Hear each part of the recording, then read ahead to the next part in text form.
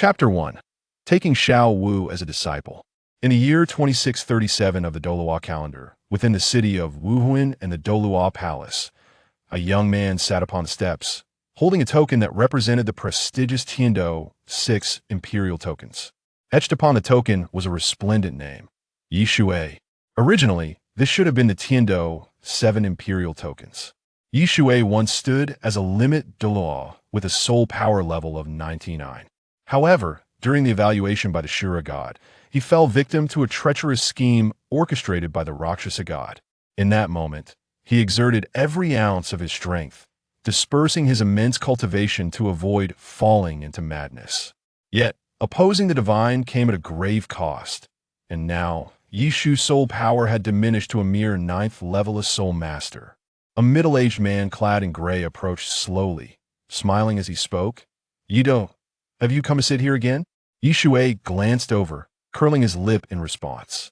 "Douluo, are you not welcoming me? You promised me the token, yet your words seem insincere. I merely wish to sit on the steps for a moment. Is that too much to ask?" Douluo was truly a cunning old fox. He had risked his life for the Wuhuan temple, yet now found himself reduced to a 9th level soul master. In the end, this man had turned against him. The promise of the Tiando 7 imperial tokens had turned into a continuous refusal, clearly indicating his reluctance to fulfill it.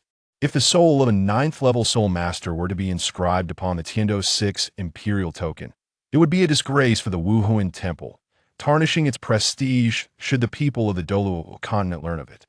Shui was incensed. This was his honor, a symbol of his glory. Alas, few knew of it. Douluo, upon hearing this, offered a wry smile. "Rest assured, Douluo, I have already instructed the Wuhuan temple to help you seek out elixirs. One day." "Enough," Shui interjected, furrowing his brow. "I shall not disturb your entrance into the palace." Douluo was taken aback but nodded. Just as he was about to enter the Douluo palace, an astonishing killing intent flickered in his eyes, only to dissipate almost immediately. Shui squinted, fully aware of the old man's murderous intentions. Since ancient times, those who achieved great merit often intimidated their superiors. The Wuhuan temple may speak of meritocracy, but in reality, it was merely the private property of the Qian family. He cast his gaze skyward, murmuring, "The divine herbs from that old poisoner will never allow me to cultivate again." Ding! "Congratulations, host! You have acquired the disciple system." Yishu's eyes brightened momentarily, only to be clouded with confusion. What sort of system was this? As the host, instructing a disciple grants the chance to draw a minimum enhancement of 10 times, with a maximum of up to 10 million times. Instruction can encompass, but is not limited to imparting skills, gifts, and more. The level of elixirs cannot exceed the disciple's capacity. Shui inhaled sharply 10 million times enhancement. However, his expression soon soured, sighing, "A chance? Nonsense, it's obviously unreliable. In my previous life, I played Genshin Impact, and after 1,000 draws, I still didn't obtain Zhongli." Name, Shui. Soul power, 9th level soul master. Disciple, 01. System level, level 1. Enhancement cooldown, 3 days, calculated independently for each disciple. Shui quickly became familiar with the system.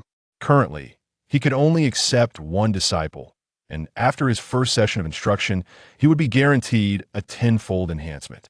The maximum enhancement could reach 10 million times. Then there would be a 3-day waiting period.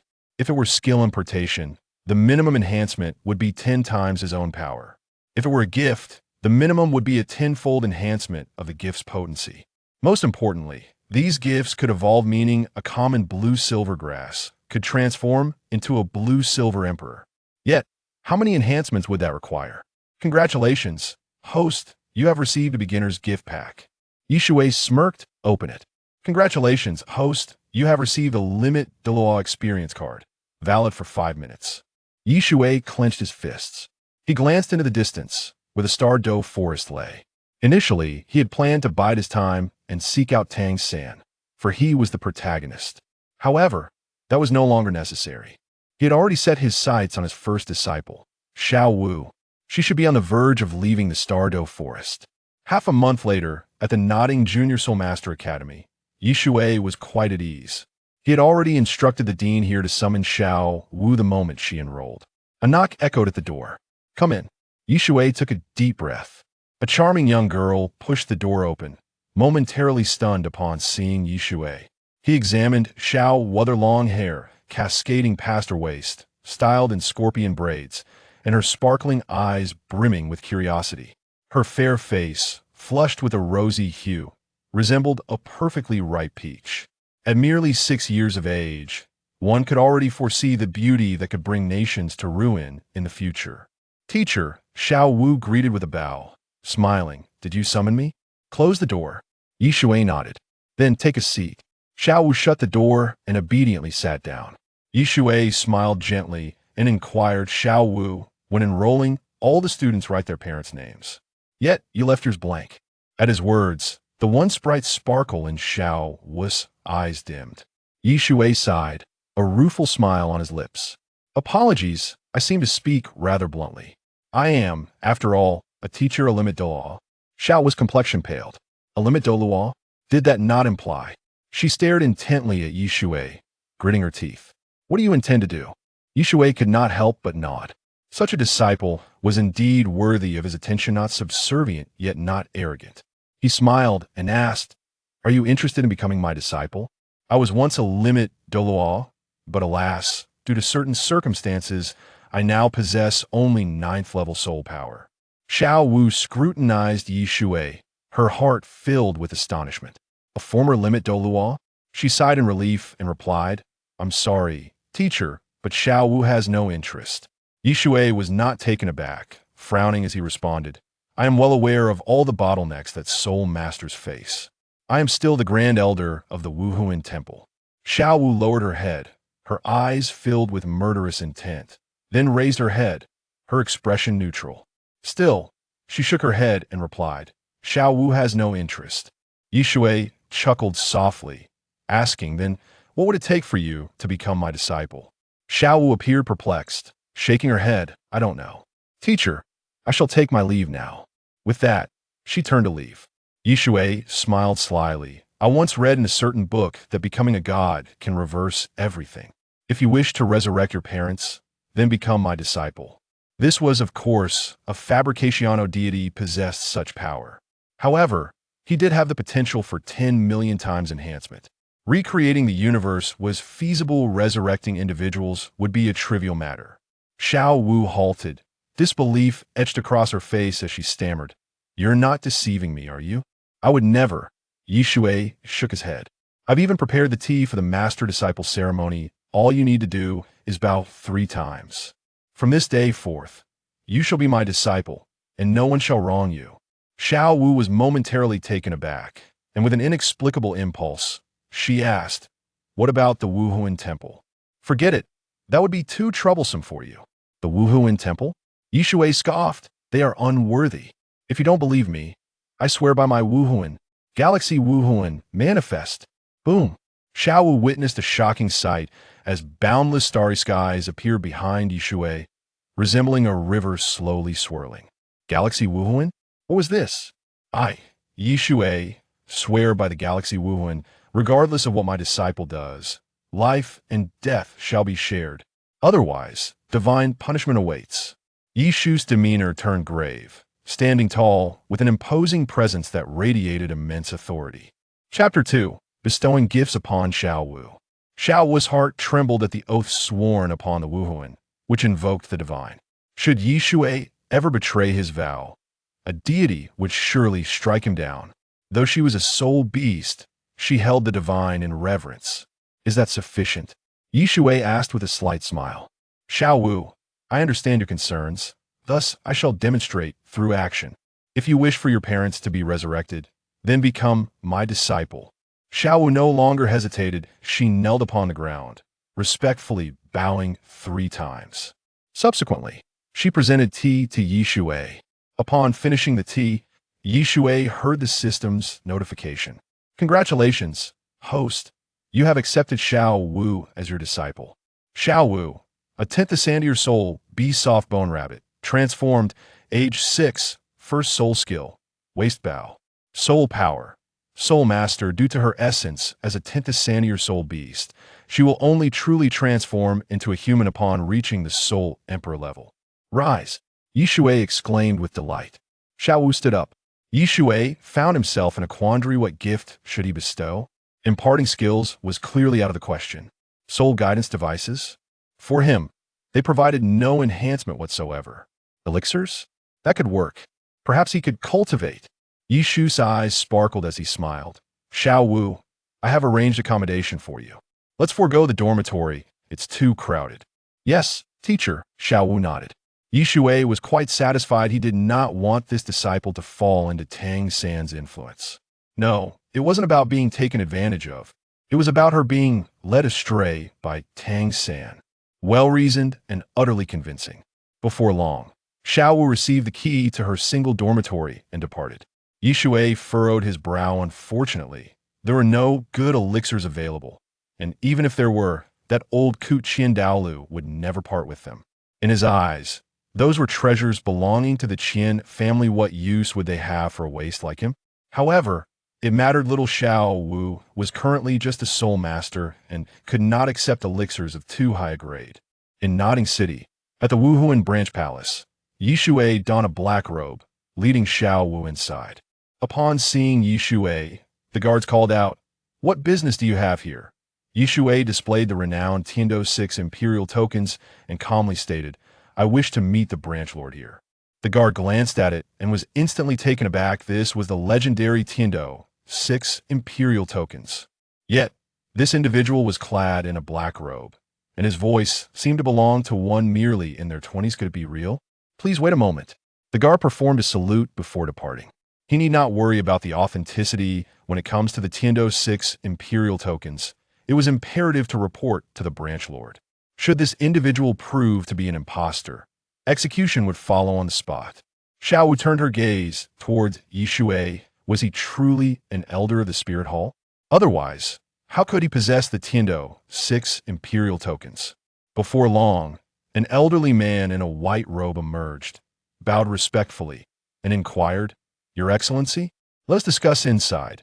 Yishui replied, shaking the token. The branch lord was momentarily stunned. It truly was the Tiando 6 imperial tokens.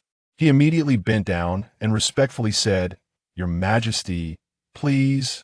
The guard was filled with astonishment. This person was actually a titled Douluo from the spirit hall. Which elder could he be?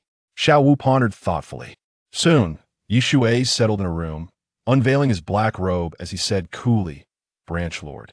The branch lord was taken aback, but soon came to terms with it. Someone so youthful must surely be a descendant of an elder. He smiled and nodded, asking, "What would you like to discuss, Your Excellency?" "Prepare a medicinal pill for me," Yishui replied expressionlessly. "A second-grade soul power pill." This corresponded with the ranks of soul masters. First-grade pills suited soul apprentices. Second-grade pills were for soul masters, and so forth. The branch lord was momentarily taken aback. A second-grade soul power pill? This esteemed individual had come specifically for such a trivial item, but it was hardly valuable at most, a handful of silver soul coins. Nevertheless, he quickly nodded and respectfully asked, "How many do you require, Your Excellency?" "One will suffice," Yishui replied with a smile. "Understood." The branch lord did not inquire further after bowing. He departed. "Are you perplexed?" Yishui asked with a smile. "Master," Xiao Wu could not help but inquire, "is this your gift for me?" "Indeed."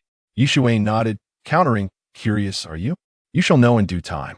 Before long, the branch lord returned, carrying a wooden box, and respectfully stated, "Your Excellency, this is the second-grade soul power pill. Set it down and leave," Yishui replied with a slight smile. "Yes." The branch lord placed the wooden box down and exited, closing the door behind him. Yishui picked up the wooden box, his hands trembling slightly as he said, "Xiao Wu, this is the first gift from your master. A second-grade soul power pill. I hope you do not look down upon it." Xiao Wu accepted it with both hands, respectfully declaring, "Master, I shall never disdain any gift, regardless of its nature." Ding! The host has gifted the disciple, Xiao Wu, a second-grade soul power pill amplification in progress. Congratulations to the host for drawing a thousandfold amplification, resulting in a fifth-grade soul power pill. Note: items after amplification cannot be gifted. Shui was not surprised if items after amplification could be gifted. It would be invincible.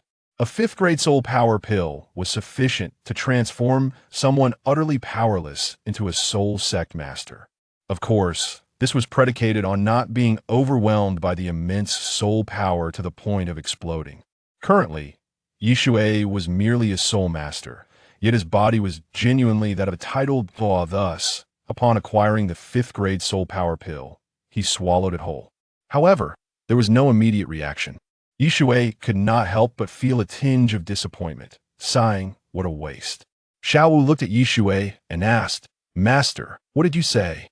Shui chuckled softly and replied, "It is nothing. I merely lament that I cannot return to the realm of titled Da. Xiaowu, you must strive hard once you attain divinity. Take your master along." Upon hearing this, Xiaowu was momentarily stunned, then forced a smile. "Master, you are thinking a bit too far ahead. I am but a soul master. You expect me to become divine?" Shui waved his hand dismissively. "I believe in you, and you are not like that scoundrel Tang San who would not take his master with him." Xiao Wu was innocent and sweetheart, and Shui felt assured about this disciple had it been Tang San. Even if that rascal became divine, he would not take him to ascend to the divine realm. Xiao Wu, however, was left more puzzled. Tang San? Who could that be? Why did it sound as though the master held a deep disdain for this person? It seemed he must be a villain. Soon after, Shui took Xiao Wu back to the nodding Junior Soul Master Academy. He prepared new bedding for Xiao Wu and tidied up before taking his leave. That night, Shui gazed at the resplendent sky and chuckled wryly. "Why do I feel as though I am the disciple?" Having said that, he clenched his right hand. Behind Shui, a blue planet emerged. It was neither a weapon spirit nor a beast spirit, nor was it his innate spirit. This was a spirit capable of growth. When Shui ascended to the rank of titled Da, his spirit evolved from a blue star to a galaxy, possessing boundless soul power. It was precisely because of this that he could survive the divine punishment. Thinking of the Rakshasa God, he could not help but feel a surge of anger, muttering, "Rakshasa God, you better not let me catch you. Is it really necessary to be so upset over a few insults?" The Rakshasa God sensed this immediately, her eyes aflame with fury upon recalling Yishu's words. Her fair cheeks flushed crimson. This rogue. Yet soon, she fell into deep contemplation. What exactly was the identity of this human? Whose spirit did he originate from? Even though she was a great deity, upon sensing Yishu's nearly boundless soul power, she felt a tremor of fear. To prevent Shui from making a comeback, the Rakshasa God resolved to observe him with the eye of God, even at the cost of depleting her divine power. Chapter 3. Teacher, are you comfortable? Well, it's acceptable. Just apply a bit more pressure, and that would be splendid. All right. With her delicate, fair hands, Xiaowu began to massage Shui's back, occasionally inquiring about his comfort. As Shui felt the cool sensation on his back, his heart blossomed with joy. This was indeed a quintessential experience for the male protagonist. Over the past 3 days, Shui had not been idle. He had diligently guided Xiaowu in selecting clothes and perfumes. Although the girl was financially constrained, that was of no concern to him. He had the means. Xiaowu's attire was rather plain, which was simply unacceptable. It did not match her beauty. Half an hour later, Shui stretched lazily and remarked, "All right, Xiaowu. Today, I shall impart a martial art to you." Xiaowu's eyes sparkled with excitement. "A martial art?" "Indeed." Shui rose, his expression turning serious as he gazed at her, stating calmly, "My martial art is unparalleled and unmatched in this world. Thus, you are truly fortunate." "What is it?" Xiaowu asked, her curiosity piqued. Shui conjured a book out of thin air, smiling as he revealed, "It is called Galactic. Once mastered, your soul power will be boundless. Even gods can be slain." "Gods can be slain?" Xiaowu was genuinely astonished. Did such a martial art truly exist in this world? Shui nodded, his demeanor unwavering. "Yes. Once you attain demigod status, you will be able to slay gods. Of course, these are the weaker deities. The Rakshasa God is a first-tier deity, with only 18 such beings in the entire divine realm, second only to the 5 divine kings. Facing the Rakshasa God without succumbing to madness was already a considerable feat. Reminder to the host, the Rakshasa God is gazing at you with the eye of God. This consumes an immense amount of divine energy. Shui was momentarily taken aback, collapsing to the ground in shock, but he quickly regained his composure. What was there to fear? No matter how formidable a god may be, they could not descend to the mortal realm directly. After all, this woman still possessed her dignity, unlike Tang San, who descended to torment his own son-in-law. The Rakshasa God blinked her beautiful eyes, seemingly sensing that this man was aware of her scrutiny. How could that be possible? She was a first-tier deity. Wait, could it be the Azure God?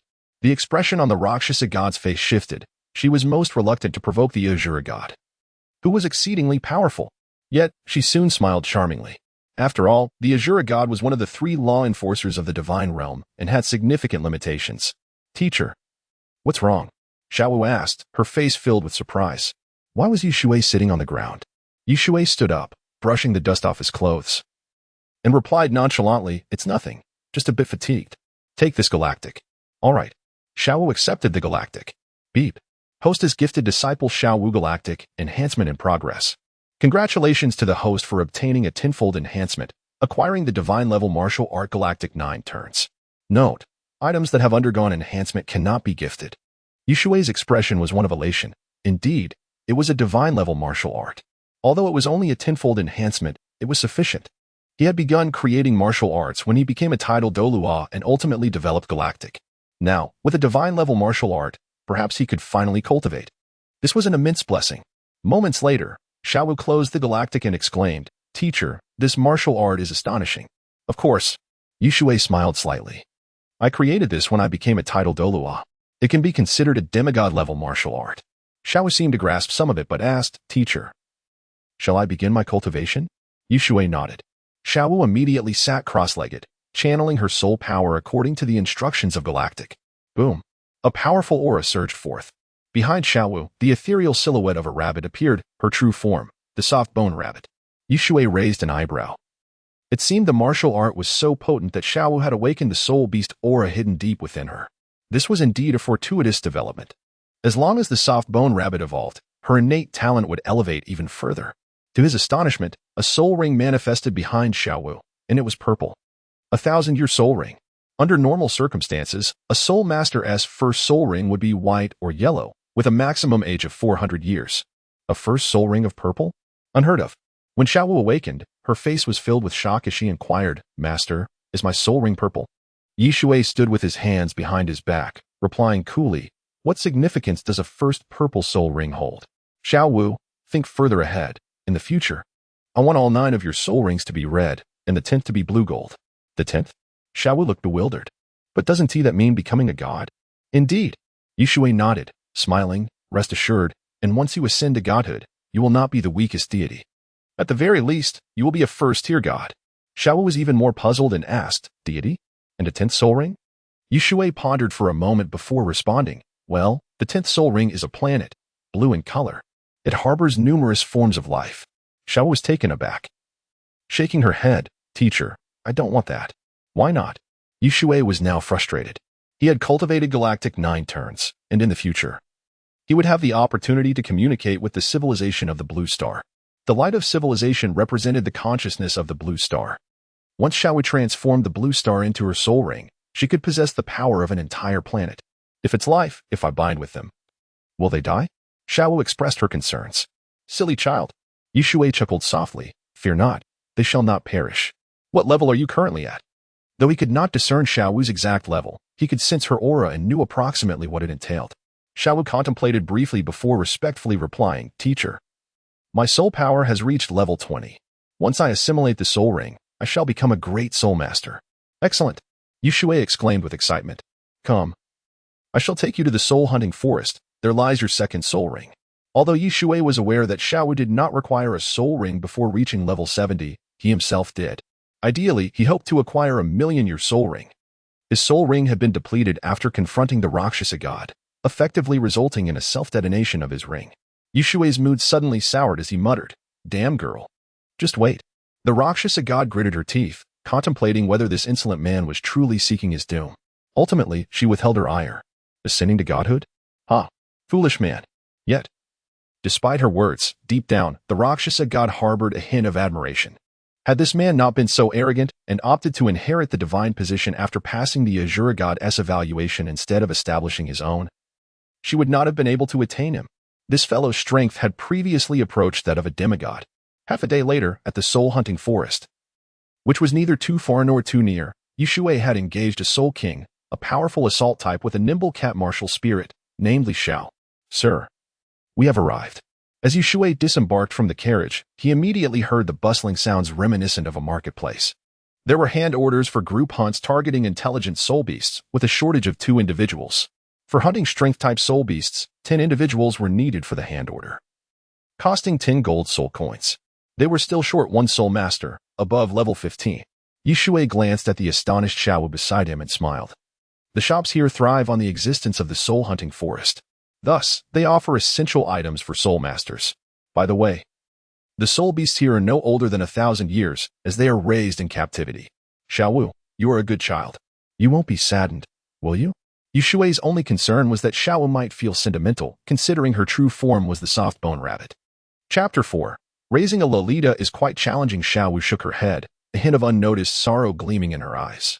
After a considerable pause, she finally spoke softly. Teacher, they are soul beasts. Why should we feel pity? Shui sighed and gently patted Xiaowu's head. Silly child, the more you pretend to be indifferent, the more I know you truly care.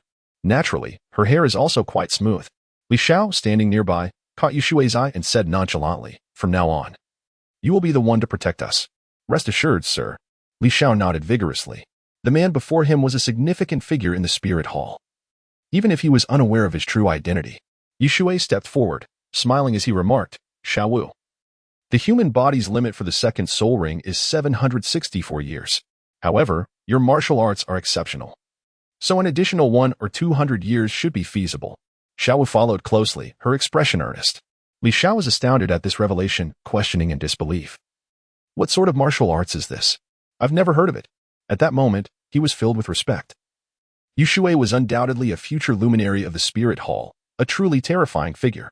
Furthermore, this girl, no more than 7 or 8 years old, was already a soul master. With her second soul ring, she would become a great soul master. Such innate talent was simply staggering. Therefore, I have selected your second soul ring, Shui declared earnestly. Xiaowu was taken aback, her curiosity piqued. Teacher, what is it? Shui chuckled and replied. I observed your martial spirit. It's a rabbit, right? A bit weak. Xiaowu pouted. Teacher, my martial spirit is quite formidable. Please don't keep me in suspense. Shui ruffled Xiaowu's hair, eliciting a look of discontent from her, and casually stated, the Sky-Devouring Vine, nearly 1,000 years old. The Sky-Devouring Vine? Xiaowu exclaimed in shock. What extraordinary plant could possibly bear such a name? Li Xiao, bewildered, interjected, Sir, you must be mistaken. Beast martial spirits cannot absorb the soul rings of plant-type soul beasts. Shui smiled slightly. That's a good question. Step back.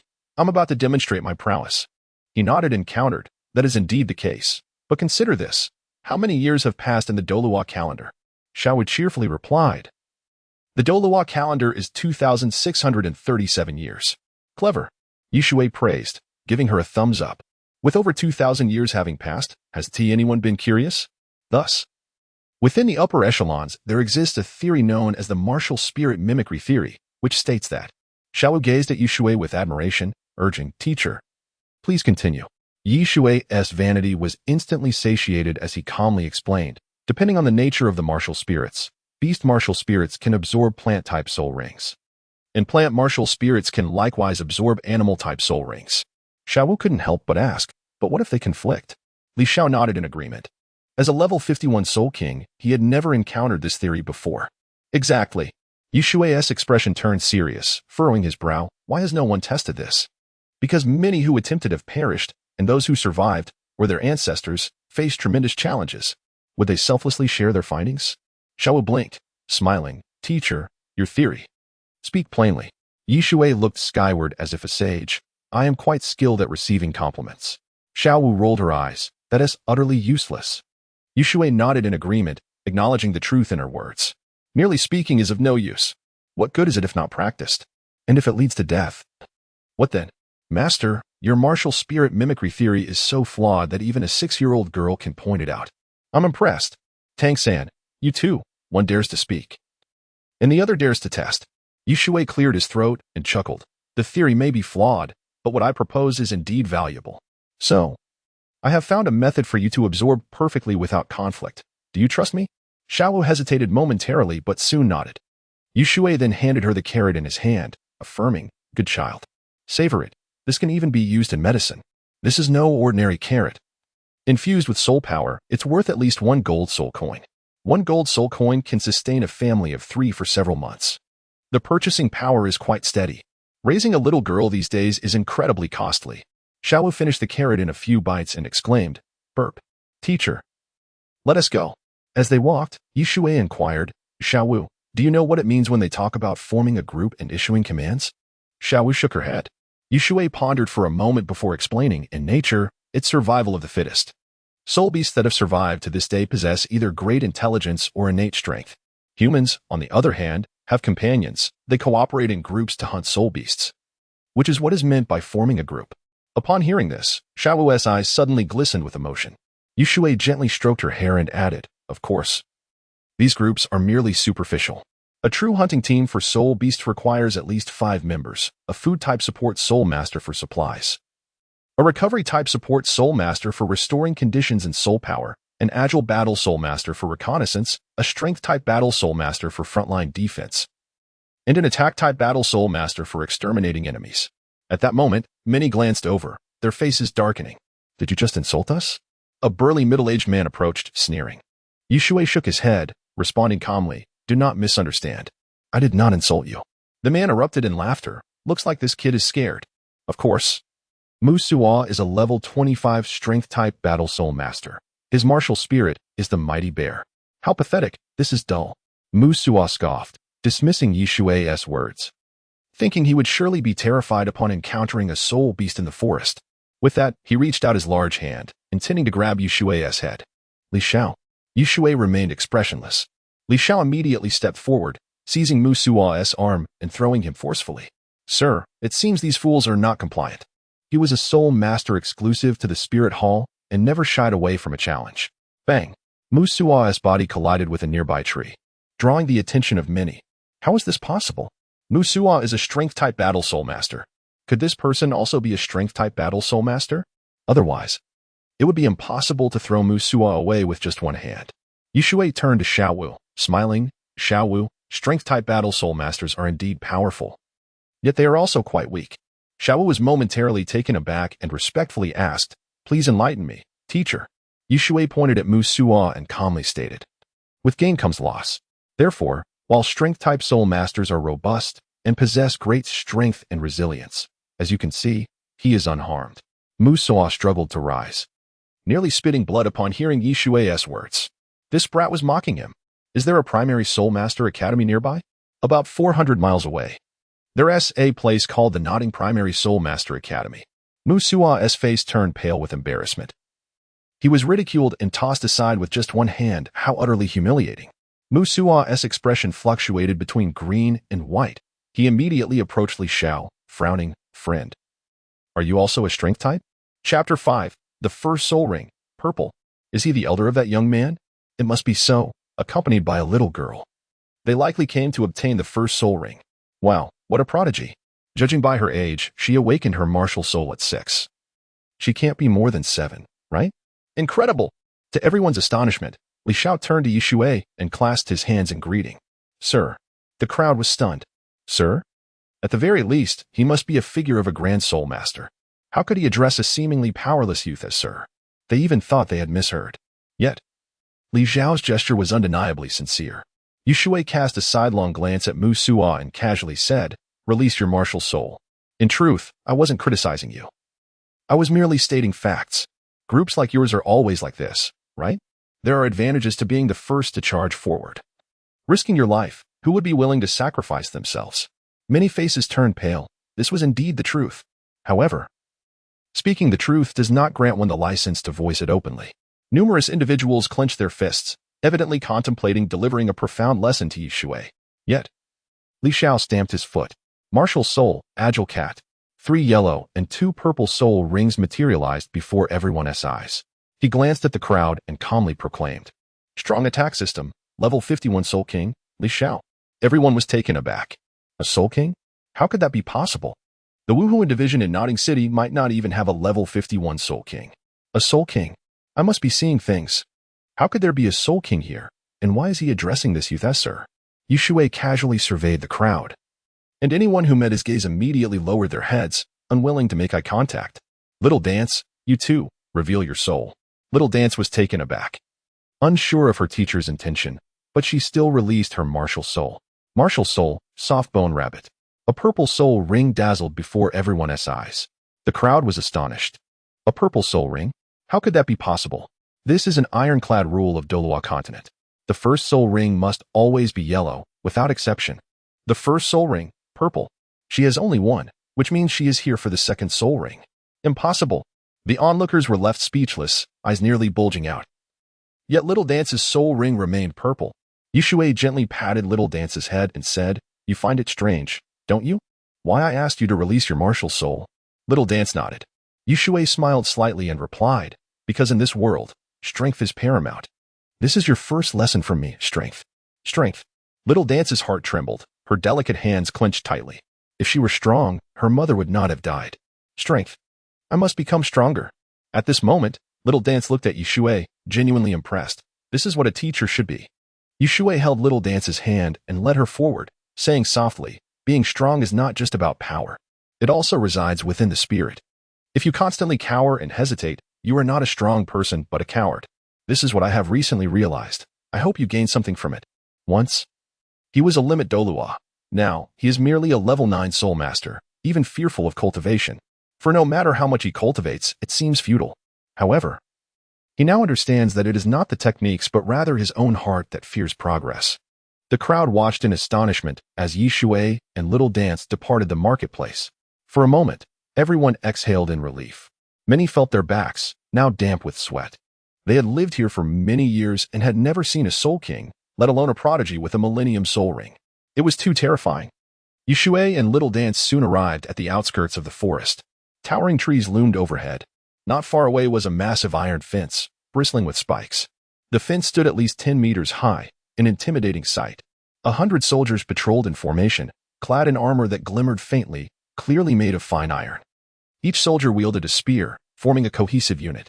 Advance, and all advance, retreat, and all retreat. Shui pointed at them, smiling. This is said to be the soul-hunting forest of the Tiando Empire. In reality, it belongs to the Wuhuan Hall. And only those with a hand order issued by the Wuhuan Hall may enter. Otherwise, they are mere poachers. And poachers do not meet a good end. Little Dance looked astonished and asked, "Teacher, is this true?" Li Xiao replied with pride, "Of course, little girl. The Wuhuan Hall is one of the strongest forces on the continent, and this hunting forest belongs to us." Little Dance furrowed her brows, realizing how powerful the Wuhuan Hall truly is. Could she really take revenge? Moreover, her teacher is affiliated with the Wuhuan Hall. Shui led Little Dance to the iron fence. A captain approached and shouted, "Who goes there?" Li Xiao held up the token and replied coolly, "People of the Wuhuan Hall." The captain glanced at it and immediately bowed respectfully. "Sir, please come in. I apologize for my rudeness." Li Xiao put away the token and turned to Shui. Shui took Little Dance's hand, and they entered together. The captain watched in disbelief. How could a young man be accorded such deference by someone with 2 martial soul marks on their token? Soon, Shui and the others entered the soul-hunting forest. Shui pointed to a figure in the distance and smiled. "Look, that is the law enforcement team of the Wuhuan Hall. Their strength is astounding. They can check hand orders at any moment." Li Xiao walked over and presented his token to the individual. The person appeared astonished, returned the gesture, and left. Little Dance was filled with excitement, exclaiming, "Teacher, you know so much." She added, "By the way, where is the Sky-Devouring Vine?" Shui affectionately stroked Little Dance's hair and replied, "Be patient. The outskirts only have 100-year-old vine. We need to go deeper." "Oh." Little Dance nodded. In truth, she was reluctant to come, as she did not need to kill soul beasts to obtain a soul ring. However, her teacher was too enthusiastic. Before long, an hour passed. Crack. Shui stepped on a branch, glanced around, and smiled. "We are almost there. The Sky-Devouring Vine has a tough exterior, and we arrived just in time." It has shed its shell after 1,000 years, and thankfully Li Xiao is with us. Little Dance exclaimed in surprise. Teacher, how did you know? Shui explained. The Sky-Devouring Vine is reputed to possess such potential. In 100,000 years, few souls or soul beasts on the continent could rival it. Li Xiao chuckled, Sir. Your knowledge is profound. Little Dance clapped her hands in awe. Teacher, you are amazing. Be cautious. Shui raised an eyebrow. And his instincts as a tidal Douluo kicked in. He sensed something was off. It was too quiet. Moreover, they were on the territory of the Sky-Devouring Vine, which felt very wrong. Underground. Shui exclaimed joyfully, laughing. What a pleasant surprise. The reason I chose the Sky-Devouring Vine is because of its immense soul power. Aside from that, it does not possess any additional skills. Chapter 6. The Theory of Invincible Soul Power. Suddenly taken aback, Xiaowu inquired, Teacher, is there no added soul skills? If so, what is the purpose? Li Xiao nodded. Yes, my lord. Having already unleashed his martial spirit, he struck the ground with a powerful punch. Bang! A large pit, several meters deep, appeared, revealing a serpent-like plant racing within. Li Xiao leapt down, engaging in combat with the Devouring Vine. This is the Devouring Vine, Shui said, pointing at the serpent. A century-old Devouring Vine, which is actually quite weak. However, once it sheds its skin, it becomes 1,000 years old, and like a snake, it becomes even more terrifying. What is more alarming is that this is merely a portion of its true form. Xiaowu, slightly bewildered, asked, Teacher, this is just a part of its true form? In her eyes, the Devouring Vine appeared quite large, seemingly 3 to 4 meters long. Yet her teacher claimed it was merely a fragment? Indeed. Shui chuckled, countering. Xiaowu, can you guess how large it truly is? After pondering, Xiaowu furrowed her brow. Is it 10 meters? No? 20 meters? 50 meters? 100 meters? She continued guessing, but Shui shook his head each time, leaving her utterly astonished. How could the Devouring Vine be so lengthy? 2 kilometers. Shui smiled faintly. That is to say 1,000 meters. What? Xiao Wu exclaimed, her face a picture of disbelief. A Devouring Vine that spans 1,000 meters? How is that possible? How could the teacher know this? With his hands clasped behind his back, Shui replied calmly, Do you know why the Devouring Vine lacks added soul skills? It is precisely because it is too large, possessing an abundance of soul power, which is immensely, highly beneficial to you, understand? He almost let slip his true intentions. He believed that his inability to advance was not solely due to fear of progress, but because breakthroughs require significant soul power. Clearly, the 5th grade soul power pills were insufficient. Thus, he resolved to increase the dosage. After contemplating for some time, Xiaowu shook her head. Teacher, I don't understand. Shui gently patted her head, smiling. No need to understand. Battles between soul masters are influenced by factors such as martial spirits, soul rings, soul skills, and soul bones. But there is also soul power. A formidable soul power can compensate for the lack of soul skills. Xiaowu's eyes widened in realization. So that's how it is. Teacher, what is this theory? Shui cleared his throat and explained. This is the theory of invincible soul power. In simpler terms, when soul power reaches its peak, even without using soul skills, one can effortlessly overpower all soul masters. Xiao's eyes sparkled with excitement. Soul power reaching its peak? What does that mean? Is it like the martial spirit you revealed that day? The focus shifted back to Li Xiao. Shui smiled slightly. A Devouring Vine of 1,000 meters was not something an ordinary soul master could hunt, even a newly promoted one. The reason he had come to understand the soul-hunting forest was due to Tang San's visit, which, by a twist of fate, had ultimately benefited him. Half an hour later, Li Xiao gasped for breath, smiling wryly. My lord, there is only one strike left. Shui nodded, grinning. Li Xiao, remain nearby and scare off those soul beasts. Understood. Li Xiao promptly agreed and leaped away. Shui glanced at the ground, where the serpent-like vine. The true form of the Devouring Vine lay in a state of near exhaustion. Xiaowu, you may finish it off. Shui retrieved a long sword from his soul guide. Xiaowu hesitated as she took the sword. Teacher, do we really have to kill it? Indeed. Shui affirmed with a nod. After a moment of uncertainty, Xiaowu finally made her move. Crack. The serpent was cleaved in two, transforming into its true vine form. Faint purple light began to gather, and the overwhelming soul power caused the fallen leaves on the ground to rise. Xiaowu felt as if she were caught in a tempest, her delicate face stinging from the force. No wonder the teacher said that 100,000 years ago, the Devouring Vine had few rivals. It was terrifying. Quickly absorb it. Focus on your martial spirit, Shui urged, his brow furrowing. Do not worry. This is my theory. It is called the infinite growth of soul power. Because of the devouring vine's uniqueness, regardless of whether you possess soul skills, you can absorb it. Xiaowu's face paled, her heart racing. Did the teacher know she had obtained soul skills? What was she thinking? It must vanish. Yushui's voice boomed. Xiaowu had no time to ponder. She crossed her legs, and the phantom of the soft-bone rabbit emerged behind her, radiating a pink glow, drawn by the pink light. The soul ring of the devouring vine drifted towards Xiaowu. At that moment, Xiaowu felt an overwhelming pressure, her bones trembling with intensity. The purple light suddenly constricted, transforming into a golden ring, encircling the phantom of her soft-bone rabbit. It hurt. Xiaowu let out a soft moan. Stay conscious. Soul power is a good thing. It can enhance a soul master's physique. If you faint, the soul power will dissipate. Xiaowu's once rosy cheeks now resembled a volcano on the verge of eruption. Yushui wore a worried expression. Although he knew there was no danger in absorbing a soul ring, he couldn't help but be concerned. Continuous streams of soul power flowed into Xiaowu's delicate frame, making her feel as light as a dandelion in the wind. As time passed, Yushui transitioned from worry to relaxation, yet he remained vigilant.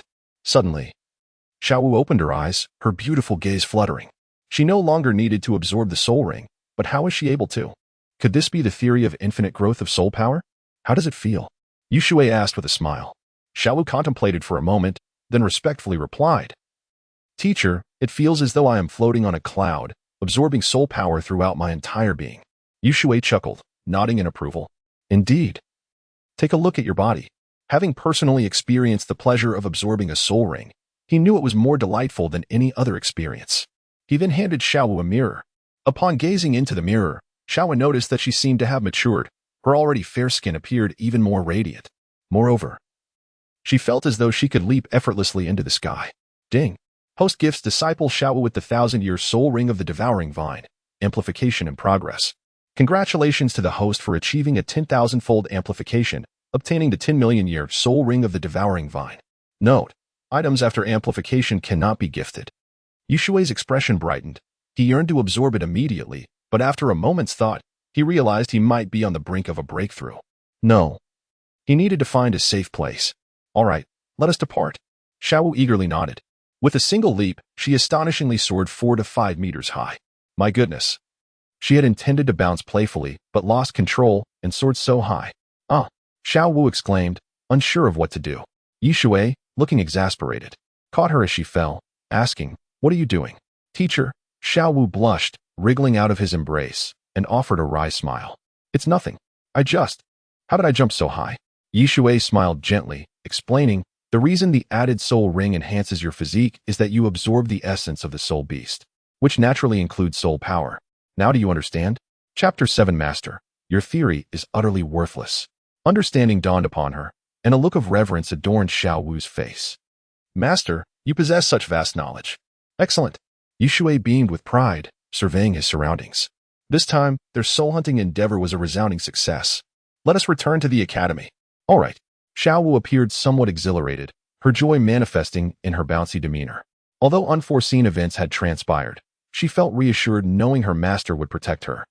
Yushui maintained a smile, grateful for such a lively disciple. Life on the Douluo Continent would not be dull with her around. Previously, he had been consumed by his training, neglecting many aspects of life. It seemed time to savor the experience. Xiao Wu, slow down. The sky is growing dark. I know. They strolled leisurely, nearing the outskirts of the soul-hunting forest. Suddenly, Yushui detected a familiar scent. Xionghuang. He called out to Xiao Wu in the distance. Come back. Xiao Wu halted, glancing back at him. Master, what is it? Yushui smiled faintly, indicating a direction. Let us greet someone from the academy. Xiao Wu was taken aback. Someone from the academy? Is Master jesting? It's already dark. Shouldn't we hurry to leave instead of searching for others? Will we even find them? Yushui was confident. Calculating the time, he mused, if I am not mistaken, it is Tang San utilizing the serpent-driving powder. Coincidentally, they too are here for soul hunting. Tang San obtained his first spirit ring, the mandragora snake, right here. As Yushui walked, he made no effort to conceal his footsteps. And soon a sharp voice rang out. Who goes there? The voice was young and unmistakably Tang San's. Do not misunderstand. Yushui waved his hand, smiling. I am also a teacher from the academy, accompanying my student on a soul-hunting expedition. Despite this, Tang San remained vigilant. The master scrutinized Yushui, frowning. I have never seen you before. Shui chose not to explain further. Instead, he produced the Academy's token and countered, "Master, is this sufficient?" The master glanced at Xiaowu, his doubts dissipating, and nodded. "What is your name? By the way, is your student also here for her first spirit ring?" "Indeed not." Shui chuckled lightly. "My surname is Yi. My given name is Shui." "Master, can you guess?" The master frowned, glancing at Xiaowu, and remarked, "It must be for the first spirit ring." "Xiaowu." Shui snapped his fingers. Upon hearing this, Xiaowu immediately released her martial soul, and 2 purple spirit rings shimmered in harmony. "Impossible!" The master gasped, his eyes nearly bulging with shock. The threshold for the first spirit ring is a soul beast under 423 years of age. Tang San's eyes glimmered with a purple hue, evidently activating his purple extreme magic eye. How can such a genius exist? Although my martial soul is blue silvergrass, it possesses innate full soul power. Could this little girl be the same? The master seemed dazed, muttering, "Impossible. This is a hard and fast rule of the continent." "Master." Tang San sensed something amiss and tugged at the master's sleeve. "This is a sign of going astray." Shui stood with his hands behind his back, grinning. "Master, do you believe in the utility of theory?" The master, as if awakening from a dream, nodded. "Theory, of course, is invaluable. I presume you are acquainted with my theory. The 10-core competitiveness theory." He spoke with a sense of pride. "Master, your theory is utterly worthless." Shui expressed disdain, incredulous that such a well-known fact among titled Douluos could elicit such pride. How laughable. He understood the reason behind it. Compared to the master, who had become a failure in his pursuits and had been expelled from the Blue Lightning Tyrant Dragon clan, at least the theory he presented had an adherent, Tang San. "Do you disrespect my teacher?" Tang San, with the wisdom of 2 lifetimes, keenly sensed the tension. Shui rolled his eyes dismissively. "Little brat. I am conversing with the master. You have no place to interject." "Master, I maintain that your theory is utterly worthless." Tang San's anger flared, and a sleeve arrow silently appeared in his hand. The Tang clan has a saying, "Those who insult the master must be eliminated." "Tang San," the master exclaimed, fixing his gaze on Shui with a furrowed brow. "I have devoted half my life to this theory. Where is its flaw?" Shui smiled slightly and inquired, "Master, allow me to state my case. You claim that plant martial souls can absorb spirit rings from animal soul beasts, correct?" The master nodded confidently. "Indeed, that is correct. Moreover, beast martial souls can also absorb spirit rings from plant soul beasts. I refer to this as martial soul mimicry." Shui, with a sarcastic expression, retorted, "But can you guarantee no one will perish? I know you wish to experiment on this child, don't you?" Only he, in his naivety, would agree. The master's expression stiffened. Indeed, that was his intention, but he did not view it as an experiment. This was his disciple. He had a 90% certainty. Thus, the master frowned. Tang San's blue silver grass martial soul lacks exclusivity. It is too weak, merely passively integrating the attributes of the spirit ring. Hence, absorbing from animal soul beast poses no issue. Shui chuckled softly, countering, "And how confident are you?" "Tang San, do you believe?" Tang San furrowed his brows, retracting the sleeve arrow. Xiaowu chimed in, "Teacher, I wouldn't believe it either. Your theory is impressive." Shui glanced at Tang San, stating nonchalantly, "Young one, speak your mind. True theory can be perfectly replicated, not merely experimented upon. Why do you think few dare to attempt? Now, it has been over 2,000 years in the Douluo calendar." Tang San's heart stirred, and he asked, "Is it because people fear death?" Shui smirked, amused by the child's penchant for deceit. Knowing the answer, he feigned ignorance. "You are mistaken. Many have tried, but those who failed perished. The survivors guard this secret closely, using it as leverage for their family's rise, rarely divulging it." Tang San's pupils dilated. It was indeed as he suspected. The master clenched his teeth, frowning. "That is merely your word. My theory is infallible." Shui, with a tone of mockery, replied, "Master, infallible? Allow me to enlighten you on where the flaw lies. First, you have reduced your disciple to a mere tool for vanity. Deep down, you wish to validate your theory. But have you considered the consequences of failure? Wouldn't Tang San perish? Preposterous." The master's face flushed. He had never contemplated it in such a manner. "I accepted Tang San solely because he respects his teachers. Furthermore, I granted him the choice." "Isn't that so?" He looked expectantly at Tang San. Tang San hesitated for a moment before affirming, "Yes, you teacher. Do not undermine our bond." Shui smirked, countering, "Tang San, how old are you? 6 years, perhaps?" TSK, you are far from adulthood in the Douluo Continent. You have been deceived. Indeed, Tang San fell into deep thought. You're speaking nonsense. The master pointed an accusatory finger at Shui, his face alight with fury. You portray me as utterly worthless. What of your theory? Shui turned to Xiao Wu, smiling. Reveal to them your second spirit skill. Chapter 8. The good child Tang San. Xiao Wu hesitated for a moment, her eyes turning a vivid shade of pink. Be careful. Close your eyes, she cautioned, her kind nature prompting her to warn him. Due to her absorption of the Sky-Devouring Vine, she sensed an overwhelming surge of soul power within her, far beyond what should be expected of a 21st level. The master shut his eyes, filled with confidence. For he was a 29th level soul master. Tang San glanced at Xiao Wu, wondering if the little girl was employing some form of enchantment. As time trickled by, beads of sweat gathered on the master's forehead, and waves of dizziness assailed his mind. He could hardly believe that this young girl possessed such enduring soul power. How was this possible? A 29th level soul master was on the verge of defeat. Suddenly, Xiao Wu's spirit waned, and she appeared ready to collapse. Shui promptly steadied her. Don't fall, it would pain me too much. Xiao Wu leaned against Shui's chest, her cheeks flushed. The master opened his eyes, gasping for breath, and stared at Xiao Wu in astonishment. What on earth was happening? Shui chuckled and replied, Didn't you say my theory was flawless? It's quite simple, it will not fail. She possesses a beast martial soul and has absorbed a plant with an abundance of soul power.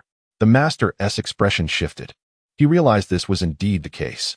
He had anticipated that animal soul beasts could not possess such immense soul power due to the constraints of nature.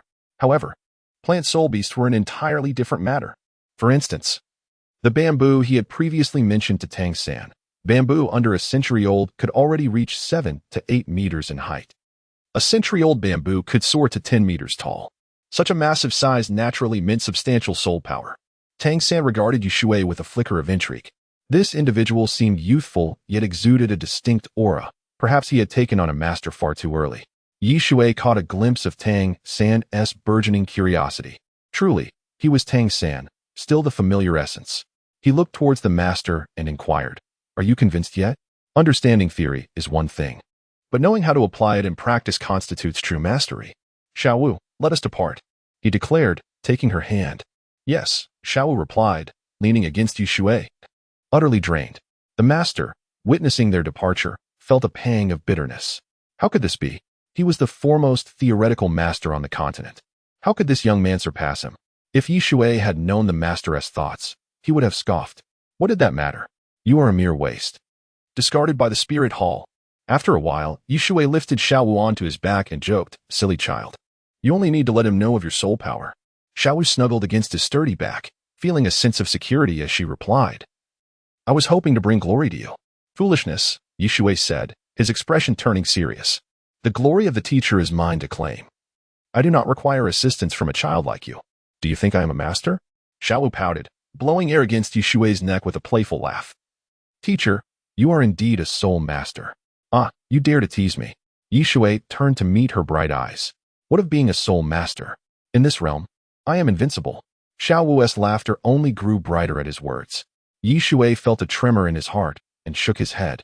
Realizing he must not indulge in overly fragrant perfumes, he could not afford to lose control. After all, Xiao Wu was still quite young. I shall punish you by forbidding you from eating carrots tomorrow. Please, teacher, I was wrong. How can I make amends? What I say goes. Amidst their playful banter, the master and disciple made their way out of the soul-hunting forest. Meanwhile, the master glanced at Tang San, offering a wry smile.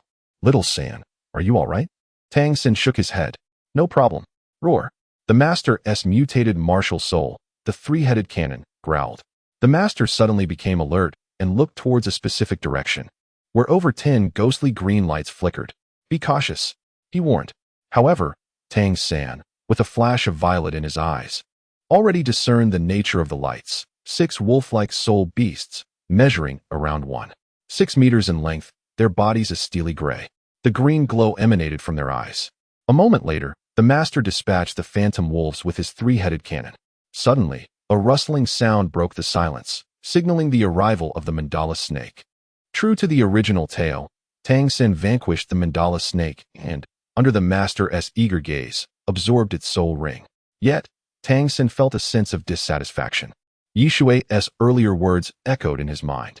After a long while, Tang San awoke to find the master poisoned and lying on the ground. He contemplated leaving but hesitated, ultimately deciding to treat the master. Tang San resolved to give the master another chance. Should he prove unreliable again, well, he was no mere 6-year-old child. With a hint of resentment, Tang San approached the task of treating the master's poisoning with less caution than before. He heated his dagger and, without a second glance, made 3 incisions on the master's body. The master grimaced in pain, even in his deep unconsciousness. The agony was too intense. Tang San employed his Xiantian art, sending fine tendrils of inner power into the master's body. As he removed the toxins, he experienced a severe headache. If he relied solely on his inner power, he feared he would exhaust himself. Thus, he took a shortcut. After a considerable time, drenched in sweat, Tang San recalled the girl, Xiao Wu. She was truly remarkable. Despite her youth, she had already attained the rank of a great soul master. Unlike the master, who was nearing 50 yet remained merely a great soul master. A thought struck Tang San, and his eyes brightened. If I become friends with Xiao Wu, I can learn about that teacher Yi. Though he seemed arrogant, he undoubtedly possessed genuine skill. Perhaps, Tang San began to formulate a plan to persuade Yi Shui to take him under his wing. Yet, he had an inkling that this teacher Yi might harbor a dislike for him. This was unexpected. It was their first encounter. Surely, Yi Shui felt the same. However, Tang San was confident in his ability to befriend the little girl. With Xiao Wu as a bridge, he believed Yi Shui would eventually teach him a thing or two. Unbeknownst to Tang San, Yi Shui turned to Xiao Wu and frowned. I must tell you something. The individual accompanying the master is named Tang San. He has a rather unpleasant character, so do not befriend him. Listen to your teacher, Xiao Wu giggled, tightening her small fist. If the teacher says he is bad, he must be bad. Yi Shui nodded in satisfaction but felt the need to reiterate. This disciple must not be led astray by Tang San, or how could he survive? A 9th-level soul master was destined to perish. As long as he could cultivate Xiao Wu into a deity, he would have hope of regaining his own cultivation. Perhaps even achieving divinity. Yi Shui's thoughts were straightforward. As long as Tang San did not create trouble, he would not seek confrontation. After all, the boy was merely somewhat hypocritical, a touch insidious, a bit arrogant, and had double standards, nothing too grave. Setting aside the facts, he was a good child. However, should this young man persist in his obstinacy, well, then he should not blame Yi Shui for being ungracious. You might be the chosen one? Apologies, but so am I. Chapter 9, The Million-Year Soul Ring and the Phenomenon of Heaven and Earth at the Notting Junior Soul Master Academy. Yi Shui escorted Xiao Wu to her dormitory before returning to his own room. Where's the soul ring? He murmured softly. The next moment, he beheld a soul ring of a striking verdant hue, emanating an overwhelming pressure. To his astonishment, he noticed a serpent moving within the ring. Its head adorned with majestic dual horns. What is happening? Once a soul ring reaches 1,000,000 years in age, it undergoes extraordinary transformations. At this moment, the devouring vine can consume a minor plane. Planes are categorized into upper, middle, and lower tiers. Minor planes are inconsequential. Yi Shui's eyes sparkled with realization. Indeed, the devouring vine could devour the heavens. He promptly unleashed his martial spirit, a blue sphere rising gently behind him, brimming with vitality. Absorb. Yi Shui's expression turned grave. The potential evolution of the blue sphere into a galaxy was crucial for his cultivation. A thunderous roar reverberated across the sky. The devouring vine transformed into a turquoise serpent, darting like lightning into Yi Shui's mind. With a sudden gasp, he coughed up a mouthful of blood, feeling his body shatter under the strain. Why is there a time limit on absorbing soul rings? This is due to numerous requirements, including attributes and physical constitution. Should one fail to endure, death is inevitable. Yet, Yi Shui remained unfazed, his face lighting up with joy as he sensed the blue sphere gradually evolving. The galaxy was about to emerge. Meanwhile, at the Martial Soul Hall, in the Pope's chamber, Bibi Dong, clad in a flowing purple robe and crowned with a supreme diadem, rested her chin on her hand. Lost in contemplation. Suddenly, her gaze drifted toward the window, revealing a flicker of astonishment in her eyes. What is this? Before long, Bibi Dong ascended to the peak of Pope Mountain, tilting her head to gaze at the starry sky. A river flowed gently across the heavens. What could that be? A rare look of confusion crossed her features as she beheld a river in the cosmos. The thunder rumbled ominously. This was the might of nature. The Douluo Continent was shrouded in dense clouds. People looked up, seeing a river stretching across the sky, its destination unknown. A torrential downpour ensued. Bibi Dong furrowed her brows, murmuring, throughout history, phenomena have symbolized human fate. Whose fate is this? Suddenly, her expression shifted as she witnessed a shooting star descend from the celestial river, vanishing swiftly. A map appeared in her hand, and upon examining the coordinates, she gasped, "That is the Heavendo Empire." Soon after, the phenomenon dissipated. The Douluo Continent returned to tranquility, devoid of thunder or rain, as if everything that transpired was merely an illusion. A shadow flickered in Bibi Dong's eyes. She relished the feeling of control. Undoubtedly, everything that had occurred surpassed her grasp. If this phenomenon symbolized the Heavendo Empire, impossible. Bibi Dong summoned the high priest of the star observation platform. Speaking in a solemn tone, "Li Weir, you have witnessed the phenomenon. What does it signify?" "Your Holiness," Li Weir bowed respectfully, frowning, "I cannot fathom its meaning." "Do you recall how the Douluo calendar began?" Bibi Dong reflected momentarily, maintaining her composure, yet a tempest of thought surged within her. Legend spoke of a time before the Douluo calendar, when humanity waned, and soul beasts occupied every corner of the continent. Yet, one individual emerged as a titled Douluo, thereby founding the first Douluo Hall. Even our martial soul hall was established under the pretext of venerating the Douluo Hall. Li Weir sighed, a bitter smile gracing his lips. "Your Holiness, it is likely so. The continent may be on the brink of upheaval." A fierce glint flashed in Bibi Dong's eyes as she gestured, "Bring forth the specter." A ghostly figure materialized. "Specter." Bibi Dong pointed towards the direction of the Heavendo Empire, her voice cold. "Uncover the location of the shooting star. If anyone obstructs you, show no mercy." The specter bowed its head, responding obediently, "Yes, Your Holiness." Li Weir watched in astonishment. The Pope had dispatched a titled Douluo, the specter? This was a spirit master of the agility type. True to its name, the specter was elusive. The specter vanished. Suddenly, Bibi Dong recalled something and commanded, "Wait. I have heard that the galaxy Douluo is also in Heavendo. Send this celestial item to him." Defeated, Shui felt utterly helpless. Apart from his physical constitution strengthening, he experienced no other sensations. To this day, he remained a level 9 soul master. He now understood that he could not advance due to insufficient soul power. How could a million-year soul beast ring fail to fully empower a mere level 9 soul master? This was utterly absurd. Was it possible that his martial spirit was too potent? No, that couldn't be. Shui was plagued by confusion since his arrival in this world. His martial spirit awakening had shown no anomalies. Although the required soul power had increased somewhat, he had still attained the rank of titled Douluo. It seemed the raging demoness was behind this. After some contemplation, he concluded that any of his misfortunes must surely be due to the raging goddess's interference. Indeed, the raging goddess was seething with ire. If not for the Shui goddess' constant vigilance, she would have descended to eliminate this scoundrel herself. How dare he shift the blame onto her for matters she had not even orchestrated? In a conference of the two divine kings, the raging goddess, her gaze profound, addressed a blue-haired middle-aged man, "See God, what troubles you?" It appeared that the celestial phenomenon on the Douluo continent had stirred the two divine kings. The raging goddess's eyes flickered as she recalled Shui's actions.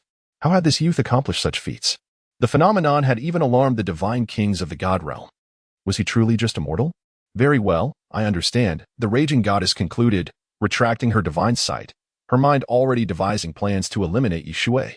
Even if he was merely a level 9 soul master, he possessed an extraordinary martial spirit. She was certain that this celestial phenomenon was closely linked to Shui. The only complication was the Shui god. It seemed she must devise a strategy. 3 days passed in the blink of an eye. Shui was engrossed in his studies when a knock echoed at the door. "Come in," Shui said with resignation, then saw Xiao Wu enter. "What brings you here?" Xiao Wu stuck out her tongue, grinning. "Tang San came looking for me again." Shui scoffed. "I knew that boy had ulterior motives." "How did you respond to him?" Xiao Wu sat down, extending her chubby little hand, asking, "Where's my reward?" "Here you go." Shui waved his right hand. And ice cream appeared on the table. "Just don't overindulge."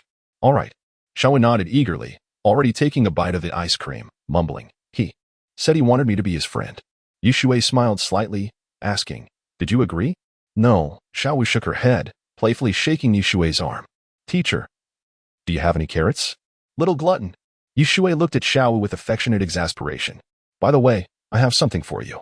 Do you know about soul guiding devices?" Chapter 10, The Flight Soul Guide, Twin Wings. "I don't know," Xiao Wu replied with unwavering certainty. However, Shui was not satisfied. Ruffling her hair, he exclaimed, "All you do is eat. Didn't Ti show you the book?" Xiao Wu's face filled with grievance, on the verge of tears, murmured, I'm foolish. I can't understand it. Shui brushed off her words with a scoff. It's not that you can't understand. Rather, you haven't even looked at it. A soul guide is a device powered by soul energy, and very few exist today, most of which serve merely as aids. For instance, the necklace I'm wearing is for storage purposes. Xiaowu glanced over and saw a blue necklace, her big, adorable eyes sparkling with pink light. Is this for me? Teacher? Shui tucked the necklace away. Noticing Xiao Wu's serious expression as she listened intently, he continued. Soul guides are remarkable. Remarkable? Xiao Wu questioned. Her face a picture of confusion. Yes. Shui pointed towards a distant place, speaking softly, far, far away. There lies a land that has yet to connect with the Douluo Continent, where the inhabitants have mastered the art of using soul guides to their fullest potential. That is the territory of the Sun-Moon Empire. Xiao Wu was even more perplexed and asked, Teacher, I heard that soul masters do not require weapons. So, no matter how powerful a soul guide is, it can't be that significant, right? Incorrect. Shui's expression turned serious as he said, Is a title Douluo powerful? Of course. Xiao Wu answered without hesitation. Even a 3-year-old would know that. Then, Shui's gaze deepened. What if I told you that even a person with no strength could slay a title Douluo? Would you believe it? Impossible. Xiao Wu shook her head decisively, laughing. Teacher, are you joking with me? If a title Douluo were that weak, how could my mother have died? By using a soul guide. Shui produced a soul guide. Xiao Wu was astonished. What kind of soul guide is this? It looks so strange. Shui smiled and explained, a pair of wings, crafted from wood. Forms a bamboo dragonfly. I've read many books, which allowed me to grasp a basic formation to create it. This is the most fundamental soul guide, without any rank. What is it? Xiao Wu felt as though she had opened the door to a new world. Continuous flight. Shui placed the bamboo dragonfly in the center of his palms and rubbed it gently. Whoosh, the bamboo dragonfly took flight, showing no signs of descending. Xiao Wu's face lit up with joy as she exclaimed, Teacher, I want this. Children are drawn to novel things. Shui handed the bamboo dragonfly over, saying lightly, It's a gift for you. How wonderful. Xiao Wu received the bamboo dragonfly, eagerly rubbing it with a beaming smile. Ding. The host has gifted the disciple Xiao Wu a flight's soul guide, amplification in progress. Congratulations to the host for receiving a 1000-fold amplification. Obtaining a level 4 flight soul guide, twin wings. Note, items obtained through amplification cannot be gifted. Shui envisioned a soul guide in his mind. A pair of wings that one person could use while allowing another to fly as well. What a treasure. If such a device exists, it would make traveling anywhere a breeze. Come, I will take you to witness the wonders of the soul guide. Otherwise, you might think I'm deceiving you. Half an hour later, they found themselves in a forest rarely traversed by others. Shui donned a pair of wings and activated his soul energy. Although creating a flight soul guide is quite complicated, the principle is not. The wings mimic those of a bird. As they unfolded, they felt incredibly light. Shui infused the twin wings with his soul energy and leapt into the air, feeling the freshness of the atmosphere. Xiao Wu watched in awe, her mouth agape, her large eyes filled with bewilderment. Teacher, you can fly. In the next moment, she shouted, Teacher, teacher. Shui was excited. Although this device was primarily for escape, it was sufficient. Unfortunately, it lacked a fixed installation for the soul guide. This device resembled a rocket launcher, requiring only precise control for use. If he had such a tool, he could gift it to Xiao Wu and perhaps draw something with tens of thousands of times amplification, possibly even a miniature hydrogen bomb. Could anyone on the entire Douluo continent withstand a hydrogen bomb? Surely not. Teacher, teacher. Shui soared through the sky while Xiao Wu chased him on the ground. After a while, Shui descended beside her and asked, Now, do you believe? The future belongs to soul guides. I believe. Xiao Wu nodded eagerly, smiling. Teacher, I want to fly with you. Double flight? Shui instinctively responded before clearing his throat, correcting himself. Not double flight. Do you want to fly together? Of course. Xiao Wu exclaimed excitedly. Very well. Shui smiled gently and extended his hands. I will hold you. Xiao Wu's cheeks flushed instantly, and she hesitantly asked, Teacher, is that the only way? Shui nodded, replying, Yes, unless you wish to use the twin wings yourself. However, that requires precise control of soul energy. Give it a try. How wonderful. Xiao Wu danced with excitement. Shui removed the twin wings, saying, Pay attention, the challenging part is taking off. You need to infuse soul energy to propel yourself off the ground, and once in the air, activate the wings. With that thrust, you can fly freely. Xiaowu blinked and smiled. That doesn't sound too difficult. Let us give it a shot. Shui grinned mischievously. You'll soon find out how challenging it is. The adorably naive Xiaowu nodded, donned the twin wings, and infused her soul energy as instructed by Shui. In the next moment, the twin wings soared due to the soul energy, reaching a height of 3 to 4 meters. Xiaowu felt lightheaded and unsteady, losing control as she seemed destined to fall from the sky. Though not a great height, it could still hurt. She closed her eyes, hugging her head.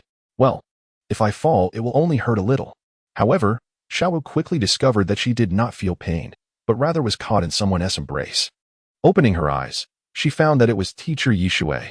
Do you realize your mistake? Shui glared at her. I told you it was dangerous.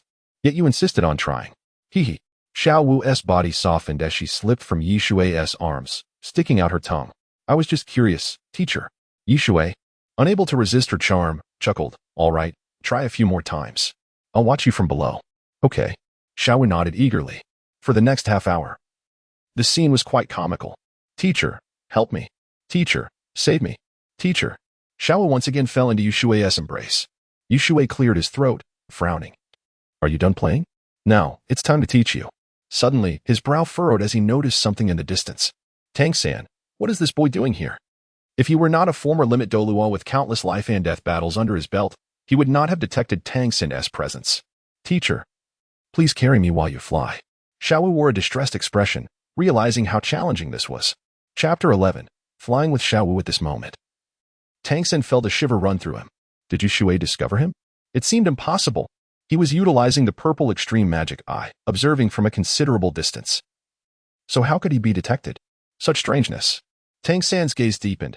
He sensed Shui's aura, at most a level 9 soul master. Yet, how could a soul master possibly perceive him? Unthinkable.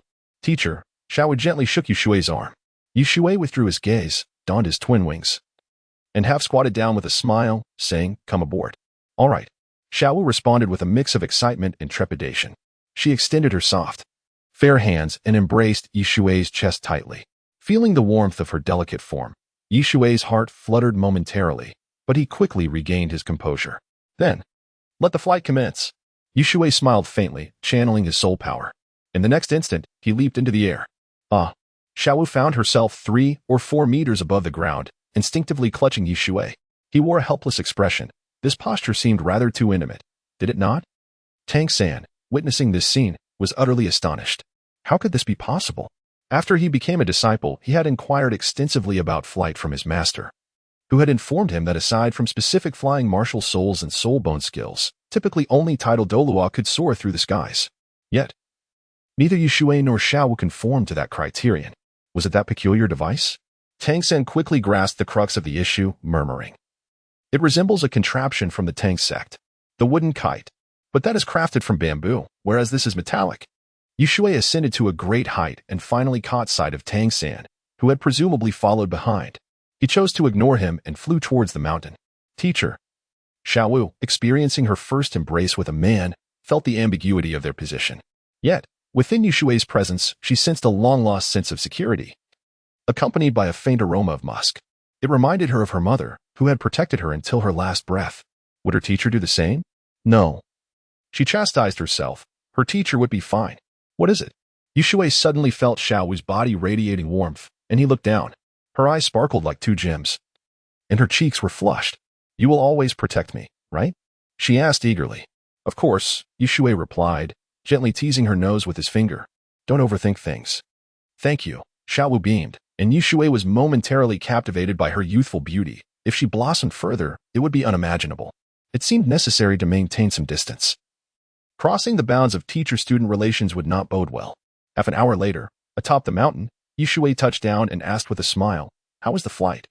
Xiaowu leaped from his arms, joyfully exclaiming, Teacher, it felt wonderful. So free in the sky. Well then. Shui's demeanor grew serious as he gazed into the distant sky. It's time to impart knowledge. Xiaowu, pay close attention. I will conduct surprise checks. And should you fail, your carrot rations for the month will be revoked. Teacher. Xiaowu looked at him with pleading eyes. No cute faces allowed. As night fell, Shui gathered Xiao Wu in his arms and leaped down the mountain. Teacher, is the soul guidance device really that challenging? The Sun and Moon Empire is truly impressive. Shui affectionately ruffled her hair and replied, take your time. Okay. Xiao Wu nodded, then looked up at him, giving his cheek a gentle peck like a dragonfly skimming the water. Shui felt a cool sensation and a floral fragrance, unable to suppress a sigh. Xiao Wu, don't be so bold. I am your teacher. He wished to voice these words, but upon witnessing the rosy hue of her delicate neck, he thought better of it. He would simply need to be more cautious in the future. Perhaps people or soul beasts in Douluo Continent matured early. At the Nodding Junior Soul Master Academy, Shui presented a blue necklace to Xiao Wu, saying with a smile, this is precious. Xiao Wu, remember to take good care of it. He felt a twinge of worry, knowing children's curiosity could lead them to misplace things after just a few days. Soul guidance devices were exceedingly rare. And since the tectonic plates of the continent had not shifted, he could not venture to the Sun and Moon continent. Don't worry, Xiao Wu exclaimed brightly, cautiously caressing the necklace. Unless I die, it will always be with me. Seeing her earnestness, Shui could only pat her head. Do not speak like that. At night. After taking a shower, Shui stood before the mirror. Although he had absorbed a million-year soul ring without breaking through, his physical condition had improved significantly. His once handsome face had taken on a more delicate appearance, and the traces of time had seemingly vanished. Dong. Shui's expression grew complex. While his exterior resembled that of a youthful man, he was, in fact, 50 years old, similar in age to Dong. Coincidentally, they had grown up together. He had once witnessed Qian Xuanji attempting to tarnish Dong, and in a fit of rage, he had nearly beaten Qian Xuanji to death. However, he too had sustained severe injuries and dared not linger, leaving behind an unconscious Dong. Fortunately, Qian Dalu arrived, unaware of the circumstances, and took Qian Xuanji away, allowing his subordinates to treat Dong. Upon waking, she was bewildered, mistakenly believing something terrible had occurred, and suffered greatly. This incident fueled Qian Daolia's deep resentment towards Shui, as he believed that regardless of Qian Xuanji's actions as a member of the Spirit Hall, Shui should not have acted so. Qian Renshui, curious about the events leading up to Shui's departure, had approached the maid who had come to investigate. Elder Yi. A cold voice echoed. Not asleep? Gue Mei? Shui was taken aback, frowning. Come in. A dark figure entered the room. Gue Mei glanced around and asked, Elder Yi, you left without a word and came here? The Pope has been concerned about you. Shui smiled faintly and sighed. What use is it for the Pope to worry over a useless individual? The Pope is far too busy. Gue Mei placed a plant on the table, smiling. The Pope sent this for you. Shui looked over. It was a flower with 6 leaves and a central red fruit, emitting an alluring fragrance. Just a whiff made his body tremble. Celestial grade? Indeed. Gue Mei nodded. The Pope recently acquired it. I was sent to deliver it to you, titled Douluo. Shui clasped his hands in gratitude, saying calmly, Thank you, Ghost Douluo. Also, please extend my regards to the Pope. With age, my hopes for a breakthrough have dimmed. I seek a life of seclusion and leisure. By the way, do you have any tasks? Gue Mei hesitated for a moment, frowning. The galaxy Douluo is aware. That terrifying phenomenon sweeping the continent has the Pope concerned that someone may overturn the Spirit Hall. And that person is in the Heaven Do Empire. Shui was taken aback. In the Heaven Do Empire? What a coincidence. That person must be that Tang San. No, it can't be him. Seeing Shui deep in thought, Gue Mei chuckled. Then I shall not disturb you further.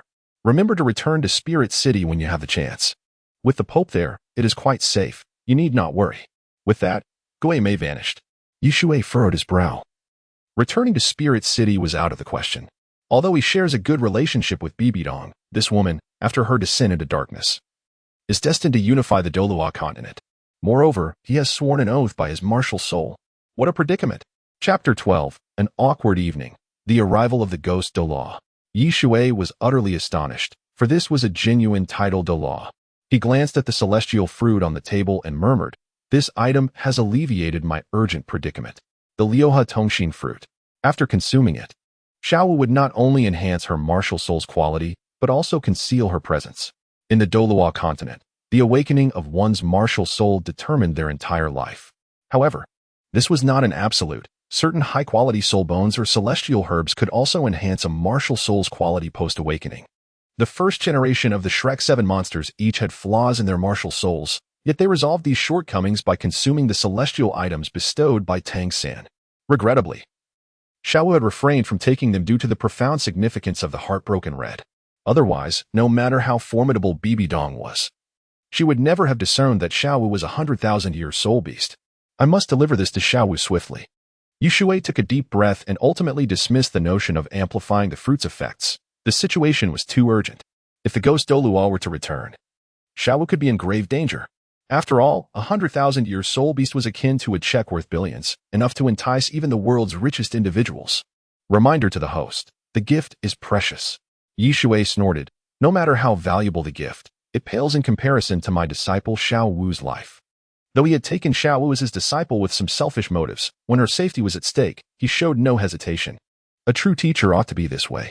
Before long, Shui arrived at Xiao Wu's dormitory. He had been cautious, ensuring that the ghost Douluo was not surveilling him. Xiao Wu, Shui knocked on the door. Coming. Xiao Wu opened the door, surprised to see Shui, and exclaimed, Teacher, what brings you here? As Shui stood outside, he caught a whiff of floral fragrance. The room was spacious, with a heart-shaped large bed in the corner, draped with delicate pink curtains from the ceiling. The pillows and blankets were all in shades of pink. Shui felt a bit awkward. Arriving at such an hour seemed rather inappropriate, bordering on ambiguous. If discovered by the school authorities, they might misconstrue his intentions. Perhaps as a inappropriate individual. Teacher, please come in. Xiao Wu chuckled, pulling Shui inside and closing the door, before sitting on the bed. Shui's lips twitched. This only made things more conspicuous. He took out the Liu fruit and smiled. Xiao Wu, this is a celestial herb for you. Xiao Wu glanced at it and asked, Teacher, what is a celestial herb? Shui embraced his role as an educator and earnestly explained. After listening, Xiao Wu laughed. Teacher, with such a magnificent item, have you ever used it? Shui shook his head. His martial soul was unique and did not require celestial herbs. Therefore, he had not sought out celestial items at the ice and fire yin-yang eye, as they would yield no effect for him. Then don't give it to me. Xiao Wu's expression turned serious. Why?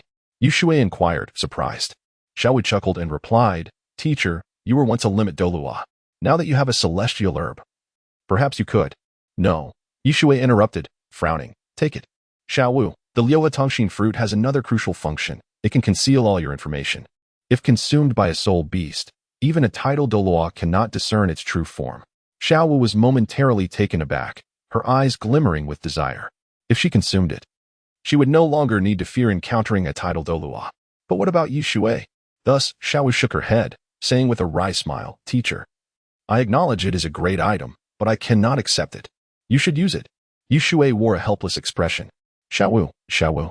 Just then, a woman's voice echoed from outside. Xiao Wu's beautiful eyes blinked, and she whispered to Shui, This is bad. It's the dorm supervisor. She is coming to inspect my room. Shui chuckled, intending to reassure her that it was fine, but upon reflection, he realized something was amiss. He was in Xiao Wu's room, and it was quite late. What if the supervisor misconstrued the situation? This was troubling. Xiao Wu's face flushed, clearly having realized the predicament, even though their conversation was entirely innocent. However, the room's decor and the late hour created a potentially dubious impression. Xiao Wu, are you in there? A knock sounded from outside. Xiao Wu quickly grabbed Shui's hand and whispered, Teacher, this is a single room, and there is no space under the bed. Here, you should hide under the blanket. Shui, almost involuntarily, nodded and burrowed beneath the covers, discovering a teddy bear within. He instantly felt a headache coming on. This misunderstanding had escalated. But soon, the door swung open, and Xiao Wu hastily dove under the blanket as well. Shui was at a loss for words. What on earth was happening? Their positions were exceedingly awkward. Xiao Wu lay on the bed, while Shui found himself pressing down on her, too afraid to move. Xiao Wu, a middle-aged woman, entered, glancing around the room, and asked, Are you already asleep? Xiao Wu's face turned crimson as she stammered, Sister, I have a bit of a fever, so I went to bed early. A fever? The woman immediately grew anxious, rushing to the bedside with concern. Are you all right? Come. I will take you to see a doctor. Xiao Wu shook her head, smiling. Sister, I just need some sleep, and I will be fine. No way. The woman frowned and smiled wryly. Look at you.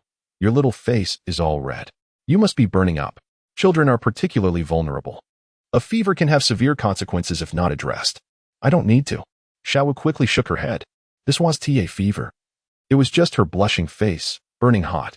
After several minutes of the woman insisting, seeing Xiao Wu still refusing, She sighed. All right then. Xiao Wu, if anything happens, remember to tell me. I'll be leaving now. Oh, why is your blanket so lumpy? As she spoke, she tugged at the blanket. Yi Shui's heart raced. This was it. His entire reputation was about to be ruined. Little bear. Xiao Wu pulled out the teddy bear's paw, smiling. Sister, I feel more secure sleeping with it. The woman chuckled, nodding. I see. Well then, I want to leave. A fever is no trivial matter. I worry that you might have a problem that needs addressing. So, sleep well, and I will stay by your side. Xiao Wu was taken aback, her big eyes blinking. Sister, you are so caring. Yi Shui's lips twitched. This was truly a case of self-inflicted trouble. Had he known, he wouldn't have allowed the dean to prepare such a lavish room. The supervisor clearly recognized that Xiao Wu was no ordinary student, and combined with her sweet demeanor, she was overly attentive. Sleep well. Xiao Wu slightly parted her lips, resigned, and nodded, glancing at Yi Shui beneath the covers, who wore a look of helplessness. The two exchanged wide-eyed stares. And so, the night passed. When Xiao Wu awoke, she found the supervisor had departed. She checked the door and closed it. Teacher, teacher. Yi Shui slowly woke, wiping the drool from the corner of his mouth. His expression somewhat peculiar. He had dreamt a rather strange dream. In the dream, Xiao Wu was already 7 meters tall, and her face was flushed. Chapter 13. The Deterioration of Filial Piety. Teacher? Xiao Wu inquired, her expression one of confusion. It's nothing, Yi Shui coughed lightly, his mind drifting back to that evening when he had seemingly embraced Xiao Wu tightly. It appeared accidental, yet perhaps it was intentional. In any case, the details eluded him. After all, Xiao Wu was still just a child. What was he doing? You're pulling my hair, Xiao Wu spoke up at that moment. Yi Shui felt a wave of embarrassment wash over him as he carefully adjusted himself, managing a wry smile. My apologies. I didn't expect you to stay. It's fine, Xiao Wu chuckled lightly. It's not a big deal to sleep. Yi Shui descended from the bed, regaining his composure, and stated calmly. We should discuss serious matters now. It is time for you to harvest the fruits. Xiao Wu got off the bed, eagerly reaching out to pluck a fruit. And then? She asked. Yi Shui nodded and replied, consume it, then sit cross-legged. Understood.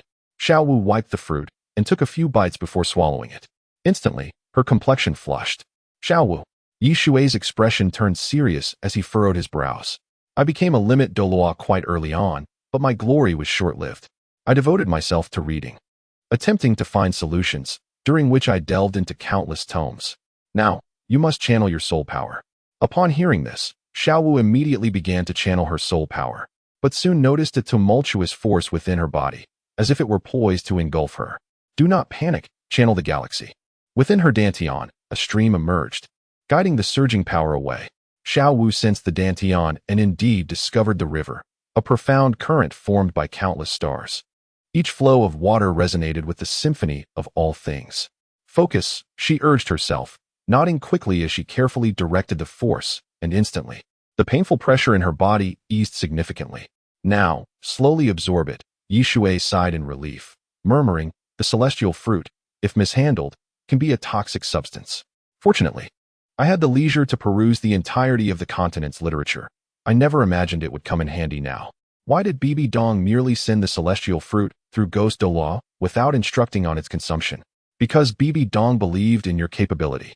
The former Galaxy Douluo was no ordinary being. Xiao Wu closed her eyes tightly, beads of sweat occasionally forming on her delicate face. Yi Shui remained by her side, periodically wiping her sweat and catching a faint whiff of a delicate fragrance. Truly, it was a celestial product. Once Xiao Wu fully absorbed the 6 harmonies fruit, she would likely not need any perfume, as she would naturally exude a captivating scent, a fragrance that would endear her to others. A day passed. Suddenly, Xiao Wu opened her eyes, and upon seeing Yi Shui, she froze, asking, Teacher, are you? She observed the slight fatigue etched across his face. Clearly, he had watched over her for as long as she absorbed the fruit. It's nothing. Yi Shui waved his hand and smiled. It is a celestial product. I had to keep a close watch. How do you feel, Xiao Wu? Wiping the tears from her eyes, Xiao Wu silently vowed, Teacher, I will repay you. She then recounted everything that had transpired within her body, chuckling, but my soul power only increased by 1 level. How weak? Yi Shui shook his head and clarified. You are mistaken. The 6 harmonies fruit, once consumed, allows for the use of 6 hearts in unison, which means your cultivation speed will accelerate sixfold. Furthermore, your comprehension will also benefit similarly. Now, unleash your martial soul. Yes, Xiao Wu promptly summoned her martial soul, the soft-bone rabbit. Excellent. Shui clapped and laughed heartily. Sighing, your martial soul has thus evolved. While the soft-bone rabbit is not an exceptional martial soul, after consuming the 6 harmonies fruit, it has become quite formidable. Thank you, teacher. Xiao Wu bowed respectfully, her large eyes fixed on Shui as she recalled that night. Her teacher had curled up under the covers, yet remained so composed, even struggling to breathe. Such an admirable teacher. She would remember him for a lifetime. Disciple Xiao Wu's filial piety is gradually transforming. This gift has no cooldown limitations. Shui heard the system's voice. Ding. The host has gifted disciple Xiao Wu the 6 harmonies fruit. Enhancement underway. Congratulations to the host for receiving a tenfold enhancement, acquiring the celestial product, 10 directions heart fruit. Note, items obtained after enhancement cannot be gifted. Shui was momentarily taken aback, then overwhelmed with joy. What was happening? Wasn't there a 3-day cooldown? Filial piety is gradually transforming? Goodness, what a mess. Shui was at a loss for words. Wasn't this the teacher's role? How had Xiao Wu's filial piety transformed? Teacher? Xiao Wu noticed Shui's stillness and asked, Are you tired? Let me give you a back rub. Saying this, she headed to the bathroom to wash her hands before moving behind Shui. Shui managed a wry smile. Thank you. Of course, Xiao Wu replied earnestly before shyly adding, Teacher, you should take off your shirt. Shui was taken aback. Xiao Wu, you're being too direct. It's still daytime. And, can your young body handle it? Where had she learned such things at her tender age? As a principled teacher, he must correct Xiao Wu's misguided thoughts. At least until she was older? Teacher? Xiao Wu blinked, her confusion evident. Yes, a teacher must impart not only knowledge but also moral guidance. Thus, Shui turned to her, speaking sternly. Xiao Wu, you are still quite young. Such actions are inappropriate. Xiao Wu's beautiful eyes blinked rapidly. Shui frowned, realizing he was not getting through to her. He raised his voice slightly. I mean, you are still young, and your body has not yet developed. Teacher, Xiao Wu exclaimed in surprise, retorting, I asked you to take off your shirt to give you a massage. Are you saying my body isn't developed? Shui was rendered speechless, though he quickly regained his composure, chuckling. It's just that I worry you might tire yourself out. Is that so? Xiao Wu regarded Shui with skepticism, sensing that his words carried deeper meaning. Absolutely. Shui raised his head, laughing heartily, to the stars and the sea. Xiao Wu, our future is bright. In the end, Shui reluctantly removed his shirt. After Xiao Wu gave him a back massage, she asked, How is it, teacher? Quite good, Shui replied, visibly pleased. Xiao Wu, your massage skills are improving remarkably. Where else could one find such days? Xiao Wu seemed like a walking perfume. Yes. Shui resolved to take on several more female disciples in the future, one to massage his back, another to rub his legs, and yet another to feed him grapes. Such a life would indeed be one of divine bliss. Hearing Shui's praise, Xiao Wu poured her heart into the task, her gaze lingering on his back, revealing a hint of affection. Teacher's physique is truly remarkable. Chapter 14. Xiaojiang, do you think you deserve it? Half an hour later. Shui gently patted Xiao Wu's delicate hand and remarked with a smile, Xiao Wu, it's time for me to take my leave. With the 6 harmonies heart fruit, you must dedicate yourself to your cultivation. Understood, Xiao Wu replied with a solemn nod, suddenly recalling something and inquiring, Teacher, may I ask why you chose to take me as your disciple? This question had long troubled her. Although Shui was merely a level 9 soul master now, he had once held the prestigious title of Limit Douluo, a position of immense honor. If he sought disciples, countless talented individuals would vie for his attention. She felt she possessed no extraordinary qualities. Looking up at the sky, Shui replied nonchalantly, Xiao Wu, what do you believe is essential when taking on a disciple? After some contemplation, Xiao Wu responded, Teacher, one must consider talent and character, right? That's what I've heard from others. Incorrect. Shui shook his head, chuckling softly. I never consider talent when accepting disciples. Why is that? Xiao Wu queried, taken aback. It seemed only natural for one to prioritize talent, followed by character. Shui waggled his finger and explained slowly, it's quite simple. No matter how talented my disciple is, they can never surpass my own brilliance. Thus, I remain indifferent. Xiao Wu was dumbfounded. What sort of reasoning was that? It seemed rather peculiar. She smiled and asked, then do answer my question, one to you? He almost blurted out a response but restrained himself, stating instead, "Of course, it is due to your exceptional talent. And you possess a commendable character." "I don't believe you," Xiao Wu retorted, pouting, as she could see through her teacher's fib. What was the true reason behind his choice? Shui stood up and playfully tapped her on the head, grinning. "If you don't believe me, then so be it." In truth, he had accepted her as a disciple precisely because of her impressive talent. Certainly, it had nothing to do with her looks or the fact that he lacked a female disciple to attend to his needs. "Very well, I shall take my leave." As Xiao Wu watched Shui exit the room, she peered out the door. His silhouette was robust, exuding an indescribable sense of security, and she felt a pang of reluctance to part from her teacher. Suddenly, she took out a wooden comb, her eyes shimmering with a mysterious light. This was the last item her mother had left her. Upon leaving the dormitory, Shui did not rush home, even with the 10 directions heart fruit. He found himself unable to break through. Thus, he decided to venture outside the academy for a stroll. Just then, a boy blocked his path. "Teacher Yi." Tang San gazed at Shui and said calmly, "I request your presence." Shui furrowed his brow. "Master? What does this useless fellow want with me?" Nevertheless, he nodded and replied with a smile, "Lead the way." "All right." Tang San nodded and proceeded ahead. On the top floor of the dormitory building, Shui followed Tang San into a room with its door wide open. He glanced around the 30-square-meter space, which contained a bookshelf. "You've arrived," the master said, his gaze fixed intently on Shui. "What brings you here?" Shui made himself comfortable, chuckling. "Master, I must say, I never expected you to enjoy such luxuries." "Teacher Yi." Tang San's face flushed with anger. "Please show respect to my teacher."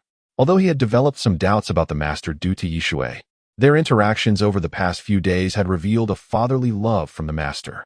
"Little San," the master lifted his head, eyes narrowing at the flippant Shui. "You are associated with the Spirit Hall. Your name is Shui, correct?" "Galaxy Douluo. Title Douluo." Tang San's eyes widened in astonishment. Shui appeared to be merely in his 20s. How could he possibly be a title Douluo? "Are you checking my credentials?" Shui scoffed. He suspected the master had stubbornly sought out this information, as the man had quite a thick skin. The master explained to Tang San, "Don't be fooled by his youth. He is actually 50 years old. Moreover, he is a title Douluo hidden in the shadows, a figure whom even the current pope would not dare to disregard." "Isn't that right, Your Excellency?" Tang San was left in shock. The implications were staggering. A title Douluo. Just the mere mention left him feeling incredulous.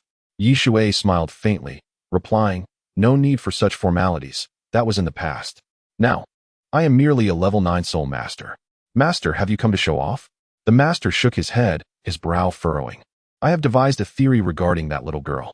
If a soul beast willingly sacrifices itself, one can absorb soul rings of a much higher age, even those that are 100,000 years old. Am I correct?" Shui's expression remained impassive. Tang San frowned and asked, "Teacher, isn't there an inherent conflict between humans and soul beasts? Would a soul beast willingly sacrifice itself?" Shui crossed his arms. "Under normal circumstances, indeed not. However, love is an enigmatic force." The master pondered for a moment before responding, "That's quite complex. Galaxy Douluo, I know that cannot be the case. How then does your disciple absorb soul rings?" Shui raised an eyebrow and retorted, "Master, why should I divulge that information to you?" The master gritted his teeth and retrieved a book from the shelf, offering it to Shui. "This is my theory. I believe we should collaborate to leave a perfect legacy for the continent." "Perfect?" Shui burst into laughter, mockingly stating, "You Xiaojing, do you believe you are worthy? In my eyes, you are insignificant. By the way, let me share a rather futile theory. Sacrifices are not without limits. Once a soul beast's spiritual power reaches a certain threshold, even a title Douluo cannot endure it."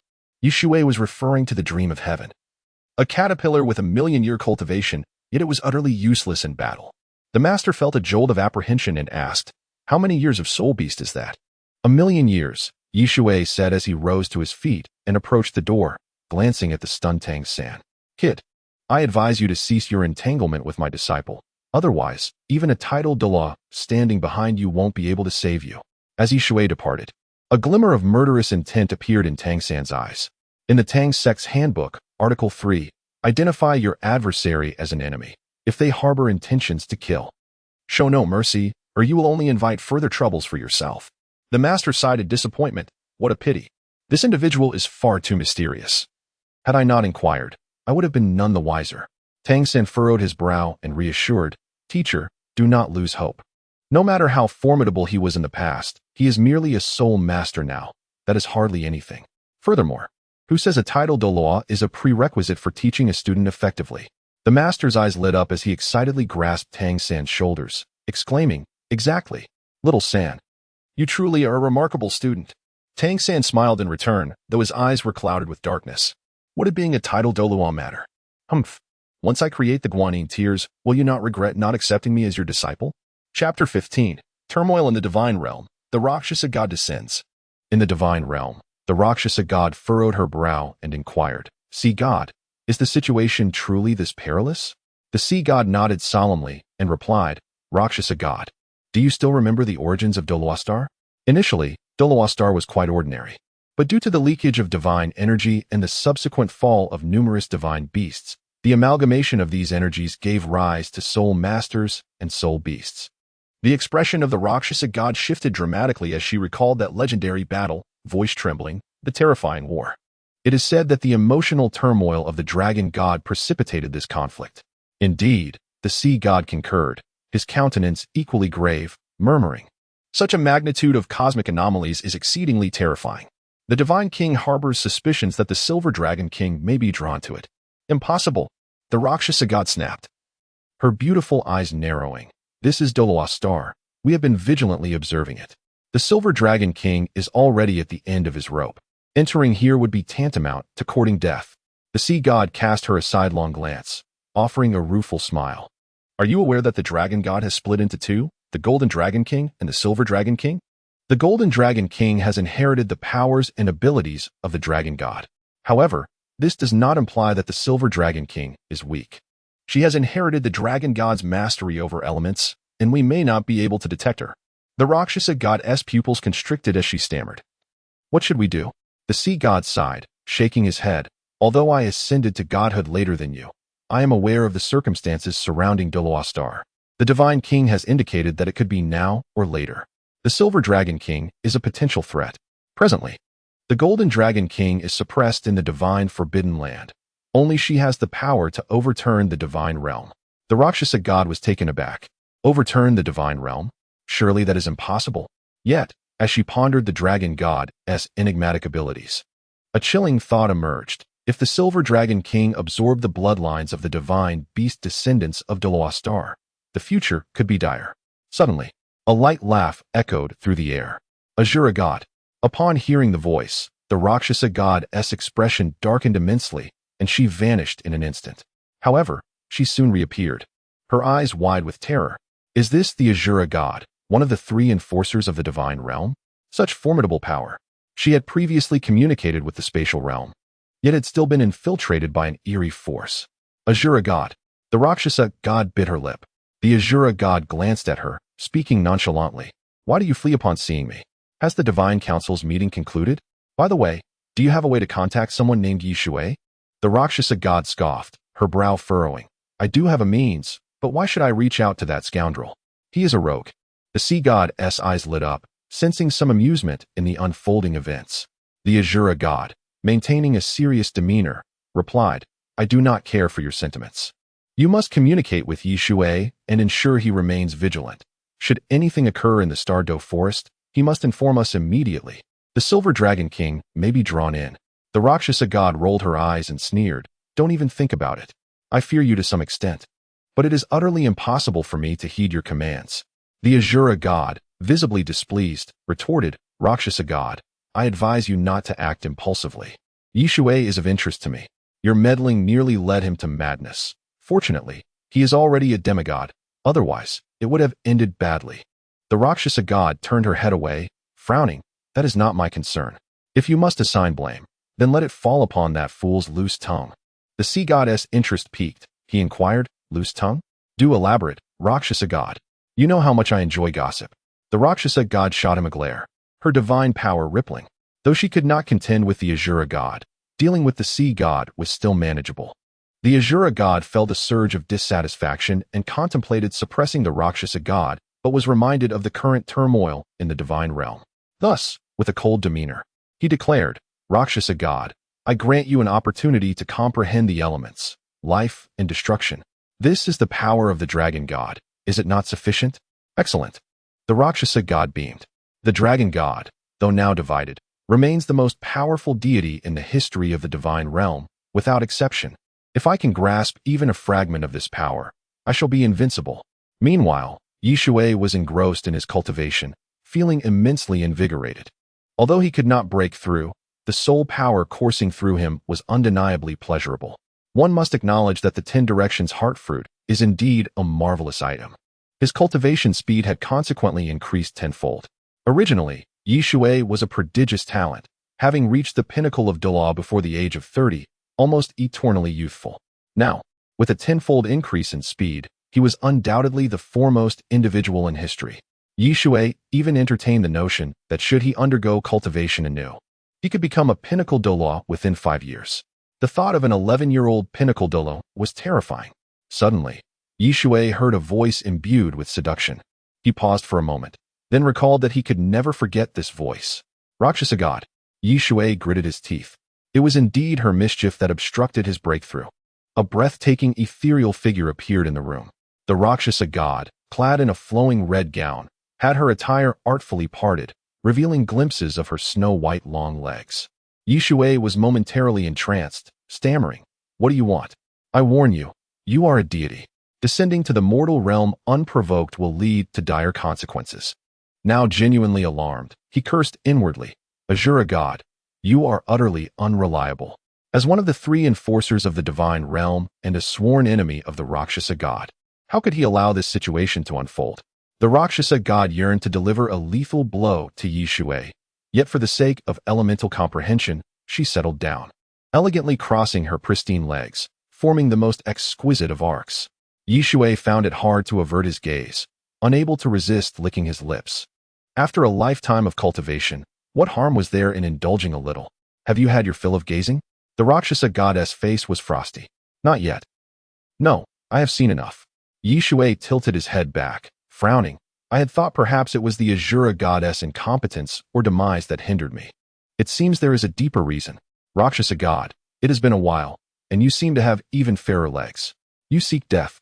The Rakshasa God was instantly enraged, extending her delicate hand to seize Shui by the throat. Her eyes glinted with murderous intent. Mortal, during the divine trials, you have desecrated me. Now you dare speak?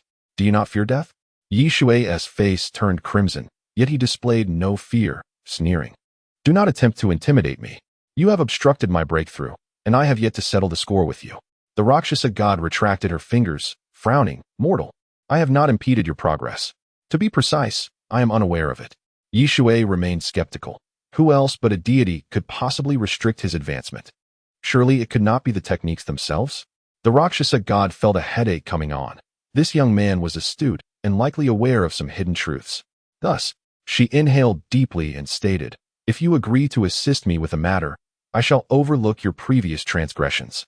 What say you, mortal?" Chapter 16. The light and flimsy Rakshasa God, are you still going to pursue me? Shui's anger surged as he took a step forward. I haven't even held you accountable, and yet you dare to accuse me of sacrilege? The Rakshasa God, momentarily taken aback, felt a surge of murderous intent. It had been quite some time since anyone had spoken to her in such a manner. The last time someone did, it was this very man. Did he truly fear nothing? No one is without fear. The Rakshasa God delicately traced her slender finger across Shui's cheek, intrigued. You speak of responsibility? With that gesture, she was astonished to find his skin so tender. I did not descend to this realm to hear your lamentations, but to assign you tasks. Do you comprehend? By what right? Shui retorted furiously, I am not your slave, Rakshasa God. I could have ascended to divinity were it not for your interference. The Rakshasa God chuckled mockingly, only the inept seek excuses. Let me enlighten you. Even a god king lacks the authority to create a divine position, let alone you. You are merely someone I have taken an interest in. Oh, so I should feel honored? Shui replied sarcastically. Right, esteemed Rakshasa God? Indeed, she nodded, her demeanor softening slightly. At last, he was showing some humility.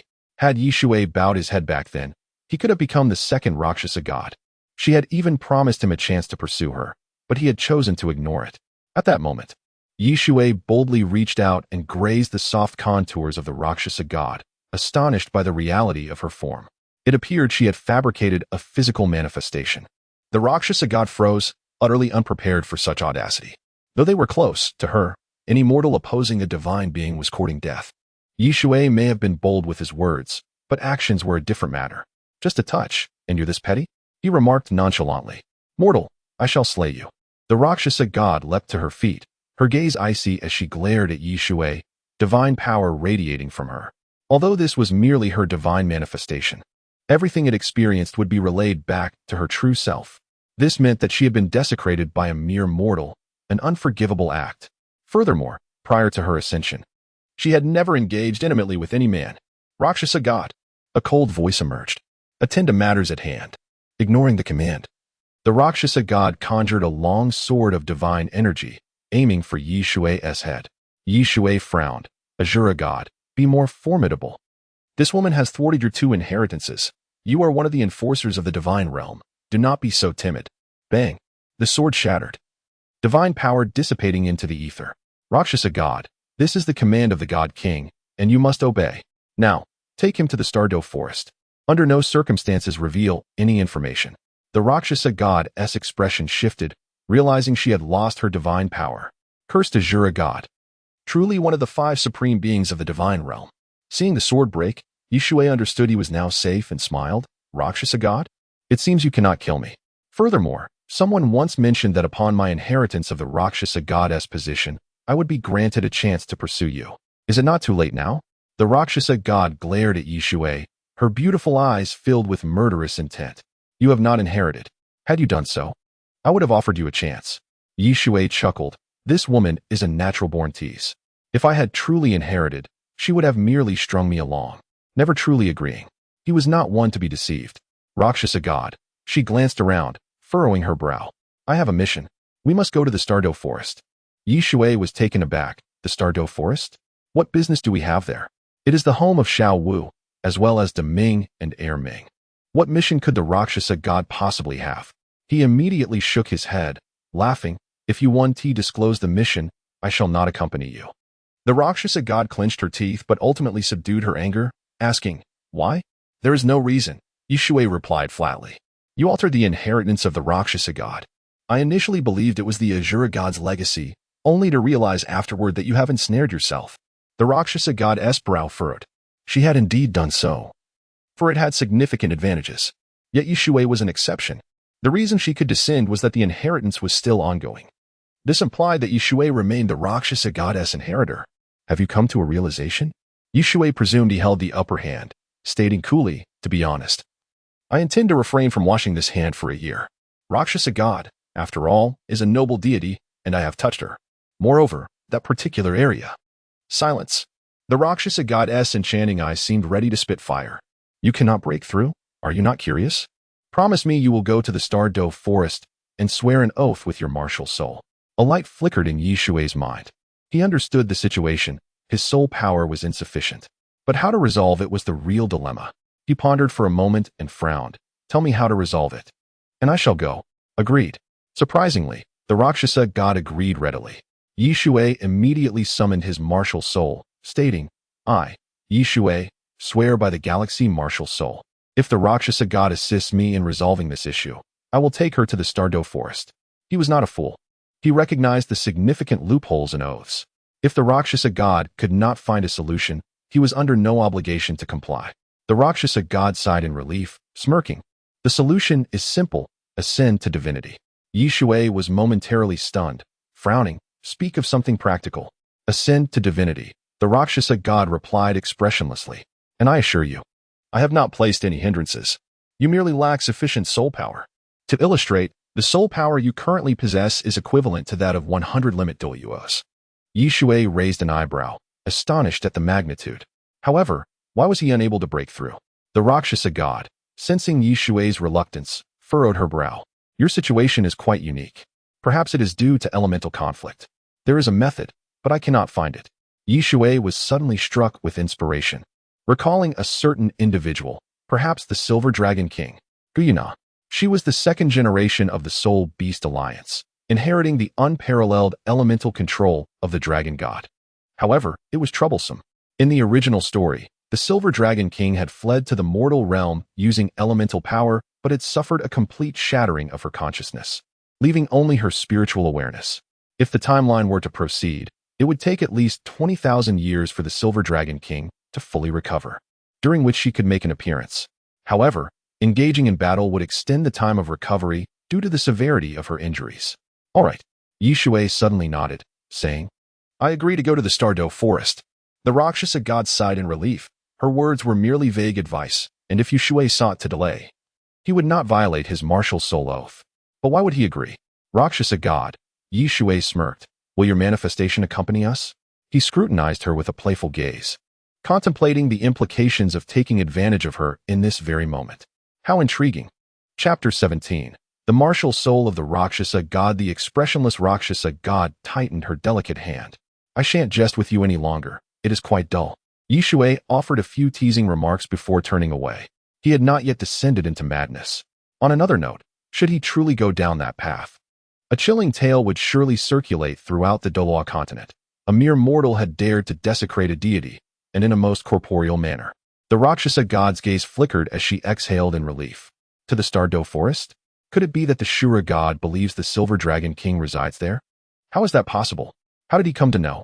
Moreover, the Stardow Forest is home to a terrifying beast, the Beast God, Emperor Tian, one of the 10 fearsome creatures. Formerly a subordinate of the Dragon God, he has lived for over 800,000 years, and his strength likely surpasses that of ordinary deities. Before long, Shui arrived at Xiao Wu's dormitory, smiling as he greeted her. Are you there? Xiao Wu. Teacher. Xiao Wu immediately opened the door, beaming. Indeed, Shui replied, glancing around before pulling Xiao Wu into the room. He closed the door and spoke in a low voice. Xiao Wu, I have something to discuss with you. We must venture to the Stardow Forest. What?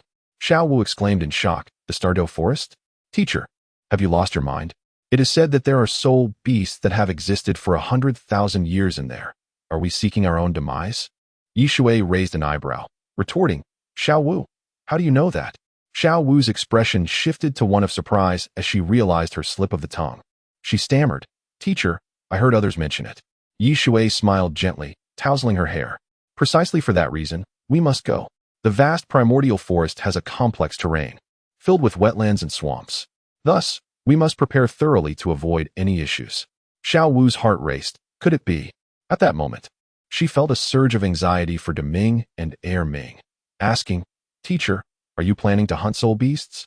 With the title Douluo? No. Shui shook his head, responding, Xiao Wu, I have something I need to verify. Hence, we must take a look. But, Xiao Wu attempted to speak, only to be silenced by Shui's gesture. Trust me. Sighing, Xiao Wu felt a sense of confusion. What had caused her teacher to suddenly wish to journey to the Stardow Forest?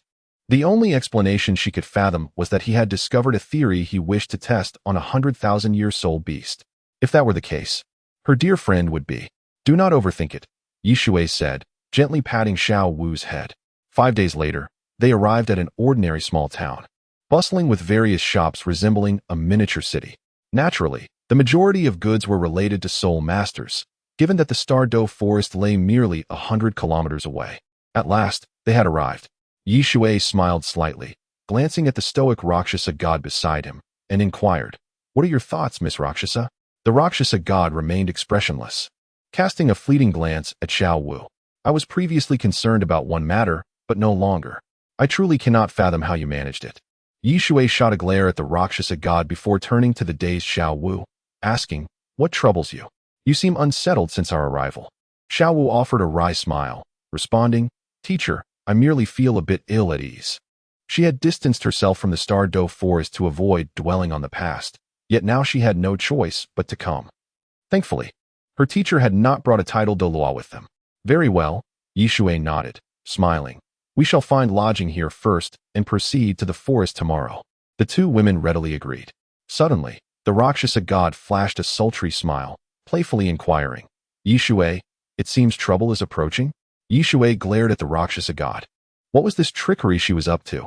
Clad in a flowing purple gown and crystal stilettos, her long legs were on full display, her unadorned beauty captivating. This woman possessed an enviable figure, slim and devoid of excess flesh. She was clearly seeking trouble. Along their way, numerous individuals approached to flirt, This was indeed troublesome. A brawny man approached, his gaze fixated on the Rakshasa God, asking, "Beautiful lady, is this your first time in the Stardew Forest? Come, let me show you around." He reached out to grasp her delicate hand, his eyes filled with greed. Richard was the first to act. Indeed, this fellow was quite the lecher. After all, he was a soul master of level 35. Were these three seeking their own demise?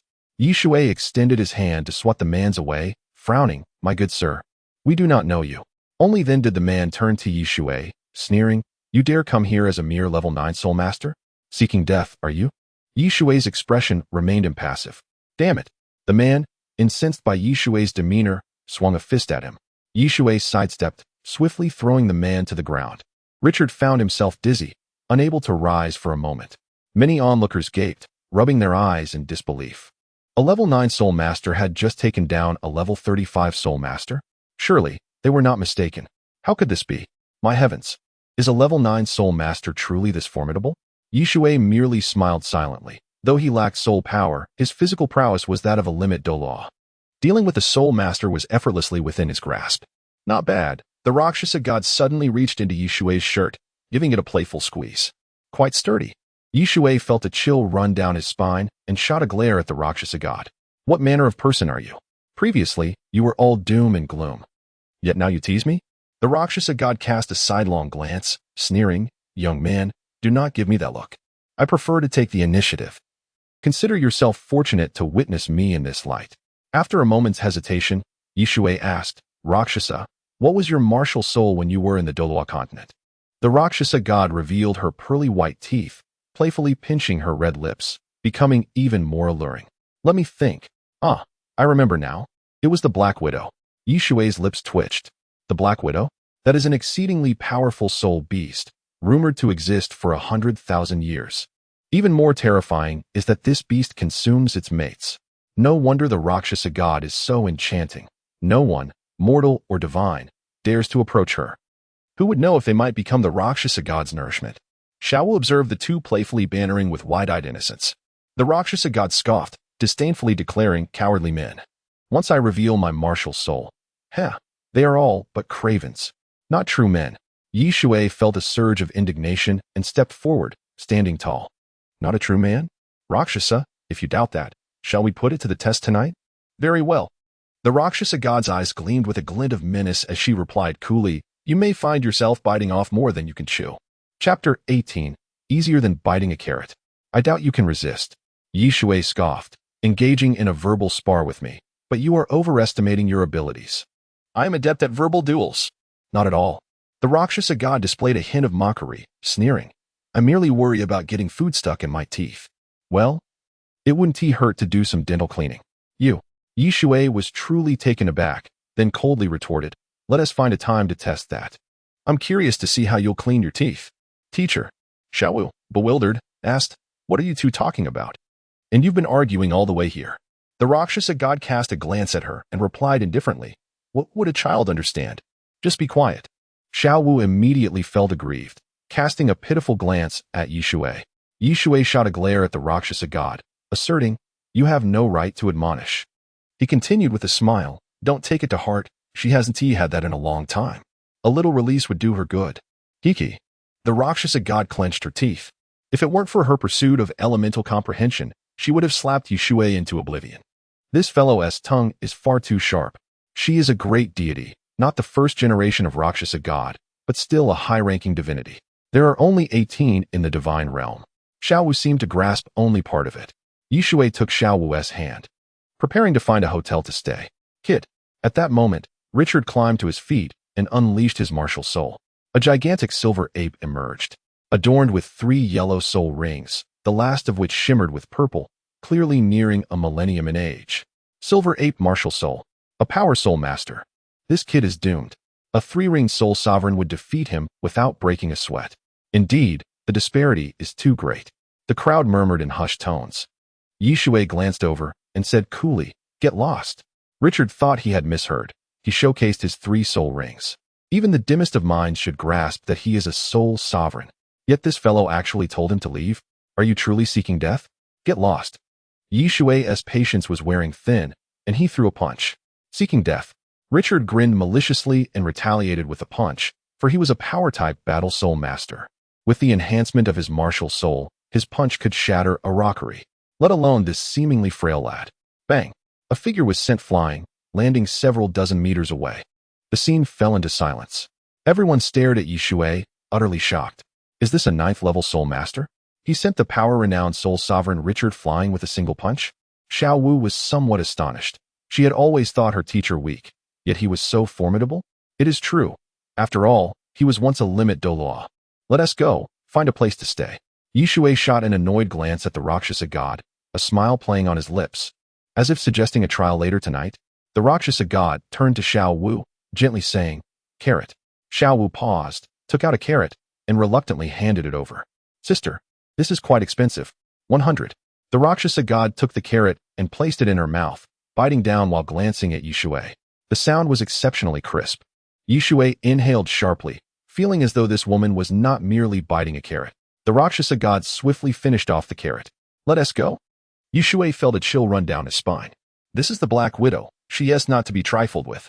Seeing Shui at a loss, the Rakshasa God finally smiled, disdainfully saying, "I assure you, it's easier than biting a carrot." At the Stardo Hotel, Shui paid for the room, and a maid accompanied them upstairs. Xiao Wu curiously observed her surroundings. She had seen this place from afar before, but this was her first time inside. How beautiful!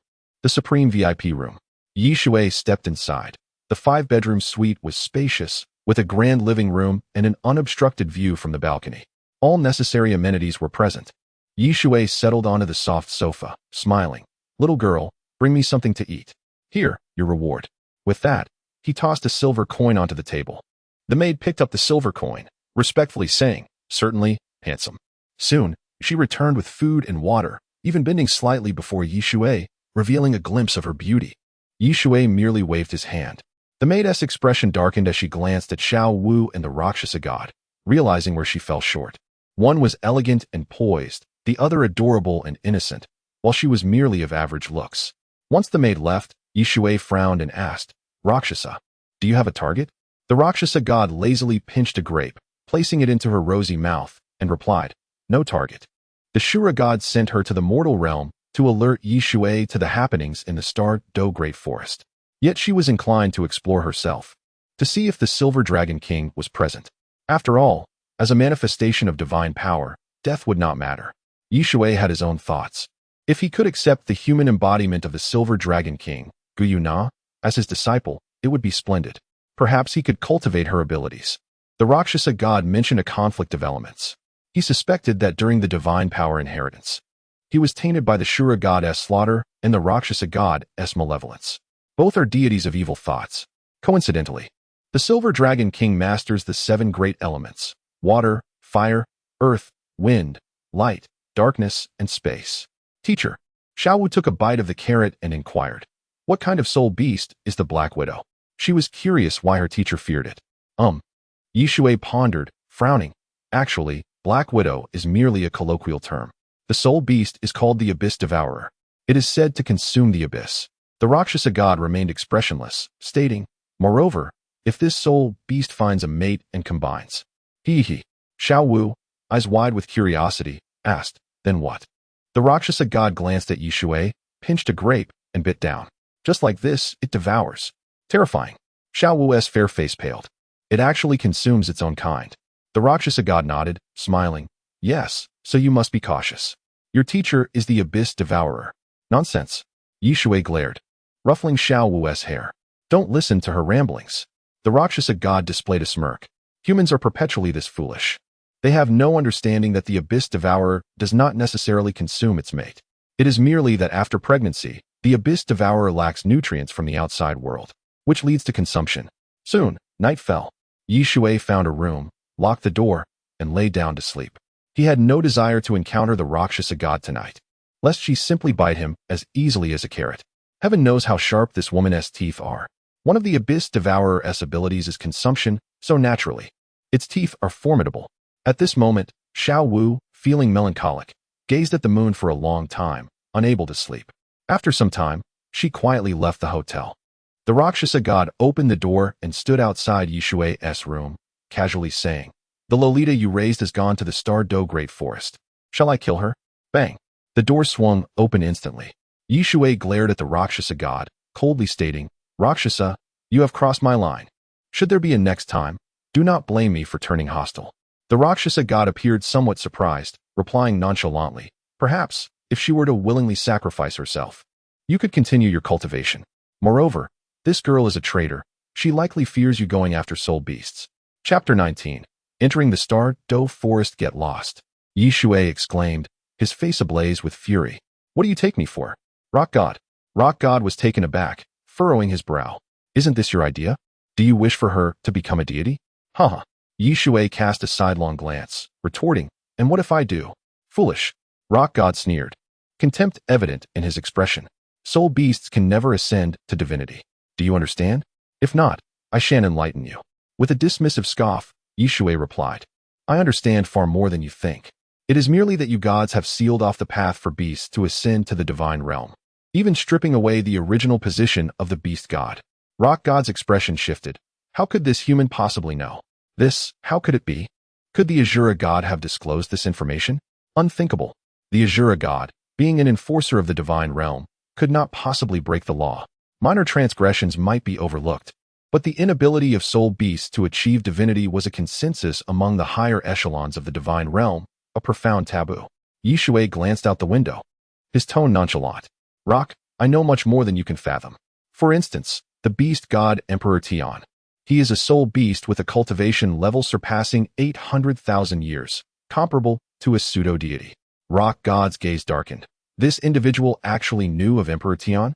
She felt a flicker of surprise.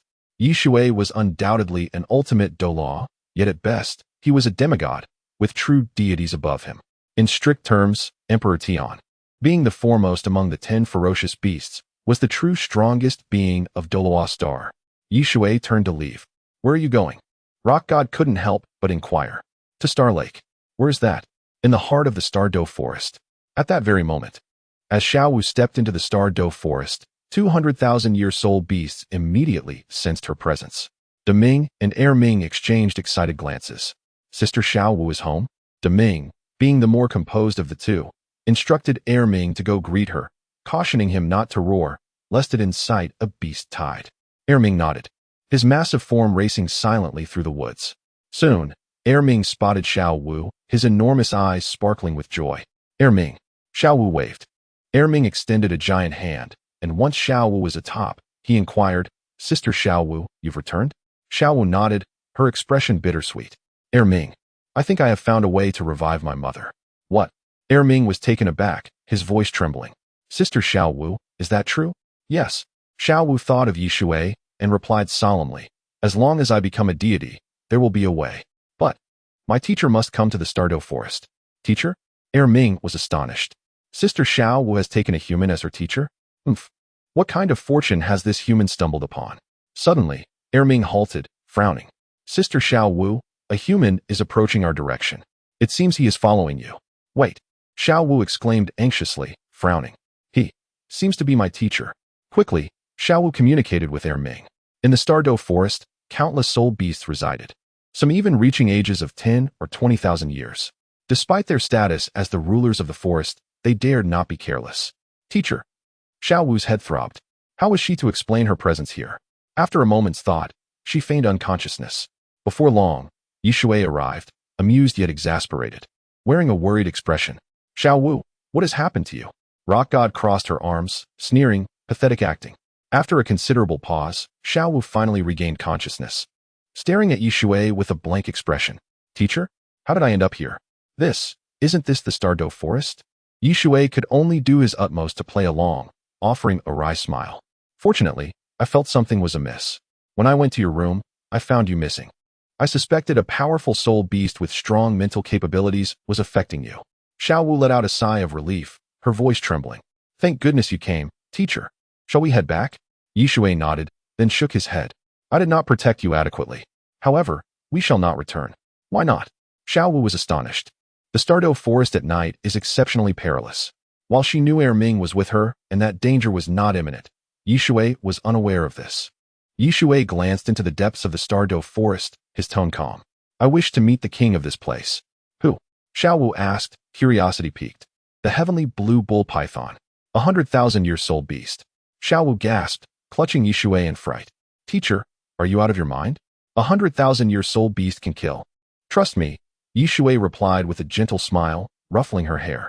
Following the timeline, 1,000 years later, Hui Yuhao would become the most formidable person on Douluo Star, having defeated Emperor Tian. This was precisely why the Silver Dragon King had not awakened prematurely.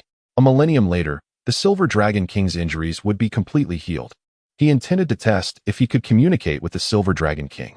After much discussion, Xiao Wu reluctantly agreed. Thanks to Ming's presence, they encountered no obstacles along the way and soon arrived at a vast lake. Yishui gazed at the lake, 100 meters wide, concealing a 100,000-year-soul beast beneath its surface. Ming lingered nearby, and had it not been for Xiao Wu's instructions, he would have delivered a punch to this human. Heavenly blue bull python. Come forth. Yishui laughed lightly. With a great splash, a massive head emerged from the water. It was a bull's head, for meters in diameter, followed by a gigantic serpentine body. Most of its form remained submerged, but it was clear that this creature was an immense being. Human, have you come seeking death? Ming's voice was deep and resonant. Rock God looked on with disdain. Only those concealed in the depths, such as Emperor Tian and the 4 great ferocious beasts, were worthy of her attention. Yishui met Ming's gaze unflinchingly, speaking calmly. I seek an audience with the king of this realm. I am that king. Ming replied, somewhat displeased. The Stardow Forest was their territory. How dare this young man claim to seek an audience with the king? No, Yishui shook his finger, denying the claim. You do not possess the qualifications. Each of the 5 great ferocious beasts possesses a cultivation of over 200,000 years, while you are merely 100,000. And they are all of a different breed. Their divine beast bloodlines surpass yours. Ming's expression turned incredulous. They had lived here for so long, and yet had never encountered any ferocious beasts? Wait, could it be that place? It suddenly recalled a location it had never dared approach, even as a 100,000-year-soul beast. Chapter 20. The Emperor of Heaven, with a cultivation level exceeding 800,000 years. You must have realized it. Yishui smiled slightly. Xiao Wu blinked rapidly a few times, signaling Ming not to agree. What are ferocious beasts? Having lived here for so long, she still did not understand how her teacher had learned about them. Furthermore, the ferocious beasts mentioned by her teacher were all over 200,000 years old? This defies logic. Yishui glanced at Xiao Wu and said lightly, you may be curious, right? Why are there soul beasts with a cultivation of over 200,000 years? The 10,000-year soul beasts can be explained in 2 ways. First, by mere accumulation of age. And second, by cultivation. Xiao Wu pondered thoughtfully. Ming narrowed his eyes. Yishui pointed at the lake and smiled, the sky blue bull python. The place you are in is the lake of life. The reason you can quickly grow into a 10,000-year soul beast is because of it. It nurtures the entire Stardow Forest. Star Lake. A glimmer of shock appeared in Ming's eyes. So, the true name is the Lake of Life. Just then, Ming descended from the sky, landing beside Yishui, sneering, what are you talking to humans for? Kill them. Yishui rated him poorly. His acting was too lackluster. He sat down and said blandly, one of you possesses the bloodline of a dragon, and the other that of a titan. However, when you become a 10,000-year soul beast, you too must face a choice, to transform into human form, or to live only for 1,000 years. After 1,000 years, there will be a heavenly tribulation. This is the rule of Douluo Continent. Humans. Ming, seeing Yishui's demeanor, instantly became furious and slapped him. Yishui remained expressionless, letting his hair fly. He still had a trump card, the ultimate Douluo experience card, which lasted 5 minutes. Ming shouted, admonishing him, stop. The enormous palm halted above Yishui's head. Although he could not comprehend the relationship between Yishui and Xiao Wu, it was evidently unusual. Ming, with a dissatisfied expression, shouted, brother, why waste time talking to them? Humans are despicable. Xiao Wu let out a sigh of relief, exclaiming, the teacher is not that kind of person. Ming fixed his gaze on Yishui and inquired, I wish to know how you are aware of soul beasts over 200,000 years old. Yishui nodded, smiling, I will tell you. You are not the true sovereigns here. The real sovereign is a beast named Emperor Tian. It is the first among the 10 ferocious beasts. Emperor Tian? Xiao Wu was filled with confusion. Having lived here for so long, she only knew of a bad tiger. So, who is Emperor Tian? The Rakshasa God was unusually silent. Nonsense. Ming snorted, sneering. Human, are you trying to deceive me? My strength is comparable to that of your title Douluo. How would you? A human who has never set foot in the forest? No? Shui merely smiled in silence. He had once been a step away from title Douluo when he visited the Stardo forest.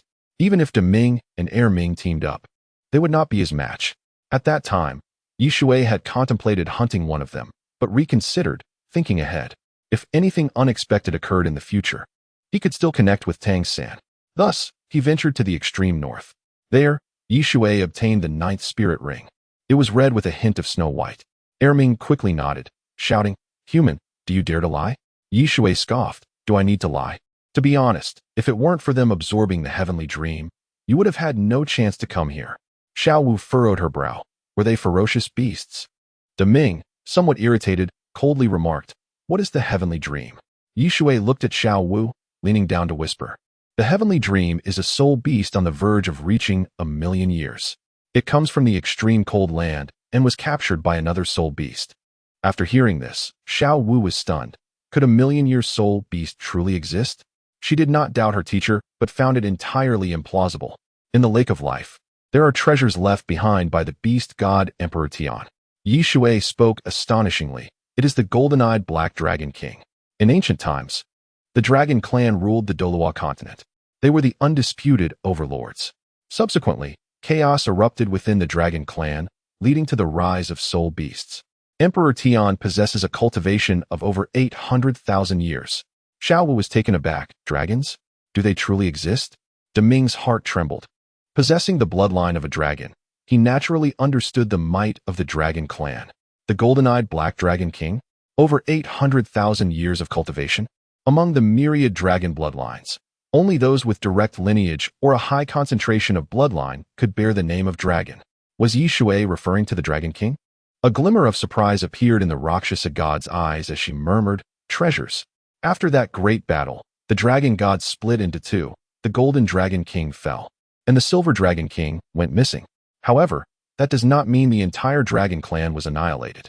Among them, the Dragon God's subordinate, the golden-eyed Black Dragon King, fled to the Douluo Continent and even proclaimed itself the Beast God. The Dragon Clan is fond of collecting treasures. Nonsense. Ming roared, sneering, "We know nothing here." So, how do you know? Deming's head moved. He had come in and out of the Lake of Life without noticing anything unusual. Where did these treasures come from? Shui smiled slightly, saying, "I will return in the morning. You may ponder it." After speaking, he took Xiao Wu's hand. Ming's eyes widened, and the surrounding air seemed to freeze. Had it not been for Xiao Wu's warning, he would have already struck down this arrogant human lad. The Rakshasa God suddenly felt a different aura. It seemed to warn her not to disturb the tranquility here any further. Interesting. Deming submerged into the lake, surfacing after a while, solemnly stating, "I did not see anything." Ming looked disdainful, asking, "Brother, do you truly believe him? This kid must have used vile means to convince Sister Xiao Wu. Do you think a god can resurrect our mother?" "I don't know." Deming shook his head. He glanced around and sighed. "I feel he is not deceiving us. There truly is a golden-eyed Black Dragon King named Emperor Tian." Ming, this is my bloodline intuition." Ming's eyes widened. His brother's bloodline intuition? Could it be that within the Stardo forest, there exists an over 800,000-year-old monster? Had this fellow ascended to godhood? Not long after, Shui returned to the hotel with Xiao Wu, smiling, "Rest now. I will inquire again in the morning." Xiao Wu hesitated for a moment, asking, "Teacher, could you tell me more?" Shui nodded in agreement. "Very well, let me explain. The reason Emperor Tian has lived for over 800,000 years is that it has survived 7 tribulations. Given another 10,000 years, its strength will grow even more formidable because a silkworm is absorbing its energy. Chapter 21, Confrontation with Tian. Half an hour later, Shui had conveyed all that needed to be said. He gently ruffled Xiao Wu's hair and smiled. "Be good, go to sleep now. Otherwise, it will hinder your growth." All right. Xiao Wu was filled with astonishment. She had not realized there were so many fierce beasts within the Stardo forest. "Teacher, you should also rest early." Upon seeing Xiao Wu return to her room, Shui turned to the Rakshasa God and furrowed his brow, saying, "I have not heard you speak until now. Do you have some ulterior motive?" The Rakshasa God looked up and sneered. "It is of no concern to you." She scrutinized Shui from head to toe. "You are merely a level 9 soul master. Although your physical attributes are commendable, Encountering Di Tian would be tantamount to delivering yourself as a meal. Shui remained expressionless and replied coolly, "Then you need not worry about me. I have my own methods. Can I assume you are showing concern for my well-being?" The Rakshasa God cast a glance at him before retreating to her own room. "You can live or die as you wish. Should you perish, I shall collect your remains." Shui couldn't help but chuckle and extended his arms. A deep, resonant beast roar echoed through the air. Shui touched his arm and murmured, "The Ice Moon Magic Tiger's soul bone, aged 180,000 years. I hope it does not disappoint me. Di Tian is a pseudo-deity, immensely powerful. His ultimate moves include the Black Dragon Sword, the radiance of the sun and moon, and the Dragon God's secret technique, the Dragon Claw." To be honest, Shui felt no assurance. But it mattered not. Within him resided the soul power of 100 limit Douluos. If I cannot win, I shall burn my soul power. Moreover, his soul core is the galaxy, rendering his recovery of soul power nearly invincible. In the morning, after having breakfast, Shui, accompanied by Xiao Wu and the Rakshasa God, arrived at the Lake of Life. The head of Deming emerged from the water, speaking in a deep voice, "Human, you have arrived?" Shui smiled faintly and inquired, "After a night of contemplation, do you believe now?" "I do not." Deming shook his head, then coldly added, "However, I hope there is some truth to it. If the first fierce beast, Di Tian, truly exists, it would signify that it can live for an extended period. This would be monumental news. As a descendant of the Dragon God, I reckon my initial tribulation was nothing significant." "Good." Shui was quite pleased, disregarding the murderous aura emanating from Ming, and said nonchalantly, "Now, stir up the Lake of Life. Remember, it must create maximum commotion." Deming submerged into the water. Moments later, the lake began to bubble vigorously, emitting gurgling sounds. Shui extended his right hand, and the aura belonging to the Ice Moon Magic Tiger surged forth, instantly sweeping across the entire Stardow forest. Countless soul beasts trembled in fear, rendered immobile. However, some powerful soul beasts withstood the pressure, gazing inwardly at the Stardow forest. Before them stood a colossal black tiger, its blood-red eyes radiating an eerie glow, measuring over 8 meters in length. Its massive body was rippling with muscle, and the king symbol on its forehead was ominously dark. Most terrifying was its tail, raised high, comprised of numerous jointed segments, with a massive barb at the tip. The dark demon, evil god tiger. In that instant, within the forbidden area of the beast zone, a golden-haired man abruptly opened his eyes. After merely a few decades of seclusion, had a human arrived? Moreover, it bore a familiar aura. In the next moment, he moved, seemingly vanishing. No, it was simply that his speed was astonishing. Above the Stardow forest, dark clouds loomed as if heralding a significant event. Silence enveloped the area. "They have come." Suddenly, Shui's gaze fixed upon a certain spot, and he activated the Limit Douluo experience card. He could not afford to be careless. "Human." Di Tian's eyes darkened upon seeing Shui, a cold sneer forming on his lips. "You dare disturb my seclusion. I have seen you before, sneaking around here." Shui smiled slightly and nodded. "I am honored by your attention, Di Tian. Now, I have a question. However, I know you will want to engage in battle first." Deming and Ming were left in shock, feeling as though they could scarcely breathe. Was this truly Di Tian, with over 800,000 years of cultivation? How terrifying. Seeking death, Di Tian, with his notoriously bad temper, roared at Shui's provocation, "Black Dragon Sword." A black dragon emerged in the sky, appearing like an illusion yet not quite, its terrifying aura pervading the surroundings. Subsequently, the black dragon swiftly shrank down, transforming into a black dragon sword. This was a colossal black sword, its handle shaped like a black dragon, 3 feet long, with a blade extending over 8 feet, its edge a dark purple hue. The terrifying sword intent enveloped the entire Stardow forest. Xiao Wu's complexion paled slightly. The Rakshasa God looked on with a trace of admiration. Just as Shui had said, the divine realm had closed off the path for soul beasts to ascend to godhood. Otherwise, Di Tian would have already been a true beast god. Nonetheless, this fellow could certainly slay some weaker deities. As Di Tian gripped the black dragon sword, black ripples appeared behind him, resembling a black hole, seemingly ready to devour everything. Let the battle commence. Shui regained the power of the Limit Douluo, his heart racing with anticipation. With that, he soared into the air with remarkable speed. "As you wish." Di Tian followed closely, locking eyes with Shui. You have become a demigod now, but I am a pseudo-deity. You should not provoke me. Shui cast a glance at the Rakshasa God, then sealed this space, laughing. I demand to see the Silver Dragon King. Bang! Tion's pupils constricted sharply, his eyes flashing with overwhelming killing intent as he swung his sword towards Shui's head. At this moment, he was utterly astonished. How did a human learn of the Silver Dragon King? A long rainbow streaked across the sky, tearing the heavens apart like a cloth. Shui laughed heartily, murmuring, "What a thrill! To battle against the mightiest of this age. The soul bone in my arms belongs to the Ice Moon Magic Tiger. You must be aware it is a soul beast of 180,000 years." Saying this, he faced the long rainbow, advancing rather than retreating. Crack! Tion's heart sank. His sword had failed to sever Shui's arms, instead getting repelled. "Ice Moon Heaven," Shui softly intoned. In an instant, snow began to fall from the sky. Tion glanced around, astonished. It was indeed a domain-type soul bone. Such things were exceedingly rare. He calculated that his strength had diminished by 30%. While 30% might not sound like much, in the battle between top-tier experts, even a straw could tip the scales of victory. Martial soul true form. Shui roared, and the vast expanse of the galaxy enveloped his body. Tion felt a tremor within. He sensed the boundless essence contained therein. Seventh soul skill, long rainbow piercing the sun. Shui struck out with a punch, causing the very fabric of space to seem as though it were collapsing, producing a sharp sound. In the next moment, that punch struck Tion. Tion lowered his head, glancing at his abdomen, where a fist shimmering with starlight had landed. He was the golden-eyed Black Dragon King, one of the 9 great dragon kings, yet he had been injured by a mere human. How could this be possible? Could it be that this fellow possesses teleportation? Seizing the moment of advantage, Shui delivered another punch to Tion's face. Chapter 22. Suppression of Emperor Tion. The Silver Dragon King speaks. The ensuing scene was utterly ludicrous. Shui's fist descended upon Emperor Tion's face like a torrential downpour. Emperor Tion's expression contorted with rage. Each time he attempted to retaliate, he felt an inexplicable force eroding his body.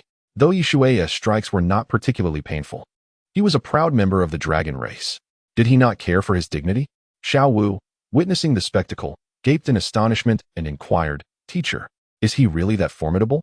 The Rakshasa God let out a derisive laugh, retorting, "It's nothing to write home about. Emperor Tion isn't truly injured." Of course, her words were merely bravado. Deep down, she had to concede that this young man possessed the potential of a divine king. What a pity that his intellect seemed lacking. How infuriating. Xiao Wu nodded thoughtfully, yet her heart whispered otherwise. The teacher was indeed striking him. De Ming and Air Ming exchanged glances, their hearts filled with awe. Especially Air Ming, who trembled internally. Had he previously dared to threaten Shui? Good heavens, how had this human cultivated such power? When had humanity produced a tidal Douluo of this caliber? Roaring in fury, Emperor Tion shook off Shui and retreated hastily, casting a glance at his own body. Numerous scales lay shattered. While he had not sustained grave injuries, humiliation and astonishment gnawed at him. The illustrious dragon race, which had once ruled the Douluo Continent for countless years, was now being humiliated by a mere human. Shui furrowed his brow. Indeed, one of the 9 dragon kings was no trivial opponent. With only 5 minutes at his disposal, 2 minutes had already elapsed. He needed to conclude the battle swiftly. In the next moment, Shui extended his hand, grasping the suddenly materialized Thunder Dragon scepter, softly uttering, 8 soul skill. 1,000 peaks locking cloud thunder. Boom. The once overcast sky now appeared as if it had transformed into solid ink. Within the swirling clouds, a terrifying thunder dragon, measuring a full kilometer in length, writhed ominously, crackling with lightning. The dragon's eyes resembled 2 black holes, fixated upon Emperor Tion. Hissing ominously, Emperor Tion's countenance darkened, even from this distance. He felt a numbing sensation. Was the thunder affecting him? This impudent fellow. Without hesitation, he swiftly raised the black dragon sword. In an instant, the winds surged and clouds billowed. The sky above him morphed into a hue of black and purple, contending against the silver sky behind Shui. Shui frowned as he noticed a sun and moon slowly rising behind Emperor Tion. The sun was black, while the moon was purple, shining in mutual brilliance. He understood that these were Emperor Tion's 2 soul cores, embodying extreme darkness and spatial power, aptly named the radiance of sun and moon. Fool, you have every reason to be proud. Emperor Tian's golden hair whipped in the wind as he coldly declared, "The complementary dual soul cores of yin and yang represent a realm you shall never attain. My combat power has surged fivefold. Prepare to meet your doom." Shui laughed heartily, countering, "You possess soul cores, but do I not? Very well, witness as I ignite my soul core." Madman. Shock flooded Emperor Tian's eyes. The soul core was the essence of soul masters and soul beasts. Igniting it beneath the threshold of limit Douluo meant that he could never cultivate again. Yet, even for a limit Douluo, igniting a soul core demanded a tremendous cost for recovery. Boom. An extraordinary phenomenon unfolded. Above, a galaxy began to slowly revolve. All eyes turned skyward, including Emperor Tian's, who watched the celestial river with an unusual expression of bewilderment. What soul skill was this? Shui's eyes gleamed white as if he were an unfeeling deity, seemingly poised to judge all. He directed the thunder scepter toward Emperor Tian. In an instant, Emperor Tian felt a tingling sensation on his scalp, yearning to employ spatial power to evade. Yet, to his astonishment, he discovered that the spatial abilities had been rendered ineffective. No, it was not that they had failed, but rather that Shui was exercising control over them. At that moment, as Emperor Tian's dragon wings flared, he attempted to flee with great speed. Boom! A bolt of thunder descended from the heavens, crashing down upon him like a waterfall. The speed of the thunder was too swift. Emperor Tian glanced at his arm, which was now bloodied, igniting a furious rage within him. Yet, before he could fully comprehend, another bolt of thunder struck. Emperor Tian narrowly dodged this strike, realizing it was a domain-type soul skill. Could this fellow truly be so fortunate? One soul bone was a domain type, and one soul skill was also a domain type. Moreover, domain skills drained immense soul power. Just how much soul power did this individual possess? As time ticked by, thunderbolts rained down incessantly. Emperor Tian was like a mouse toyed with by a cat, scurrying about in a frenzy. In desperation, he transformed into his true form, the golden-eyed black dragon.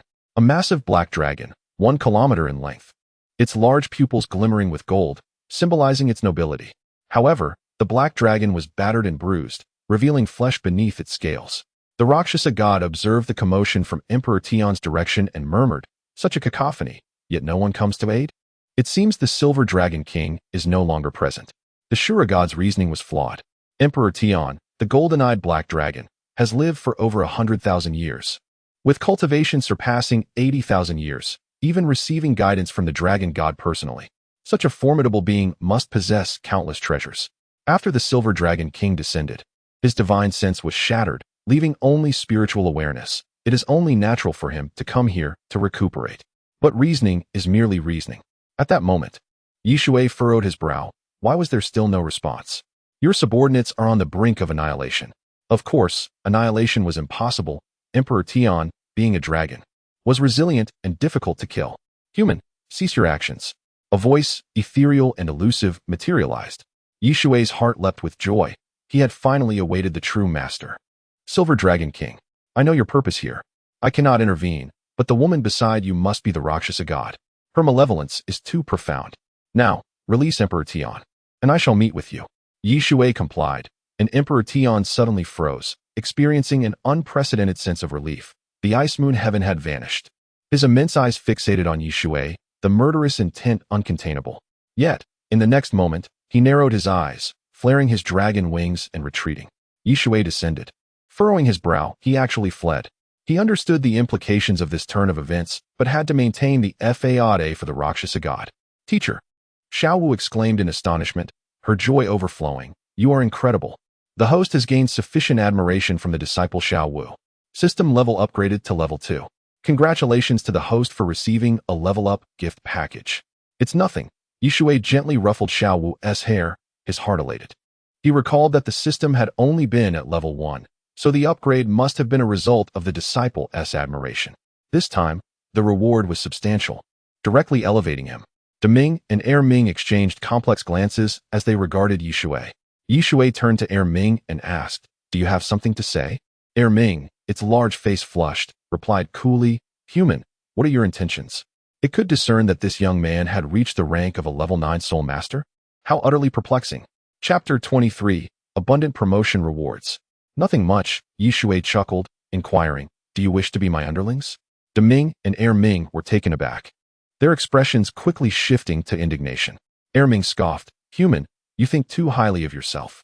Shui extended a finger and remarked nonchalantly, you have yet to transform. So you can live at most for 1,000 years. Despite being descendants of divine beasts, the tribulation poses a significant danger. Do you wish to perish? Deming and Ming exchanged glances. Deming glanced at Xiao Wu and asked, Human, how can I trust your words? You are known for your fickleness. Shui rolled his eyes, responding, Tian has existed for over 800,000 years as a soul beast, primarily due to its exceptionally strong bloodline. However, I possess a method to evolve your bloodlines. Isn't that sufficient? Deming exhaled through its nostrils, revealing its excitement. It was a sky blue bull python, bearing a trace of dragon blood. Yet, it was merely a python. Compared to a true dragon, it fell woefully short. If Shui could enable its bloodline to evolve. Brother, Ming interjected disdainfully, frowning, do not believe him. Humans are prone to exaggeration. With a cold expression, Shui retorted, do you even deserve to doubt me? Enough said. Believe it or not, I have no time to indulge your whims. Xiao Wu, let us depart.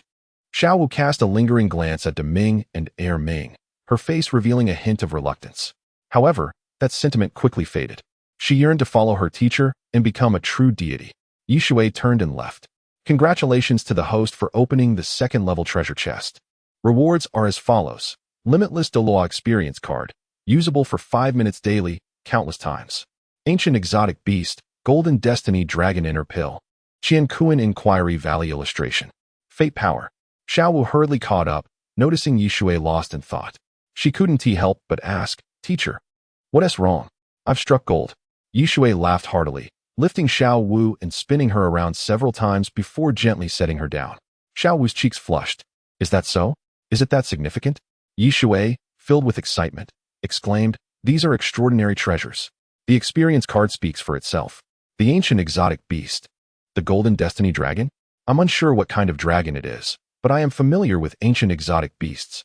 Tang San obtained the inner pill of the 10-headed raging sun serpent in the city of slaughter, which is an ancient exotic beast. The inner pill is the essence of such a creature. The Qiankuan Inquiry Valley is one of the 3 great treasure troves, even superior to the ice and fire yin-yang eye. The fate power is even more astonishing.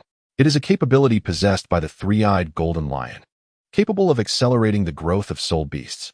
For instance, a soul beast that has cultivated for 500 years could be considered a 1,000-year soul beast. More terrifying is its ability to double the chances of a 10,000-year soul beast breaking through. While a doubling may not seem significant, it is indeed formidable. After all, it is the tribulation we face. As Shui regained his senses, he suddenly felt a change within himself. Is this the fate power? Meanwhile, in the lake of life, beneath the water's surface lay not land, but a palace. A silver-haired woman slowly opened her eyes, as if piercing through space itself, gazing upon Shui, her eyes shimmering with wisdom. Fate power. How could a human possess it? The auspicious beast remains within its shell. This is not how it should be. Fate is drawing closer to me. Soon, Shui and his companions exited the Star-Do Great Forest. The Rakshasa God turned to glance at the dense forest, a hint of regret in her eyes. If only she knew the whereabouts of the Silver Dragon King, she would surely be rewarded greatly. Unfortunately, the Silver Dragon King was absent. Shui shot a glance at the Rakshasa God and asked, why have you remained silent? The Rakshasa God merely smirked disdainfully. Shui now understood her implication. She was undoubtedly curious whether the Silver Dragon King had descended to the Star-Do Great Forest. Such reasoning was entirely logical. Alas, the Silver Dragon King commanded 7 elements. Even a God King's arrival might not unveil the Silver Dragon King's presence within the Star-Do Great Forest. Suddenly, an idea struck Shui, and he smiled. Rakshasa, when will you return? The Rakshasa God fixed her gaze upon Shui and scoffed. Never. I have no need for a worthless being. She was aware that Shui's limitless Douluo strength merely involved burning his soul core. You are too disloyal. And it saddens me. Shui couldn't help but shake his head. The Rakshasa God took a deep breath and departed. Shui smiled faintly, finally rid of this ill-omened star, watching the Rakshasa God's beautiful silhouette fade. Rakshasa, when I cannot break through, I will hold you accountable. You dare. The Rakshasa God fumed, acknowledging her misjudgment. Had she known she would encounter such a rogue, she would have chosen the Pope instead. At least that woman's martial soul was reminiscent of her own, and she was decisive, eliminating all who blasphemed. Let us go? Shui glanced at Xiao Wu, who was filled with curiosity, unable to resist asking, "Teacher, who exactly is Sister Rakshasa? She whispered to me in your absence that I could never become a deity. Is that true? Fear not." Shui fondly ruffled her hair. "With me by your side, you shall undoubtedly ascend to divinity." "That is comforting," Xiao Wu smiled brightly. "By the way, teacher, what exactly is a soul core?" Shui nodded with a smile. "An inquisitive child is delightful to a teacher. The soul core is fundamental to a title Douluo. Unfortunately, no one has unearthed it yet. The formation of the first soul core marks the entry into title Douluo. The formation of the second soul core signifies limitless Douluo. Its functions are simple. It accelerates the recovery speed of a soul master's soul power and allows for the burning of the soul core. The yin-yang complement soul core." At this moment, Tian felt somewhat displeased. He returned to the forbidden land, kneeling respectfully. "My lord, why must I leave? That human harbors ill intentions. Having already discerned your presence here. Moreover, that woman, lacking a physical form, could only be a divine manifestation." The Silver Dragon King's voice was somewhat cold. "Tian, you have protected me for a long time. This human is remarkable, emanating the aura of the three-eyed golden lion. That is the fate power. Perhaps, for the Dragon God to be reborn, this human's assistance is required." "Dragon God?" Tian was astonished, then furrowed his brow. "But the Golden Dragon King remains in the divine forbidden land? Even if reincarnated, it's impossible." The Silver Dragon King chuckled. "Rest assured, I understand what humans desire. I guarantee that if he dares to approach, I will confine him here, forever imprisoned. A human who has become a deity as my subordinate." "Tian, do you not find this amusing?" Tian's face was filled with shock. "My lord, you intend to control a god." His expression turned fervent. With this divine collaboration, their dragon clan would undoubtedly overturn the divine realm under their lord's leadership. Chapter 24, Selection of Disciples. Meeting the Silver Dragon King at the Star Do Hotel. Shui explained the knowledge of soul cores to Xiao Wu while summoning the system. Disciples, 1-2. Current disciple, Xiao Wu. System level, level 2. Shui felt a surge of joy. He could accept another disciple. However, which one should he choose? The Silver Dragon King?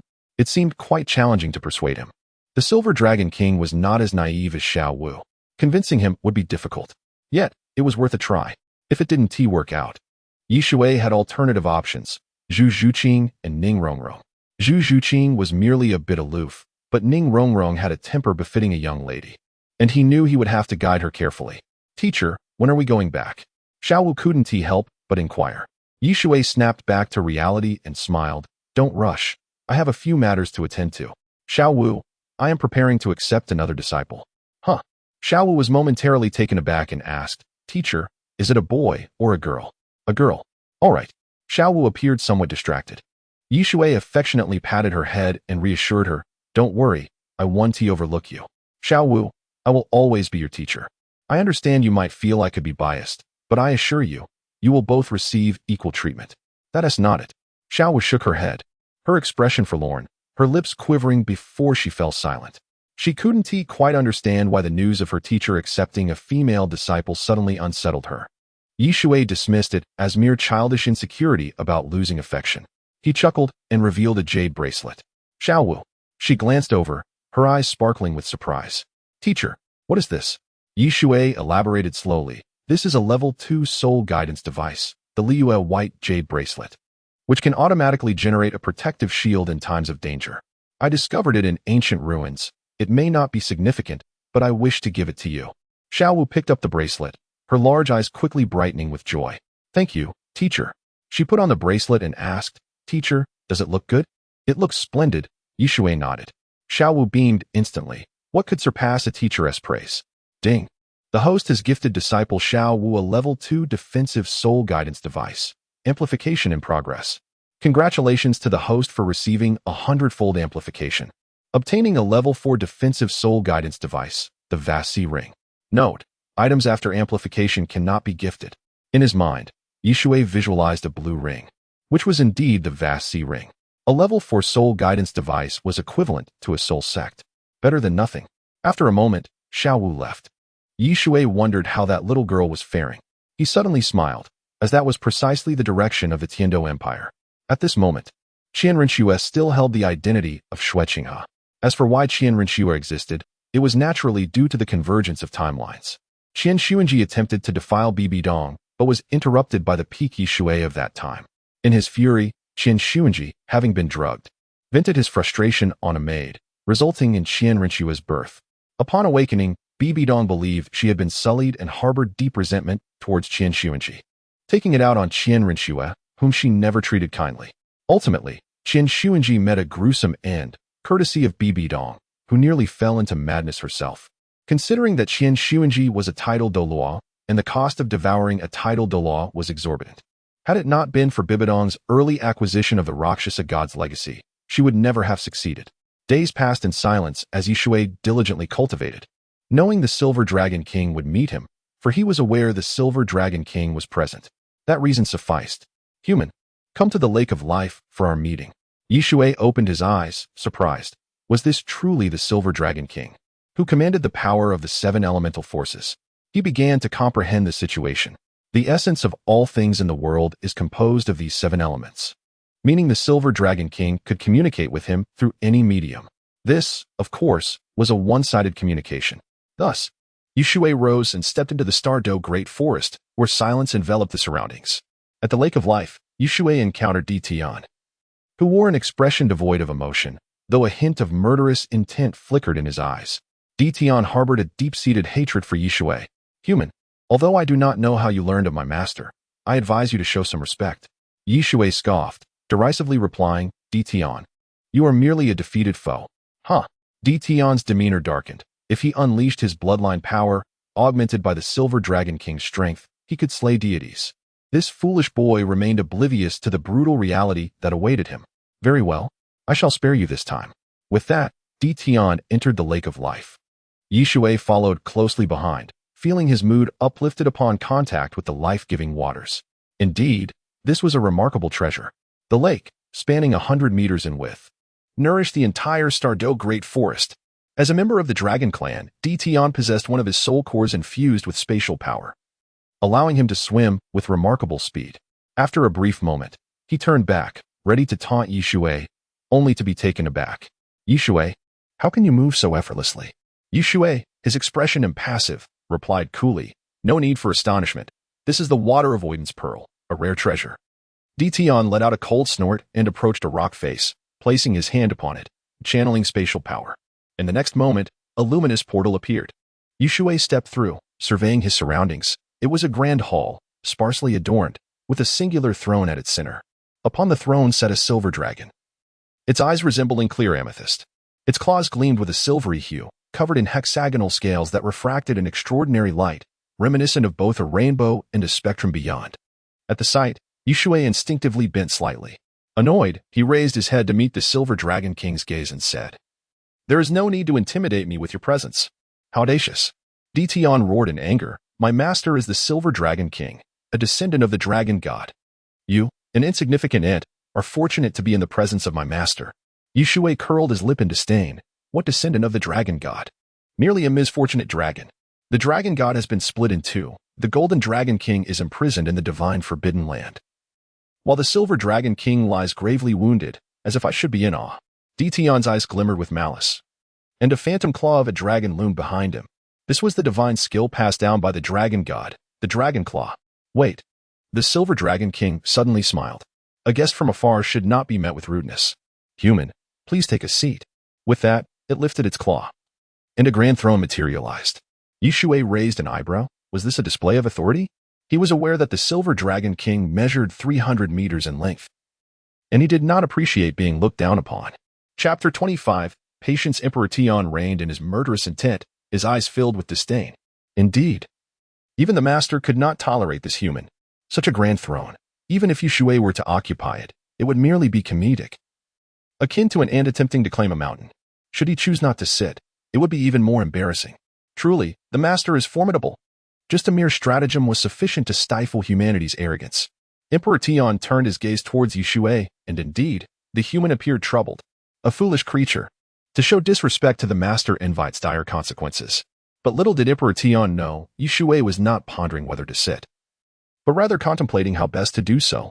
The true form of his martial spirit was quite grand. For instance, Dugobo's martial spirit, the Phosphor Snake Emperor, stretched a length of 30 meters.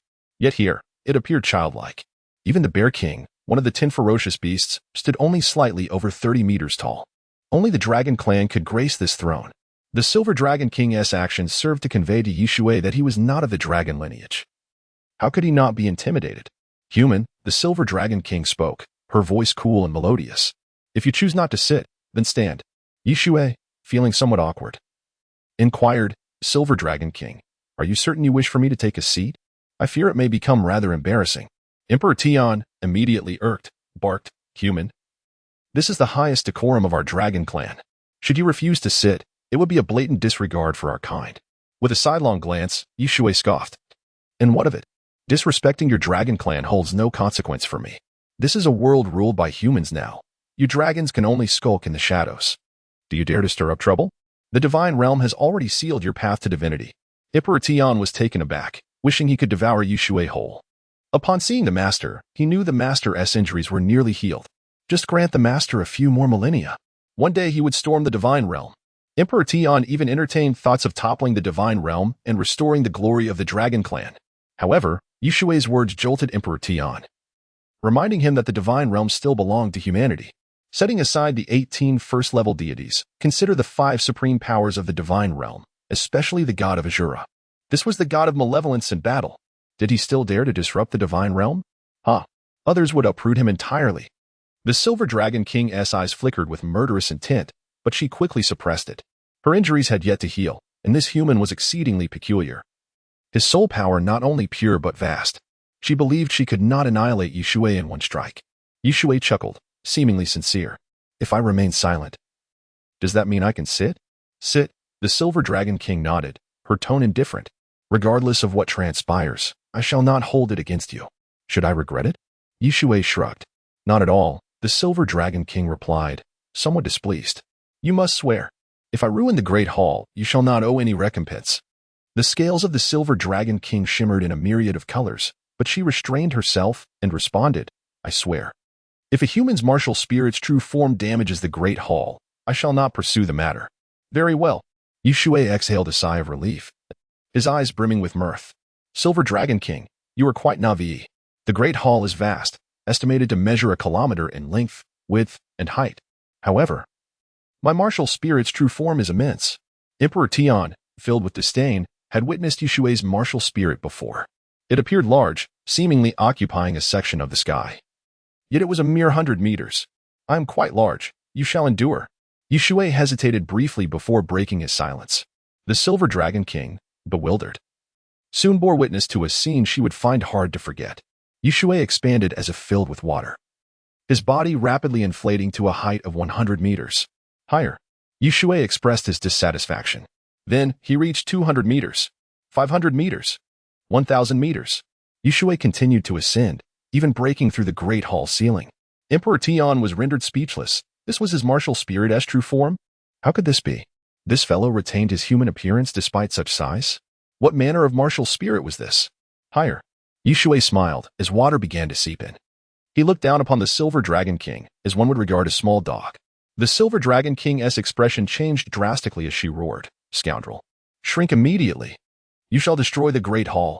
Shui retorted dismissively, Silver Dragon King, can you not endure such size? I can grow even larger.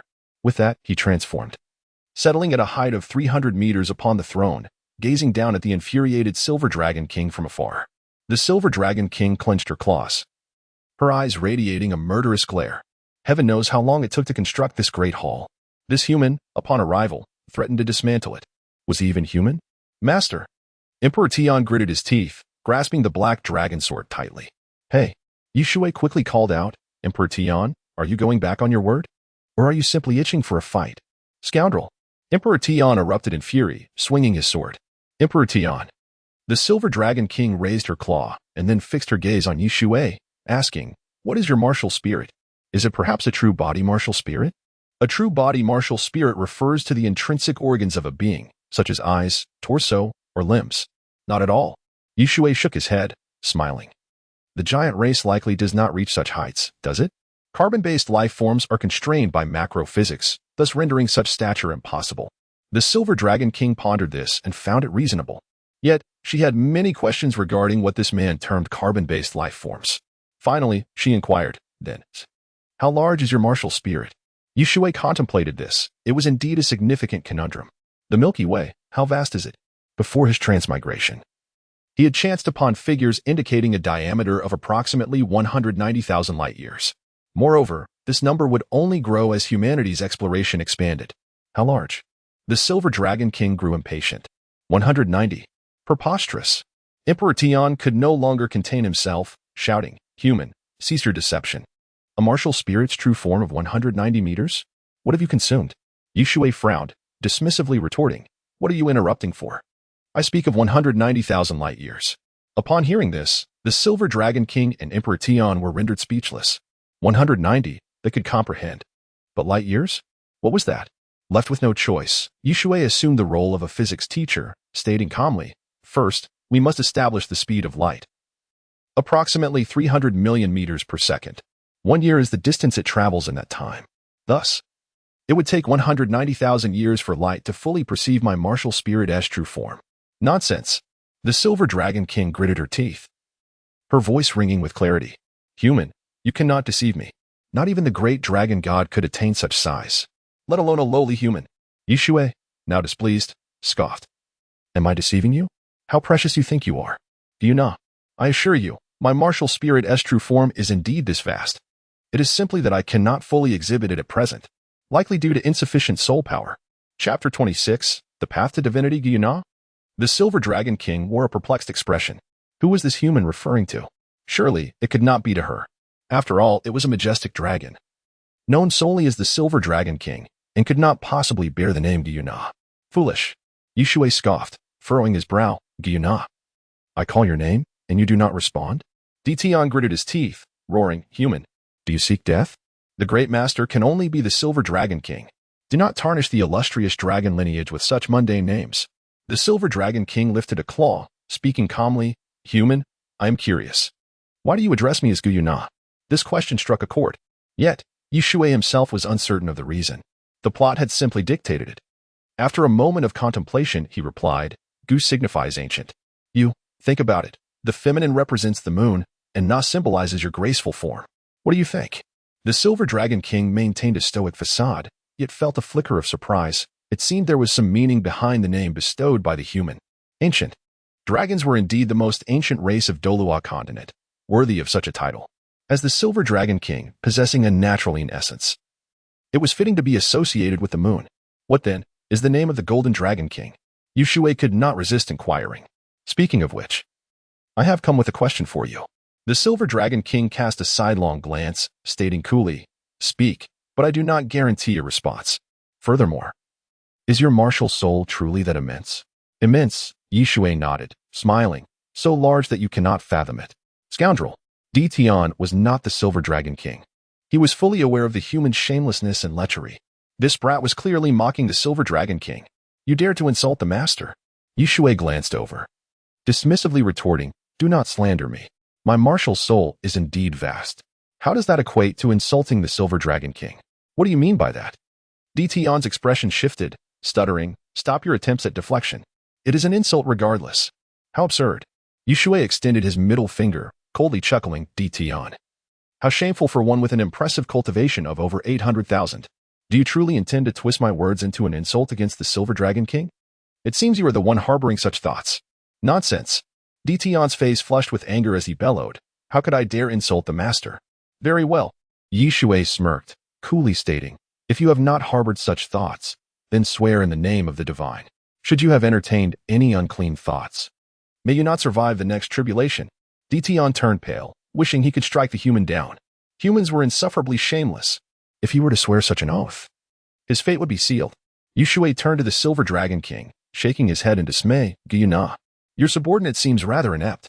Consider this. He has been single for over 100,000 years, and you, being a female dragon, it is evident he harbors inappropriate thoughts towards you." The Silver Dragon King glanced at Tian, pondering. Could it be that Tian truly harbored impure thoughts? Yet, it quickly regained composure, sneering, "Human, do not attempt to sow discord among our kin. I am unaware of the true size of your martial soul. However, I believe you are far from sufficient. Hence why you remain a level 9 soul master." Shui sighed, offering a wry smile. "Guyana, at last, you have perceived it. This is precisely why I sought you out. Why am I unable to break through? The Silver Dragon King remained expressionless, stating coolly, "Is it not good for a human to remain stagnant? Besides, I do not possess the answer." Shui was unconvinced, frowning. "Can you not extend me some courtesy? You command the 7 elemental forces and yet cannot resolve this minor issue?" The Silver Dragon King contemplated, then disdainfully replied, "I could. But why should I divulge it to you?" Shui found himself at a loss, realizing she was far more cunning than Xiao Wu. Xiao Wu, a good disciple, could be easily swayed with a few words, but this Silver Dragon King was shrewd. He replied with a smile, "I would not reveal your identity, would I not? Furthermore, I possess the power of fate." The Silver Dragon King raised a claw, coldly stating, "Not nearly enough. You may divulge it, at worst. I will take a bit more time, but I will eventually recover. Do you think the Shui God and others are fools, unaware of my presence? Yet, they cannot discover me."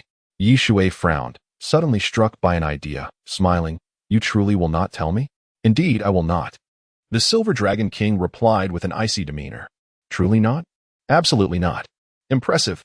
Shui raised his thumb, sneering, "Perfect. You have a pillar here. Very well. I shall dash my head against it. As for the power of fate, you shall not lay claim to it. Do not try to hold me back." With that, he stood and approached the nearest pillar. Tian grinned widely. "You truly intend to end it all?" Shui warned, shaking his head. The Silver Dragon King observed with intrigue, coolly remarking, "Go ahead. We shall collect your remains later." "Hey." Shui was instantly displeased, coldly retorting, "Could you not exhibit a shred of empathy? Are you not sentient? If I perish, the Stardow Forest shall face extinction. As the sovereign of soul beasts, can you merely watch the demise of the soul beasts?" Tian laughed heartily, mocking, "Foolish human.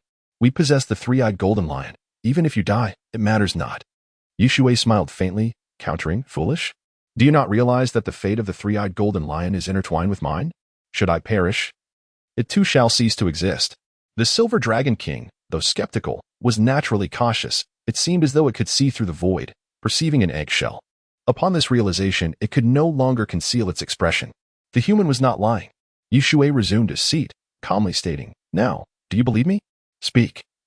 How can I break through?" The Silver Dragon King, though struggling to comprehend, faced the undeniable truth. It gazed at Shui and replied, "Achieve divinity." "Achieve divinity?" Shui rolled his eyes, frowning. "If I cannot even break through to a soul master, how can I attain divinity? Be reasonable." The Silver Dragon King pondered before responding. "Then break through to a soul master. Once you achieve divinity, it will follow." Shui was on the verge of cursing. This was utterly absurd. He inhaled deeply, demanding, "Then I shall ask once more, how can this be resolved?" The Silver Dragon King replied nonchalantly, "Simply achieve divinity." "If I cannot break through, how can I achieve divinity?" "Then break through." After numerous inquiries, Shui was nearly livid, coldly laughing. "Can you not provide a more sensible suggestion?" "Achieve divinity." The Silver Dragon King raised a claw, a silver light flickering from its fingertips, entering Shui's body. Moments later, it nodded, stating, "I have examined it. It is the malevolent thoughts of the Shui God and the Rakshasa God. Once you achieve divinity, you shall break through to a soul master." Chapter 27. The great philosopher once said, "If I had 1,000 curses in my heart, I could become a deity. So, can I not break through?" He couldn't help but inquire, "Are you suggesting that I can only resolve this if I ascend to divinity?" "Indeed." The Silver Dragon King nodded, speaking calmly. "If you are willing to wait, come find me in 20,000 years." Shui was rendered speechless, managing a bitter smile. 20,000 years? Well then, that's the end of it. By then, you might as well try to retrieve my ashes and see if you can resurrect me. The Silver Dragon King pondered for a moment before responding, "You need not worry about that." Shui's eyes brightened. Could it be that the Silver Dragon King had some means? "When you die," the Silver Dragon King elaborated with utmost seriousness, "I shall stand before your grave and scatter your bones to the winds. I can assure you, you shall not be resurrected." Shui was immediately chilled to the bone. What enmity could there be? Is it truly necessary? Yet, it seemed fitting. As the Silver Dragon King was indeed of such temperament, excessively proud, Tian crossed his arms, laughing coldly, "Master, well done." Though the Silver Dragon King maintained an impassive expression, he felt a surge of delight within. Foolish humans, always perched above, commanding like servants, now, they face the consequences, do they not? Did you think I was jesting? Ha! I shall indeed do this. Shui felt an inexplicable chill run down his spine and waved his hand dismissively. "Fine, since there is no solution. I shall take my leave." He could tell that the Silver Dragon King was not lying. After all, even the Rakshasa God had spoken thus. Considering this, he could only accept more disciples, striving for one to ascend to divinity and ultimately lead him to the divine realm. You cannot leave. The Silver Dragon King suddenly interjected. Shui furrowed his brow and asked, "What do you intend to do?" Tian laughed heartily, mocking, "Foolish human. The master keeps you for a reason." The Silver Dragon King lazily reclined in his chair, stating nonchalantly, "I originally intended for you to become a deity and act as a spy. Who would have thought you to be so inept that you cannot ascend? I fear you may perish one day, so stay." Shui scoffed, retorting coldly, "Are you attempting to imprison me? Please, be my guest." Shui grinned and mocked, "Is it customary to invite a guest and then keep them?" A terrifying aura emanated from Shui. Limitless Douluo. 5 minutes. The Silver Dragon King raised a claw, a silver light manifesting from his fingertips, striking Shui. Shui shuddered and then glanced at the Silver Dragon King, disdainfully declaring, "You dare not unleash your full power." With that, his body began to swell uncontrollably.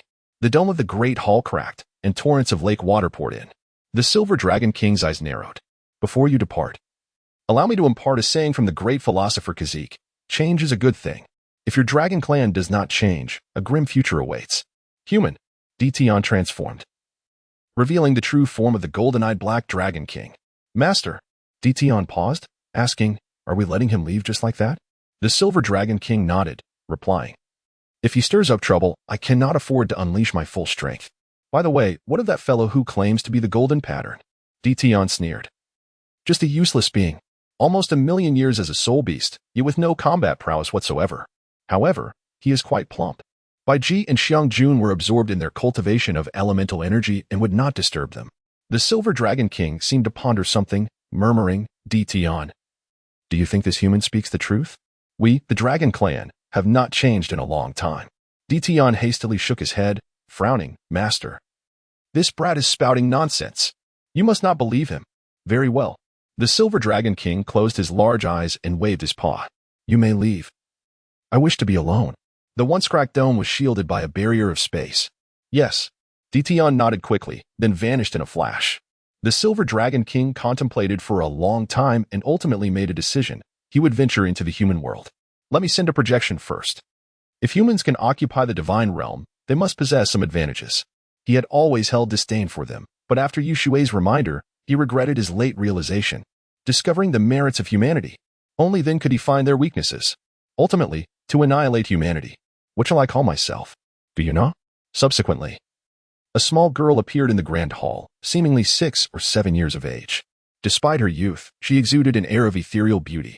She had silvery short hair, and her large eyes resembled 2 clear purple crystals. As for the Silver Dragon King, he fell into a deep slumber, healing. Shui exited the Douluo forest, and honestly, this trip proved somewhat fruitful. At the very least, it clarified one thing: he could not break through the bottleneck. But that did not mean he could not continue his cultivation, just as the renowned yet universally acknowledged platitude of the master suggests. A 10th-level soul master can continually refine their soul power without acquiring a soul ring. It merely awaits manifestation upon obtaining one. Shui speculated that once he ascended to divinity, he would become a formidable deity. Soon, he found Xiao Wu, smiling as he announced, "We are going home." "Great." Xiao Wu nodded eagerly, complaining, "Teacher, it's truly dull here." Shui, feeling helpless, gently patted her head, responding, "You've worked hard." The following day, early in the morning, Shui and Xiao Wu finished breakfast and set off. They rode in a spacious carriage, akin to a small room. Shui earnestly explained some theoretical concepts. "My lord," a respectful voice emerged from outside. "What is it?" Shui furrowed his brow. "It seems there is a little girl blocking the road ahead. I shall take a look." Shui lifted the curtain, and upon sighting the girl, he was taken aback, a small girl with silver hair and purple eyes. "Do you know? How is this possible?" He recalled that it would take 2,000 years for the Silver Dragon King's injuries to heal. By that time, Douluo Star would have become a world of humanity. With advanced technology, the last bastion of soul beasts would remain the Douluo forest. Thus, Guyuna, to destroy humanity and conquer their world, would transform into a human to understand everything about them. This cannot be Guyuna. Shui promptly dismissed the thought. There are many with silver hair and purple eyes. The little girl gazed at Shui with a hint of suspicion in her eyes. Shui smiled and inquired, "Little girl, what is your name? You should hurry home so your parents do not worry." The girl shook her head. Shui raised an eyebrow, attempting to persuade her for some time, but the girl merely continued to shake her head. The coachman chuckled helplessly and asked, "My lord, what shall we do? You see, she is blocking the way. There is no choice." Shui glanced around, asking, "Are there any human villages nearby?" "None," the coachman frowned, explaining, "My lord, the nearest village is several dozen miles away, so this child may be lost." Chapter 28. Moon, the original martial soul, first update. Shui furrowed his brow, realizing the situation had become rather troublesome. Xiaowu dismounted from the carriage and inquired, "Teacher, what has happened?" Shui briefly recounted the events, offering a wry smile as he said, "This child appears to be around 6 years old and has been lost. I suspect she may lack a martial soul." "Ah?" Xiaowu exclaimed, her face a picture of astonishment. "Is it possible for someone to be without a martial soul?" Shui nodded and replied, "Such occurrences do exist, albeit rarely. For instance, well, never mind that. Take Yuna, for example. She has not awakened a martial soul, as she is the Silver Dragon King and wields a silver dragon spear." Xiaowu felt a pang of sympathy, wrapping her arms around the little girl and gently asking, "What is your name?" The girl merely shook her head. "Teacher." Xiaowu turned to Shui, her voice sweetly pleading, "How about we take care of her?" Shui's brow knitted in concern. This was not merely about providing care. "Teacher," Xiaowu called again, her voice laced with charm, "I could manage with one less carrot for a day, or perhaps 2, or even half a month." Initially, Shui was troubled, but her earnestness amused him, and he nodded in agreement. "Fine, we shall take her in." "Yay!" Xiaowu exclaimed joyfully, taking the little girl's hand. "What is your name?" "Now, you have a family." "Family?" The little girl spoke up suddenly. "Yes," Xiaowu explained with delight. "A family is a place filled with loved ones. We are all your family." Shui chuckled softly. It was not as simple as that. What if she truly was the Silver Dragon King? He certainly would not dare to take her in. After all, he was not Tang Wuling, who possessed the divine core of the Golden Dragon King. What purpose would there be in raising a dragon that could not be tamed? Yet, Shui could not dismiss Xiaowu's goodwill, so he acquiesced. The carriage continued on its journey. Shui turned to the little girl and asked, "Do you remember your name?" She shook her head but suddenly brightened, pointing at the roasted meat on the table. Shui laughed and nodded, saying, "Go ahead and eat." Unable to resist any longer, the little girl picked up a skewer of roasted meat and devoured it eagerly. How pitiful, Xiaowu thought, her heart aching for the child. How long had it been since she had eaten after being abandoned? After a moment, the little girl looked at Shui and whispered, "I don't remember my name. I think it might be Yuer." "You?" Shui responded with surprise. Yuna, after transforming into a human, developed 2 personalities. One named Na-Er and the other Guyu. However, there was no mention of a Yuer. This name was quite common. She most likely was not the Silver Dragon King. Of course, this was merely Shui's conjecture. They would need to wait for Yuer's awakening ceremony to ascertain the truth. If she possessed a martial soul, she certainly could not be the Silver Dragon King. "Yuer," Xiao Wu said, her face lighting up with happiness. Shui glanced over and teased, "What has you so delighted? Have you found someone to exploit?" Xiao Wu rolled her eyes playfully, retorting, "Master, what are you saying? I intend to work to earn money. It seems she is the one taking advantage of me." "That makes sense." Shui laughed heartily. "Humph. And you exploit me too, making me massage your legs every day." A few days later, in Nodding City, at the Martial Soul Branch Hall, Shui produced a token bearing 3 distinct symbols, indicating a 3rd-tier authority of the Martial Soul Hall. He could not rely on the Tiendo 6 royal token indefinitely, so he borrowed a hand token from the branch master. Upon seeing the token, the guards immediately bowed, saying, "My lord, please." Shui led Xiao Wu and Yuer into the Martial Soul Hall. The ceiling was adorned with murals, each square depicting various martial soul designs, gleaming in a splendid gold that exuded both magnificence and antiquity. Yuer gazed in awe, enchanted by the beauty. During this visit, Shui encountered a familiar face, Su Yuntao. If he recalled correctly, he approached and asked, "Are you Su Yuntao?" Su Yuntao turned, recognizing Shui, and respectfully bowed, saying, "My lord." He then glanced at the 2 little girls behind Shui. Shui pointed to Yuer and said calmly, "Su Yuntao, prepare for the awakening ceremony. I wish to observe her martial soul." Su Yuntao naturally nodded and replied, "Of course, my lord. This way, please." Soon, they arrived at a designated room. Su Yuntao brought forth 2 items, 6 black spherical stones, and a shining blue crystal ball. He arranged the stones on the ground in a hexagonal formation. Please stand inside, he instructed. Noticing that Yue remained still, Shui gently took her hand and led her to the center of the hexagon, smiling. Just stand still. Yue felt a bit anxious, gripping Shui's hand tightly. After offering her reassurance, Shui stepped aside. Just feel it, don't be afraid. Suyuntao's eyes lit up as he commanded, Spirit Wolf, manifest. Moments later, Suyuntao's physique swelled significantly, and his hands transformed into claw-like appendages reminiscent of a wolf's. A white and a yellow soul ring appeared. Yue glanced over, and Shui could not help but nod in approval. Yue exhibited remarkable composure, however. It was unfortunate that possessing a martial soul was the crux of the Douluo Continent.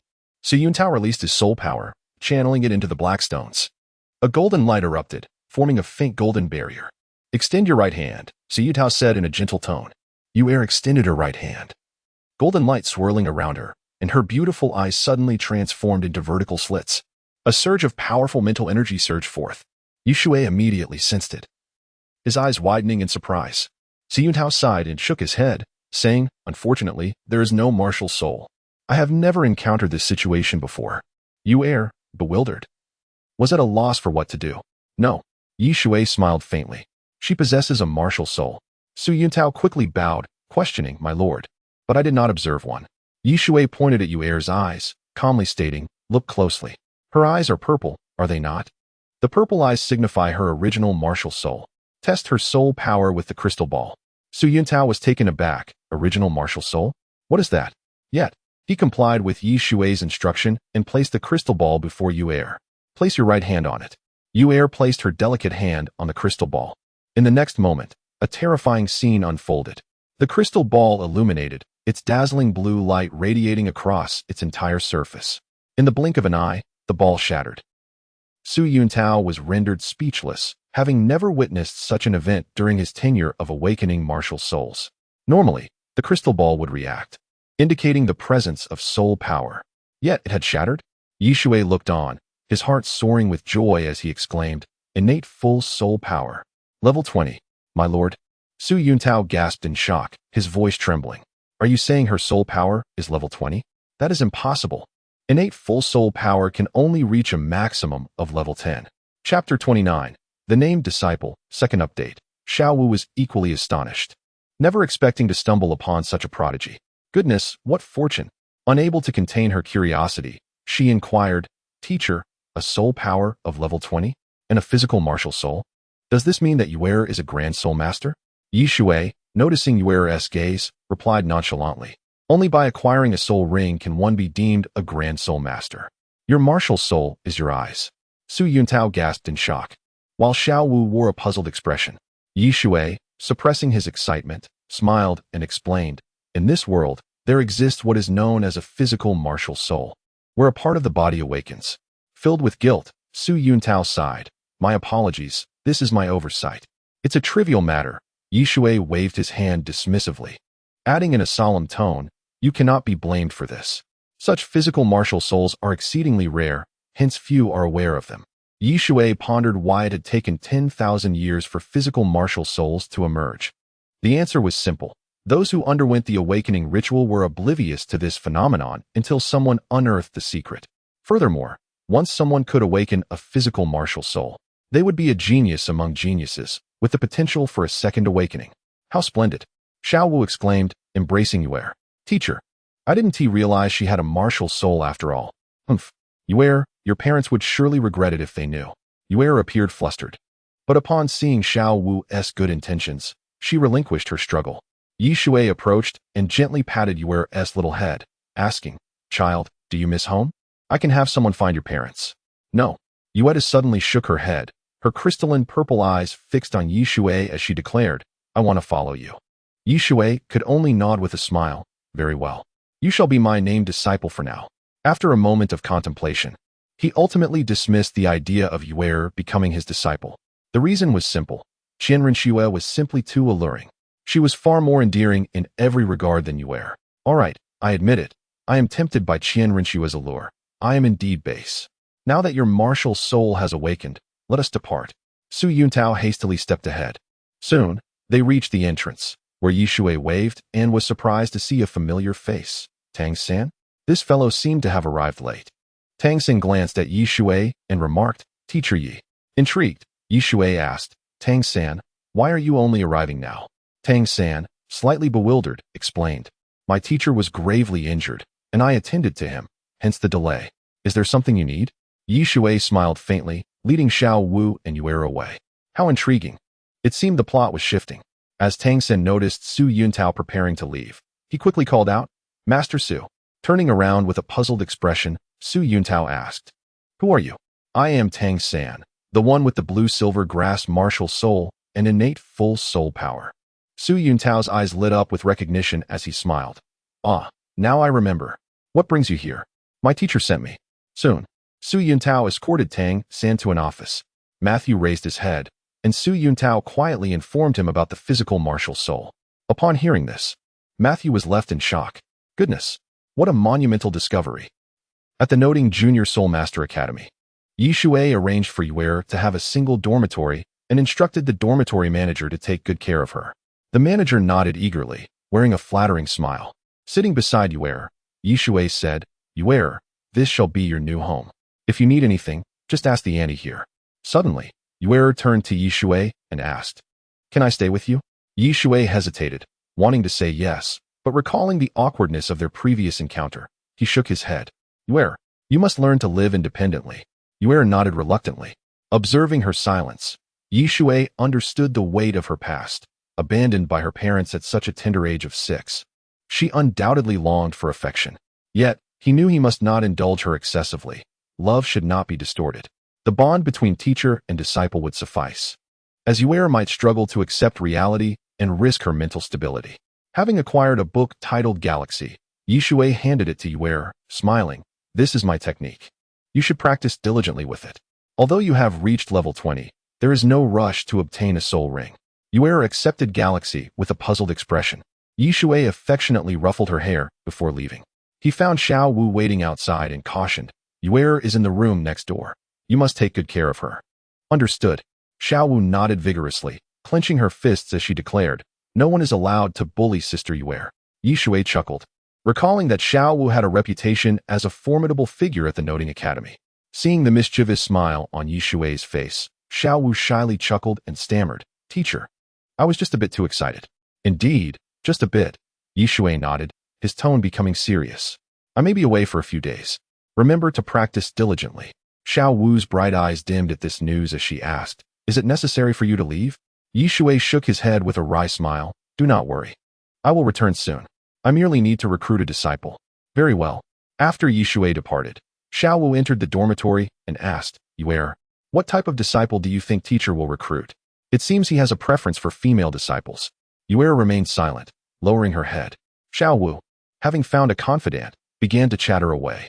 Before long, Tang San met with the master and gravely stated, Teacher, I have discovered something extraordinary. The master paused, inquiring, What is it? Physical martial soul. Tang San scanned the surroundings to ensure no one was eavesdropping before continuing. Someone has uncovered it. We are familiar with this person. His name is Yi Shui. The master's expression shifted dramatically as he murmured, Physical martial soul? Indeed. Tang San elaborated slowly. I heard that Yi Shui awakened a little girl. Ultimately, her martial soul is her own eyes. What? The master rose in shock, trembling as he asked, Her martial soul is her own body? Are you certain you did not mishear? Absolutely not. Tang San shook his head resolutely. This was stated by Su Yuntao. Even the crystal ball used to assess soul power shattered. She seems to possess innate full soul power at level 20. The master's pupils constricted, and it took him a moment to regain his composure as he muttered, Innate full soul power, level 20, and a physical martial soul. This Yi Shui. As he spoke, he clenched his fists tightly. The master felt an unprecedented sense of defeat wash over him. Tang San, noticing the master's agitation, whispered, Teacher, should we not develop our own theory to suppress him? Is that advisable? The master hesitated. Tang San smirked dismissively. Teacher, Yi Shui is our adversary. After much deliberation, the master ultimately nodded in agreement. Chapter 30, The Heart of Qianrengshu, Part 3, Tiando City. After several days of relentless travel, Yi Shui finally arrived at the capital of the Tiando Empire, the largest city in the realm. The Spirit Hall, of course, would not let this opportunity slip by. They established a fourth-level branch here, the Hall of Spirits, second only to the Pope's Hall. Without delay, he made his way directly to the Hall of Spirits. Upon presenting the Tian-Do 6 royal token, the guards were taken aback for a moment, before nodding respectfully and asking him to wait briefly. Shortly after, Shui was introduced to a middle-aged man. The man looked at Shui and inquired, "Are you? Please, come in." Shui maintained a stoic expression. Very well. The middle-aged man led the way. The atmosphere was silent as they walked. He stopped outside a door, knocked 3 times, and respectfully announced, "Your Excellency the Bishop. The guest has arrived." A commanding voice responded from within, "Come in." Shui pushed the door open and was met by an elderly man clad in red robes. Adorned with a 5-pointed platinum crown, his tall, slender figure resembling a spear. This man was none other than the Bishop of the Hall of Spirits, Sarath. "You elder. What brings you here?" Sarath opened his eyes, scrutinizing Shui from head to toe. Shui offered a faint smile. "It seems, Your Excellency, that you are quite at ease here in the heart of the Empire." Sarath responded with a knowing smile. "If elder you wishes, you could join me here. It would be better than remaining a shadow. If I were unaware of your spirit, I might think you were better known as Shadow Douluo." Shui casually took a seat and replied, "Please arrange for me to meet Shuqinghe." At the mention of Shuqinghe, Sarath's once-dull eyes sparkled with interest. "I advise against it, Douluo." Shui remained expressionless, taunting. "What? Do you think I've become a useless being? So you won't even lend a hand?" Sarath snorted coldly. Furrowing his brow, "We both understand the situation. However, if Douluo insists, there is little I can do. After all, your esteemed position in the Pope's heart is irreplaceable." Shui dismissed Sarath's failed jabs, stating indifferently, "Just make the arrangements. Inform me when there is news." With that, he turned and left. Sarath squinted, pondering the sudden resurgence of spirit in this seemingly resigned individual. Strange. Nonetheless, he proceeded with the arrangements. The next day, at a lavish estate, Shui arrived and felt a surge of excitement. It had been so long since he last saw Qianrengshu. After her birth, the maid's mother had passed away, and she was taken in by Bibi Dong as an adopted daughter. Lacking maternal affection during her formative years had rendered her character somewhat withdrawn. At the age of 6, she awakened her spirit, the 6-winged angel, possessing innate full soul power at level 20. At that time, she had looked forward eagerly to receiving praise from her adoptive mother, Bibi Dong. Unfortunately, Bibi Dong had merely responded with a cold face, saying, "Not bad." Qianrengshu, not thinking much of it, believed she must not be exceptional enough for her mother's approval. In her eyes, Bibi Dong was her true mother, for she remained unaware of the events that transpired. After turning 9, Qianrengshu entered the Tian-Do Imperial Palace alone. 8 years had passed since then. She should now be around 16 or 17 years old. The prime of youth. How beautiful would she be after returning to her former self? In the parlor, Shui sat on the sofa, waiting. Soon, a young man with black hair approached, his eyes reflecting a hint of astonishment. Shui recognized her instantly. "Xiaowu. Uncle Yi." Qianrengshu's voice was hoarse as she rushed to him and threw herself into his embrace. Shui sighed, feeling a twinge of heartache upon hearing her sobs. As he stroked her silky hair, he remarked, "It has been many years. This child has endured much hardship." Qianrengshu wept even more sorrowfully. Shui understood well the immense willpower required for a young girl to hide within the Tian-Do Imperial Palace. A slight misstep could lead to irreversible consequences. It was precisely this pressure that had fostered unprecedented growth in Qianrengshu. However, the absence of maternal love had left her with emotional scars. Otherwise, Tang San would never have been able to escape her grasp repeatedly. After a while, Qianrengshu lifted her head and sat beside him. She wiped her tears and said softly, "I apologize for my appearance, Uncle Yi." Shui chuckled lightly. "It's fortunate to be here. Otherwise, others might mistakenly think I favor men, as if I were abandoning you." "Huh." Qianrengshu giggled, her mood lightening. "By the way, what brings you to Tian-Do City? How is your health? How do you think?" Shui shrugged, revealing a relieved smile. "It's the same as always. I suppose I will never break through. There's nothing I can do. Your grandfather has always wanted to kill me, so I can only run." Qianrengshu's expression changed, her fist clenching as she trembled. "Uncle Yi, if my grandfather intends to harm you, just mention my name. I believe he wouldn't dare to hurt you." Shui nodded, believing in her words. After Qian Xuanji's demise, Qian Daolu had only one remaining kin, Qianrengshu. This old fellow had lost hope for breakthroughs and could only cling to emotional ties. He sighed and said with a bitter smile, "Xiaowu. I came this time to take you as my disciple. Qian Ringshu was taken aback, asking, Uncle Yi, what do you mean? Concern crept into her voice. Is it because of your health? Yi Shui coughed lightly and sighed. It is as such. I possess abundant theoretical knowledge, but lack the ability to cultivate. I thought it would be beneficial to take on a disciple. So, Xiaowu, would you be willing? I. Upon seeing Yi Shui's expectant gaze, Qian Ringshu decisively shook her head, replying softly, I do not wish to. Yi Shui blinked in surprise. This was undeniably awkward. He had anticipated her agreement, but he had clearly overestimated the situation. After all, Qian Ringshu was destined to become the angel god, and her grandfather was the master of the Douluo Hall. Who was he to her? Qian Ringshu lowered her head and asked, Uncle Yi, are you all right? Yi Shui shook his head, smiling. What is the matter? Taking on a disciple is a mutual decision. Since you do not wish to, let it be. Uncle Yi. After a moment of hesitation, Qian Ringshu softly explained. I didn't refuse because of your inability. Please believe me. Foolish child. Yi Shui gently ruffled Qian Ringshu's hair, saying, I have watched you grow since childhood. If I do not trust you, whom should I trust? All right, since we have met, I shall take my leave. Qian Ringshu relished the affectionate gesture. But when she heard that Yi Shui was leaving, she clung to him, murmuring, Uncle Yi. Yi Shui felt helpless. At this moment, Qian Ringshu still bore a masculine form, which felt somewhat awkward. She lacked the slender grace of a youthful maiden. Enough. He gently extricated himself, smiling, I have matters to attend to. Next time, I will come to see you. With that, he turned to leave. Qian Ringshu watched intently until he disappeared from view, then hurried to her nearest chamber. Soon, she retrieved a white wedding dress, holding it tightly and murmuring, Uncle Yi, I do not wish to be your disciple. I want. Chapter 31. Yi Shui.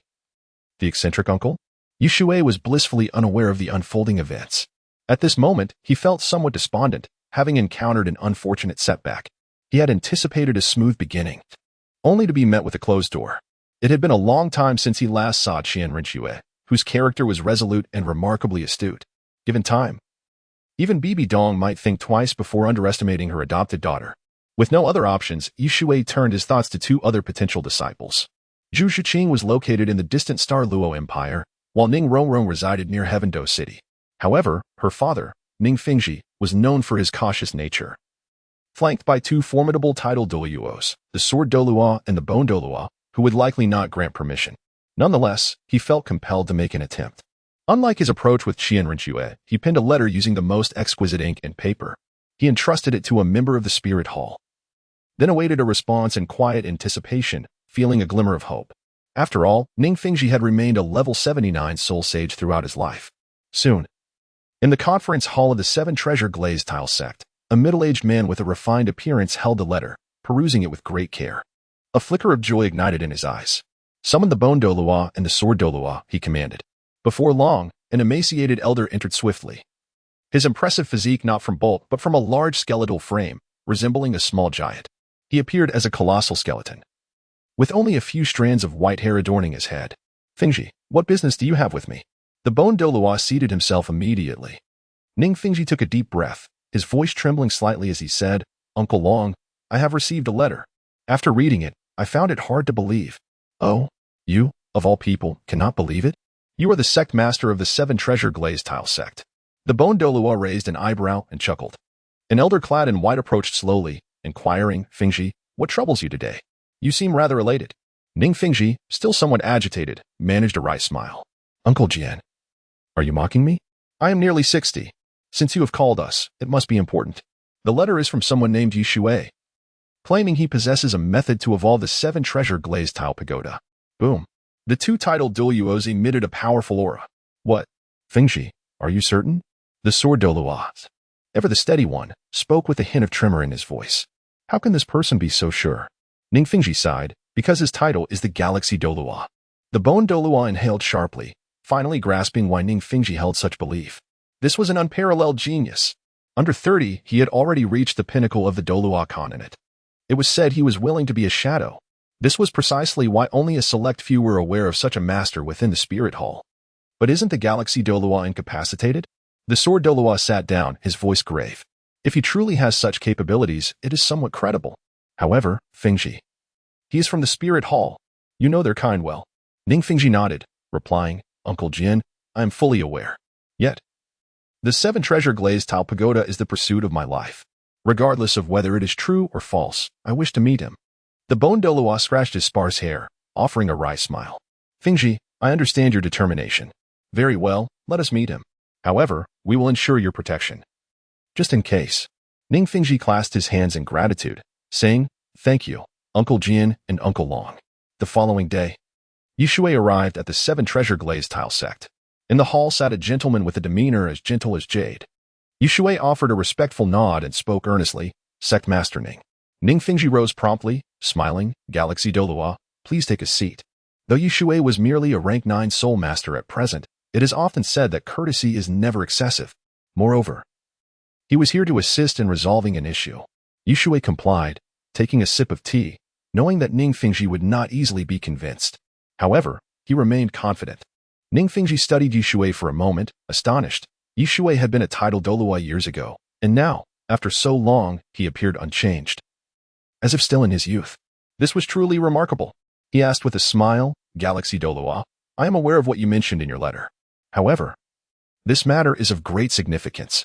I must inquire once more, is it genuine? Shui nodded, responding calmly, Sect Master Ning, I would not jest about such matters. I indeed possess a method to evolve the 7-treasure glazed tile pagoda, provided you agree to my conditions. Ning Fingji's gaze sharpened. He had anticipated this. With no familial ties, there would surely be demands. Yet, he felt relieved, nodding in agreement. Of course, please share your terms. I will do my utmost to fulfill them. Shui smiled faintly, replying, No need to search for her. Your daughter resides within your sect.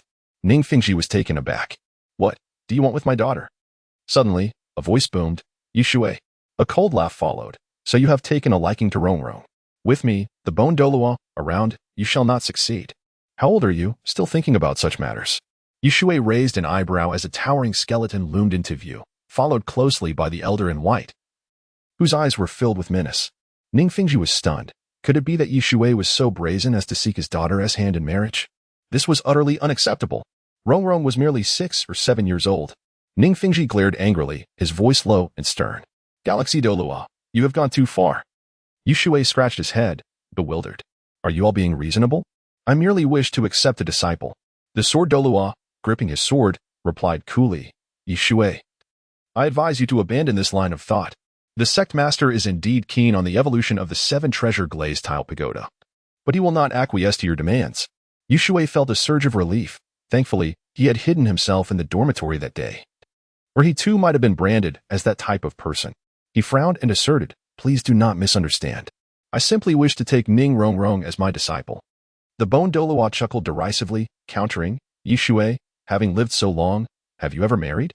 Shui shook his head. He truly found joy in cultivation. What need had he for marriage? But does my single status impede you in any way? Is that not unreasonable?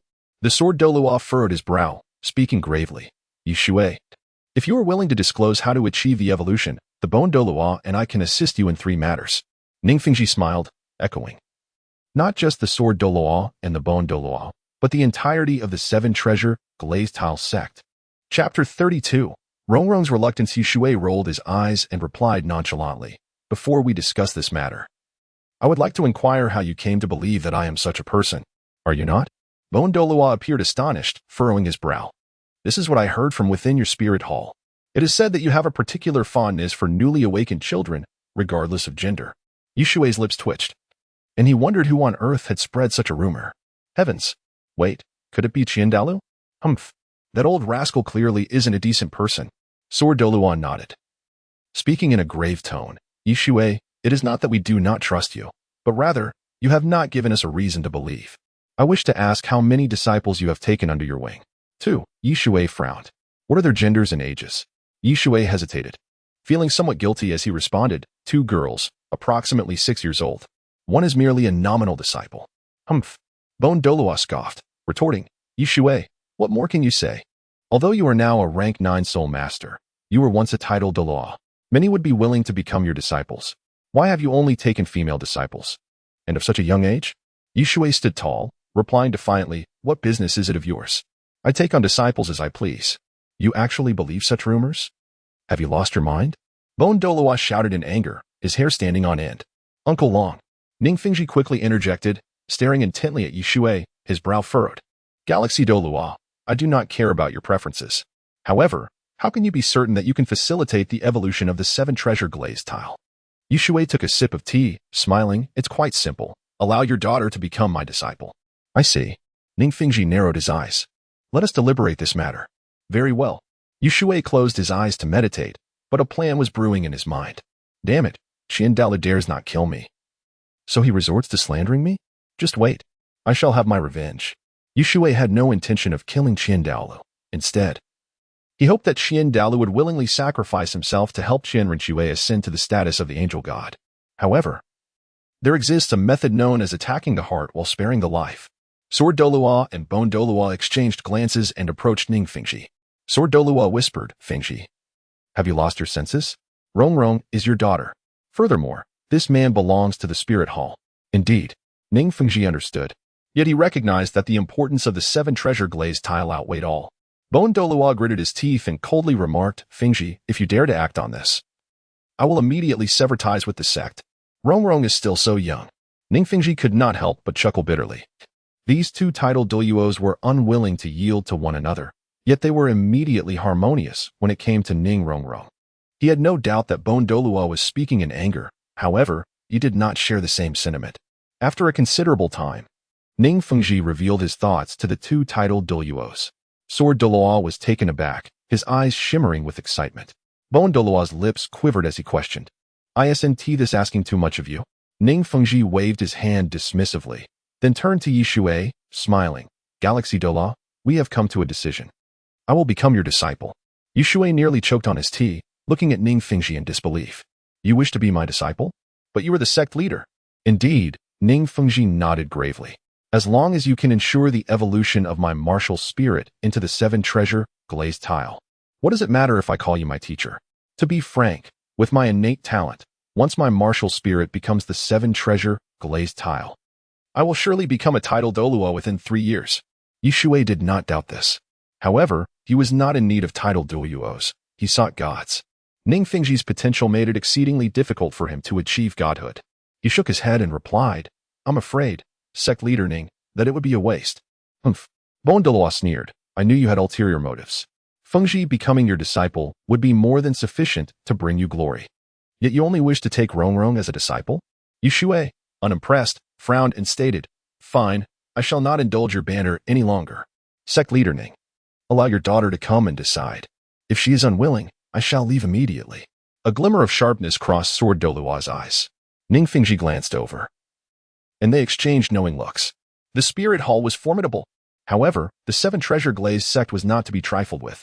If Shui remained obstinate, they could not believe that the spirit hall would go to war over a useless individual. Ning Fingji, being astute, did not hastily turn hostile but instead summoned Ning Rongrong. Before long, Shui beheld a delicate little girl entering the room. Grandpa Bone, Grandpa Sword, Daddy. Ning Rongrong greeted sweetly, moving to her father's side. Her curious gaze fixed on Shui. Shui offered a slight smile. However, to his surprise, Ning Rongrong hid behind her father. His expression stiffened. Surely, this was not the case. Ning Fengji whispered a few words. No. Ning Rongrong shook her little head, replying, Daddy, Rongrong does not want to become a disciple. Shui. Bone Douluo let out a cold chuckle. Did you hear that? Even a child is aware of your reputation. Shui felt a headache coming on. Furrowing his brow, in that case, sect leader Ning, I will not compel Rongrong to follow me. I only have one request. I will send gifts every 3 days. And I will personally teach her how to acquire her soul rings. Would that be acceptable? Ning Fengji's eyes lit up. This was indeed a favorable arrangement. He laughed heartily and nodded. Galaxy Douluo, had you said this sooner, I would have agreed right away. Rongrong, quickly kneel and pay your respects. Ning Rongrong glanced at Shui, but still shook her head. This uncle is strange. Rongrong does not want to. Rongrong. Ning Fengji's expression suddenly darkened as he exclaimed. A title Douluo wishes to accept you as his disciple, and you dare to speak so disrespectfully. Ning Rongrong immediately began to cry, appearing most pitiful. Do not cry. Bone Douluo, feeling a pang in his heart, quickly embraced Ning Rongrong. Rongrong, Grandpa Bone will teach your father a lesson. Fengji, what is this attitude? Ning Fengji was rendered speechless. This was about the 7 treasure glazed tile, and he could not afford to be indifferent. Sigh, it was impossible. Uncle Sword and Uncle Long were too indulgent towards Rongrong. Reluctantly, Ning Fengji had to offer repeated reassurances. Finally, Ning Rongrong turned to Yishui and asked, "Can you really help my martial spirit evolve?" "Indeed." Yishui nodded, smiling. "If you're willing, then bow 3 times and present tea." "All right." A mischievous glint appeared in Ning Rongrong's eyes. Subsequently, Ning Rongrong bowed 3 times and presented the tea. Yishui took a sip and remarked, "Excellent. Sect leader Ning, I wish to take Rongrong out for a while." Bon Douluo's eyes narrowed ominously. Yishui maintained a neutral expression and scoffed, "If you do not believe me, then feel free to follow me." "Very well." Bon Douluo finally nodded in satisfaction. Yishui, disdainful, thought to himself, "If it were not for Ning Rongrong, you old fossil, I would dismantle you." The reason he went to such lengths was to ensure that Ning Rongrong did not harbor any resentment, ultimately becoming an ungrateful wretch. In this moment, Yishui looked down upon Tang San. Despite the Master's theories being of no use, and his first soul hunt nearly costing him his life, he was still your teacher. How could you not bring your teacher into the divine realm? Unfilial. Congratulations to the host for accepting Ning Rongrong as a disciple. Ning Rongrong. Human, age 6.5, no soul skills yet. Soul power, level 10. Chapter 33. Journey to the Setting Sun Forest. The mention of a soul power level of 10 sparked a glimmer of excitement in Yishui's eyes as he inquired. Rongrong has not yet acquired her soul ring, has she? Ning Fengji nodded in response, saying, "Indeed, this child has been somewhat lackadaisical in her training, particularly concerning the crucial first soul ring. Therefore, we have not rushed into obtaining it." Yishui's face lit up with delight, exclaiming, "That's splendid. This outing is perfectly timed for her to acquire it." However, Ning Fengji hesitated, a wry smile gracing his lips as he confessed, "Brother Yi, I have been contemplating this matter. The first soul skill must indeed be one of strength. Hence, I have chosen the mighty bear, the brute tiger, and the mountain mover ant, all of which are close to 400 years old." Yishui scoffed dismissively, countering, "Only 400 years? Sect Master Ning, I have an option here, the 1,000-year mover snake. What do you think?" "No." Jian Deluo's expression darkened as he exclaimed, "The limit for a soul master to absorb a soul ring is no more than 420 years. Rongrong is also an auxiliary soul master. Absorbing a 1,000-year soul ring would be catastrophic." Yishui shook his head lightly, replying, "You may not be aware, but my disciple Xiao Wu's first soul ring is purple." "What?" Bon Douluo was taken aback, his expression one of disbelief. "The first soul ring is purple? How can that be possible?" Ning Fengji, though a sect master, was equally astonished, stammering, "Is that true? Is there really someone whose first soul ring is purple?" Yishui nodded affirmatively. "Of course it's true. I would not jest about my disciple." He continued, "One of you should accompany me." "Where to?" Bon Douluo asked, a hint of surprise in his eyes. "To the Spirit Hall. Has there been some theoretical advancement?" "To the Setting Sun Forest." Yishui's gaze grew serious. This location was one of the habitats for wild soul beasts in the Tiando Empire, situated near Tiando City. Douluo, also known as the Poison Douluo, resided atop one of its mountains. Without further thought, Ning Fengji nodded, saying, "Very well, Jian, you shall accompany him." "Understood," Jian Deluo replied decisively. "Grandpa Jian." Ning Rongrong clapped her hands, brimming with excitement. She had longed to obtain her first soul ring. Bon Douluo, feeling somewhat disgruntled, shot a glare at Jian Deluo and warned, "You must protect our little ancestor. If she gets hurt, I will hold you accountable." Jian Deluo scoffed, confident in his abilities as a titled Deluo, asserting that if Ning Rongrong were to be harmed, he would take his own life in shame. "Wait a moment," Yishui interjected, waving his finger. "I need Bon Douluo." Bon Douluo was taken aback, his heart swelling with joy. Jian Deluo frowned, expressing his displeasure. "Why choose him?" "Because Bon Douluo possesses exceptional defense." Yishui replied with a slight smile. He had initially intended to take Ning Rongrong himself, but since that was not feasible, he sought a reliable protector. Douluo was known for his volatile temperament. Ning Fengji pondered for a moment before agreeing. As they made their way to the Setting Sun Forest, Yishui strode confidently.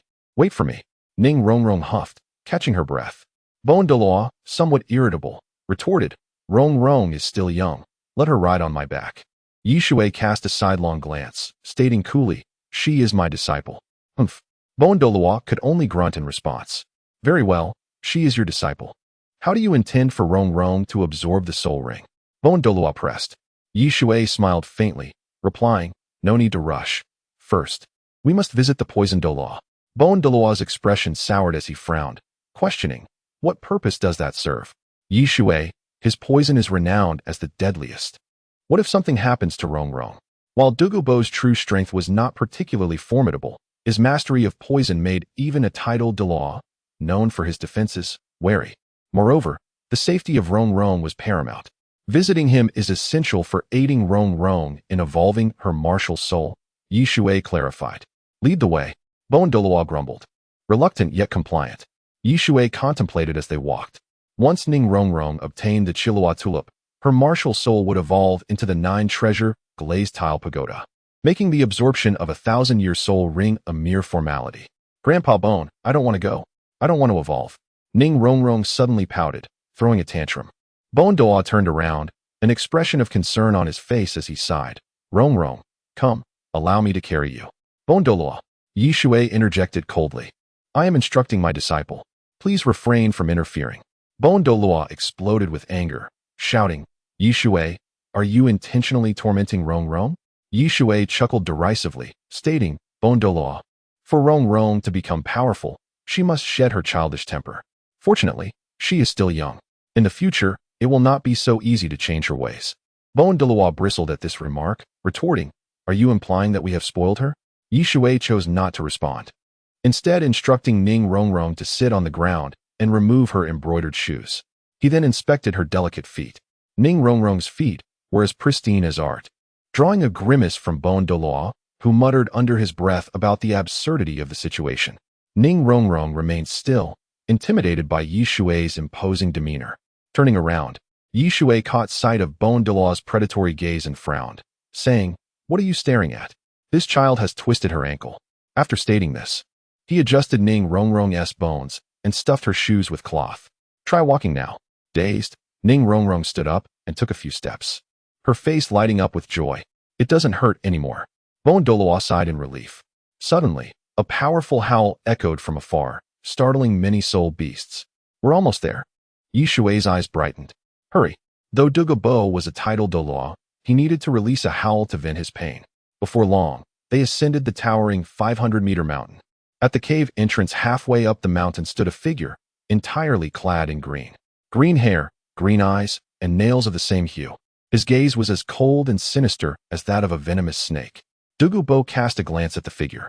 Ning Rong Rong immediately burst into tears, exclaiming, I'm scared. Douluo was taken aback, surprised that Bon Douluo had arrived. Bon Douluo, visibly displeased, remarked coldly, Poison Douluo, at your age, you still frighten a little girl? Douluo's expression hardened as he retorted, I merely glanced at her. Is this truly the daughter of your sect master?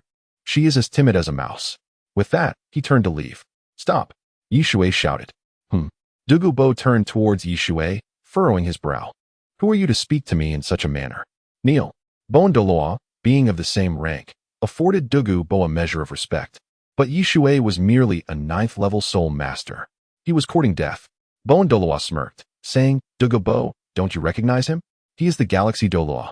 What? Douluo's eyes widened in astonishment, a tremor of realization coursing through him. He vividly recalled the Galaxy Douluo's rise to prominence, defeating countless masters, with rumors suggesting even Qian Daolu would not dare underestimate him. What was this individual doing here? His face appeared even younger than before. Chapter 34, Apologizing to Rong Rong. Yi Shui smiled faintly and inquired, Am I disturbing you? Douluo narrowed his eyes.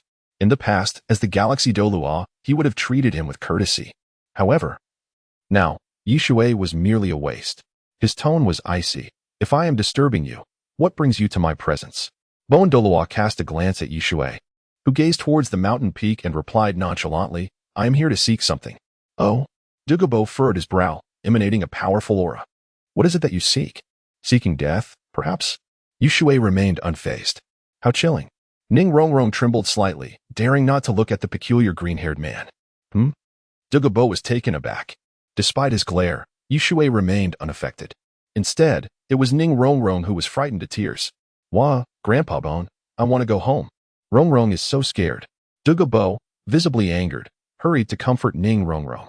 Douluo wore an expression devoid of emotion, seemingly unperturbed. He acknowledged that Bon Douluo was indeed stronger than him. However, this man was meant to protect Ning Rong Rong, and he had no reservations.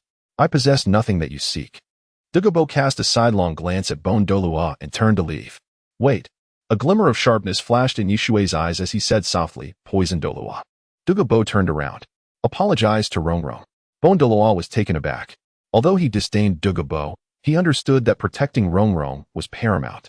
Yet, Shui was demanding an esteemed title Douluo to bow his head? To apologize to a little girl? Had he lost his mind? Haha. Douluo chuckled to himself, never imagining that it was not Douluo who was angered, but rather this mere level 9 soul master. Shui, apologize? Do you think you are worthy? If you were still the Galaxy Douluo, I would naturally respect you, but alas, you are not. Ning Rongrong glanced at Shui, feeling a hint of surprise. This strange uncle didn't seem so bad after all. Shui's expression remained impassive as he stated, I am aware that both you and your granddaughter are poisoned. I will provide the antidote in exchange for the pond and herbs atop the mountain. Furthermore, you will apologize to Rongrong. Douluo looked at Douluo bewildered. Poisoned? How could that be? Douluo's title was poison. He was the foremost master of poison in the world. Douluo scoffed coldly. Do you know what you are saying? I am poison Douluo. No one can surpass me in the realm of poison. You dare to claim that I am poisoned? Shui turned away. Very well, then I must have misjudged. Stop. Douluo bellowed. Did I say you could leave? To insult a title Douluo. Stay? Douluo exuded a fierce green light as circles of light radiated from beneath his feet. Yellow, yellow, purple, purple, black, black, black, black, black. 9 soul rings. Ning Rongrong's complexion changed as she realized the gravity of the situation. A title Douluo. Douluo frowned. A colossal bone dragon loomed over them, exuding a chilling aura. He too bore 9 soul rings. Yellow, yellow, purple, purple, black, black, black, black, black. Shui narrowed his eyes. Was this the wicked martial soul? It was likely from the realm of the undead. Douluo's expression darkened as he shouted, Douluo, I will only keep this brat. You are not involved. Douluo waved his hand.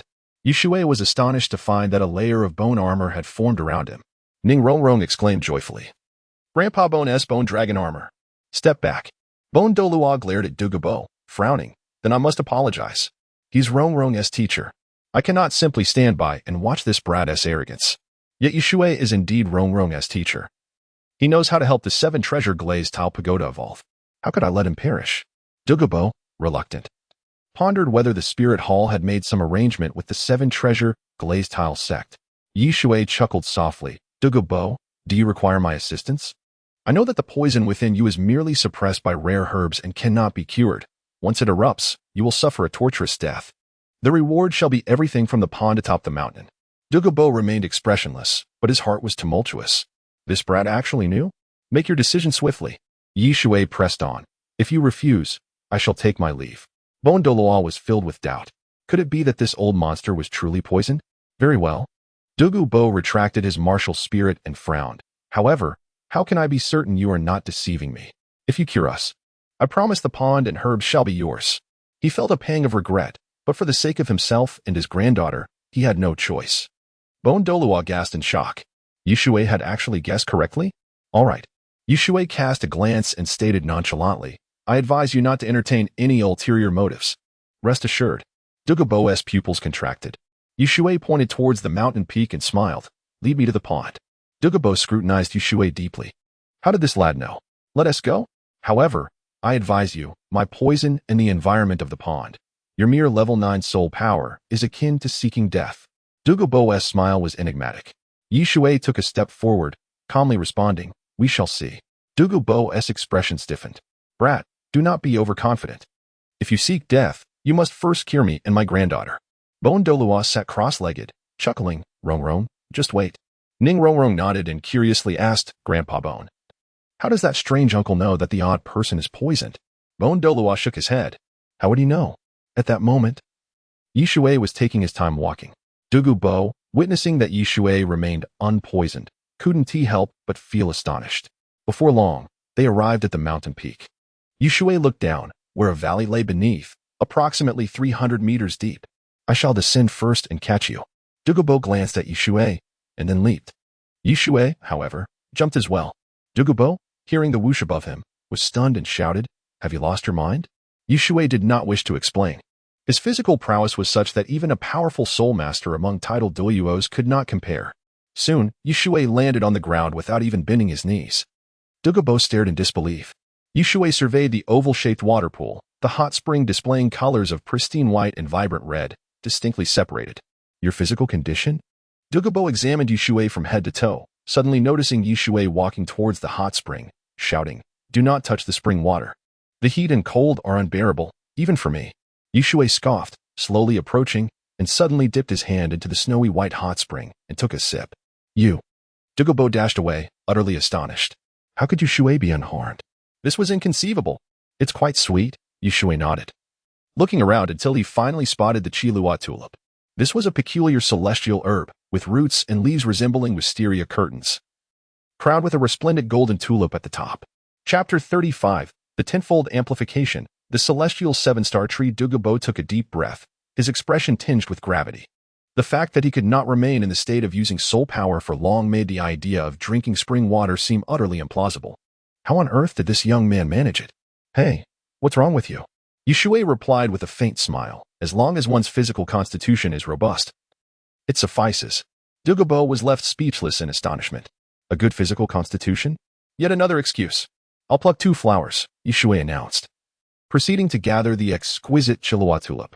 Shortly thereafter, a jade box appeared in his hands, from which he extracted the lustrous 8-petaled orchid, the 8-petaled immortal orchid. Let us depart. A glint of cold light flickered in Douluo's eyes as he frowned. Aren't you supposed to be detoxifying me? Just 2 flowers? Shui cast a glance and replied nonchalantly, "This is my initial remuneration. Yours is a beast martial soul, which is why the toxin is fused with your body. Even with the suppression of celestial treasures, it merely addresses the symptoms. Therefore, you must find an object to serve as a reservoir for the toxin. Soul bone." Douluo's eyes brightened, urgency evident in his voice. "You mean to force the toxin into the soul bone?" At this point, he suddenly frowned. "However, I cultivate the blue phosphor snake martial soul. The toxin has already merged with my body. If there is any backlash, would I not be doomed?" Shui remained impassive, disdain evident in his tone. "Poison Douluo. This is the most feasible method. Your granddaughter's poisoning is not severe, as long as you find a piece of soul bone. It can be easily resolved. If you do not believe me, I shall first cure your granddaughter." Douluo sighed in relief, finally nodding, though he did not forget to voice a warning. "Shui, you best proceed with caution, humph. Rest assured." Shui leapt up, scaling the rocky wall step by step. Before long, Bone Douluo opened his eyes. Shui approached slowly, a trace of delight on his face. "How is it?" Bone Douluo could not help but ask. Shui nodded, smiling. "All is well. Rongrong, quickly consume this. Furthermore, Bone Douluo, remember to use your soul power to monitor Rongrong's condition at all times." Bone Douluo's expression shifted. "There won't be any issues, will there?" "Fear not," Shui replied confidently. "Once I discovered its efficacy, I conducted extensive research to comprehend it." Only then did Bone Douluo relax. Shui presented the Qilua tulip, instructing Ning Rongrong on its consumption. Upon seeing the flower, Ning Rongrong clapped her small hands joyfully, exclaiming, "So beautiful! Uncle, can I not take it?"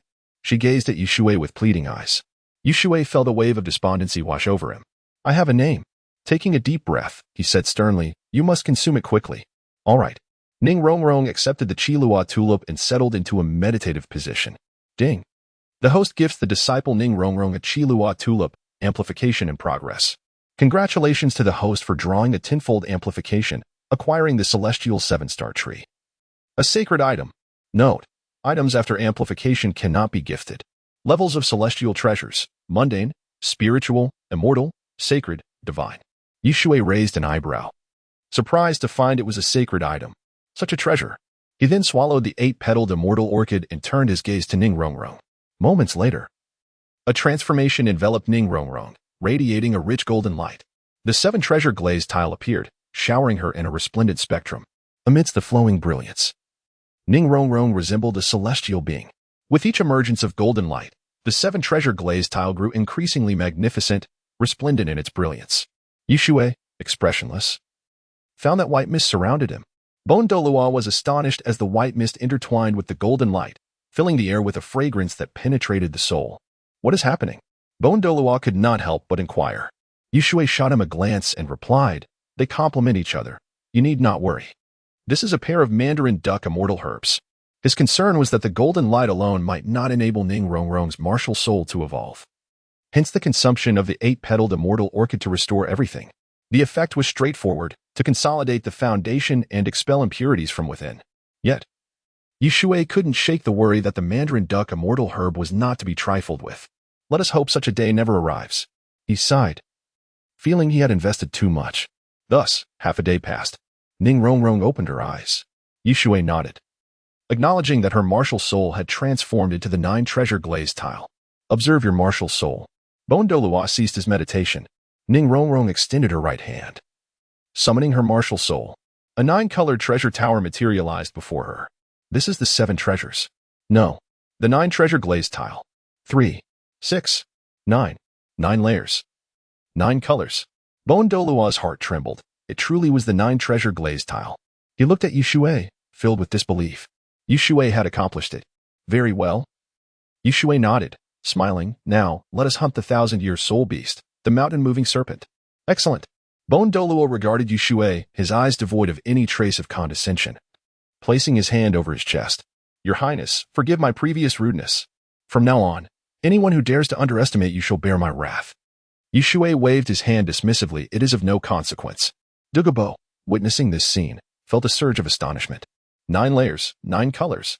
He could already envision a future where a god of support would emerge on the Douluo Continent. Shui glanced at Douluo, stating coolly, I will first take Rongrong to hunt the soul beast. Tomorrow, I shall treat your granddaughter. Very well. Douluo nodded in agreement. Soon, Shui and his companions departed. Douluo's gaze flickered. He felt a hint of dissatisfaction. One flower could evolve a martial soul. Unheard of.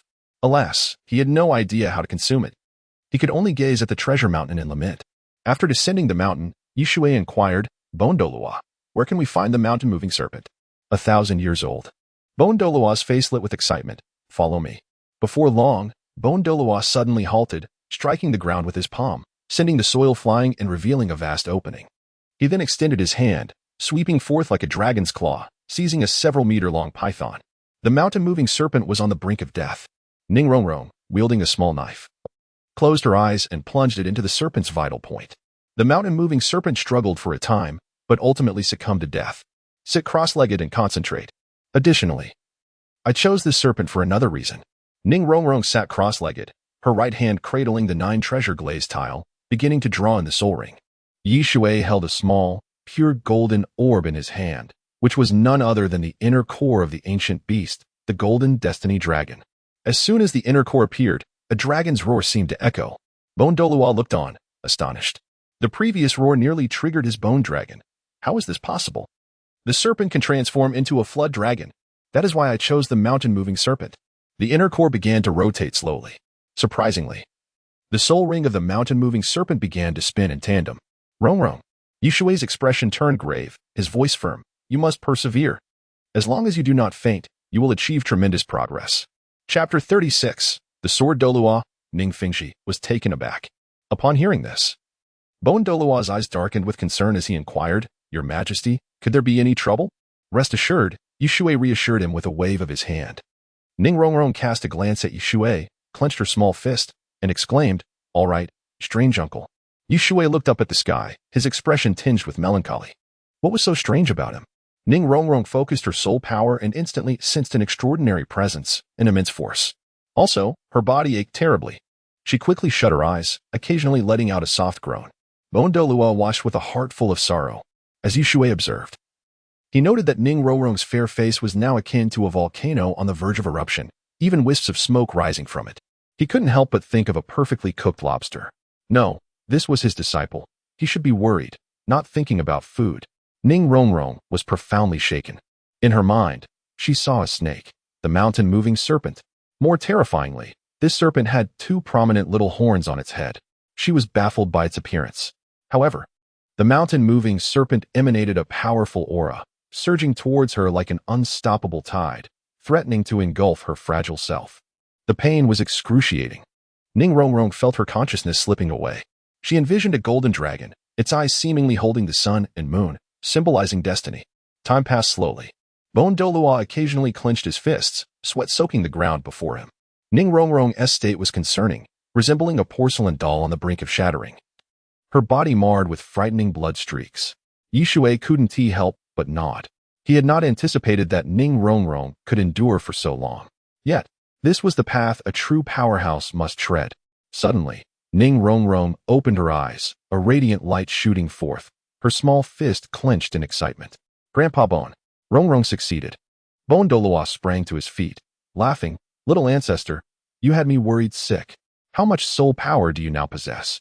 Ning Rongrong, cradling the 9-treasure glazed tile in her right hand, trembled as she replied, Heavens, my soul power is at level 20. Goodness. Bone Douluo gasped in astonishment. Level 20 soul power. How remarkable is that herb? He turned to Shui and bowed once more. Your Majesty, thank you. Shui smiled gently in response. She is my disciple. It is only right. Let us return to the sect. Wonderful. Ning Rongrong exclaimed, already envisioning her father's astonishment. Humph. Rongrong simply dislikes training. Once she does, she will be invincible. Little princess, come let grandpa carry you. Bone Douluo beckoned. Ning Rongrong cheered with delight, but upon seeing Shui's gaze, quickly shook her head. Grandpa, Rongrong can walk. Shui nodded in satisfaction. At the 7-treasure glazed tile sect's council hall, Ning Fengji frowned deeply and asked, Sword Uncle, is it truly necessary for the soul ring absorption to take this long? It has already been a day. Sighing, he wondered about Shui's reliability. Humph. Sword Douluo, somewhat displeased, sneered, if Old Bone had not protected Rongrong, I would have dismantled his bones by now. Let us see whose defense is superior. His or my 7-killing sword. Ning Fengji could only smile bitterly, a tinge of regret in his heart. Had he known, he would never have allowed Rongrong to become a disciple. However, for the sake of the 9-treasure glazed tile, it was too late for regrets. Old fool, if I cannot protect Rongrong, how can you? Bone Douluo stepped inside. Ning Fengji immediately stood up, and upon seeing Ning Rongrong, his complexion turned pale. Dragon Uncle, what has happened to Rongrong? Sword Douluo, enraged, bellowed, Old Bone, you claimed that if Rongrong were to be harmed, you would answer to me. What is your excuse now? You, a titled Douluo, cannot even protect her? Bone Douluo scoffed disdainfully. Daddy. Ning Rongrong dashed into her father's embrace, laughing, I have a soul ring now. Ning Fengji held his daughter tightly, his heart trembling with astonishment. It is good that you are unharmed. Rongrong, it is fine even without the 9-treasure glazed tile. Ning Rongrong lifted her head, her big eyes sparkling, and replied, Father, I have the 9-treasure glazed tile. What? Ning Fengji's face registered shock. Sword Douluo furrowed his brows and asked, Rongrong, what exactly transpired? He noticed the bloodstains on Ning Rongrong and assumed she had failed. Hee. Ning Rongrong extended her right hand, revealing the 9-treasure glazed tile. A striking purple and gold soul ring radiated brilliantly. Ning Fengji counted layer by layer, murmuring, 3, 6, 7, 8, 9. 9 colors, 9 layers. The 9-treasure glazed tile. 1,000-year soul ring. Shui sat down, taking a sip of tea, and casually remarked, moreover, Rongrong's soul power has reached level 20. Ning Fengji gasped, recalling that Rongrong had only been at level 10 before. How could she have jumped to level 20? Could it be? A glint of murderous intent flickered in Sword Douluo's eyes. He glared at Shui, his body moving like a specter, reaching the entrance. Bone Douluo frowned, admonishing, Old fool, what do you mean by that? Sword Douluo sneered, what do you think? Did you teach Rongrong an evil method of cultivation and now question me? Bone Douluo's expression changed, shouting, what nonsense are you spouting? I watched Rongrong grow up. She is my own granddaughter. How could I do such a thing? In that moment, everyone turned their gaze to Shui. Shui smiled faintly, asking, why are you all so agitated? Sect Master Ning, if you do not believe me, you can investigate Rongrong's condition yourself. It will be evident. After a moment, Ning Fengji swallowed hard, marveling at the formidable vitality. Rongrong, you are perfectly fine. Then what has occurred? Bone Douluo chuckled derisively, taunting, Old fool. This is the gap between you and your Majesty. Sword Douluo sheathed his 7-killing sword, brow furrowed. What has truly happened? Shui glanced over and replied. Rongrong consumed a divine herb, leading to the evolution of her martial soul. However, the mountain-moving serpent was too powerful during the absorption of the 1,000-year soul rings, resulting in those bloodstains.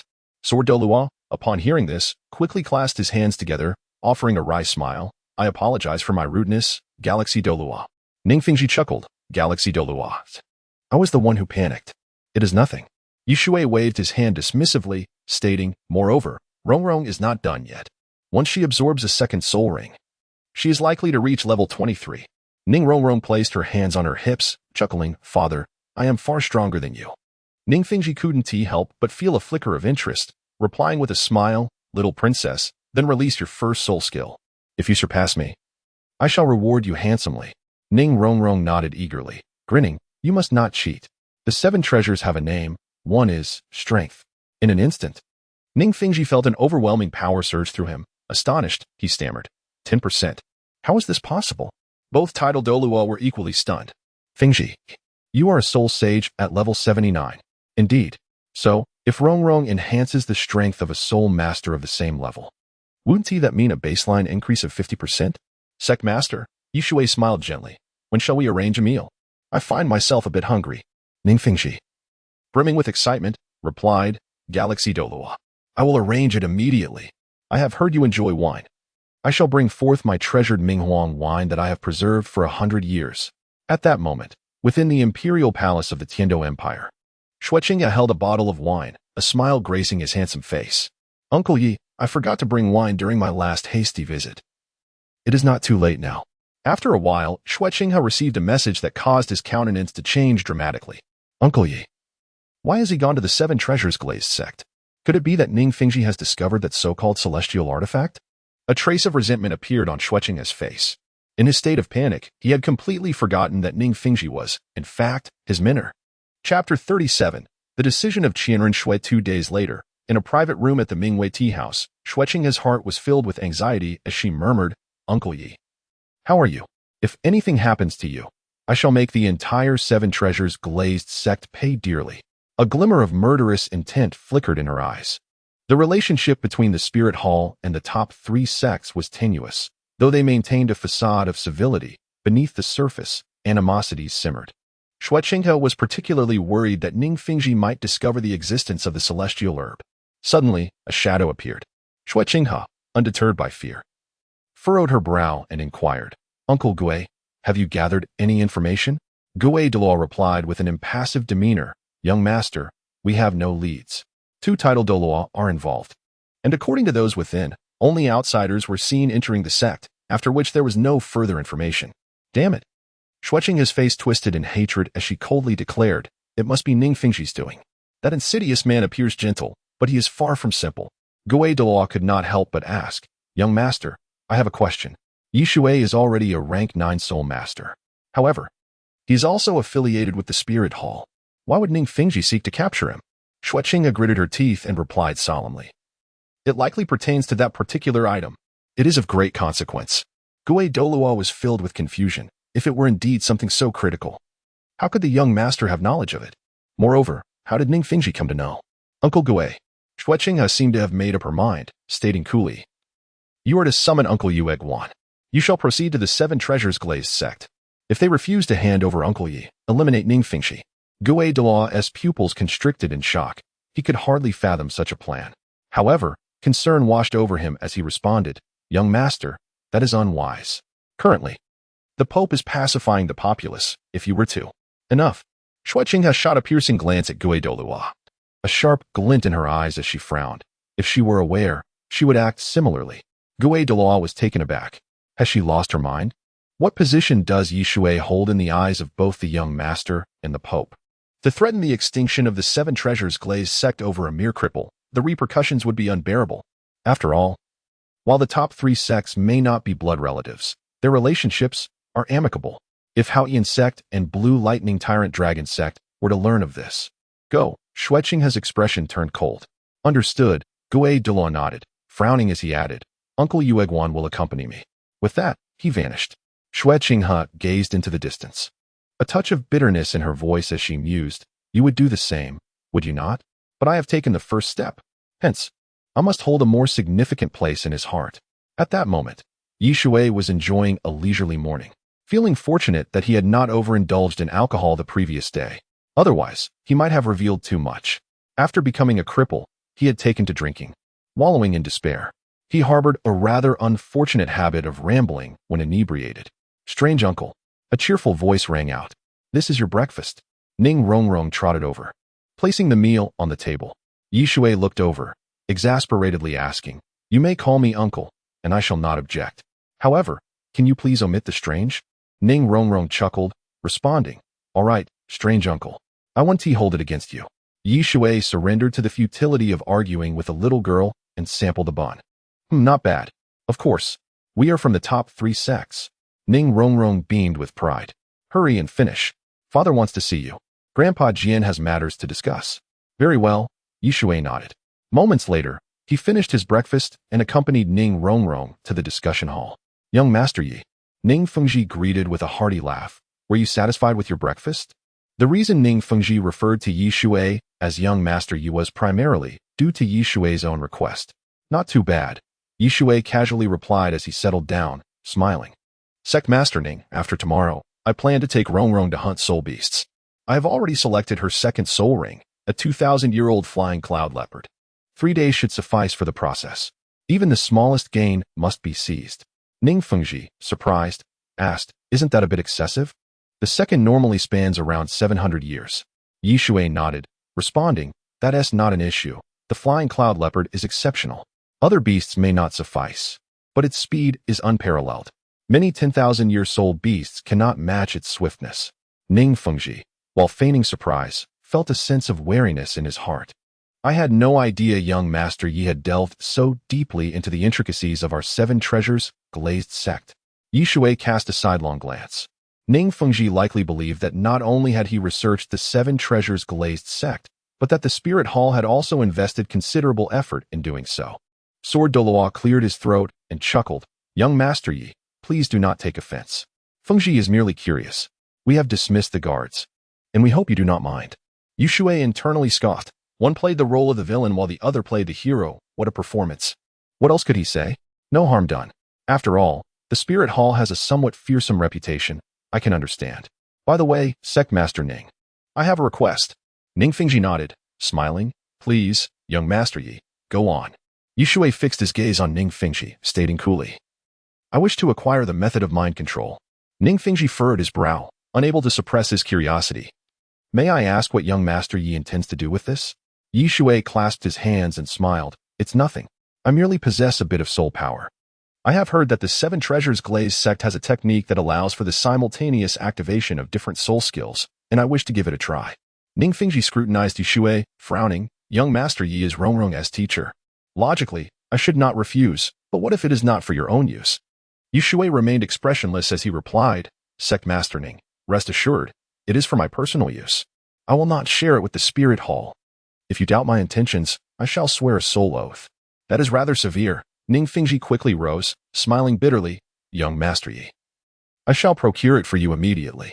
Yi Shui internally smirked. What a cunning old fox. From the moment he began taking disciples, he had been forced to yield. And it was no different now. Had he not invoked the soul oath, this fellow would never have acquiesced. Sword Douluo remained expressionless, yet confusion filled his heart. How could Yi Shui, who lacked soul skills, desire this control method? Ning Fengji. Just then, a loud shout echoed from outside. Yi Shui listened closely. The voice was somewhat ambiguous. Whose voice is that? Is it Gui Douluo? Sword Douluo frowned, coldly stating, "What business does someone from the Spirit Hall have here?" Suddenly, he sensed something amiss. Excluding Young Master Yi, Yi Shui smiled slightly. Ning Fengji turned to Sword Douluo, stating solemnly, "Uncle Jian, we should go out and investigate. Yueguan is causing a ruckus here. Could it be that the Spirit Hall seeks to absorb our sect?" "Young Master Yi, we will return shortly." Yi Shui merely nodded. Showing no interest, he did not wish to be misinterpreted as having joined the 7 Treasures Glazed sect. Chapter 38. Young Master Yi, I am impressed. With a thunderous roar, Zhu Douluo, and naturally drew the attention of numerous disciples from the 7 Treasures Glazed sect. In no time, many disciples emerged, their faces paling and bodies trembling upon witnessing Zhu Douluo traversing the skies. A title Douluo, Yueguan. Many elders gritted their teeth, knowing the visitor bore ill intent. Fortunately, their sect leader was present, along with 2 other formidable titled Douluos. Ning Fengji had arrived, bellowing, "Fellow disciples, there is no need to panic." The crowd looked towards Ning Fengji and the Sword Douluo, feeling a sense of relief wash over them. The sect leader and Sword Douluo are here. We are safe now. Sword Douluo soared through the air, confronting Zhu Douluo directly, and demanded, "Yueguan, What do you intend? Douluo retorted, of course, I have a purpose. Hand over Shui at once. Otherwise, I will raise the 7 treasures glazed sect to the ground. Ning Fengji cast a glance at Sword Douluo, his heart sinking.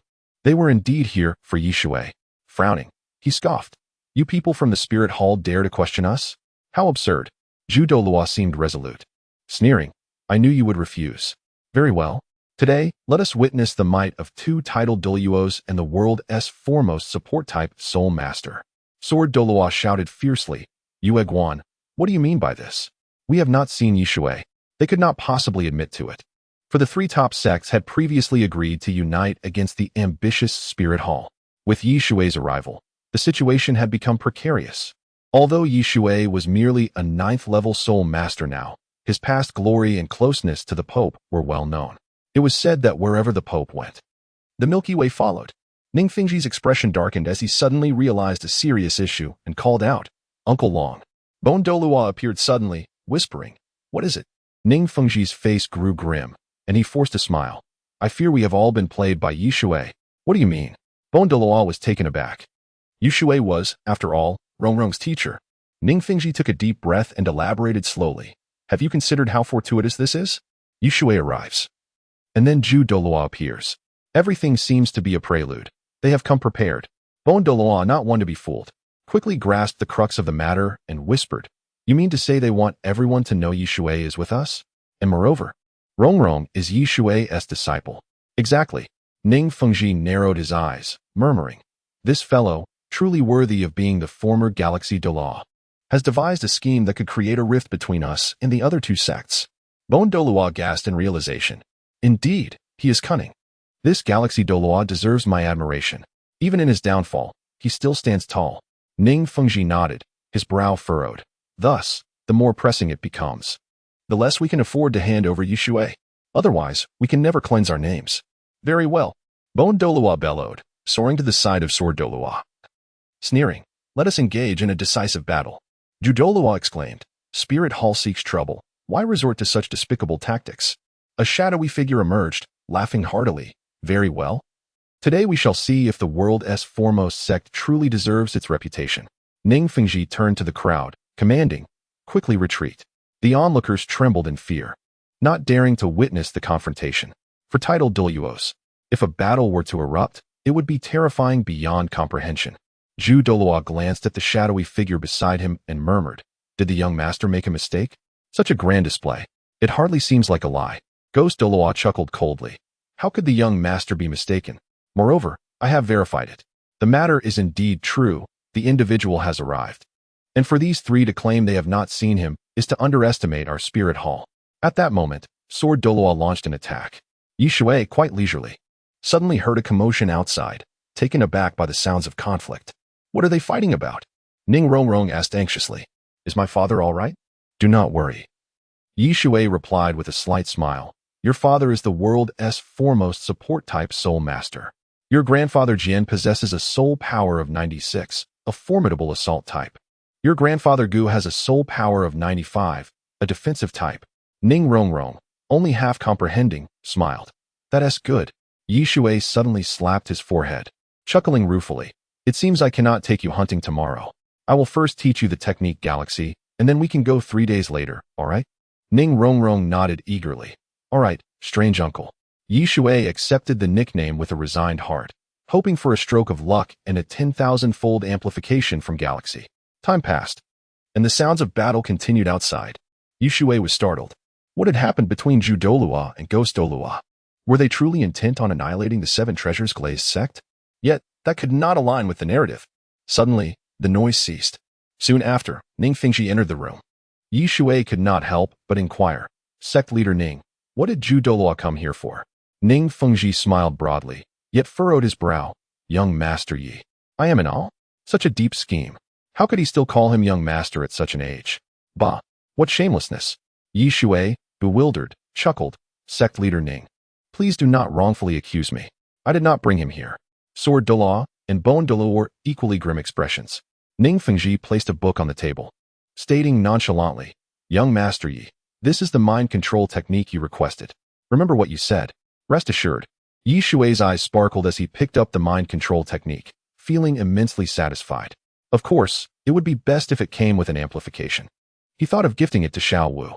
Rongrong must have learned it long ago, so there would be no reward in sending it. Sect leader Ning. I shall return to my room now.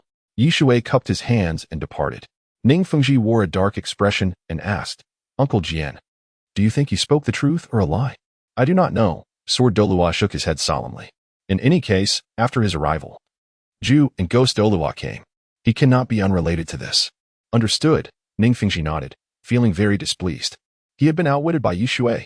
Chapter 39. The tragic poisoned Douluo in the illustrious city of Tiando, within an opulent residence. Shui Qinghe caressed the wedding dress in his hands. Though his demeanor appeared calm, the trembling of his hands betrayed his inner turmoil. Young master. Regaining his composure, Shui Qinghe stepped out of the room, yet did not encounter the one who occupied his thoughts. Where is Uncle Yi? His voice was chillingly cold. Gui Douluo, feeling a pang of guilt, sighed. Young master. We are no match for them. The world's foremost assault, the world's foremost defense, and then there's Ning Fengji, the premier support. Even with our martial soul fusion technique, we were still defeated. Understood. Shui Qinghe nodded, narrowing his eyes as he spoke in a grave tone. You have worked hard. Proceed to the spirit hall and inform the Pope of this matter. This, Ju Douluo exclaimed in shock, furrowing his brow. Young master. Must we disturb Her Holiness the Pope over this? With some time, I believe the 7 treasure glazed tile school will. Silence. Shui Qinghe's countenance darkened, his eyes flashing with a murderous intent. I am second only to the Pope in the spirit hall. Go. Tell her that if I am delayed, I shall never see her again. The 2 titled Douluos pondered for a moment. Understood, young master. Only then did Shui Qinghe sit down, his right hand ashen from the force he exerted. Shortly after, the 2 titled Douluos took their leave. Gui Douluo turned back, frowning. Ju Douluo, do you think the young master's feelings for Yi Shui are rather complicated? Ju Douluo shook his head, scoffing. You ask me? Who should I inquire? Honestly, I have my suspicions. Yi Shui has never married. Either he has no interest in women or he harbors grand ambitions. Indeed, Gui Douluo scoffed derisively, just a useless person, causing us to suffer injuries. How frustrating. It seems I shall have to make the journey alone. Ju Douluo nodded, smiling. It's no trouble. For an ordinary soul master, it would take 20 days. For you, merely a day? A day later, Yi Shui imparted the galaxy technique to Ning Rongrong, achieving an astonishing amplification of 1,000-fold. The galaxy had now evolved into the 33 heavens. In the Pope's palace of Spirit City, a stunning woman adorned in a luxurious black robe with golden embellishments stood, crowned with a 9-curved purple gold diadem. Her fair skin and heavenly beauty captivated all. Your Majesty. Gui Douluo bowed slightly. Bibi Dong glanced over, her tone icy. Gui Mei. What brings you back? Was I not clear in instructing you to head to Tiando City? You returned halfway? Gui Douluo's expression shifted as he stammered. Your Majesty. I returned upon the young master's command. Qian Rinxue? Bibi Dong's expression flickered with mild surprise. What is the matter with her? Gui Douluo promptly recounted the events. Following his narration, Bibi Dong lapsed into a lengthy silence before waving her hand. You may leave. Yes. Gui Douluo promptly withdrew, his garments soaked in perspiration. The Pope seemed to have grown even more formidable. He dared not inquire about the resolution. Bibi Dong gazed at the green ring on her left thumb, murmuring, Shui. What are you up to? After a while, Gui Douluo was left in a state of shock. He could not comprehend why the Pope had commanded him thus. This was utterly irrational. However, he would not harm Yi Shui, for he sensed that the Pope was merely momentarily agitated. Besides, he was aligned with the Pope's faction. As was Ju Douluo. 3 days later, in the Sunset Forest. Beep. Host grants the disciple Ning Rongrong a 1,000-year flying cloud leopard soul ring. Amplification in progress. Congratulations, host has obtained a 100-fold amplification, acquiring a 10,000-year flying cloud leopard soul ring. Note, items amplified cannot be gifted. Yi Shui was somewhat dissatisfied. Merely a 100-fold? What could a 10,000-year soul ring possibly accomplish? Yet, even the smallest morsel is still sustenance. He promptly absorbed it, completing the process in mere minutes. Your Excellency? Bone Douluo suddenly opened his eyes. Where are you headed? Yi Shui, feeling somewhat awkward, chuckled. I had promised Poison Douluo to meet tomorrow. But days have slipped by. I must go to detoxify. This. Bone Douluo shook his head, frowning. Not advisable. Wait until Rongrong awakens. I will accompany you. Thank you. Yi Shui bowed slightly. You should keep an eye on Rongrong. Rest assured, I shall be fine. Watching Yishui depart, Bon Douluo contemplated pursuing him. But seeing Rongrong still absorbing the soul ring, he reluctantly refrained. Before long, outside the cave, Douluo suddenly appeared, his voice low. Yishui, you have broken your promise. Feeling somewhat embarrassed, Yishui smiled. My apologies, no need to rush. I am currently concocting the antidote. Please fetch your granddaughter so we can resolve this in one go. Shall we? Oh, and remember to bring the soul bone. Very well. Douluo surprisingly acquiesced. He vanished in a flash. Yishui ascended the mountain and soon arrived at the ice and fire yin-yang eye, where he spotted two rare herbs, the octagonal ice grass and the fire apricot. After a brief moment, Yishui gathered some fragments of the ice and fire herbs, using them with the medicinal cauldron to begin crafting the antidote. With these ingredients, he would be able to cure Douluo and Douluo. Afterward, Yishui left the ice and fire yin-yang eye and sat cross-legged before the cave. After a long while, he opened his eyes to see Douluo and a youthful maiden. The girl appeared to be around 14 years old, slender and breathtakingly beautiful. How is it? Douluo inquired with a sidelong glance. Yishui nodded, smiling. Here, take this, about 100 pills. Your granddaughter should take 10, while the rest are for you. With that, he tossed a porcelain vial. Douluo caught the vial, uncorked it, and inhaled the fresh aroma. He did not rush, instead consuming one of the pills. In the next moment, his eyes lit up as he directed the toxins from his body into the soul bone. It was indeed effective. After pondering for a moment, he realized that 100 pills would suffice. Yishui observed quietly. Half an hour later, Douluo exclaimed excitedly, Grandfather, it's working. I think the pain is gone. That is wonderful. Douluo patted his granddaughter's head before turning to Yishui, offering a smile. His grin resembled that of a serpent. Yishui, thank you. You may leave now. Leave? Yishui laughed heartily, retorting, Have you not yet fulfilled your promise to me? Douluo snickered derisively. Fulfill your promise? I merely stated that everything in the pool is yours. I never said you could leave. So, do you prefer your life or the treasures of the pool? Choose wisely. Yishui grinned, revealing his pearly whites, and calmly stated, Only children make choices. Adults naturally desire it all. Poison Douluo, do you dare threaten me? The ultimate Douluo re-emerged. Douluo's expression changed drastically as he shouted, Impossible. You are clearly crippled. Granddaughter, run. Douluo was merely an ordinary title Douluo. Even an ultimate Douluo would find no advantage against Yishui. The battle concluded swiftly, in mere seconds. Yishui seized Douluo's wishful 100 treasures bag and continued his ascent up the mountain. This was a soul guide capable of containing living beings. Even in the ever-evolving Douluo Continent, it was a rare treasure. Thank you for the herbs, Poison Douluo. Yishui soon returned, brimming with excitement, having acquired all the precious herbs. If in the future he were to take Yuna as his disciple, he could return once more, and at that time, he would seize those two dragon souls. Upon witnessing this scene, Douluo felt a wave of darkness envelop him, and he spat out a mouthful of old blood. Chapter 40, Has Bibidon gone mad?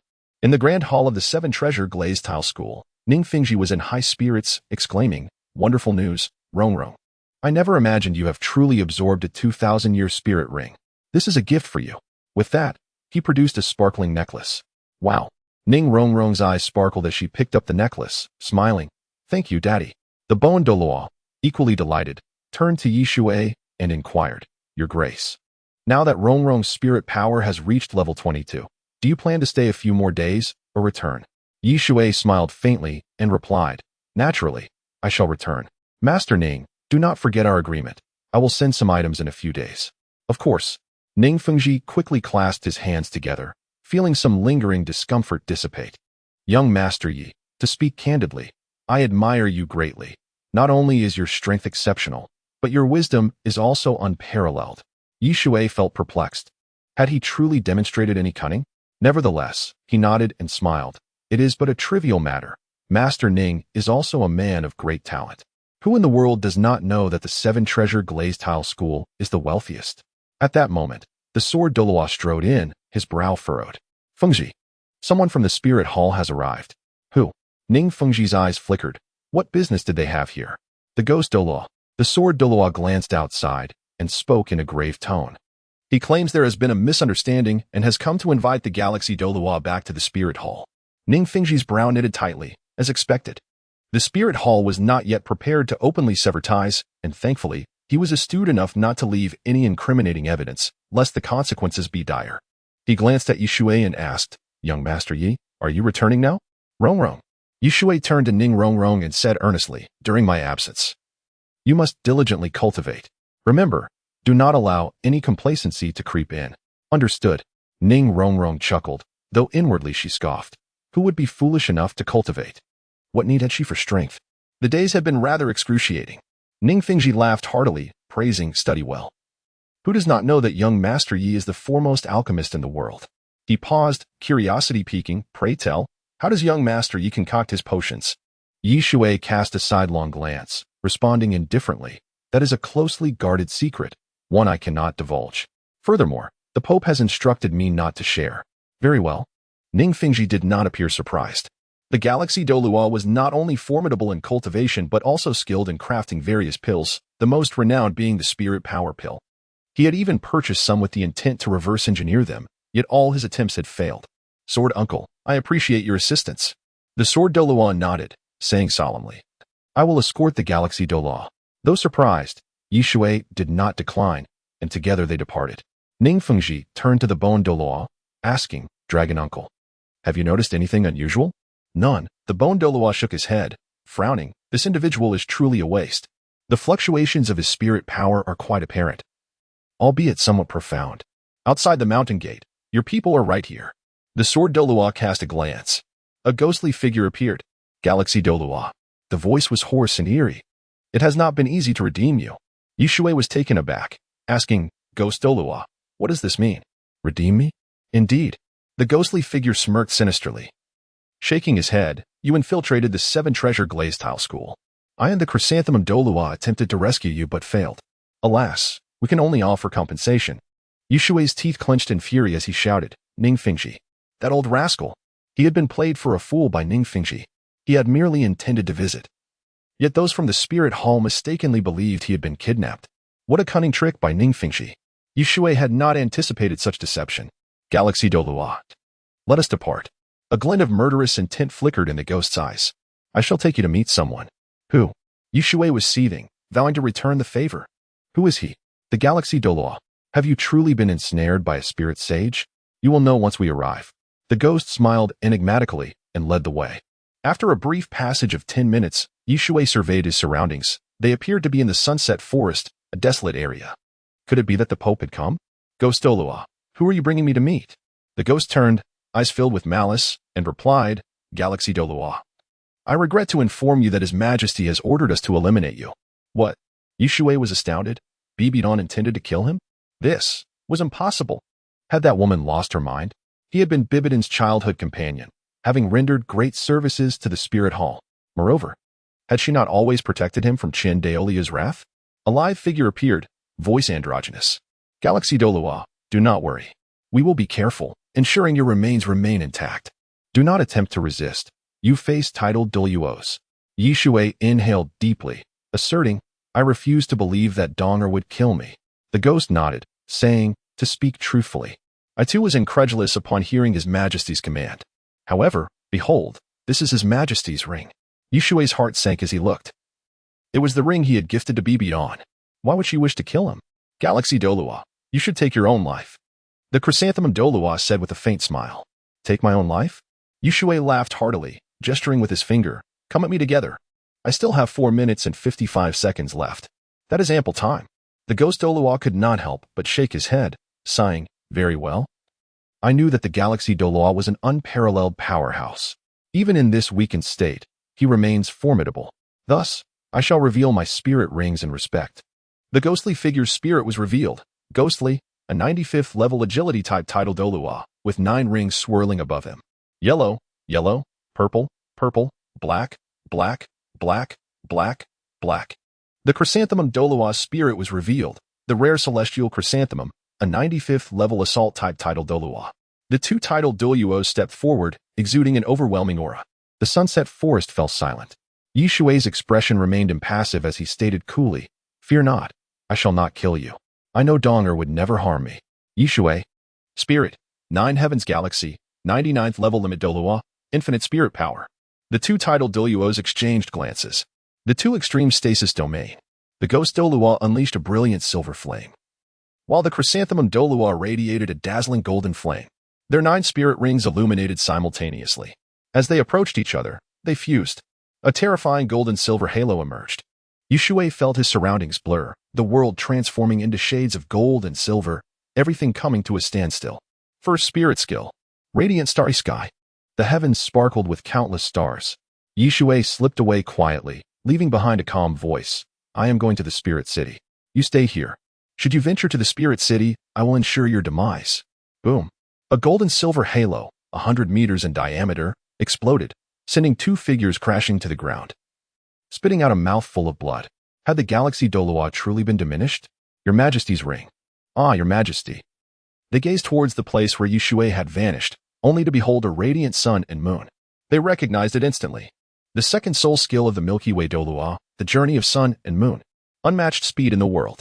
Chapter 41. The overbearing Bibi Dong 10 days later. In the hall of the Pope, Wuhuan City. Stop. The palace knights obstructed Shui's path. Holding the token, Shui replied calmly, I wish to see the Pope. Upon seeing the token, the captain of the knights' expression changed, and he knelt on one knee, respectfully saying, Greetings, Elder. The other palace knights followed suit and knelt.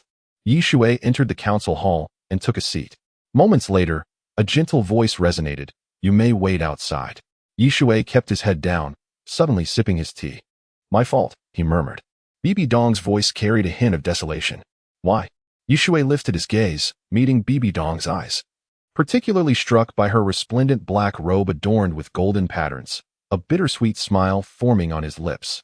Indeed, Bibi Dong had become the Pope. And he was but a mere waste. A waste, must I ask why?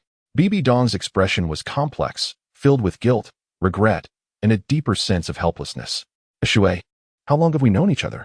Shui pondered before responding. You are older than I. We are childhood friends. Bibi Dong sat nearby, murmuring. You ask why I sent someone to kill you? It is because I wish to kill you. You lie. Shui's eyes sparkled with intensity as he coldly retorted. Look into my eyes. Bibi Dong glanced at him before turning away, softly saying, I have looked. I am grateful to you for everything you have done, she continued. Shui gritted his teeth and shouted, You cannot possibly want to kill me. If you truly wished for my demise, you would not have stopped Douluo. Bibi Dong. Why do you still refuse to speak the truth? The truth. Bibi Dong closed her eyes, holding back tears, and said softly, You simply do not wish to believe me. I would never deceive you. Since you are alive, they must be fine, yes? Shui's face remained cold, dismissively stating, Of course, they are fine. You seem to have grown stronger. I wish to ask, what did the Rakshasa God tell you? Bibi Dong shuddered. Her eyes filled with shock as she stammered, You are correct. Initially, you were framed by the Rakshasa God. Leave. Shui sprang to his feet. His gaze fierce as he coldly declared, Donger, this is the last time I shall call you that. Remember, Your Majesty, I take my leave. With that, he turned and departed. Bibi Dong watched intently until he was gone, then covered her eyes, tears slipping through her fingers like pearls onto the ground. I shall bear all that comes. I am now qualified to do so. I love you, Shui. In a vast space of 1,000 meters. 2 colossal phantoms appeared. One was the Death Spider King, and the other the Soul-Devouring Spider King. Good. In a heart devoid of men, I shall cultivate the divine. Bibi Dong, you are now qualified to receive my Rakshasa God S9 trials. Once you ascend to divinity, eliminate him. Damn. Again with the Shura God. A strange woman's voice echoed. Shui appeared somewhat bewildered as he stepped outside the Douluo hall, retrieving a drink from his soul guide, and began to drink. From dawn to dusk, and from dusk to dawn, he imbibed. During this time, Douluo passed by, even harboring murderous intent, yet ultimately refrained. Bibi Dong observed this scene, her heart shattering, her delicate face drained of color. Just as Shui managed to gather himself, she destroyed it once more. Perhaps she truly was unfit for love. 3 days later, Shui took a deep breath, resolving not to succumb to despair any longer. Did Bibi Dong wish to kill him? It mattered little. He simply could not die. If worse came to worst, he could go to Qianrenshua. Surely, she would not let him perish. This thought lightened his mood significantly. Soon after, he ventured to the dining hall, observing the lively atmosphere during mealtime. Have you heard? The master has recently developed a theory regarding the original martial soul. What is the original martial soul? You don't know? It is the organs of a person serving as their martial soul. Rumor has it someone has awakened. What? How can that be? Who knows? It has stirred the Pope. Shui furrowed his brow. An original martial soul? The master's creation? Nonsense. This was a theory from 10,000 years in the future. Could the master be a time traveler? I understand. Shui's expression turned cold, recalling Tang San from that day. This fellow had gone to the martial soul branch to register as a soul master, presumably coming into contact with such theories. Truly shameless. After finishing his meal, Shui sent word that he wished to meet with the Pope, regardless of the circumstances. He needed to convey this theory to Bibi Dong, for it pertained to the awakening of certain individuals' martial souls. A lack of a martial soul did not equate to being a waste. Soon, Shui received word to proceed to the Pope's private chamber. He was somewhat surprised but gladly complied. Upon arrival, he found the surroundings devoid of any presence, eerily quiet. Taking a deep breath, he stepped inside, where he beheld Bibi Dong, adorned in a purple robe, exuding an air of grace and elegance, embodying an impressive dignity. In that moment, she seemed like an ordinary woman, carefully tending to her hair with great attention. You have arrived? Bibi Dong's voice held a haunting melancholy. Yes, Shui replied expressionlessly, Your Majesty. May I inquire as to why you sought me? I believe the council hall would be more suitable. No. Bibi Dong suddenly lifted her head, her beautiful eyes revealing a complex mix of tenderness, mockery, and shame. Shui struggled to comprehend the nature of such a gaze. Abruptly, the door closed. Shui stepped back, solemnly stating, Your Majesty, I came to see you to discuss an important matter. Speak. Bibi Dong's gaze trembled. Regarding the original martial soul. If the martial soul hall wishes to. Moments later, Shui divulged all he knew, including the concept of secondary awakening. Why is the original martial soul so powerful? The most crucial aspect is the secondary awakening. Shui, at times, I truly wonder what fills your mind. You can refine pills and selflessly share your knowledge. You are well versed in various theories, including the original martial soul, Bibi Dong remarked, biting her crimson lip. Shui turned, pushing open the stone door, stating coolly, Your Majesty, there is no need for further inquiries. I have another purpose for my visit. I wish to withdraw from the martial soul hall. Why? Bibi Dong stood in shock, her heels clicking as she approached him, frowning. You are an elder of the martial soul hall. Not anymore. Shui interjected, turning to face her, their lips brushing against one another. It was cool and fragrant. After a moment, Bibi Dong stepped back, softly stating, Elder Yi, as long as I live, you will always remain an elder of the martial soul hall. You cannot escape my grasp. Shui shook his head as he departed. Your Majesty, I understand. Bibi Dong smiled sweetly, murmuring, In 3 years, I shall rule the entire martial soul hall, allowing you to be the Pope. As for me, I shall simply be a small woman. Chapter 42. Dong fiercely protects her husband. Outside the Pope's palace, Shui was in high spirits when a certain individual crossed his mind, or rather, a deity, the Rakshasa God. You wretch. Are you so devoid of a husband that you resort to sowing discord between Donger and me? He scoffed. Just wait. I shall seek retribution.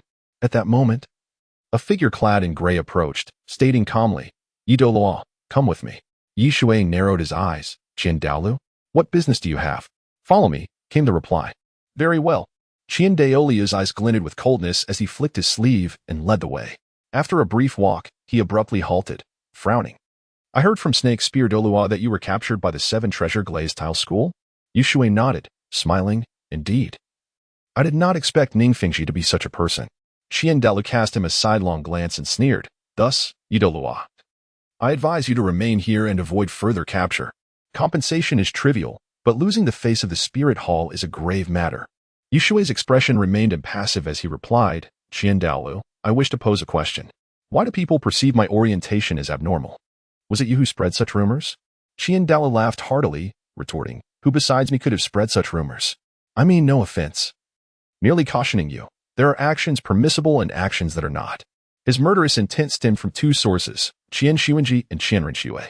Douluo, unaware of how this young man had captivated Xiao Shui, understood one thing. Great achievers must be devoid of attachment. Thus, he aimed to sever all ties for Xiao Shui's sake, indifferent to her potential reproach. Shui gritted his teeth. Is this truly the work of that old scoundrel?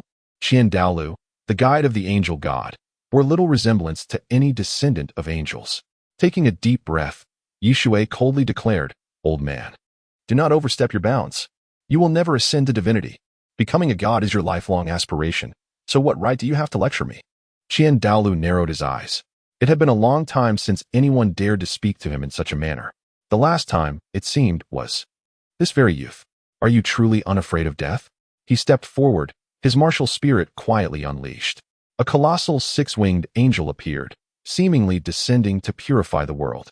8 black and 1 red soul rings spiraled into existence, the blood-red ring resembling the only color in the universe, glaring and fierce.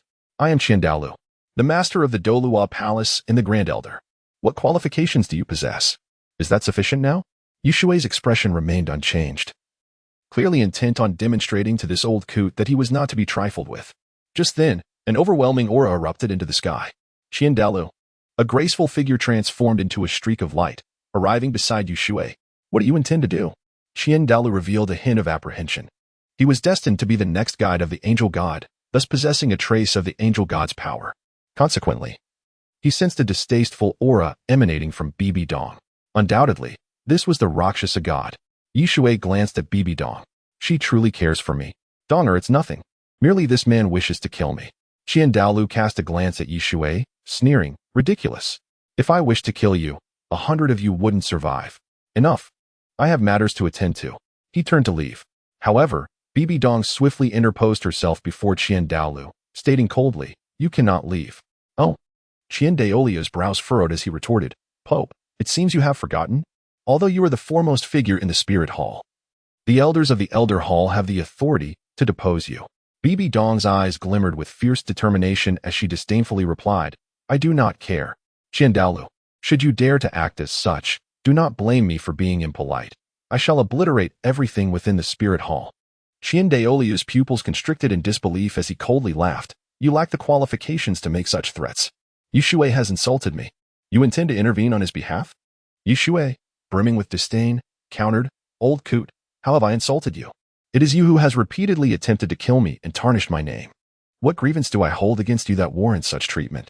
Suddenly, Douluo moved, merging with the ethereal form of the six-winged angel. The 7th soul ring transforming into gold. His skin, hair, and everything else turned into the purest gold. Boom. A pair of wings manifested behind Douluo. Extending to 6 pairs, he cast a glance at Dong, gripping a long sword forged from sacred fire, indeed, the sacred sword. Shui felt as if submerged in the ocean, crushed by an invisible pressure, his senses seemingly blunted. The sole sovereign of the angel domain, Douluo. Dong looked at Shui, trembling as she instructed, close your eyes. Shui complied, smiling, I will not look. Only then did Dong feel reassured, revealing her true martial spirit. Her legs vanished, replaced by the lower half of a spider. This was also the reason she was reluctant to unveil her true form. She did not wish for her beloved to witness her most unsightly aspect. This was Dong's first martial spirit, the Death Spider Empress. Yellow, purple, purple, black, black, black, black, black, red. Dong. Douluo's eyes turned golden as he warned, do not force my hand. This insolent youth dared to speak disrespectfully to him. I shall slay him. Dong laughed heartily, mocking, Great Elder. Should you kill him, I will devour all of your angel clan. Very well. Douluo was instantly enraged, fully aware of the implications of Dong's words. This wicked woman would not even spare her own daughter. His first soul skill, purification of the murky world. With his long sword, Douluo lunged at Dong. Though she lacked legs, she transformed into a terrifying spider, and in that moment, she was at her most formidable. Spider Empress clone. This was Dong's 8th soul skill. A dazzling purple light emerged, followed by the summoning of another Death Spider Empress. This clone possessed 100% of the main body's power. The Death Spider Empress approached Shui. He, of course, felt it and did not open his eyes. Smiling, Donger, give that old coot a good thrashing. Dong suddenly smiled, appearing extraordinarily beautiful, her eyes shimmering with boundless affection. Leave it to me. Even if the entire world betrays you, I will not. I will stand with you against them all. Douluo's expression shifted as he glared fiercely at Shui. What charm does this youth possess? Chapter 43. The Pope's Wedding? Wait. Douluo exclaimed, retracting his 6-winged angel and frowning, Dong. Internal strife only invites ridicule. I shall not engage in conflict with you. Thus, you have prevailed, but remember this. She will forever remain yours.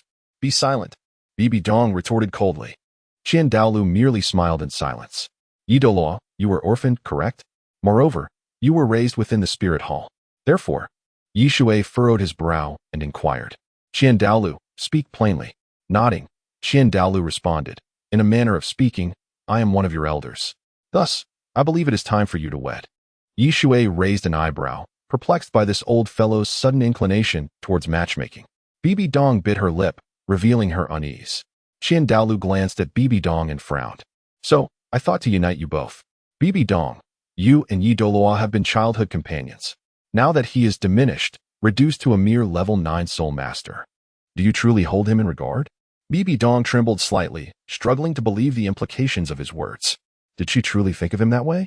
Yi Shui was equally astonished, never having anticipated such a proposition from the old man. What? Qian Daolu's lips curled into a wicked smile, his eyes gleaming with mischief. Of course, if you're unwilling, we shall leave it be. Should you agree, the wedding will be scheduled for a month hence. I shall invite notable figures from across the continent to ensure your union is splendid. Bibi Dong nervously clutched her sleeve. It had been a long time since she felt such anxiety. In that moment, she was no longer the powerful pope, but rather a sentimental girl. Yi Shui opened his mouth, his voice hoarse. What right did he have to refuse? Bibi Dong was the pope, the foremost figure of the spirit hall, a title Douluo, and breathtakingly beautiful. Bibi Dong felt a pang of disappointment. Yi Shui's hesitation indicated. I am willing. Yi Shui inhaled deeply. Bibi Dong turned to him, her violet eyes sparkling with unprecedented joy. A Shui. You. She covered her mouth, tears spilling forth. They were tears of joy. Yi Shui closed his eyes and then opened them, resolute determination glimmering within. He stepped closer to Bibi Dong and sighed, I am sorry for you. I simply cannot forget the past. Bibi Dong, puzzled, countered, but I recall you diligently practicing. You have not been absent. Yi Shui waved his hand dismissively, smiling, let us not dwell on that. With that, he turned to Qian Daolu. Qian Daolu, please handle the arrangements. Qian Daolu laughed heartily. Nodding, excellent. The Pope's wedding. I shall ensure everything is meticulously organized. He relieved himself of burdens, finding Yi Shui increasingly agreeable. Suddenly, Bibi Dong grasped Yi Shui's hand, smiling. Shall we go to the star observation platform? Yi Shui sighed with a wry smile, nodding in acquiescence. Hand in hand, they made their way to the platform, resembling close companions. Upon seeing Bibi Dong, Li were immediately bowed respectfully, Your Holiness. Leave, Bibi Dong's voice held a hint of softness. Yes, Li were quickly nodded, not daring to steal a glance, fearing for his life. On the vast platform, only Yi Shui and Bibi Dong remained. They casually sat down, their hands intertwined. Yi Shui felt Bibi Dong's small hand tremble, a testament to her excitement. He couldn't help but chuckle. Relax, I won't run away. Are you trying to crush me? Bibi Dong chuckled softly, her gaze meeting Yi Shui's as she playfully scolded. What are you staring at? Have you never seen a beauty before?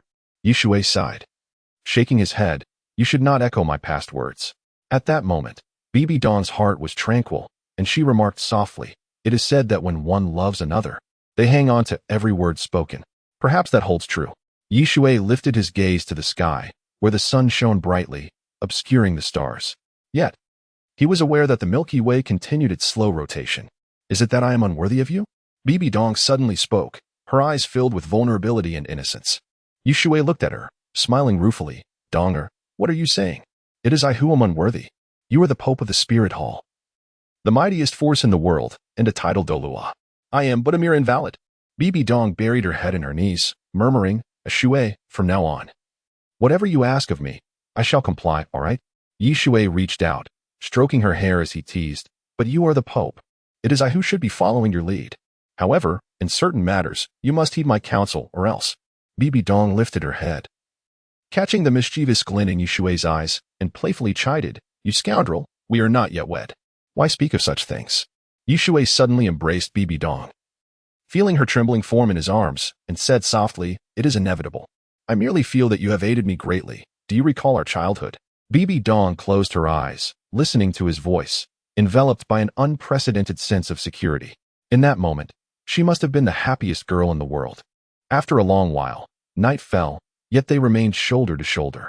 As dawn broke, a message spread throughout the Douluo Continent. Extra, the Pope's wedding. The astonishing news declared that His Holiness the Pope was to wed inviting all to the spirit city. A wedding for the Pope? How could this be? Surely, who among us is fortunate enough to marry the Pope? My heavens, this is too astonishing. I cannot believe it. The news traveled rapidly. A few days later, in the Heaven-Do Imperial Palace, Shui Qinghe, upon hearing this news, turned pale, gazing at she Uncle Douluo, asking, "Is this true? How could she possibly marry? It cannot be. It cannot be. I refuse to believe it." She Uncle Douluo hastily reassured, "Young master, remain calm. The Pope's wedding is a momentous occasion. Many sects have already made their way to the spirit city. Should we not go as well?" Shui Qinghe's eyes glinted with murderous intent as he murmured, "Of course. I must go. Wait for me. I shall kill her." She Uncle Douluo frowned, bewildered by the young master's reaction. The Pope's wedding was a grand event for the spirit hall. Why did the young master seem so displeased? Taking a deep breath, Shui Qinghe regained his composure, stating calmly, "Bring me my father. Also, prepare the swiftest steed. I am headed to the spirit city." Chapter 44. "You are my beauty at the seven treasure glazed tile school." Ning Fengji furrowed his brow and inquired, "Sword uncle, why has the Pope decided to marry? Has she not always looked down upon any man?" Jian Douluo shook his head, a shadow flickering in his eyes as he coldly replied, "This woman is the leader of the spirit hall's revival. Fengji, we must go this time. I am concerned there may be a conspiracy. We must be cautious." Bone Douluo scoffed, "If she were to do this, wouldn't it ruin the wedding?" "No." Ning Fengji inhaled deeply and said solemnly, "If the Galactic Douluo is behind this, it is likely not so simple, Uncle Long. This man is cunning and treacherous. Last time, he almost led our seven treasure glazed tile school into injustice. By the way, who is the Pope marrying?" Jin Douluo picked up the invitation and coldly sneered, "Fengji, it is indeed this fellow. Yi Shui." Ning Fengji's pupils constricted, and he replied gravely, "This further validates my suspicion. Last time, when his scheme failed, he purposely allowed himself to be redeemed, not realizing that I had already seen through his little tricks. What is he up to this time?" Bone Douluo shrugged and laughed, "Fengji, there is no need to overthink it. Regardless, we must attend. The Spirit Hall's influence extends across the entire Douluo Continent, and the Pope's wedding is a grand event." Ning Fengji nodded and smiled, "Indeed, then let's bring Rong Rong along. It would be good for this child to join in the festivities. But we must exercise caution. At the Haotian sect, one of the top 3 sects and once the most powerful sect in the world, a towering man suddenly stood up, standing at 2 meters tall with a robust physique. His chiseled features and graying short hair marked him as Tang San, the current leader of the Haotian sect. He surveyed the room and said nonchalantly, "Everyone, should we go to the Spirit Hall? The Pope's wedding is undeniably a significant event on the Douluo Continent." A woman cried out, "Elder brother, what purpose do we have in going? The Spirit Hall is our sworn enemy. How long have we remained here? Should we, the Haotian sect, continue to stay hidden?" Tang Xiao cast a sidelong glance and scoffed. "Wewa, do you think I am unaware of what you speak? Privately, we can say this. We fear the Spirit Hall. But does the Spirit Hall not also fear our top 3 sects?" Tang Yuewa's face flushed with indignation, and she protested, "But second brother." "Silence." Tang Xiao glared at her and addressed the 5 elders, speaking in a serious tone. "What do you think, elders?" The 5 elders, who were titled Douluo of the sect, contemplated. The second elder pondered and frowned. "We must go. Qian Daolu is bound by rules and cannot act against us. However, we cannot show him complete disregard. After all, this is the Pope." The 7th elder nodded, chuckling. "But who shall we send?" "You cannot go, sect master. And it would not be appropriate for us old men to attend either." Tang Yuewa, with her brow furrowed, suggested, "What if second brother goes?" "Nonsense." Tang Xiao shot her a glare and retorted, "Do you think the Spirit Hall would hesitate to kill him? I have made my decision. Yuewa, you will go." "Ah." Tang Yuewa was taken aback and quickly asked, "What if I encounter danger?" Tang Xiao's expression remained impassive as he replied, "What is there to worry about? You are the master of the Moon Xian, and you have the backing of the Tiando Empire. Just go. Although I find Qian Dalu despicable, he is a man of his word." "Very well." Tang Yuewa could only acquiesce. After all, her elder brother was the sect master, and it was inappropriate for him to go to Spirit City, while the elders were too advanced in age for such a visit. Thus, it fell upon her to attend. Similar scenes unfolded in the 2 great empires. The Pope, who commanded respect and fear throughout the realm, was actually getting married? Unbelievable. In the Spirit City, at the Spirit Hall's stargazing platform, the night sky was clear. Yi Shui looked up and smiled. "The night sky is truly beautiful tonight." Bibi Dong nestled in Yi Shui's embrace. playfully asked. Am I not more beautiful? Shui found himself at a loss. If he were to say merely beautiful, it would lose its meaning. Yet he struggled to find the right words. Just then, a flake of snow drifted down. It was indeed snowing. The snow's beauty struck Shui, and he suddenly smiled. Bibidong's expression turned slightly melancholic. The moonlight is lovely too, Shui said, seizing the moment. Bibidong chuckled. Are you attempting to flatter me? Is this how you compliment someone? Shui lowered his gaze to the woman with the phoenix eyes and murmured, though the moonlight and snow are beautiful, they pale in comparison to you. You are my unparalleled beauty. Bibidong trembled slightly and whispered, I am your unparalleled beauty? What a beautiful sentence. Shui, you truly have a way with words. Shui smiled slightly and mischievously replied, I have many talents. You will see in due time. With that, he playfully poked Bibidong's waist. Scoundrel. Bibidong shot Shui a playful glare, her enchanting eyes brimming with charm. Easter, Shui suddenly spoke. What is it? Bibidong quickly inquired. Shui took a deep breath and said gravely, I plan to change the landscape of the continent. Soul beasts must no longer be hunted so easily. Why? Bibidong appeared somewhat astonished. Are you saying you are a soul beast? But that cannot be right. You were in the spirit hall since childhood. And even if you were a soul beast, I would accept it.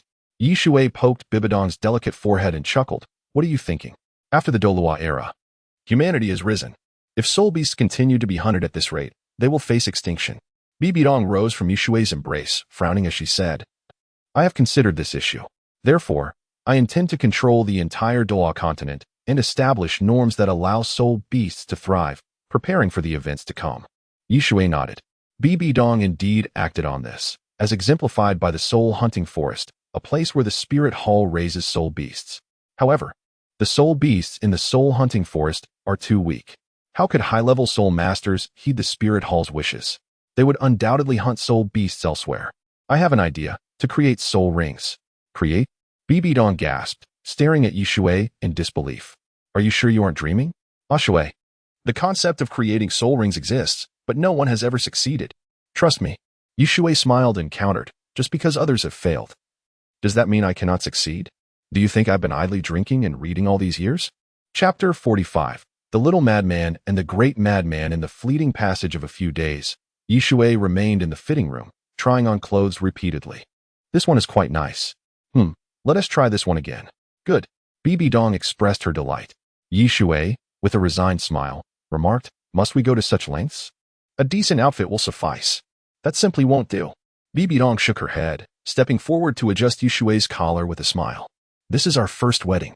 Shui scoffed, as if there have been several.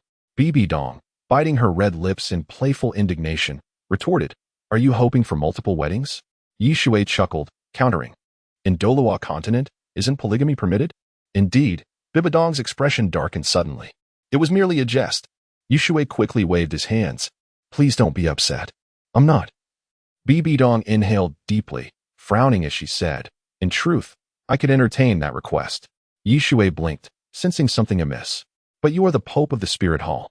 How could you agree to such a thing? However, Bibidong's eyes glinted with a cold smirk as she added, her strength must surpass mine. Otherwise, I shall not consent. Shui couldn't help but let out a bitter laugh. That's a tall order. Surpass you? The future goddess of slaughter? And a minimum of a level 1 deity. Uncle Yi. A chilling voice interrupted, drawing Shui's gaze to the door in surprise. It was Qianren. Although he had never seen her grown-up form, he recognized her immediately. Qianren was strikingly beautiful, with a regal demeanor and a tall, goddess-like figure. She wore an elegant, golden-threaded dress, and her waist-length golden hair fell flawlessly without a single strand out of place. Bibidong took a deep breath, forcing a smile she deemed friendly, and inquired, You're back? Just in time, you. All right. Qianren glanced at Shui. I need to speak with Uncle Yi. Please step aside. Her tone was devoid of any emotion. Bibidong felt a shiver run through her, biting her lip, unsure of how to respond. I'll ask her. Shui offered an apologetic glance before moving to Qianren side. She led the way, and soon they halted. Qianren raised her head and asked, Uncle Yi, you are being forced into this, aren't you? Shui blinked, countering, Shui, why do you think that? Qianren narrowed her eyes, frowning. Because this woman is unworthy of you. Shui found this amusing. Shui, then tell me, who is worthy of me? After a moment's hesitation, Qianren replied. Only someone perfect in every way deserves you. Shui smiled gently, ruffling Qianrenyue's hair, shaking his head. You don't understand her. If you did, you wouldn't say that. After all, she is your mother. And truthfully, it is I who am unworthy. Qianrenyue took a deep breath, insisting, in any case, just don't marry her. After saying this, she turned and ran off. Shui, perplexed, returned to the room, chuckling. This child. I can't quite grasp what she is saying. Bibidong's expression was complex as she sighed. I understand. She is likely struggling with having another stepfather. She'll get used to it. Shui nodded. What I said before still holds true. Shui was taken aback. It felt like a trap. If he truly strayed, wouldn't Bibidong be furious?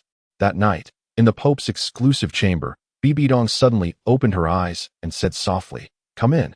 With a click, the stone door opened, and a graceful figure entered, coldly stating, "Bibidong, what do you mean by this?" Bibidong waved her hand, closing the stone door, and fixed her gaze on Qianrenyue with a chilling voice. You two are impossible. He is much older than you. I don't care, Qianrenyue retorted, her face cold. I never imagined that even your holiness would compete for a man with me. Bibidong's heart trembled. She sighed. It's not that I wish to compete. You may not realize that everything about you is known not only to me but also to Douluo. Qianrenyue's complexion changed, her voice trembling. Impossible. Grandfather. Therefore, Bibidong sneered, you foolishly think this is not possible? The snake spear Douluo and the porcupine Douluo are here to assist you. Yet they are also watching you. Do you think Douluo is unaware?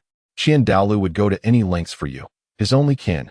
Qianrenyue's lovely face turned pale, and she stumbled back, crashing against the stone door with a thud. Yet, she felt no pain. The anguish of the heart overshadowed any physical hurt. Bibidong closed her eyes, murmuring, what you still do not know is that on the day of the engagement, Douluo attempted to kill Shui. Although he concocted an excuse due to my arrival, I cannot protect him indefinitely. His intent to unite us stemmed from this. Either I marry Shui, or he dies. Qianrenyue sat on the ground, feeling an icy chill in her heart, shaking her head frantically. It can't be. Grandfather said it wouldn't happen. Foolish girl. Bibidong suddenly stood, her eyes sparkling with intensity, coldly declaring, to place hope in the promises of others is sheer folly. In this world, only unrivaled power is worth pursuing. If Qianrenyue lifted her head, staring defiantly at Bibidong, coldly retorting, you want to succeed in driving a wedge between my grandfather and me. I will investigate. Bibidong laughed heartily, praising. Now that is the spirit. Entering the palace at 9 years old, if I could convince you with mere words, it would only confirm that the angel clan is filled with fools. Suddenly, Qianrenyue stood, opening the stone door. Before leaving, she looked back at Bibidong, her expression complex. First, congratulations. However, I want to give up. I will grow stronger, even to the point of becoming a deity.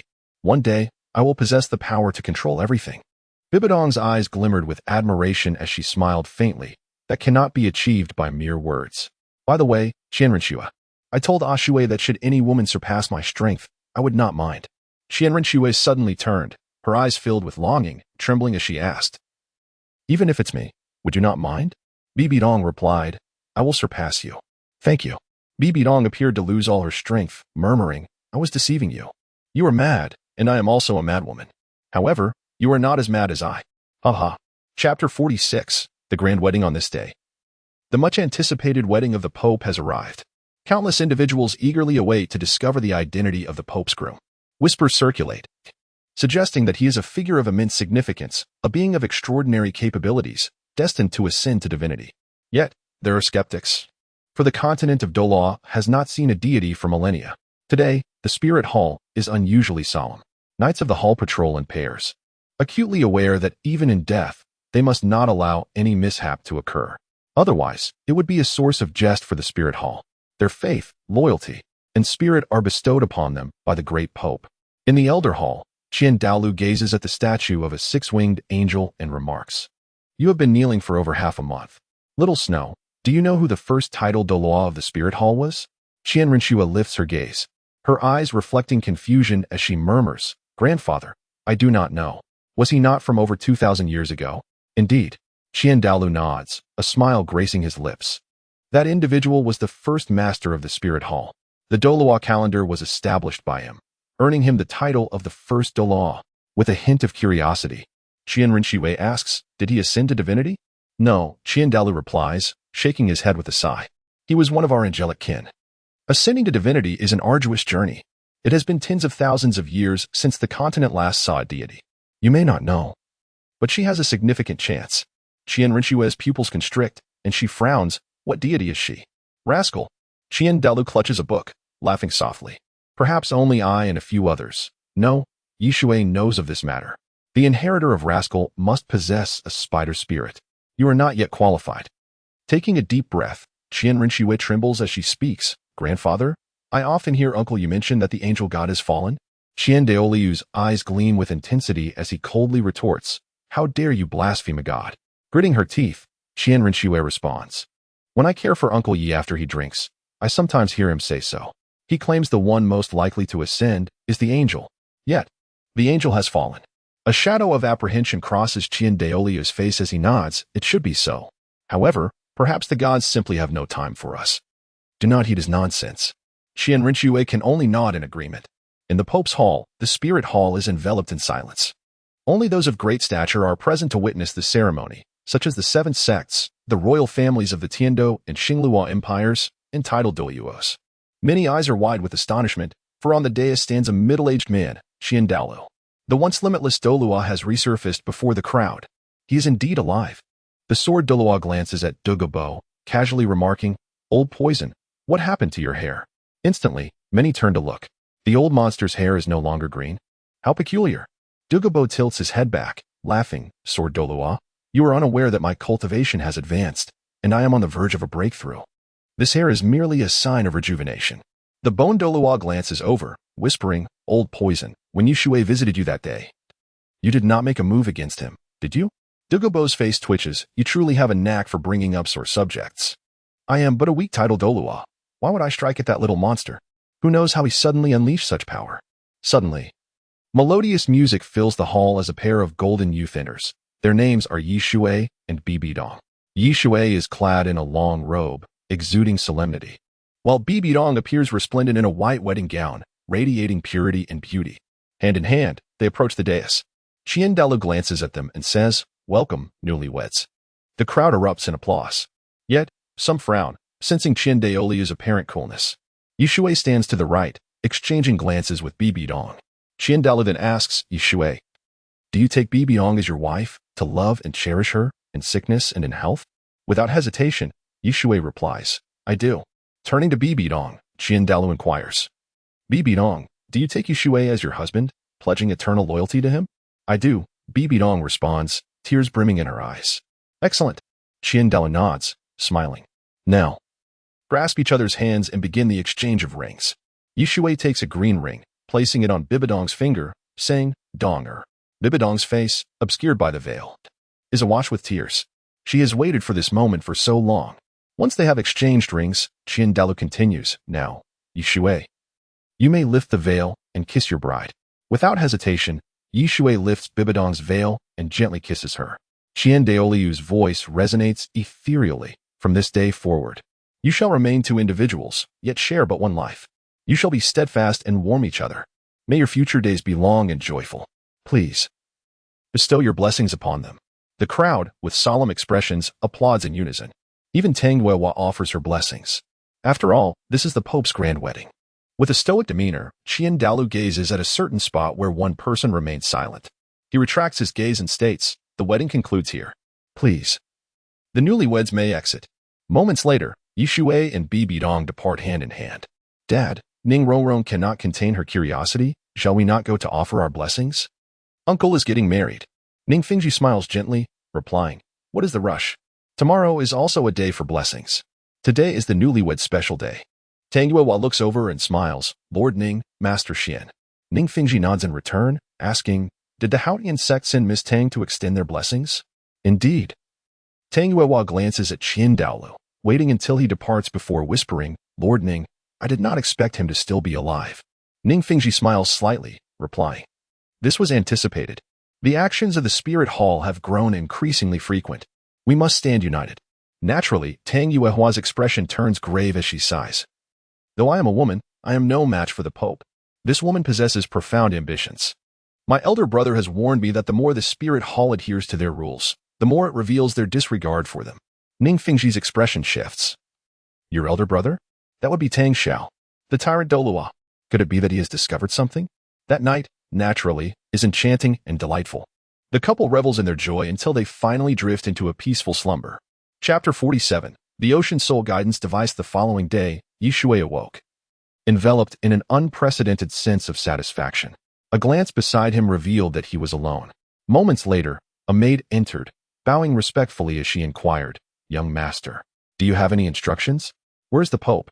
The maid replied with deference, "Young master, the Pope is occupied with state affairs. It seems that the people from Sea God Island are seeking vengeance for events that transpired 20 years ago." Shui narrowed his eyes. Sea God Island, a familiar place.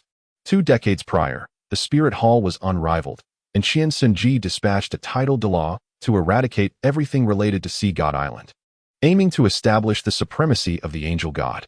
After all, the Angel God constituted the very foundation of the Spirit Hall. As a believer of the divine, one must eliminate all evil gods, as defined by the Spirit Hall. Having perused numerous texts, Shui understood clearly that the first master of the Douluo Hall hailed from the Angel clan. It was precisely for this reason that the Qian family could maintain the legacy of the Angel God. The true Angel Temple resided within the Douluo Hall. "Bring me something to eat." Half an hour later, having consumed a modest meal, Shui proceeded to meet Bibi Dong. "Donger," he greeted with a smile. "How was yesterday?" Bibi Dong shot him a glare and playfully retorted, "Stop your nonsense. There are others present." Shui glanced around, merely a few maids, but he feigned seriousness, chuckling, "It's fine. They surely cannot hear us." The maid's expressions tightened. "Leave." Bibi Dong waved her hand, and once the maids had exited, she nestled into Shui's embrace, affectionately caressing his chest. "You are so naughty. Today, I nearly couldn't get out of bed. Do you know how busy the Pope is?" Shui buried his head in her flowing hair, inhaling deeply, feeling invigorated as he replied, "I understand. I want to do it again. I have come to discuss something. I plan to return to Notting City." Bibi Dong shivered slightly, asking, "What is the matter?" Shui could only smile wryly as he disclosed that he had taken on an apprentice. Upon hearing this, Bibi Dong frowned. "If that is the case, it is indeed troublesome. After all, Ning Rongrong is the daughter of Ning Fengxi. Also, who are that little dance you wear?" Noticing the lemon-like acidity in her tone, Shui responded, "It's nothing. They are truly my apprentices. I will return when I have time. Furthermore, I have discovered that I am not useless. I can tap into the power of a limit Douluo for several minutes each day." "Really?" Bibi Dong's eyes widened in astonishment. "Then you are." Shui's expression turned serious as he inquired, "How is your soul core now?" Bibi Dong sighed, a bitter smile gracing her lips. "Having dual martial souls is exceedingly difficult. I have not achieved the yin-yang balance you mentioned, yet I am unwilling to resign myself to this fate." "Do not fret." Shui reassured her with a smile. "Take your time. The spirit tower I spoke of requires considerable practical experience, so remember to search for the so-called ancient relics." "I understand," Bibi Dong nodded. "Actually, I have always wondered why soul guidance devices were so advanced in ancient times. Was it the work of the Dragon Clan?" Shui nodded gravely. "Indeed, the secret of soul guidance devices lies within the formations. The Dragon Clan, by nature, are masters of formations. However, there are humans as well. In another 6,000 years, the Sun Moon Empire, or rather the continent, will border our land. They possess the most complete legacy of soul guidance devices." Bibi Dong inhaled deeply, her eyes sparkling with determination. "Very well, once I unify the Douluo Continent, I shall dispatch titled Douluos to the Sun Moon Continent." Shui couldn't help but chuckle. It feels somewhat akin to handing a world map to Qin Shi Huang. How peculiar. "All right, I must take my leave. Do not miss me." As Shui exited the Pope's palace, he learned that someone awaited him, piquing his curiosity. Soon, he encountered Douluo, who greeted him with a smile. "Old poison, what brings you here?" Douluo forced a smile. "Douluo, I apologize. I should not have spoken as I did the other day." Shui waved his hand dismissively. "It's fine. You were simply being straightforward. In truth, I had anticipated it. You would certainly honor your word." Douluo felt a surge of guilt and curiosity, wondering how Shui had come to know this. Unable to contain himself, he asked, "How did you know?" Shui merely smiled enigmatically. "How do I know? It is evident. Had Tang San not been so humble, you would have likely delivered the complete corpse by now. However, to be honest, this old fellow does keep his promises." He speaks and acts with integrity. Yi Douluo, this is a spiritual herb, the heavenly moon flower, as my apology. Douluo took a deep breath. Yi Shui glanced over and saw Douluo Yin holding a spiritual herb with moon-shaped flowers. He accepted it, placing it into his storage bag with a smile. Thank you, Poison Douluo. Now, is there anything else? Nothing more, Douluo coughed lightly.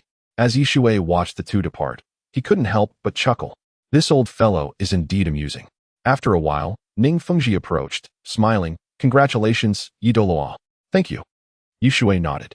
Ning Fengji's lips twitched. How could one celebrate such a thing? He cleared his throat. By the way, Yi Douluo, have you informed the Pope about Rongrong? Yi Shui smiled. Rest assured. From now on, we are family. Ning Fengji awkwardly chuckled, producing a paper boat from his pocket.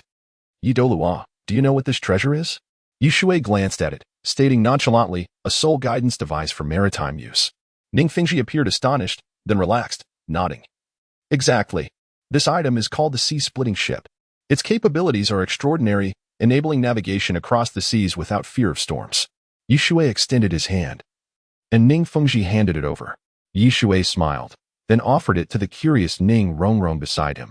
Rongrong, this is for you. Yay! Ning Rongrong exclaimed, her face alight with excitement. Ding! The host has gifted the disciple Ning Rongrong an ocean soul guidance device, amplification in progress. Congratulations to the host for achieving 100,000-fold amplification, acquiring a level 9 ocean soul guidance device, the Flood Dragon Ship. Note, items amplified cannot be gifted thereafter. A level 9 soul guidance device represents a super Douluo. Yi Shui's eyes brightened. Envisioning a vessel with a resilient and robust hull, its prow adorned with a lifelike dragon head, a flood dragon, no less than 100,000 years of soul beast. Moreover, this was a transformed flood dragon. How terrifying. The description further revealed that while navigating the seas, it could withstand all storms and thunder, and even more alarmingly, it could dive deep into the ocean up to 1,000 meters. However, it required soul power to activate. Chapter 48. 10th level soul power. Ning Fengji wore an expression of helplessness as he inquired, Young Master Yi, what is the meaning of this? Yi Shui, reveling in his joy, replied nonchalantly, Sect Master Ning, I am simply a person who follows my whims. When I say I will give something, I give it. However, do not snatch it away. Ning Rongrong immediately grew vigilant, tucking the paper boat into her bosom, and exclaimed, Daddy, don't take away Rongrong's things. Ning Fengji shot her a glance, feeling a touch of embarrassment, and replied with a wry smile, When have I ever taken your things? You have. Ning Rongrong seemed to recall something. First, there was the soul guide from Grandfather Jian, and then the gift from Grandfather Bone. She proceeded to list a multitude of instances. Ning Fengji could only cough to mask his awkwardness. Rongrong, I am merely safeguarding it for you to return when you grow up. Is that not the same? At this point, he turned to Yi Shui. Young Master Yi, we must be on our way. Yi Shui nodded and smiled. Very well, travel safely. His second soul skill was the journey of the sun and moon.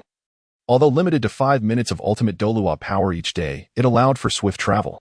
Therefore, Yi Shui did not intend to return with Ning Fengji and the others. Subsequently, Ning Fengji and his companions took their leave. Just then, a maid approached with a report. Young Master Yi, there is a lady outside claiming to be Tang Yuehua who wishes to see you. Yi Shui pondered for a moment. Tang Yuehua? Who is that? Wait. She is Tang Hao's sister, the master of Moon Pavilion. But what does she want? Let her in, he commanded with a wave of his hand. Shortly thereafter, a beautiful woman entered. Please, have a seat. Yi Shui gestured to a nearby chair. Tang Yuehua sat down and smiled. You must be young Master Yi.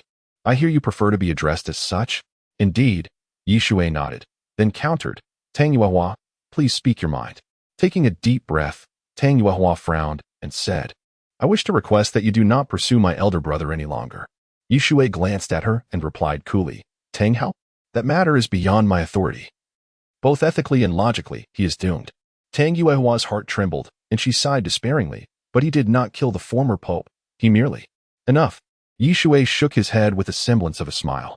No one cares how the last pope met his end, but for the sake of the spirit hall's dominion.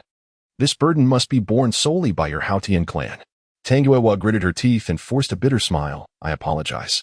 Rising to leave. She was halted by Yi Shui's serious tone. If you wish for the spirit hall to cease its pursuit of your brother, there is a way. What way? Tang Yuehua's eyes brightened, her urgency palpable. As long as the spirit hall is destroyed, that will suffice. Tang Yuehua's pupils constricted. The destruction of the spirit hall? How could this man utter such words? He is the husband of the Pope of the Spirit Hall.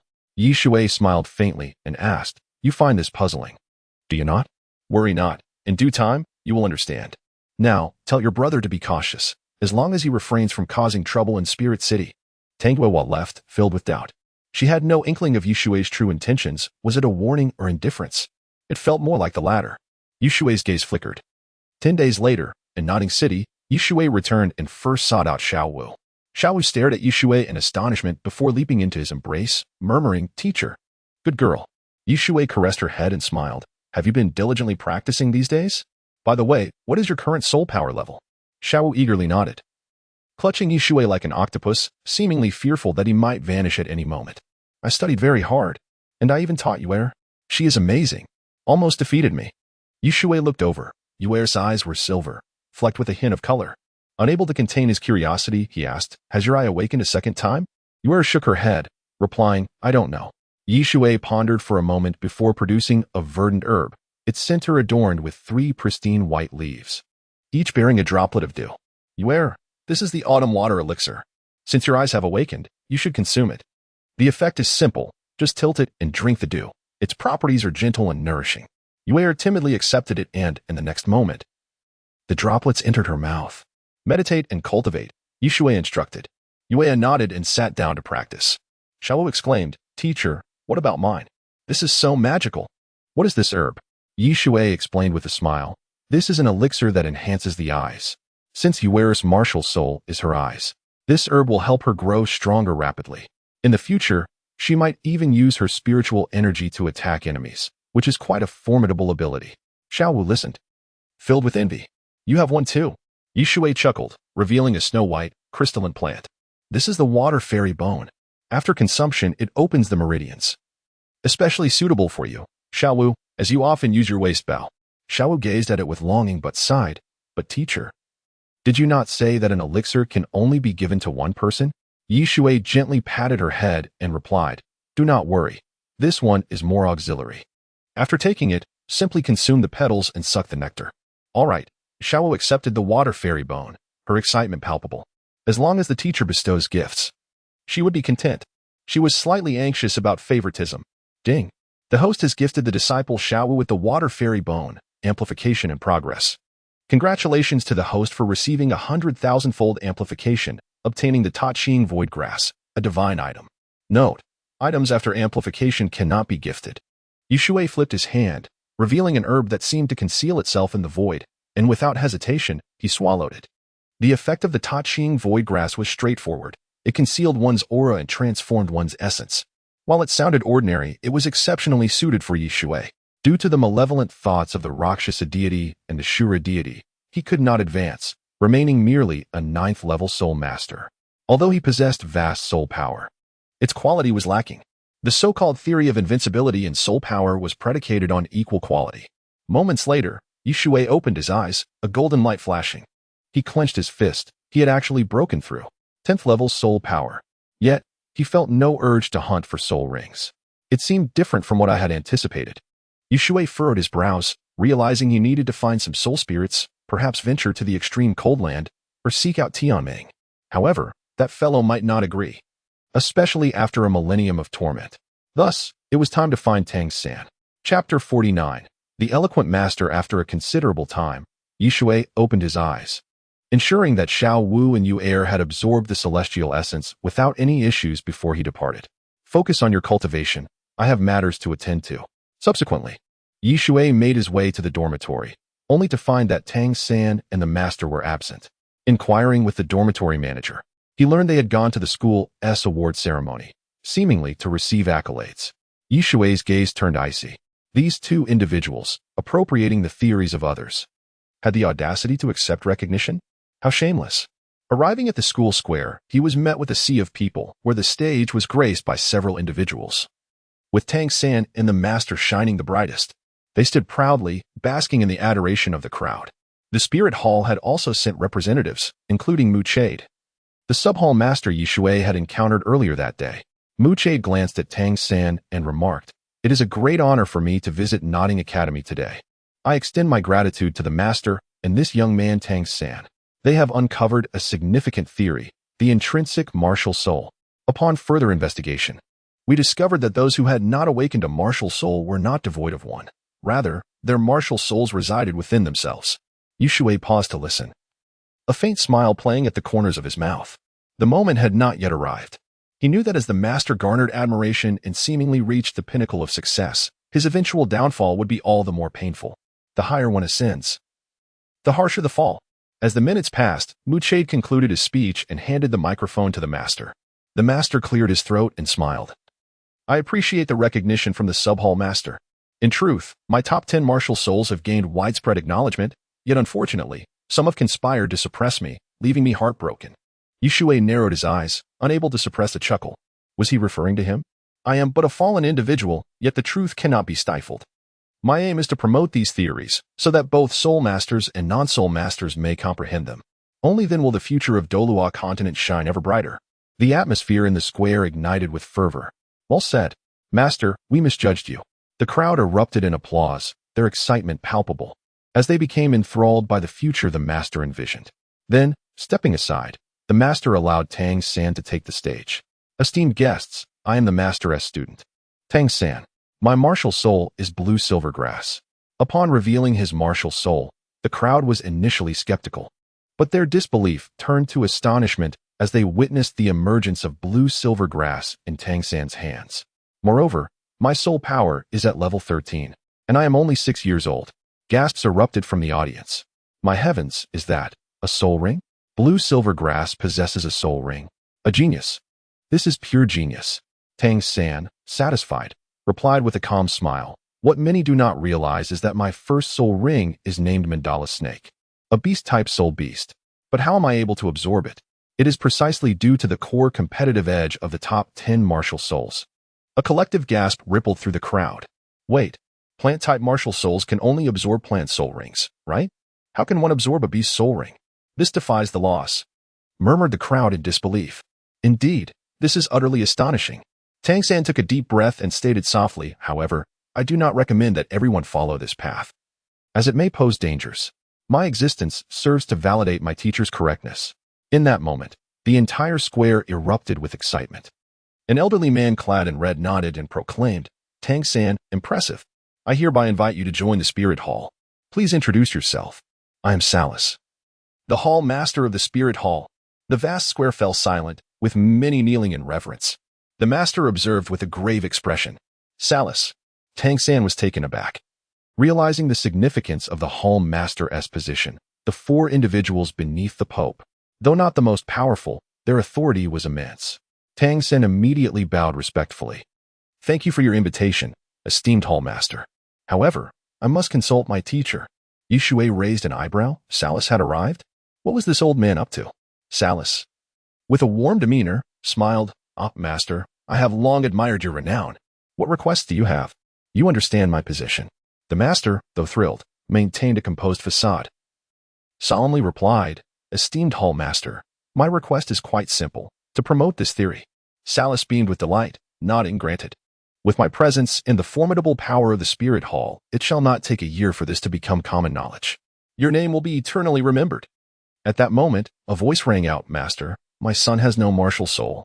Could you check if he possesses an intrinsic martial soul? The master turned and asked, Sir, please come forward. A middle-aged man hurriedly brought his son to the stage. Child, come here, the master beckoned. The boy approached, and the master smiled. Suji, I appreciate your assistance. Siyutao nodded and proceeded to help the child awaken his martial soul. Yet, the boy bore no martial soul. Su Yuntao shook his head and replied, There is no martial soul. The master gazed at the boy with joy and inquired, What is your name, child? Xiaowu. The boy timidly answered, Uncle, where is my martial soul? The master looked at the crowd and declared, Everyone, my dream, Yu Shaojiang, is simple, to enable commoners to rise through their martial souls. Today, we shall begin with this child. His intrinsic martial soul should be his legs. Salus frowned and asked, Master, why is that? The master began to elaborate, first noting the boy's legs were thicker than those of his peers, and then commenting on their length. Shui found this tedious, pondering the absurdity of it all. Why was Salas wasting time with such trivialities? Yet, he understood, this old fool had too much idle time. With the Tiando Empire keeping a watchful eye on the Spirit Hall, he likely had little to occupy himself with, merely awaiting the arrival of Qianrenshui.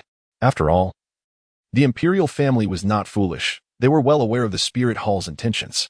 However, they were oblivious to the ancient adage, while the surface appears calm. The undercurrents run deep. In periods of idleness, one often falls into folly. Salas clearly sought to immortalize his name through the master's theories, an enticing temptation indeed.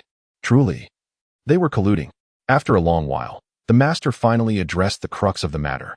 Once awakened, the intrinsic martial soul allows for rapid cultivation, especially when perfectly integrated with soul-guided devices. That is the true value. Wrong. Shui erupted with laughter. All of it is utterly erroneous. Chapter 50. No one who understands me has yet been born. Who? The master, with an expression of indignation, coldly remarked, since you dare to speak, you must also bear the consequences. Are you merely a coward hiding away? Is that amusing? Shui stepped forward, casually stating, Master, you still recognize me, don't you? It's you. The master exhibited a look of astonishment.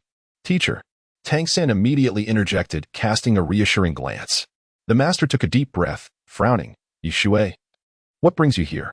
What many might not know is that this individual is a significant figure within the Spirit Hall and a scholar of theoretical studies. The crowd turned their gazes toward him, murmuring with skepticism. This person looks quite young. Is he competent? I believe the master is more reliable. Indeed. He looks too handsome to be of any use. Saras, upon seeing Shui, was momentarily taken aback, but soon, a slight smile graced his lips. He was not merely a spectator in this play. Shui took the stage, dismissively declaring, Master, everything you've asserted is erroneous. Erroneous? The master chuckled coldly, countering. Do enlighten us as to where the error lies. The child's martial spirit is simply his legs. It's quite evident. Shui nodded, smiling. Are you certain? You've overlooked a crucial detail. Wait. Tang San suddenly stepped forward, frowning. Esteemed teacher, are you merely here to engage in a debate? You must be aware that your theories have been dismissed at the Spirit Hall. Shui raised an eyebrow, intrigued. Tang San clearly understood that to prove a theory incorrect, one must refrain from direct evidence. Words alone are sufficient. Whoever speaks the most grandiosely prevails. Suddenly, someone called out loudly, Hold on. This person has constantly negated the master. Could it be that he has stolen the master's theories and used his influence to expel him from the Spirit Hall? Is he now worried about being exposed? Many uninformed individuals chimed in. Is this true? Let us hear what Lord Saras has to say. If so, the situation is dire. The Spirit Hall is abusing its power. Saras nodded, smiling. Everyone, though I am the Hall Master, I too am uncertain. I have merely heard that there was a conflict between two theoretical masters, resulting in the master's departure from the Spirit Hall. The crowd fell silent, then began to denounce Shui. So this person is envious of talent. Indeed. The master is such a good person, so selfless. And you seek to harm him. Humph. Could this fellow possess significant backing? The master suddenly chuckled bitterly. Everyone, please refrain from speaking. Mr. Yi possesses genuine talent and is trusted by the Pope. I am merely a theorist. However, Yu Xiaojiang, shall prove that the true martial spirit exists, even if it costs my life.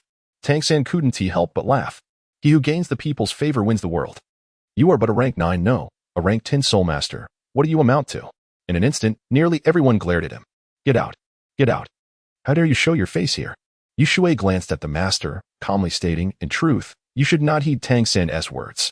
I concede that his legs may indeed be part of his martial spirit. However, you have misunderstood a critical issue. The master hastily inquired, what issue? Shui smiled. Because you have never encountered the true martial spirit, you are unaware of the reality. Child, come here. He beckoned to a young boy. The child hesitated, yet approached. What is your name? Shui inquired with a smile. I am Xiaowu. Good. Shui nodded in satisfaction, asking, do your legs swell? Xiaowu shook his head, responding, no, but it seems my entire body is in pain. Shui contemplated, smiling, I understand. His true martial spirit is not his legs. Nonsense. The master exclaimed loudly. I have examined it. It is indeed a leg martial spirit. The crystal ball will reveal the soul power. Saras turned to Su Yuntao, speaking solemnly, young brother. Please verify his soul power. Su Yuntao could only nod, retrieving the crystal ball and signaling for Xiaowu to touch it. In the next moment, the crystal ball erupted with brilliant light. It lit up. My heavens, he truly possesses soul power. Who knew this was possible? Siyutao observed and nodded, declaring, Soul power level 7. He is indeed a minor genius. The master sighed in relief, coldly remarking, What now? Shui, do you have anything else to say? Rest assured. This child is now under my tutelage. I will devote all my efforts to nurturing him. Shui laughed heartily. Nurturing? Don't jest. This child's true martial spirit consists of his entire skeleton. How can you focus solely on his legs? It is impossible. The master roared in anger. Shui, do not speak nonsense. His legs are so extraordinary. How could they possibly be reduced to his entire skeleton? The crowd nodded in agreement. Indeed. This child's legs are remarkably long. At such a young age, he's already 6 feet tall. It's terrifying. The leg martial spirit is far more plausible. Shui surveyed the surroundings, calmly asserting, Everyone, do not doubt my vision. As for the understanding of true martial spirits, no one who comprehends it better than I has yet been born. He spoke the truth. The sect of true martial spirits is a matter for a millennium hence. Tang San coldly smiled, countering, Esteemed teacher, then please enlighten us on the distinctions of true martial spirits? Shui smiled lightly. That is indeed an excellent question. The essence of true martial spirits lies in their strength correlating with the importance of the body part.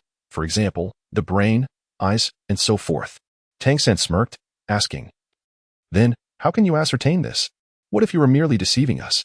Shui cast a sidelong glance, calmly replying, I shall present an even more significant matter. The most powerful aspect of true martial spirits is their potential. That is to say, the mutation of martial spirits in battle. The master immediately bellowed, You are talking nonsense. Martial spirit mutations? I have never heard of such a thing, nor is it documented anywhere, if it were that easy to mutate. Why are there so few mutated martial spirits in the world? Shui chuckled derisively. Very well. I shall conduct an experiment to completely unveil your true nature. Xiaomu's father, do you wish for your son to succeed? It may be a bit harsh. Xiaomu's father hastily nodded, but soon wore a face of doubt, asking, But how can I trust you? Just based on the fact that I am the Pope's husband, is that not sufficient? Shui countered. The Pope? How is that possible? He is the Pope's spouse? Lord Saras? He is not lying, is he? Saras nodded, solemnly stating, Everyone. He indeed is the Pope's husband. However, right and wrong are determined by facts. The spirit hall only acknowledges the truth. He may have heard such claims, but he is unafraid. Qian Daolu is the true master of the spirit hall. Chapter 51. The exile of Tang San. The master was about to kneel, but Shui assisted him to his feet. No need to kneel. For now, remain calm. As long as your child awakens his potential, he will undoubtedly become a formidable force on this continent. Little Mu's father nodded vigorously. Shui turned to Little Mu and inquired, Are you prepared? The first genius with a physical martial spirit. Little Mu glanced at his father, whose eyes were filled with concern. He quickly nodded and gritted his teeth, declaring, I am ready. Uncle, I will become stronger. I am not a waste. Shui nodded in satisfaction and said, Now, exert yourself to the fullest. I will draw out your potential. Remember, spare no effort. With that, he let out a cold shout, Ice Moon. Many felt a chill run down their spines. Shui's expression was indifferent. The 18,000-year Ice Moon Demon Tiger Spirit Bone was the perfect catalyst for awakening potential. Little Mu shuddered, his eyelids drooping. But he soon attempted to open his eyes. This is my domain. Everything within me, awaken. Otherwise, you shall freeze to death, for this is an internal struggle. Time ticked by. The master wore a grave expression, harboring a twinge of regret for having listened to Xiao San. Shui clearly possessed greater knowledge. Tang San gritted his teeth, refusing to succumb to superstition. What a coincidence. This fellow had just put theory into practice. Little Mu's body felt as if it had been frozen stiff. Is he dead? Dead. Why isn't he moving? Little Mu's father looked at Shui and asked, Is my child? Fear not. Shui replied with a faint smile. If he were to die, I would pay with my life. Suddenly, Little Mu trembled, the frost dissipating from his body, his eyes regaining clarity.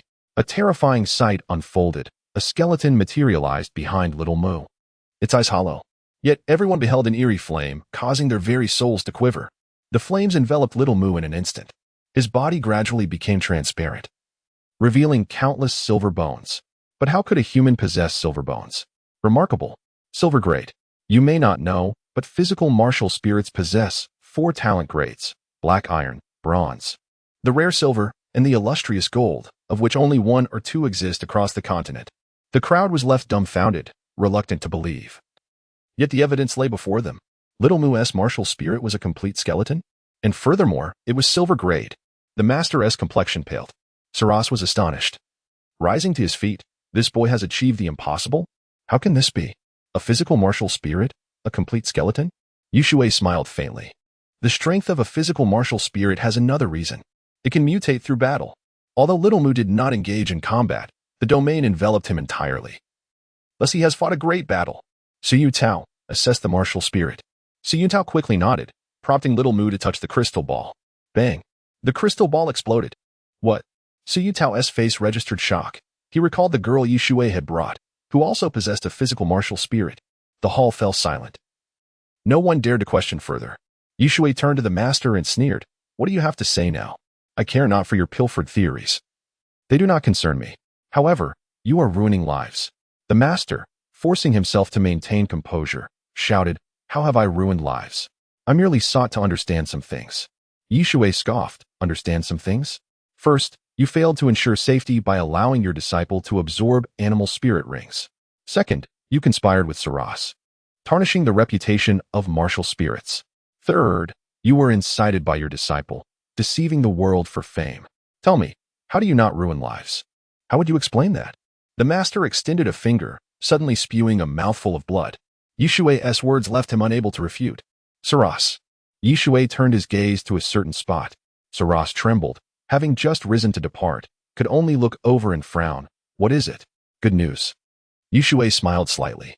Exile this ruinous master and his disciple to the frigid lands. Should they return, their punishment shall be doubled.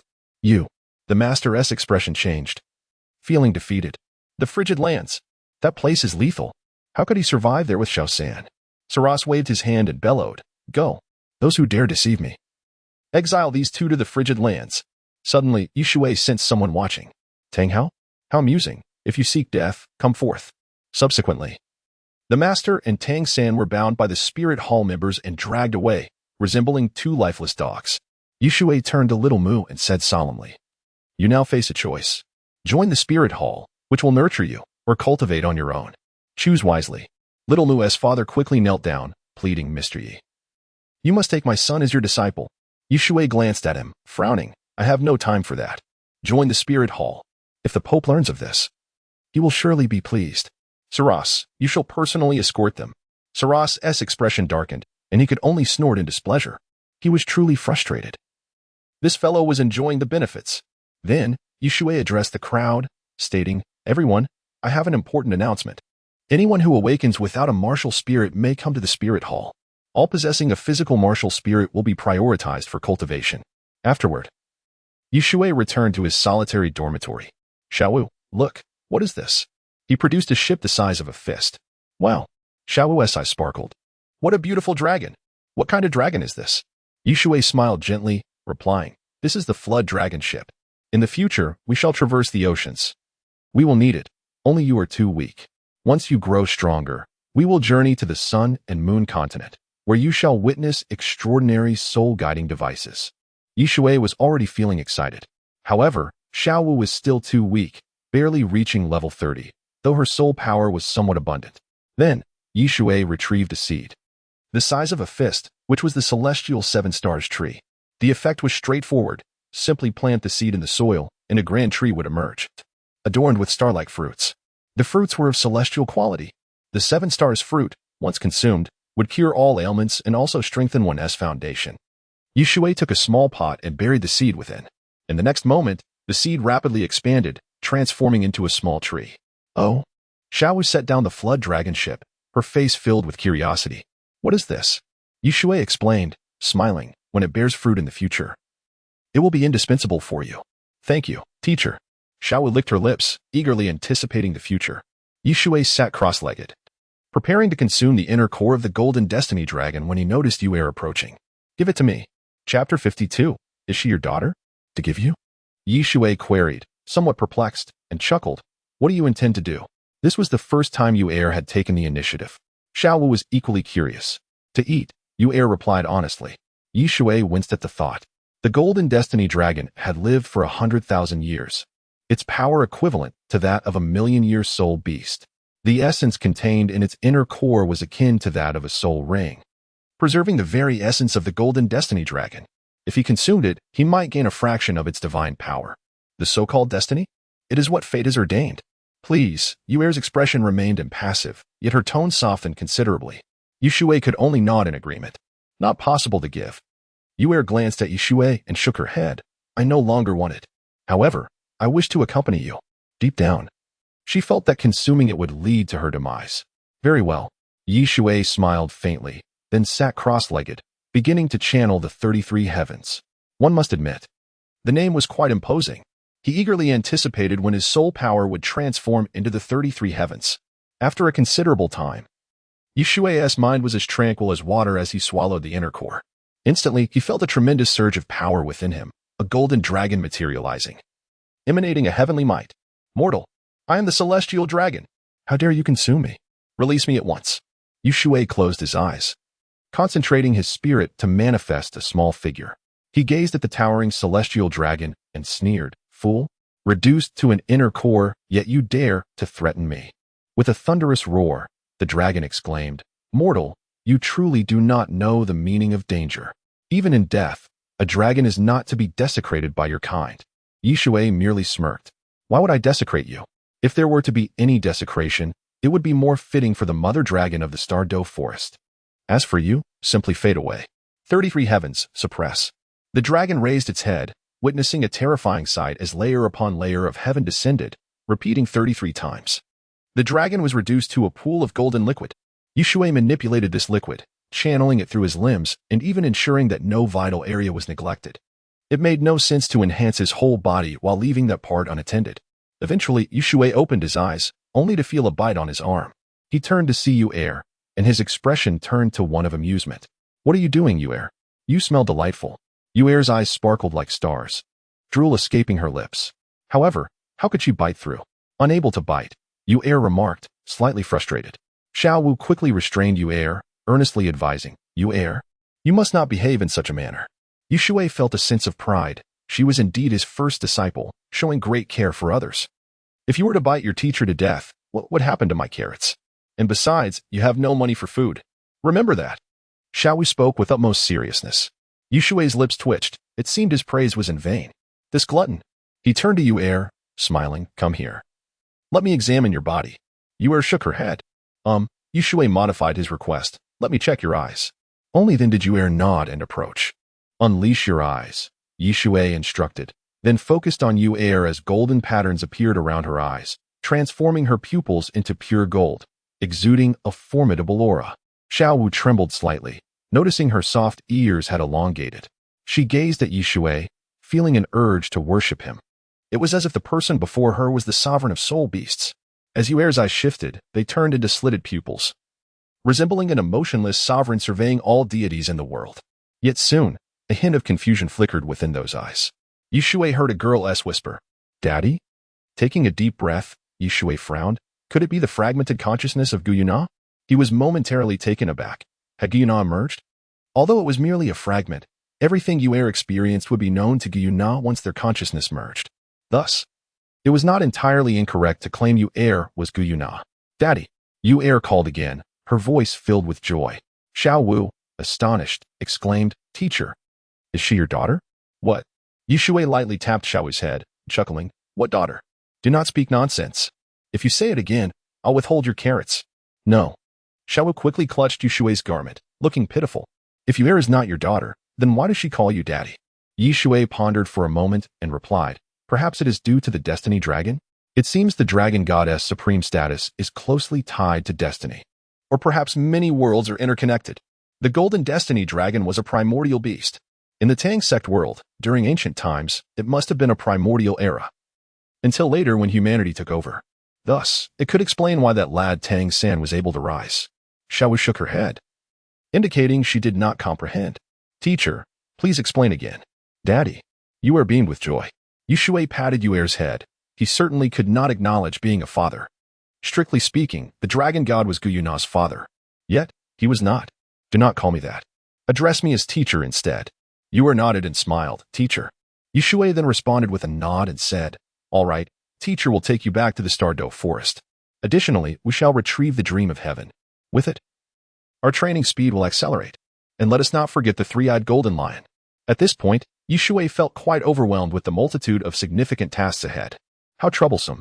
However, the three-eyed golden lion posed a bit of a challenge. Tang San had separated Tang Wu Tong's soul merely to seize a trace of fate's power, granting the three-eyed golden lion a hint of human intelligence. If Shui aimed to achieve a similar effect, he could only awaken it using the power of fate. Meanwhile, Tang Hao, with his hands clasped behind his back, spoke casually, "Follow me." The master quickly nodded. Following that, Tang Hao unfastened his gray cloak and smiled. "Master, are you all right?" "Your Highness," the master exclaimed, his face alight with excitement, quickly bowing. He held the utmost admiration for Tang Hao, who was unbound by societal norms. Yet, he could not emulate that. Soul beasts were humanity's natural enemies. It could be said they were irreconcilable. However, Tang Hao had offended the spirit hall for the sake of a soul beast. Tang Hao shook his head, forcing a smile. "Do not call me your highness. You are Xiao San's teacher. Just call me Tang Hao. By the way, you do not hold any resentment towards me for not intervening, do you?" The master hastily shook his head, respectfully replying, "How could that be? That wretched Shui, who would have thought he truly had the ability to back it up? However, I heard from Xiao San." "Enough." Tang Hao waved his hand, his tone grave. "I have no interest in hearing this. That Shui has wed the Pope, so I cannot intervene. Otherwise, the Haotian sect would likely be obliterated." Chapter 53. I seek the dream of heaven. The master's expression is suddenly shifted, and he stammered, "What? He married the Pope? How is that possible? Could the Pope truly take a liking to him?" Tang Hao nodded, sighing. "I am also uncertain. Over the years, I have come to understand one truth. To defeat the Spirit Hall, one must comprehend the Spirit Hall. I have uncovered a secret." "A secret?" the master inquired with great curiosity. "Indeed." Tang Hao inhaled deeply and solemnly declared, "The reason Shui was rendered powerless is related to two divine beings. In his youth, he swiftly ascended to the rank of limit Douluo. It is said that the pinnacle is level 99, and he achieved this in his 20s before immediately seeking the inheritance of the deities." The master gasped in astonishment. He had only known that the Spirit Hall had conferred the title of Douluo. He never imagined it was this young man who revealed such information. Terrifying. By the way, Tang Hao sighed, furrowing his brow. The Spirit Hall's ability to produce extraordinary talents is also connected to another element. "What is it?" the master asked, intrigued. As Shui seemed to possess knowledge akin to that of a deity. "Elixirs." Tang Hao's expression grew grave. It is said that the Spirit Hall initially lacked them until a certain individual, namely Shui, transformed and earnestly sought knowledge from the Yang family. He moved the then head of the Yang family. The master's demeanor shifted, and he chuckled wryly. The Yang family? Could it be the affiliated family of the Haotian sect?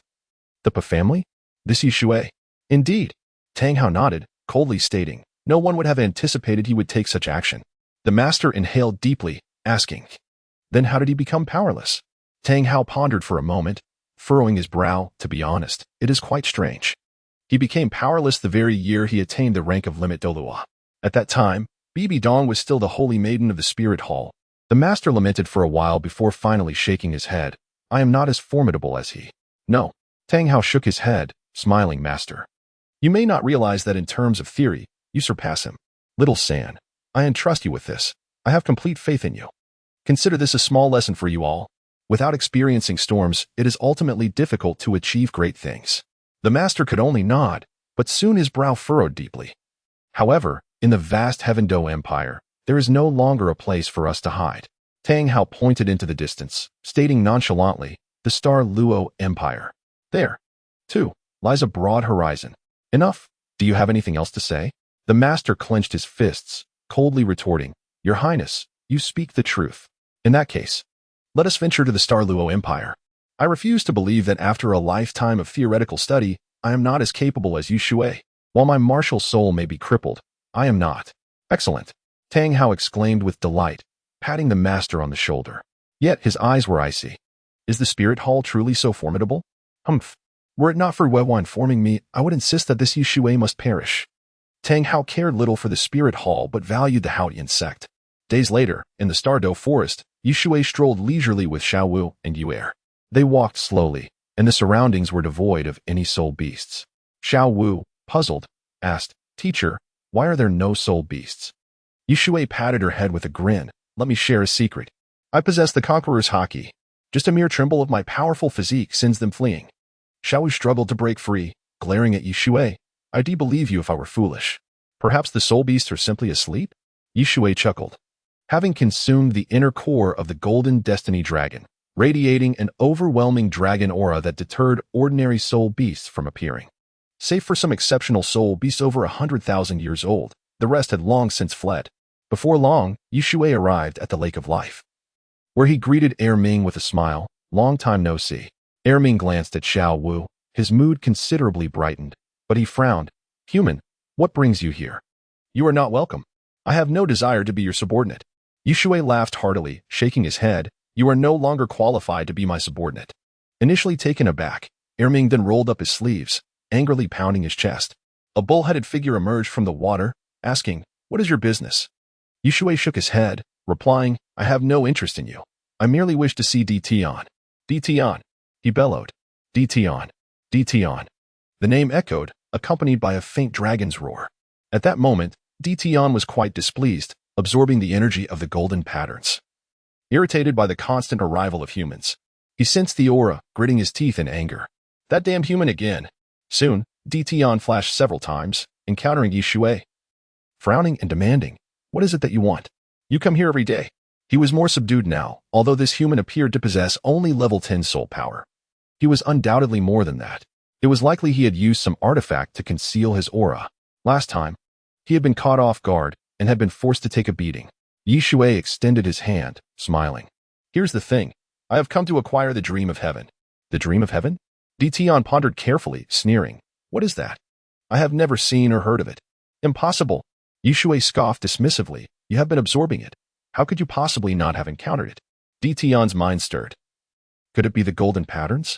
How did this human know? Yet even if he did, he would never give it to him, shaking his head. I truly do not know. Shui stretched his body, calmly stating, do not provoke my wrath. I am currently feeling rather restless, contemplating a valuable lesson for humanity. Dissecting a dragon. DT instantly erupted in fury, coldly declaring, Human, I indeed do not know of your so-called Dream of Heaven. But there is one called the Golden Pattern Silkworm. Shui slapped his forehead, nodding. Yes, that's it. Hurry up. I wish to take it with me. Humph. DT turned to leave, casually warning. Do not blame me for not giving you a heads up. It is not too late to retreat now.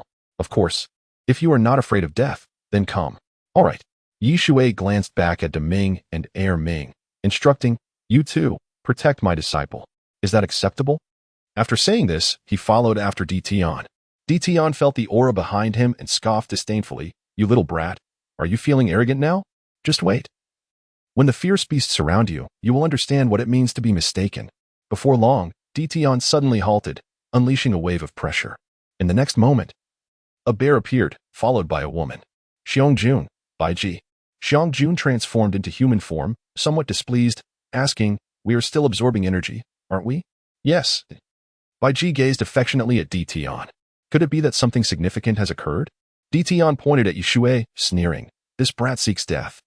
He intends to steal the golden pattern, hence I had no choice but to summon you. Boom. Several figures suddenly emerged, revealing the true forms of the soul beasts. Chapter 54. The Trade of Souls. Shui gazed intently. A colossal tree towered overhead, its roots dancing with vigor. Before him stood an enormous soul beast, boasting 3 lion heads, 6 eyes fixated upon Shui, drool cascading from their jaws. Nearby, a tiger, not the infamous dark demon evil god tiger, but a 6-winged demon tiger, adorned with 6 majestic wings. Such a fierce beast, already formidable, was now even more terrifying, rivaling a minor ferocious creature in strength. Emperor Tian's gaze bore down on Shui, a sinister smile curling his lips. Human, do you now regret your choices? Shui extended his finger, pointing leisurely as he spoke. Beast god Emperor Tian, with a cultivation of over 800,000 years. The Emerald Swan Bai Ji, the future consort of Emperor Tian, possesses a cultivation of over 500,000 years. The 3-headed scarlet demon hound, Qi Wang, is likely around 300,000 years old. The dark gold claw bear, Bear King, has a cultivation of over 400,000 years. The demon eye magic tree, the king of all demons, boasts over 500,000 years. the six-winged demon tiger, more than a decade of cultivation. At the mention of Bai Ji, the other ferocious beasts erupted in fury. How could this human possess such knowledge? Bai Ji blinked, pondering when she had become the consort of Emperor Tian. Did this imply there were lesser consorts? Who might they be? Emperor Tian's expression darkened as he inquired, "How do you know this? You have only visited a few times." Shui chuckled. "I won't divulge my secrets." He continued, "As for Tian Ming, I shall take care of that. Additionally, I can awaken the three-eyed golden lion to expedite your cultivation. What say you?" In an instant, many ferocious beasts were taken aback. This human? Speaking coherently? Was it possible for humans and soul beasts, traditionally adversaries, to forge an alliance? Bear King scoffed, dismissing Shui's words. "Do you understand the significance of the three-eyed golden lion?" Emperor Tian cast a sidelong glance, murmuring, "He truly knows. You shall not have Tian Ming." Bear King interjected, his face a mix of shock and indignation, though he dared not retaliate, merely glaring at Shui. Shui returned the glance, unleashing a surge of draconic might. Boom. A golden celestial dragon materialized behind him, its immense gaze radiating authority. "Ah!" Bear King yelped, unable to meet Shui's gaze any longer. The other ferocious beasts paled, especially Emperor Tian, whose vertical pupils were widened with astonishment as he murmured, "Lord Dragon God." "No, not merely a dragon god. Who are you?" Shui reveled in the moment, recognizing the kinship amongst dragons.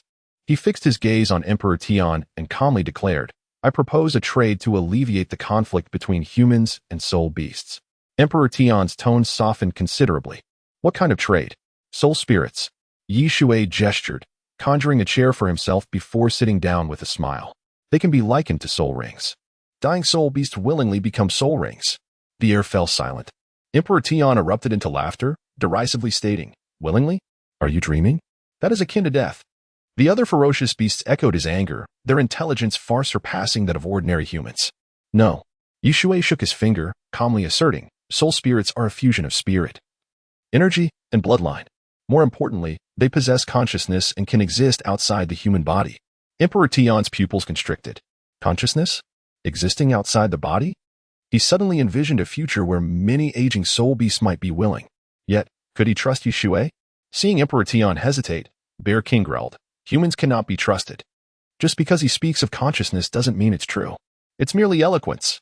Shui rolled his eyes and retorted, "Don't stoke the flames hoping to see me and Emperor Tian clash. If that happens, I'll strike you down immediately." "Human." Bear King seethed in anger.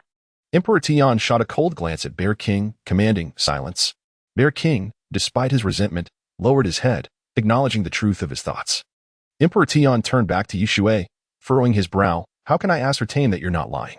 Shui grinned and replied, "Listen to my explanation before making your decision." He then elaborated on the intricacies of soul spirit formation, the binding contract incantations, and more. Creating a soul spirit, while seemingly simple, was profoundly intricate. It involved fusion and contract.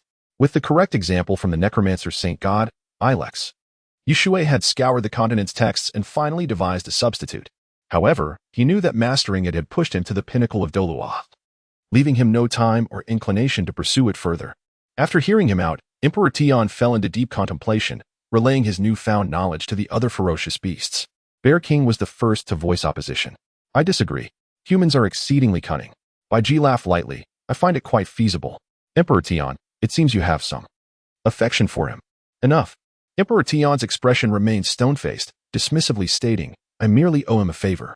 Otherwise, I would have struck him down." The other beasts did not contest this, recognizing that this human possessed merely a level 10 spirit power. Emperor Tian's threat was indeed a gesture of mercy.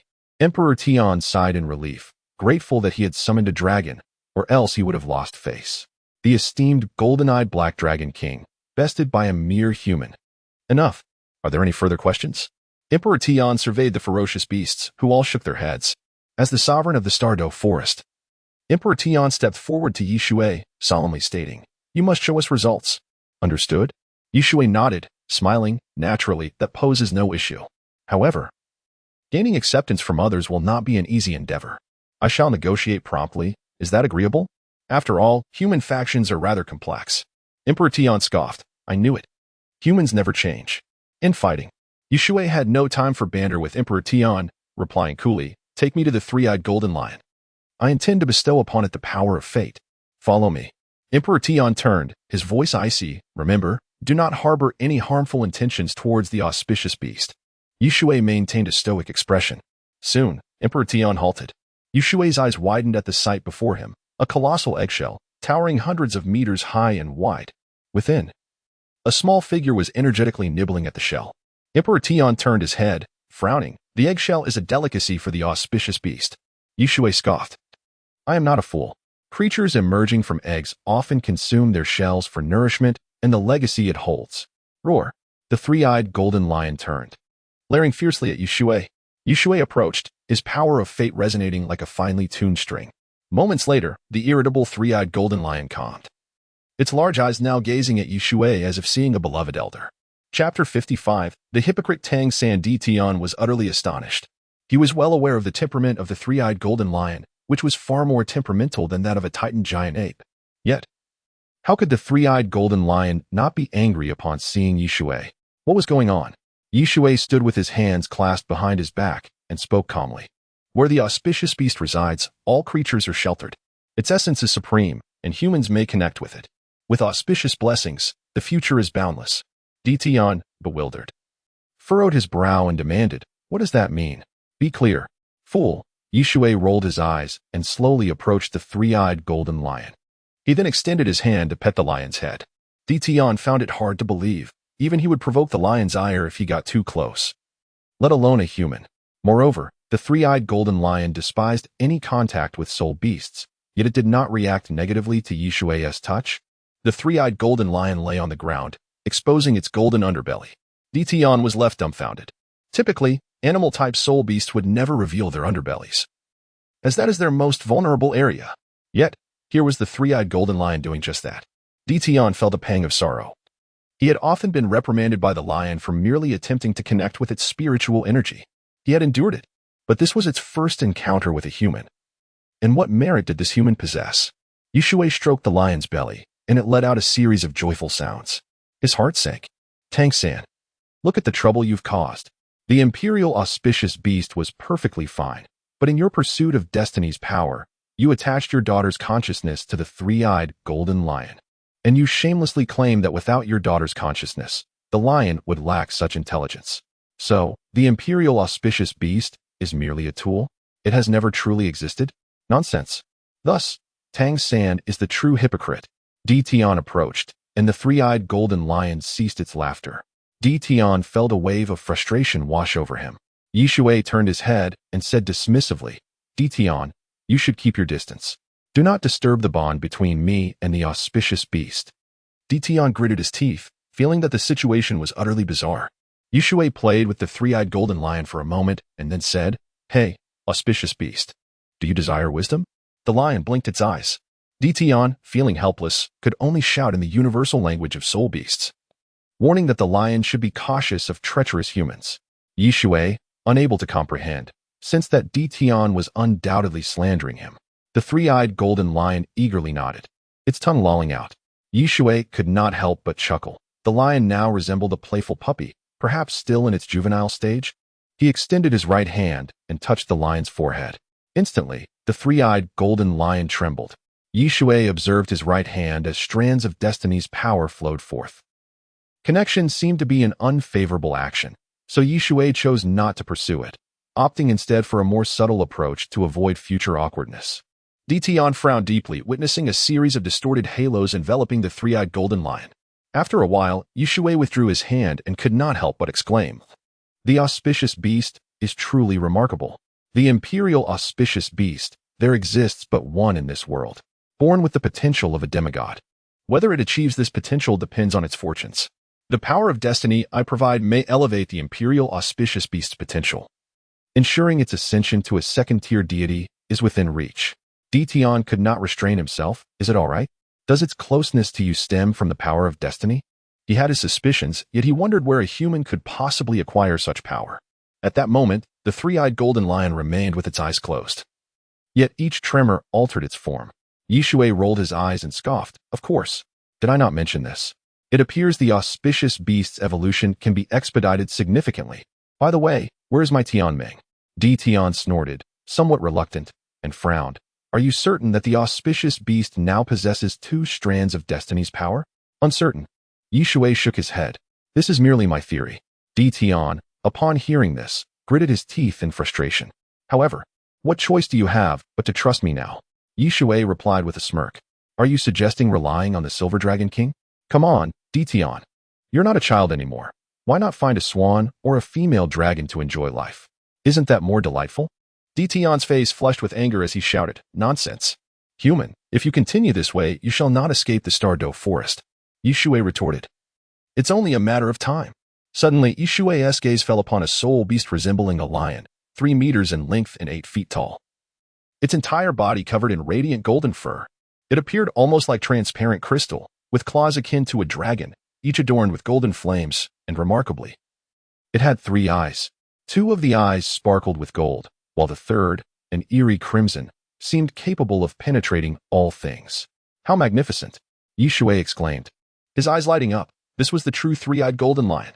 Daddy, the 3-eyed golden lion suddenly spoke in a clear, melodic female voice. Shui felt utterly helpless. Tian was equally astonished, recognizing this as excellent news from the Douluo forest. With this, a millennium-old soul beast might only require 250 years. A significant time reduction. More importantly, the heavenly tribulation could also be amplified.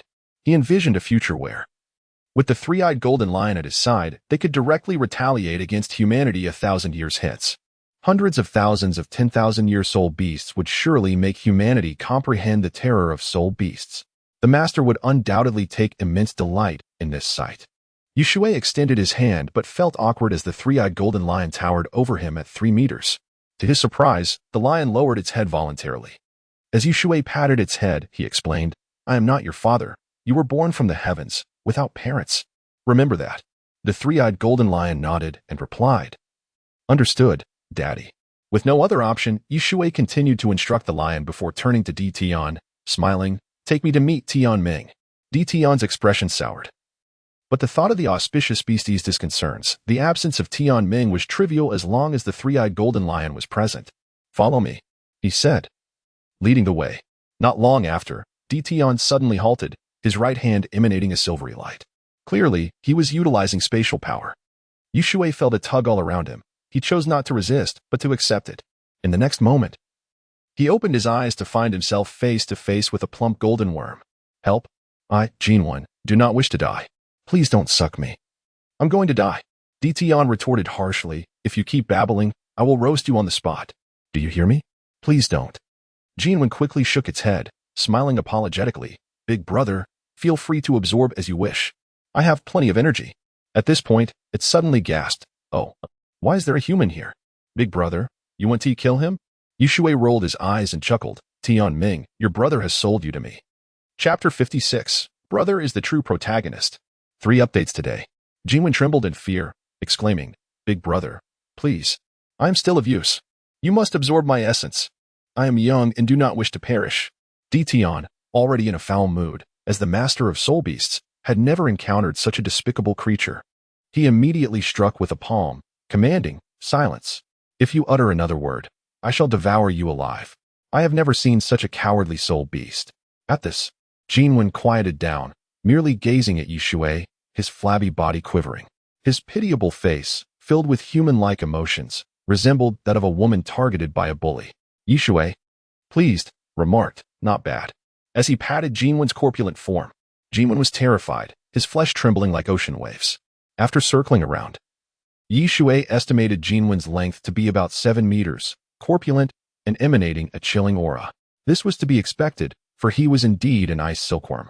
Currently, the dream of heaven was still golden, adorned with a pair of lecherous eyes. Starting half a meter below his head, there were rings of golden patterns at intervals, totaling 9 golden patterns from head to tail. Tian furrowed his brow and inquired, What conclusions have you drawn? Shui smiled slightly and replied, Over 900,000 years of cultivation. Quite impressive. Suitable to become a soul spirit. Help? Jinwen turned to Tian, pleading, Brother, you often say that for the sake of soul beasts, sacrifices must be made. I have decided, absorb freely. Tian scoffed, You have realized too late. Do not worry. He will not kill you. Allow me to explain in detail. Tian then disclosed the nature of soul spirits to Jinwen. Upon hearing this, Jinwen shook his head adamantly. No, I refuse to be a test subject. Shui burst into laughter, dismissively stating, cry all you want. Even if you scream your throat raw. No one will come to your aid. Rest assured, given your value, it won't be a swift demise. Jinwen bellowed, fine. You have forced my hand. In the next instant, Shui felt a surge of mental energy. Yet, Shui remained unfazed, retorting, what's the matter? Haven't eaten recently?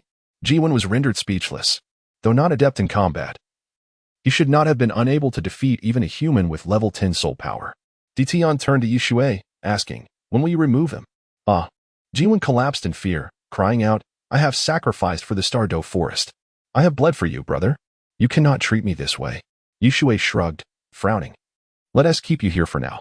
By the way, dream of heaven, do you consume leaves? Upon hearing about food, Jinwen perked up, exclaiming, leaves? Of course. I am an ice silkworm. My favorite food is leaves. Oh, and the 10,000-year ice marrow. Shui suddenly had an idea, recalling the Wanxiang 7-star tree. Rather than waste it, he thought to utilize it. The fallen leaves were indeed valuable. Thus, he took out the Wanxiang 7-star tree from his treasure pouch and shook it, causing hundreds of leaves to flutter down. Delicious. Jinwen licked his lips and immediately began to feast. Moments later, he let out a satisfied burp. So full, so tasty. 1,000 times better than ice. Tian recognized that the little tree in Shui's hands was no ordinary object and asked, what is this? It seems to evoke my emotions. Shui grinned mischievously, replying, a fine treasure. Await the results. Have some, and you might easily weather the tribulation. Tian's heart quaked, a flicker of greed igniting in his eyes. However, he quickly regained his composure, frowning, what is the exchange? Shui clapped his hands, excellent, you're thinking. Consider the popularity of soul spirits. If it's high, I might gift you a bit. Good. Tian nodded solemnly, I hope you keep your word. If previously he sought to validate a theory, now he was driven by personal gain. Despite having the assistance of Bai Ji and the three-eyed golden lion, he had no guarantee of overcoming the next tribulation. Rest assured, Shui nodded. Jinwen screamed, it's poisonous. I'm going to die. It hurts so much. His plump body rolled incessantly. As he rolled, the golden patterns on his body shimmered brilliantly, and a 10th golden pattern gradually appeared. Shui's eyes lit up. 1,000,000 years. Tian was equally astonished, fully aware of what the golden markings signified. That was a 1,000,000-year soul beast. I am the dream of heaven. The dream of the heavens. Tian, human boy, now it is time for me to seek vengeance. Brother is the true protagonist. The dream of heaven gazed at Shui and Tian, its entire being glowing with a pearlescent sheen, an expression of disdain upon its face. A 1,000,000-year soul beast. That was the sovereign of soul beasts. The dream of heaven would make these two understand what true kingship meant. Shui clenched his fists. Moments later, Stop. Stop. I acknowledge my faults. Shui then clapped his hands, leaping down from the head of the dream of heaven, scoffing, deserving of a beating. No wonder the Ice Emperor wants to consume you. The dream of heaven, with a pained expression, protested, I am wronged. The Ice Emperor is my natural enemy. Isn't it normal for it to want to eat me? Shui dismissed this notion. I have never encountered anyone so sycophantic. Even facing danger, you still grovel. Pathetic. Stick with me, and I will introduce you to the Ice Emperor. Really? The dream of heaven suddenly lost its fear, its eyes lighting up. Of course. Shui replied disdainfully. Not only will you meet her, but I will arrange for her to marry you. Would she dare refuse? Tian expressed skepticism, frowning. Human. Are you mistaken? A scorpion would take an insect as a mate? Isn't that merely food? The dream of heaven was immediately displeased, retorting, what do you know? To hit is to show affection. Shui rolled his eyes, scoffing. If grass can fall in love with a human, what of an insect? Tian. Kindly procure some spirit gold for me. Tian furrowed his brow, inquiring, what is that? Oh. Shui then recalled. Spirit gold is the term used in the realm of the necromancer god Ilex. Although it exists in every world, its name varies. It refers to the minerals condensed beneath the lake of life.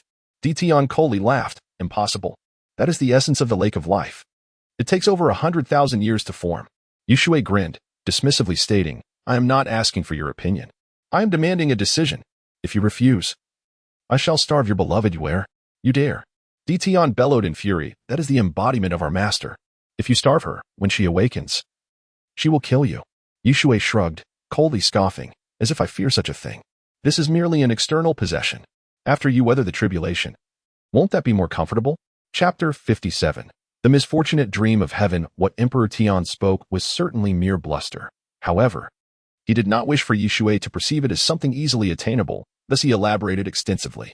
Enough already. Shui's ears were growing weary of his incessant chatter. After all, I have a hostage. Just then, Emperor Tian, unable to restrain himself, declared, the gold of living beings can be bestowed upon you. But you must not neglect the master. Rest assured. Shui nodded and replied solemnly, where, although you are merely my registered disciple, I treat all equally. I have no desire to acquire another enemy. Having an additional spouse, no, friend, is always beneficial. Emperor Tian felt a sense of relief and then proceeded ahead. Hiss, hiss. Shui glanced over, his eyes lighting up. Goodness. Tianming puffed his chest, lifted his head, and swayed it back and forth, enveloping his hefty body with the threads he expelled. Spinning silk? Emperor Tian was somewhat astonished. It is said that silkworms can undergo metamorphosis. Can this creature truly transform? No need to ponder. Shui scoffed, disdainfully remarking, this one is a coward. Metamorphosis carries risks. Indeed, Emperor Tian rarely concurred with Shui's opinion. The metamorphosis of silkworm soul beasts carries a significant risk of entrapment within their own cocoons. Sure enough, before long, anguished cries echoed from the unfinished colossal cocoon. Help! Brother is dying. Someone, no, some soul beast, come quickly. With a swift motion, Emperor Tian conjured a silver hand, extracting Tianming from his predicament. Tianming lamented, my dream of becoming a deity. I must ascend to divinity. Once I transform, I shall be a god. Shui, with a look of disdain, retorted, look at your cowardly demeanor. Just give it up. Hand it over to me. Fetch a few garments from the extreme cold region. With that, he waved his hand, collecting the cocoon. Emperor Tian spat in contempt. Useless. You have brought shame to our soul beast lineage. Let us depart, human. Shui nodded, then felt the spatial distortion. In the next moment, he beheld an expansive forest. Father. The three-eyed golden lion approached, its demeanor exuberant. Shui sighed in exasperation. Do not call me that. From now on, I shall refer to you as this. Is that agreeable? Yes, yes, yes. The three-eyed golden lion eagerly nodded. I want to accompany you. No way. Emperor Tian shot a glare. Bad person. The three-eyed golden lion began to sob. Shui's expression darkened as he glared at Emperor Tian, sneering. Try scaring it again? Be cautious. I shall punch you into 2 little pancakes. Emperor Tian was left speechless, for if the master were not in slumber, he would never have tolerated such disrespect. However, the master was indeed asleep. What if he were awakened and healing was delayed? After a considerable time, Shui finally clarified the situation, smiling. Remember, before you transform into human form, do not come seeking me. The three-eyed golden lion understood. With wide, pitiful eyes, it looked forlorn. It was a sight to behold. Shui felt a twinge of reluctance, ultimately turning away, waving as he departed. Although their interaction was brief, the power of fate he bestowed created a mysterious bond with the little creature. I shall be obedient. You must come visit me. Is that agreeable? Shui merely nodded. The three-eyed golden lion cried inconsolably, and after a long while, it inscribed 3 characters with its hoof. Yuchoer. In an instant, the soul beasts of the Stardow forest were engulfed in sorrow, causing many soul masters hunting beasts to be utterly terrified. The Lake of Life. Emperor Tian cast a glance at Deming, solemnly instructing, step forth. Although his voice was not particularly loud, the inherent dragon might was unmistakable. Deming emerged from the Lake of Life. As Emperor Tian entered the lake, the water seemed to possess a will of its own, resisting proximity. Teacher, Xiaowu exclaimed excitedly, inquiring, you still haven't told me why we are here? Ding, ding, ding. Shui chuckled, revealing the enormous cocoon. Countering, do you know what this is? A cocoon. Xiaowu rolled her eyes, responding, it serves no purpose. Shui shook his head, saying calmly, your vision lacks ambition. The extreme cold region requires it. It is just the right time to go there. What for? Xiaowu was quite curious. Shui did not conceal his plans and laid them bare. Xiaowu's excitement surged as she exclaimed, Teacher, does this mean that in the future, no, we will not need to hunt soul beasts anymore? Shui furrowed his brow, sighing, it is not so simple. The greed of humanity is unprecedented. However, we can delay this trend. Xiaowu's previously ecstatic spirit suddenly dampened. Fear not. Shui grinned, murmuring, with Chiora's presence, the future can be harmonious. Otherwise, a beast tide of soul beasts every 100,000 years. Xiaowu, puzzled, asked, "Who is Xiaowu?" Shui briefly explained. Xiaowu's spirits lifted once again. The Emperor's auspicious beast, that is a symbol of good fortune in the hearts of all soul beasts. Shui smiled silently. If the Emperor's auspicious beast were to remain alive, soul beasts would continue to grow powerful and not face extinction. This debt must be noted against Tang San. It is problematic to divide the consciousness of his daughter, leading to the sacrifice of the Emperor's auspicious beast, while claiming it would not affect its behavior. Hypocritical. Never mind. If that lad becomes a deity one day, I shall allocate him a share and see how it unfolds. Perhaps to the canine soul beasts? Before long, Emperor Tian appeared, holding a piece of the gold of living beings, his brow furrowed. Here. With that, he casually tossed it. Shui caught it, inspecting it with great satisfaction. As long as Xiao Wu and Ning Rongrong can merge with the gold of living beings, combined with the galaxy technique and the celestial items consumed, the third soul ring shall be black, lasting 10,000 years. You may leave now. Emperor Tian's gaze was indifferent. Shui nodded, smiling. Thank you. I shall return in the future. By the way, ensure Tian Ming is well fed. Do not mistreat him. Enough. Emperor Tian expressed his impatience. Shui waved his hand and departed. De Ming and Air Ming watched, and once Xiao Wu had left, they exchanged glances. Xiao Wu is left again. Sigh indeed. Emperor Tian turned to them, frowning. Follow me. Your cultivation was insufficient before, but now it is adequate. Air Ming could not resist asking, for what purpose? Emperor Tian strode forward, stating coolly, to absorb that large insect. De Ming looked astonished. What large insect? 1,000,000-year soul beast. Before long, De Ming and Air Ming encountered a multitude of ferocious beasts, with a large white insect at the center. Is that Tian Ming? De Ming was taken aback, asking, but didn't he that humans say? Emperor Tian shot a glance, sneering. Nonsense. This fellow is leaving soon. If we do not seize the opportunity to absorb it, are we to keep it? Air Ming laughed heartily. Right. Soon, all that remained were the wails of Tian Ming. Humans, come rescue me. I wish to become your soul ring. Tian Ming, brother is valiant and unyielding. Cast a vote. There are 2 chapters remaining, or I shall be drained dry. Chapter 58, The Realm of Beings, Journey to the Far North. Shui was quite pleased with his venture. Not only had he acquired the dream of heaven and the gold of beings, but he had also bestowed intelligence upon the 3-eyed golden lion. The creature now possessed ordinary wisdom, and it was its own. Well? Shui glanced over with a smile. How is your vision now? Have you developed any mental power? Yue, her silver eyes shimmering, furrowed her brow and replied, Master, I have. However, I do not understand how to wield it. Shui gently ruffled her hair and said, Take your time. You chose your eyes as your main martial soul for a reason. Master, Xiaowu giggled. What about my gift? Of course, you are not forgotten. Shui produced the gold of beings, attempting to break off a piece. It wouldn't budge. With no other option, Shui activated the powers of a limit Douluo, managing to separate roughly 1/3. Xiaowu appeared quite disappointed. Is that all? Master, you're so stingy. Stingy? Shui lightly tapped Xiaowu on the head, chuckling. Do you have any idea how precious this is? It's the size of a fist. 1 drop in liquid form can save 10 dying Titan giant apes. Just think about how much liquid this could yield, and you dare to complain? Xiaowu, momentarily stunned, then seized the gold of beings and exclaimed, Master, I was wrong. Please don't hit me again, or I might turn foolish. Ding. Host gifts disciple Xiaowu the gold of beings, amplification in progress. Congratulations, host has drawn 1,000,000-fold amplification, acquiring the realm of beings. Note, items after amplification cannot be gifted. Wow, if only I had such luck, obtaining the soul of Zhongli would not be a dream. Shui couldn't help but exclaim, astonished by the exceptional find. The realm of beings? He quickly attuned himself to it, utterly astonished. This truly was a dimension, albeit a semi-dimensional one. However, it could grow. Unfortunately, growth required a substantial amount of life elements. Xiaowu clutched Yue's arm and asked, Yue, has Master lost his mind? Who is Zhongli? Yue shook her head in confusion. Shui took a deep breath, calming his exhilaration. He pondered. Could it be that the Imperial Rui beast was that formidable? Otherwise, it could not be explained. Truly, it was a Rui beast. Master is not foolish. Shui cleared his throat and said with a smile, Let us go.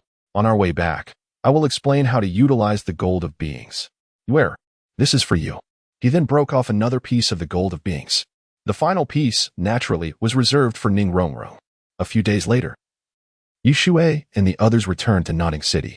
He then glanced at Xiaowu and said, "Your third spirit ring. I want to arrange it for you.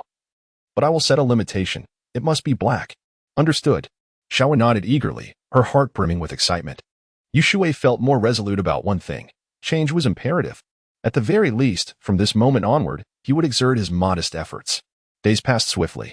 Shui entrusted others to deliver the gold of beings to Ningrong.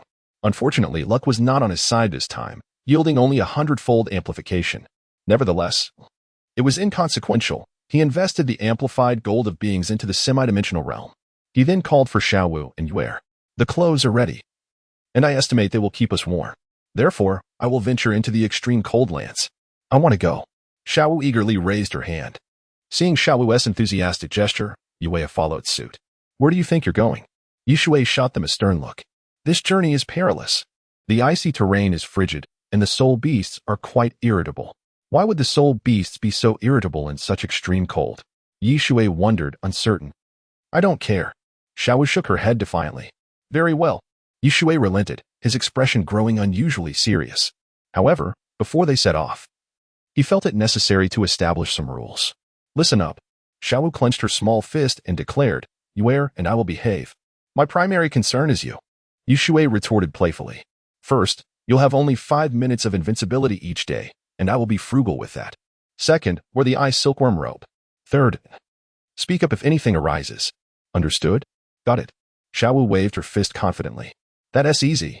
Shui was not as optimistic, but thankfully, with the protection of the realm of beings, Xiaowu and Yue would be fine. Once the soul beasts were dealt with, he would ponder organizing a meeting to study the conflicts among humans. In truth, Shui was reluctant to involve himself. Throughout this lifetime, he had only wished to cultivate. The intrigues of power were simply dull. Yet, it seemed this was the only path forward, as soul beasts were, after all, the disadvantaged party, at least on the surface. In the far north, Shui's journey was not swift, primarily due to the presence of 2 companions. It was exhausting.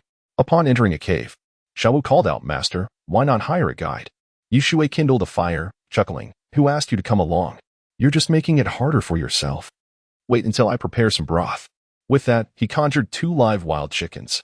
Minutes later, he had completed his task, boiling a pot of soup. A spiritual-grade ginseng soup. "You're in for a treat." Before we proceed, let me explain the layout of the extreme cold lands. Xiaowu settled down with a stool, eager to listen. Once Ware was seated, Shui began. "First, we have the 3 great kings of the far north, the Titan Snow Demon, a descendant of the ancient ice god who blessed the birth of the Titan giant. They are born 10 meters tall, and upon maturity, they reach 50 meters. Wow. Xiaowu gasped, her heart racing. How much meat must this demon consume? Do they have wealth?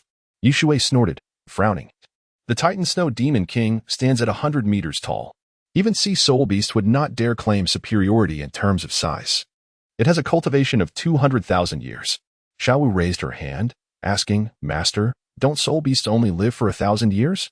"Indeed," Shui replied, relieved that she was finally asking meaningful questions. "This is a great inquiry. After reaching 100,000 years of cultivation, soul beasts enjoy 1,000 years of safety. After that, they must confront the heavenly tribulation. Surviving it means facing the next heavenly tribulation for 200,000 years of cultivation. Failure results in utter annihilation, with a death rate exceeding 95%. Xiaowu blinked, realizing, so that's how it works. How fascinating. Daiming and Erming were completely unaware of this. Shui glanced at the bubbling pot and smiled. Almost ready, let me continue. In truth, if given the chance, even the formidable soul beasts would prefer to slow their cultivation. The higher the cultivation, the swifter the demise. Then there are the other 2 kings. Not long after, the cave resonated with laughter and joy. Such foolishness. A mere insect, the Ice Emperor wouldn't even bother with it. I entrusted the Emperor Tian to take care of it. It should be doing quite well. Chapter 59. Suppression of the 2 great emperors of the extreme north. The next day, Shui awoke early and, as was his custom, checked the Wanxiang 7 stars tree. Yet again, there were no results. He surmised that it required an immense amount of spiritual energy from the heavens and earth. He hastily prepared a meal and called for Xiaowu to rise. To his dismay, she lingered in bed.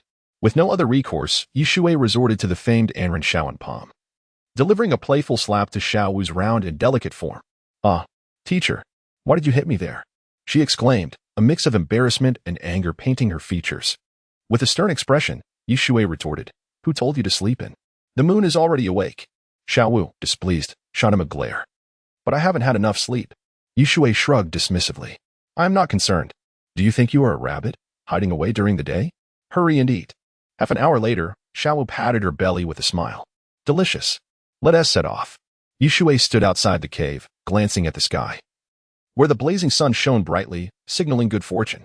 Though he was unfamiliar with the path, he understood the direction. The Ice Emperor must be located in the heart of the extreme north, so he need not worry about losing his way. Unbeknownst to them, they were drawing closer to the core area. Xiao Wu wrapped herself tightly against the cold and asked, Teacher, are we there yet? Your ice silkworm robe is incredible. Shui observed that the snow beneath them had accumulated to half a meter, and the falling flakes were as hard as ice. Almost there. At that moment, a millennia-old soul beast set its sights on Shui. With an impassive expression, he calmly commanded, Leave. The dragon's might erupted suddenly. The soul beast fled in terror. Perceiving Shui as a living dragon, the dragon clan, having once ruled the entire Douluo Continent, had their bloodline spread far and wide. Thus, most existing animal-type soul beasts possess some trace of dragon blood, albeit to varying degrees. Having consumed the inner core of the golden destiny dragon, Shui's dragon might was exceedingly pure, enough to instill fear even in the likes of Dtion, let alone these soul beasts. Lunar approached, grasping Shui's arm and playfully biting it. Shui chuckled, asking, What are you doing? Always biting me? You smell so good. Lunar replied innocently.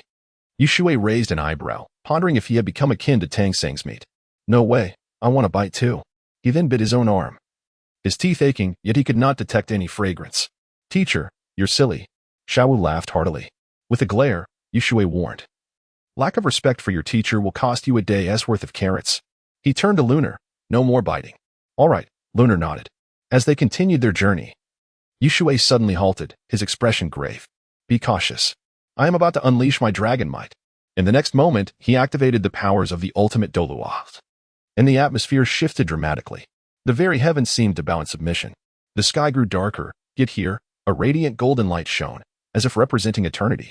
Xiao Wu grasped Lunar, her expression alert. She understood that her teacher was serious. Before long, dark clouds began to roil violently, revealing a layer of emerald light on the northern horizon. A woman's voice echoed from all directions. A dragon with blood deeper than Dtion's? Wait for me. Moments later, a soul beast appeared, the Ice Emperor. Standing at around 1.5 meters, it resembled a scorpion, adorned with two colors, translucent ice and vibrant green. Its hexagonal eyes gleamed like yellow gemstones, and its 5-segmented tail ended with a silver-white barb. What a beautiful scorpion! Xiao Wu gaped in astonishment, having never seen such a magnificent soul beast before. The Ice Emperor regarded Shui with shock and disbelief, inquiring, A human? Shui nodded, furrowing his brow. I have a matter to discuss with you. The Ice Blue Emperor Scorpion, the Ice Emperor, boasted a cultivation nearing 380,000. You shall perish in 10,000 years. Seeking death. Furious, the Ice Emperor raised its tail, transforming into a striking green hue, unleashing a terrifying aura. The falling snowflakes froze in midair. This was a domain skill. Xiao Wu was astonished. The snowflakes had crystallized. Shui remained impassive, coldly stating, It seems that a fight is unavoidable. You possess the eternal frozen domain. I have the Ice Moon Heaven. With a roar, the Ice Moon Demon Tiger materialized. The Ice Emperor's eyes widened in shock. It had long wondered who had slain the Ice Moon Demon Tiger. The realization struck. It was this young man, feeling the dragon might. The Ice Emperor began to waver in its resolve. Humans, in the extreme north, could not act recklessly due to the weather's impact on soul power release in the presence of the three great emperors. However, with Shui wielding Ice Moon Heaven, the weather was no longer a disadvantage. Starry Splendor. Shui unleashed his first soul skill, and the sky transformed dramatically, as if the stars themselves were about to fall. Boom. Countless stars descended, crashing onto the Ice Emperor. It could only curl up, astonished, realizing this was the power drawn from the heavens. How did this young man achieve this? At that moment, another soul beast emerged. A human has arrived? A towering figure appeared, wielding a bone club, its expression grave. Shui recognized it as the Titan Snow Demon King. It bore a resemblance to a human, yet remained distinctly different. He pondered what ancient ice deity had deemed this creature worthy. He would have to inquire when he ascended to the divine realm. However, he speculated that the ancient ice deity was either dead or had transcended to another world. Ice Emperor? The Titan Snow Demon King exclaimed in disbelief. What is happening? Is this young man truly so powerful? Sensing the aura, the Ice Emperor roared, Let us eliminate this human together. Very well. The Titan Snow Demon King agreed. Teacher. Be careful, Xiaowu called out. I know. Shui responded, his expression unyielding. I advise you not to approach. I will incapacitate you. Ah, the Titan Snow Demon King. Enraged, pounded its chest and charged at Shui. The Titan giants were a warlike race, and this one was no exception. Shui shook his head, knowing that it sought its own demise. Come then. He understood that soul beasts only valued strength. For his 7th soul skill, he invoked the 1,000 Rin Locking Cloud Thunder. Boom. Ice Moon Heaven was a domain, and 1,000 Rin Locking Cloud Thunder was as well. The two abilities combined. The former provided substantial support while the latter delivered pure damage. Even Dtion could not withstand it, let alone these two soul beasts. Ah. The Ice Emperor and the Titan Snow Demon King cried out in agony. 3 minutes later, both soul beasts lay weakened. Shui sighed in relief, when suddenly, he noticed a foreboding presence approaching, unmasked. The Snow Emperor? He glanced at Xiao Wu and Lunar. What was to come next was the true ruler of the extreme north. The Snow Emperor, with a cultivation of 700,000 years. Xiao Wu was left speechless, unable to comprehend. 700,000 years of cultivation? Terrifying. Chapter 60. Then marry me. Shui stepped forward, a faint aura of dragon power emanating from him, as if he had created a domain. This represented the majesty of the dragon, unyielding. The frigid wind howled like a blade, and a beautiful silhouette emerged.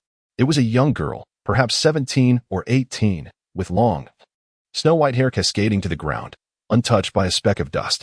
Her eyes seemed to penetrate everything, while her slender, flawless figure clad in a white dress appeared as a rare beauty of the world. In the biting cold and under the blazing sun, she stood out. Proud and unyielding, the Snow Empress. The Ice Emperor's eyes ignited with hope as he gazed affectionately at the Snow Empress. Kill this human. He seeks to exterminate our spirit beasts. Be careful. The Snow Empress raised her hand, her fingers delicate as spring onions, resembling orchids. So beautiful. Xiaowu gazed with envy, while Yu'er looked on, entranced. Shui cleared his throat and chuckled. Apologies for my rudeness on our first meeting. Allow me to share a poem with you. Feathered garments often carry the hues of mist. Not to provoke the blossoms of the earthly realm, the Snow Empress regarded Shui seriously, stating, You possess the aura of a dragon. And it seems your rank is not low, perhaps even surpassing that of Emperor Tian. Human, what is your purpose here? Remember, spirit beasts do not submit. Rest assured. Shui replied casually as he took a seat. I merely wish to discuss a business proposition with you. Consider whether you wish to engage. You and the Ice Emperor are about to undergo a tribulation, am I correct? Human. The Ice Emperor was taken aback. How does he know this? The tribulation for fierce beasts is said to be a near-fatal endeavor. Especially for beings like me, it's a certainty of death. The Snow Empress was surprised but nodded with a smile. Since you are aware, I shall not hide the truth from you. I have 10,000 years remaining. However, that is still longer than your lifespan. Shui burst into laughter. What are you laughing at? The Ice Emperor inquired, displeased. Shui shook his head and responded. To clarify, I intend to ascend to the divine realm in the future, so your lifespan may not exceed mine. The Titan Snow Demon King laughed heartily. Human. Your species is truly overconfident. There have been no gods in the Douluo Continent for tens of thousands of years. You claim you will become a god? Snow Empress. Why do you not slay him? Have you fallen in love with a human? Silence. The Snow Empress shot him a glance and suddenly condensed ice into a sword, striking out. Ah. The Titan Snow Demon King screamed as a horrifying wound appeared on his chest. If it were not for your bloodline as the Ice God, you would already be dead. As she spoke, the Snow Empress was somewhat astonished. This human had nearly defeated the Titan Snow Demon King? Shui nodded, smiling. Next time you face the heavenly tribulation, both you and the Ice Emperor will meet your end. Therefore, I have a suggestion. Have you heard of soul spirits? He then shared information about the soul spirits with the 3 great kings of the extreme north. The Ice Emperor was the first to scoff. Humph. You think to persuade us with mere words? Snow Empress, do not believe him. The Snow Empress shook her head, fixated on Shui. You are the first human I find intriguing. So then, will you marry me? Shui touched his nose, and the Snow Empress's expression stiffened. I was merely jesting. Shui raised his hands in explanation, attempting to ease the atmosphere. You must have seen my strength. I subdued the 2 great kings. The Ice Emperor gritted his teeth. When did I become a mere quantity? And alongside a foolish Titan Snow Demon. Give it some time. The Snow Empress gazed deeply at Shui. To be honest, she had indeed felt a slight stirring of emotions. As the Titan Snow Demon King claimed, there had been no gods for tens of thousands of years on the continent. Yet, Shui had great potential. A human with the aura of a dragon was, truthfully, not a pure human. Thus, it would not be a disgrace for her to consider him. Shui glanced over, aware that the three kings were in discussion, and he had no interest in eavesdropping. Xiaowu could not help but ask, "Teacher, is she a human? She seems so different." Shui patted Xiaowu on the head, displeased. "I have already stated. She is the ice goddess. She is a being from before humanity appeared. One could say she is quite perfect. In fact, nature may have created humanity based on the ice goddess." "Oh." Xiaowu covered her head, snorting. "If you keep hitting me, I might become foolish. I am merely eager to learn. You are too excessive, teacher." Shui felt embarrassed, chuckling awkwardly. All right, my fault. I'm just used to it. Next time, I'll hit. You air?" Xiao's eyes sparkled. "Hit her on the head." Shui smacked Xiao's head again, exclaiming, "You air? How could I dare to inflict harm on her? She has always been obedient. Unlike you." Xiao pouted, sensing that Shui would never dare to strike Yuer.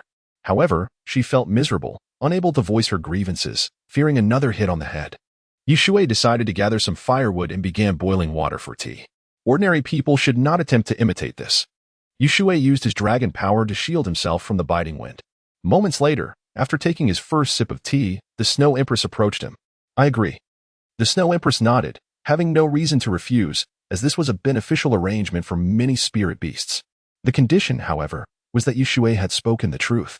"But I hope you do not deceive me." "Rest assured," Shui replied with a smile. The Snow Empress breathed a sigh of relief and asked, "So, what is next?" "You must communicate with the king of the Stardow Forest and the sea spirit beasts. All taken care of." The Snow Empress was momentarily stunned, furrowing her brows. "I meant Emperor Tian." "Yes," Shui nodded and countered, "Emperor Tian and that other one, right?" "Rest assured, she will agree. I have communicated with her." "You." The Snow Empress looked Shui up and down, her astonishment difficult to express. The fact that Shui had persuaded Emperor Tian was already remarkable. Yet, he had also convinced the true king of the Stardow Forest. This human-esque claim of becoming a god no longer seemed far-fetched. The Snow Empress understood well that despite the human's current arrogance, it was due to the absence of fierce beasts like Emperor Tian, compounded by the existence of deities. Without the gods, humanity would undoubtedly face utter defeat. Unfortunately, there were no what-ifs. "Do you not believe?" Shui smiled. "I do." The Snow Empress nodded solemnly. "I do not know how you managed to persuade them, but I believe it to be true. Among the land-based spirit beasts, those of considerable strength have been convinced by you. Thus, you must venture into the deep sea. Be cautious." Shui, curious, asked, "Are you expressing concern for me?" The Ice Emperor scoffed, "Human, do not get carried away with your own sentiments. The Snow Empress merely fears you will be devoured. Humans in the sea fare even worse than here. Understand?" Shui shot a glare at the Ice Emperor, exclaiming, "You lack any sense of humor. All right, now that matters have been resolved, I shall take my leave." "Wait." The Snow Empress suddenly spoke. "What is it?" Shui turned his neck, his eyes ablaze with fighting spirit. It seemed that a confrontation was inevitable. "Snow Dance Radiance," the Snow Empress whispered. Instantly, snowflakes swirled within a diameter of 10,000 meters, as if even the sun had been obscured. Chapter 403. The Infinite Great Serpent. Shui nodded slightly. At this moment, he had reverted to his human form. Although transforming into the Mother of 10,000 Eyes was advantageous, providing defense against the surrounding foul odors, it was not a form Shui was accustomed to. Should any unforeseen circumstances arise, it could lead to unnecessary complications. His transformation into the Mother of 10,000 Eyes was primarily to utilize his ability of transformation. The avatar strode forward unreservedly, perhaps due to their shared abyssal nature. The avatar of the Mother of 10,000 Eyes possessed no defenses and was impervious to harm. Of course, this merely shielded him from the foul stench of the lair, not from any unknown forces. Before long, the avatar reached its destination, and Shui followed suit. He squinted at what lay ahead, colorless eggshells. Indeed, the creatures within had emerged, and there were no forks in the path, leaving their whereabouts uncertain. The avatar glanced at Shui and inquired, "Shall I sense the surroundings?" Time was of the essence if he were to do so. Shui nodded, his voice grave. "I appreciate your assistance." "Understood," the avatar acknowledged, and its initially spherical form expanded dramatically, hundreds of times its original size, as eyes sprang to life, surveying their surroundings. After a moment, the avatar pointed eastward and declared, "It resides within." Shui furrowed his brow. Is there only one?" "Indeed," the avatar confirmed with a nod, "there is only one. I cannot ascertain why." Regardless, I shall take the lead. Shui acquiesced. Very well. The avatar proceeded eastward, and in the next instant, it delivered a powerful punch. With a resounding boom, a large hole was blasted in the lair. Shui peered inside and beheld a creature the size of a fist, a small serpent, its eyes brimming with intelligence. A sentient being. This is dire. In the blink of an eye, the avatar's eyes widened in shock, as if confronting something terrifying. With a deafening explosion, the avatar was obliterated. Shui squinted, contemplating the nature of this creature. How could it have so effortlessly caused the avatar's demise? Even he could not achieve such a feat. Are you here to kill me? The small serpent projected a voice formed of mental energy. Shui narrowed his eyes and asked, Are you an abyssal creature? His words were also conveyed through mental energy. The serpent retorted, What do you think? Shui nodded slightly, a smile gracing his lips. Then it seems I am not mistaken. If I surmise correctly, you are the sole survivor, having consumed the others. Am I right? The serpent sneered, You are quite astute, recognizing the truth. Shui spoke gravely, With your current strength, you must be nearing the limits of a god king? The serpent laughed heartily, You are indeed clever. Since you know this, you may as well leave. I harbor no intentions of entangling with you. Consider yourself fortunate today. Otherwise, I would eventually devour you.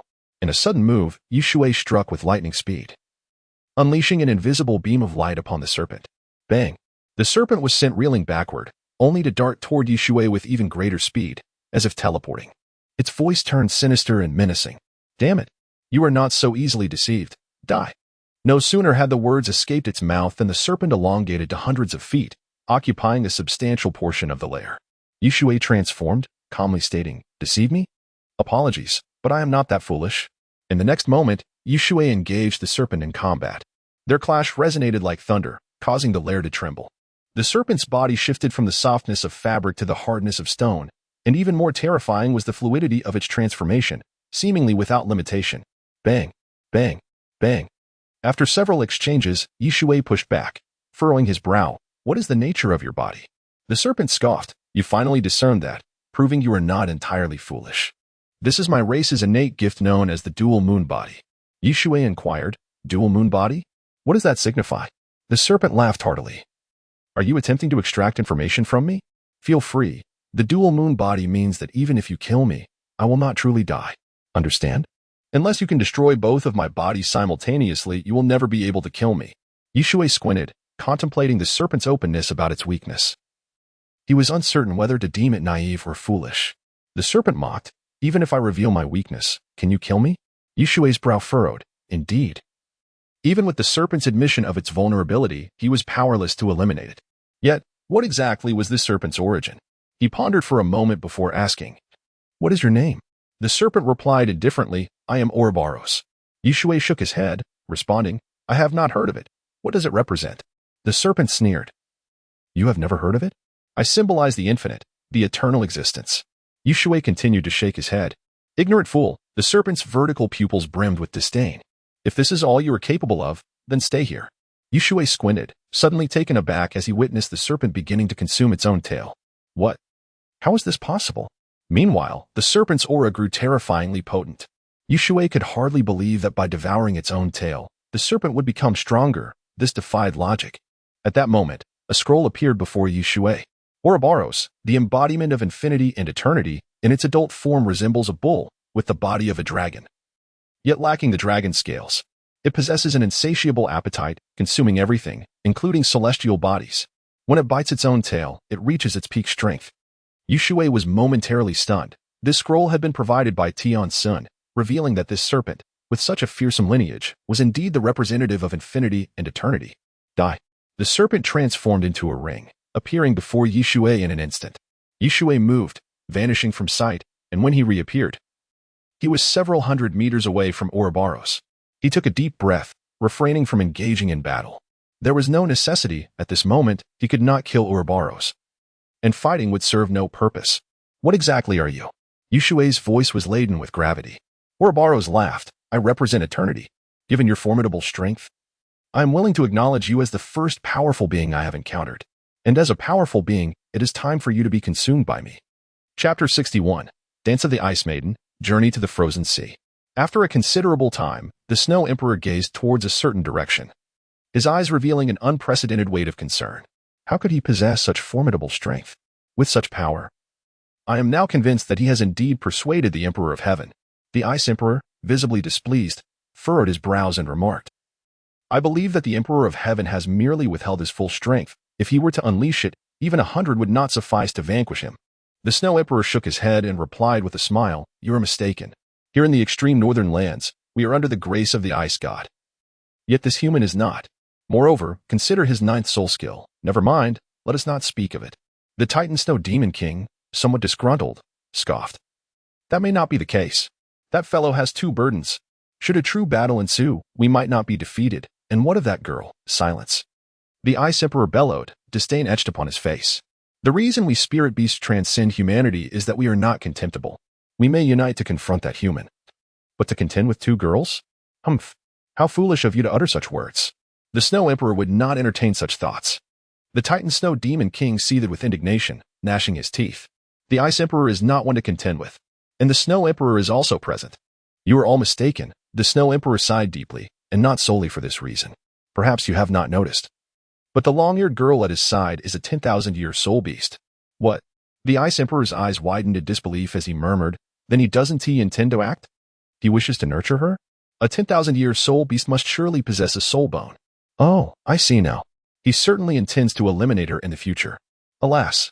As a soul beast, I feel a pang of sympathy. This human is utterly despicable. The Titan Snow Demon King thumped his chest and roared, Then Snow Emperor. Will you not rescue that soul beast? With the Ice Bear present, the 4 of us formidable beasts need not fear him. Incorrect, the Snow Emperor countered, shaking his head. Although this human may act frivolously, he would not resort to such actions. I believe he genuinely regards the soul beast as a friend, just as he claims to regard the soul spirit. The Ice Emperor remained unconvinced, snorting dismissively, That is debatable. Did he not state that soul spirits must be willing? Moreover, can a soul beast transformed into a human still revert to a soul spirit? The Snow Emperor, however, smiled gently, as if the world itself had dimmed slightly. Let us place our faith in him, just this once. I am the daughter of the extreme north ice field, and it seems this land does not reject him. Very well. The Ice Emperor conceded with a nod, suddenly startled as he observed the Snow Emperor ascend into the sky. The entire snow-covered realm seemed to vanish, transforming into a pure blue canvas.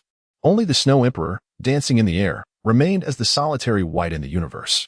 The Snow Emperor twirled gracefully, her sleeves fluttering, while ribbons of white danced around her, accompanied by swirling blue snowflakes.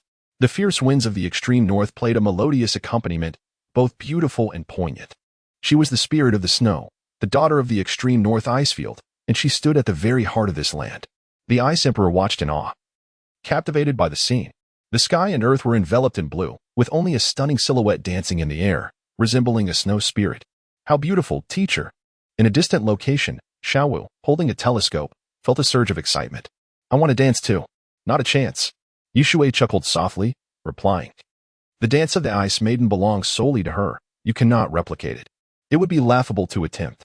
Speaking of which, she was the purest embodiment of ice elemental energy, having cultivated wisdom over countless years. This signifies her delight. You are suddenly interjected. Are you suggesting that she is, in fact, the sovereign of the extreme coldlands? Hence, she exhibits kindness towards the soul beast residing here. Her eyes glimmered with contemplation. Indeed, Shui mused, strictly speaking, that is accurate.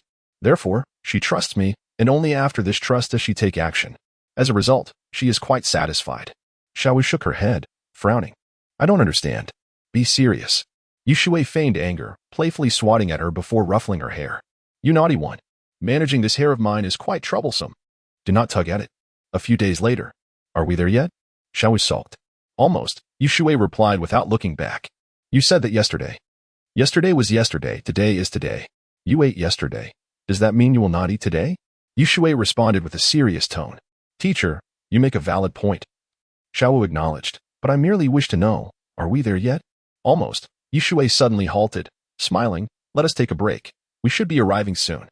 This is the frozen sea. By the way, the marine soul beasts vastly outnumber those on land, making things quite troublesome. Yay! Xiaowu exclaimed, jumping with excitement. Subsequently, Shui kindled a fire, extracting the little pig he had caught on the way, and began preparing it. This was the wild boar after its domestication. Albeit a bit pungent, it was manageable with ample seasoning. Moments later, Xiaowu clutched a pig's leg, gnawing at it with grease smeared across her face. This is delicious. Moderate your intake, Shui admonished with a glare. Rabbits eat meat? Xiaowu immediately expressed her discontent, pouting. Rabbits are omnivorous, you know. It's tasty. Shui glanced into the distance, speaking softly. We should be nearing our destination.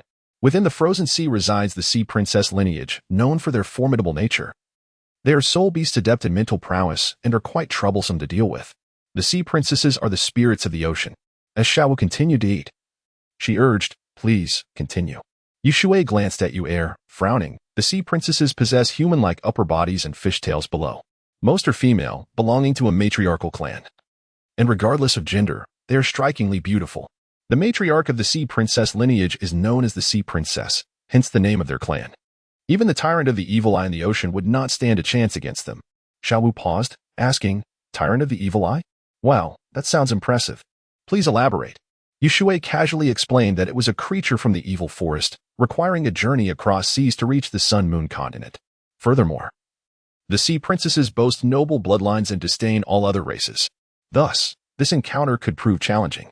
After all, the Snow Emperor has ties to this land, her connections being all the soul beasts of the extreme north. However, the sea princesses might not share such affections. More importantly, the present-day humans pose no real threat to the marine soul beasts. Relying solely on words without any military deterrence is unlikely to yield success. Of course, the specifics will only be revealed upon meeting the sea princess.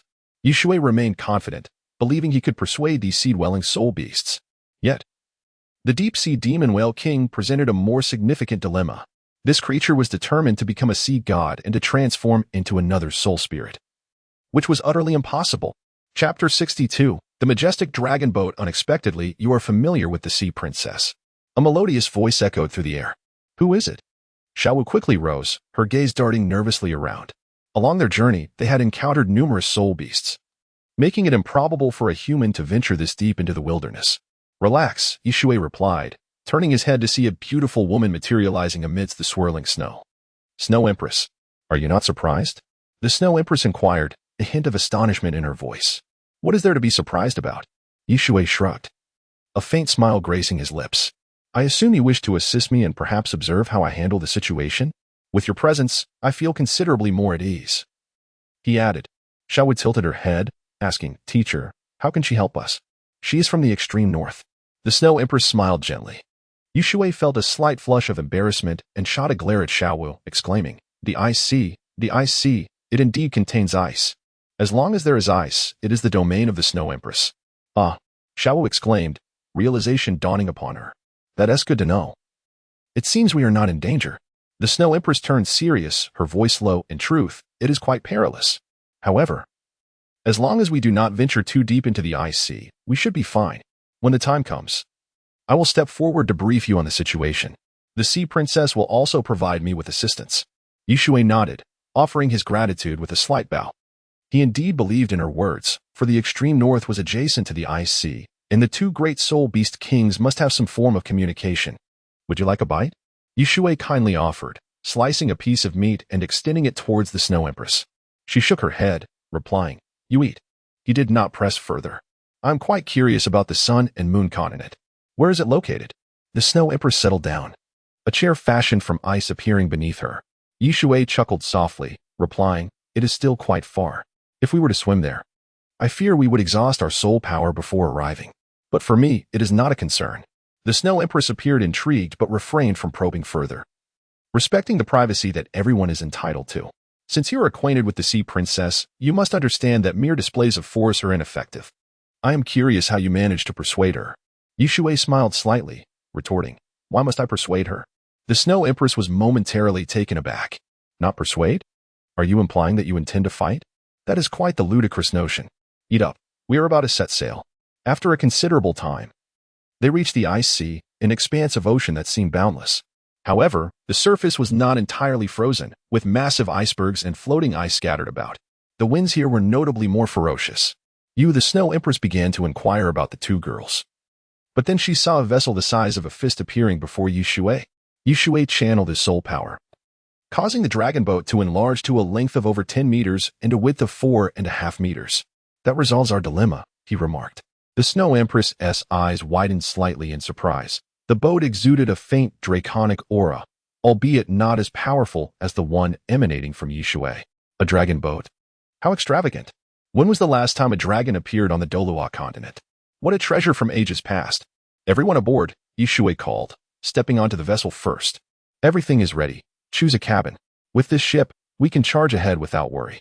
Soon, Shui activated the dragon boat with his soul power, and it began to accelerate. Ahead loomed an iceberg several meters high. Teacher, Xiao Wu exclaimed, alarmed. Our vessel is not large. If we collide, we might shatter into pieces. This is disastrous. The Snow Empress too was perplexed. Under normal circumstances, no one would dare to crash into an iceberg, as the true size of an iceberg beneath the surface was often unknown. Some might appear small above water, yet plunge hundreds of meters deep. However, the dragon boat shattered the iceberg effortlessly and sailed onward without so much as a tremor. After a while, Xiaowu opened her eyes, astonished, and exclaimed, "Did we not collide?" She turned to see the remnants of the iceberg floating on the sea. "Look at you," Shui teased, ruffling Xiaowu's hair with a grin. "The shock absorption is impressive, isn't it? This is a level 9 soul guidance device." Level 9? The Snow Empress looked on in disbelief. Indeed. Shui affirmed with a nod, elaborating that it was a premium among level 9 devices, exceedingly rare, likely suitable for dealing with Super Douluo. The Snow Empress was even more astonished. She had heard of soul guidance devices, but a level 9 device could rival a title Douluo? Was this one of humanity's trump cards? It was known that humanity had ascended to dominance over the Douluo continent due to rapid cultivation, surpassing all soul beasts. The only drawback was their brief lifespan, akin to fleeting meteors. Shui pointed at the dragon's head, smiling. This is a true dragon. A subspecies of the dragon lineage with a remarkably pure bloodline. The Snow Empress regarded him thoughtfully, stating, "In fact, I believe you may possess a dragon bloodline yourself. And it is quite pure. For instance, the blue lightning tyrant dragon martial soul of your kind is a testament to that bloodline." Shui cast a glance at her, stating nonchalantly, "You're mistaken. Bloodlines merely provide a baseline. I neither have nor need it, as it obscures my excellence." The Snow Empress was momentarily taken aback. "Very well," she replied calmly. No sea soul beast dared to obstruct their path, sensing the faint draconic aura that signified their status as superior beings. The dragon boat continued its journey northward. Xiaowu looked back and called out, "Teacher, we can no longer see land." Icebergs dotted the landscape, some as large as small islands. Nevertheless, the dragon boat surged forth with unyielding momentum. "Sea magic elephants," Shui pointed to a group of soul beasts in the distance. "Did you see them? The largest measures over 10 meters, while the smallest is just over a meter, sporting long tusks. They are relatively docile sea soul beasts with formidable defenses. As long as you do not provoke them, they will not attack." "Why is that?" Xiaowu inquired curiously. "Because they are exceedingly lazy." Xiaowu's face registered shock, and she retorted, "How peculiar." The Snow Empress nodded, smiling. "Indeed, in the extreme north, or in cold environments, soul beasts tend to behave this way. Sometimes, remaining still is the wiser choice. If they move, they might meet their demise." Subsequently, Shui elaborated on the characteristics, advantages, and disadvantages of the sea magic elephants. Upon maturity, they reach 7 meters in length, with skin at least 10 centimeters thick. They typically form groups of a dozen. After a considerable time, they arrived. Both spoke in unison, "We've arrived." Shui turned to the Snow Empress, a subtle smile on his lips. "Shall you speak first? Or shall I?" The Snow Empress averted her gaze. Xiaowu chuckled, asking, "Teacher, what is it?" "Snow Sister, what is wrong with you?" She felt a pang of jealousy at the silent understanding between her teacher and the Snow Empress. During the sea journey, Xiaowu had come to regard the Snow Empress as an elder sister. Though the Snow Empress was aloof, she did not reject her. As Xiaowu was a soul beast, Shui took a deep breath and stated calmly, "We have arrived." Such formidable spiritual power. Chapter 63, The Mermaid Sisters. The Snow Empress nodded slightly, her voice low. "This mental energy should belong to more than one merman. I am quite curious about your confidence. You may speak first. If it fails, I shall take over. What do you think?" She was also keen to assess this human. Sometimes, sheer martial prowess does not win hearts. Wisdom is far more vital. "That works for me," replied Shui, nonchalantly. At this moment, due to the presence of the spirit hall and the stability of the city of slaughter, evil soul masters could not pose a significant threat. The sea princess harbored animosity toward humans for 2 reasons. She had been deceived, and evil soul masters had nearly killed her beloved youngest daughter. However, this calamity would not occur for another 10,000 years. Currently, the Sea Princess's clan was merely wary of humans, not filled with hatred. Teacher, Xiaowu exclaimed in surprise. What are you talking about? Hey, why is our ship moving backward? Shui chuckled and responded, that is correct. The illusion array of the Sea Princess clan can distort others' accurate judgments of the sun's position. Of course, it has no effect on me. Xiaowi's mouth fell open in astonishment. The Sea Princess is so formidable. Does that mean we're in trouble? Is that a problem? Rest assured, Shui said. Glancing into the distance, the conflict between the sea spirit beasts and humans is not particularly deep here. However, convincing them solely through words is not so simple. 10 minutes will suffice. 10 minutes later. Indeed, a cool voice echoed, humans, you are not welcome here. The sea surged. And over 100 soul beasts emerged from hundreds of meters away. At the forefront stood beautiful merfolk, both male and female, wielding spears or coral. Their eyes filled with vigilance. Leading them were a pair of mermaid sisters. Their upper bodies were female, stunning in appearance, standing 2 meters tall, with 2 flawless shells adorning their upper halves. Their lower halves featured enormous fishtails, covered in deep blue scales that shimmered under the sunlight. The mermaid on the left wore a silver crown, adorned with a blue gemstone at its center, signifying her royal status. In her hand, she held a silver spear. The mermaid on the right mirrored her, but her crown was golden. Shui could not help but nod. They were indeed remarkable, the daughters of the Sea Princess. The elder sister was named Li Jing, with a silver tail, while the younger sister was named Leah, sporting a golden tail. This symbolized the power of their lineage.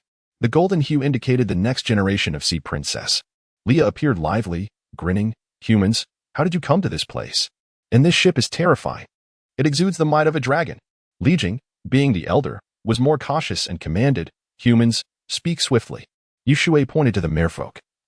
His voice grave. Do you see? Over 100 mermen. Each one emits mental fluctuations, interconnected like a vast net. Let me test your knowledge. What effect does this create? Xiao Wu frowned in concentration. The sister mermaids were taken aback, bewildered by the question. What are you doing? Please. You are surrounded by us. Shui raised his hand. I understand. Xiao Wu's eyes brightened, grinning. This is a martial soul combination technique. A pure stacking of powers. A martial soul fusion technique involves the merging of different or similar martial souls, elevating their might to exponential levels. Shui slowly lowered his hand, smiling, indeed. It seems my teachings were not in vain. Xiao Wu gleefully extended her hand. Since I guessed correctly, where's my reward? Patience. Shui said, clearly satisfied. In any case, I shall not shortchange you. The Snow Empress cast a deep glance at Shui, realizing that this human shared a profound bond with Xiao Wu. Xiao Wu cheered with delight. Shui ignored Li Jing's furious gaze, calmly stating, the 100+ mermen have completed their martial soul combination technique. It is different now. Although the stacking is not as fearsome as a fusion, such a number would still challenge even a limit Douluo, especially in the ocean. Li Jing, infuriated, swam to within 50 meters of the dragon ship, shouting, Human, did you not hear me speak? Shui leaped off the ship, smiling, Greetings, mermaid princess. I am Shui. It seems we are destined to meet. Leah swam closer, giggling, Human, what destiny are you talking about? My sister and I are unaware of any. Shui, feigning astonishment, replied, My name contains Shui. How serendipitous is that? Ah, Leah exclaimed, her eyes wide with surprise. Your joke is quite amusing. Sister. Li Jing raised her hand, sneering. Do not use flattery. This is sacred ground. Turn your ship around and leave. Do not rush. Shui shrugged, smiling. I come unarmed as a gesture of sincerity. I seek an audience with your mother regarding the soul spirit. The sisters were dumbfounded. Soul spirit? Is this true? It was not that they disbelieved, but rather, humans were notoriously cunning. See, spirit beasts seldom interacted with humans, yet they were well aware of their sly nature. Li Jing's expression was complex as she sighed. I will not trust what you say, but you may meet our mother. She is the Sea Princess, the wisest of the merfolk. Shui nodded, replying, Just as I suspected. As for the Sea Princess being the wisest? I cannot agree. Human. Leah exclaimed excitedly, I have heard that you humans possess martial souls. Could you demonstrate yours for me? Shui shook his head. No, I prefer not to showcase. Take me to the Sea Princess. Li Jing turned around, scoffing. I hope you do not deceive us. Otherwise. Shui paid no heed, glancing at Xiao Wu and the others on the ship, calling out, Everyone, come down. Leah observed, exclaiming, Hey, human. So many people cannot be accommodated. Aside from our mother, we cannot protect this many. Rest assured. Shui extended his right hand, revealing a blue pearl. This was the water avoidance pearl after a thousandfold amplification, now known as the Azure Sea and Sky Heart. It created a domain around its owner. Vast or small at will, and terrifyingly, it could also be used to strike. Yes, it is that brutal. Leah gazed at the Azure Sea and Sky Heart, shock filling her eyes, trembling. What a powerful pearl. Human, you. A glimmer of desire shone in her eyes. If she consumed this pearl, she would surely become the most powerful sea princess. Indeed, she could be the strongest soul beast in history. Little trinket. Shui smiled lightly. Follow me. Li Jing cast a wary glance at Shui, filled with suspicion. Shui surveyed the Snow Empress, Xiaowu, and Yu before descending. Wherever he walked, the sea parted. Xiaowu held the water avoidance pearl, smiling wryly. Teacher, why is mine so inferior? Yours is so impressive. Shui laughed heartily. I must thank you for that. Now, come along. Chapter 64. I give the sea beast a favor. The color of the sea grew increasingly profound. As they descended, the ocean should have been shrouded in darkness. However, due to the azure sky, everything outside remained vividly clear. Xiaowu gazed at the scenery beyond and exclaimed, Teacher, there are so many fish. What is happening? It's so bright out there. Leah chuckled and inquired, Human, what is this? Can we purchase it? Shui glanced over, frowning as he replied, Buy it? I fear you may not be able to afford it. His words were the truth. Such treasures were akin to a 10th level soul guide. The marine soul beast dared not approach. They descended swiftly, and within 5 minutes, they were nearing the ocean floor. Xiaowu looked down in astonishment, her mouth agape. Teacher, how is there a palace down there? Shui also looked, discovering an expanse of palatial architecture emanating a blue glow that illuminated a radius of 5,000 meters. Beautiful mermaids swam joyfully around. Upon closer inspection, Shui noticed that these structures were constructed from coral and various minerals, appearing resplendent and magnificent. The architecture was distinctly unique, featuring colossal coral reefs, shells, and various sea snails. This was the world beneath the sea. How beautiful! Xiao's eyes sparkled. Living here would surely be a blessing. Leah glanced at Shui and smiled. What do you think? Our mermaid artistic aesthetic is not inferior to that of humans. Shui nodded and replied, Indeed. It possesses a strong marine style. He waved his hand, sending forth a beam of light to Xiaowu and Yu. Now, you are free. Remember, do not wander too far. As for the Snow Empress, he need not worry. She was a soul beast of hundreds of thousands of years.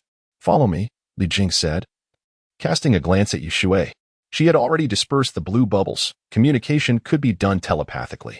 Shui followed suit. Before them stood a colossal coral palace, 30 meters high and several hundred meters wide. It radiated a powerful wave of soul energy, both offensive and defensive. It was indeed a remarkable soul guide. Soon, they swam into the main hall of the palace. Li Jing turned to Shui and said solemnly, Wait here. I will consult my mother. Remember, do not harbor any ulterior motives. Afterward, she glanced at Leah, evidently concerned that her sister might be deceived by a human. Xiaowu, brimming with excitement, dashed about asking, Leah, what is this? Pearls, Leah replied with a smile. Shui cast a glance at the pearl the size of a soccer ball. The translucent shells, and the myriad of beautiful, colorful corals, truly priceless treasures. He contemplated asking for some to bring back as gifts. Before long, a beautiful woman emerged, adorned with a golden crown and a golden tail, exuding a powerful aura. She was the sea princess, with a cultivation age of 600,000 years. Mother. Leah quickly bowed her head. The sea princess, poised and graceful, immediately turned her gaze towards Shui. What my daughter speaks of is true. Shui smiled and replied, Indeed, it is true. Allow me to introduce myself. I am the former limit Douluo. Shui. My title is Galaxy. Galaxy? The sea princess frowned. I am not familiar with human titles. But how can you be certain that the soul spirits you mention are viable? Suddenly, the sea princess glanced at a figure, the Snow Empress, whose face was partially veiled. A sense of familiarity washed over her. It was as if she had encountered this woman before. Curious. Allow me to clarify, Shui began to explain. Moments later, the sea princess fell silent. Leah swam closer and asked, Mother, why do you not agree? The sea princess regarded her thoughtfully and replied, This is of great significance. I need to contemplate. Human. Do you have any successful cases to present? No. Shui shook his head and smiled. Rest assured, sea princess. This is not a spur-of-the-moment decision. I merely wish to make contact. If there is no resistance and willing consent, there is a 90% chance of success, though, of course, unforeseen circumstances may arise. The sea princess nodded and said with a smile, a 90% chance is quite high, indeed. Just as you mentioned, a dying soul beast, without experimentation, faces death, yet. If they try, they might gain several more years of life and experience the world of humans. So, do you agree? Yushui's gaze was intense. I do not agree. The sea princess replied, shaking her head solemnly. I will not consent without witnessing a genuine soul spirit. The Snow Empress smiled subtly, indicating that Yushui had encountered failure. After all, the sea princess had many kin and various subordinate soul beasts, whereas she was alone. Furthermore, Yushui could not deceive her. Yushui smiled slightly and asked, then, based on my connection with the imperial sea beast, can I earn your trust? What? The sea princess's eyes widened in disbelief. The imperial sea beast. Even as a sea soul beast, one must show respect to the imperial sea beast, for it represents the future. There are even prophecies that its emergence is to restore soul beasts to the pinnacle of Douluo Continent. Yushui activated the aura surrounding him. Indeed, the sea princess's expression turned complex as she murmured, moreover, every imperial sea beast is known for its volatility. You possess an immense destiny force. You must have had close contact with it. It clearly holds other intentions towards you. Additionally, there is even a trace of dragon might about you. Li Jing whispered some details. The sea princess inhaled deeply and frowned. Human. The Jiao dragon ship. I will give the sea beast a favor. Yushui felt somewhat disheartened, realizing he was deemed lesser than a three-eyed golden lion. He could only smile wryly and say, thank you for your understanding, sea princess. May we extend our stay for a while longer? Certainly. The sea princess nodded, then turned to the Snow Empress with a smile. This friend of mine. Your aura feels quite familiar. Should I know you? The Snow Empress removed her veil, her aura radiating as she replied, Sea Princess. It has been a while. The Sea Princess suddenly understood, exclaiming, I see. This human is quite self-assured. It turns out you were behind his persuasion. I am quite curious. How did he convince you? The Snow Empress's expression grew serious as she responded. He could be said to have subdued me. What? The Sea Princess exclaimed in disbelief. Oh, you were not in your territory, then no. The Snow Empress shook her head, seemingly recalling that day. I was in the extreme north, engaged in a battle with a human. His ninth soul skill was beyond my ability to counter. It was truly an unknown. The Sea Princess looked at Yushui in shock. A soul skill that even the Snow Empress cannot counter? Is that possible? The Snow Empress's prowess was unquestionable, and being the favorite of the extreme north, no human should have been able to defeat her. Clan leader, the Wulong blood-killing king, has returned. A merman swam in, his face filled with rage. He has devoured one of our kin again. Chapter 65, Suppression What? Princess Hai's face contorted with anger, but she quickly composed herself, casting a glance at Yushui and the others. Dear guests, please take a moment to rest. Yushui smiled and inquired, Princess Hai, what has transpired? I would be more than willing to lend a hand. The Snow Empress nodded, her brow furrowing. Princess Hai, we are all spirit beasts and given our acquaintance. I am here to assist. After a brief hesitation, Princess Hai ultimately agreed, offering a wry smile. It seems I have encountered misfortune. This octopus hails from afar. It claims to have drifted here due to a warm current. Oh, Yushui's interest piqued. What is its cultivation level? With a serious expression, Princess Hai replied, it is nearing 600,000 years of age. Splendid. Yushui's eyes sparkled. Alas, Moon is the embodiment of the Silver Dragon King and requires no spirit rings, while Xiaowu can generate her own spirit rings until level 70. After all, spirit beasts possessing only spirit power without accompanying spirit skills are exceedingly rare. He was aware of the swallowing sky vine, and the octopus surely possessed a spirit skill, namely, ink spray. The Snow Empress's expression shifted, her voice grave. At 600,000 years, it presents a significant challenge. This creature is a fierce beast, and the sea is its domain. Princess Hai sighed, her smile faded. That is precisely my greatest concern. This creature comes from afar, and in our communication, it demanded that I offer up my kin, claiming we are delectable. As the leader of my clan, I engaged in a fierce battle with it. Yushui surmised that their strengths were likely evenly matched. He grinned and suggested, how about we three join forces to subdue it? Of course, let us refrain from killing it. We can keep it alive and transform it into a spirit ring or spirit soul. Princess Hai frowned deeply, her voice low. Initially, I should not consent to this. However, it poses a threat to my kin. Yet, is this not too perilous? The Snow Empress shook her head, firmly stating, a spirit ring would be a waste. Even a tidal Douluo cannot absorb it. Firstly, due to insufficient physical strength, and secondly, because absorption would cause mental turbulence. Shui nodded in response. Rest assured, we shall proceed slowly. Our priority is to incapacitate this creature first. Let us deliberate. The Snow Empress and Princess Hai had no objections. If conflicts can arise among humans, surely spirit beasts are not exempt from strife. After some time, they found themselves before a massive iceberg, measuring roughly 100 meters in length and width. Upon it lay a colossal octopus, occasionally flicking its tentacles with apparent contentment. It was the blood-killing king of the octopus. Cultivation, 600,000 years. Princess Hai manifested her form, her beautiful eyes filled with fury. I have warned you. If you desire to feast upon spirit beasts, depart immediately. It appears you have disregarded my words. Do you seek death? The octopus opened its eyes and retorted, I have a penchant for spirit beasts with mental prowess. And the quality of your spirit beasts here is quite commendable. If you promise to provide me with a kin daily, I shall protect your clan. Furthermore, it is not out of the question for us to become partners. Vile creature.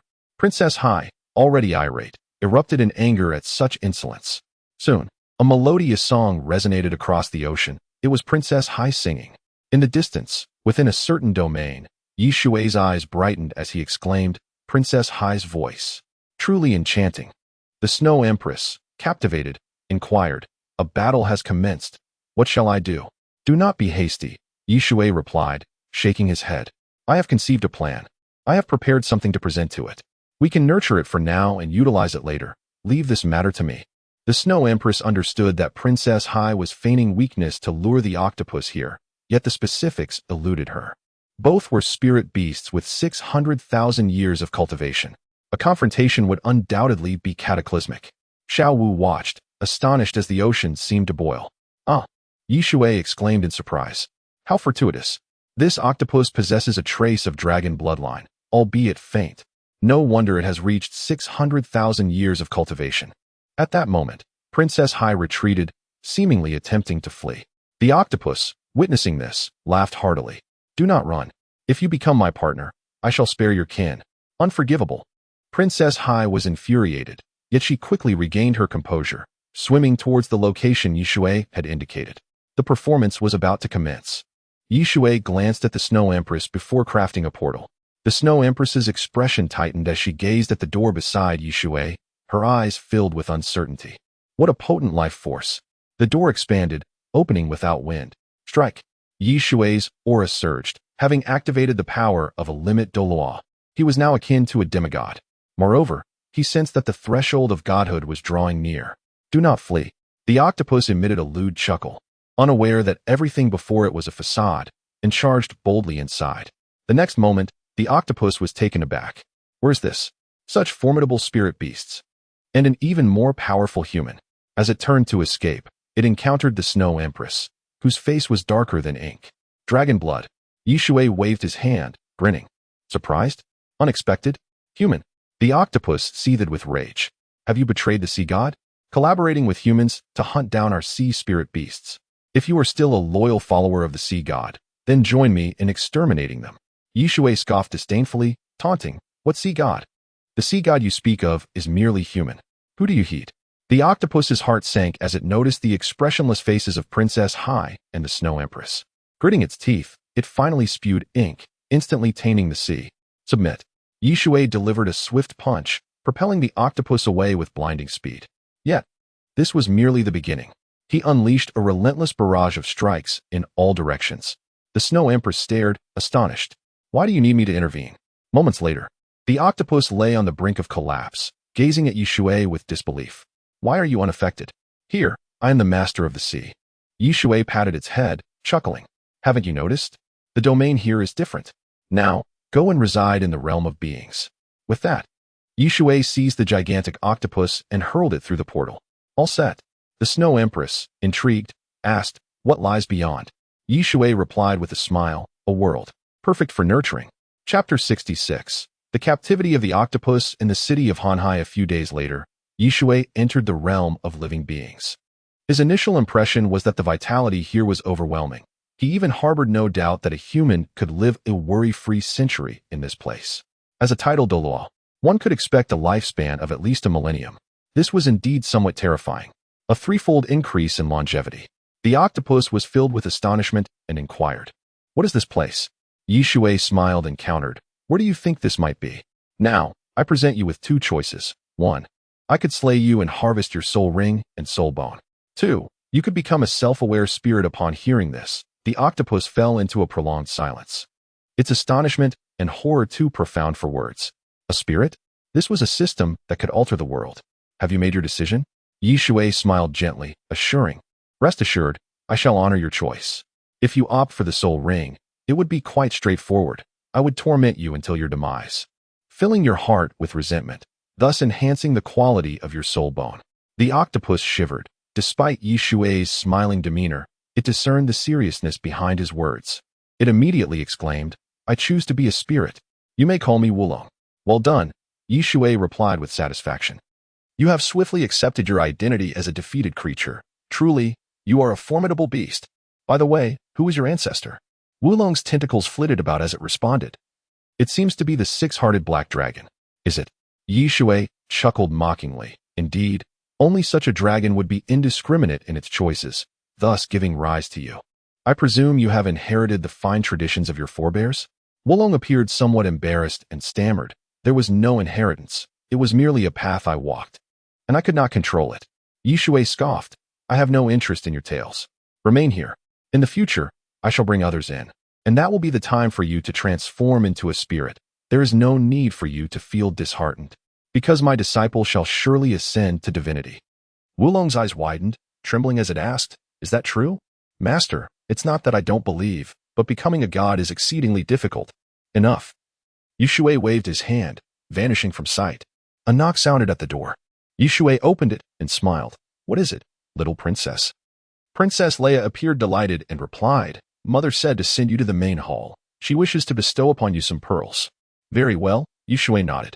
Soon after, he met the sea princess, who nodded and smiled. "As you suggested, I shall call you Shui. Here are the carefully selected pearls and treasures. Please accept them." Shui glanced into the box, filled with resplendent pearls and treasures, and with a wave of his hand, he stored them away in the realm of living beings. "Thank you, sea princess. I appreciate your hospitality over these past days. I believe it's time for me to depart." "Master," Xiaowu interjected, her face filled with reluctance. "I don't want to leave. It's so much fun here." Shui shot her a stern look. The sea princess chuckled, asking, "Sir Yi, it seems your disciple is unwilling to leave. Perhaps she could remain here alone? I shall take good care of her." "No need," Shui dismissed with a wave. Speaking in a serious tone, "Before I depart, I must discuss some plans with the sea princess. Please listen. The concept of spirits must be disseminated. As there are still 10,000-year soul beasts nearby, upon my return, it will signify that the spirits have been established." The sea princess nodded repeatedly, sighing. "I hope you return swiftly. Many in our clan have short lifespans." "Indeed," Shui smiled. "Then we shall take our leave." "Wait." Leia turned to the sea princess, saying, "Mother, I wish to accompany the human to see the world. Is that all right?" "Where to?" The sea princess glared at her. "You are the heir. You cannot leave." Leia's face fell, for her curiosity about the human world was immense, yet she could not go. "Farewell," Shui waved. Half a month passed. Shui gazed into the distance. The reason he had expended such effort to create spirits was for the sake of his future disciples. The spirit of a fierce beast could equate to 4 or 5 red soul rings, and it possessed 4 skills. More importantly, spirits could detach from their master's body to engage in battle independently, akin to a method of divided focus. During this time, Shui imparted the method of divided focus to Xiao Wu. The enhancement was remarkable, 1,000,000 times. He returned 3,000 hearts of the world. Rumored to allow one to control 3,000 worlds at a certain level, a terrifying prospect. "Master," Xiaowu approached, her face contorted with frustration. "Are we there yet? This divided focus is so difficult. I don't want to learn anymore." Shui glanced at her, calmly stating, "If you don't study, then you will face consequences. Xiaowu, you must admire your master more. Otherwise, I cannot level up." Xiaowu blinked and smiled. "Master, you're so handsome and powerful." Shui rolled his eyes. "That is far too perfunctory." He inwardly queried, "System, how much more admiration is needed to level up?" "Host," You have half the required admiration. Shui sighed in relief. Half was manageable, and once the system upgraded, he could recruit another disciple. Humph. He would take Qianren Shui as his disciple. Xiao Wu had already exhausted her potential. No, her admiration. Thus, he could not remain stagnant. It was time to seek another disciple who would worship him. If Qianren Shui was unwilling, he would have to be a bit forceful and ensure her agreement. Alas, Xiao Shui, how could you not comprehend my earnest intentions? I have paved the way for your spirit. Shui felt quite helpless, while others' disciples exhibited filial piety. It seemed he had found several mothers to venerate. Sir, we have arrived at the spirit hall. A respectful voice interrupted his thoughts. Understood. Shui alighted from the carriage. Hanhai City? The largest city on the western edge of the Tiando Empire and the most significant coastal port city, was constructed on the mountains by the sea. Even the tides could not shake it in the slightest. Stop. Two guards shouted as they noticed Shui approaching. Shui produced the Tiando 6 Emperor token and stated nonchalantly, arrange a residence for me. Additionally, prepare some materials on Hanhai City. Yes, yes. The two guards, regaining their senses, nodded vigorously. As Shui settled down, tea was promptly served to him. After sipping a few cups, an elderly man entered. He was not particularly powerful, with a cultivation of only around level 40. Upon seeing Shui, he respectfully inquired, May I ask, are you the crowned one? Just casual. Shui raised his hand and smiled. I merely seek a place to stay. Then, take my disciple to the soul battle arena. Xiaowu's progress has been swift, but it is time to assess her true strength. Chapter 67. Soul Master Xiaowu. The elderly man hastily nodded and smiled. Very well, Your Excellency, please take a look. This is an introduction to Hanhai City. Upon finishing, he handed over the scroll in his possession. Shui accepted the scroll and perused its contents, grasping the intricate details. He realized that the inheritance of the sea god resided here. The heart of the ocean was the Hanhai Qiankuan shield, a treasured artifact of the imperial family of the Tiando Empire, serving as a crucial element for the sea goddess legacy. This was a rare top-tier protective soul guide, potentially an 11th level soul guide. After all, it was the Hanhai Qiankuan shield that enabled Tang San to survive the onslaught of the deep-sea demon Whale King. The sea god was a first-level deity. Shui was determined to secure it, yet gaining the sea goddess recognition would prove to be quite challenging. Unlike the angel of God, the sea god was still alive and thriving, a first-level deity indeed. Your Excellency? The elderly man asked with utmost respect. Yes, Shui replied, glancing at the elderly man, his brow furrowing. I am aware you have matters to attend to. Therefore, please arrange for an attendant for me, and you may withdraw. Understood. The elderly man promptly nodded and retreated. Shui turned to Xiao Wu, who was indulging in cake, and remarked with a smile, stop eating, lest you gain weight. What level of soul power do you possess now? Xiao Wu chuckled gleefully, responding, I have improved. I am now at the 31st level. Very good. Shui acknowledged with a nod. Xiao Wu possessed exceptional support abilities, but her diligence and formidable techniques had naturally led her to this breakthrough. Let us go hunt for souls. Xiao Wu hesitated for a moment before replying, Teacher, I have already hunted souls. What? Shui feigned anger, exclaiming, Nonsense. Soul rings are akin to a second life. Are you so reckless? Xiao Wu clung to Shui's arm, her eyes wide with innocence as she pleaded, Teacher, please don't be angry. One night, I broke through and went out to hunt soul beasts. I got too excited. Look, my soul rings. With that, she summoned her martial soul, revealing 2 purple rings and 1 black ring. Shui shifted his ire to amusement, ruffling her hair and laughing. Well done. The black ring is excellent. What is your soul skill? Xiao Wu sighed in relief and replied, It's teleportation. I can move instantly within 50 meters. Very impressive. Shui remarked, clearly pleased. The enhancement from the black soul ring was substantial, allowing for a 50-meter leap. This was not merely a tenfold increase, but an exponential rise.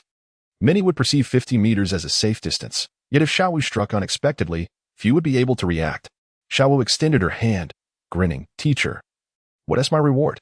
Patience. Shui rolled his eyes, frowning, Before I grant you a reward, we shall head to the Soul Arena. Just then, a middle-aged man entered. The Hanhai Grand Soul Arena was an elliptical structure, towering over 150 meters, featuring a main arena and 20 auxiliary arenas, capable of accommodating hundreds of thousands of spectators. As Shui and Xiao Wu arrived, he learned the man's name was Suo Hai. Suo Hai warmly introduced. Your Excellency has come to witness the matches, I presume? Let us head directly to the life and death arena. It is rather exhilarating. Not so, Shui shook his head, replying, "We will go to the gambling area, and kindly register my disciple. She will compete." She? Xiaowu exclaimed in shock. This little girl appeared to be no more than 6 or 7 years old, and she wished to engage in combat at the Soul Arena? Had this esteemed gentleman erred? Or had the times changed too swiftly? Do you underestimate me? Xiaowu waved her fist, laughing. I am a 31st level Soul Master. Xiaowu was even more astonished, stammering. A Soul Master? This I was indeed short-sighted. Allow me to guide you to the registration. Shui smiled silently. It was only natural for him to be astonished. A nearly 7-year-old Soul Master was undoubtedly a prodigy. Xiaowu soon learned about the 3 types of matches at the Soul Arena, her expression turning slightly grim. Shui observed and chuckled. In truth, I believe you should accept the life and death match, though I am certain you could not bear to do so. Teacher. Xiaowu stamped her foot, her demeanor brimming with indignation. Have you lost your mind? I am still young. A friendly match will suffice. Why must it involve death? Xiaowu sighed helplessly, responding, Young Master Xiaowu, you are unaware. The boundary between life and death is where growth occurs most readily. Are you a Sea Spirit Master? Xiaowu shook her head, answering, I am not. Xiaowu felt a pang of sympathy. If that is the case, you will face considerable disadvantage. The Soul Arena is tailored for Sea Spirit Masters. Moreover, you are only at the 31st level. Fear not, Shui replied with a calm smile. As long as she remains vigilant, winning 5 or 6 matches should pose no problem. Indeed. Xiaowu raised her chin with newfound confidence, declaring, I am the Soul Master Xiaowu. Xiaowu could only chuckle ruefully as they arrived. Shortly thereafter, Xiaowu completed a registration form, noting her name, age, place of birth, and martial soul. Following this, a soul power test was conducted. Upon summoning her martial soul, the staff were rendered speechless. 2 purple and 1 black. My heavens! What kind of martial soul is this? How old is this little girl? Shui waved his hand. Xiaowu immediately grasped the situation, producing a token from the Spirit Hall and dispersing the crowd. In the gambling area of the 24th Auxiliary Arena, Shui settled into an open-air VIP seat, patiently awaiting Xiaowu's entrance. The arena featured a massive pool, measuring 100 meters in length and width, resembling a colossal sapphire. Here, Sea Spirit Masters could unleash their utmost potential. On the fighting stage stood a middle-aged man in a tailcoat, smiling as he announced, Next, we have a rather peculiar match. Since this is the gambling area, the audience is not numerous. However, many are now alert. If the host describes it as a strange match, it must surely be intriguing. This is a 6-year-old Soul Master. The host's eyes reflected astonishment. What? 6 years old? You must be mistaken. Is there truly such a prodigy? Even the geniuses of the Spirit Hall cannot become Soul Masters at 6, can they? Is this Soul Arena jesting with us? The crowd buzzed with excitement. The host, feeling the pressure, exclaimed, I understand that you may not believe, but the facts are before you. The next contestant is Xiao Wu, Beast Martial Soul, Soft-Boned Rabbit. Soul Master Xiao Wu. Her opponent is the 35th level Battle Soul Master, Qingyu. I trust you are aware that Qingyu has achieved 5 consecutive victories. The battle commences. All eyes turned to the waiting area as a small girl slowly made her entrance, leaving the audience in awe. Chapter 68. A Stunning Revelation. Is this child truly 6 years old? How astonishing. Is this some sort of jest? I can hardly believe this child is still nursing. Haha. Who could have imagined? No one was willing to accept it. After all, the majority of the audience present were Soul Masters, acutely aware of the arduous journey to becoming a Soul Ancestor. Yet, a perplexing question lingered.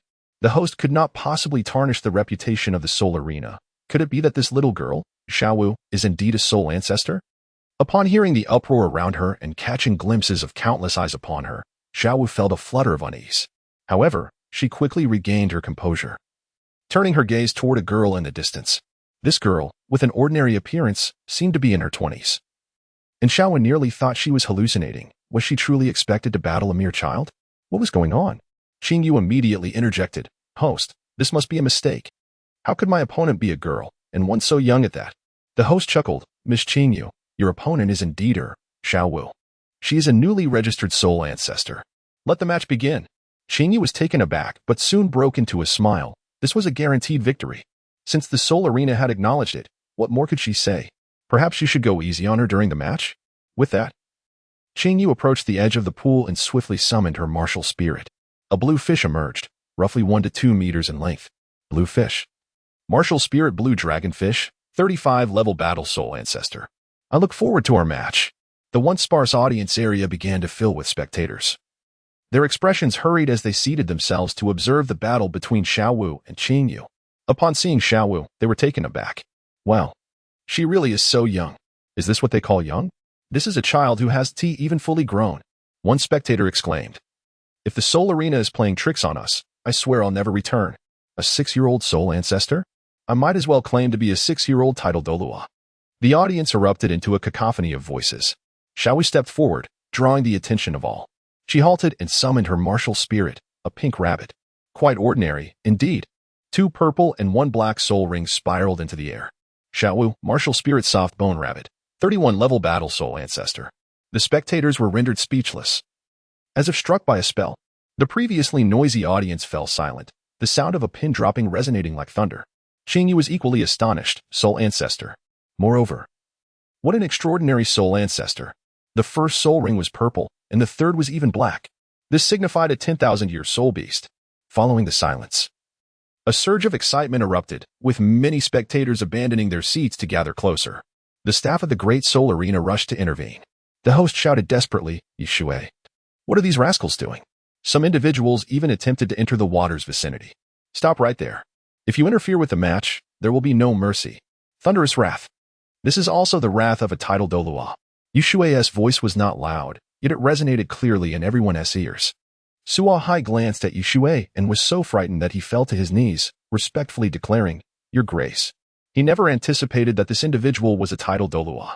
She appeared to be merely level 10. All eyes turned to Shui, their faces as pale as ghosts. A title Douluo? Regardless of the setting. A title Douluo commanded the utmost respect. Let the competition continue. Shui then took her seat. Yes, yes.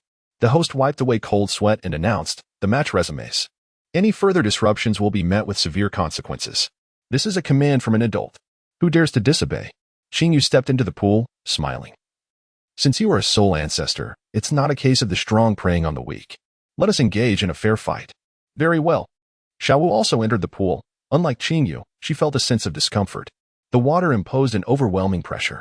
Qing Yu initiated the attack, slicing through the water like a knife fish, swiftly approaching Xiao Wu. Xiao Wu's heart raced, and she sidestepped just in time, her eyes suddenly transforming. It was her second soul skill, enchantment. Previously, she could not use her second soul skill in this setting, but now she possessed her third soul skill, teleportation. Qing Yu was momentarily blinded by a flash of red. Xiao Wu vanished in a flicker of black light, reappearing above Qing Yu, where she employed her first soul skill, ensnaring Qing Yu's neck. You have lost. Qing Yu snapped back to reality, utterly speechless. She had been a considerable distance away from Xiao Wu. How had she lost so quickly? Once again, the audience was astounded. My heavens, what did I just witness? Teleportation? How did she move such a distance in an instant? What a phenomenal soul skill. This is the power of a 10,000-year soul beast.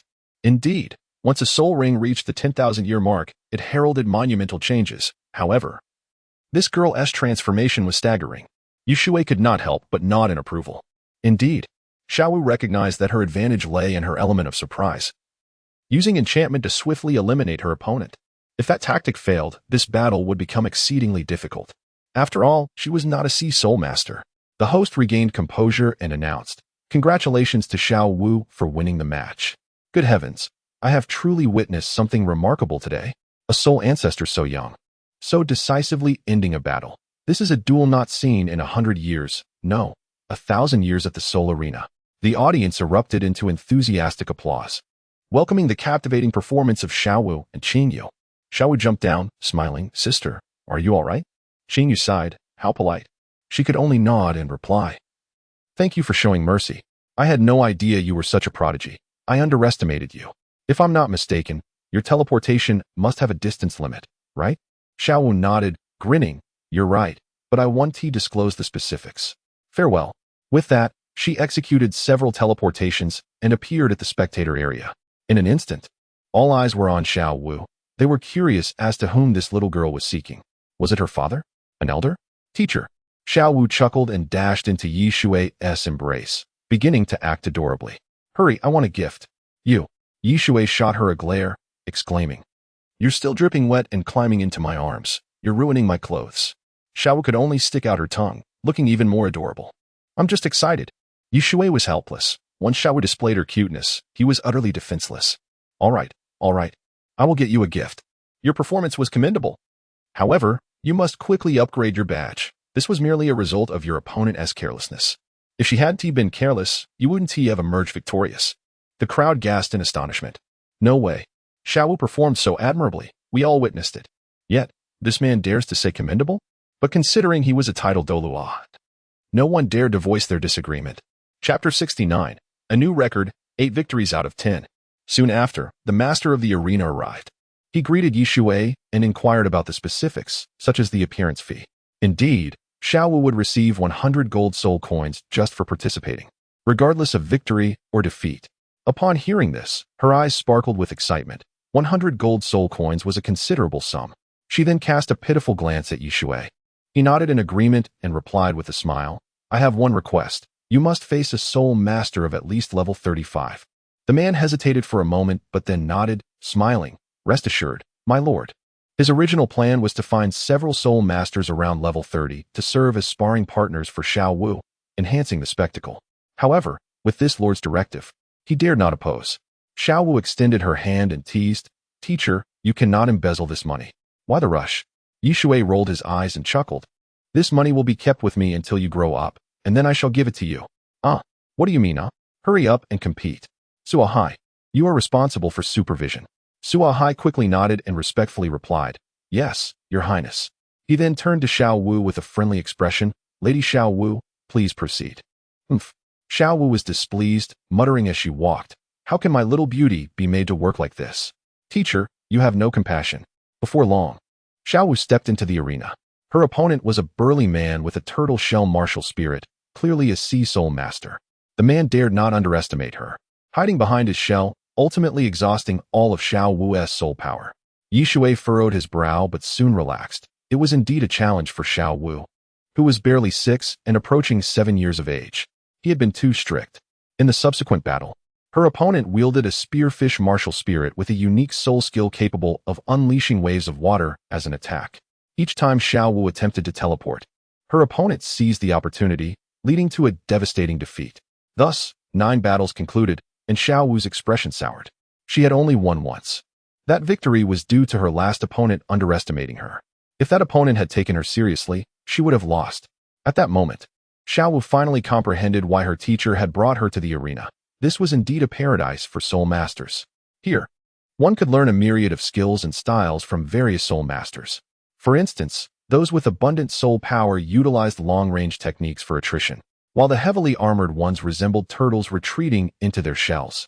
More importantly, all these competitors possessed soul powers above level 35. The atmosphere was electrifying.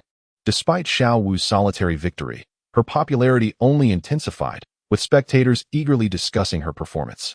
If only she were on land, this little girl would likely win 5 matches. Indeed, her opponents had a significant advantage in soul power. This is the disciple of a titled Douluo. Shui felt satisfied and quietly departed. Soon, he reached the resting area and encountered the disheartened Xiao Wu. He asked, What have you learned from these battles? I couldn't exert my strength effectively. Xiao Wu lamented sincerely. Indeed, Shui nodded gravely. Every soul master must ascertain their home ground. Additionally, you need to understand whom you are fighting against and whether you are aware of their soul skills. This is crucial. Xiao Wu nodded in agreement. If she had not revealed her 3rd soul skill, she could have secured more victories. Moreover, this was exacerbated by the water environment. After all, she was not a sea soul master. On land, her disadvantages would diminish, alas. Teacher, will we continue fighting? Shui smiled and replied, No need. My purpose here is to convey that mere theoretical knowledge is insufficient. Only through practice will you truly claim what is yours. Now, if you were to challenge those 9 soul masters, how confident are you in winning? Xiao Wu's eyes brightened as she waved her tiny fist, declaring, If that turtle shell is removed, I am 90% confident. Trust me. However, her expression suddenly drooped. But, those 10 have already left. All right.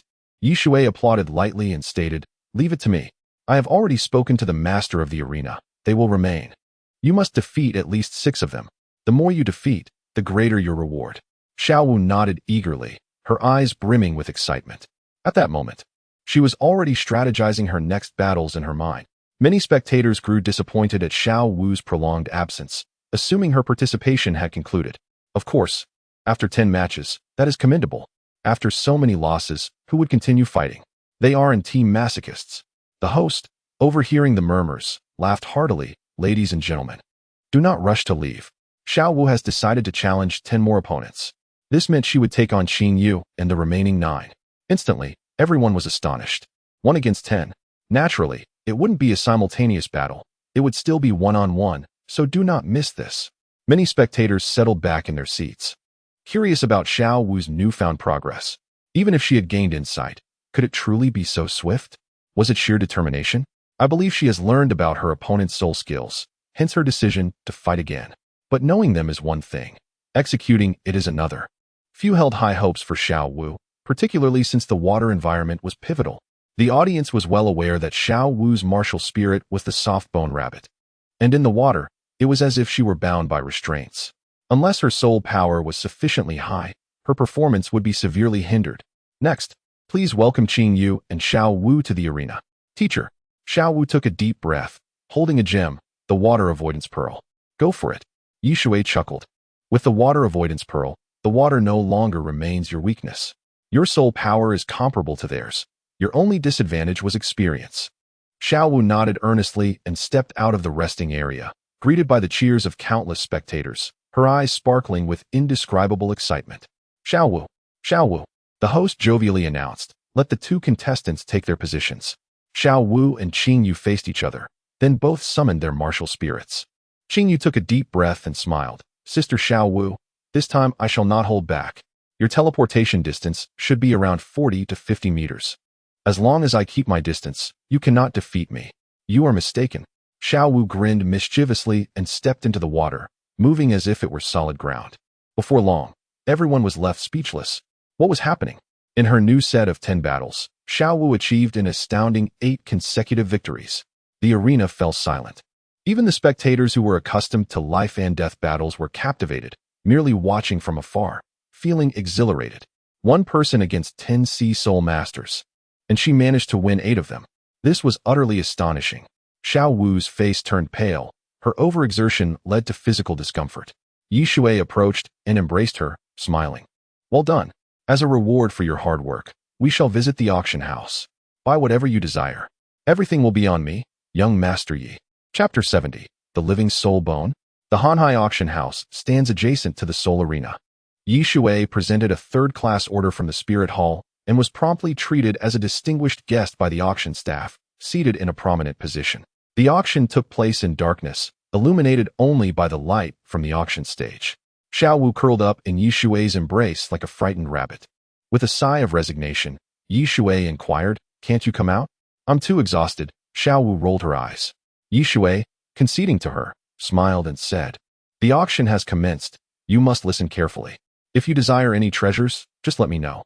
"Understood," Xiao Wu replied, appearing distracted, her cheeks flushed. "It smells so good." "Teacher." Yu remained expressionless, indifferent to everything around her. The host continued to elaborate on the auction items. "Ladies and gentlemen, this is an antique from 500 years ago, said to have belonged to the Pope." Shui's interest waned instantly. He held no fascination for antiques. It was soul-guiding devices that truly mattered. The continent is replete with ancient relics. For instance, Muan fortuitously acquired a dragon pill and successfully became a limit Douluo. Ancient ruins are buried with countless treasures. Among them is the Dragon Valley, where many dragons are interred. If Guyuna were willing to take him there, perhaps he could obtain the dragon god's heart. At that point, he might break through his current limitations. While Shui was lost in thought, the auction items continued to pass one after another. "Thank you for your patience. Next up for auction is a 10,000-year-old soul bone. However, this soul bone is quite extraordinary." Shui opened his eyes and gazed at the auction stage. A golden plate displayed a right-arm soul bone, shimmering with an enchanting purple hue, clearly not an ordinary item. "You may be curious," the host chuckled, "why I describe it as special." The crowd leaned in with anticipation. After all, soul bones are remarkable treasures. And this was a 10,000-year soul bone, a rare and exquisite item. Why would the auction house dare to present it? It seemed unfathomable. "Please, stop keeping us in suspense." The host cleared his throat, "because this soul bone is alive." "What?" Many gasps echoed through the crowd. Soul bones are items that may drop upon a soul beast's death. How could they possibly be alive? Are you jesting with us? While soul bones are indeed rare, an alive one? This was unbelievable. Surely, the auction house isn't trying to deceive us to inflate the price? The host smiled wryly. Precisely for this reason. We are auctioning it. Do you think we are unaware of the soul bone's significance? For a moment, silence fell over the crowd. If that were the case, it became understandable. A 10,000-year soul bone holds immense value, only slightly less precious than a 100,000-year soul ring. After all, the probability of encountering such a rarity is minuscule. Where could one find so many 10,000-year soul beasts to hunt? Moreover, some formidable 10,000-year soul beasts are nearly impossible to locate. The host continued to explain. Due to the soul bone's uniqueness, once sold, there are no refunds. I trust there are no objections? He briefly elaborated. If you wish to fuse with the soul bone, it is unattainable. Once fused, it will re-emerge the following day. Many were left dumbfounded, astonished. Fusing a soul bone and it still reappears? Yishui's eyes sparkled. What a remarkable item this was. Once a soul bone is fused, unless a tidal Douluo resorts to self-harm and permanent degradation, it can only be extracted upon death. What on earth is happening? The host shook his head, smiling. That is precisely the situation. If any of you are interested, let the auction commence. As it pertains to the arm, the starting price is 5 times that of an ordinary 10,000-year soul bone. 3 million gold soul coins. Instantly, many faces paled. Is this a mistake? It can't be fused, and yet it's so expensive. Can it be cheaper? Indeed, an explanation would be appreciated. Forget it. I have no intention of bidding. Undoubtedly, the fact that it cannot be returned once sold deterred many, let alone the inability to fuse. If it cannot be fused, it would be worthless. No, even worse than worthless. At least rubbish doesn't cost so much. 3,210,000 gold soul coins. 3,420,000 gold soul coins. The increments were modest, with only a handful vying for it. Yishui hesitated. If he purchased it and found it useless, would he not become a fool? Though he was wealthy, the affluent are often more frugal. Suddenly, Yu raised her hand. Yishui looked over. She was indicating the soul bone. Could it be that this particular soul bone has a connection to the dragon clan? If so, he must acquire it. For a million, Yishui softly declared. Many were taken aback, glancing in his direction. What a breach of decorum, to raise the bid by so much. The host turned to Yishui, smiling. Sir, for 1 million gold soul coins? May I ask what guarantee you possess? Yishui smiled enigmatically, producing the Tiendo 6 crown token, appearing entirely nonchalant. That is. The host was taken aback, quickly bowing in respect. Your Highness, forgive my lack of discernment. For 1 million for the first time.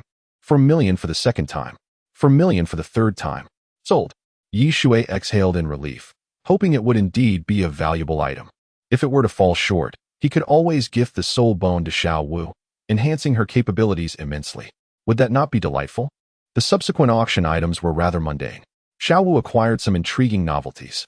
In a brightly lit chamber, a middle-aged man approached, smiling. Your Highness, you are indeed unfamiliar. Yishui nodded slightly, responding solemnly. Nothing to it. Payment upon delivery, please. He completed the transaction. After the middle-aged man verified the item, he clasped his hands in thanks and departed. Yishui left without a backward glance. The middle-aged man furrowed his brow, murmuring, individuals from the spirit hall. So close to Sea God Island.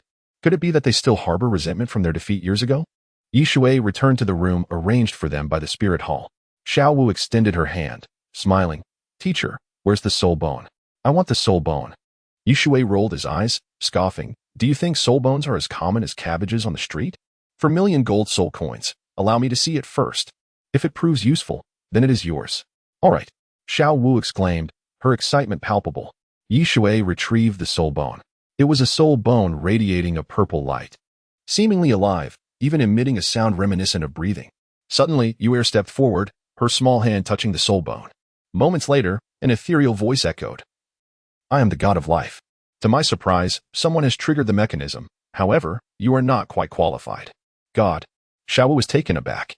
Yishui, however, remained largely unfazed, considering that the so-called gods were merely formidable soul masters. Furrowing his brow, he inquired, what do you mean by not qualified? By the way, are you dead? Chapter 71.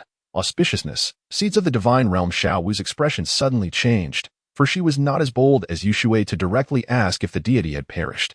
Such a question would be sacrilegious. What if the deity took offense? Perhaps the deity had indeed met their end. A neutral voice interjected, devoid of any emotion. Shui chuckled. What is your inheritance? Soul bones, what is that about? Please elaborate. Yue unexpectedly spoke up, her voice ringing clear and melodious. You must be the goddess of life. Shui furrowed his brow. The goddess of life? That cannot be. She has not perished. These are the original 5 seeds of the divine realm. No, I merely wield the power of life. Life exists everywhere. I believe you have mistaken me. Yet, the girl was correct. He indeed possessed the essence of life. Shui inhaled sharply, exclaiming, You are a deity from another divine realm. The divine realm of Douluo Continent is but one among many, including the realm of the goddess of music and the realm of light. That is one way to put it, Shui replied, his excitement palpable. I possess a world composed entirely of living gold. Might you assist me in examining it? He had no concern about her intentions. Within this semi-plane, he was its sovereign. Very well. Shui waved his hand, and a door opened. He grasped the soul bone and stepped inside. Follow me. As Shui entered the world of living gold, a transformation occurred. The soul bone emitted a wisp of azure smoke, which astonishingly morphed into an enchanting woman. She closed her eyes for a moment and murmured, What a pure essence of life! It is unimaginable that you possess such a treasure. Even in my divine realm, it would be considered a rarity. Shui bowed slightly and inquired, What may I call you, esteemed lady? Auspicious grass, she replied with a smile. Shui was taken aback by such a simple name. He nodded and asked, Shall I call you auspicious? I am uncertain how to utilize the soul bone that you have left behind. Auspicious shook her head, her brow furrowing. This soul bone cannot yet be used. Do you understand what it contains? Shui blinked. Isn't that obvious? If I knew, I would not ask you. It contains the future of the entire divine realm. My divine realm has been destroyed. Shui's expression shifted dramatically, his brows knitting together. Lady Auspicious, you cannot be jesting. The divine realm has been destroyed? Indeed, she replied, revealing a mournful expression. But it has been so long that I cannot recall when it occurred. Only I survived. For I am a seed of life. If you wish to absorb it, you must integrate this soul bone into your dantian. Shui squinted, questioning. Is there any danger involved? Danger? Auspicious' face grew serious, and she smiled wryly. Once someone absorbs it, it will gradually evolve into a divine realm. If your body cannot withstand it, you shall perish. Should you endure, you will be able to wield the power of the entire divine realm. Even a divine king would be but an ant before you. Shui's expression shifted, realizing that he housed an entire world within himself, one that was a divine realm. Suddenly, he had a premonition that this might be the key to his ascension to divinity. As long as a divine realm resided within him, he would become an unprecedented deity. I advise against it, Auspicious cautioned, shaking her head with a sigh. Absorbing a divine realm is akin to a black hole. You do not even possess divine power. Shui smiled gently and asked, Then, with the realm of living beings, can I absorb it? I almost forgot to tell you. I possess nearly infinite soul power. Is that sufficient? Auspicious took a deep breath, frowning. Extend your hand. Let me sense it.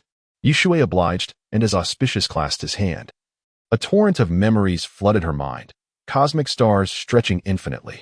Darkness, chilliness, solitude. Such formidable power. Auspicious gazed at Shui, her eyes wide with astonishment, stammering. Within you lies a realm far more expansive than the divine realm. Accommodating a seed of a divine realm should pose no issue. Shui tossed the soul bone to Xiao Wu, grinning. This is for you. Ding. Host has gifted disciple Xiao Wu a seed of the divine realm, enhancement in progress. Congratulations. Host has drawn a 10,000-fold enhancement, acquiring the light of creation, level unknown. Note, items enhanced cannot be gifted again. Xiao Wu stood in bewilderment. You just gave it to her? Teacher, you are so unreliable. Shui examined the light of creation and finally understood. As long as light shines, life shall be born. Once life emerges, it would become his most loyal servant. However, these servants would lack combat prowess, requiring extensive evolution to master various elemental powers, such as space and time. What a remarkable treasure! Shui felt immense satisfaction. He knew that among these servants, there would undoubtedly be a being akin to a creator god.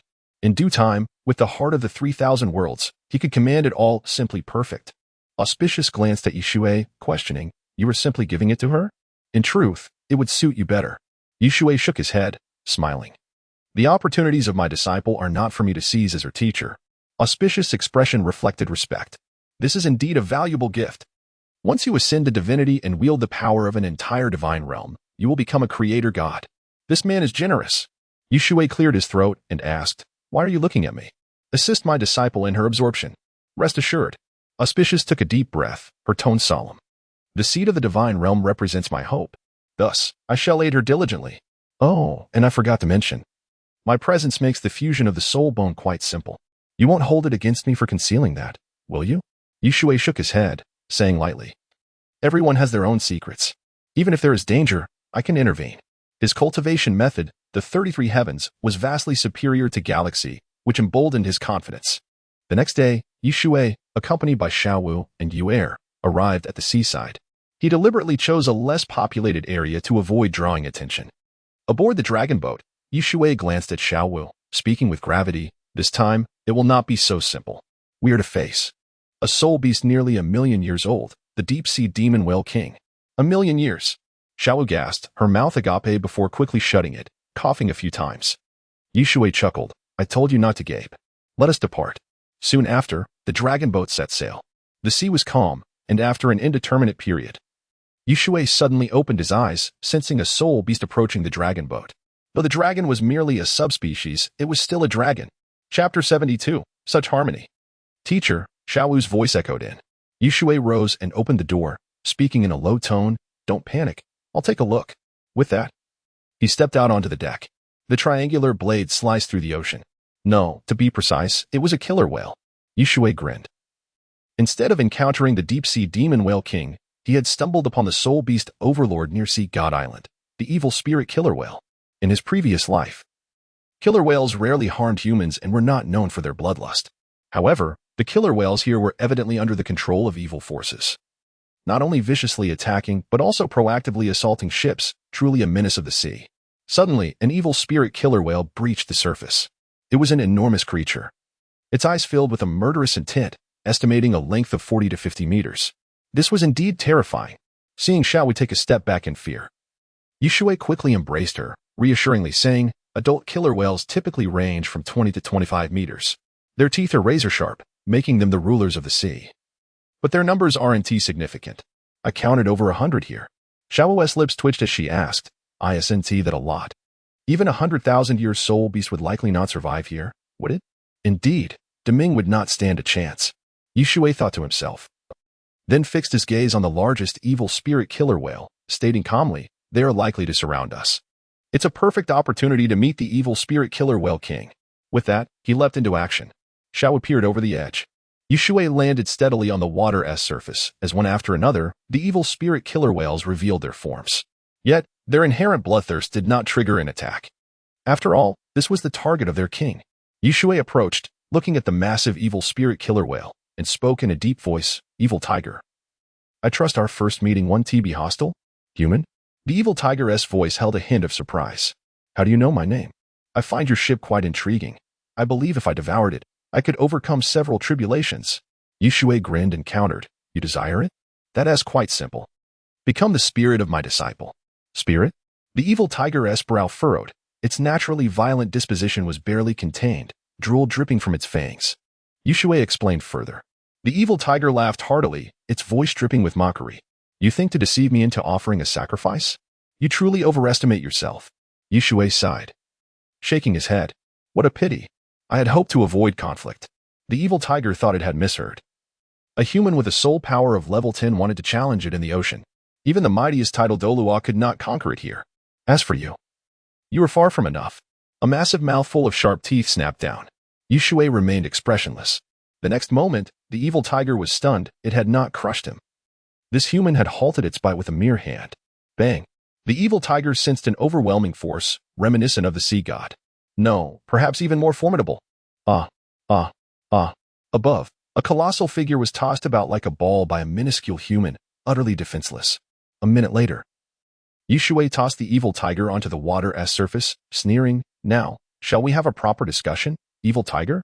The evil tiger gazed at Shui, its eyes revealing an indescribable shock. It had never encountered such a ferocious human. Truly not of this world. The former sea god could slay it. But it wasn't so uncomplicated, was it? You seem unconvinced? Convinced. The evil tiger quickly lowered its head, its large eyes filled with cunning. Good. Shui was satisfied and said nonchalantly, Then you will serve as our transport to Sea God Island. I must attend. Sea God Island? The evil tiger's voice was filled with astonishment. That is not permissible. You lack the sea goddess token. If you enter, you must face the trials. I am aware. Shui placed a foot on the evil tiger's head and then sat cross-legged. As for the dragon ship, it would sail through the waves effortlessly. This vessel had a storage akin to a battery, so Shui had no concerns. Time passed gradually. At this moment, a loud voice rang out. Human. Evil tiger. Shui opened his eyes to see a great white shark. The demon spirit great white shark. The evil tiger laughed heartily. Damn it. I've wanted to kill you for so long. Today, we will end you, leaving you with no remains. Little White was instantly shocked, stammering. Are you mad? You brought a title Douluo with you. Could he be from the spirit hall? Shui tapped the evil tiger's head, commanding silence. Humph. The evil tiger snorted a few times, releasing a long plume of air from its nostrils. Little White was even more astonished. A human? How can you command the evil tiger? This is impossible. Instantly on guard, it shouted. Who are you to cause chaos at Sea God Island? You must know. This place is protected by the gods. Shui stood, smiling. Little White, I'm here to ascend the island. On my way. I happened upon this killer whale and exerted a tad bit of strength to subdue it. Little White's large eyes were filled with disbelief. Yet reality confirmed it was true. The evil tiger, the ruler of the ocean. Even it would not dare to underestimate. But such a sovereign was being stood upon by a mere human. I've come to promote harmony between humans and soul beasts. Ask the evil tiger if it finds our coexistence harmonious. Little White glanced over. Very harmonious. The evil tiger was nearly in tears. It was too harmonious. If I am not harmonious, I will perish. What can I do? Shui chuckled, asking, right? The evil tiger finds it harmonious. I bring a new cultivation system. Spirit. Shui then elaborated. Little White, still wary, replied, I cannot vouch for the truth of your words. But if you dare, then let us go to Sea God Island. The sea god will determine whether you speak falsely. Do you dare? Let us go. Shui nodded. All right. Little White immediately swam ahead. In mere moments, a vast island appeared. Shui took a deep breath. At last, he would see the deity of the ocean, and perhaps retrieve the sea god trident to present to his disciple. After all, the gods of Douluo were rather weak. The sea god trident required divine power to activate. Yet he needed only soul power. At that moment, Little White transformed into a tall woman, stepping ashore and gazing at Shui. I must clarify. Once you take the trial, you may very well remain here for a lifetime. So, will you step ashore? Shui leapt up, laughing, of course. Just keep an eye on this killer whale. A gentle voice responded, I will keep watch. Chapter 73. The 9 Trials of the Divine. Shui gazed forward. Before him stood a woman in her 30s, clad in a flowing azure robe, her hair cascading in the same hue, nearly touching the ground. She was strikingly beautiful. Not merely due to her features, but more so because of her noble and graceful demeanor. In her hand, she wielded a 3-meter-long golden scepter, intricately carved with magical runes. Its top adorned with a diamond-shaped protrusion resembling a spear. Beneath this spear, a diamond-shaped golden gem was embedded. The woman's eyes were a clear blue, deeper than the ocean itself, reflecting not only the weight of experience, but also a profound compassion. Poseidon, Xiaowu exclaimed with fervor, this human has come to the island. Poseidon nodded slightly and smiled. I am already aware. Come along, young one. The malevolent Orca King is under the watchful eye of the sea god. Shui glanced at Xiaowu and Yuer before stepping onto Sea God Island. In that fleeting moment, he felt as though he beheld a deity. The figure before him emanated a gentle divinity, a cerulean hue. Truly the sea god. How magnificent. Xiaowu cheered, her joy palpable as she observed the seemingly endless expanse of Sea God Island, teeming with a plethora of flora. The air was refreshingly pure, reminiscent of the starred Doe forest, filling her heart with unparalleled clarity. Yuer's silver eyes shifted. Poseidon advanced step by step. Keep up. Shui exchanged a glance with Xiao Wu and Yuer before following into the woods. Before long, they emerged from the thicket to find an inland pool, ordinarily tranquil. It now roared like the ocean, tumultuous waves crashing. The pool had a diameter of 500 meters. At its center stood a triangular platform upon which a peculiar stone pillar, resembling a sharp cone, towered. Strange inscriptions adorned the pillar, from which an intangible energy seemed to emanate, crowned by an enigmatic and bizarre sculpture. This is the Seahorse Sacred Pillar, one of the 7 sacred pillars of Sea God Island. The sea god has bestowed divine power upon these pillars to convey his will. What lies ahead is your trial. The figure clad in black beneath the Seahorse Sacred Pillar suddenly opened his eyes wide and rose, bowing respectfully, Great patron, you have arrived? Indeed. Poseidon indicated Shui with a casual gesture, They are the soul masters who have come to the island. You are in charge of their examination.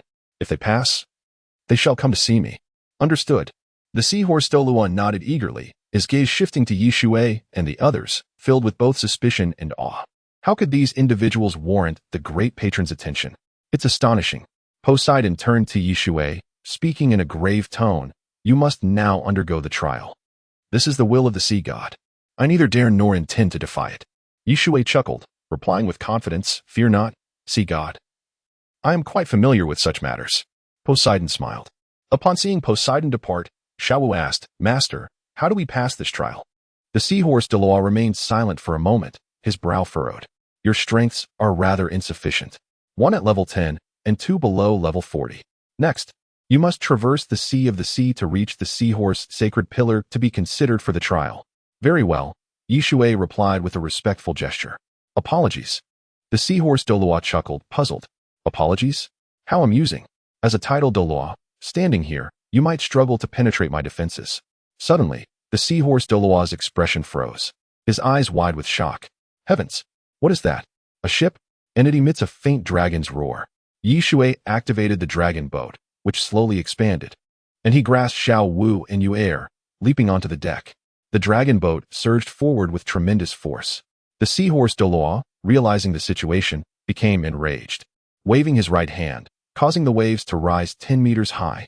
More frightening was the overwhelming force of the water. Yet, all of this was in vain. Are you all right?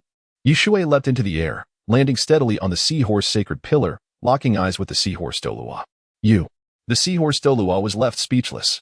He had been here for a long time and had never witnessed anyone traverse the sea of the sea in such a manner. Moreover, he had no grounds to critique. For the soul guiding device was also a facet of strength. Impressive. The seahorse Douluo's expression grew serious, stating, if I am not mistaken, this must be a top-tier soul guiding device. You are now eligible to accept the trial. Where do you hail from? Once, I was from the Spirit Hall. Shui replied with a calm smile.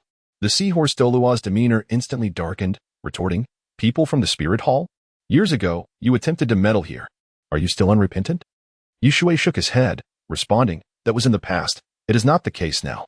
Besides, I have traversed the sea of the sea. You pride yourselves as the sea god's subjects. Do you intend to go back on your word? The seahorse Douluo nodded, replying, I naturally shall not. However, the trials for individuals from the Spirit Hall may indeed be more formidable. I hope you do not perish too swiftly, for I have little interest otherwise. Having said that, he approached the seahorse sacred pillar, his eyes filled with reverence. One step forward, Shui instructed his 2 disciples before stepping forward himself. The seahorse Douluo raised his hands to his chest, leaving space between his palms, and a soft blue light began to emanate. Suddenly, the light erupted. A beam of blue light traced the patterns of the seahorse sacred pillar, swiftly ascending to its apex. The seahorse Douluo turned, pointing towards Shui. Shui looked up to see a blue column of light descend from the heavens, exuding an aura of divine power. The color of the beam transformed, first blue, then white, followed by yellow, purple, and finally black. At this moment, the pace of the color changes slowed. The seahorse Douluo trembled. Black? Is that a hint of red I perceive? A red-level trial. My heavens. No, that cannot be. The colors continued to shift. Shui, expressionless, surveyed his surroundings. 7 colors? What kind of trial is this? I have not encountered it before. Could it be the 9 trials of the divine? It should not be. The seahorse sacred pillar began to shimmer, transforming into a spectrum of colors. Following that, it emitted 9 beams of multicolored light, forming 6 square light screens. Each layer of these screens bore golden inscriptions. The seahorse Douluo's eyes widened, muttering, The 9 trials are indeed accurate? But what is this 7-colored phenomenon? How is this possible? The assessment is traditionally arranged by the color of the soul rings. 7-colored soul rings? Shui began to formulate a hypothesis. This must surely be the most difficult trial. It was not merely a divine inheritance, but a sign of respect from the divine. Only by honoring you could they greet you with the highest of ceremonies, allowing you to undergo such a trial. He cast a glance at the seahorse sacred pillar and spoke with conviction. Sea God, I know you are present. But please enlighten me, what manner of trial is this? Are you causing a ruckus? Why must it be so challenging? Chapter 74. The failed trials of the sea god. You are insane, exclaimed seahorse Douluo, his face a mask of shock. The sea god truly exists. You are blaspheming the divine. and you shall perish for it. Yet Shui merely scoffed in disdain. Blaspheming the divine? Such matters are commonplace for me. Hurry and seek forgiveness from the sea god. Seeing Shui's nonchalance only fueled Seahorse Douluo's fury, making him tremble with rage. Suddenly, he realized something. His voice quivering as he asked, "Wait, why is the sea god's seal not on your forehead? What is this?" Shui cast a glance and replied coolly, "Fool, can't you comprehend? These 9 trials are dictated by my will. Whether I choose to participate or not, I still pass the test. Why waste words?" Seahorse Douluo was left dumbfounded. "You can pass without taking the trials? Who on earth are you?" Shui glanced at the luminous screen, his brow furrowing slightly. The first trial required him to slay the deep-sea demon whale king and its consort. The deep-sea demon whale king was not solitary. It had a wife named Demon Empress. This task, however, posed a challenge. He had only 5 minutes. The deep-sea demon whale king could simply swim away, leaving him unable to catch up. Suddenly, Seahorse Douluo's expression shifted as if he received some revelation. He hurriedly inquired, "Are you a distinguished guest of the sea god?" Shui nodded, a smile gracing his lips. "Indeed, I have been granted a title. Consider it understood. It is a pity, however, that I cannot accept the inheritance, otherwise.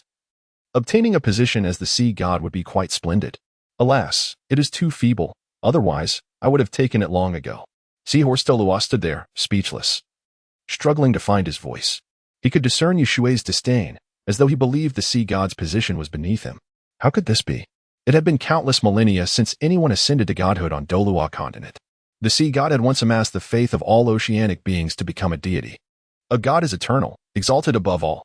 Little Wu could not contain herself, exclaiming, "Teacher, have you lost your mind? Why would one forsake the chance to become a god? The sea god may be weak, but you have always aspired to ascend. You could always change later." Seahorse Douluo felt tears welling up. "Change? Do you think it's as easy as picking vegetables from a market?" Shui shook his head, a bitter smile on his face. "If a young person is not impetuous." "Are they still young? I could have accepted the sea god's inheritance long ago and ascended to godhood. However, it is too weak. It does not match my martial spirit. The delay has cost me the opportunity." Seahorse Douluo spat blood in disbelief. "Too weak? What?" Shui looked over, surprised. "Do you share this sentiment? It seems great minds think alike." "I did not say that." Seahorse Douluo quickly knelt, clasping his hands in prayer, his eyes filled with reverence. Shui rolled his eyes, dismissing him as a coward. "The truth is, I possess 2 divine powers within me that are in constant conflict. Adding the sea god's power might result in an explosion. Therefore, I cannot accept the inheritance. The sea god, though he created his own divine rank, only represents the oceans, while I aspire to a divine rank that encompasses the vastness of the cosmos. Thus, I have failed." Little Wu, half understanding, smiled and said, "Teacher, you are amazing." Shui turned his gaze to Seahorse Douluo. "Show my disciple whether she can accept the inheritance." Seahorse Douluo's mouth twitched. The trial had not yet been passed. And Shui was already asking for the sea god's inheritance? However, upon hearing the gentle voice in his mind, he dared not act recklessly and allowed the trial to continue. Moments later, a beam of light enveloped Little Wu. Blue, white, yellow, purple, black, red. But that was not the end. A sound, like the ocean's lament, began to resonate. A colossal crimson beam rose from the seahorse sacred pillar, seemingly staining the sky red. The ocean boiled, waves soaring to heights of 100 meters, emanating a terrifying azure glow. The entire sea god island trembled. Shui lifted his head. 6 massive crimson beams shot skyward, converging with the previous one into a single point. That point resembled the dawn of creation. A radiance so brilliant it descended from the heavens, illuminating everything in gold. It felt as if time had frozen. Only Shui furrowed his brow. The trials of the sea god, indeed? As this golden light appeared, it suffused all visible things with a golden hue, save for Shui. Little Wu's eyes widened as she beheld 9 golden screens manifest, transforming into shooting stars that entered her mind. In the next instant, she sat cross-legged, experiencing an abundance of visions, akin to consuming a celestial herb. No, even better. Was this divine power? Little Wu felt a revelation wash over her body trembling slightly. But in the next moment, the divine power dissipated. Had she failed? Seahorse Douluo's eyes widened in disbelief. The trials of the sea god had appeared. Yet, how could she have failed? Shui quickly understood. Soul beasts cannot ascend to godhood. Even if they could, they would only become secondary deities. Primary deities were unattainable. However, this was still a blessing. Little Wu stood, utterly bewildered, asking, "What happened?" Shui chuckled softly, replying, "Nothing much. A certain deity simply holds you in disdain and does not wish for you to accept the inheritance." The figure of Poseidon materialized, having watched from nearby without intervening. "Follow me. I have been informed by Xiaowu of your purpose." At the center of a circular body of shimmering water lay a small island, rising 500 meters high, enveloped in a golden glow. Upon it stood a magnificent structure carved entirely from white jade, square and domed. Shui could only see towering white stone pillars, translucent and radiant with divine brilliance. "This is the Sea God Palace. Do come in, my esteemed guest." Before long, they were seated. Shui turned to Poseidon, smiling as he said, "Sea God, I trust you have been informed? I intend to take the trident. You have no objections, I presume?" Poseidon, taken aback by Shui's casual tone, furrowed her brows and replied, "You should refer to him as Sea God." Shui smirked, countering, "If he does not care, why should you concern yourself with such formalities? He is unaware of your impudence." Poseidon was rendered speechless. After a lengthy pause, she finally smiled and said, "Though you hail from the spirit hall, your integrity has surprised me. While I do not wish to offend the Sea God, it is true that he is not omniscient or omnipotent. Before we proceed, I would like to inquire about the soul spirits you mentioned. What precisely is their purpose? Is it truly as you have described?" Shui nodded, assuring her, "Rest assured, there is absolutely no issue. The Sea God certainly would not stand idly by while soul beasts are hunted. I guarantee that, for now, the sea soul beasts are temporarily safe, but once technology advances, they too will face extinction." Chapter 75, The Stairway of the Sea God. Poseidon nodded, furrowing his brow. "This is something I anticipated. The potential of humanity is boundless. However, do you possess any successful specimens? For instance, who has acquired a soul spirit?" "None." Shui shook his head.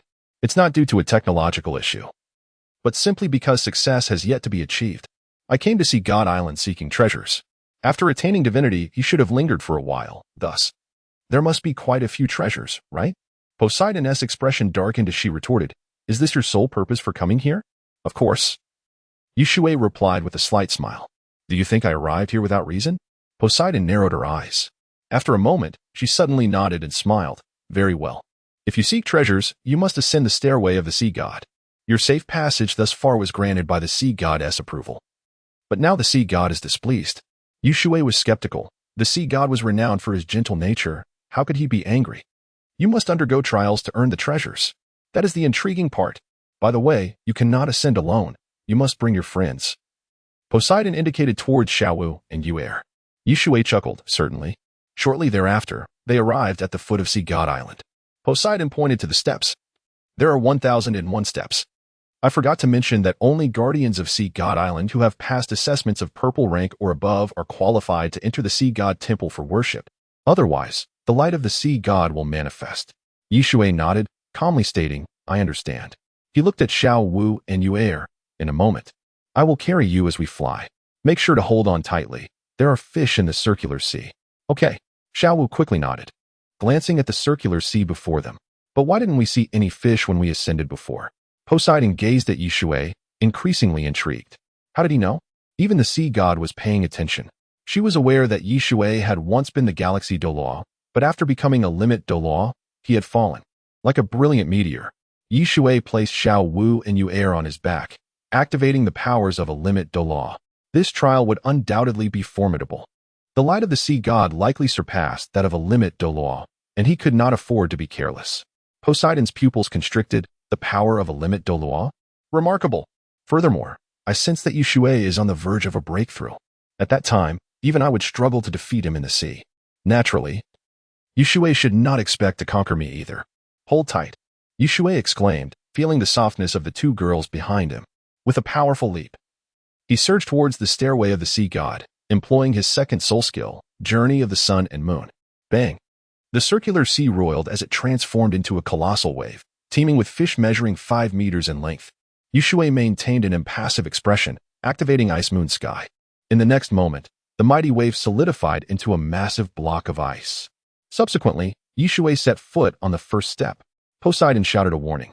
"Do not rush. That is the shield of the Sea God's light.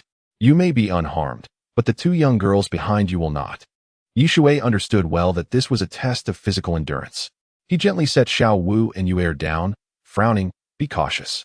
The next challenge is a trial of the body, and soul skills are not permitted. You must navigate this on your own. Xiaowu stepped onto the first step, feeling a powerful resistance pushing her outward.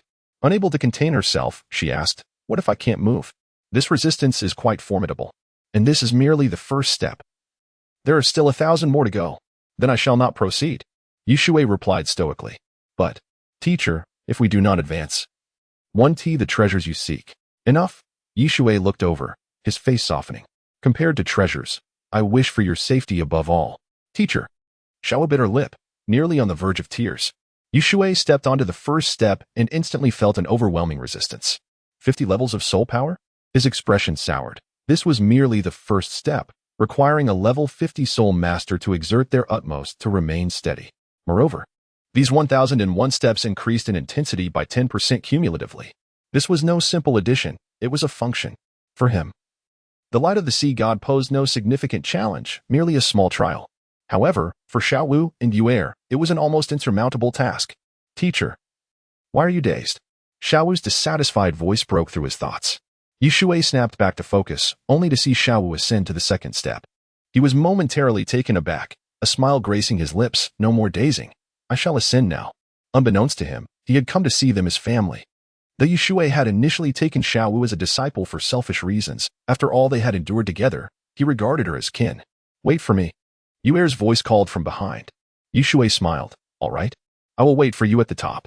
With swift strides, he climbed the steps as if gliding over them effortlessly. Even the 10th step seemed inconsequential. Poseidon observed this scene, her expression growing serious. This individual possesses remarkable physical strength. How did he cultivate so powerfully? Furthermore, what does the sea god intend by allowing Shui to come to Sea God Island? Could it be that Shui has obtained the heart of the sea god and is to undergo a succession? Yet that seemed implausible. Half an hour later, Shui paused at the 310th step. The reason for his halt was Xiaowu and Yuer, who had grown weary and collapsed. Xiaowu lay on the ground, a small galaxy rotating slowly above her head. Poseidon's voice echoed, Must we continue? If only you ascend, it will not count. However, they have done their utmost. I believe you know of a way. Shui's expression turned cold as he looked at Poseidon, stating coolly, The method you suggest, I will not employ it. Do not force my hand, even though you lack the 10th soul ring. Poseidon merely smiled. The sea god does not impose impossible trials. If you wish to pass, there exists a straightforward method. Eliminate your friends. Suddenly, Xiaowu trembled as she stood up. Forcing a bittersweet smile, Teacher, I'm so sorry. I truly am useless. She glanced at Yuer, realizing that even she surpassed her in ability. It's all right. Shui sat cross-legged, smiling gently. Take your time. This is a test of your soul power. Compress and solidify your soul power. This is a process of cultivation. The sea goddess' intent is just that. Do not feel disheartened. At this moment, in the divine realm, the sea god smiled. Very good. What do you mean by very good, sea god? Chapter 76. The ability to pause time. The sea god cast a sidelong glance at the Azura god. Indeed, this human was remarkable. It was a pity that he did not regard me with the same esteem. After all, I have ascended to the divine realm through the creation of my own divine position. Admittedly, there was an element of cunning involved. Nevertheless, wherever there is an ocean, my power surpasses that of a first-tier deity. The Azura god looked over, frowning, and remarked, This fellow is truly stubborn, insisting on creating his own divine position. Does he believe I am unworthy of him? The sea god chuckled, feeling a sense of entrapment. With the divine powers of both him and the Rakshasa God within me, merely surviving is quite an accomplishment. I surmised that this young man was likely seeking my sea god power. Do you think he has lost his mind? The Azura god nodded slightly, his expression indicating that he indeed seemed deranged. The divine power of a god could overwhelm mortals, let alone What is this? It appears that his divine power has solidified? How could that be possible? The sea god expressed his surprise. Could it be that my divine power, being comparatively gentle, has softened yours? How intriguing. The Azura god burst into laughter, commenting that his peculiar martial soul bore a resemblance to something we frequently encounter. What is it? The sea god inquired, curiosity piqued. As they were both deities, it was likely something common in the divine realm. The divine realm. The Azura god waved his hand, declaring, Enough. I must seek out a successor. Sigh, when will these days of law enforcement come to an end? With that, he vanished in an instant. The sea god scoffed, dismissing him with a wave of his hand. How unlike me. I am currently devoted to my duties, yet the light of the sea god remains unrecognized. Oh, The Rakshasa God? A striking woman approached, frowning as she queried, "What are you looking at?" The sea god gestured towards the enormous circle below, stating, "Just bored." Observing the one closest to divinity, you should be quite familiar with him. The Rakshasa God glanced at it and disdainfully remarked, "So it is this fellow. No wonder the Azura God sent me here." She was momentarily taken aback, her beautiful eyes filled with astonishment. Is he out of his mind? Infusing divine power into that? The sea god was equally astonished, wondering if this individual was engaging in self-destruction by stripping away his vital soul bones. At that moment, Shui was facing Xiao Wu. Beads of sweat adorning his forehead, his back trembling as the embryonic form of a bone began to emerge. This was a torso soul bone generally. If a soul master possesses a soul bone, it is either extracted posthumously or through self-harm. However, the torso is among the most vital parts of the human body. Once removed, death is highly probable. Shui had been here for quite some time, the divine power within him solidified. He suddenly realized he could infuse divine power into the soul bone. It was akin to Douluo's detoxification, channeling the poison within him into the soul bone. After a long while, Shui was drenched in sweat, resembling someone who had suffered a grave illness, his complexion extremely pale. The outcome was satisfactory, at least. A significant portion of divine power had entered the torso bone, yet the head soul bone remained challenging to manage. How long has it been? Poseidon inquired, furrowing his brow. Half a month. You obscured our vision with illusions to do this, but separating soul bones is a torment for you. Shui sighed with relief, replying, "At least it was successful, wasn't it?" Suddenly, he leaped to stand before Xiao Wu. "This is the soul bone your master has given you." Xiao Wu opened her eyes wide, seeing the torso bone in Shui's hand, emanating terrifying waves of energy, evidently a soul beast of 100,000 years. "What is this?" "It is a soul bone," Shui said proudly. "It is the torso bone of a time dragon, which I unearthed from an ancient relic. What do you think?" "Ah?" Xiao Wu was astonished. "A dragon soul bone? How did you acquire this?" She reluctantly accepted it and asked, "Master, how do I use it?" Beep. The host gifts the disciple Xiao with the torso soul bone of the time dragon, amplification in progress. Congratulations to the host for obtaining a thousandfold amplification, acquiring the torso soul bone of the time holy dragon. Note: items after amplification cannot be gifted. Shui's eyes sparkled. The soul bone of the time holy dragon? The previous time dragon bore little utility, merely providing a robust physique. Since it is a holy dragon, surely it possesses some ability to pause time? Subsequently, Shui extracted the soul bone and integrated it into his body, savoring the experience. This sensation was extraordinary. The time holy dragon could indeed pause time for 10 seconds. While 10 seconds may seem brief, it is essential to remember that he had yet to ascend to godhood. Once he becomes a god, this soul bone would become immensely formidable. "Master?" Xiao Wu called out hurriedly. Shui grinned, suddenly turning his gaze toward her.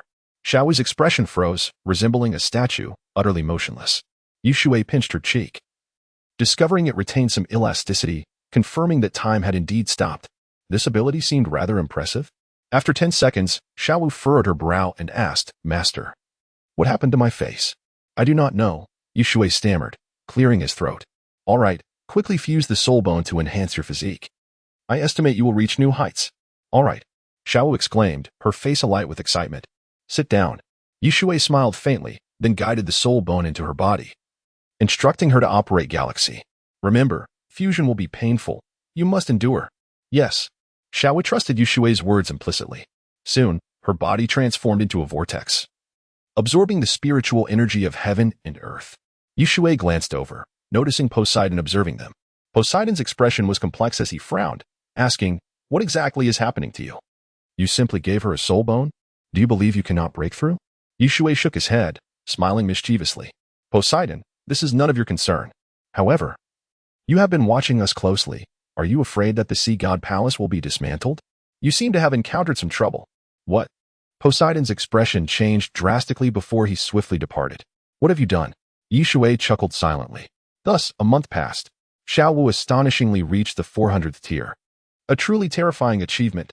Shui remained quite relaxed, feeling a strong urge. 10 seconds was too short. When would he be able to extend that time? Of course, that desire seemed far-fetched. It was impossible without attaining godhood. Alternatively, he could excavate a few more dragon tombs. Yue suddenly opened her eyes, leaping several dozen steps as if awakening. Shui's eyes brightened, exclaiming, "Excellent. Your silver eyes seem to have changed. Keep it up, Yue." Yue nodded, leaping several more steps before finally pausing. Poseidon returned, looking somewhat displeased, and frowned, asking, "What exactly have you done?" "The deep-sea demon whale king has emerged. Look at the trouble you've caused." Chapter 77. Becoming a deity? Just having hands is enough.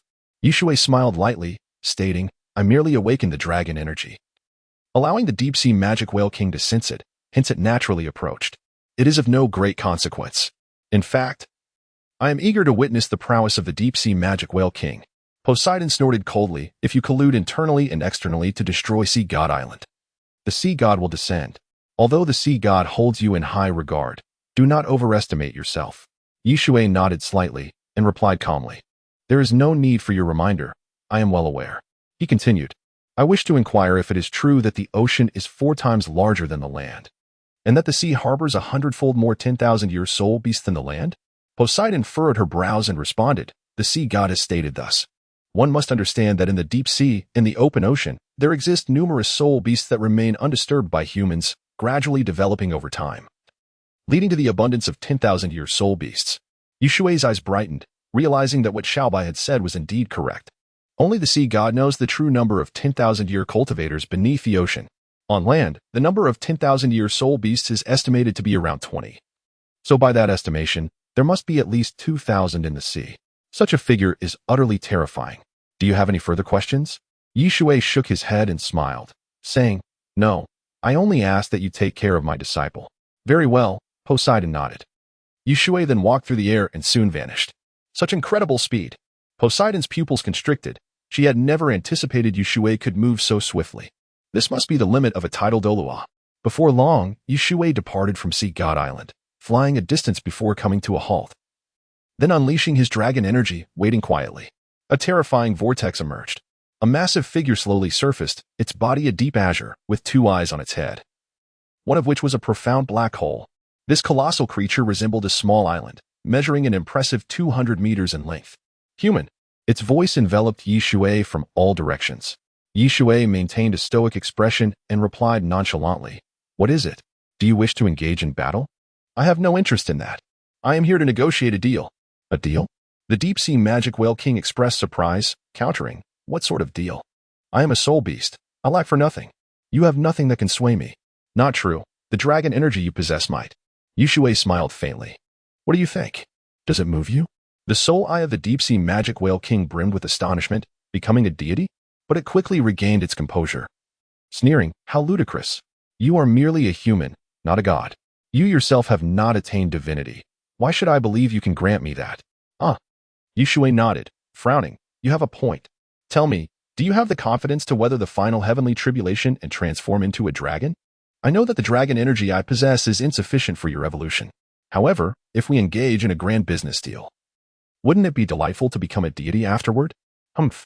The deep-sea magic whale king snorted, releasing a column of water dozens of meters high, disdainfully declaring, "Is becoming a deity so simple in your eyes?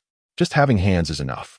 "Of course," Shui replied matter-of-factly, "and don't question why I have not become a deity. I simply wish to create my own divine position. By the way, do you recall the scene from years ago? The entire Douluo Continent was shrouded in blood.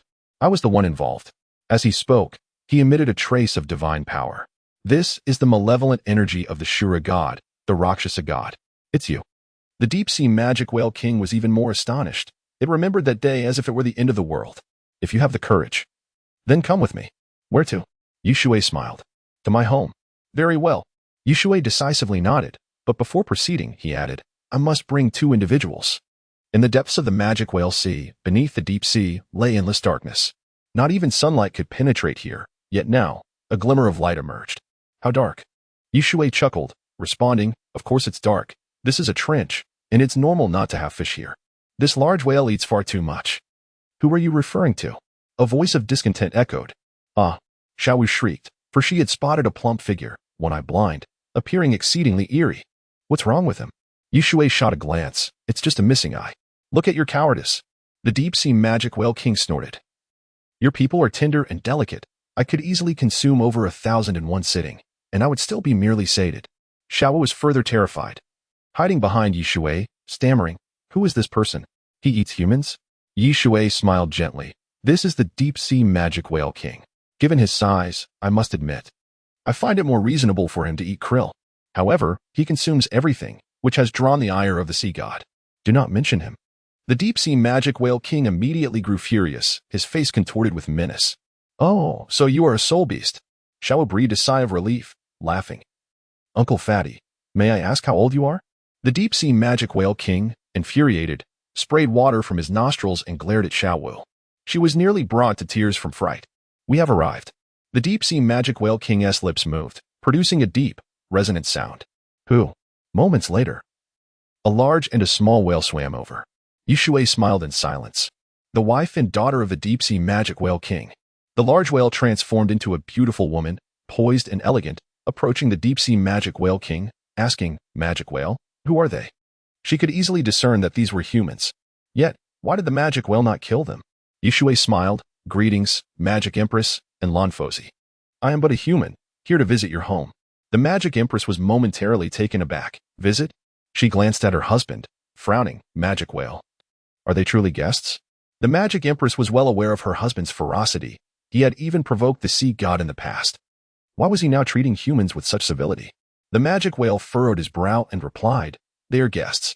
He claims he can help us become deities. So I allowed him to come. You have no objections, do you? None. The Magic Empress glanced at Shui, smiling, Esteemed guest, welcome. This little whale is my daughter. You may call her Lanfozi. She possesses high cultivation but is yet to transform into human form. Shui smiled faintly, understanding that the Magic Empress was not bloodthirsty. She had merely fallen into despair after losing her husband and was exploited by the Holy Spirit cult. The magic whale grinned. And the eye that was not blind suddenly turned toward Xiaowu, asking, Empress, which of them should I consume? I'll eat the smaller one. You and the child can have the larger. Indeed, the deep-sea magic whale king remained as ferocious as ever. Shui frowned. Hey, you are not being trustworthy here. Is this how one hosts guests? Fool. The magic whale's face was full of derision. I suspect you may have an ambush, which is why I feigned agreement. Do you really think I am that naive? To trust that you can make me a deity? Even the sea god cannot alter my obsession. I shall devour everything and become the sea god. Chapter 78. The affections among soul beasts. Xiaowu, frightened, hid behind Shui and exclaimed, Teacher, what should we do? Should we kill it? Shui retorted with irritation, Kill what? In the vast ocean, devoid of the trident and the sea god's deterrence. How could we possibly slay this monster? It is nearly divine. Xianren Shui achieved divinity without absorbing celestial energy, and even she could not bring it down. Who is that? Xiaowu tilted her head in contemplation and eventually realized it must be a woman's name. The demon whale glared at Shui and countered, You are not afraid? Your domain is ineffective. Shui chuckled lightly, remarking, Oh, a mere trifling domain. Demon Empress, perhaps you could persuade your husband? Shall we strike a bargain? It was evident that the creature could not withstand the final tribulation, yet he could assist it. The demon Empress paused, glancing at the demon whale, and gently suggested, Why not listen to what this human has to say? Xiaolan, persuade your father. The little whale chirped a few times, despite its reluctance. The demon whale nodded and coldly stated, On account of my wife and daughter, I shall grant you the opportunity to speak. Shui revealed the essence of the soul spirit and subsequently dropped a bombshell, the existence of the emperor's auspicious beast. What? The demon whale sprayed water from its nostrils. Filled with disdain. Humans are prone to deception. How could such a creature exist? The emperor's auspicious beast, how long ago was that? Hiki, Shui smiled, countering. It resides within the Stardow forest. If you are willing, go and see for yourself. Besides, you are not human. Why would I deceive you? Believe it or not. The demon whale's face trembled with incredulity. Wait, the demon empress turned to Shui, speaking in a solemn tone. We need to discuss this matter. Very well. Shui turned, feeling relieved. He had not anticipated such smooth progress this time. It seemed that even among soul beasts, profound bonds existed. No wonder the deep-sea demon whale king had remained resolute in seeking vengeance even after 2 millennia. How moving. Teacher, what are you thinking about? Allow me to share a brief tale, Shui replied with a gentle smile. Moments later, Xiaowu was in tears, overwhelmed with emotion. From their childhood encounter, they remained together, ultimately raising a daughter. But who was that person? How could they act in such a manner? To kill for treasures, how barbaric. Enough. Shui gently patted her head, frowning. In truth, that husband was not a virtuous man either. Do you understand? Only the daughter is innocent. The wife sought revenge. The story he narrated merely encapsulated the events of the deep-sea demon whale king's family. omitting their identities as soul beasts. The one who killed for treasure was none other than Tang San. A moment later, the demon whale gazed at Shui, furrowing its brow. What you propose? I am inclined to accept. But how can you be certain that if I fail my tribulation, I will become your soul spirit? It is not I. Shui shook his head, smiling. It is my disciple. I am already a limit Douluo. What need have I for a soul spirit? You? The demon whale's expression was one of shock. Were you not rendered powerless? Shui unleashed the might of a limit Douluo, causing the sea to boil and a terrifying whirlpool to form around him. The demon whale's expression shifted, standing protectively in front of his wife and daughter, stating solemnly, "You are not powerless? Should you go back on your word? Do not worry." Shui laughed heartily. Time is suspended. Everything around them came to a standstill. 10 seconds later, the demon whale looked at Shui, trembling. Time has stopped? Indeed, Shui nodded. I come with sincerity. I respect the bond among soul beasts, thus I will not harm you. If you cannot pass the tribulation and become my disciple's soul spirit, she will naturally protect your wife and daughter. You possess wisdom. A soul spirit incapable of cooperation cannot unleash its full potential. The demon whale gazed at Shui with profound meaning, sighing, your words are indeed moving. My sole concern is for my wife and daughter. The demon empress intertwined her arm with the demon whale's, affectionately gazing at him. The little whale chimed in with its calls. All right. Shui coughed, frowning. Do not indulge in such displays of affection here. He turned to Xiao Wu. What have you learned today? Xiao Wu was momentarily taken aback before bursting into laughter. I understand what love is. Wrong. Shui tapped her head, frowning. Only with formidable strength can you command respect for your opinions. To win hearts through virtue, that is the essence of martial ethics. Remember that. Xiao Wu covered her head, appearing aggrieved and helpless. You've repeated this countless times. I remember. Humph. The demon empress chuckled, inquiring, Human, would you care for something to eat? I could fetch you something. No need. Shui shook his head, smiling. If you possess any treasures, you may share them with me. Furthermore, demon whale, I have a treasure that can expedite your transformation into a dragon. However, once you transform, you must face the tribulation. The demon whale licked its lips, eyes glinting with ferocity. It instinctively considered taking action but ultimately restrained itself, frowning. Is that feasible? Indeed. Shui nodded, adding pensively, however, should you use it, prepare for the possibility of death. For none of my two disciples can absorb your soul spirit. Their mental strength is inadequate. Only one disciple can. Forget it. The demon whale hastily shook its head, wishing to pass the tribulation without reservations. The demon empress sighed in relief, smiling, Human, I must admit that I possess quite a few treasures. Come with me. I shall bestow upon you some fine items. With that, she swam toward a certain location. Shui quickly followed. The demon empress opened a chest, frowning. These are all treasures. However, we are unaware of their utility. Take a look. Shui's eyes brightened. They were all soul-guiding artifacts. Some were damaged, yet many remained intact, albeit severely decayed. As long as they were intact, that was sufficient. At worst, they could amplify a few million times. They would be usable regardless. Excellent treasures. Shui picked up one soul-guiding artifact, resembling a ring. He speculated it to be a protective shield. What is this? This? How can this be possible? The demon empress, astonished, asked, Human, what have you discovered to warrant such astonishment? I see no treasures here. Chapter 79, Ancient Script. The gate of the god Xiaowu was equally astonished as she observed Shui holding the animal skin with palpable excitement. An animal skin? Could it possibly be from a soul beast that has existed for 100,000 years? She couldn't help but chuckle and exclaimed, Teacher, you really lack insight. What nonsense. Shui shot a glare at Xiaowu, replying with a smile, this is a true treasure. Demon Emperor, do you know what is most vital to humanity? The Demon Emperor pondered for a moment before responding, my understanding of your kind is rather limited. However, I am aware of one thing. It seems your cultivation speed is quite rapid. Am I correct? Incorrect. Shui shook his head, speaking with a hint of indifference. Speed alone is futile. Humanity reigns supreme because of its lineage, or rather, its knowledge. The script inscribed upon this animal skin embodies that knowledge. Upon witnessing Shui's exuberance, the demon whale swam over and bellowed, what treasure? Human, that belongs to us, return it. Shui cast a glance at it, smirking, do you comprehend it? You foolish whale, though your intelligence may be high, it pales in comparison to that of a human. With that, he tossed the animal skin. It soared swiftly, seemingly defying the pressure of the water, striking the demon whale squarely in the chest. The demon whale picked it up, only to feel dizzy as it encountered the intricate script. unable to decipher it. Impossible. I can understand human speech. How could I not comprehend this animal skin? Teacher.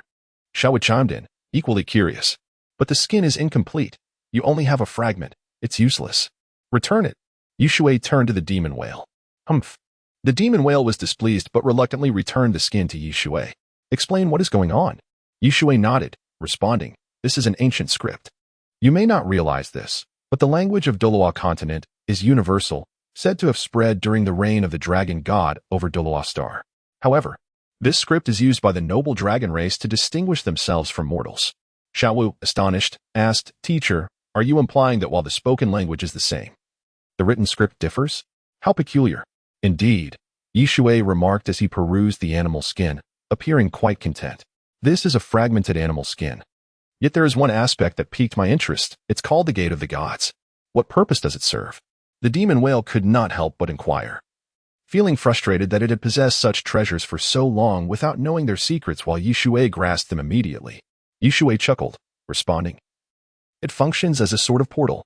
For instance, we are situated on Douluo Star, and with this Gate of the Gods, we could even access the abyssal plane. There. You could ascend to godhood. Quickly. The demon whale's eyes sparkled at the thought of becoming a god. Quickly? With your current state. A mere encounter in the abyss would obliterate you. Ascend to godhood? More like become a dried corpse. Within, there are countless demigods and false gods. I have no desire to accompany you into madness. The demon whale, unconvinced, rolled its eyes, retorting, to put it plainly, you underestimate me, believing I cannot become a god? Enough. Shui waved his hand, stowing the treasure away. Regardless, I am grateful for your offerings. I have achieved my objective this time. Do not slay too many soul beasts. They are the children of the sea god. Should they ascend to the divine realm, you will face repercussions. And I will not assist you. Humph. The demon whale gritted its teeth, sneering, a hypocrite. The reason I consume soul beasts is to transcend and become a god. The sea god blinded me, and I can accept that. However, I refuse to submit. The law of the jungle is the fate of soul beasts. The sea god cannot change that. Shui contemplated this perspective. It was indeed a survival principle, and he did not wish to interfere. Then you need not concern yourself. Absorbing soul beasts will yield you no benefits now. If you truly wish to transcend, I can provide you with dragon energy. No need. The demon whale quickly shook its head. It was not foolish. Previously, its sole ambition was to become a god to exact revenge on the sea god and prove itself. If it were to fail in transcending and truly become a soul spirit, it would need to cling to a powerful ally.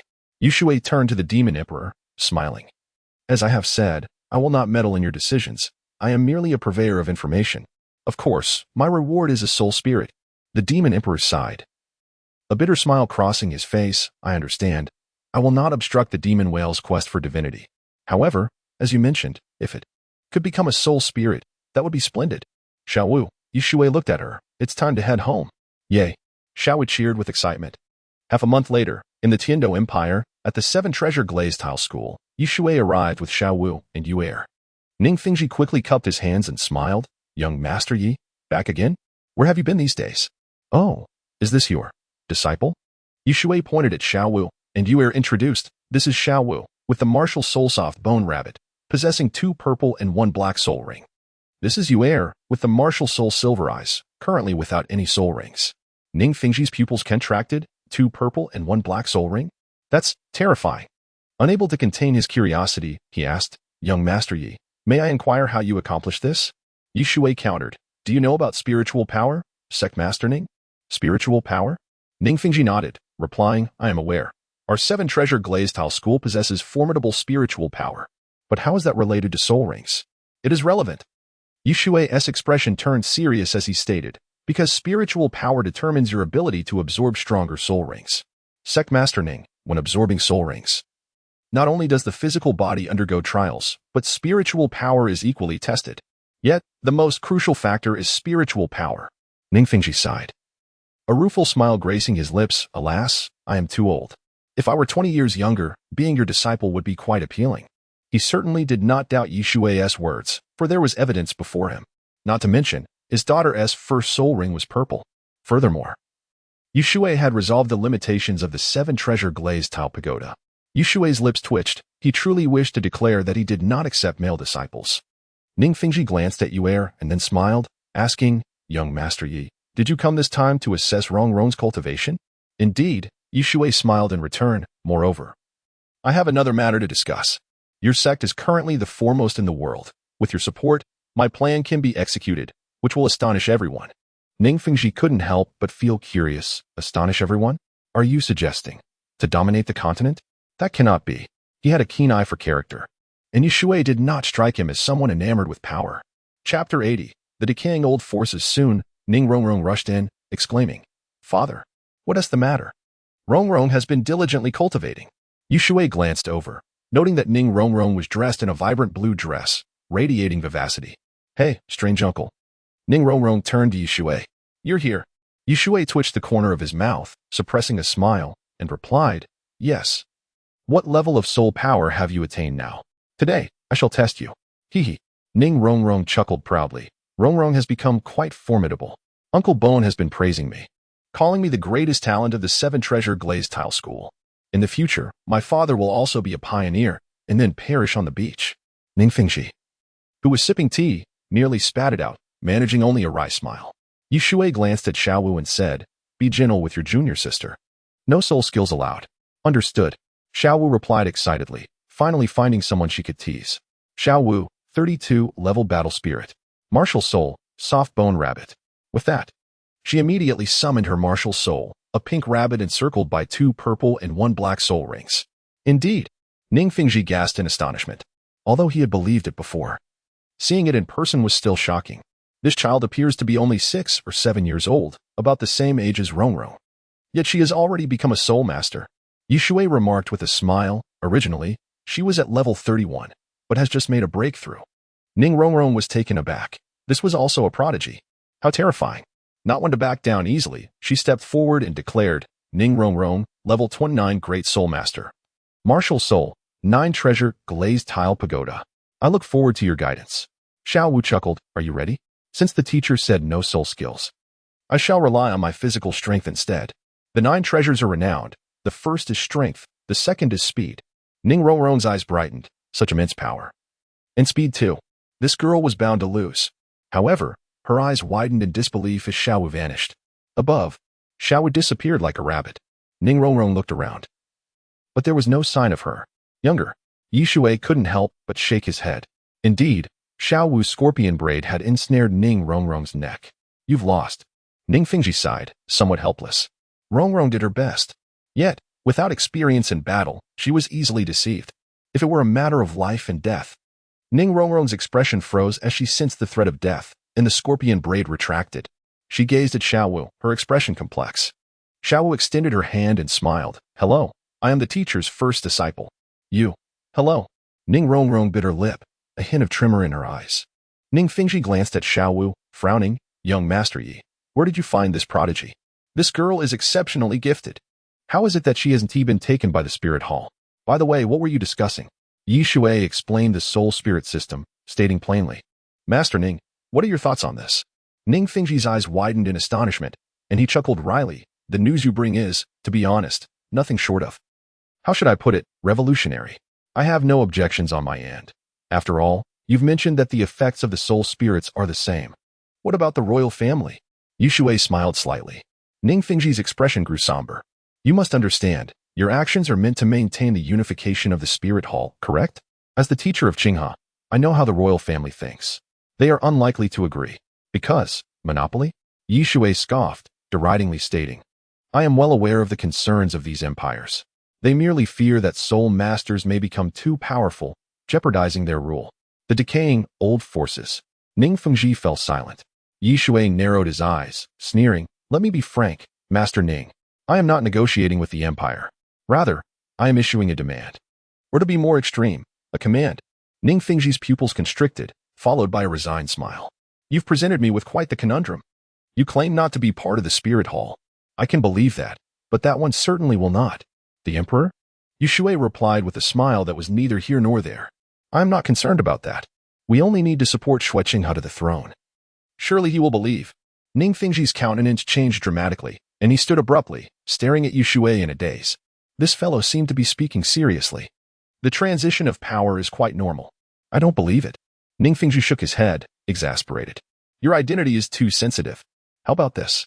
I can introduce you to Qinghe. Perhaps you can make some progress. He is the current crown prince, and if the emperor. He is destined to become the next emperor of the Tiando Empire. Very well. Yi Shui smiled. Little did he expect that his visit to the Tiando Empire would lead him to Shui Qinghe instead of Qianren Xue, though they are the same person. Differing identities represent distinct stances. 3 days later, Yi Shui met with Shui Qinghe, who concealed a hint of excitement in his eyes before returning to normalcy. Teacher. Shui Qinghe bowed slightly. Ning Fingji pointed at Yi Shui and smiled. This is young Master Yi, the former Galaxy Douluo. He has brought forth a brand new system. I am uncertain, and knowing your intelligence, I thought to seek your counsel. Shui Qinghe nodded, smiling. So it's the Galaxy Douluo. Qinghe is honored. To be honest, you are my greatest idol, but I have never had the chance to meet you. Today, it is truly a privilege. Yi Shui coughed lightly and said, Your Highness. There is no need for such formalities. Allow me to explain clearly. He then elaborated on the soul spirit system. What? Shui Qinghe's eyes widened in shock. Trembling as he said, Is it truly possible? Then, the soul beasts need not suffer great losses. We can leave behind a precious legacy for future generations. Ning Fingji couldn't help but frown, trying to remind him, Qinghe, this has not yet been realized. You need not be so excited. Continue listening. Yes. Shui Qinghe quickly lowered his head, acknowledging, Teacher is right. I am just young and cannot contain my excitement. Yi Shui smiled faintly, realizing that only he and Shui Qinghe understood the implications. Your Highness, this matter is not urgent. The promotion of soul spirits requires the joint efforts of the two great empires and the Spirit Hall. Therefore, I am contemplating holding a conference to discuss the future landscape of the Douluo Continent. What do you think? Of course, given the unique status of the Spirit Hall, they shall not participate in any other competition. Chapter 81. A smile that captivates the city. What is this? Shui Qinghe was taken aback. Ever since the Haotian sect had closed its gates, the Wuhuan Hall had subtly emerged as the foremost power on the continent. Would such a force not participate in the competition? Who would believe that? It's quite simple, Yi Shui replied, narrowing his eyes. We could establish a neutral institution, with high-ranking officials from both the Wuhuan Hall and the two great empires.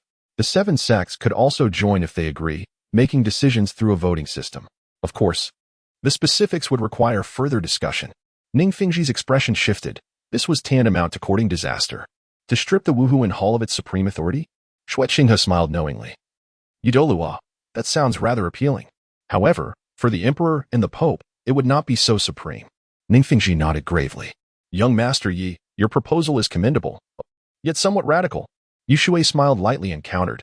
What if I could persuade them to agree? Rest assured, I won't rely on virtue to convince them. After a moment of hesitation, Shui Qinghe furrowed his brows and said, Then I can promise that in the future, the Tiando Empire will certainly join. Ning Fingji was astounded. How could this astute disciple make such a statement while the emperor was still alive? To say this was to disregard the emperor, and more critically, it was an act of treason, an attempt at usurpation. Yi Shui glanced at Ning Fingji and chuckled. Since there is no issue, I shall take my leave for now. Until we meet again. With that, he departed.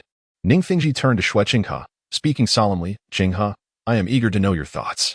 Do you truly believe him? And you shouldn't, teacher, Shui Qinghe interjected coolly. I have my own thoughts.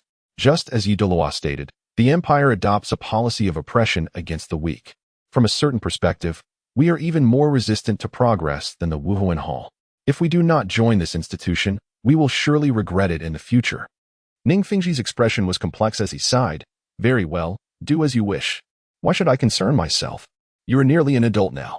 Shui Qinghe took a sip of tea and casually inquired, Teacher, may I ask about Yi Douluo? What is his true nature?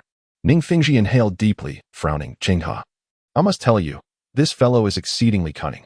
You have no idea. He then recounted Yi Shui's dealings within the 7 treasures, glazed tile school. What? Shui Qinghe was astonished, then smiled.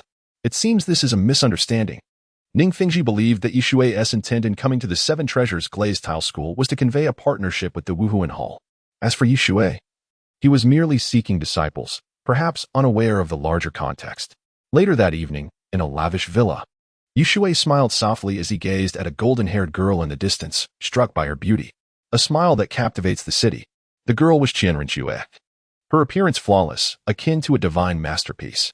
Remarkably, Qianren Xue possessed a slender waist, a beautifully rounded bosom, and shapely hips that met long, elegant legs. Uncle Yi! Qianren Xue exclaimed joyfully as she ran to him, embracing him with tears in her eyes.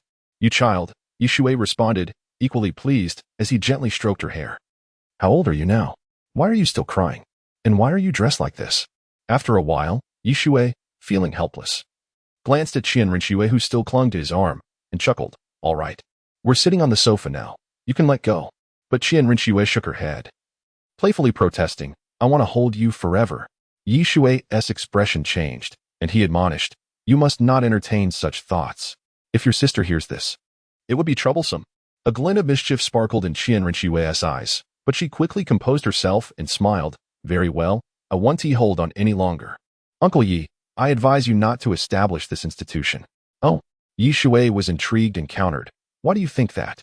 Qianren elaborated. "First, you are undermining the supreme authority of the emperor and the divine power. Secondly, you lack the strength. Lastly, I'm still young. Wait until I become a titled Douluo, and I can assist you in unifying the continent. But for now, it is simply not feasible."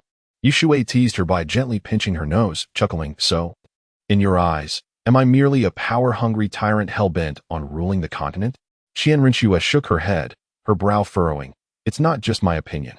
It's what the institution you propose believes. Uncle Yi, you are smarter than I and should understand the implications." Shui sighed, furrowing his brow. "You flatter me too much. However, you are indeed correct. This institution must not be trusted, or more precisely, it cannot be trusted by those in power." Then, Qianren fixed her gaze on Shui and asked, "Do you still intend to pursue this?" "It is futile. Even if I were to become the empress of the Tiando Empire, it would not change anything. Unless we unify the continent." Her eyes sparkled with determination. Shui couldn't help but smirk. The two of them were awfully peculiar, always speaking of ruling the continent. How did the Qin dynasty meet its demise? It seemed he needed to seize an opportunity to enlighten them. "What are you thinking about, Uncle Yi? What level of soul power do you currently possess?" Qianren smiled brightly. "I am already at level 59. Shui nodded, smiling. "Not bad. You are progressing rapidly. I estimate that by the age of 25, you will attain title Douluo status, a true prodigy." Qianren rolled her eyes. "With you around, how could I dare to call myself a genius? Besides, it is largely thanks to your books that I have been able to cultivate so swiftly."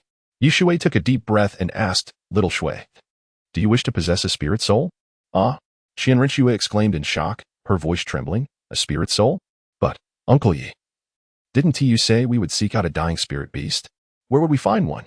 Spirit beasts and humans are irreconcilable foes, and as you mentioned, if the spirit beast does not cooperate, the one absorbing the spirit soul could be in danger."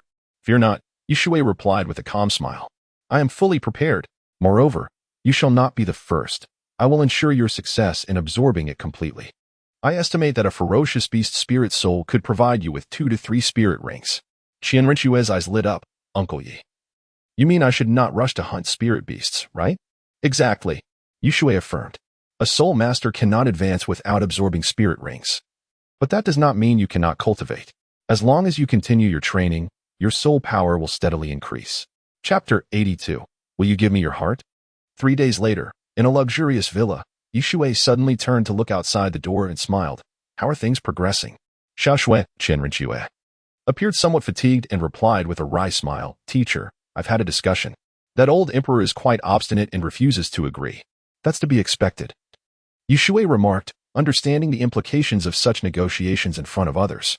Once soul masters become commonplace, the empire's rule would undoubtedly waver. Qianren approached slowly and settled beside Shui, brushing her hair back. He caught a whiff of a fragrant scent and frowned. "Why are you wearing perfume? We are in the Heaven Do Empire. You must exercise caution. What is going on today?" Qianren stuck out her tongue playfully and replied, "Uncle Yi, today is my birthday. What's wrong with a little perfume? Come, let us share a drink." Shui felt a pang of guilt and smiled ruefully. "I'm sorry. I completely forgot." "Very well. Did you bring any wine? Let us toast." With a wave of her hand, Qianren produced several jars of wine from the table and grinned. "Of course. I've been saving these for a long time. Some are said to be from ancient times, aged for many years, and the least expensive is worth tens of thousands of gold soul coins." "Really?" Shui exclaimed, astonished by her extravagance. "Try to spend a little less. Even though your grandfather is Qian Daolu, I still find this excessive." Qianren playfully stuck out her tongue again. "By the way, Uncle Yi, if my grandfather knew about your plans, he might consider you naive, or even use it as an opportunity to expand the spirit hall. Shui uncorked the jar of wine dismissively. That old codger? To be honest, I established this to undermine his foundation. If he doesn't react, I would actually feel uncomfortable. Rest assured, I will not place you in a difficult position. Qianren furrowed her brow, realizing the potential complications. Suddenly, she thought of Bibi Dong and the power she wielded. Power is the essence of a soul master's authority. Enough of that. Shui poured 2 cups of wine, sliding one toward Qianren and drinking the other, exclaiming, "Delicious, what a fine wine. You are now of age. But do take it easy." Understood. Qianren took a sip, grimacing at the taste. "This is terrible. Not only is it sour, but it has an odd flavor. How can you enjoy this?" Shui laughed heartily, shaking his head. "If you cannot drink, then don't. This wine is not merely about drinking. It embodies stories." As time passed, Shui felt a slight flush on his cheeks and remarked, "Quite potent indeed. By the way, Xiao Shui, you must accept me as your mentor. That is my only request." "Ah?" Qianren was taken aback, wondering why Uncle Yi was so insistent. "Can you explain?" Shui shook his head, smiling. "It's not for you to worry about. Just this. If you agree, I could give you the moon from the sky, will you?" Qianren paused, contemplating. "I want your heart. Will you give it?" Though she refrained from vocalizing her thoughts, she smiled and said, "All right, I agree, but Uncle Yi, you must drink more." "It's my birthday." Having resolved a personal dilemma, Shui was overjoyed. "Let us drink. Today is a wonderful occasion." Once he secured Qianren agreement, everything else would fall into place, allowing him to await the system's upgrade in tranquility. At that point, he would have the opportunity to take on a 3rd disciple. The process was straightforward. He would take Xiao Wu and Ning Rongrong out to gather admiration points. As the night deepened, Shui drank to excess, losing all sense of awareness, his state resembling that of a slumbering corpse. However, he had good drinking habits. Even inebriated, he would merely sleep soundly without engaging in any outrageous behavior. Qianren awoke, murmuring, "What a great drink. This is the finest wine. Uncle Yi, are you asleep?" After saying this, she helped him to bed. The room was simply decorated, featuring a standard large bed separated by a curtain. She laid him down, and as she bit her lip, her usually calm heart raced unexpectedly. "No, it's not right. He is asleep. Qianren, if you don't act now, there may not be another chance." Ultimately, she cast aside her trepidation, slowly loosening her garments and curling up in Shui's embrace, a sweet smile gracing her face. She closed her eyes, stealing a glance at the figure so close to her, enveloped in tranquility, cherishing even a fleeting moment. The following day, Shui awoke, taking a deep breath, feeling somewhat disoriented. Had he indulged too much? But soon, an unsettling realization dawned upon him. He seemed to detect a fragrant scent. What? Upon looking again, he was nearly rendered speechless. Qianren was in his arms, and he appeared to be holding her. No. More accurately, he was the one embracing Qianren, and it seemed he had even torn her clothing. What? Shui was bewildered, questioning how this had transpired. He had only been intoxicated. There should have been no reaction. Yet, reality suggested otherwise. After a while, Shui released Qianren, glancing at the sheets, finally breathing a sigh of relief. Thankfully, nothing scandalous had occurred. It was also true that science had proven that a drunken man was incapable of such actions. Shui rose from the bed and made his way to the living room, pressing his forehead as he attempted to recall the events of the previous day. Yet, no matter how hard he tried, he could not conjure a single memory, as if his recollections had been severed. Drinking can lead to trouble, Shui lamented. Just then catching sight of Qianren emerging. Her long dress was in tatters, hinting at her figure. "Good morning," she said, rubbing her eyes and stretching. Her slender waist flawless. Shui cleared his throat and smiled. "Good morning, Uncle Yi?" Qianren suddenly fixed her gaze on him and inquired, "I got drunk yesterday. Helped you to bed, and then I fell asleep too. You didn't do anything to me, did you?" "Absolutely not," Shui replied with conviction. "When I'm drunk, I simply like to sleep. Nothing happened, I assure you. By the way, what kind of wine was that? It was incredibly potent." Qianren, looking skeptical, crossed her arms and frowned. "You say nothing happened? Your actions have left my clothes in tatters. If my sister finds out, Shui's lips twitched, urgently exclaiming, "Don't let that slip. I promise nothing happened." "All right," Qianren chuckled mischievously, then countered, "But you must grant me a request, okay? Whatever it is." Chapter 83. The best gift. Shui naturally shook his head and laughed. "How could that be? If you wish for my demise, I certainly cannot oblige." Upon hearing this, Qian Rinshue's previously bright eyes dimmed slightly as she replied softly, "So, is that how you perceive me, Uncle Yi? How could I ever wish for your death?" Shui was momentarily speechless. It was merely a jest, yet Qian Rinshue took it to heart. He then gently stroked her silky hair and said, "Do not dwell on such thoughts. In my heart, you will always be my little Shui. Is that sufficient? I have acquiesced to your request. I only hope you will not place me in a difficult position." Qian Rinshue lifted her head and gazed into Shui's bright eyes, nodding solemnly. "I will not make things difficult for you, Uncle Yi. You can rest assured. I believe you." Shui sighed in relief. "You are a strong girl. As for the identity of Shui Qinghe, let him perish." Qian Rinshue bit her crimson lip and chuckled bitterly. "Is that wise? As long as I can eliminate the old emperor, I can ascend to the throne. Then, uniting the continent will be a simple matter." On the side of Xingluo, the spirit hall has already arranged personnel to incite discord. Shui grew somewhat irritated, ruffling Qian Rinshue's long hair as he frowned. "When you were young, you never listened to me. You entered the Tiando Empire. Now, you still refuse to heed my words?" Qian Rinshue pouted playfully. "Who told you that you can't defeat me? How audacious." Shui raised his hand, and seeing Qian Rinshue advancing rather than retreating, he could only smile wryly. "If you continue to disobey, I shall spank you. Such a villain." Qian Rinshue's delicate face flushed, glaring at Shui. Suddenly recalling something, her body softened slightly. Shui slapped his forehead, realizing he had forgotten to give her a gift yesterday. "I did give you something," Qian Rinshue said earnestly. "That was the best gift. I shall remember it for a lifetime." Shui furrowed his brow and asked, "Was it something I gave you while intoxicated?" "Yet, I have no recollection. Today, Ningfengji should meet with me. Will you not attend? Or do you wish to change your attire?" "No." Qian Rinshue stepped forward, grasping Shui's arm. "Since you have said so, then Shui Qinghe shall perish. However, there exists a treasure within the royal family called the Hanhai Qianquan. Should I steal it? It would be a shame for it to go to waste." Shui flicked Qian Rinshue's smooth forehead with his finger and chuckled. "Let it be. After all, it is someone else's national treasure." Qian Rinshue nodded in agreement. "I shall listen to you, Uncle Yi. No, I must change how I address you. Shall I call you master?" Shui slapped his forehead, smiling wryly.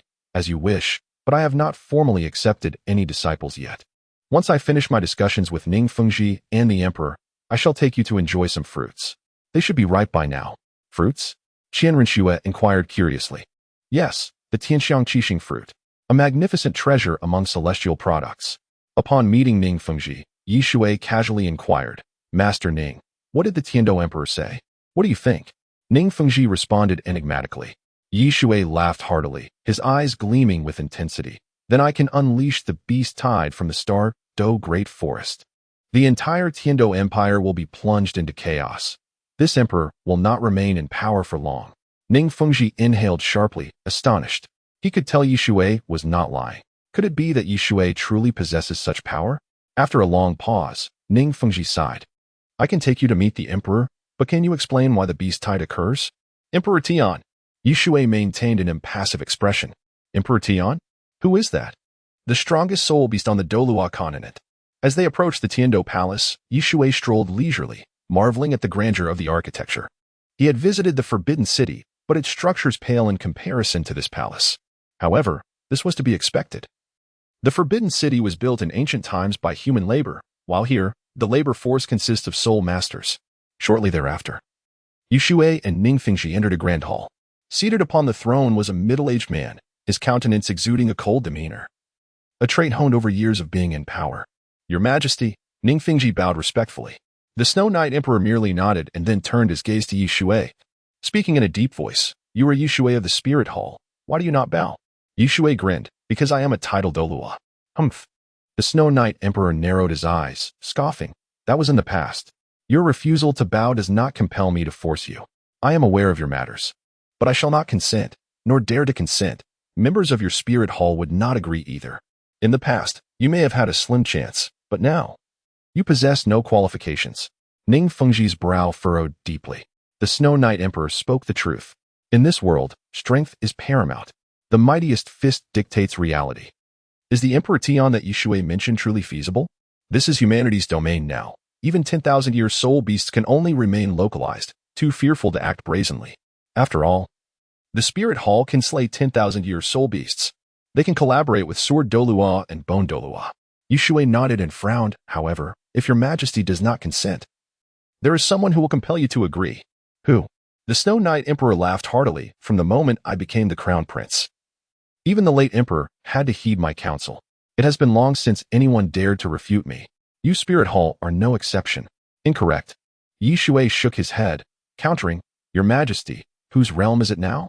Is it humanity's or soul beasts? Humanity. The Snow Knight Emperor replied without hesitation. The moment the Douluo Hall was established, it signified the end of soul beast domination. Do you imply that you have joined the soul beast faction? Shui detected the sarcasm in his words and chuckled. What if there exists a beast god that rivals the deities? Its power is unrivaled on the continent. The Snow Knight Emperor's pupils constricted. Rivals the deities? How can that be possible?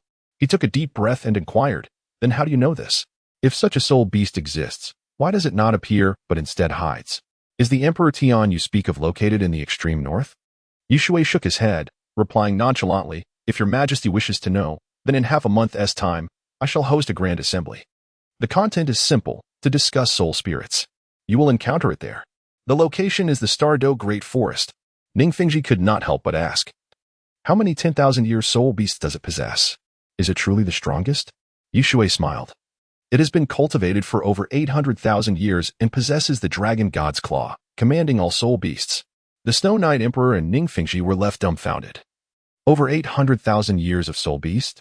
They exchanged glances, both feeling a chill in their hearts. Chapter 84. The Soul Ring evolved subsequently. Shui returned. Upon seeing Qianren, he smiled and inquired, How are things? Did you all get along? Qianren rolled her eyes and retorted, What is it to you? They are just a few children. We got along well enough. But Uncle Yi, why do you only take in younger disciples? A hint of suspicion lingered in her gaze. Clearing his throat, Shui scratched his head and replied, Being young indicates strong potential for growth. Don't think too much of it. Xiao Wu, Rong. And Yue all approached him. Xiao Wu glanced at Qianren, then whispered a few words to Ning Rong and Yue before they all stepped forward together. Shui gestured toward a grand door and, upon entering, remarked with a smile, Come in, everyone. The 7-star tree of celestial phenomena is about to bear fruit. Lucky day. Upon entering, he looked at Jixiang and asked, You're here? Jixiang shot him a sidelong glance and frowned. What kind of tree is this?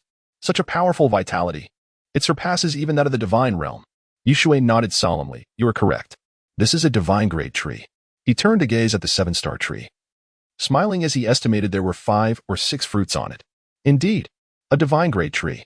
Jixiang gasped. This is something only a god king could possess. Who would have thought that an ordinary mortal would possess such luck? Shui plucked one fruit, examining it closely. Its skin bore 7-star patterns and emanated a formidable aura. He turned around to see Xiao's eager expression, while Ning Rong licked her lips.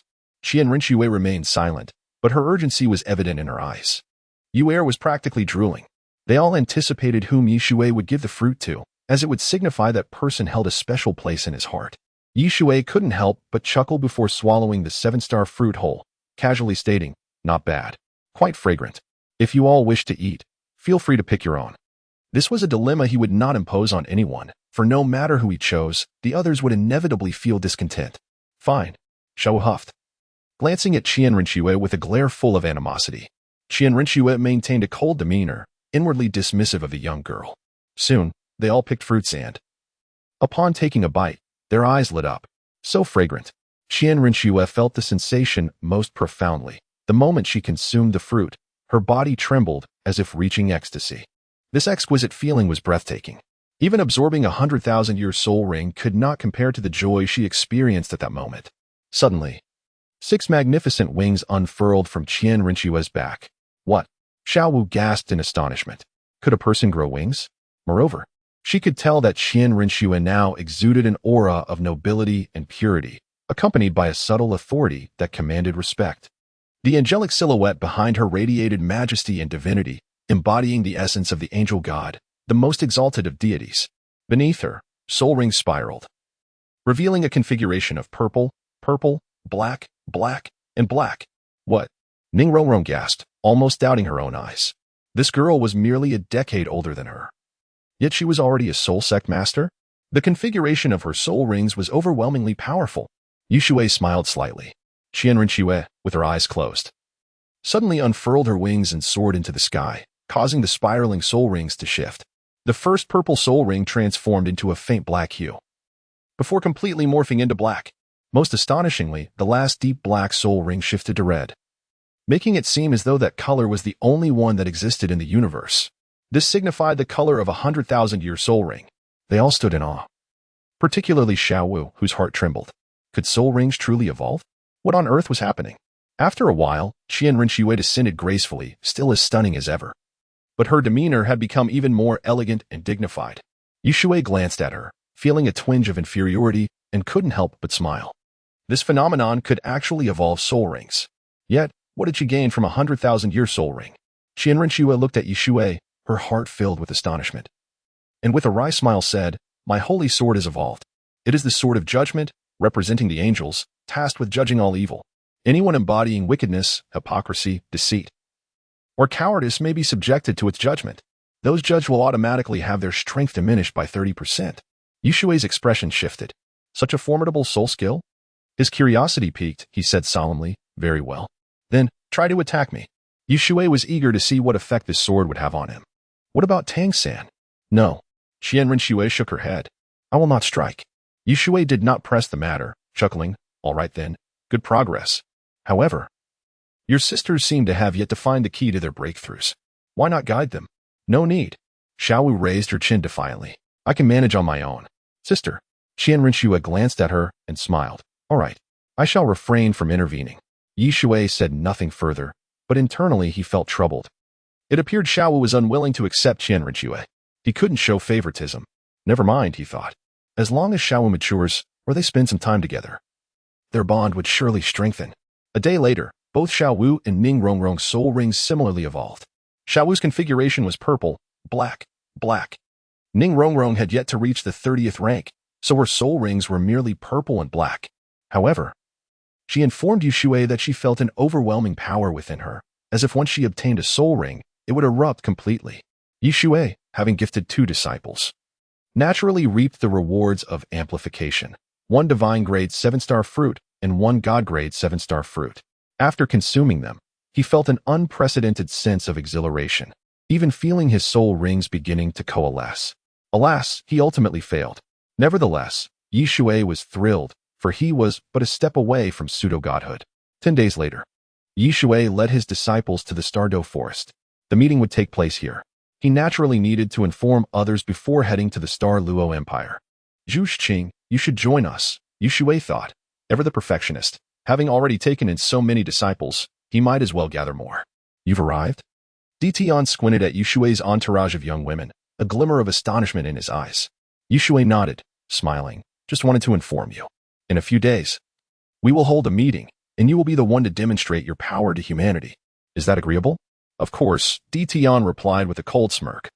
"I never anticipated your success. It hasn't been easy, has it? Relations among humans shouldn't be so simple, right?" Yushui chuckled. "Indeed, I did borrow your reputation." Chapter 85, Have you been exhausted? Ditian wore a disdainful expression, mocking. "Humans are always so clever for their own good. Now, tell me, how do you intend to resolve this?" Yushui rolled his eyes and retorted. "How do you propose to resolve it?" "I have 2 methods. It's up to you to choose," he declared. "Speak." Ditian narrowed his eyes. "The first method is to confront them directly. The second method is to confront them directly." Ditian's face darkened. Meanwhile, Xiao Wu laughed brightly. Qianren's gaze flickered, as if she had an inkling of something. She could tell that this Ditian fellow was quite peculiar. Could it be he doesn't understand? Yushui raised an eyebrow, realizing that one should not overestimate the intelligence of spirit beasts. If you want humans to agree, there is only one reason that matters: strength. The one with the greater strength has the loudest voice. Do you understand? Ditian's face turned grim as he sneered. "You want me to play the role of a thug?" "Exactly." Yishui's expression turned serious as he countered. "You can't possibly believe that I can persuade humans with mere words? If that were the case, the world would already be united. Hence, it's up to you to demonstrate your worth. Let them understand the severe consequences of not cooperating with you." Ditian squinted, disdainful. "I can't shake the feeling that you're seeking personal vengeance." Yushui tilted his head. "You guessed correctly. I am indeed seeking personal vengeance, especially against Qiandalu. If you end up fighting him, make sure to lend me a kick." Ditian nodded, laughing. No problem. I see you have little faith in the meeting you mentioned. In the end, it will still come down to a fight. Shui merely smiled, replying nonchalantly, I understand humans better than you do. By the way, how is Tianming? Tian's expression suddenly turned peculiar as he hesitantly replied, Don't worry, it's been well taken care of. Really? Shui looked skeptical. Take me to see it. All right. Tian led the way. Xianrenxue, filled with curiosity, immediately grabbed Shui's hand and whispered, Uncle Yi, who is this person? Shui provided a brief introduction. Xianrenxue gasped, a spirit beast over 800,000 years old, claiming to be a beast god. What will Grandpa do? His temper. Shui shot a glance, scoffing. If he dies, that would be just perfect. I'll handle the aftermath. Crying, burial, a full-service package for Douluo. Isn't that generous? Xianrenxue bit her lip, realizing they could only take one step at a time. After a short while, they halted. Tian tore open a space and entered. Daddy. The three-eyed golden lion bounded over, exuding joy. The women stood dumbfounded, glancing between Shui and the three-eyed golden lion. Unable to connect the dots, Shui's expression darkened as he patted the lion's head, frowning. Didn't I tell you not to call me that? I'm not your father. Here, have this fruit. With that, a 7-star fruit appeared in his hand. The three-eyed golden lion swiftly devoured the fruit, its massive body quivering with delight. At that moment, a colossal figure crashed to the ground. Shui frowned. Didn't I say not to mistreat it? Tian's figure materialized, nonchalantly stating, There's no mistreatment. It just absorbed a bit of elemental energy. As long as it doesn't die, what is the issue? Shui was at a loss for words. Tianming had shrunk to a third of its original size, its body emaciated, and its beady eyes devoid of any sparkle, as if it had been drained. After pondering for a moment, Shui approached Tianming and poked it, asking, Hey, have you been drained? Aye. Tianming looked at Shui, weakly replying, I'm dying. Save me. I want to be your spirit ring. I can't stay here anymore. Whoa. Shui turned to Xianrenxue, smiling. What a coincidence, little Shui. What do you think of this spirit? No. Xianrenxue shook her head in disdain, frowning. Uncle Yi. This one is utterly useless, of no help whatsoever. Hey, Tianming exclaimed. What do you mean I'm useless? At least, my cultivation is strong. Do you know how many tens of thousands of years I've cultivated, little girl? Xianrenxue glanced at it, replying, At most a few thousand years. You're like a caterpillar. If you could transform into a moth, there might be some potential. Moths have wings, which would suit my martial spirit perfectly, making them quite useful. But a worm? Completely useless. Humph. Tianming held its head high, prideful. I have over 900,000 years of cultivation, little girl. You underestimate me. Enough. Shui rolled his eyes, sneering. You're just afraid of death. Little Shui is right. You're too useless. Absorbing you as a spirit would be a waste. Xianrenxue was taken aback. Over 900,000 years of cultivation? No. Tianming, with a bitter face, countered. I'm very useful in the aspect of mental power. Or, you could wait for me to evolve into a moth. Once I become a moth, I'll be incredibly powerful. You won't be disappointed. Shui contemplated for a moment, frowning. Fine, I'll grant you a chance. After consuming these, evolve immediately. If you fail, then you shall perish. With that, he waved his hand. On the ground, a 7-star fruit along with numerous leaves appeared. Tianming's nose twitched as it bent down, beginning to devour the food voraciously. Xianrenxue frowned, asking, Uncle Yi, how does this creature survive? Shui recounted Tianming's origins. It seemed he hadn't wronged it. It was indeed a waste. Xianrenxue looked on with even more disdain. In a short while, Tianming had finished all the 7-star fruits and leaves. Burp. Tianming let out a satisfied belch and then began to spin silk. Shui mused that with the assistance of the three-eyed golden lion and the 7-star fruit, if this creature still couldn't evolve, it would truly be a failure. Yet, if it did evolve, what kind of moth would it become? Tian was equally curious, exclaiming, This waste is incredibly lucky. After consuming so much, it should be able to evolve. But be cautious. If it evolves, I might not be able to suppress it. Shui smiled faintly. Rest assured, if it evolves, it will signify that it has become a million-year spirit beast, and thus, it will be doomed. It will have no choice but to obediently become a spirit. Tian nodded, no longer saying much. This human was indeed thoughtful. Time passed second by second. The cocoon emitted a series of thudding sounds. as if a terrifying life was about to emerge. Yi Qiu'er suddenly spoke up. Father, the creature inside seems to have evolved in terms of life level, seemingly with my assistance. Oh, Yi Shui's eyes brightened. Crack, crack, crack. There is still a chapter to come tonight. Chapter 86. The transformation of the dream. At that moment, a pair of wings broke free from the confines of the cocoon, followed by the emergence of its entire body. The moth stretched an impressive 2 to 3 meters in length. How beautiful! The crowd gasped in awe. Tian, too, was taken aback. Such a grotesque creature had transformed into this stunning form, a delightful surprise indeed. This was a magnificent moth, adorned in vibrant hues, with golden wings and a tail that resembled a sharp pair of scissors. Ha ha, dream, you are splendid. It laughed exuberantly. Who would have thought I would see this day? Tian, do you realize your folly? Tian grinned, retorting, little bug, are you challenging me to a duel? Do you truly believe you stand a chance? With a flap of its wings, Dream summoned a gust of wind.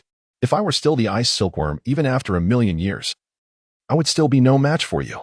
But now that I have evolved, victory is assured. Very well, Tian replied, gripping the black dragon sword. Wait. Yi Shui interjected, stepping forward with a smile. Dream, you must not engage in battle. You are destined to become Little Snow's spirit. Kid, Dream scoffed, to be honest. My previous words were merely excuses. I no longer require them. Do you think I would willingly become your spirit? That would be madness. All right then. Yi Shui regarded Tian, frowning. Do not strike too harshly. After all, it is 1,000,000-year soul beast. By the way, Dream, he continued. If you unleash your power and attract the attention of the planes, you will face the suppression of the rules, commonly known as the heavenly tribulation. Impossible, Dream scoffed. Disbelief etched on its face. I am the strongest soul beast in history. How could I fear a mere heavenly tribulation? With that, its mouth elongated like a straw. Boom. The once serene sky erupted with thunderous roars. Dream was stunned, gazing upward in horror as dark clouds rolled ominously. It felt a chill run down its spine. Disaster was imminent. Could it be? Tian chuckled, striking Dream with his sword. Foolish insect, this is the omen of the heavenly tribulation. Your demise is certain. In an instant, dozens of wounds appeared on Dream's body. It trembled in fear, too terrified to retaliate. After a long pause, Yi Shui raised his hand. Enough. This will suffice. He turned to Dream, speaking calmly. You cannot use any of your powers. Otherwise, the heavenly lightning will strike you. Do you understand now? What? What should I do then? Dream asked, bewildered. Yi Shui's cold smile widened. What else can you do? Just wait for death. Ungrateful little bug. Don't. Dream exclaimed in panic. I know you must have a way. I can become your spirit ring. How about that? Yi Shui rolled his eyes. I do not need a spirit ring. Then, what about this girl? Dream glanced at Xianrenxue. She must require a spirit ring, right? No need. Yi Shui waved his hand, coolly stating, this is my plane.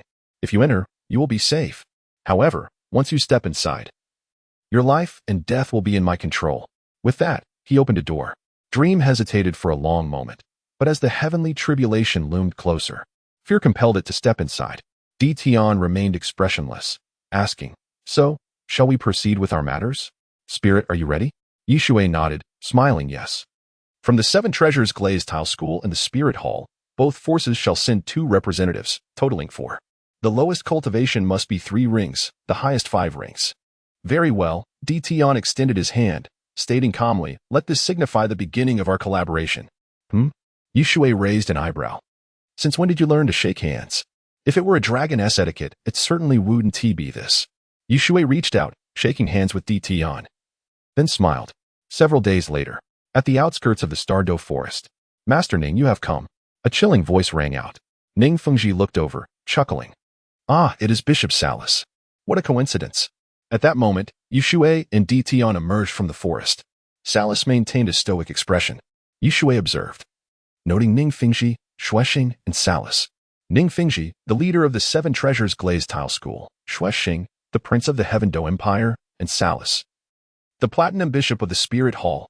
Each was a figure of great renown. The others were members of the Spirit Hall and the 7 Treasures Glazed Tile School. Ning Fengji glanced at his daughter, his eyes flickering. Ning Rongrong beamed with joy. Shuixing turned to Yi Shui, frowning. Regarding what you mentioned, we of the Heaven Do do not believe it, hence we did not send anyone. You may now inform me. Where's Tian? Yi Shui gestured beside him, smiling. Right here, Tian, reveal your strength. Tion snorted, unleashing an overwhelming aura. In an instant, two tidal Douluos appeared. Their expressions grim as they stared incredulously at Tion. Your strength? Impossible. You are a soul beast? Shui nodded. Sword Douluo, Bone Douluo, there is no doubt. He is indeed Tion. Even with the enhancement of the 7 treasures glazed tower, you will not last 3 seconds. Sword Douluo studied Shui intently. Bone Douluo sighed. Possessing the bone dragon spirit, he sensed immediately that this man seemed to hail from the dragon lineage, and his bloodline was incredibly pure. The purer the dragon bloodline, the more terrifying the potential of the soul beast. Salus was filled with shock, unable to believe that such a powerful soul beast had gone unheard of. Moreover, the soul beast seemed to obey Shui's commands. What could this mean? Ningfengji smiled lightly. Young Master Yi, let us begin the spirit ceremony you mentioned. I hope to gain some insight. Wait. Salus narrowed his eyes, asking, Shui, are you still with the spirit hall? Shui was momentarily taken aback, expecting something else. So it was this. He shook his head, smiling, no longer. I belong to the soon-to-be-established force, the Spirit Transmission Tower. In ancient times, great sages passed on fire. I aim to transmit spirits, leaving behind soul spirits for future generations. And thus the name Spirit Transmission arises. The significance of spirit transmission for soul masters is akin to that of passing on fire. Humph. Salus merely scoffed. Elder Yi. Xing inquired with a smile. Could you enlighten us on how this ceremony is completed? Though not particularly strong, he understood the strength of Tion. As both tidal Douluos appeared wary of him, Shui nodded. Certainly. The principle is as follows. My spiritual power assists the soul beast in consolidating its soul imprint. Then it adjusts its bloodline essence to prepare for the contract, and finally, it is complete. Next, it is time for the human to guide the contract. Both parties are equal. Chapter 87. System Advancement. The crowd appeared to be in a state of partial comprehension, yet Emperor Tion grew impatient, furrowing his brow and declaring, We may commence. I am uninterested in your words. I demand to witness results. Shui merely smiled, responding, Very well, where is the soul beast destined for demise? Bring it forth, preferably one that is a millennium old. As for the human side, select a 3-ring soul master. Saras let out a cold snort. Glancing at an individual behind him, commanding, Step forward. Remember everything that transpires. Clearly, this ambitious character aimed to replicate. Shui maintained his silence, amused by the old man's ignorance regarding the augmented contract he possessed, while he lacked understanding of the contracts from the realm of the undead. Those in Douluo Continent were also scarce. However, the fundamental principles were not vastly different. He articulated his insights and bestowed them upon his disciple, subsequently acquiring the enhanced contract. This was the source of his confidence. Soon, the soul beast manifested as a decrepit 3-eyed golden toad, while the human counterpart was a 3-ring soul master. Newly entered into the 30th level, yet devoid of a soul ring, this individual was named Huyu. Approach, Shui commanded, casting a glance at Huyu before focusing on the 3-eyed golden toad. The 3-eyed golden toad was indeed a formidable soul beast, with its third eye serving as its means of attack. Shui's expression turned cold as a powerful mental force radiated from him, and his soul rings subsequently appeared. Everyone, including Emperor Tion, was taken aback. 9 crimson rings. Those 9 soul rings resembled a blood moon in the sky. Xiao Wu and Ning Rongrong were rendered speechless by the sight. 9 red soul rings? Moreover, the color of the 9th soul ring was peculiar. Qianren Shui gasped, recalling that Shui's first soul ring was purple and the second was black. What was happening before her? Wait. Emperor Tion could no longer contain himself, inquiring, Do you possess a 10th soul ring? The crowd turned their gazes towards Shui, who seemed to possess a 10th soul ring, though it was empty. A pure black hue with a hint of color discernible. Upon seeing that soul ring, Emperor Tion felt a tremor in his heart. Was this the power of the Dragon Clan? How could a human possess a dragon soul ring? The Dragon Clan was inherently the noblest of races, even in death. Their soul rings were not something an ordinary person could absorb. Shui turned his gaze toward them and remarked nonchalantly, This is the inner core of the heavenly fate dragon. He had previously refrained from revealing it, but in the current endeavor of forming a contract, it was essential to have 10 soul rings to provide robust support, thus necessitating its exposure. The host has garnered sufficient admiration. System level has been upgraded to level 3. Congratulations to the host for receiving a level-up gift package. The Heavenly Fate Dragon? Emperor Tion furrowed his brow. As a guardian of the Dragon God, he found the aura of this dragon to be distinctly unfamiliar. I have continued, Yi Shui exclaimed with delight.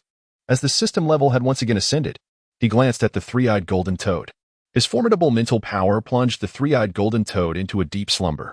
A faint golden light enveloped the three-eyed golden toad, representing its spiritual essence, soul imprint, pure soul power, and bloodline strength. The golden light grew increasingly vibrant, soon enveloping the entire body of the three-eyed golden toad. Its form began to wither. Emperor Tian narrowed his eyes. This seemed to be a harbinger of the emergence of a soul ring. Yi Shui pointed a finger, reciting an incantation, though it was in the human tongue. It carried an essence reminiscent of dragons. Emperor Tian's pupils constricted as he stammered, a language exclusive to the dragon clan. Yet, you lack the vocal apparatus of a dragon. How are you able to utter it? Yi Shui remained undeterred, continuing his incantation as the very fabric of the world seemed to tremble. At that moment, a powerful mental force emanated from Yi Shui, rippling outward like water waves that infiltrated all present, both human and soul beast. Emperor Tian's complexion shifted drastically. He felt fear in the presence of this mental force. How could this be possible? Yi Shui's eyes turned white, a symbol of divinity manifesting. He gestured toward the three-eyed golden toad, then to Huyu. Equal contract. His voice was gentle yet imbued with a peculiar charm. As if it were a directive from the divine. Underfoot, a hexagram formation materialized beneath Huyu and the three-eyed golden toad, with peculiar symbols rising to encircle their forms. One by one, these symbols surged into Huyu's being. Everyone widened their eyes in astonishment. The three-eyed golden toad succumbed to death. Yi Shui exhaled in relief, exclaiming, the equal contract has succeeded. After all, he was an ultimate Douluo, possessing advanced incantations, which made the process seamless. A purple soul ring appeared beneath Huyu's feet. In the next moment, the purple soul ring trembled, and a three-eyed golden toad emerged from Huyu's chest. Though its form was somewhat ethereal, its excitement was palpable. The crowd's pupils constricted once more. Had they truly succeeded? Emperor Tian narrowed his eyes and approached to inspect the three-eyed golden toad, then turned to Yi Shui, uttering calmly, congratulations on your success. Yi Shui nodded, saying, it was merely luck. Emperor Tian, should you fail to transcend the final tribulation, I shall ensure my disciple reserves a place for you. Emperor Tian's expression darkened. Was he already cursing his potential failure before he even faced the tribulation? Was this how humans conversed? Thank you, Your Majesty. Huyu beamed with excitement. Noticing Saras's stern expression, he took a step forward. Wait. Yi Shui smiled. Allow me to assess what benefits you have currently acquired. Is that acceptable? Huyu hurriedly nodded, responding respectfully, my lord. I have discovered that when I utilize another soul ring, my soul spirit exhibits intelligence. This implies that my soul spirit can surprise opponents, effectively allowing two beings to battle as one. Moments later, Huyu returned to Saras's side. Saras promptly inquired, but upon doing so, his expression soured as he gleaned no useful information. Subsequently, he realized a critical issue. Yi Shui had mastered the method of forming contracts, which signified that he possessed monopolistic power. Among those present, none were fools. They recognized the immense advantages a soul spirit could confer upon an individual. This three-eyed golden toad was a millennium-old soul beast, its strength rivaling that of a 10,000-year soul beast. 2 against 1 was not merely a sum of 1 plus 1 but an exponential increase in power. Ning Fingji clasped his hands in congratulations, exclaiming, congratulations, young Master Yi, on achieving yet another miracle. I even foresee that soul transfer will become the greatest invention in the history of Douluo Continent. Just as you stated, it is no less significant than the transmission of fire. Yi Shui couldn't help but chuckle. He had to admit that this fellow was remarkably adept at navigating circumstances. Sword Douluo sighed. What a pity. I, an old relic, have no use for it. Yet, you, why do you not possess one? Yi Shui cleared his throat and replied nonchalantly, let us not dwell on that. Let us proceed with transferring the remaining 3 individuals and assess the success rate. The crowd voiced no objections. Moments later, Yi Shui completed the soul transfer ritual for 3 individuals. He glanced at Emperor Tian, smiling. Next. It is time for the million-year soul beast. What? Bone Douluo's eyes widened in disbelief, even questioning if he had misheard. The others shared similar expressions of shock. They stood there, dumbfounded, engulfed by a multitude of emotions. Chapter 88. Unlocking the treasure chest. Yi Shui cast a glance at Qianren, who felt a tremor in her heart. But which million-year soul beast could it be? Could it be that moth? Xiao, Yi Shui chuckled and asked, do you trust me? A million-year soul spirit. It perfectly aligns with your attributes. All right. Qianren nodded decisively. Yet, Shui turned to Tian and said calmly, "Everyone, there is no need to rush. Let us wait until tomorrow. Today, I wish to take on a disciple." Tian turned to leave, leaving behind a voice filled with hope. "I trust you will succeed." Although he disdained the cowardly creature, it was still a soul beast. Salaris approached, frowning. "Shui, have you received the Holy Emperor's consent for your actions? You should be aware of the consequences." "I know." Shui glanced at him dismissively. "She will certainly agree. I am well aware. Without the Spirit Hall, the so-called Angel Clan is but a rootless reed. How could Bidong possibly object?" Salaris snorted. "Very well. That is your assertion." He did not believe Shui's words. The Spirit Transmission Tower, he thought, was merely a fanciful idea that would undermine the Spirit Hall's authority. The entire world should belong to the Spirit Hall. Shui Xing stepped forward, bowing respectfully. "Your Grace, I apologize for the intrusion. Might I inquire if you have interest in becoming the national master of Tiando? I believe our emperor would be overjoyed." Shui smiled faintly. "Whether he dances with joy is uncertain, but I am sure he is quite anxious right now."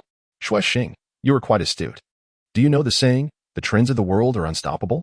Shui Xing, feeling even more in awe of Shui, smiled wryly. "Then, Your Grace, what do you intend to do?"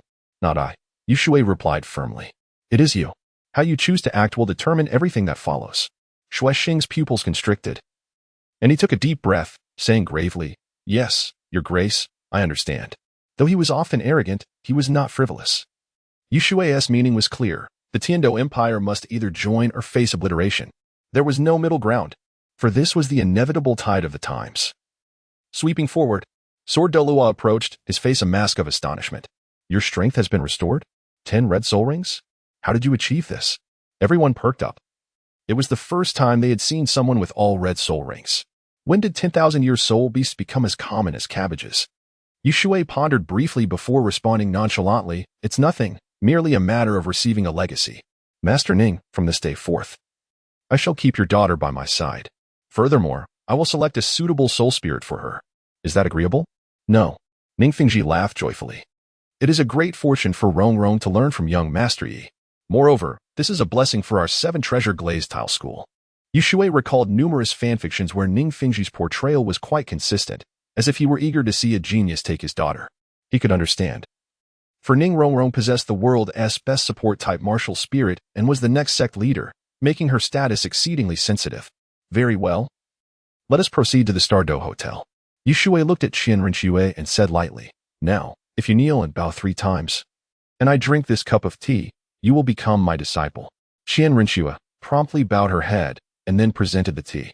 Shui took a sip and, hearing a voice in his mind, smiled. "Not bad. Rise." Disciple. 3-3. Disciples acquired. Xiao Wu, Ning Rongrong, Qian Rinxue. System level. 3. Qian Rinxue stood up but leaned against Shui, smiling. "Uncle Yi, why are you so determined to take me as your disciple?" Shui coughed lightly, frowning. "Let us not delve into that. It will be beneficial for you. By the way, once you acquire a 1,000,000-year soul spirit, we can visit a certain place. But there is no need to rush." "Where?" Qian Rinxue asked, her curiosity piqued. "The Qian Kuan Inquiry Valley." "Ah, that place."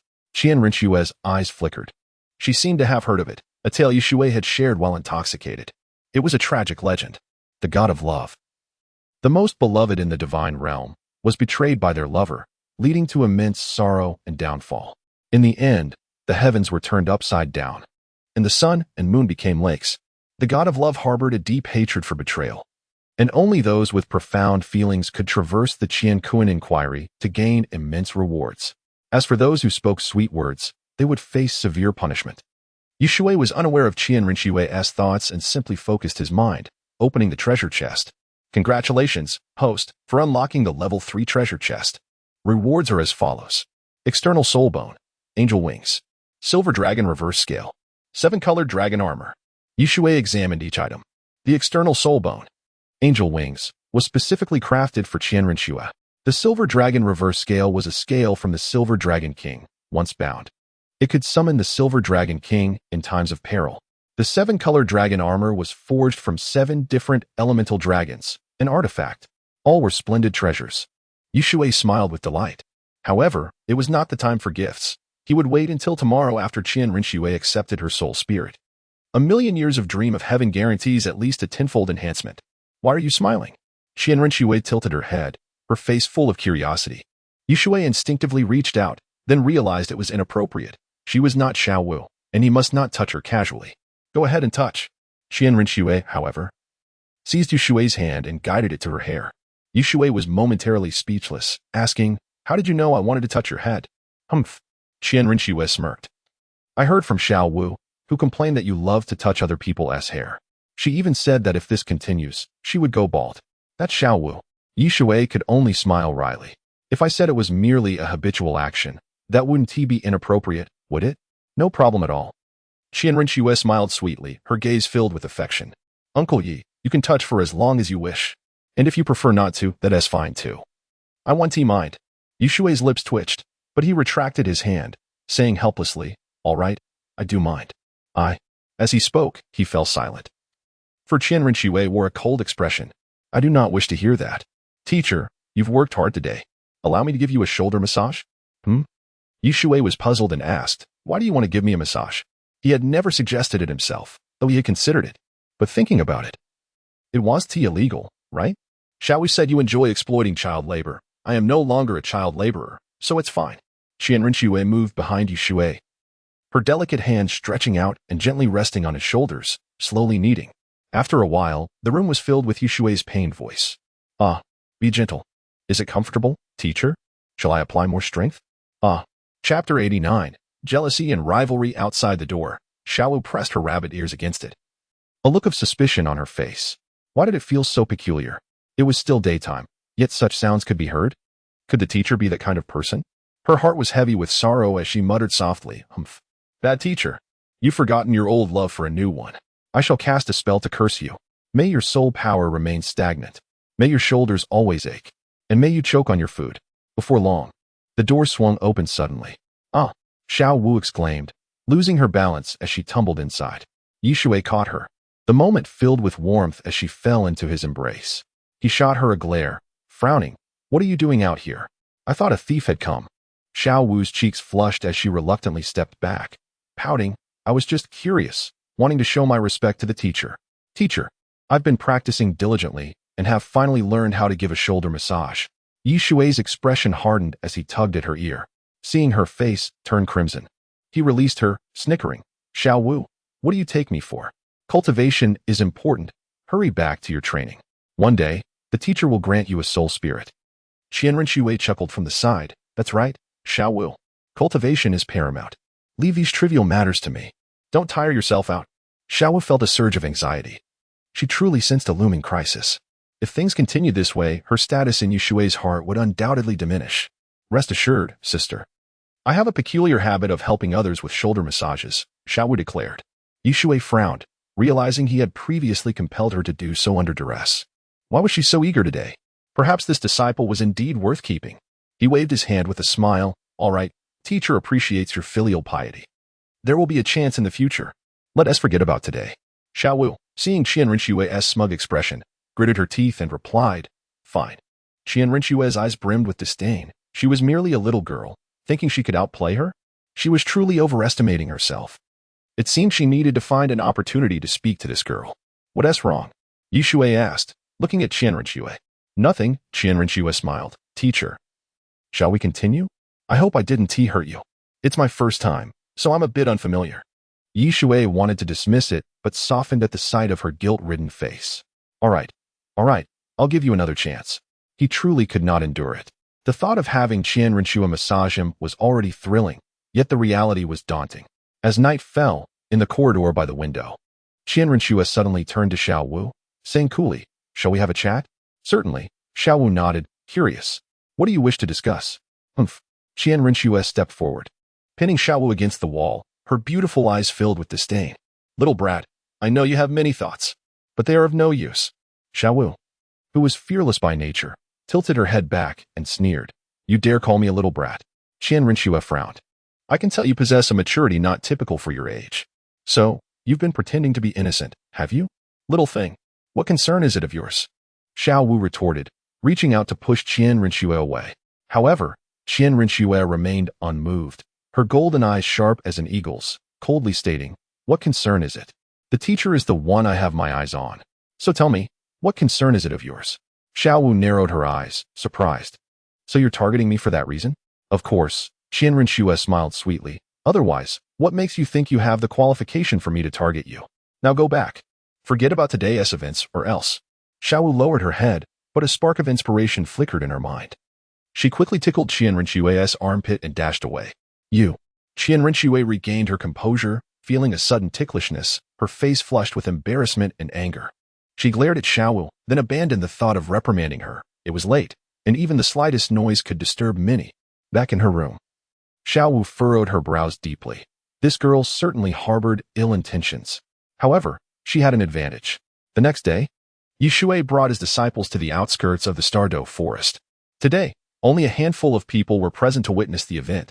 Ningfingji, Jian, Douluo, Xuexing, and Di Tian.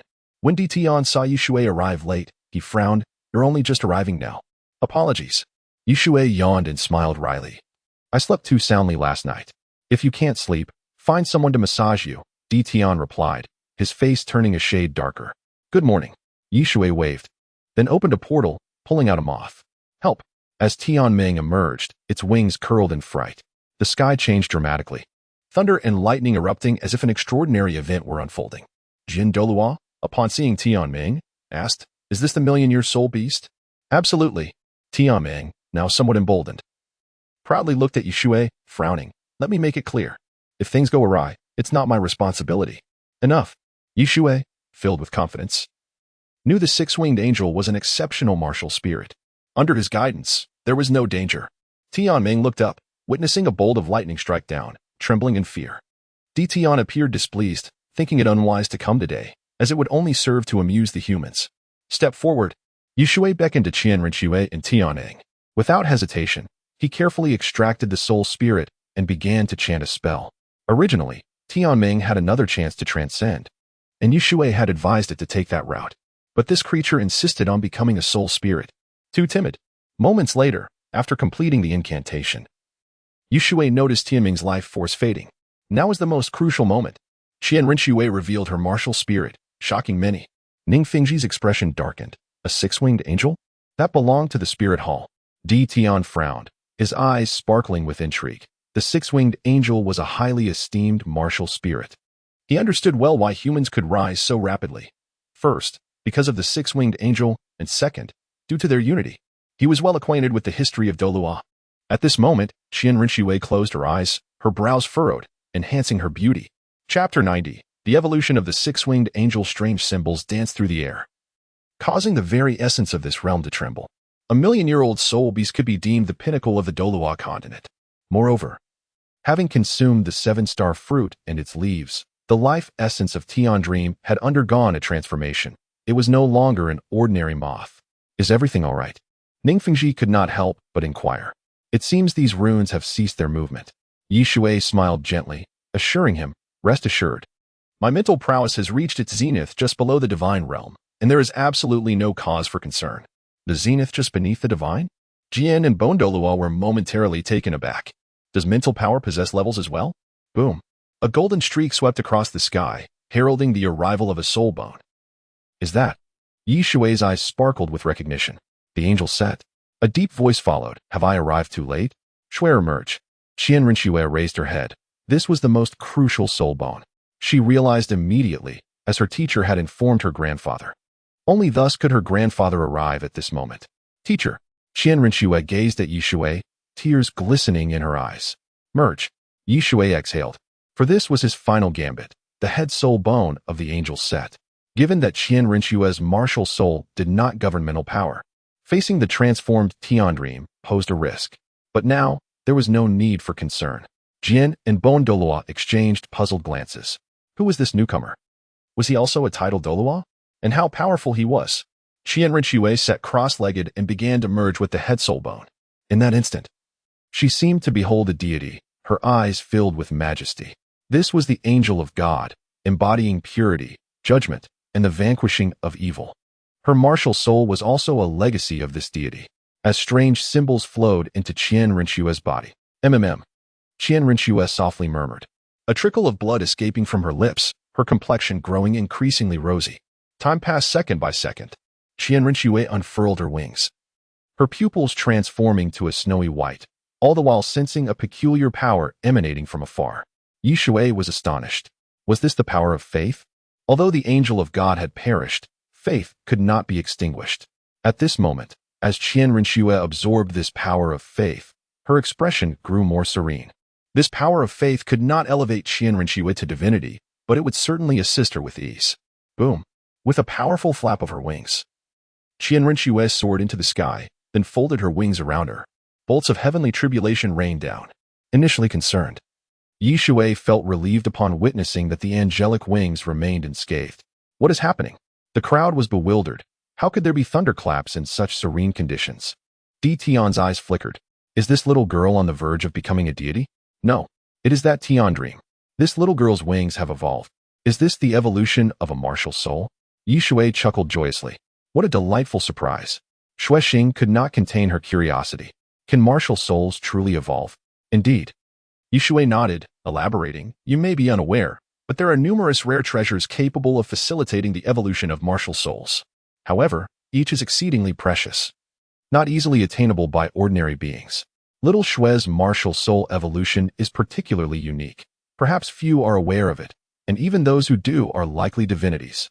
Douluo, filled with curiosity, inquired, then how did she evolve her martial soul? Through faith. Shui smiled lightly. This is the legacy of humanity's belief in the angel of God. Prior to the era of Douluo, humanity suffered greatly at the hands of soul beasts until the master of the Douluo palace emerged, restoring humanity's glory.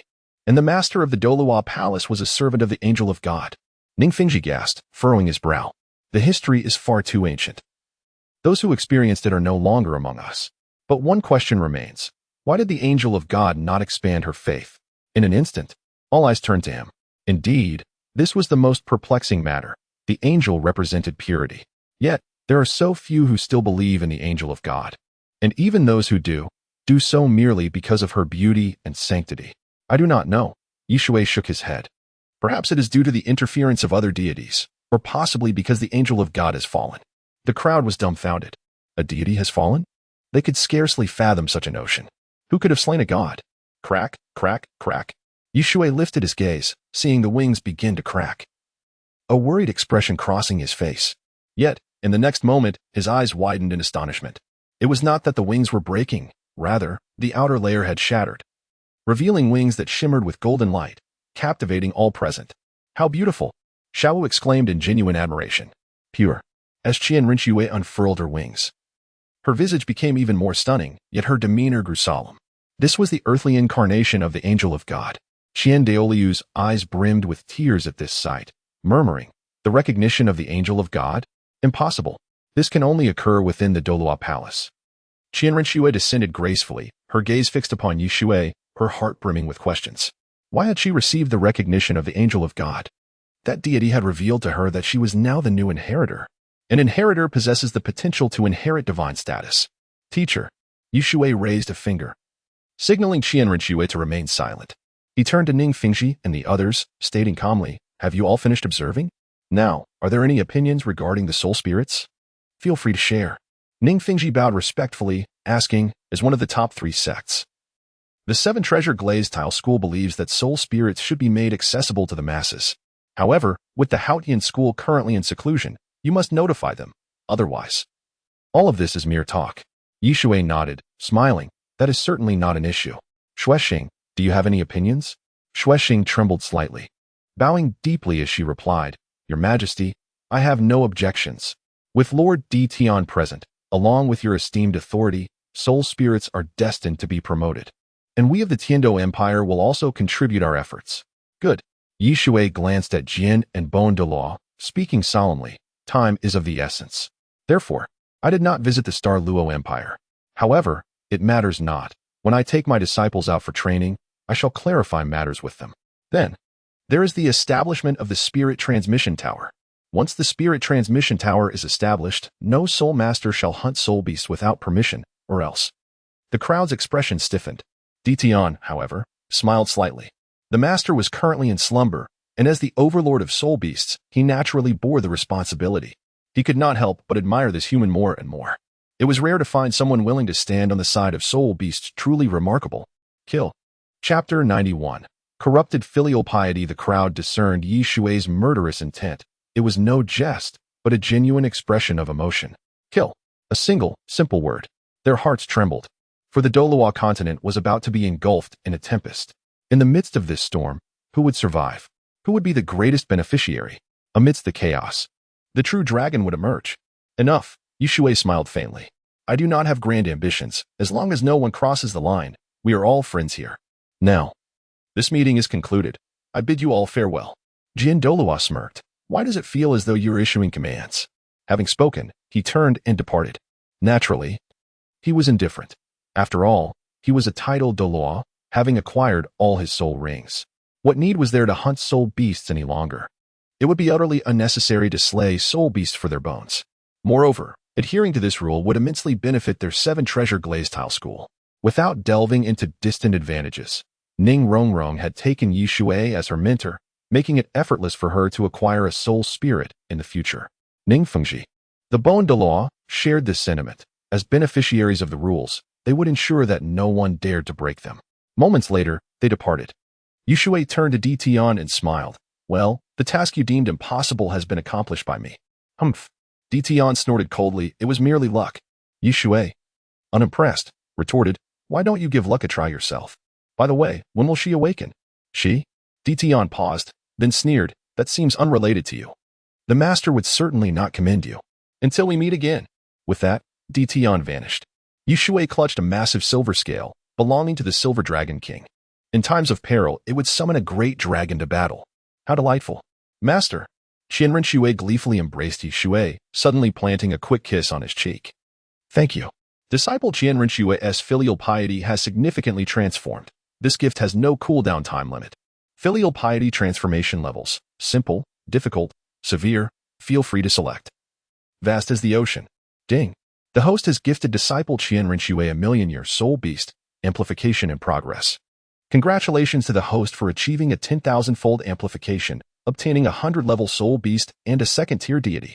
Note: items post-amplification cannot be gifted. Feeling rather awkward, Yi Shui met Qianren Shui's gaze, which was brimming with affection, and quickly turned his head away.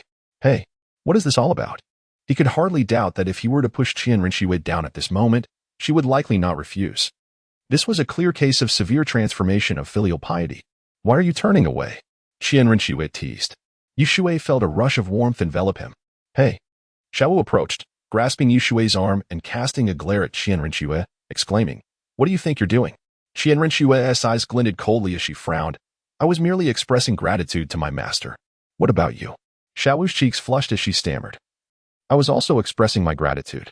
Seizing the moment, Yi Shui extricated himself from their embrace, stating calmly, all right, you are both from the same sect. Stop the quarrel. Let us return to the hotel. The two girls finally quieted down. Ning Rongrong's eyes sparkled, while Yueya kept her head down. A perplexed expression emerging as she realized something of hers was missing. At the Stardo Hotel, Yi Shui invited Qianren Shui into his room. Xiao Shui. Yi Shui's expression turned serious as he furrowed his brows. Have you been under a lot of pressure lately? If there is anything weighing on your mind, remember to voice it, don't keep it bottled up. No. Qianren Shui shook her head and smiled. Master, my mental state is quite healthy. But you, perhaps. Yi Shui was left speechless. Why are you turning this around on me? He pondered for a long time, unsure how to broach the subject. Surely he couldn't just say, I know you like me. Please stop liking me, all right? What if she responded with a no? Such a conversation would be utterly foolish. After a lengthy pause, Yi Shui sighed, I'm fine. Now, let Tianming come forth. Tianming emerged from Qianren Shui's wings, exclaiming, wow, what a marvelous sensation. I am on the verge of becoming a deity. Qianren Shui, you must strive to achieve this. Once I become a deity, I will pursue Bing Bing. She will surely agree. No, I am already so beautiful. I need to become a deity. Qianren Shui rolled her eyes, irritated. Shut up. Stop rambling. Speak another word. And I want to let you out.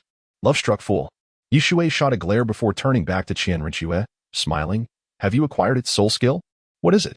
Qianren Shui nodded, frowning. It's a flight-type soul skill, remarkably swift. I calculated it to be roughly equivalent to a title Douluo. And it grants me more than one soul skill, one of which is particularly potent. I believe it is named life. Enough. Yi Shui raised his hand. He was well aware of what this soul skill entailed. It allowed the soul spirit to withstand a portion of damage.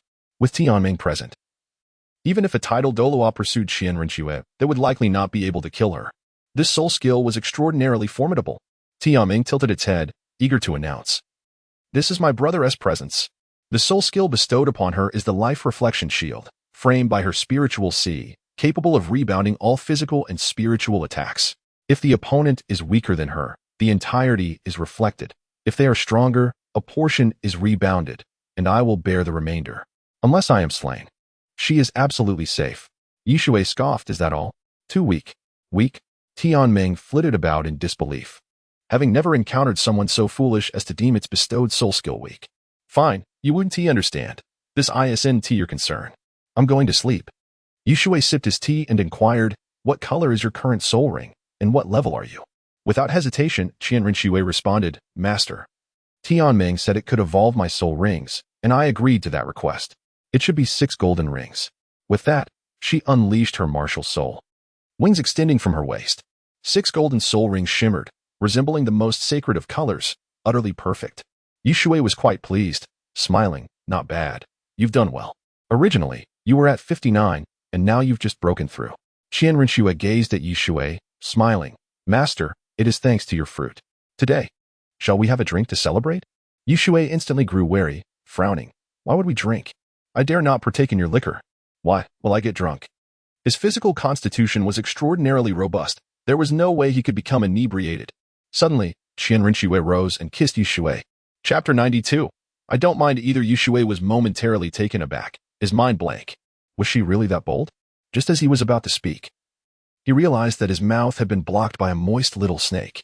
After a prolonged moment, Qianren Xue stepped back, her eyes sparkling with charm. Her beautiful face radiating joy, reminiscent of a lotus flower in full bloom during midsummer. Yishui was at a loss for words. How did I end up being perceived as the one who abandons others? I was clearly the one who was forcefully kissed. This is a secret that belongs only to us. Qianren Xue smiled sweetly. Well then, Yishui could only nod, feeling powerless to punish her. After all, it was hardly appropriate to strike her, was it? It would be futile. Besides, without the power of a limit Douluo, he might not even prevail. As for reprimanding her, that would be of no use either. Teacher. Qianren Xue toyed with the hem of her garment, displaying an innocent demeanor, and asked softly. Compared to her, who do you think is better? Yishui couldn't help but rub his forehead. How was he supposed to respond? Each had their merits. Or would it be insincere to say otherwise? This was a perilous question. Thus, he turned his head away, frowning. Let us not discuss that. From now on, no more of this. I am your teacher. Moreover, I am also your elder. Show a little respect. Qianren Xue pouted. I have been quite respectful. Your soul power seems to have returned to the 10th level. If I were disrespectful, what then? Yishui found himself both amused and irritated, retorting. If you were disrespectful, what would you do? Forcefully subdue me? He was genuinely a bit angry. Was he to lose all semblance of a man's dignity? I'm sorry. Qianren Xue clearly recognized she had overstepped, sticking out her little tongue. Just forgive me this once, all right? Yishui took a sip of tea and replied casually. Forgiving you this time, but what about next time? As a man, I certainly wouldn't mind, but what about you? You're already an adult. 17 or 18 years old. Qianren Xue sighed. I don't mind either. Yishui spat out his tea, utterly astonished. This was truly absurd. What a needy child. He could only sigh. Now that you're of age, I won't interfere too much, but I hope you won't have regrets. Some things, once done, cannot be undone. Understood. Qianren Xue smiled again, suddenly stepping closer. Noticing Yishui's wariness, she simply shook his arm lightly. Don't be so tense. Teacher, I want to hear you tell me a story, please. I haven't had a good night's sleep in ages. I beg you. Upon finishing, she assumed a pitiful expression, truly heart-wrenching. Unable to resist Qianren Xue's earnest plea and realizing that if he didn't tell her a story, she would likely cling to him, Yishui relented. All right, I will tell you an entertaining story, Sleeping Beauty. Once upon a time, there was moments later, Yishui exhaled. Glancing at Qianren Xue, who lay on the bed like a sleeping beauty, a smile gracing her lips, undeniably beautiful, he adjusted the blanket and tucked her in before leaving the room. Yishui entered another room to examine his spoils, and he had to admit, this time he had garnered quite a bounty. First, he had acquired a disciple, although managing the devotion of this disciple proved a challenge. Silver Dragon Reverse Scale. Shui held the silver dragon reverse scale, which was surprisingly warm to the touch. Could it have been detached from the silver dragon king? Moreover, it was a shrunken version. Shortly thereafter, a piece of multicolored armor appeared, shimmering with radiant light. The 7-colored dragon armor, what a treasure! Shui was elated. This was a divine-grade armor, but which disciple would it suit best? For protection, gifting it to Xiao Wu seemed quite fitting at this moment. Shui's thought stirred. And a burst of multicolored light suddenly manifested, revealing a cute little beast resembling a dog. Chirp, chirp, chirp. The little beast beamed with excitement upon seeing Shui. He felt an overwhelming joy emanating from it and chuckled, "Little fellow, so you are the dragon? You've surprisingly transformed into another species. Quite unscientific." Chirp, chirp, chirp. Shui's eyes sparkled as he inquired, "Are you suggesting that you are now a 100-level deity without a divine position? And you wish for me to help you find one?" The little beast nodded eagerly. Shui stroked his chin, realizing this posed a dilemma. He was well connected and didn't know many divine beings. Moreover, those deities might not even be willing to assist. How about this? I will consult the Silver Dragon King. She might have a solution. If that fails, we can head to the Abyssal Plane, where you can advance. Moments later, Shui activated the Silver Dragon Reverse Scale. Typically, this item was unilateral, dependent on the Silver Dragon King's mood, but he was using it for reverse teleportation. Whoosh. Shui opened his eyes to find himself in the Grand Hall, looking up to see the previously shattered area had been restored. The Silver Dragon King was resting in her chair. Suddenly, her eyes opened, her large gaze fixated on Shui, and she spoke coldly, "Human. How did you steal my reverse scale?" Shui shrugged and smiled. "Actually, I'm not quite sure. Do you believe me? Look, what is this?" A cute little beast flew out from within him, its big eyes blinking adorably. 100-level deity? And one specializing in mental powers. The Silver Dragon King was astonished, wondering how this young man had acquired such a creature. Moreover, this 100-level deity was incredibly powerful. In strict terms, even a dragon with imperial bloodline like Dtion might not compare to this little beast. Yes. Shui nodded and asked, "I'm actually hesitant about whether to absorb this spirit. Could you offer me some advice?" He already possessed 9 spirit rings, although they were shattered. They had not vanished but were hidden deep within. Spirit? The Silver Dragon King frowned. "Oh, let me explain." Moments later, the Silver Dragon King's expression turned complex as she murmured, "Human, you have quite the ambition, don't you? The life and death of spirit beasts are of no concern to you." After saying this, she transformed into a beautiful girl with silver hair and silver eyes. Hiki. Shui looked her up and down, noting her impressive figure. "If I were to say your ambitions are greater than mine, would you believe it?" "Not a chance." The Silver Dragon King chuckled coldly. "I sense a strange aura emanating from you. Analyzing through elemental means reveals that you have used all your power to suppress the peculiar divine power. Thus, you can only restore your strength for a short while each day." Shui was taken aback. This creature had surprisingly deduced the truth. However, she had still misjudged him. He smiled and nodded, admiring her intelligence as the embodiment of dragon wisdom. "I must concede, but why don't you believe me?" Gyuna narrowed her eyes and replied coolly, "Because you wouldn't even be able to breach my membrane." "What membrane?" Shui was momentarily stunned. Then a smirk crept upon his face. "Are you perhaps referring to that? That would be quite appropriate, would it?" Chapter 93. In need of a handmaiden. Gyuna, bewildered, retorted, "What other membrane is there?" Shui, caught off guard by the inquiry, realized that aside from that, there seemed to be nothing else. He smirked lewdly and shook his head, saying, No, you are right. I merely wish to inquire about how one becomes a 100-level deity. Is that acceptable?" Gyuna found the human's gaze rather peculiar. She was tempted to gouge out Shui's eyes, wondering why they were fixated on her lower half. Could it be that he truly harbored an interest in her? Foolish. While there have been unions between humans and dragons, she was the noble Silver Dragon Queen.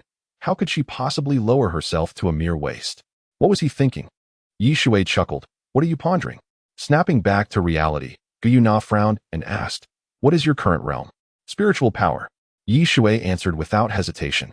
"I believe I am the strongest beneath the divine realm, only one barrier away." "Is that so?" Gyuna mused for a moment before replying. "Then you must break through and become a true 100-level deity. In that case, you could absorb that soul spirit as well." Shui nodded and countered, "So, can you assist me in breaking through?" Gyuna was taken aback, her vertical pupils glinting with amusement as she coldly laughed. "You wish for my help? Are you not aware that we are sworn enemies?" "Sworn enemies?" Shui shrugged. I hardly perceive it that way. If you intend to retaliate against the divine realm, you might need my assistance, don't you think? We could strike a deal, mutually beneficial. Gyuna burst into laughter, as if she had heard the greatest joke, her silver eyes brimming with scorn. Foolish. Even the Golden Dragon King has been suppressed. I am not yet healed from my injuries. By the time I recover, you will be dead. You think to enlist a mere human's aid to counterattack the divine realm? Shui extended his hand, grasping the suddenly materializing 7-star fruit, and asked, how about this? Is it suitable? Boom. Gyuna moved with remarkable speed, closing the distance to Shui the moment the 7-star fruit appeared. However, Shui was not slow either, retaliating with a punch. Bang! The hall seemed to tremble. Gyuna stepped back, astonished. Not bad. You are nearing the realm of the Emperor. However, I have yet to reveal my full strength. Shui shook his head. You soul beasts are utterly unreasonable. I intend to claim this as well. Human. Gyuna gazed at the 7-star fruit, licking her lips as she inquired. I must concede. Your luck is quite remarkable. This fruit would aid significantly in my recovery. What will you give me for it? A trade? Shui replied with a faint smile. But what will you offer in return? Offer? Gyuna was taken aback. Otherwise, do you expect to receive it for free? Shui scoffed. To be honest, there are few things that pique my interest anymore. But you, Silver Dragon Queen, happen to possess something I desire. Gyuna paused, asking, what is it? Scales? Or perhaps some weapons or treasures? I will give you anything you ask. Shui scrutinized Gyuna and said, no rush. For now. Serve as my handmaiden for a month. How does that sound? Preposterous. Gyuna's aura surged, a terrifying pressure directed towards Shui. This was the pride of the dragon race. An unchanging nobility. A mere human dared to request that she, a noble dragon queen, become a handmaiden. Even the 5 great divine kings would not dare make such a demand of her. Shui remained unfazed, bringing the 7-star fruit to his mouth as if to take a bite. The pressure abruptly ceased. Gyuna licked her lips and trembled. Please, do not eat it. Give it to me. I need it to heal. Once I am healed, I will help you ascend to godhood. I swear it. No need. Shui coldly chuckled. Relying on a powerful being to keep their promises was exceedingly difficult, especially if that being were a woman. Gyuna nearly lost her mind. Gritting her teeth as she asked, then what do you desire? A handmaiden, he replied. Gyuna turned away, her expression fluctuating. If she were to unleash her full power, she could subdue Shui, but then the 7-star fruit would be lost. She sensed a terrifying aura emanating from the fruit. It was as if it were of divine origin. Consuming it would undoubtedly accelerate her healing. Even if it would not fully restore her, it could significantly shorten the recovery time. This temptation was undeniably substantial. After a long while, Gyuna turned back, her voice softening. Human, please make another request. Not a chance. Shui suddenly found a mischievous delight in the situation, grinning as he said, I want this. And I am not afraid to tell you that I possess many more. The light of creation can expedite the cultivation of the 10,000 phenomena 7-star tree, meaning I could consume this fruit 2 or 3 times a day. Huh. Gyuna was shocked as Shui produced several additional 7-star fruits, tossing them in the air. Although they did not fall, she felt her eyelids twitching. For 7-star fruits equated to over 1,000 years of healing time. Noble Silver Dragon Queen, there is a saying in my homeland. Those who achieve great things do not sweat the small stuff. If you wish for vengeance, then bow your head. It is not degrading. Moreover, Shui smiled mildly. If you desire the revival of the dragon god, you will need me. Gyuna, filled with suspicion, finally lowered her head and asked, what are your commands? Address me as master. I refuse. Call me master. I will not. Shui's expression hardened. If you do not call me master, I will consume this fruit. Gyuna was furious, but eventually she lowered her head, her voice barely above a whisper, Master. She resolved to bide her time, planning to take her revenge once she had gained the trust of this human. Shui was quite satisfied, smiling, excellent. This fruit is yours as a reward. He then tossed the 7-star fruit to Gyuna. Her face lit up with surprise as she caught the fruit, scarcely believing that this human had entrusted it to her. It was all too swift. Fearing that Shui might retract it, she immediately consumed it, instantly feeling a remarkable difference. The restorative effects exceeded her expectations. Now, Gyuna's demeanor softened significantly, and she inquired, what must I do next to obtain more? Follow me. Shui nodded. Actually, I am in need of a mount. Just kidding, don't take it to heart. Gyuna gritted her teeth in frustration, coldly retorting, fine, I will follow you and call you master. Truth be told, she was unsure why she felt compelled to comply, as if some inner voice urged her to accept the situation. After all, how could a noble silver dragon queen possibly acknowledge a human as her master? Shui sighed in relief, feeling a sense of incredulity. What on earth was happening? Could it be that Guyuna had a penchant for submission? Or perhaps Moon had inadvertently influenced Guyuna, fostering a hint of a desire to submit? Chapter 94. The maid outfit. Guyuna squinted her eyes and inquired, "How many fruits do you possess?" "Many," Shui chuckled. "Hundreds? Is that sufficient?" "Hundreds?" Guyuna's pupils constricted. All of them were divine fruits. How did this fellow manage such a feat? Indeed, Shui surveyed Guyuna, whose figure was nothing short of perfect, with the right curves in all the appropriate places. Most strikingly, she donned a suit of silver armor that exuded an air of gallantry. Lowering her head, a shadow flickered in Guyuna's eyes. "Damn humans. I am merely enduring humiliation for a greater purpose. Let us proceed," Shui replied nonchalantly. "Though I remain unaware of your intentions, it matters not. Our relationship will be mutually beneficial. From this moment onward, I shall address you as Guyuna, and you shall refer to me as your master." "Understood."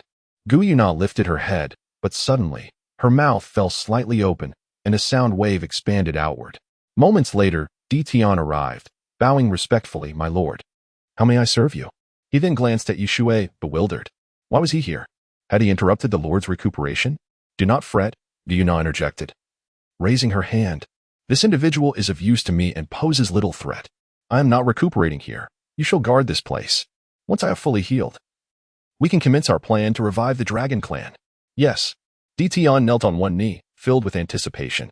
The revival of the Dragon Clan? He had awaited this day for far too long. Tian would ensure its success. Subsequently, Shui and Guyuna departed, traversing the Stardoe forest. To their eyes, not a single soul beast was in sight. All was serene. "You possess." Guyuna regarded Shui. "The aura of the Golden Dragon King?" Shui smiled faintly and shook his head. "Unfortunately, that is not the case. My aura also belongs to the Dragon Clan. Yet it differs from yours. I embody destiny." "Humph," Guyuna scoffed. "I care not for your destiny. As long as you possess fruits, I shall follow you." Shui chuckled. "So you are a glutton after all. Retract your moonchild, not the juvenile kind." Guyuna narrowed her eyes, coldly laughing. "I do not require your guidance on my endeavors." She couldn't help but feel a twinge of regret. Had she known, she would not have heeded the voice within her heart. But that voice belonged to the Dragon God. "Oh, great Dragon God, why offer such a choice?" At the Stardoe Hotel, Shui turned to Moonchild. A hexagram barrier rose. Guyuna and Moonchild's forms became translucent as they approached each other, ultimately merging. The two silhouettes gradually fused. Shui watched intently as Moonchild matured. Her once youthful visage transformed into one of breathtaking beauty, and her innocent gaze turned icy. Shui fixed his gaze upon Guyuna, who appeared to be around 18 or 19 years old, yet emanated an aura of profound wisdom that transcended the mundane. "What is it?" Guyuna asked, her expression peculiar. "I did not expect you to have such entanglements with that divine beast. Moreover, you bestowed the power of destiny upon it, accelerating its evolution. Without that, it would not possess such intelligence." Shui smirked. "Your armor seems ill-fitting. How about I select a few maid outfits for you to wear?" "Maid?" Guyuna's brows furrowed. "Precisely. I intend to visit the Starluo Empire, then proceed to the Qiankuan Valley, and finally the Dragon Valley." A day later, Guyuna's expression darkened. She finally understood what a maid outfit entailed. But this dress was far too short. Typically, a full-length dress would extend below the knees, yet hers was considerably higher, revealing her long, snow-white legs. To make matters worse, the front was cut low. Xiaowu blinked, asking, "Teacher, did Moonchild grow overnight?" "Indeed," Shui nodded with a smile. "Do you recall the story I told? The Frog Prince. She is the Frog Princess, cursed by a malevolent being. Just yesterday, I broke the curse, and she returned to her original form." Guyuna gritted her teeth. "What sort of nonsense is this? The Frog Princess, right? Little Moon Moon?" Guyuna rolled her eyes. Xiaowu clapped her hands, exclaiming, "Wow, how marvelous. I shall call her Sister Moonchild from now on." "Sister Moonchild." Guyuna maintained her stoic demeanor. Qianrenshua glanced at Guyuna and remarked, "Teacher, if you fancy it, I can wear it in the future." Shui rubbed his nose, chuckling.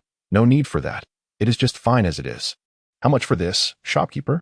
The shopkeeper grinned and replied respectfully, "My lord, it is on the house." "Why is that?" Shui inquired, intrigued. The shopkeeper quickly explained. You see, we do not have suitable garments in the shop, and this was tailored by you personally. I believe this outfit is quite appealing and might sell well in the future, so I thought to produce it. Pray, what shall we name this dress? Shui paused, then grinned. Let us call it the Guyana dress. Excellent. The shopkeeper's joy intensified. Let us go. Shui beckoned to the ladies. Once they stepped outside, it did not take long for a crowd to gather in fascination. This is a maid outfit? No, that skirt is far too short. What is going on? Passers-by murmured. Shui smiled silently. While maid outfits existed in Douluo Continent, those representing particular preferences were his own creation. Setting aside all else, Guyana truly suited this ensemble. With her long, snow-white legs and slightly open neckline, glimpses of her exquisite form were tantalizingly visible. Xianrinxue furrowed her brow and suggested, Teacher, before we head to the Star Luo Empire, shall we return to the Spirit Hall? You decide. Shui pondered for a moment before replying, Very well. It is merely on the way. The Spirit Hall occupied a uniquely central position, fortuitously situated between the two great empires, with Tindo on one side and Star Luo on the other. Meanwhile, in the Pope's Hall, Bibi Dong sat cross-legged, an overwhelming aura emanating from her. Two ominous spider-like shadows loomed behind her. After a brief moment, Bibi Dong exhaled deeply, ceasing her meditation. She gazed toward the direction of the Tindo Empire, murmuring, Return swiftly. What you seek to accomplish cannot succeed without my assistance. Spirit souls, such an intriguing construct. Only a genius like you could unravel it. My final spirit ring. Your Holiness. A voice emerged, ghostly in nature. Speak.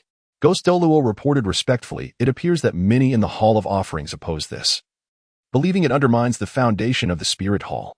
Bibi Dong closed her eyes, then slowly opened them, a brilliant light shooting forth. Those who oppose shall perish. Suddenly, she rose, unleashing her power. This was nearly beyond the realm of title de law. Ghost Douluo's expression changed, his head bowing lower under that force. He felt utterly powerless. Anime enthusiasts, have you watched The Fallen Dark Xianrinxue? It's quite intriguing.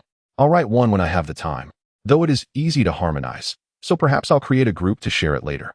Chapter 95, a week later. In the Hall of Spirits, the Pope's chamber, Shui arrived here with his companions. Shortly after, Bibi Dong approached, adorned in a flowing purple gown, her demeanor radiating joy. However, she was taken aback upon seeing Xianrinxue's unexpected return. No one had informed her. With a frosty expression, Xianrinxue seemed to grasp Bibi Dong's intentions and coldly stated, I instructed them to remain silent. The current situation of the Tindo Empire had lost its significance. Bibi Dong's smile faded as she replied gravely, Even if it has lost its meaning, it does not justify your departure. Are you aware of your transgressions? In the event of a unified continent, there are far greater opportunities for you. Xianrinxue merely scoffed. Enough, Shui sighed, smiling gently, since you have returned. Let us not dwell on this. Let us each take a step back, for my sake. Very well, Bibi Dong conceded. Taking a seat and casting a glance at Xiao Wu, Ning Rongrong, and Guyuna, her gaze lingered longest on Guyuna, questioning the nature of her attire. What are you staring at? Guyuna glared back. Bibi Dong, unperturbed, furrowed her brow and inquired, Whose servant are you to wear such garments? They resemble a maid's outfit, yet they are not. Guyuna turned her gaze towards Shui. Bibi Dong followed suit, momentarily stunned. Shui, feeling the weight of their stares, could only manage a wry smile. I designed it. My apologies. However, Bibi Dong smiled softly. No need for apologies. It pleases you. And that is sufficient. Shui cleared his throat and asked, Are you aware of the matters concerning the spirit souls? Yes, Bibi Dong nodded solemnly. I have no objections here, and I believe the Hall of Offerings will feel similarly. A discontented voice interrupted from outside. A middle-aged man clad in gray entered slowly and stated flatly, Pope, this is not a decision solely for you to make. Qiandalu. Shui remained expressionless. He had no desire to argue with this old coot. After all, he was merely a pitiful figure destined for sacrifice. Several title Douluo followed him in, including the golden crocodile Douluo and the demon-subduing Douluo. Xiaowu shuddered, nearly breathless at the presence of so many title Douluo. Guyuna maintained her composure. If she wished to act, dealing with these title Douluo would be trivial. But why would she need to intervene? Bibi Dong's expression hardened as she disdainfully remarked, I am the Pope. Are you the Pope? Qiandalu snorted. The Pope can be dismissed by the elders. Bibi Dong, you are jeopardizing the Hall of Spirits for the sake of your lover. Do you not comprehend the extent of this boy's schemes? Should he truly establish the spirit transmission tower, what purpose would the Hall of Spirits serve? Shui offered a calm smile. I never claimed the Hall of Spirits would not be part of it. If you possess the capability, the members of the Hall of Spirits would essentially govern the entire continent. Moreover, this is for the benefit of humanity and spirit beasts. Ridiculous, Douluo sneered darkly. Do you take me for a fool? Grandfather, Rinxue stepped forward, furrowing her brows. The teacher is correct. The spirit transmission tower is meant to benefit both humans and spirit beasts. How can we allow personal desires to hinder progress? Xiao Douluo was taken aback for a moment, his expression softening as he sighed. You speak truthfully, but I cannot agree to this. Enough. You have returned today. I shall refrain from further discussion, he declared, turning to leave. Moments later, Douluo departed with the offerings. Ning Rongrong could not contain her curiosity. Teacher, who were they? I could barely breathe in their presence. Shui scoffed. They are the offerings of the Hall of Spirits, titled Douluo. Ning Rongrong was left speechless, realizing the sheer number of titled Douluo present. Now she understood why her father had informed her that the Hall of Spirits was the strongest force on the continent. Trouble loomed. Bibi Dong sighed. Catching Shui's gaze, she shook her head apologetically. I'm sorry, it's my inadequacy. What does that have to do with you? Shui smiled in response. What I am doing is indeed to weaken the Hall of Spirits. Your influence is too limited. Bibi Dong merely nodded, appearing somewhat displeased. Her lover required assistance, yet she. Very well, Shui addressed the women. Xiao, please see to their accommodations. I have matters to discuss with the Pope. Rinxue was momentarily stunned, glancing at Bibi Dong's flushed face, feeling a wave of discontent. Yet ultimately, she suppressed her feelings and nodded in agreement. In the vast Pope's chamber, only Shui and Bibi Dong remained. Shui, Bibi Dong immediately rose, embracing Shui, her smile reminiscent of a childess. Shui chuckled, gently cupping Bibi Dong's delicate face, momentarily mesmerized. Suddenly, he lowered his head and kissed her. After what felt like an eternity, their lips parted. Bibi Dong nestled in Shui's arms, her face flushed with a drunken hue, murmuring, You are so wicked. How did you learn that? Shui replied, somewhat indistinctly. Learn what? I am merely intuitive. Today, do not attend to any duties. Let us indulge a little, shall we? Wicked man. Bibi Dong gazed at Shui with playful eyes, her voice a soft melody. To the room. No, Shui shook his head, his hands exploring her form. After all, without your consent, no one dares to intrude.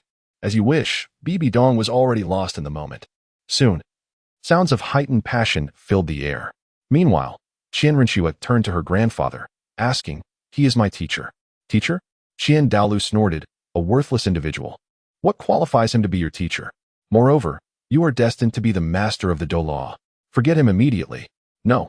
Rinxue's eyes brimmed with determination as she declared coldly, Grandfather, I do not care how you feel, but you cannot harm him. I support his endeavors. It is merely you. Douluo sighed, shaking his head. You foolish girl, do you wish for my demise? Indeed, once I am gone, I can no longer intervene. However, until that day, I will not allow the spirit transmission tower to exist in this world. Rinxue's expression hardened as she suddenly unleashed her martial spirit. Douluo remained expressionless. Suddenly, he appeared taken aback. 6 spirit rings. And they all bore this color? How did you achieve this? Rinxue smiled faintly, but soon her thoughts shifted to Shui, who might be engaged with that person, causing her mood to darken. This is my teacher's achievement, Grandfather. I will undoubtedly surpass you in the future. So, do you believe me? Chapter 96. The transformation of Rinxue's heart. Douluo fell into a prolonged silence before sighing. 6 golden soul rings. Little Shui, could you enlighten me on their age? Why did I not witness it that day?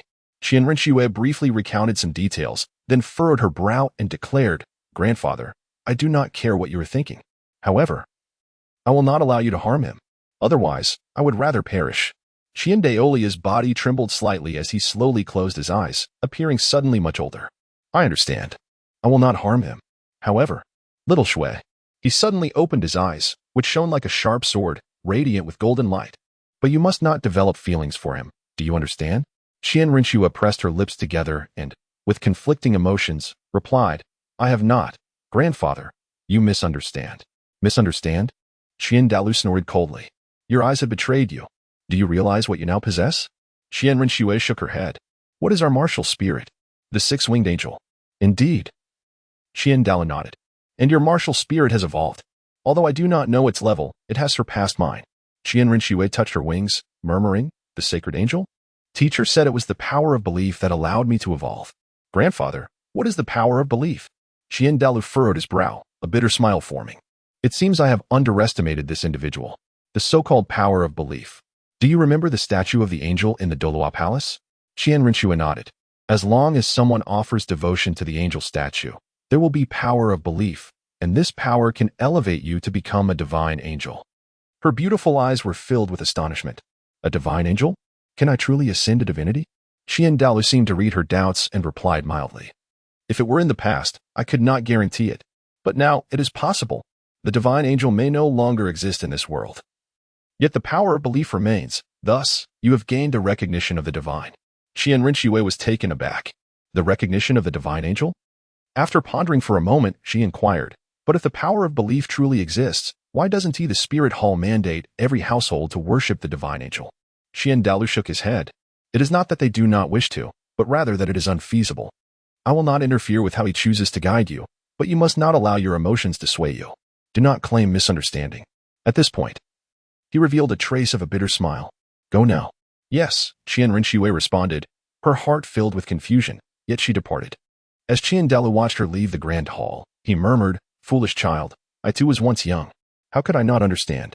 At this moment, Qian Rinxue was engulfed in a haze of uncertainty. Had she truly erred? Grandfather only wishes what is best for her.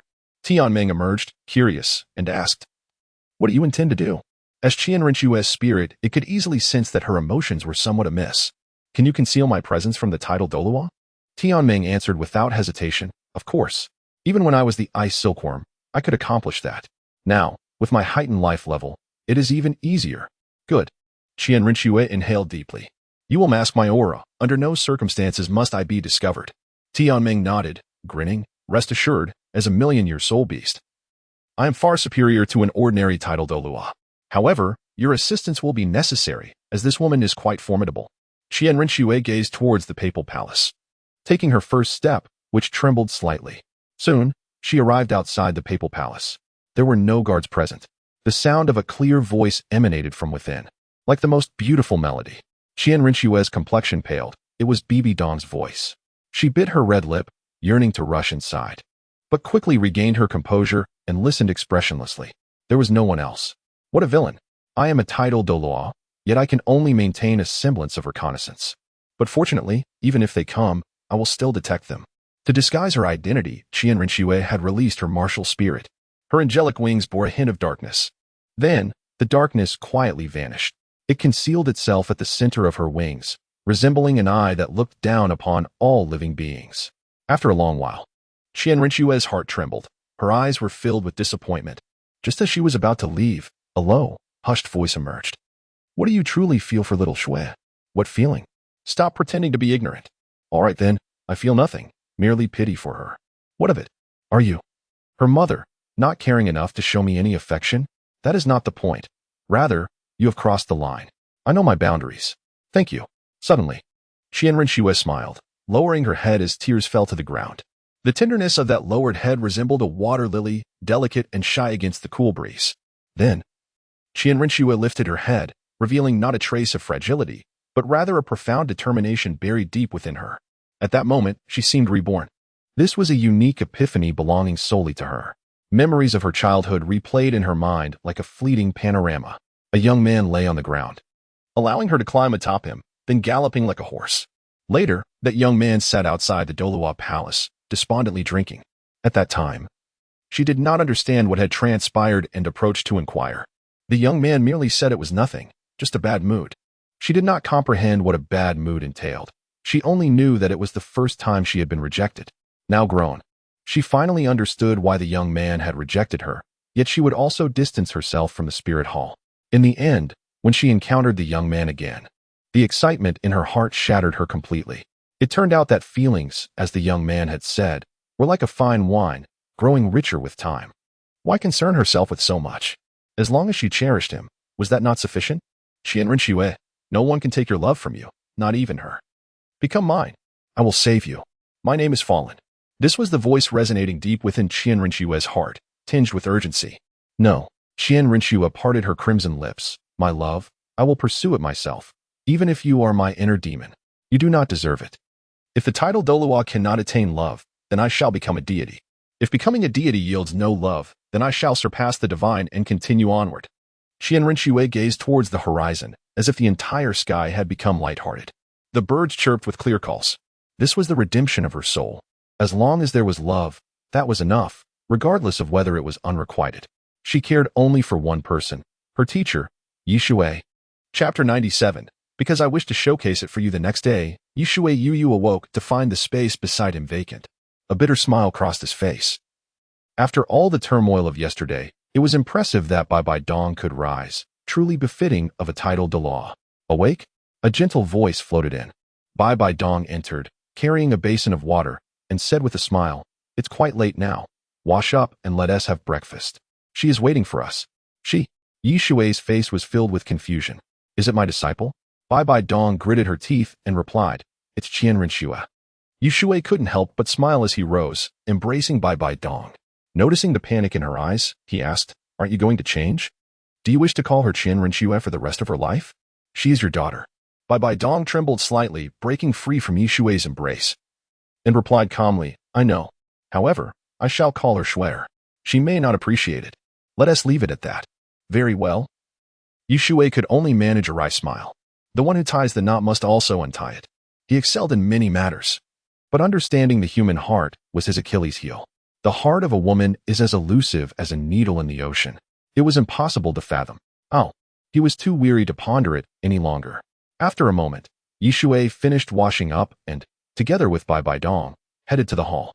Qian Rinxue sat there, poised and dignified. Upon seeing Shui's arrival, she immediately stood and smiled. Teacher. No need for formality, Shui replied with a faint smile. Taking a seat, he picked up a piece of bread, took a bite, and asked, What did Qian Daolu say? He wouldn't be foolish, would he? Qian Rinxue glanced at Bai Dong and answered, My grandfather has significant reservations. However, he mentioned he wouldn't deplete the resources of the spirit hall. I know he has other means. Shui scoffed, Then I can rest easy. That old man is of no use beyond his strength. The tides of the world cannot be halted by one man alone. Let us eat. Bai Dong smiled, sitting beside Qian Rinxue. Qian Rinxue was momentarily taken aback. Lowering her head and sipping milk with a fork, Shui was left dumbfounded. Drinking milk with a fork? How can you even manage that? Eat more. Bai Dong gently urged, cutting a piece of beast meat and placing it on Qian Rinxue's plate. Qian Rinxue appeared rather aloof. Yet, she did not refuse and consumed the meat. Bai Dong's smile grew brighter. Shui breathed a sigh of relief. It seemed this mother-daughter pair might reconcile. That would be a positive development. Breakfast proceeded reasonably well. Shui stood up and said, I'm done eating. I have matters to attend to. Shui, come with me. Bai Dong cast a glance at Shui. He responded with a reassuring look. Bai Dong frowned, unable to feel at ease. She was uncertain about Qian Rinxue's thoughts, especially seeing her wearing such a dress today. A moment later, within a room, Shui stepped inside. Qian Rinxue followed closely, shutting the door and gazing at Shui. Why did you close the door? Shui sighed. Qian Rinxue replied earnestly. I fear someone might overhear your secrets, teacher. A flimsy excuse. Shui chuckled, scrutinizing Qian Rinxue, and felt a twinge of displeasure. Today, Qian Rinxue donned a maid's outfit, quite similar to Gu Yuna's, with a hem that barely covered anything. Compared to before, Qian Rinxue appeared more beautiful, a result of the million-year soul spirit. Her features were divine, as if bestowed by the heavens, without a single flaw. Her eyes were slender and elongated, with slightly upswept corners and a small curve at the downturned edges, exuding a spirited aura. These were the quintessential Dan Feng eyes, and they were double-lidded. Why are you wearing such attire? Shui's tone was stern. Because I want to wear it for you, she replied. Well, that was reasoned and convincing. He continued, Do you not think it ill-suited to your temperament? Then what do you prefer? Qian Rinxue asked, her expression serious. Shui, feeling helpless, frowned and said, Fine. Wear what you wish. I won't interfere. However, as your teacher, you must follow my instructions. Understood, Qian Rinxue nodded. How is your external spirit-bone fusion coming along? Show it to me. Qian Rinxue closed her eyes, and moments later, wings unfurled, shimmering with an eerie golden hue. Is the fusion progressing this slowly? Shui expressed his dissatisfaction. Xianren stuck out her little tongue and pouted. Teacher, how can I fuse it quickly without your guidance? Currently, it's only at 30%, and it becomes increasingly difficult. Shui nodded lightly and said, if you reach 50%, I will reward you with a gift. A gift? Xianren eyes lit up. Can it be any gift? Shui coldly laughed. Of course not. I shall choose. Rest assured, you will certainly like it. Great. Xianren clenched her small fist, her face brimming with excitement. Sit cross-legged and commune with the angel god, following my instructions. Xianren settled on the bed, sitting cross-legged with her palms facing the sky. 5 hearts to heaven. It is said this is the best way to communicate with the divine from ancient times. The deity will respond to you. Shui spoke eloquently. Of course, this was all fabricated. He merely collected various methods of divine communication and bestowed them upon his disciple for enhancement. Some were useful, though the effects were weak. A mere few thousandfold amplification would yield a drastic difference. What I must tell you is that the angel god has perished. Yet even in death, a goddess spirit does not simply vanish. You summoned me, so I presume you wish to fuse the spirit bone, correct? Chapter 98. A conversation between mother and daughter. Xianren nodded immediately, respectfully saying, Great angel god, how should I integrate? The angel god pondered for a moment and replied calmly, This is a divine artifact. Moreover, there is a requirement for acknowledging a master. One must be a person of integrity, otherwise, the acknowledgement will fail. You should qualify. Should? Xianren confusion deepened. Indeed. The angel god, aware of her thoughts, smiled and said, I am not even the first generation of the angel god. Yet, during humanity's time of ignorance, evil soul beasts overtook Douluo Continent. At that time, I emerged, with a heart of light and eyes of light. All my deeds were of righteousness. Thus I attained this divine position. Do you understand what light is? Xianren hesitated for a moment and asked, Is it kindness of heart? Wrong. The angel god shook his head, a hint of irony in his voice. As long as people perceive you as light, that is sufficient. Xianren expression changed. People perceive? Shui smiled faintly, thinking the same as her. If no one believes, how can there be faith? In that time, you were a savior to humanity. You were indeed the epitome of light. The angel god then turned his gaze to Shui, his eyes filled with uncertainty, asking, Dragon god? No. The angel god, unfazed, smiled and said, Then, my descendant, are you prepared? This is a divine artifact surpassing the angel divine armor, considered a pseudo-super divine artifact. Your fate far exceeds that of your predecessors. Eternal light. Shui remained expressionless as he witnessed the angel god transforming into golden light, merging into Xianren wings. Descendant, without me in the angel temple, your path to divinity will be arduous. But I believe in you. A golden pattern appeared on Xianren forehead. It was the angel's sword, the most revered sword within the Pope's decree. Ah! Xianren gritted her teeth, her wings experiencing excruciating pain, as if they might tear apart. Pfft. A mouthful of blood fell to the ground, resembling plum blossoms. Shui observed intently, hoping Xianren could absorb it. He had not anticipated it to be a pseudo-super divine artifact. It was indeed terrifying. Yet, what belief did the angel god represent? The sky? The sun? Or the light within the human heart? Xianren murmured incantations, a powerful aura emanating from her, as if she intended to collapse the very heavens. Shui gazed out the window. Dark clouds loomed, as if the sky itself would fall. In a moment, countless individuals appeared uncertain. Bibi Dong emerged, scolding the numerous tidal Douluo before directing her gaze towards a particular room. Do not disappoint me. Xianren. Time passed second by second. Life reflection shield. The shield materialized but shattered in an instant. Brother's shield just broke like that? Wow, I'm going to die? Silence. Shui maintained his impassive demeanor. Xianren resembled a porcelain doll, her delicate face now bearing cracks, as if she might shatter. We're doomed. Crack. Only then did Shui rise, retrieving a ladle of water to sprinkle over Xianren head. It was azure water, the Holy Spirit water, condensed to perfection from the essence of life. Xianren returned to normal.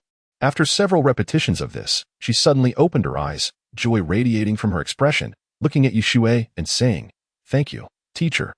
No need, Shui chuckled. You have integrated over 50, right? 70. Xianren face was filled with astonishment. Moreover, my soul power has also increased. I am now at level 65. This is the result of continuous nurturing. Not bad. Shui nodded lightly and said, let us go outside. Yes. Although Shui felt perplexed, she nodded nonetheless. Shui opened the door and, as expected, saw Bibi Dong. She wore an anxious expression upon seeing Shui. Her lips moved slightly, but she soon fell silent, for Shui was looking over. Shui furrowed her brows. Why is Bibi Dong here? Surprised? Shui glanced at Shui. Bibi Dong's face was cold. Her brows knitted as she said, do not listen to him. I am merely observing. Shui smiled lightly. It was quite simple. If something truly went awry, the Pope could save you. Of course, this would come at a price, most likely a complete loss of cultivation. A complex emotion flickered in Shui's eyes.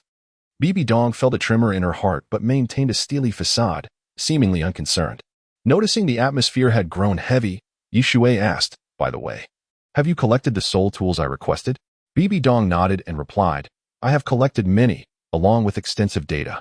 To my knowledge, Douluo Continent has experienced a discontinuity in the past. I do not know how many years ago. However, are soul tools of any use? Shui shook his head. If you think that way, it is too shallow. Soul tools are equipment that can enhance a soul master's combat power. They are crucial. As long as you are not a god, they will undoubtedly be useful. That is why I asked you to collect them. Bibi Dong remained unconvinced but nodded, smiling, understood. Do you really need to cultivate the spiritual soul masters you mentioned? Their combat power isn't very strong. Shui nodded. Of course, they must be cultivated. If not for them, should I handle the contracts myself? I would have been exhausted by now. The most important aspect of the transmission spirit tower is the soul beasts. Now that this is resolved, only the contract issue remains. I will follow your lead, Bibi Dong replied softly. Shui hesitated for a moment and sighed. Tomorrow. I must also set off. Bibi Dong was taken aback. But you have only just returned. Can you not stay a few more days? Forget it. Shui shook his head. Afterward, there was a prolonged silence. Shui suddenly spoke up. Teacher, could you step out for a moment? I have something to discuss with her. Shui paused, then turned to leave. Bibi Dong's expression instantly became complicated, unable to meet Shui's intense gaze. Come in with me. Shui cast a glance and entered the room, pouring Bibi Dong a glass of water before sitting down. Thank you. Bibi Dong sat down and took a sip of water. I will not obstruct your plans. However, were you present on that day? Which day? Shui feigned ignorance. The day I married. Bibi Dong sighed. Shui's face grew cold. Oh, I was present, but I will not bless you. Because you are unworthy. Speak. Why adopt such a hesitant demeanor? Do you think I will forgive you? I am sorry. Bibi Dong lowered her head. She knew she had wronged Shui. Yet, it took immense courage to utter such words.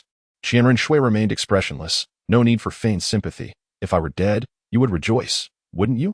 If not for my grandfather, I would have likely perished long ago. Chapter 99. The Secrets of the Divine Origin Realm. Bibi Dong sighed. That is because. Never mind, I will not speak of it. In the future, if the opportunity arises, I shall reveal the truth to you. Shui felt a surge of anxiety. Was this truly the Pope, who spoke with unwavering authority and reprimanded others at the slightest provocation? This woman could utter an apology? What was there that could not be said? Bibi Dong frowned. If I were to disclose it, your grandfather would be displeased. Should he lose his composure, I fear. I understand. Shui nodded earnestly, a cold smile gracing her lips. Then let it remain unsaid forever. If your words bring even the slightest danger to him, you shall bear the consequences. Thank you, Bibi Dong replied, momentarily taken aback as she watched Shui depart. Thank you? She raised her head, covering her face with her hand, yet tears streamed uncontrollably down her cheeks. At that moment, Shui found Guyu Na and cheerfully asked, Little Na, where is the Dragon Valley? Guyu Na closed her eyes, pretending she had not heard. What was this nonsense? Little Na? Little Na, do not be silent. I am your master, so address me as such. Master. Guyu Na opened her eyes, gritting her teeth as she retorted, I advise you not to push your luck. I do not know where the Dragon Valley is. Shui scratched his head, frowning. Can you not sense anything?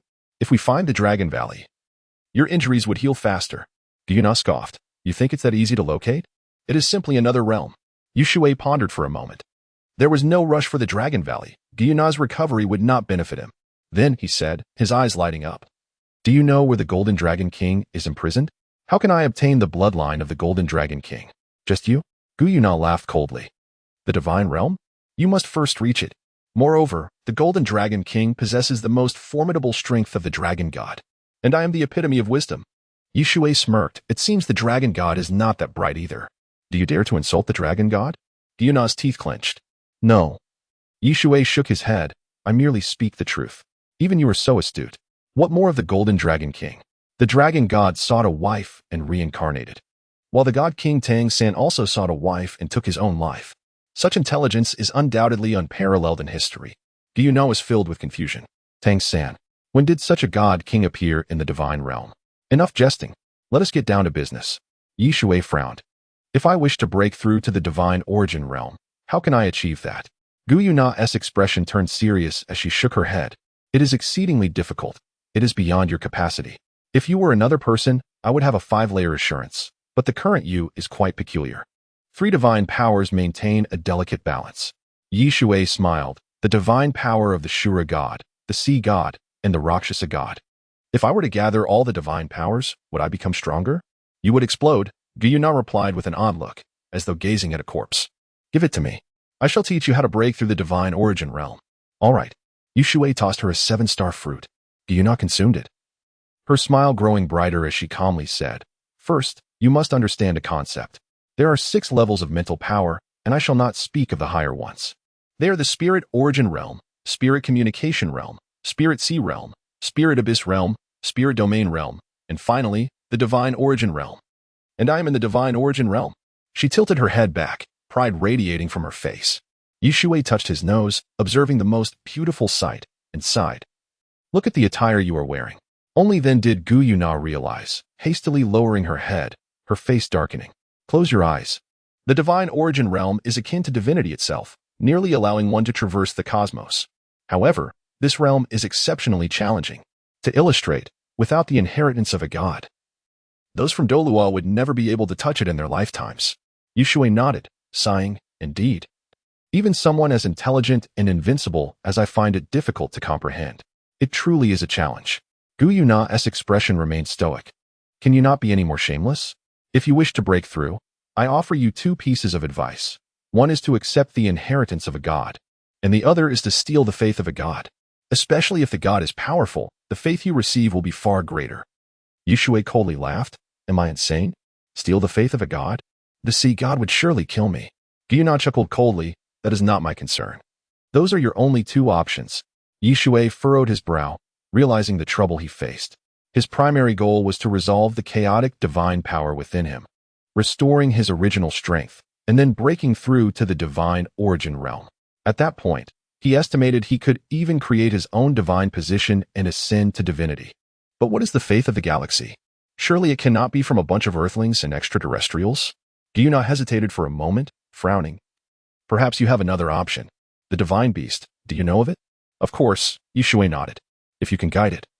You will also embody the aura of the divine origin realm. If you cultivate in this manner, you will achieve the divine origin realm. It is destined to be a deity. Unfortunately, Shui contemplated. This seemed the most feasible option, yet that was a soul beast. He was not Huiyuhao. He felt a sense of discomfort in his heart. If only it were a person. Yuna glanced out the window, a trace of lament escaping her lips. In the current divine realm, the appearance of beast gods is no longer permitted, perhaps due to the cataclysm caused by the dragon god in the past. Shui frowned. That is only natural. If I were the god king, I too would not allow beasts to ascend to divinity. Enough of this conversation. Tomorrow, we depart for the Star Luo Empire. Yuna's brow furrowed tightly. Teacher. Xiao Wu rushed in, smiling. Sister Shui said she needed to see you. Oh, Shui smiled. I shall go at once. It seemed that mother and daughter had chatted for a while, but he wondered if Bibi Dong had revealed the truth. In his view, what was there that could not be said? He stood up and soon encountered Qianren Shui, asking, How is your angel wings coming along? Teacher. Qianren Shui, who had been deep in thought, stood up, her brow furrowing. I feel that the angel domain has evolved once more. It was once the descent of angels, but now, I do not know what to call it. Shui's eyes lit up, smiling. Release your domain and let me see. Yes. Qianren Shui unleashed her martial soul. 6 golden soul rings illuminating everything, appearing almost sacred. A terrifying domain emerged.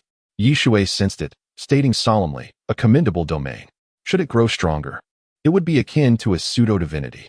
Moreover, your domain can even judge your enemies. Chapter 100.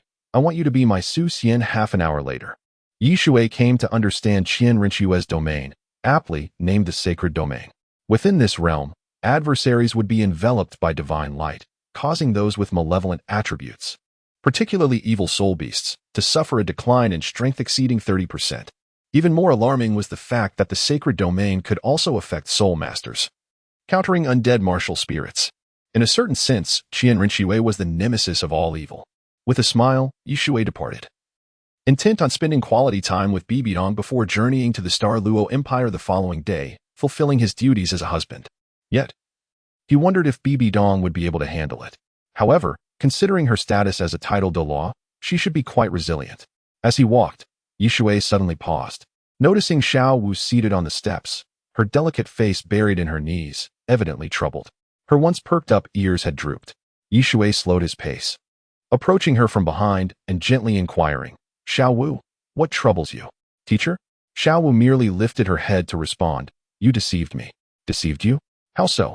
Yi Shui asked, perplexed. The spirit hall, Xiao Wu finally turned back, her eyes red from prolonged weeping. My mother was hunted down by the spirit hall. And you are familiar with them, aren't you? It was intentional, wasn't it? You intend to keep me and turn me into a spirit, right? Yi Shui's heart quivered, and he sighed, I would never do that. I will protect you for a lifetime. I don't believe you. Xiao Wu shook her head, then stood up. Thank you for your care, teacher, but I must leave. Perhaps I shouldn't have come to the human world. Seeing Xiao Wu turn to depart, Yi Shui felt a wave of shock wash over him. In the next moment, he rushed forward and embraced her. Let go of me. Xiao Wu struggled fiercely, her tears splattering onto Yi Shui's arms. He held her tightly and whispered, please, let me explain. Teacher would never harm you. Do you remember the vow I made? Xiao Wu shivered, ceasing her struggles, and murmured, but you still deceived me. You recognized my identity but chose to remain silent, didn't you? Indeed. I am merely a soul beast, the most valuable and yet the most hunted in the eyes of humans, for I am 100,000-year soul beast. Yi Shui lowered his gaze, looking at the petite Xiao Wu, and smiled gently, silly girl, what are you saying? Teacher, it truly doesn't matter if I'm a soul beast. Would you like me to tell you another story? After you hear it, then decide what to do? Xiao Wu trembled slightly and finally turned around. Upon seeing his starry eyes, her heart softened. All right, I would like to hear the story. Yi Shui wrapped his arms around Xiao Wu and began. This story is called Su Xian. It features a green snake. He narrated the tale of Su Xian, detailing how a Fei Hai suppressed by Suzhen, and ultimately, how Su Xian rescued her. As Yi Shui observed Xiao Wu in his embrace, her small hands clinging tightly to him, he noticed her expression growing increasingly tender. Teacher, she said, hesitantly. Yes? Yi Shui quickly asked, what do you wish to say? Is there really someone like Su Xian? She queried. A snake is just a snake. It frightened Su Xian. Why did it come to this? In the end, Su Xian learned of by Suzhen's identity and should have been terrified. Why would he risk everything to save her? Yi Shui found himself at a loss for words, frowning as he replied, perhaps Su Xian was different. Maybe it was love that transcended such boundaries. Is that so? Xiao Wu lowered her gaze, softly murmuring, but in the end, it is merely a story. Yi Shui gently grasped Xiao Wu's chin, stating calmly, there are indeed such people, Xiao Wu. Do not be disheartened. Otherwise, De Ming and Er Ming would be upset. Xiao Wu was taken aback, sighing, so you know about them. No wonder you haven't harmed them. Teacher, thank you, she expressed gratefully. Don't mention it, Yi Shui feigned annoyance. It is a teacher's duty to nurture their students. As long as you are happy, that is what matters. Now, do you still wish to leave? If you do, I will not stop you. Furthermore, if one day I can resurrect your mother, I will seek you out. Xiao Wu remained silent for a long while before suddenly lifting her head to meet Yi Shui's gaze, her large eyes filled with warmth. I will not leave. Teacher, I love you. With that, she stretched her neck and planted a kiss on Yi Shui's cheek. Yi Shui was momentarily taken aback, feeling the coolness of her kiss, and could only chuckle bitterly. Disciple Xiao Wu's filial piety has transformed. Host gains a chance for recultivation. Teacher? Seeing Yi Shui in a daze, Xiao Wu smiled. I want you to be my Su Xian, all right? Yi Shui's expression turned complex as he averted his gaze, sighing, as you wish. Your happiness is what matters. Okay. Xiao Wu tilted her head, leaning against Yi Shui's shoulder, softly stating, Teacher, I would like to take a nap. Please hold me. Just hold me for a while, okay? Sleep now. Moments later, Xiao Wu's ears drooped, clearly having fallen asleep. Shui felt helpless. Xiao Wu was indeed growing more mature, now standing at 1.60 meters and exuding a youthful aura. The pressing question remained. How would he explain this to Bibi Dong? Although he held some feelings for Xiao Wu, she was earnest, and over time, he truly feared losing control. Why not let her sleep in bed? After a while, Bibi Dong gracefully approached Shui, smiling. Children do love to sleep. I have been waiting for you. I thought something had happened. Shui cleared his throat and chuckled. I couldn't help it. This child is mischievous and fell asleep while I was telling a story. I didn't want to move and wake her. Bibi Dong's expression was somewhat complex as she sighed. You are a good teacher. Perhaps you have spoken well of me. She seems to dislike me less now. Thank you. Shui sighed, furrowing his brow. Why won't you just say it? Is it because? Enough. Bibi Dong shook her head, smiling, rather than reconciliation. I believe it is better to present her with a bright image. She is the most talented genius of the angel clan, destined for divinity. How could she be a burden at this time? You've changed. Shui felt a sense of relief. In the past, you would have been quite stubborn. Perhaps. Bibi Dong replied softly, tomorrow, I will accompany you. I too wish to leave the spirit hall. Shui was taken aback and asked, isn't that rather hasty? You are still the Pope, after all. Bibi Dong shot him a glance, smiling, regardless, I am also your wife, right? Just so you know, the next time. I want to be on top. After all, I am the Pope. I must maintain a bit of authority. Shui couldn't help but chuckle. It was indeed a good omen. The domineering aura had arrived. He nodded decisively. All right, I enjoy being passive anyway. Chapter 101. Everywhere is small. Teaching disciples as the sun dipped below the horizon, Xiao Wu awoke, her delicate face glowing radiantly in the rosy twilight. Stretching lazily, she inquired, Teacher, how long have I slept? Shui rolled his eyes and replied, for quite a while. Hurry and get off me, or my legs might just break. With a playful chuckle, Xiao Wu leaped from Shui's embrace, teasingly retorting, Humph. Who told you to be my teacher? I am your student. Shui smirked. I wish I could be a student too, where everything is taken care of for you. Xiao Wu gazed at him with soulful eyes and asked, Teacher, do you love me? Shui blinked in surprise. What was this situation? She was asking if he loved her? He examined her closely. Xiao Wu, still youthful and not fully developed, was undeniably adorable, but to express love? That seemed impossible. He had no such inclination. I do not love you. The moment those words left his lips, Xiao Wu's expression turned sullen, and she exclaimed, I love you so much, yet you do not love me. Shui chuckled. Just because you love me doesn't mean I must love you back. Besides, you're too young. Let's revisit this when you grow up. He intended to deflect, believing that in the future, Xiao would likely find the matter amusing. Akin to many children who profess to marry their fathers when they grow up, an impossibility born from a reluctance to part with parental figures. What do you mean too small? Xiao Wu pouted. Where? Shui glanced at her figure, laughing. Everywhere is small. Come, let's eat. Shui, dinner is ready. The voice belonged to a stunning woman clad in a purple dress, exuding grace. Most striking was her remarkable physique. Could this be what the teacher meant by small? She could only hope that in time, she would grow taller. Dinner was sumptuous, featuring salads, grape pudding, beef, and more. Leaning back in his chair after everyone had finished, Shui smiled. Are you all satisfied? Ningrongrong, how is your cultivation of Galactic going? Ningrongrong, her face contorted in distress, murmured, Teacher, I'm almost at the first level. Shui frowned. Almost? Did I not provide you with all the pointers? You haven't even entered the door after all this time, have you? No need to explain. In the Soul Arena, win 5 matches within this week. Ah. Ningrongrong was taken aback, stammering, Teacher, I am an auxiliary type. Enough, Shui interrupted, slapping the table lightly. Though quiet, his tone demanded respect. Auxiliary soul masters must fight. When life hangs in the balance, who will spare you simply because you are an auxiliary soul master? Yes, Ningrongrong lowered her head. Do not laugh. Shui turned his stern gaze upon Xiao Wu, asking, Have you integrated your teleportation soul skill with other soul skills? Xiao Wu stuck out her tongue. Grinning, perfectly combined. Shui turned to Qianrenxue, smiling, Xiao Shui, demonstrate with her. It's been a while. Understood. Qianrenxue stood and moved to a nearby open space, calmly stating, Let us begin. Xiao Wu felt a twinge of dissatisfaction, but approached Qianrenxue, frowning, Sister Xiao Shui. Be careful. Although she addressed her affectionately, she grappled with her own feelings of inadequacy. Come, Qianrenxue replied expressionlessly, I am aware of your soul skill. so I will limit my power to below level 30. No need, Xiaowu decisively declined. At equal strength, I am confident you won't be able to retaliate. However, Qian Rinshui was unyielding. Bibi Dong, holding a wet tissue, wiped Yishui's mouth and asked, "Who will win?" Qian Rinshui, Yishui replied with a faint smile. "Why?" Bibi Dong inquired, curiosity piqued. Yishui looked at her in surprise, countering, "This does not seem like a question you would ask." "Oh." Bibi Dong's eyes flickered as she shook her head. "I was merely uninterested in watching. Just tell me," she insisted. "Fine," Yishui sighed. "It's like this. Xiao Shui possesses a domain. You can perceive it, can't you? Therefore, her victory is assured." Xiaowu rolled her eyes, making a face at Yishui, teasingly saying, "Teacher, do you underestimate me? Watch how I handle Sister Xiao Shui." Yishui smiled warmly, appreciating her courage. Bibi Dong felt pleased, recalling passages from books she had read about psychology, which suggested that women should feign ignorance, allowing men to retain the upper hand in explanations, thus fostering love through perceived respect.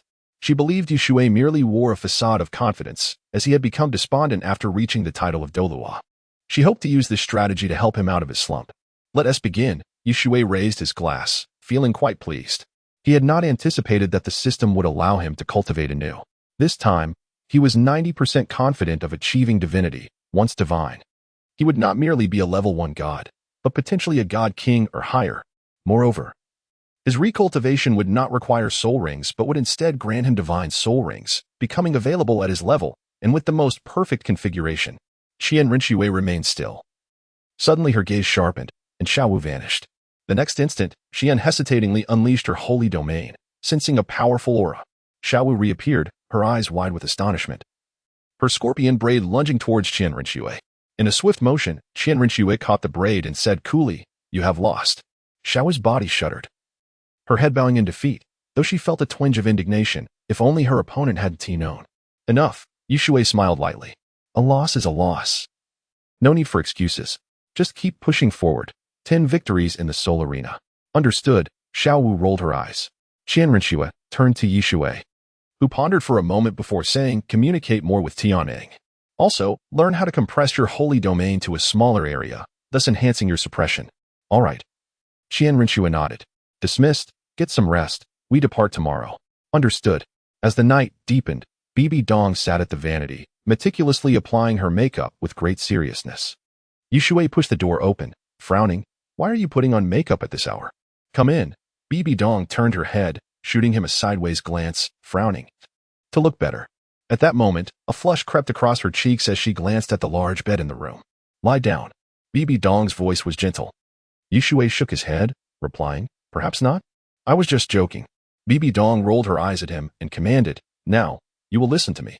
Moments later, Yishui found himself embraced by Bibi Dong, both releasing sighs of pleasure. The springtime of life enveloped them, sealing their intimate moment. Chapter 102. The Empress's True Colors. The following day, Yishui opened his eyes and beheld the enchanting beauty beside him, her lovely visage still adorned with a blush. A smile involuntarily graced his lips. Yesterday had been quite a tumultuous experience. He had not anticipated that His Holiness the Pope would possess such a demeanor.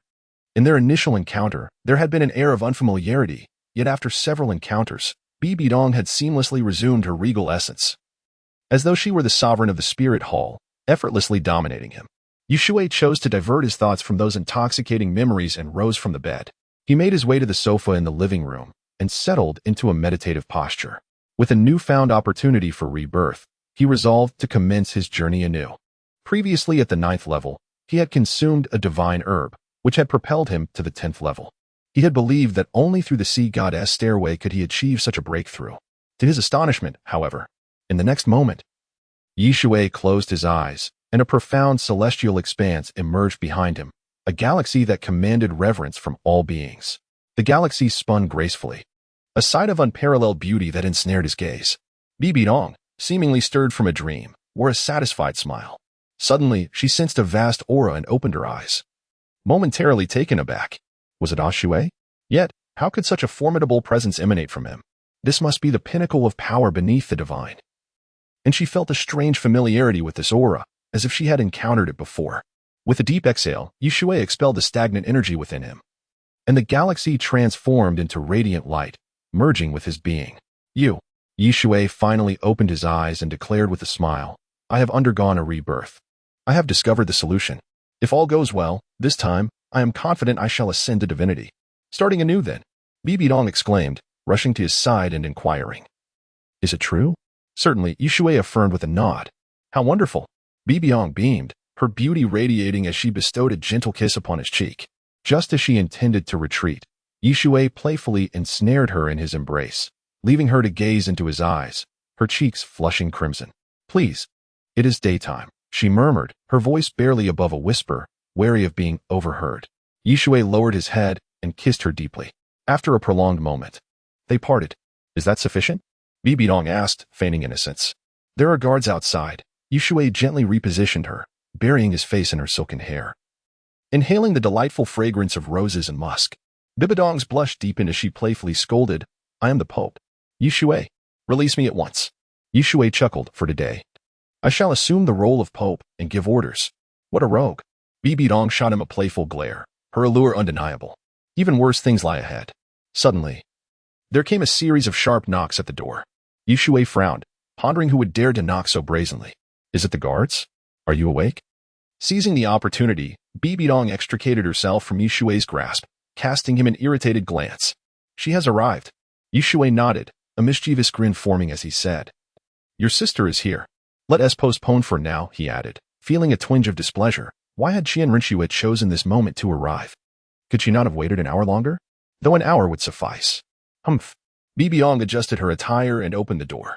Rinshue stood there with a stern expression, inquiring, Have you just risen? Do not delay. Leaning against the door frame, Bibidong smirked and replied.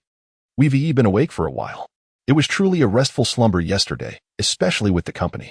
Rinshue clenched her fist and then released it, calmly stating, As long as you slept well. After breakfast, my grandfather wishes to speak with you. With that, she glanced at Shui before turning to leave. Shui stood, offering a rueful smile. Why do you behave this way? Did you have a quarrel? A quarrel? Bibidong turned, her head held high, a proud smile gracing her lips. Suddenly, she approached Shui. Let us go. Shui was taken aback. Bibidong lifted his chin and, with a sly smile, remarked, I find this game quite entertaining. Do you not agree? Shui sighed. She is your sister.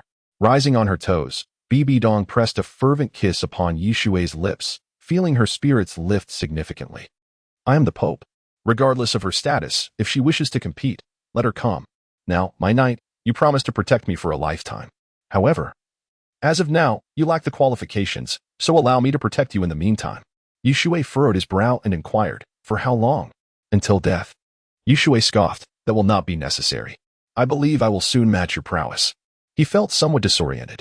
The Bibidong who would fulfill any request had seemingly transformed into the Pope. Half an hour later, they completed their breakfast.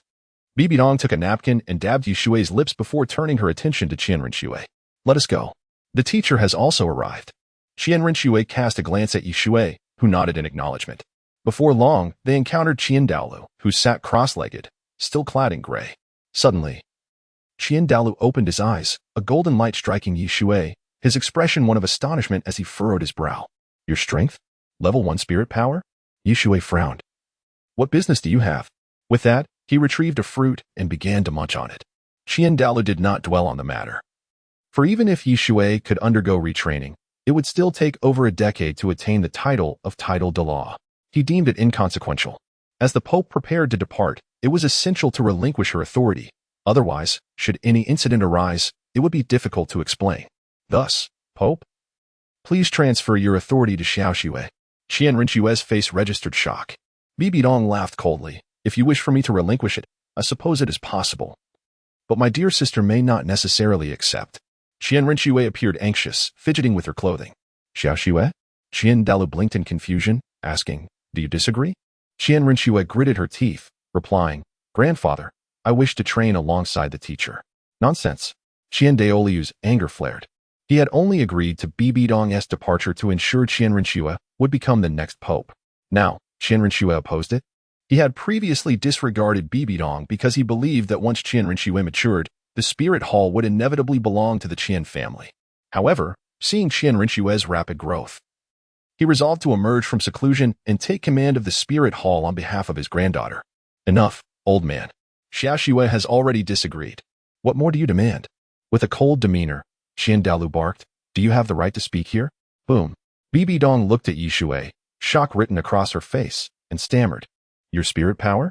Yishui shrugged, only level 60, rather ordinary. The fruit he had consumed was, of course, enhanced, categorizing it as a super divine item. Dalu felt a chill rise within him. He had once marveled at Yishui's exceptional talent, but now he felt a hint of fear. In a single day, had he ascended from level 1 spirit power to level 60? Was this still human? Chapter 103, The Battle of Dalu. Rinxue could not help but inquire, Master. Has your strength been restored? Yishui nodded slightly and replied, not exactly restored, it's merely a fresh start in my training. Level 60 is still rather slow. He spoke the truth. For an ordinary person, consuming a divine grade 7-star fruit to become a titled Douluo would be effortless. Indeed, there was even the possibility of ascending to godhood. However, his martial soul was exceptionally unique, having evolved into the galaxy, requiring an immense amount of spiritual energy to advance even a single level of soul power. Dalu narrowed his eyes, frowning as he said, Congratulations. You are no longer a waste. Old man, Yishui retorted with a cold smile, have you truly believed that I am unconcerned about your incessant taunts? Let us have a duel and see what qualifications you possess. With an impassive expression, Dalu replied, my strength surpasses that of an ordinary titled Douluo. You cannot defeat me. At level 60, you can barely withstand my domain. Let us find out. Yishui smirked. Master, Rinxue exclaimed anxiously. Bibi Dong pulled Rinxue aside and, noticing her anger, calmly said, to love someone, one must trust them. This is what I have recently learned. And I hope it brings you some insight. Rinxue trembled at her words, pondering silently for a long time before softly replying, Thank you. Dalu rose, staring at Yishui with disdain, and coldly declared, Very well, since you seek your own suffering, come forth. However, should you be injured, do not blame me. Of course, Yishui grinned. If I am wounded by you, that would indeed confirm my status as a waste, no need for others to speak. A divine radiance enveloped the grand hall. Dolu's spine shifted, and 6 wings burst forth from his body, exuding an aura of sanctity. He brandished a long sword, pointing it at Yishui, and said calmly, Then, let us begin. The angel descends. A golden light descended from the heavens, illuminating Dalu as if he were a deity. Yishui extended his hand, murmuring, Ice Moon Heaven. The 8th soul skill, Rin's Locking Cloud Thunder, manifested behind him like a river that seemed to articulate the essence of the world. 6 colorful soul rings gracefully ascended. Rinxue gritted her teeth, murmuring, Colorful rings, how many years of soul skills? The once clear sky transformed into a tempestuous storm, as if thunder would strike at any moment. Daolu's expression finally shifted. This was 2 great domains. He assessed his own strength and realized he was only at 90%. This was terrifying. This fellow only possessed level 60 soul power. If Yishui were a titled Douluo, his strength could be a mere 70% or even less. Bibi Dong, who had previously frowned, now found her expression relaxing. It turned out he was so formidable. The 2nd soul skill, Sun and Moon's Journey, manifested beneath Yishui's feet. And in a flash, he appeared before Dalu, descending swiftly from the sky. The 3rd soul skill, Galaxy falling from 9 heavens, erupted with the most resplendent starlight, transforming into a true dragon that charged toward Dalu. With a resounding crash, Dalu was sent flying, unable to react in time. In the next moment, he flickered. His face darkened with disbelief. Though uninjured, being struck down by a soul emperor was a profound humiliation. Rinxue covered her mouth in shock. How could this be possible? Master, he is only at level 60. Bibi Dong stood dumbfounded. She was aware Yishui might be exceptional, but to send Dalu flying was simply too outrageous. She now believed she had at most a 50% chance against Dalu. Yishui gasped for breath, feeling as though his very essence had been drained, pondering whether there were any elixirs in this world. Dalu gritted his teeth, and with a powerful flap of his 6 wings, he ascended 3 meters into the air. Rinxue rushed to stand before Yishui, gazing defiantly at Dalu, and exclaimed, Grandfather, you have already lost.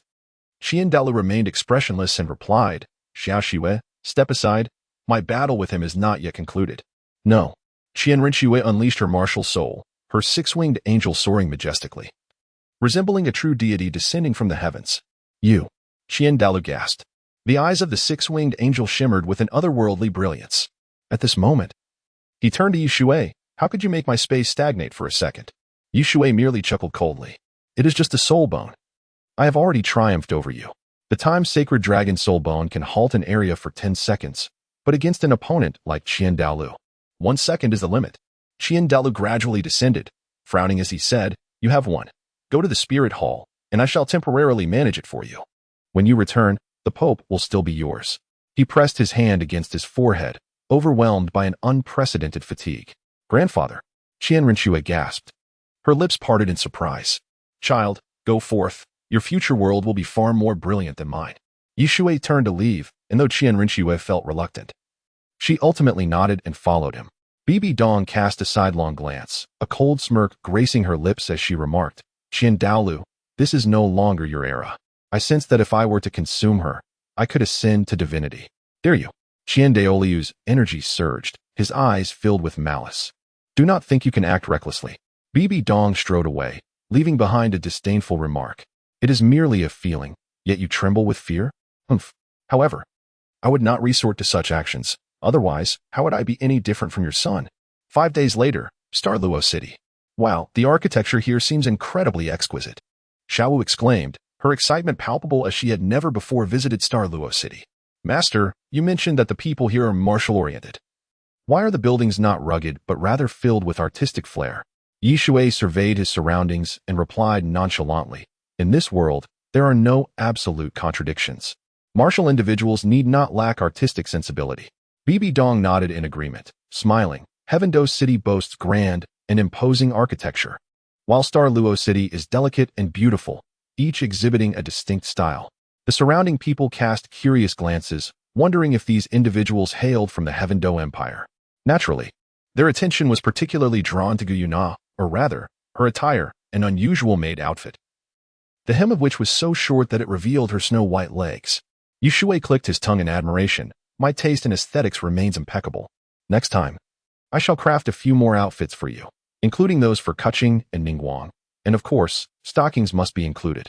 Gu Yuna maintained a stoic expression, internally seething with resentment, having endured humiliation for the sake of the 7-star fruit.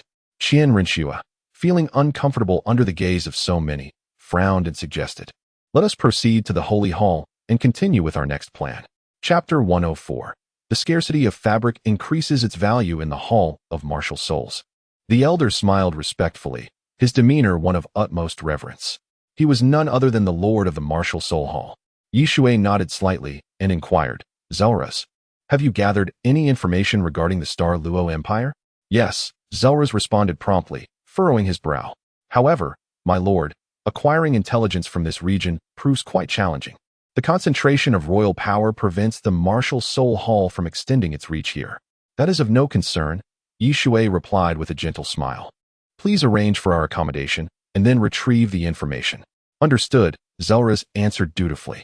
Moments later, they arrived at a magnificent residence. My lord, your rooms have been prepared here. With servants at your disposal, Zelras announced. He cast a glance at Bibi Dong, feeling an inexplicable fear emanating from the mysterious figure clad in black. Moreover, the individual did not exude any discernible aura. Half an hour later, Shui held a sheet of paper, his expression contemplative. The Emperor of the Douluo Empire is at level 94. The Martial Soul Hall does possess title Douluo here, but defeating him is not guaranteed. Bibi Dong removed her black cloak, revealing an elegant purple gown, and smiled. Shall I take the lead? Shui shook his head. No need. Your identity is quite special, and exposure would be undesirable. Wearing a black cloak may inadvertently offend those from the Douluo Empire. Bibi Dong merely nodded in acknowledgement. Rinxue furrowed her brows and asked, Teacher, the people of Douluo are martial-minded. With so many of us, none have exceptional soul power, right? Shui smiled faintly. Am I not capable? Ah? Xiao was taken aback, rushing to Shui's side and seriously checking his forehead. Teacher, have you lost your mind? Though you have regained your strength, you are merely at level 60. Isn't that akin to courting death? Rinxue's eyes brightened. Unlike Xiao Wu, she had witnessed Shui's strength firsthand when he had effortlessly sent her grandfather flying. So it is feasible. To be precise, I am at level 63. Shui corrected her sternly. I refuse to accept that. Xiao Wu rolled her eyes. Ning Rongrong curiously asked, Mysterious uncle, how have you managed to increase your strength so swiftly? Shui sighed, feeling somewhat helpless. Unlike you all, I have merely consumed some fruits. Enough of this topic. Let us take a break today, enjoy some shopping, and tomorrow we shall meet the Emperor of Starluo. The women unanimously agreed, though the only dissenting voice was that of Guyu Na, who was incensed at the prospect of being tasked with carrying bags. How outrageous. Do you have any objections? Shui pretended to inquire. If you do, please voice them. Guyu Na bit her silver teeth in frustration. Starluo City is one of the 2 grand cities on the Douluo Continent, and naturally, its commerce is highly developed. Unlike Tiando City, the garments here are quite novel, featuring bold designs, including outfits that expose the midriff, which are undeniably alluring. Bibi Dong held up a garment and asked, "How much is this?" The shop attendant replied respectfully, "Miss, this outfit costs 3 gold soul coins. It is our finest garment at Wewa Pavilion." "How exorbitant!" Xiaowu exclaimed, gnawing on a carrot, her face a picture of dismay. "Why is this piece so costly?" The attendant chuckled, "Little girl, while this outfit is pricey, it is adored by noble women. The value of clothing is not solely determined by the amount of fabric used. Oftentimes, less fabric equates to greater expense. Children truly are naive," she added.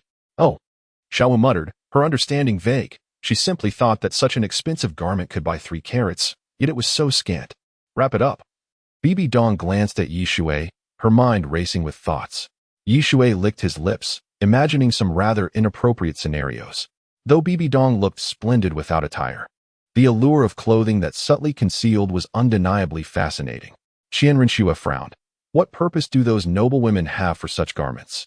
The attendant was momentarily at a loss for words, but managed to reply, "Well, this type of clothing is ideal for summer wear, as it is quite cool and comfortable." "I want one too," Qianrenxue declared, glancing at Bibi Dong. Bibi Dong's expression turned cold as she frowned. "You cannot purchase it." "Why not?" Qianrenxue countered with a mocking smile. "Is it that if an elder sister can buy it, a younger sister should be prohibited?" The attendant, sensing the tension, quickly intervened. "Ladies, since you are sisters, let us not let anger fester. I will wrap it up for you." "Wait," Shui interjected with a faint smile. "Having forgotten someone. Get her one as well, preferably in the correct size." Guyu Na's face hardened. "This. Can I even wear such clothing in public? It is simply excessive." Shui tossed a fruit in the air. Guyu Na turned her head, but her little nose twitched at the enticing aroma. "No. I am the illustrious Silver Dragon King. How could I be swayed by a mere fruit?"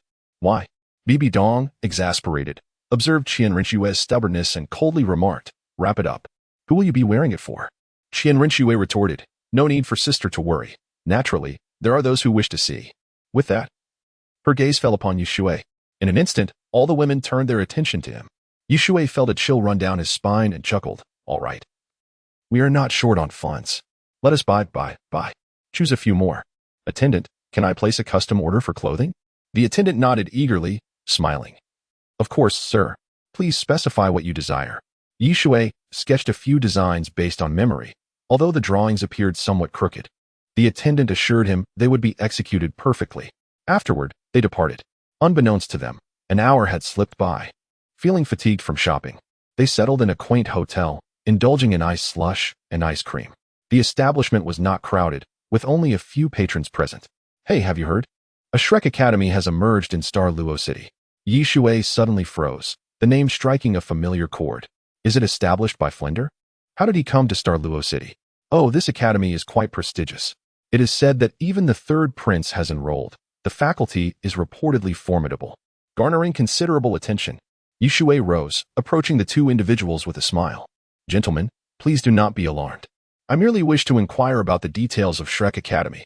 This is my consultation fee." With that, he placed a gold soul coin on the table, causing the 2 men to visibly relax. A short while later, Shui returned to his seat, his expression growing grim. Shrek Academy had accepted several disciples, Tang San, Daimubai, and Zhu Qing.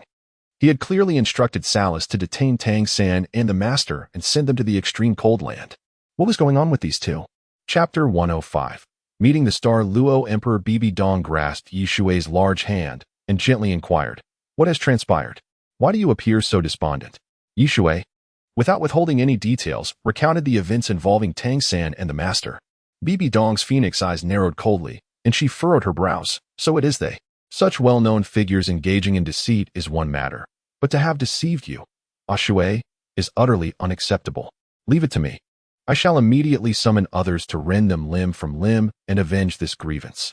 Not necessary. Shui waved his hand, smiling lightly. Such slaughter would render it meaningless. Besides, he is accompanied by a titled Douluo, who is quite formidable. The average titled Douluo would hardly stand a chance against him. Thus it is unnecessary. Qianrenxue, not averting her gaze, inquired, Teacher, which titled Douluo is it? Do we know him? Shui shook his head. Let us not dwell on this. Curiosity piqued within him. Could it be that Master had arrived in Douluo City, prompting Flanders to accompany him as well?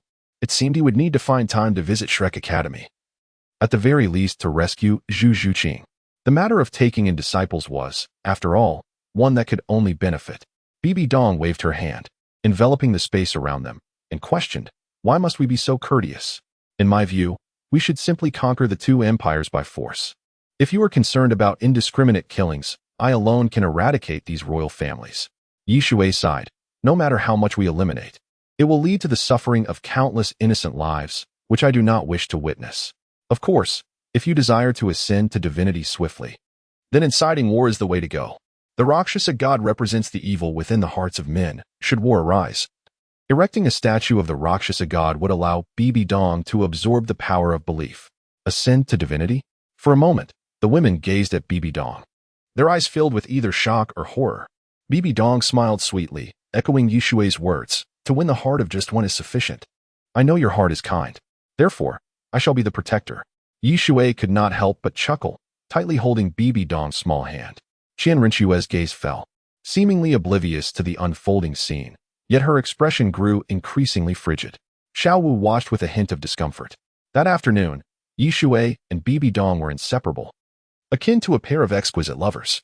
The following day, after breakfast, Shui glanced at Bibi Dong, saying with a smile, I ordered a mask for you yesterday. Please wear it. All right. Bibi Dong retrieved a mask and adorned herself with it. It was a fox mask, alluring and enchanting, concealing the upper half of her face while revealing her flawless jawline and phoenix-like eyes.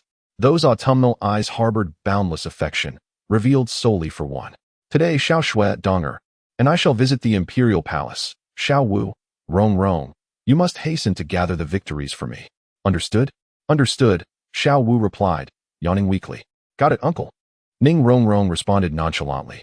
Shui maintained his expressionless demeanor, choosing not to elaborate. He Wu-Ti indulged the temper of the willful young lady.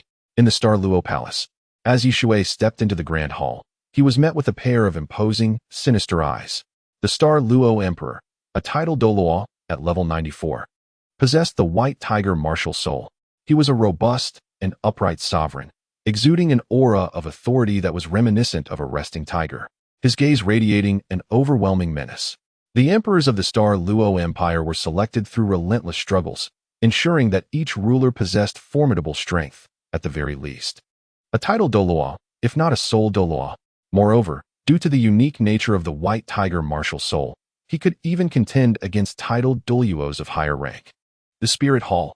The Douluo Emperor's voice was deep and resonant, commanding respect without the need for anger. What brings you here? Shui replied with a faint smile. I am Shui, here to discuss a pressing matter with your majesty. Speak. The Douluo Emperor glanced at another figure, Bibi Dong, while completely disregarding Qianrenxue. Shui briefly outlined his concerns and then asked, what insights does your majesty possess? The Douluo Emperor rose, resembling a tiger awakening from slumber, disdain evident as he remarked, the people of the Spirit Hall are excessively domineering. I will not consent to this spirit tower. Were it not for your balancing strategy, the Tiando Empire would have lost a third of its territory by now. Shui smiled knowingly. It was evident that the emperor harbored a deep-seated animosity toward the Spirit Hall, which was understandable given the aggressive nature of the Douluo Empire. They were poised to gradually consume and unify the land, only to be thwarted by a soul master guild. Shui stepped forward, calmly asserting, then let us engage in battle, Douluo Emperor. The emperor paused, then scoffed. You, a mere 60-something level, dare to challenge me? Why not? Shui replied with a smile. If your majesty can easily crush me, the matter of soul spirits is inconsequential. But if we are evenly matched, then we shall have to discuss the matter of soul spirits. Very well. The Douluo Emperor's eyes glimmered with appreciation as he declared, in my years as emperor, It is my first time encountering a Soul Emperor so audacious. He continued, I accept your challenge. Suddenly, a voice rang out. Your Majesty, this is unwise. Enough. The Star Luo Emperor's countenance darkened. The speaker's expression changed, fear evident in their eyes, rendering them silent. If you wish to battle, let it be here. A platform would be a waste.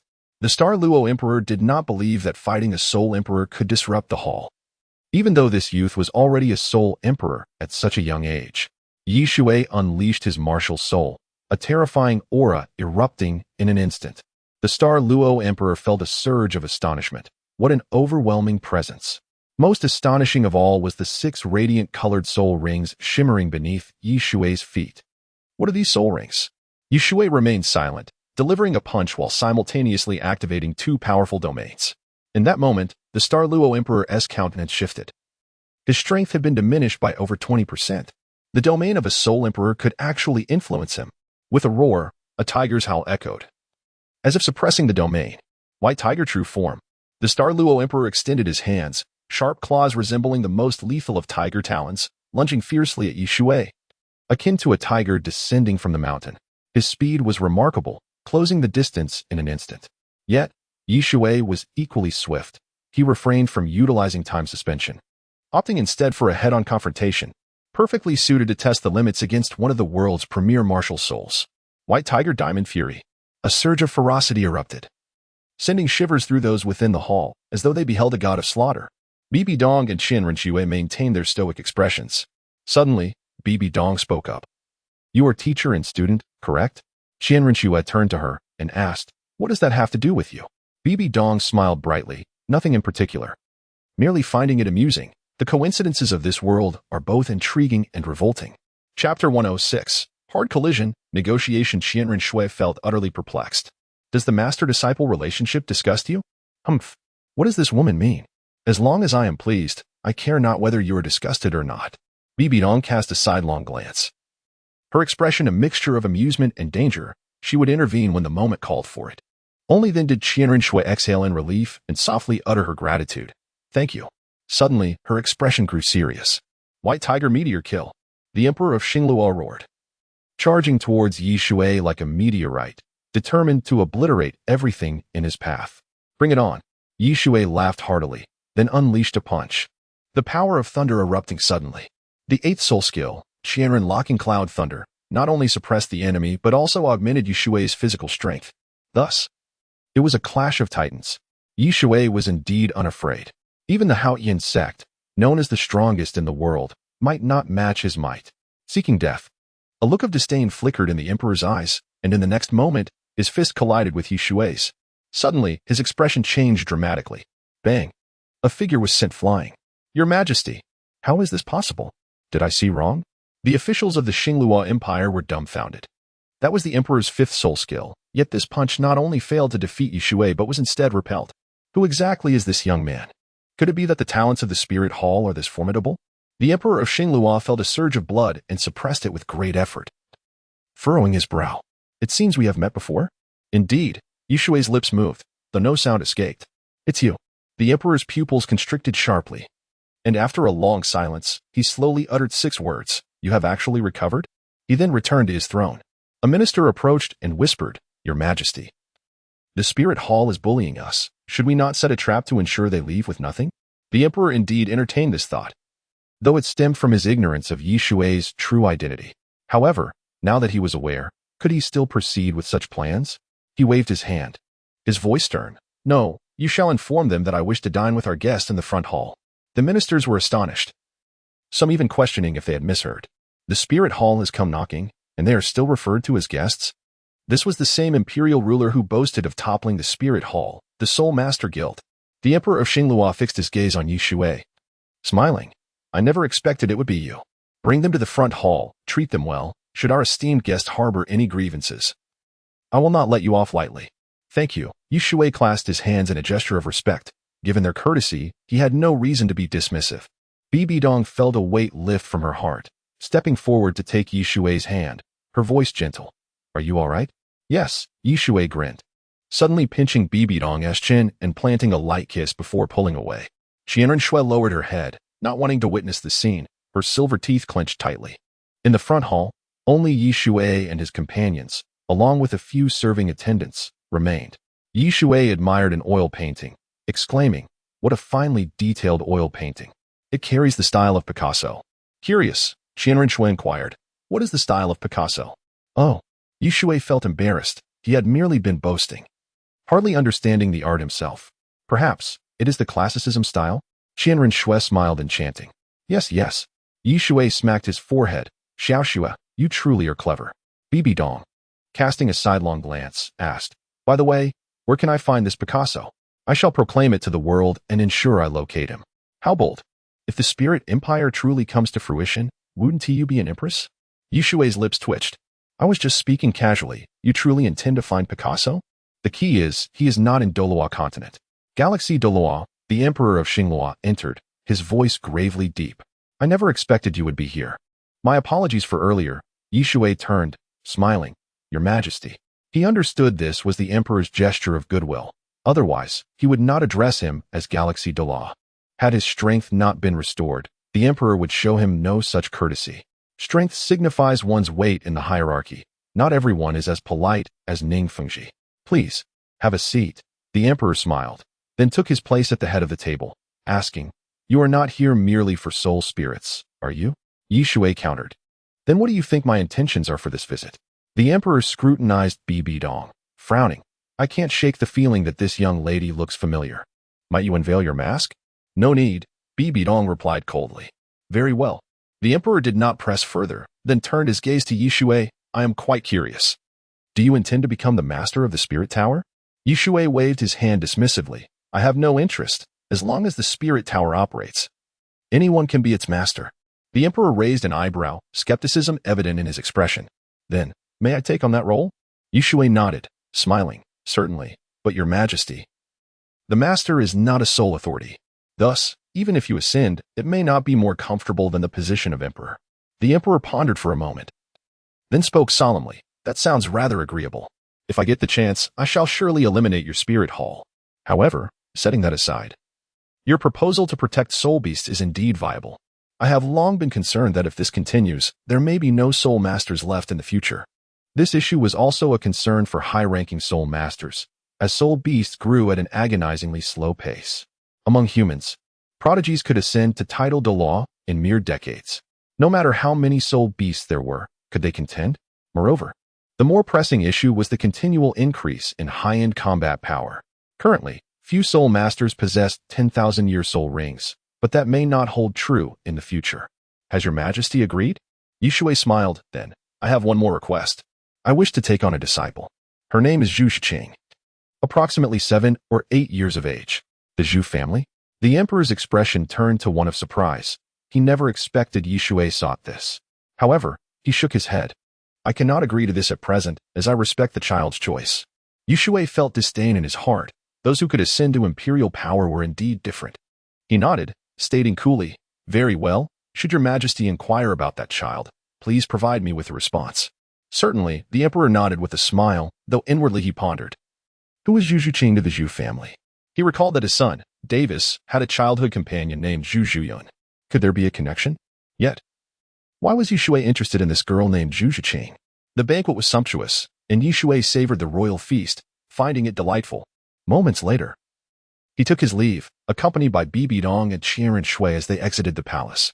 Bibi Dong turned, her eyes cold, frowning. These rascals have constantly brandished their weapons at us. Chapter 107. Easing the sisters' relationship, and he stroked Yi Shui's head and chuckled. After all, they're the emperor of Xinglua. It would be strange if they didn't react at all. Teacher, Qianren Shui inquired with keen curiosity. Who is Zhu Shiqing that you mentioned? Oh. Yi Shui pondered for a moment before responding. She is a girl from the Zhu family of Xinglua. Her talent is quite remarkable. As you may know, the inheritance system of the Xinglua Empire is exceptionally harsh. Anyone who fails is stripped of their cultivation and sent to the frontier. Qianren Shui nodded, understanding this principle after years of pretending to be the crown prince. Being an emperor does not necessarily mean one can govern the nation effectively just because of high cultivation. Bibi Dong smirked coldly. Sister, you are mistaken. Those with great strength are invaluable. Soul masters are judged by their power.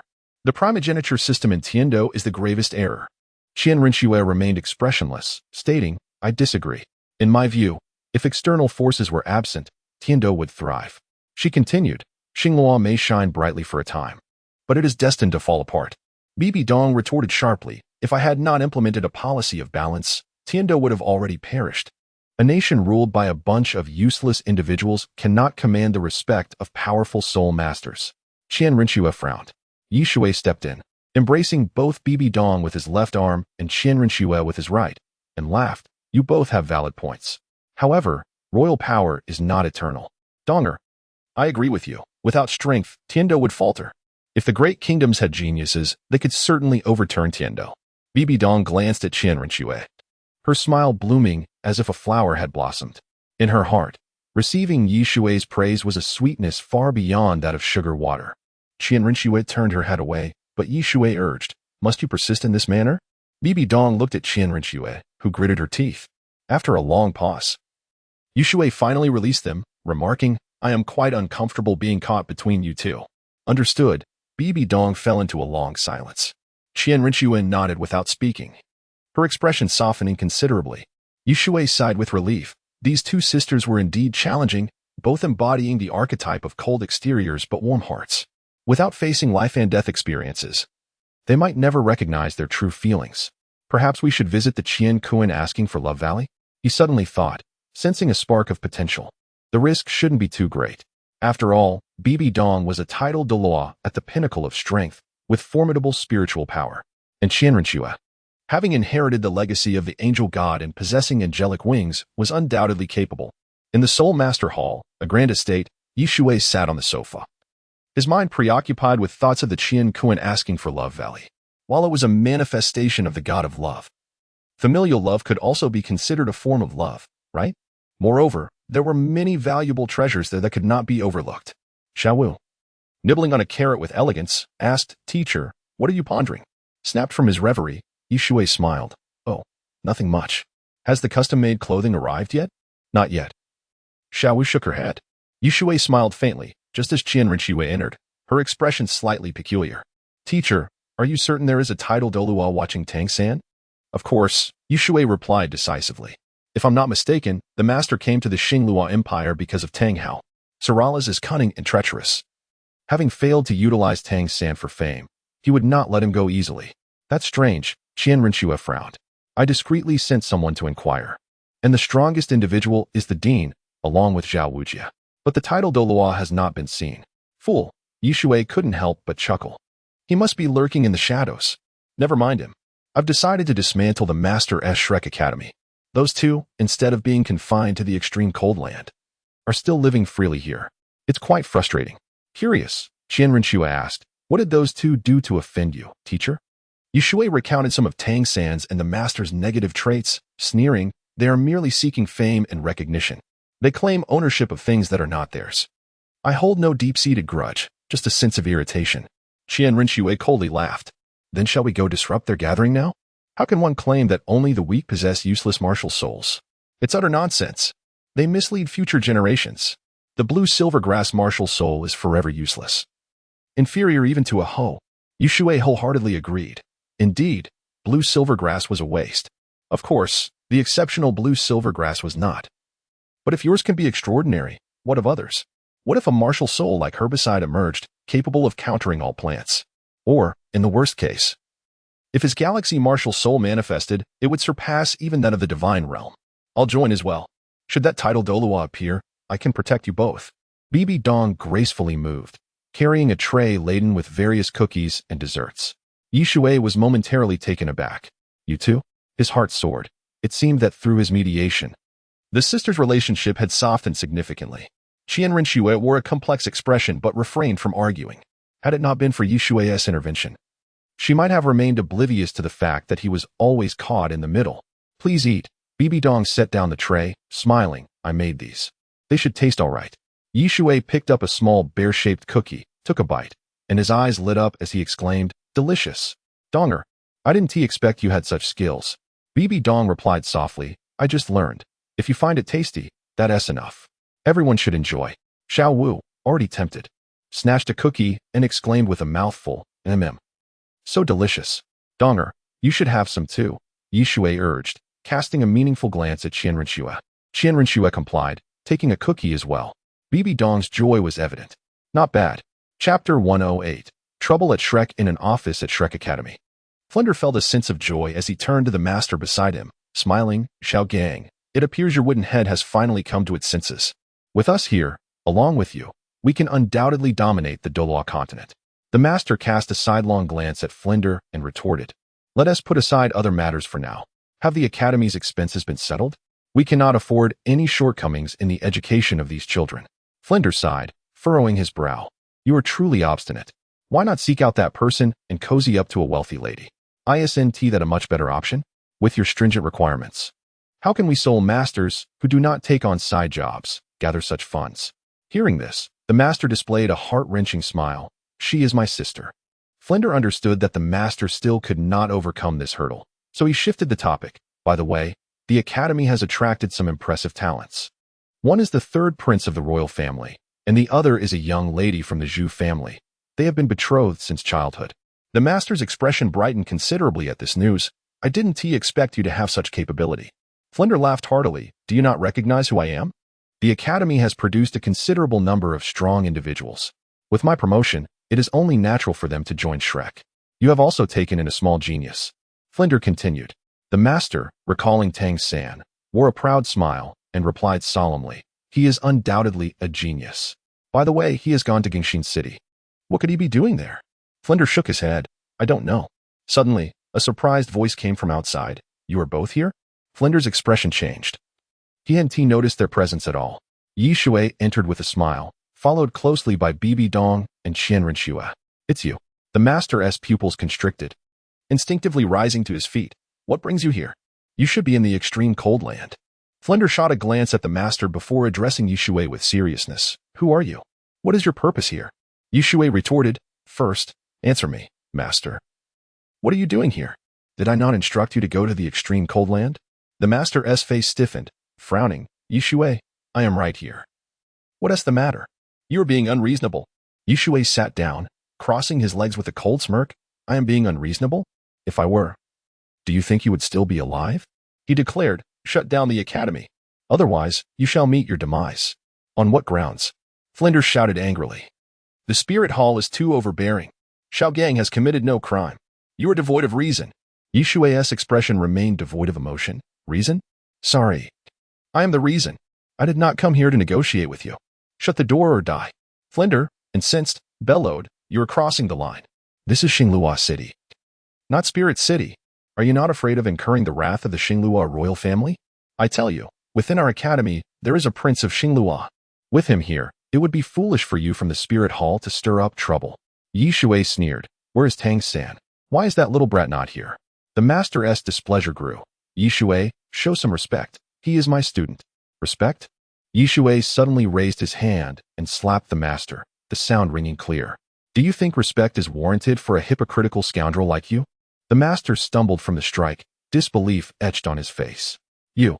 Flinder immediately unleashed his martial soul, revealing the renowned cat, eagle martial soul. After all, only a titled Douluo could briefly fly, and flying martial souls were all formidable. At level 72, his eyes sparkled with pride. Today, I will teach you a lesson. But I will not kill you. Shui smiled faintly, countering, is that so? Even a titled Douluo would not dare speak to me in such a manner. That was in the past. Flinder scoffed. If it were the previous Galaxy Douluo, I might kneel, but you are not him. Shui stepped forward. And Bibi Dong did likewise. Flinder's expression turned uncertain. He could tell that both women were formidable, likely experts from the spirit hall. Especially the one wearing the fox mask. He could not discern her strength. Do you wish to challenge me? Shui's gaze lowered as 6 soul rings rose beneath him. The dazzling array of colors stunned both the master and Flinder. Your strength. The master was truly astonished, unable to fathom how Shui had risen to such heights so swiftly. How long has it been? A month or 2. And his soul power has reached 60? Is this a joke? Flinder's pupils constricted.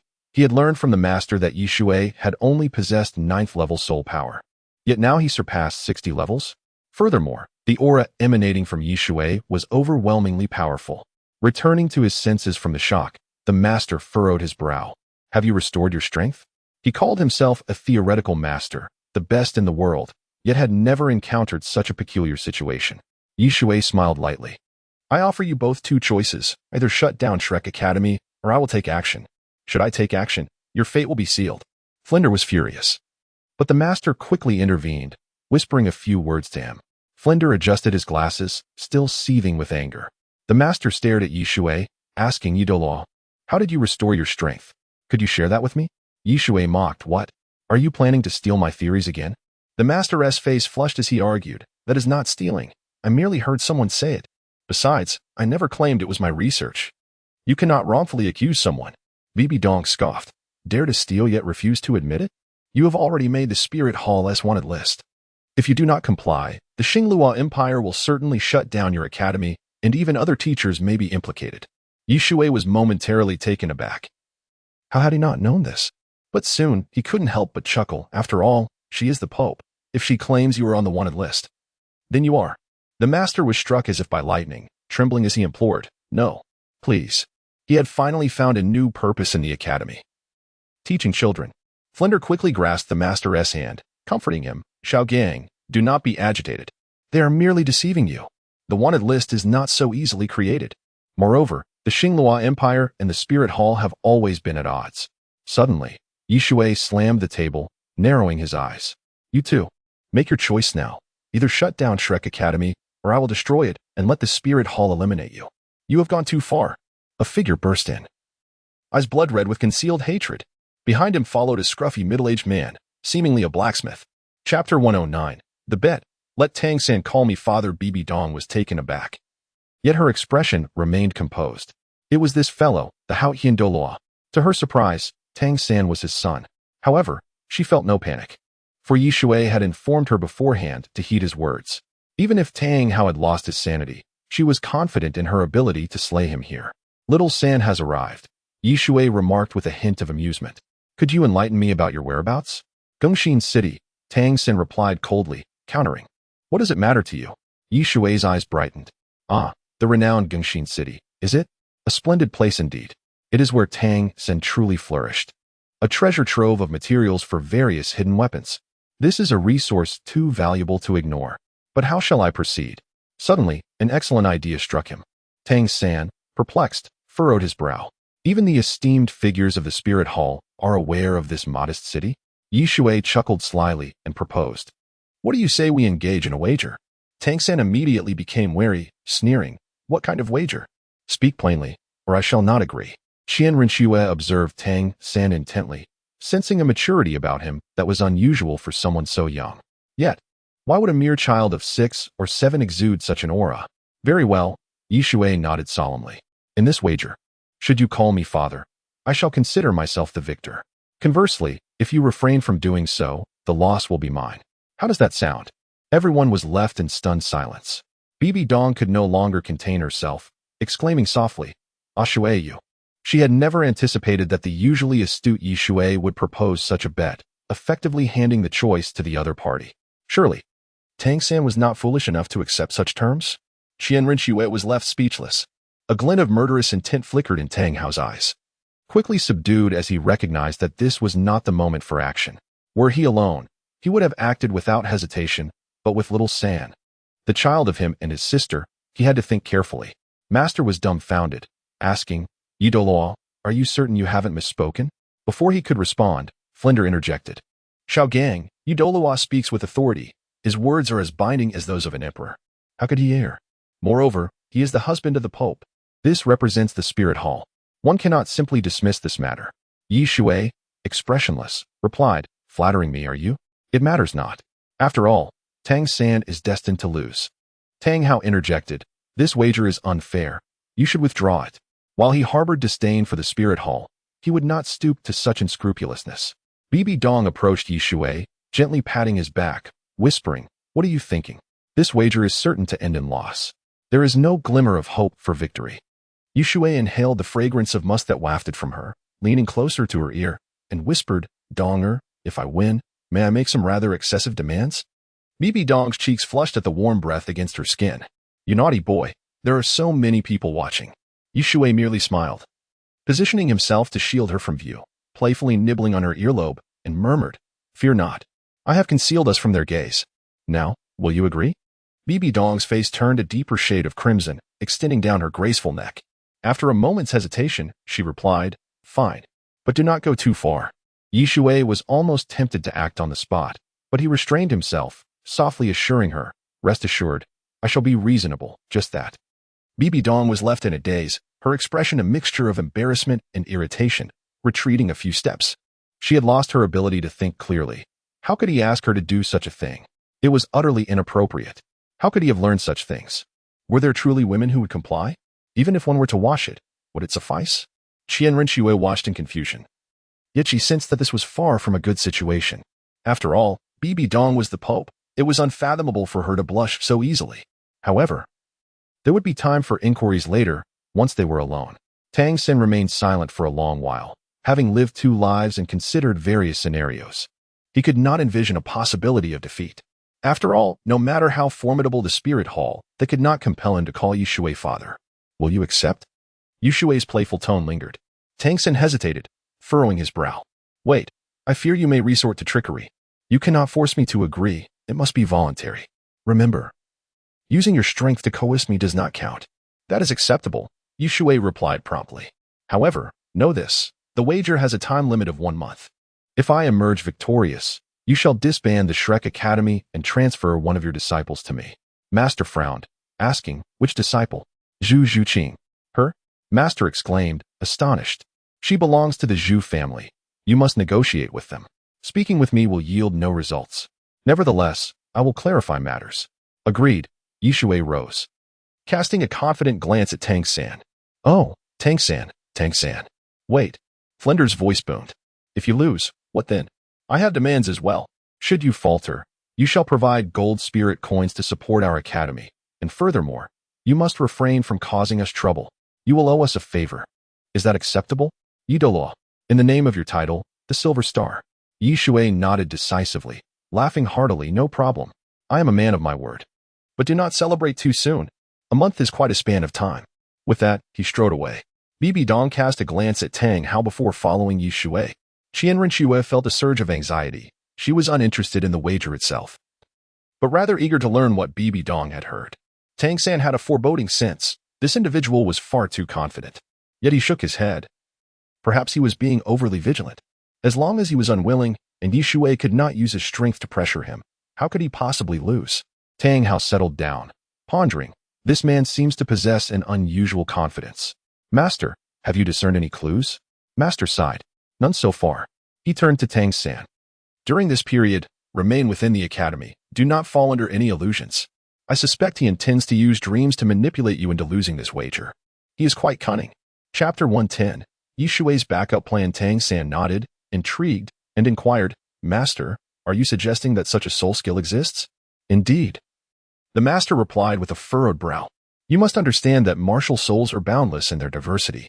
If Shui is so certain, surely he possesses a contingency plan." Flinder nodded in agreement, acknowledging that Xiao Gang was the foremost theoretical master in the world, and his words held weight. "Do you recall what he mentioned about a month?" "That signifies we must engage our minds tirelessly for an entire month. A single oversight could be detrimental." "How cunning." "Dad." Tang San turned to Tang Hao. Tang Hao spoke solemnly. "Listen to the master. By the way, what is your purpose in acquiring these metals? Your immediate priority should be to hone your skills, not to indulge in these trifles." "Understood," Tang San replied nonchalantly, his heart brimming with joy. He never anticipated that materials for various hidden weapons were available here.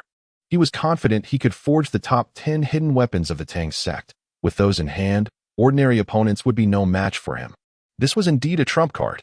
Meanwhile, Shui observed from a distance a girl with a stern countenance. "Is she Zhu Zhuqing?" Qianren inquired, her curiosity piqued. "Yes." Shui nodded and replied gravely, "No need to rush to disturb her. We shall wait until Shrek disbands." "Wait," Bibi Dong interjected, her brows knitting together. "Shui, can you disclose your assurance of winning the wager? Are you planning to control that child through dreams? Have you considered that the opponent is not a fool?" Qianren nodded in agreement. In her heart, she believed Shui to be omnipotent, yet she saw no glimmer of hope in this matter. Anyone who was too foolish would not lose this bet. Shui smiled faintly. "Let us not speak of it just yet. Revealing secrets diminishes their allure. Dong Earth, accompany me to a certain place." Bibi Dong's eyes brightened with excitement as she asked, "Just the two of us?" "Of course," Yi Shui affirmed with a nod. "I wish to join," Qian Rinxue remarked, her expression devoid of emotion. "What purpose do you have in coming?" Yi Shui glanced at her, frowning. "You should stay put. I have set a goal for you. Secure the diamond badge in the Soul Arena. If you fail, you shall no longer be my disciple." Qian Rinxue rolled her eyes and pouted. "Master, isn't that a bit excessive? There are a total of 8 ranks. And you expect me to obtain the highest rank diamond badge all at once?" Yi Shui remained impassive. "Your martial soul could be deemed the finest in the Douluo Continent. Your strength warrants the diamond soul badge. Believe in yourself." "Very well," Qian Rinxue conceded with a nod, fixing her gaze on Yi Shui. "I will obtain the diamond badge. But promise me, when the angel wings reach level 50, there will be a reward." Yi Shui chuckled awkwardly. "Let us discuss that upon my return." "It is not yet time." Qian Rinxue shot him a glare. "You must not forget." "Rest assured," he replied, and then departed with Bibi Dong. Sighing, Qian Rinxue resolved to train diligently and hasten her ascent to the titled Douluo rank. Only then could she assist Yi Shui. Days later, Yi Shui rested his chin on his hand, occasionally glancing ahead at a charming maiden.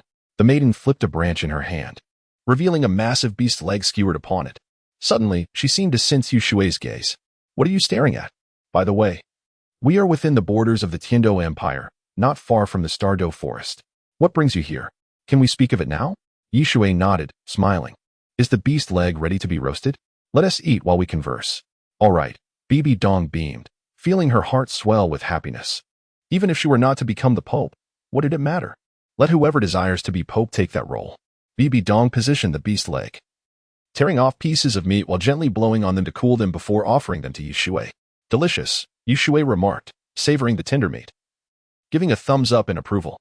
"If it's good, have more," Bibi Dong urged, tearing off another piece to feed him. Yi Shui laughed heartily, basking in the proximity of Bibi Dong, inhaling the fragrance of orchids that wafted from her. "I so wish to dine with you here." "You rogue." Bibi Dong feigned irritation, though a playful smile danced in her eyes. "After each time, I am left bruised. Why do you bite so hard? Truly a rascal." Yi Shui raised an eyebrow. "You did not express such sentiments back then. I shall ignore you now." Bibi Dong turned away. "All right." Yi Shui suddenly leaned forward, gently blowing warm air, and then nibbled on Bibi Dong's earlobe, whispering, "Let us not dwell on that. However, when will you fulfill your promise?" Bibi Dong's cheeks flushed, her body softening as she leaned against Yi Shui, playfully scolding. "You Haven Tea fulfilled your end of the bargain." "Fulfill what?" Yi Shui gazed at Bibi Dong's delicate visage and chuckled. "After eating, you shall appear rejuvenated, right? At your current age, one could easily believe you to be in your 20s. Bibi Dong suddenly feigned anger, playfully biting Yi Shui's arm. "Ouch!" Yi Shui gasped, pretending to be taken aback. "All right, I'll tell you why I'm here. I discovered a counterfeit soul spirit." Bibi Dong's expression shifted to one of surprise. "What does that mean?" "Tang Hao." Yi Shui smiled. "You must know he possesses 100,000-year soul ring, correct?" "Indeed," Bibi Dong replied coldly. "That man is on my hit list. If it weren't for you, Shui, asserting your authority, I would have ambushed him already. My strength is formidable now."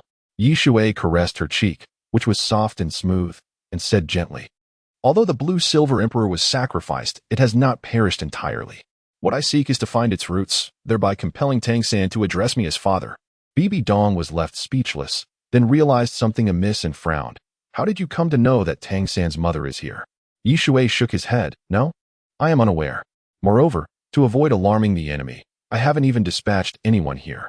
I only know that the last remaining seeds of the blue-silver emperor were planted by Tang Hao not far from Holy Soul Village." Bibi Dong's eyes lit up, and she suddenly kissed Yi Shui, exclaiming, "You are so clever. So it is to use his family as leverage." "Leverage?" Yi Shui laughed heartily. "You are mistaken. I am not one to issue threats. What if the blue-silver emperor became your soul spirit? Would that not be intriguing?" Chapter 111. Deceiving the blue-silver emperor. Bibi Dong was taken aback, responding with a question, but she has already made the sacrifice. And her spirit ring was taken by Tang Hao. How could there still be a spirit? Rest assured, Yi Shui confidently nodded, a smile gracing his lips. "A spirit is inscribed with both soul and power. At worst, I can use the liquid of the life gold to nurture the blue-silver emperor. And with a little persuasion, it will all be settled." "Excellent!" Bibi Dong exclaimed, her face alight with excitement. I never imagined I could possess a spirit as ancient as the Blue Silver Emperor.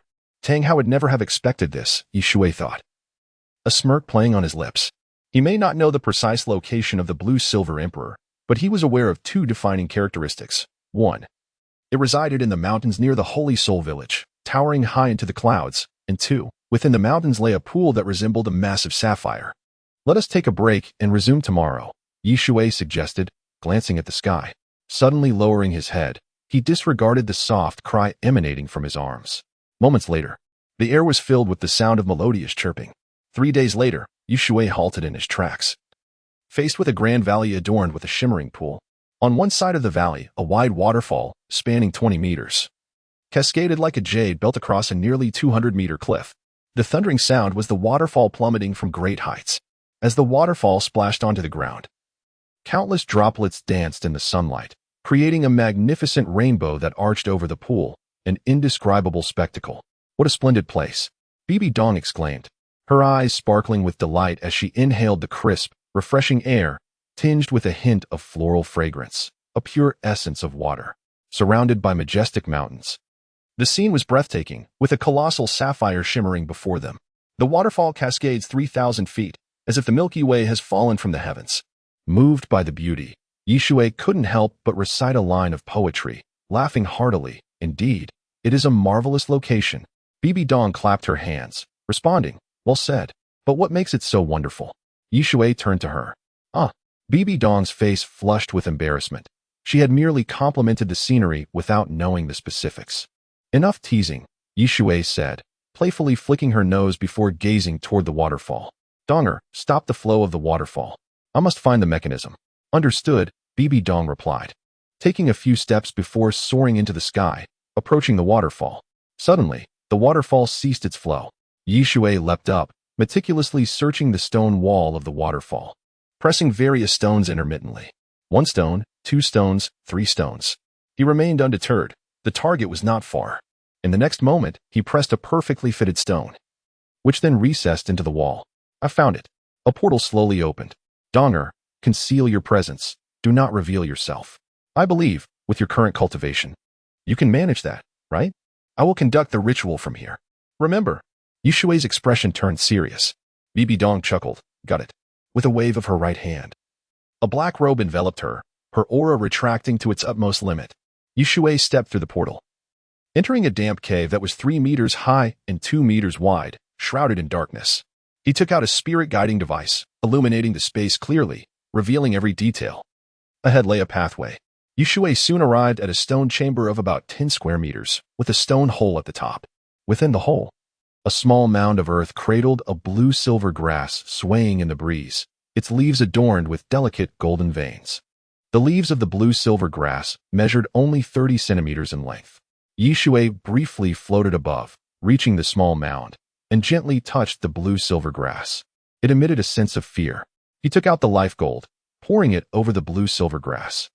A terrifying scene unfolded as the blue-silver grass began to grow rapidly, reaching a height of 1 meter, even causing the stone hole's top to crack. The life gold, nearly the size of a fist, rivaled a spirit beast of 100,000 years.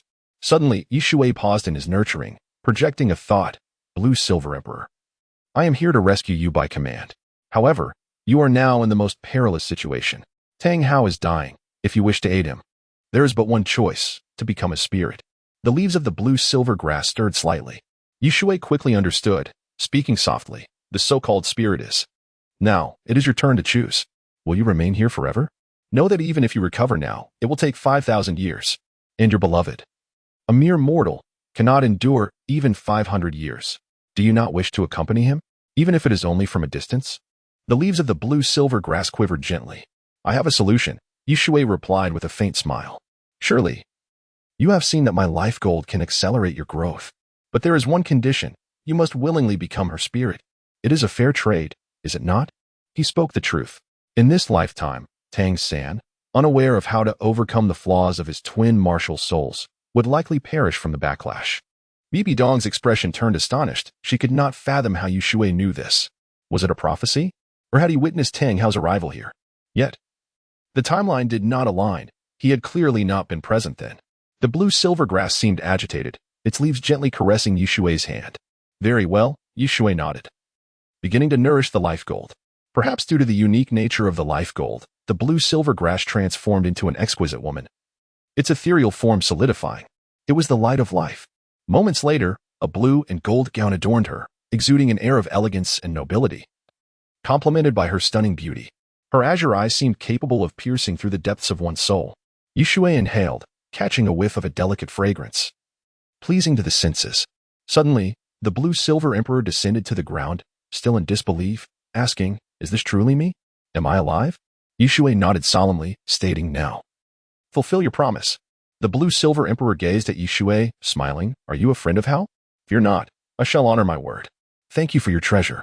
Shui glanced at Bibi Dong, who stepped forward. "Now, do not resist my spiritual power. Tang Hao has done too much for you. After losing you, he became a blacksmith. Indeed, he was so consumed by sorrow that he neglected even his son. Had it not been for the precociousness of that child, Tang San, he might have starved to death." "How?" Tears welled in the blue-silver emperor's eyes. "Please, hurry. I wish to see him. Even if only for a little over 100 years, even if I can only watch from afar, I would be content." Especially with Shui's words thoroughly shattering her psychological defenses. "My child, Tang San, you have suffered too much." She was well aware that Tang San's name was derived from her. Chapter 112, The Blue-Silver Emperor's Soul, Submission. Shui nodded slightly and smiled. "Rest assured, you will soon see your son." Upon speaking, his eyes suddenly turned white, and an overwhelming force of mental energy emanated from him, enveloping the entire area. A fierce wind swept through. The blue-silver emperor's expression shifted, such formidable mental power. As the ruler of the blue-silver grass, she possessed innate strength and spiritual energy. Yet she could not compare to Shui's level. However, this man was not a titled Douluo. In the next moment, the blue-silver emperor felt a peculiar force invade her mind, emanating from Shui, vast and pure. Should he harbor any ill intentions, her life would be forfeit in an instant. Nevertheless, she placed her trust in Shui, relinquishing her resistance and allowing that mental force to take control of her. Shui turned his gaze towards Bibi Dong, gently instructing, "Donger, stand opposite her." "All right." Bibi Dong appeared somewhat exhilarated. She had not anticipated that her second martial soul could possess a soul spirit. The blue-silver emperor glanced at the figure in the black robe, a sudden chill coursing through her, as if she had encountered something terrifying. "Friend of Hao, why do I feel an eerie familiarity?" Shui lowered his eyes and replied softly, "Do not overthink it. Consider Tang San. He is your child, having grown up without a mother. Are you aware that the villagers have constantly berated him, calling him a bastard? Do you not wish to see your son, Xiao San, sooner?" Xiao San. The blue-silver emperor trembled, nearly losing her balance. In an instant, her gaze solidified with determination. Shui sighed in relief and then gestured towards the blue-silver emperor. A delicate golden light enveloped her, embodying her spiritual essence, soul imprint, pure soul power, and bloodline strength. The golden glow intensified. Suddenly, the blue-silver emperor reverted to her true form, a remarkably beautiful blue-silver grass. Shui chanted an incantation, and the very heavens seemed to tremble. Equal contract. His voice, gentle yet imbued with an otherworldly charm, felt as though it were a divine decree. Beneath Bibi Dong and the blue-silver emperor, a hexagram array emerged, peculiar symbols rising and encircling their forms. One by one, these symbols surged into Bibi Dong's being. After a considerable time, Shui smiled lightly. The equal contract is complete. Bibi Dong lifted her robe, revealing her flawless physique, perhaps rendered even more sacred by the absorption of the soul spirit. Shui marveled at her long, slender legs, pristine and straight, truly a sight to behold. One by one, soul rings appeared. Black, black, black, black, black, red, red, red. A total of 8 soul rings. The black soul rings had a minimum age of 50,000 years. Such a powerful sensation coursed through Bibi Dong as she inhaled deeply, lost in rapture. Shui chuckled mischievously, his hand brushing her leg, which felt incredibly smooth. "How does it feel? You have finally achieved your desire. I have always wanted this soul ring." Bibi Dong swatted his hand away, feigning annoyance as she declared, "If you had been willing to help me, my soul rings would already be red, and all of them at that." Shui grinned once more, brazenly wrapping his arms around Bibi Dong's slender frame, his hands exploring her waist. "Isn't this a form of training for you? Besides, I already promised to assist you once I ascend to divinity, yet you insisted on being stubborn." Bibi Dong bit her crimson lip, letting out a soft sigh. Yet she remained silent, fully aware of the words she should and should not utter. Ascending to divinity was, after all, a thorn in Shui's side. A lingering discomfort. In the next moment, a blue figure appeared. It was the Blue Silver Emperor, her face filled with astonishment as she gazed at Bibi Dong. You are? Bibi Dong straightened, smiling. You are not mistaken. I am indeed the Pope of the Spirit Hall. You. The Blue Silver Emperor shuddered. Despite now being a soul spirit, she found herself unable to withstand such a blow. Why did you deceive me? She looked at Shui, her eyes brimming with tears. Shui, expressionless, retorted, What have I deceived you about? Your awakening is thanks to me, is it not? Furthermore, you became a seed because Donger hunted you, correct? The Blue Silver Emperor pursed her lips. Humanity hunting soul beasts, or vice versa, is but a natural occurrence. So do not present me with that expression. I find it displeasing. Shui smirked coldly. The Blue Silver Emperor remained silent for a long while before asking, What of my child, Tang San? Did you kill him? She could hardly contain her tears. We did not kill him. Shui scoffed, a mere waste. I still have use for him. Why would I kill him? Really? The Blue Silver Emperor's eyes sparkled with surprise as she stammered. But didn't Tishi attempt to kill Hao? Bibi Dong chuckled coldly. Everything depends on my mood. If I wish to kill, I shall, and if not, I shan't. In the face of my interests, I will make my own choices. I am the same, Shui replied with a faint smile. No. Bibi Dong's expression turned serious. Not counting my knight. No interest will take you away from me. The Blue Silver Emperor felt an overwhelming sadness wash over her. She had been deceived, and had become the soul spirit of her enemy. Why was this happening? Shui glanced at her and remarked, You need not wallow in self-pity. At least now you can see your child. That you have become a soul spirit, Donger has the potential to ascend to divinity, allowing you to be freed. In a sense, you have gained. The Blue Silver Emperor sighed. Bibi Dong maintained a cold demeanor, stating, I understand the significance of a soul spirit. Therefore, I warn you. If you do not cooperate with me, I shall slay your husband, Tang San. After all, he can serve as a soul ring. You must choose. No. The Blue Silver Emperor's complexion paled, trembling as she said, I will cooperate with you. With my assistance, your strength will greatly increase. A soul spirit is akin to another soul beast. Shui smiled lightly. Blue Silver Emperor, I am pleased you have chosen the correct side. I will also allay your worries. Donger, why do you wish to kill Tang Hao? Bibi Dong laughed. Of course, it is because of the 100,000-year soul beast. Did you hear that? Shui fixed his gaze on the Blue Silver Emperor. Donger wishes to kill Tang Hao solely because of you. Now that you have become a soul spirit, we will not kill Tang Hao. But I must warn you, if he dares to offend us, do not expect me to be merciful. The Blue Silver Emperor nodded sorrowfully, muttering, I understand. I wish to see my child, Xiao San. I will persuade them. Do not rush. Shui shook his head, frowning. Before that, you must undergo another evolution. Go to the forest where the Blue Silver King resides, and allow your subjects to bless you. Chapter 113, Enhancing Your Appearance 3 days later, in an unnamed forest. The Blue Silver Emperor wore a complex expression as he glanced at Tang San and sighed. How did you come to know of this place? Indeed, here lie the subjects capable of facilitating my evolution, and there is also the Blue Silver King. Shui smiled lightly. You need not concern yourself with that. Release your spiritual energy, accept the blessings from your subjects, and in turn, bestow them upon Donger. If I am not mistaken, with the assistance of these subjects, you shall grow even stronger. The Blue Silver Emperor merely nodded, then slowly closed his eyes. Suddenly, clusters of blue silver grass began to stir, their branches and leaves quivering with excitement, as if they had sensed the return of kin. A voice emerged, Your Majesty, the Great Sovereign, you have arrived? Bibi Dong, having acquired the spirit of the Blue Silver Emperor, felt this as well. This too was a blue silver grass, albeit of a higher order. My subjects, I have come. The Blue Silver Emperor communicated before opening his eyes, furrowing his brow. Now, we may enter. Shui stepped into the forest, with Bibi Dong hastily following. Everything here exuded an ancient aura, as if it had existed for eons. The blue silver grass swayed rhythmically, imbued with a semblance of sentience. Before long, Bibi Dong abruptly halted, staring at a plant ahead. This was also blue silver grass, its elongated vines reaching 10 meters high, radiating a crystal-clear blue, shimmering with brilliance. At the center of this plant was a human face. Your Majesty, the Blue Silver King appeared elated, its vines dancing wildly. The Blue Silver Emperor floated closer, his eyes glinting with joy. My subjects, he proclaimed. The Blue Silver King spoke. Your Majesty, what has befallen you? Why are you in this ethereal form? The blue-silver emperor did not elaborate, instead frowning. My subjects, I have come here to meet you. Your Majesty. The blue-silver king shed tears. You have finally arrived. Please accept the worship of your subjects. The forest radiated a formidable aura, as clusters of blue-silver grass emitted a ghostly blue hue, though it was but a hint. Billions of blue-silver grass transformed the landscape into a sea of blue. In that moment, Bibidong felt an overwhelming connection to the forest, her body fervently absorbing this blue ocean. It was the gentlest of powers, akin to the nourishing rains following spring breezes. Bibidong's eyes widened with astonishment. What pure power!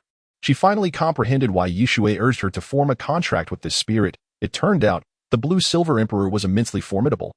One soul ring after another manifested. Black, black, black, black, black, red, red, red.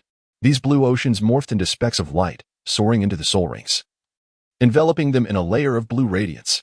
Bibidong trembled, her aura becoming noble and sanctified, reminiscent of a true sovereign. The blue-silver grass flourished rapidly, becoming translucent. And even the blue-silver king bore a contented smile. After a long while, Bibidong opened her eyes, only to discover that her skirt felt somewhat tight. Lowering her gaze, she realized she had grown taller. Your Majesty, the blue-silver king softly called. Yes, the blue-silver emperor nodded, casting a reluctant glance at the forest. I must take my leave. Thank you, my beloved subjects. Bibidong drew a deep breath, turning to Shui with a smile. How long has it been? 3 days. Shui replied with a gentle smile. Bibidong looked at the blue-silver emperor, astonished to realize that this ubiquitous blue-silver grass was indeed the emperor of blue-silver grass. At this moment, she had acquired 9 soul rings. Black, black, black, black, black, red, red, red, red. For red soul rings, Bibidong felt confident that she could confront and defeat that detestable Qian Douluo. Let us go, Shui turned. With a month remaining, time is of the essence. We must return soon, even if we face defeat. Coming. Bibidong beamed, hurrying to catch up with Shui. Shui glanced at Bibidong and inquired, how many years for the last soul ring? The blue-silver emperor furrowed his brow. 200,000 years. I am uncertain about the liquid you provided me. My life tier has thus evolved. The 200,000 years were a result of her physical limit. Should her physical capacity be enhanced, the soul ring could also evolve. Bibidong was overjoyed, suddenly leaning in to kiss Shui's cheek, exclaiming, Thank you. I have never heard of a soul ring that can grow.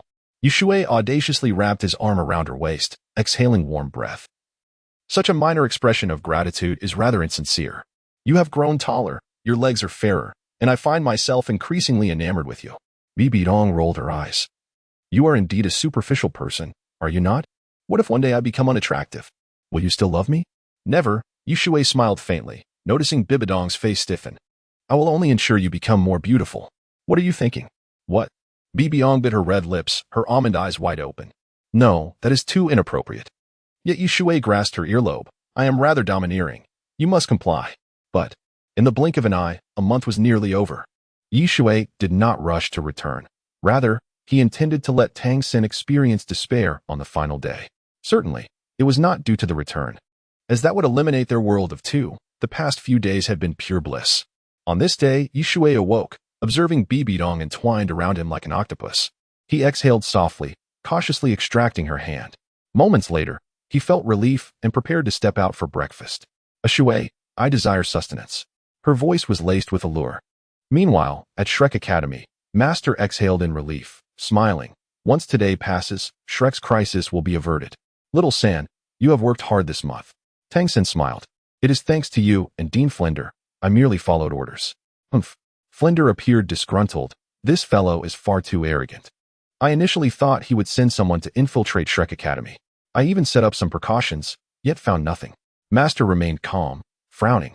I said it was all in vain. There is Tang Hao, a title Douluo. Even if the spirit hall intends to cause trouble, they cannot succeed. At that moment, a tall figure entered. It was Tang Hao. Little San, you have worked hard. Tang San shook his head, smiling wryly. You are the one who has truly endured. You have been watching over me all night. Once today concludes, you should rest.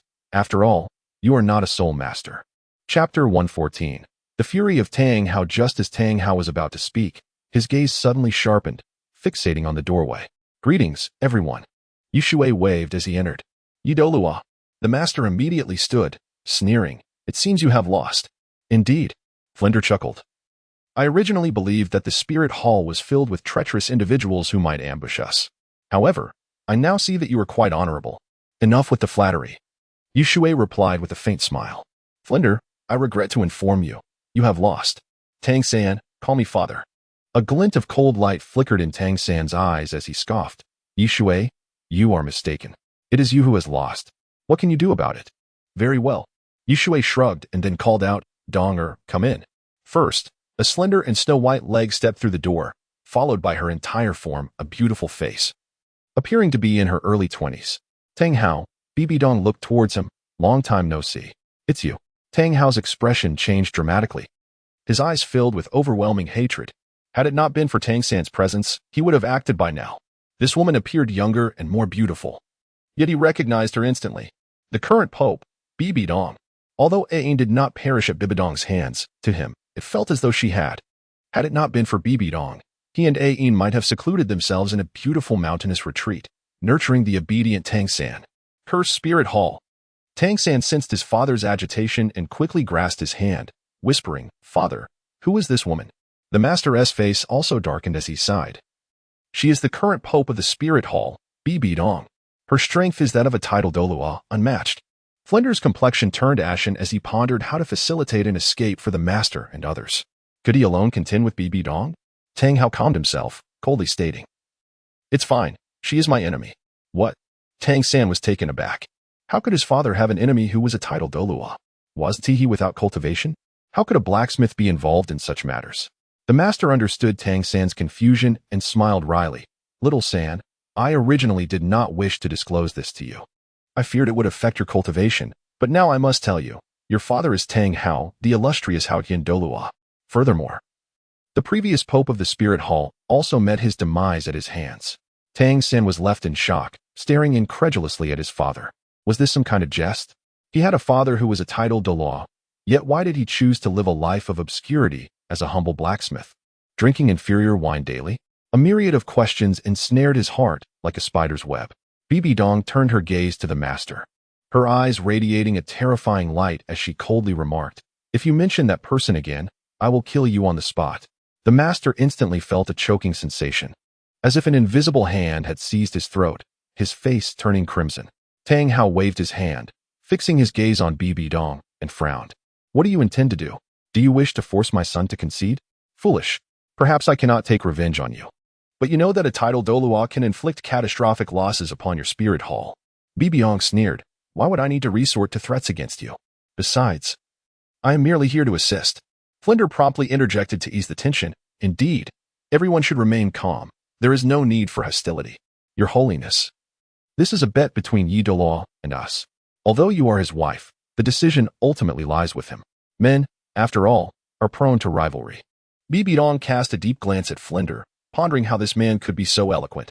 Shui stepped forward with a smile. Flinder, you remain unchanged. Indeed. This matter is mine to resolve. Tang San scoffed. Teacher Yi, it seems your schemes have failed. Otherwise, why would you be so agitated now? Are you attempting to coerce me into conceding through the master and the dean? Shui shook his head, sighing, Tang San. You are far too clever for a child. However, you are mistaken. I want you to concede willingly. Not a chance. Tang San felt entirely reassured, realizing that the opponent still had some semblance of honor. His greatest concern had been if Shui became shameless, which would lead to trouble. Donger. Shui glanced at Dong. In the next moment, a phantom appeared, first glancing at Tang Hao, then at Tang San, tears welling in her eyes. How little San. Tang Hao stood there, stunned, murmuring, Ain. Am I not dreaming? How? Are you here? Tang San felt a sense of familiarity, as if he had seen her somewhere before. How? You are not dreaming. The blue-silver empress, with tearful eyes, floated before Tang Hao, longing to touch him, yet could only pass through. I am alive. However, I have now become Dong's spirit. Spirit? Tang Hao's expression changed drastically, his right hand summoning the Haotian hammer. The aura of a tidal Douluo erupting fiercely. I will kill you, Dong. His voice seemed to resonate from the depths of the abyss, hoarse and deep. Dong remained expressionless, commenting, such deep affection. Even I am moved. How tragic. Tears streamed down Tang Hao's face as soul rings began to swirl around him. Do not act rashly. The blue-silver empress gritted her teeth, appearing even more pitiful. A spirit is merely akin to a soul ring. If you kill Bibidong, I will perish alongside her. Tang Hao's face paled. His teeth clenched as he glared at Bibidong, coldly stating you. At this point, he suddenly suffered a violent surge of emotions, spitting out a mouthful of blood. Pathetic. Bibidong laughed coldly. Ain, what kind of person have you sought? I need not lift a finger. And he is already on the verge of death. The blue-silver empress turned away, frowning. Do not speak so. His injuries are not yet healed. The master, utterly perplexed, frowned. Could it be that legendary spirit? But how could a soul ring possess consciousness? Douluo, what have you unleashed? Revolutionary, Shui replied with a faint smile. Spirits are a boon that allows a dying soul beast to linger for over a century. The principle is... The master was left dumbfounded, staring blankly at Shui. After a long pause, he sighed. I cannot compare to you. Tang Hao glared at Shui, coldly stating, a dying soul beast? But Ain still has a long life ahead. You. He spat out another mouthful of blood. Father, Tang San furrowed his brow and asked, who is she? Little San, the blue-silver empress pressed her lips together, sighing, I am your mother. Chapter 115. The Torment of Tang San Mother? Tang San was utterly astonished. How could this be possible? His mother was a soul beast? Sighing deeply, Tang Hao managed a bitter smile and said, Little San, at this juncture, I must reveal the truth to you. Your mother is a soul beast, the Silver Emperor. When I fell in love with her, I was unaware of her true nature. It was only later that I discovered the truth, yet it mattered not to me. In the end, the spirit hall pursued us because of Ain and the outcome. Tang San did not need to ponder. He knew all too well that it was tragic. Otherwise, how could his father have fallen? Although he was meeting his mother for the first time, the affection in her eyes was unmistakable. In his past life, he had been an orphan, and in this life, he was grateful to have a father, yet now he learned he had a mother as well. Cursed Spirit Hall. Shui smiled slightly and inquired, Tang San, you appear rather enraged. Tang San fixed his gaze on Shui and retorted coldly, your Spirit Hall has gone too far. Why do you persecute my mother? Bibidong laughed mockingly. Why, Tang San? How can you even ask such a question? In ancient times, soul beasts slaughtered humans and fed on them. Now the roles have reversed, and it is our turn to hunt soul beasts. Your father is a scoundrel, unashamedly joining with a soul beast. Shui's lips twitched, his brows furrowing as he said, enough, do not speak further. He felt a discomfort creeping in. Bibidong's expression softened in an instant. The Silver Emperor sighed and said, Little San, I am sorry for not being able to be by your side. The soul spirit was my choice. How? Otherwise, I would have merely been a seed, and by the time I regained consciousness, you would likely. Now that I can see you, it is a blessing from the heavens. Though my lifespan is but a little over 100 years, I am content. Ain. Tang Hao's face was etched with pain. His beloved had become the soul spirit of their enemy. Was there anything more despairing? How? The Silver Emperor wept, her body trembling. Enough. Shui said with a faint smile, Tang San, you have lost, so hurry and call me father. Impossible. Tang San shouted, his face cold. I will never share the same sky as your spirit hall. Though it was their first meeting, he felt an intense bond. This was the call of blood. You should have had a happy family, but it was destroyed by the people of the spirit hall. Bibidong sneered, Tang San, you have benefited from this. If it were up to me, I would simply kill you. Why bother with all this? Stop. The Silver Emperor floated over, shielding Tang Hao. Tang San sighed. You said you would not harm them. Bibidong scoffed. If they do not cooperate, I will have no choice but to kill them. At most, I will use you as a soul ring. Little San. Tang Hao hesitated for a long time, then finally knelt beside Tang San and said with a wretched tone, Kneel. Call him father. Tang San found himself powerless to resist.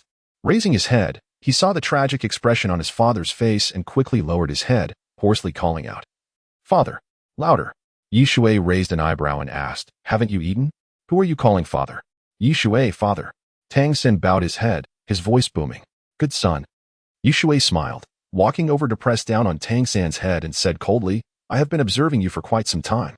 Tang San, where did your powerful hidden weapons come from? Such might is beyond your capabilities. Tang San's pupils constricted, a storm of shock rising within him. Hidden weapons? How could he know? Impossible. Only he knew that the hidden weapons were from the Tang sect. How could Shui be aware? Do not try to deceive me.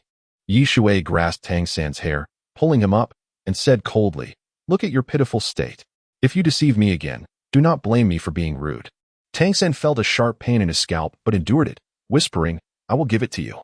The soul-chasing Deathly King S-Note. It can deal with Soul Kings. He had yet to create the Deathly King S-Note and was uncertain of its full power, but it could effortlessly deal with Soul Kings. The Deathly King S-Note? Shui gripped tighter, disdainfully saying, just this thing? It can only deal with Soul Saints or Soul Douluos. What use is it? Tang Hao's expression changed. Could Little San's hidden weapon truly contend with Soul Saints and Soul Douluos? Master, Flinder looked on in horror. They had witnessed Tang San's hidden weapons, which were formidable, but they should be ineffective against true experts. Yet why was Shui so certain that this so-called Deathly King S-Note could confront Soul Saints and even Soul Douluos? Tang San was even more shocked, his face betraying nothing as he furrowed his brow and said, I do not understand. What are you saying? Shui sneered, tightening his grip on Tang San's throat, producing a series of cracking sounds, and said in a deep voice, do not divert my attention. I want the first and second hidden weapon techniques. Little San. The Silver Emperor's eyes brimmed with tears, trying to stop Shui but only grasping at air.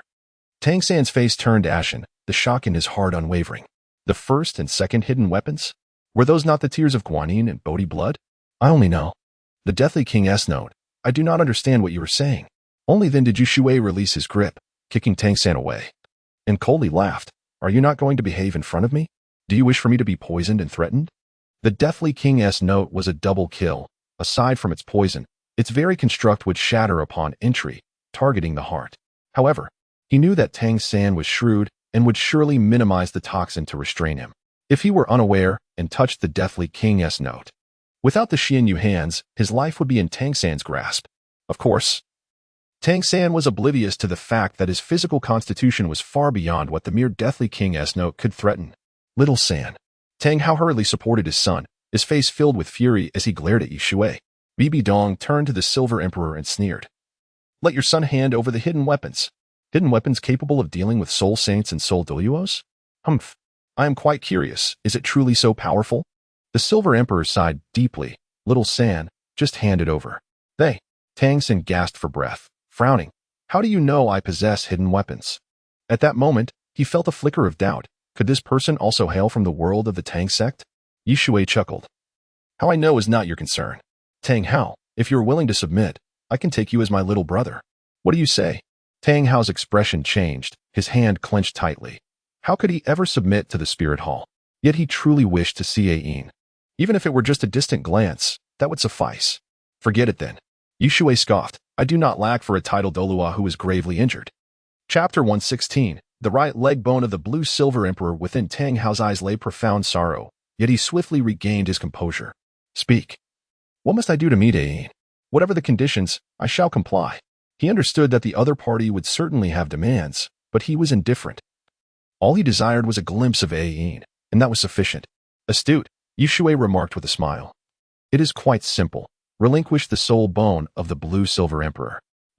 Tang Hao's expression shifted, casting a glance at the blue-silver emperor with evident reluctance. How? The blue-silver emperor sighed, a bitter smile gracing her lips. Give it to him. I suspect you have yet to absorb it, have you? Otherwise, your injuries would have healed long ago, and you wouldn't be spitting blood. With gritted teeth, Tang Hao finally waved his hand, conjuring a lead box that appeared out of thin air. Without sparing a glance, he tossed it to Shui. Shui caught the lead box with a smile, an enigmatic expression on his face. Tang Hao was taken aback. The box weighed over 200 pounds, and he had deliberately exerted some force, intending to humiliate Shui. Yet, the other S grip on the box showed no tremor. Does this fellow truly possess only 60 levels of soul power? As Shui opened the lead box, it revealed a right leg bone, precisely that of the blue-silver emperor. The soul bone was translucent, shimmering in a blue-gold hue, as if starlight danced upon its surface. Astonishingly, it appeared to breathe. An unparalleled surge of energy enveloped the small room. The master, witnessing this scene, gasped.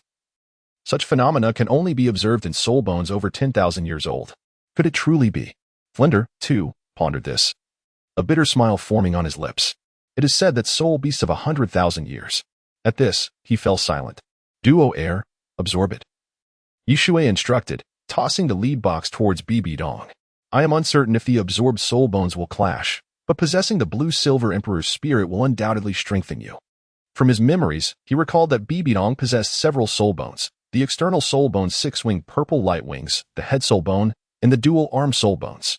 However, he was unsure if she had absorbed the soul bone of the soft bone rabbit. No conflict, Bibidong said, her excitement growing as she gazed at the soul bone within the lead box. Such formidable vitality. Blue-Silver Emperor. Tang Hao lowered his head. Unable to look at the Blue-Silver Emperor, he was loath to part with it, yet he had no choice. Tang San clenched his fists, engulfed by an overwhelming sense of humiliation. Without power, he was rendered insignificant. Bibidong grasped the right leg bone of the Blue-Silver Emperor and pressed it against her own right leg. Buzz. The right leg bone of the Blue-Silver Emperor vanished. A cool sensation flooded into her leg, reminiscent of plunging into a cerulean sea on a sweltering summer day. Refreshing, comfortable, and myriad delightful feelings overtook her heart. In the next moment, Bibidong opened her eyes and smiled. Thank you, Blue-Silver Emperor. The soul bone you bestowed upon me is extraordinarily powerful. Likewise, I am grateful for your spirit. Now, we are at least equals, are we not? The Blue-Silver Emperor bit her lip, gazing reluctantly at Tang Hao and Tang San, but soon her despondency transformed. As long as Hao and Xiao San remained alive, her sacrifices were more than sufficient. As a spirit, she understood the immense benefits a spirit could confer upon a soul master, transformative in nature. Bibidong, perceiving the Blue-Silver Emperor's thoughts, scoffed, Fear not, Blue-Silver Emperor. I have stated before, as long as these two do not provoke us, I harbor no interest in their demise. After all, you are my spirit. To Tang Hao, the feelings of suffocation deepened. His wife had sacrificed for him, and now willingly became a spirit for his sake. Was he still a husband? However, he could not act impulsively. His death mattered little, but Xiao San could not perish. Otherwise, not only would he be unable to forgive himself, but neither would Ayin. Yi Shui smiled faintly. Tang San, you have lost. Thus, you must fulfill your promise. Dissolve Shrek Academy. By the way, I shall banish you to the extreme cold land. How dare you come to the Starluo Empire? His eyes reflected discontent. The master sighed, we may go now. But could you impart some knowledge regarding spirits to me? I wish to conduct research on this. Certainly. With a wave of his hand, Yi Shui conjured a scroll of books, striking down the master. An ineffectual being, desiring to succeed in research? Ridiculous. Besides, even if you did conduct research, it would bear no significance. Flinder felt a surge of indignation but could only remain silent. Departing? Bibidong inquired, glancing at Yi Shui. Yi Shui cast a glance at the master. Master, come with me. I previously mentioned a disciple named Zhu Zhuqing. The master could only nod. Though reluctance lingered in his heart, he had lost. Soon, Yi Shui spotted a little girl in a green dress. The master approached, frowning, Zhu Zhuqing. From this day forth, you are no longer a student of Shrek Academy. What? Zhu Zhuqing was taken aback, asking, Teacher, what happened? The master sighed, shaking his head. Do not inquire further. Shrek Academy has disbanded. With that, he turned to Yi Shui. This is your new teacher. If you have any questions, direct them to him. Having spoken, he turned and left. Yi Shui donned a self-assured smile, which only made Zhu Zhuqing instinctively retreat, appearing anxious. After a long pause, she finally spoke. Who are you? Yi Shui. He gestured to the sofa, calmly stating, Sit down, let us converse. Zhu Zhuqing gritted her teeth before taking a seat, her heart fluttering with trepidation, yet thankfully, the door remained open. Yi Shui poured a glass of water and placed it on the table beside Zhu Zhuqing, inquiring, What level is your soul power? Ninth, Zhu Zhuqing replied in a hushed tone. Ninth. Yi Shui's eyes flickered. This was quite reasonable. Zhu Zhuqing's talent was the lowest. And even if she absorbed an immortal grade, her Sea God 9 trials would only reach the 5th level of the Black grade. Now, I wish to ask you, how does your sister treat you? Sister? Zhu Zhuqing clenched her teeth, recalling her elder sister, who was 7 years her senior. Her heart brimmed with resentment. I do not know. Yi Shui smiled faintly. Only hatred, is it? Children's emotions are always laid bare, without concealment. However, this is to be expected. Otherwise, you would not have joined the academy. In the Douluo Continent, people tend to mature early, so I shall speak plainly. Do you desire freedom? Freedom? A glimmer of hope sparkled in Zhu Zhuqing's eyes. What is freedom? Yi Shui pointed out the window. Do you see the birds flying by? They are free. You must understand, your sister is the one with the greatest prospects. Once she seizes power, you will merely be suppressed by her. She wishes to eliminate you because she aspires to become the crown princess of the Starluo Empire, and you will inevitably be among the selected disciples, competing directly. Chapter 117. The boasting of Xiao Wu. Zhu Zhuqing's heart trembled. She did not comprehend these matters, yet her mother had advised her. If she wished to survive, she must join Shrek Academy. Otherwise, her sister would hold dominion over her fate. It is truly lamentable that one's destiny could be dictated by another. Shui chuckled softly. It is perfectly acceptable that you do not understand now, but I must offer you a piece of advice. Do not hasten to acquire your spirit rings. Why? Zhu Zhuqing could no longer restrain herself, her eyes brimming with profound yearning. Once she reached level 10, she could attach her spirit ring. Yet this stranger urged her against it. Do not be so agitated, Shui said, narrowing his eyes. You are curious, are you not? I can assure you that your first spirit ring can be purple. Do you believe me? Zhu Zhuqing was taken aback. A purple first spirit ring? How could that be possible? She quickly shook her head and retorted, I will not believe you. You are deceiving me. The first spirit ring can only be white or yellow at most. Shui countered, is something you have not witnessed deemed false? If you doubt me, I can take you to meet my disciple. What do you say? Zhu Zhuqing hesitated for a moment, but eventually nodded. Very well. Shui then led Zhu Zhuqing back to the grand villa. Xiaowu, he called as he entered. I'm coming. A small girl bounced over, and upon seeing Zhu Zhuqing, she froze in surprise, exclaiming, Who is she? She looks so cold. Shui glanced at Zhu Zhuqing, noting her naturally frosty demeanor. He shot her a glare and frowned. This is Zhu Zhuqing, our guest. What are you saying? Ah, Xiaowu stuck out her tongue and grinned. Hello, little girl. I am Xiaowu, as in the dance. You, hello? Zhu Zhuqing felt somewhat overwhelmed by Xiaowu's exuberance. Come in. Xiaowu, feeling at ease, took Zhu Zhuqing's hand and led her inside. You've come at the right time. There is plenty of food, little cakes, and the fruit smoothies the teacher experimented with. In short, it's all delicious. Shui couldn't help but chuckle at such metaphors. It appeared that the educational system in Douluo Continent was lacking. Initially reserved, Zhu Zhuqing gradually relaxed in Xiaowu's playful company. Shui quietly stepped away. Compared to others, Zhu Zhuqing exhibited a notable caution, a habit cultivated from an early age. It was better for him to leave and await news. Confucius once stated that education should be tailored to the individual. Different students require different teaching methods. Otherwise, one risks leading them astray.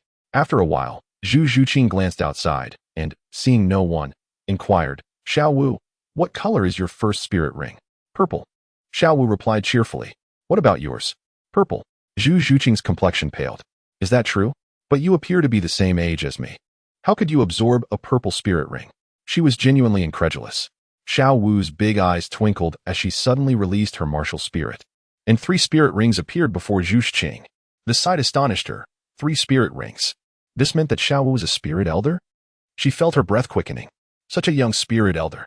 Even more astonishing was that Xiaowu's first 2 spirit rings were purple, and the third was black. Black, denoting a 10,000-year spirit beast.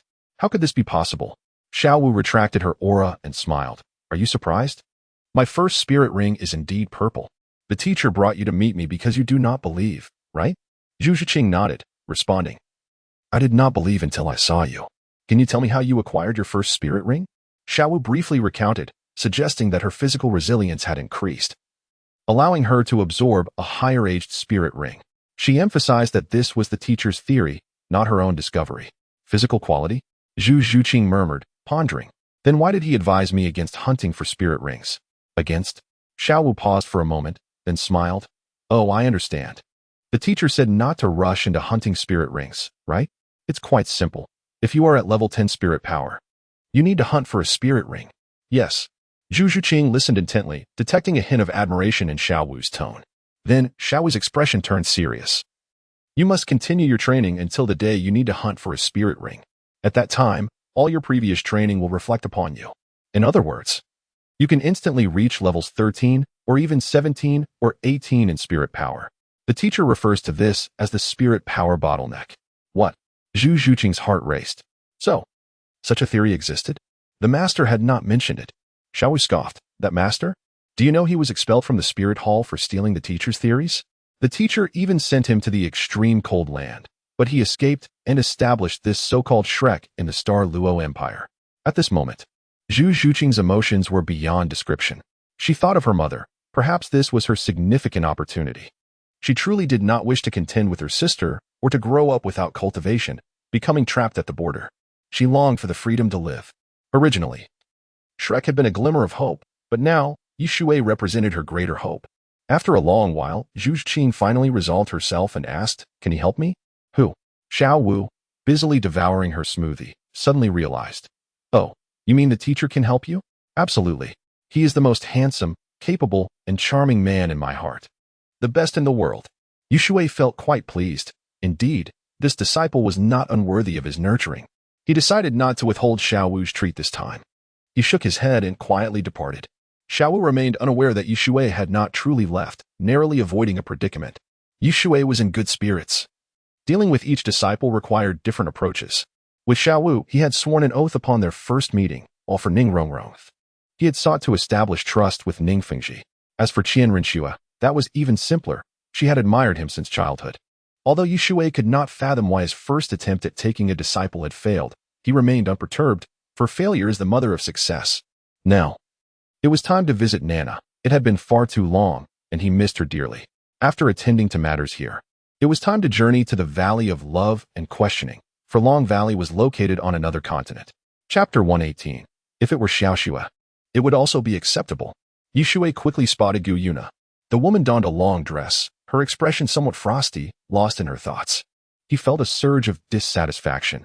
Had she been wearing such attire during his absence? This was unacceptable. "Xiao Nana," Shui chuckled. Gu Yuna glanced toward the doorway, instinctively rising, but soon squinted her eyes and retorted coldly, "I told you not to call me that." "I like it," Shui replied, smirking. Gu Yuna gritted her teeth in frustration. Had it not been for that voice deep within her, she would have struck Shui without hesitation. Killing him would be futile. This fellow possessed an uncanny strength. Once unleashed, she would have to exert all her might. However, the consequences would be dire, as the divine realm would swiftly target her for eradication. "Xiao Nana, what are you thinking?" Shui casually sat beside Gu Yuna, suddenly reaching out to touch her delicate hand. "Get away." Gu Yuna recoiled as if electrocuted, her expression icy. "Petty." Shui rolled his eyes, grinning. "It was I who rescued you. Otherwise, a wicked uncle would have taken you away. The consequences are too dreadful to contemplate." Gu Yuna turned her head away. "Well, even if you refuse to express gratitude, at least show some respect. You've worn my clothes and eaten my food." Shui rambled on, noticing her stubborn silence, and then added with a chuckle, "Hey, do you know how the Ice-Fire Dragon King met his demise?" Gu Yuna finally turned her gaze toward him, her expression still impassive, yet internally astonished. "The Ice-Fire Dragon King?" Shui proposed a deal she could hardly refuse. "If you assist me in locating the Dragon Valley, I shall help you find the soul of the Ice-Fire Dragon King. What do you think of this arrangement?" "Agreed," Gu Yuna replied without hesitation. The exchange posed no harm to her. Furrowing her brow, she inquired, "Do you know the whereabouts of the Ice-Fire Dragon King?" "A secret." Shui smiled faintly, his heart filled with curiosity. Could it be that Gu Yuna's injuries were yet to heal, rendering her unaware of such matters? It seemed she too was oblivious to the Dragon Valley. This grand scheme required some careful planning. This woman's willingness was likely a prelude to her reconsideration. He wasn't a fool. "Xiao Nana, wear the attire I made." Gu Yuna's face darkened as she frowned. "What did you just say?" "Hurry up," Shui shot a glance. "If you wish to know about the Ice-Fire Dragon King's soul, I shall go." Gu Yuna nearly gritted her teeth, filled with humiliation. Soon, Shui beheld Gu Yuna adorned in a maid outfit and nodded approvingly, grinning. "Not bad. By the way, have the clothes been returned?" "Go inform Xiaoxue. Today, I want to see your runway walk." "Runway walk?" Gu Yuna pondered, utterly perplexed. "What is that?" "Just wear the outfit and walk, showcasing your figure." Shui explained with a chuckle. "Never mind, perhaps next time. This time, I wish to indulge. Prepare some strawberries for me, and you shall feed them to me today. Let us take a break." Gu Yuna remained expressionless. "Ice-Fire Dragon King. I shall go." Gu Yuna turned to leave. Once she acquired the dragon soul, her injuries would heal more swiftly. A momentary humiliation was inconsequential. When Qian Renxue came to find Shui, she was genuinely astonished. Shui lounged in a chair, utterly relaxed, while Gu Yuna sat beside him, delicately feeding him strawberries. She gazed at Gu Yuna, her face devoid of emotion, resembling the mourners who brought flowers to pay their respects. Sensing someone watching, Gu Yuna turned her gaze, her expression growing colder. Qian Renxue chuckled. "Hey, teacher, you look so leisurely with your eyes closed. Do you know what your servantess gaze toward you resembles?" Shui finally opened his eyes, smiling. "Xiaoxue. What does it look like?" Qianren stifled a laugh. It resembles someone grieving, treating you as if you're deceased. I can't believe you can still eat. If it were me, I couldn't stomach it, she added. Shui raised an eyebrow, exclaiming, young people these days just don't appreciate the finer things. Don't you find this quite captivating? Imagine a delicate, unwilling maiden ultimately yielding and feeding me? How delightful is that? Qianren made a face, pouting. You sound like a villain. Not delightful at all. What if she spat on the strawberries? Would you still eat them? Shui glanced at Gu Yuna. Gu Yuna's heart tightened. She indeed had such a notion. If this fellow pushed her too far, she wouldn't hesitate to retaliate. Shui, unfazed, grinned. If she dares to spit, I shall dare to eat. There's a saying, the big bacteria consume the small bacteria, and bacteria become sterile. However, if it were a beauty, if it were Xiaowu, that would also be acceptable. Ha! Qianren spat, chuckling wryly. Only you would say such things. Teacher, I'm impressed. If my sister hears this, humph. She waved her hand, her face showing some displeasure, yet her heart felt a sense of delight. No, no, no. Shui quickly raised his hand, sighing, I surrender, all right? It was merely a jest. Besides, I trust Xiao Nana. She wouldn't do such a thing. Right, Xiao Nana? Qianren gazed at Gu Yuna, genuinely puzzled. How had her teacher found such a beautiful girl? She wasn't a disciple or a relative, merely a servant? Was she the kind of maid meant for warming beds? Pah, what a debased life. Gu Yuna's expression stiffened, hesitantly replying, I wouldn't right? Shui looked at Qianren, smiling, I knew it.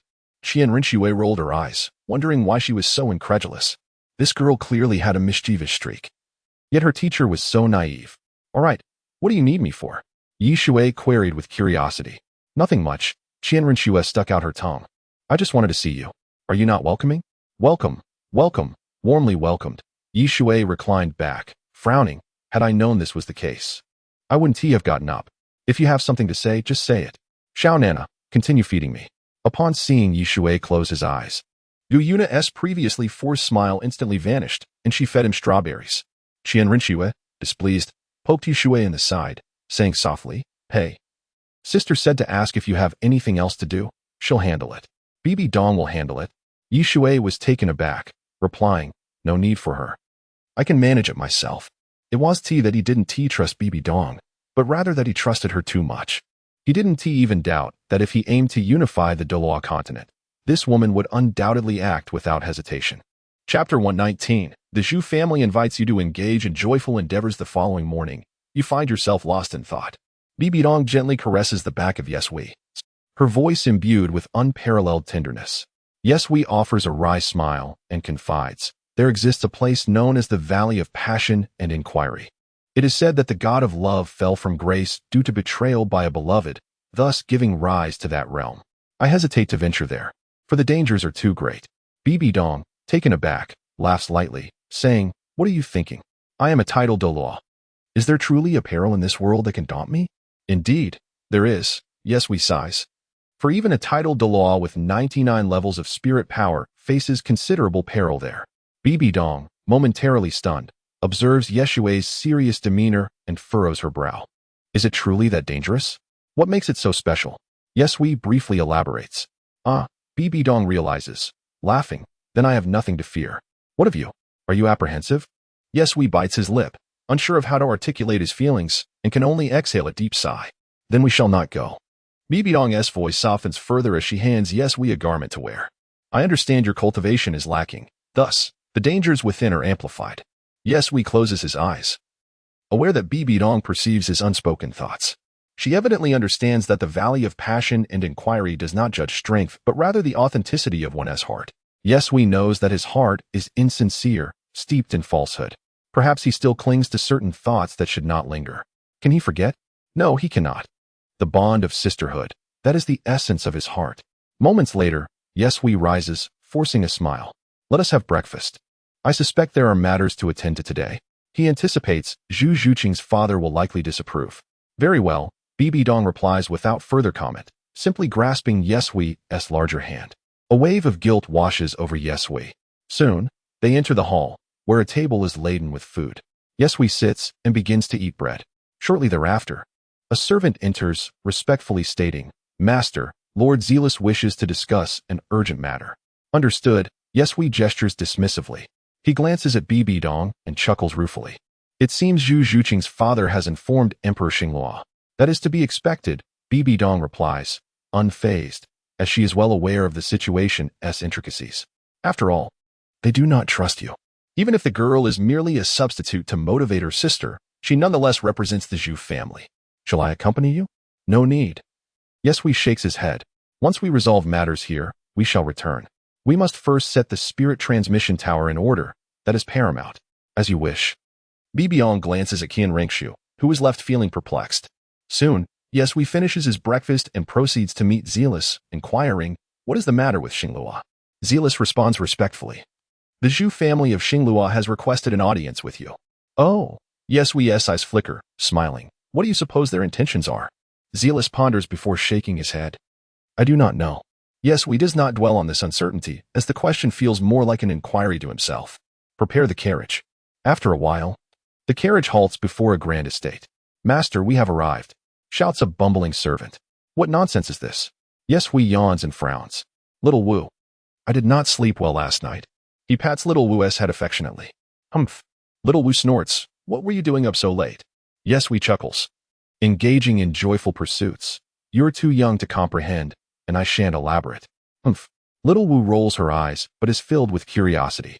What could such joyful pursuits be that caused the teacher to forego slumber? The guards spot Yesui and little Wu, swiftly approaching and demanding, what is your business here? Yesui presents an invitation, stating matter-of-factly, we are guests of the Zhu family. My lord, the guard immediately adopts a respectful demeanor, leading the way and apologizing profusely. Inside the Zhu family hall, Yesui surveys his surroundings, noting the numerous paintings adorning the walls and the luxurious carpets. Truly, the Zhu family is the foremost lineage of the Xinglua Empire. As for the Dai family, they hail from the royal line. Seated by the servant, Yesui sips tea. Just as a middle-aged man enters with a measured pace. Have you arrived? The man fixes his gaze upon Yesui as he takes the seat of honor, smiling. I have long heard of your esteemed reputation. Yesui nods, smiling in return. Zhu Patriarch, it is a pleasure to meet you for the first time. Truth be told, he is curious about the Patriarch's character, but he can faintly sense that this man is undoubtedly a formidable figure. After all, the Xinglua Empire is dynamic and ambitious. The leader of its foremost family could not possibly be lacking. However, this man is not as cold as Zhu Zhuqing. Perhaps he possesses the charisma to elicit a smile from the Patriarch. The noble lady has shared some insights with me. Zhu Patriarch lightly taps the table, seemingly to intimidate Yesui, yet, with all due respect, I cannot acquiesce. After all, you are affiliated with the Spirit Hall, which raises concerns about trust. Yesui rolls his eyes, thinking, the Spirit Hall has suppressed you. Why do you seek to provoke me? However, he refrains from voicing this and merely frowns, Zhu Patriarch. I have always taken a free-spirited approach to accepting disciples. What master can teach your daughter, I can teach even better. Are you not seeking competition? Zhu Patriarch narrows his eyes. Although many are aware of this, Yesui's bluntness leaves him feeling somewhat embarrassed. That is indeed the case. But Zhuqing's sister is 7 years her senior. What grounds does she have to compete? I am merely applying pressure on her sister. It matters not. Yesui grins widely. Zhu Patriarch, I wonder if you have attained the rank of title Douluo? Do you possess a strategy to annex the Heaven Do Empire? None. Zhu Patriarch shakes his head. His expression solemn. Achieving title Douluo is no simple feat. I must concede that the Heaven Do Empire possesses profound depth, housing several formidable title Douluo. Yet, some title Douluo cannot dictate the outcome of a battle. Suddenly, Yesui rises, nonchalantly stating, then, do you believe my spirit power of over 60 can contend with you? With that, he releases his martial spirit. Galactic martial spirit. 6 radiant, multicolored spirit rings emanate a terrifying aura, seemingly freezing the very space around them. Zhu Patriarch is momentarily taken aback, but soon his countenance hardens. Are you trying to provoke me? This is far from sufficient. The martial spirits of our Netherworld clan are among the elite. Moreover, my spirit power far exceeds yours. Chapter 120, Discussion of Pros and Cons. Shui smiled faintly and said, let us give it a try. The underworld spirit cat cannot truly be considered a supreme martial soul. Furthermore, you specialize in agility, which is not conducive to direct confrontation. Is that so? Chief Shu is unconvinced and transformed into a spirit cat, his black eyes glimmering like precious gems. This is the true form of my martial soul. I shall show you what unparalleled speed truly means.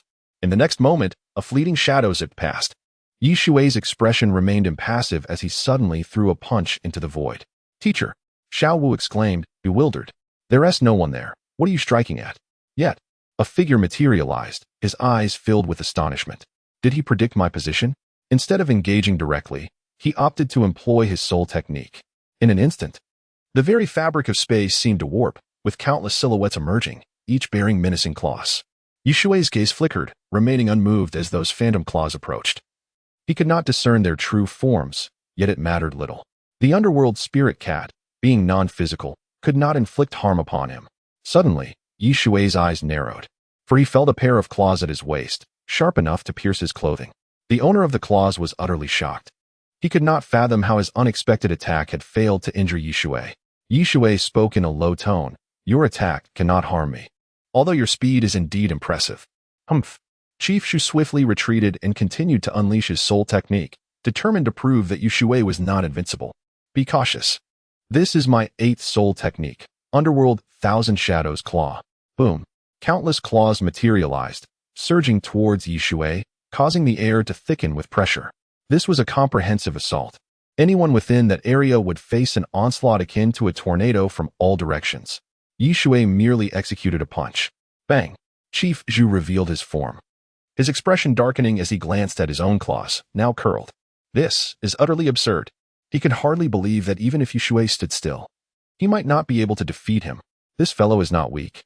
But why does he only possess a soul power of around 60? Shui seated himself and smiled. All right, Chief Zhu, after our little jest, it is time to discuss matters. Although I do not endorse your selection method. Chief Zhu, while displeased, was genuinely taken aback. He sat down, frowning. You need not approve. Our family has followed this tradition since time immemorial. However, regarding what you mentioned, speak. Shui nodded. Chief Zhu sneered. What if you were to train my daughter to become a member of the Spirit Hall? Shui could not help but chuckle, countering, and what about your own training choices? Chief Zhu's face turned awkward in an instant. He had already set a target for training his elder daughter, Zhu Zhuyun. Moreover, Zhu Zhuyun was childhood friends with the crown prince, destined to become the princess consort.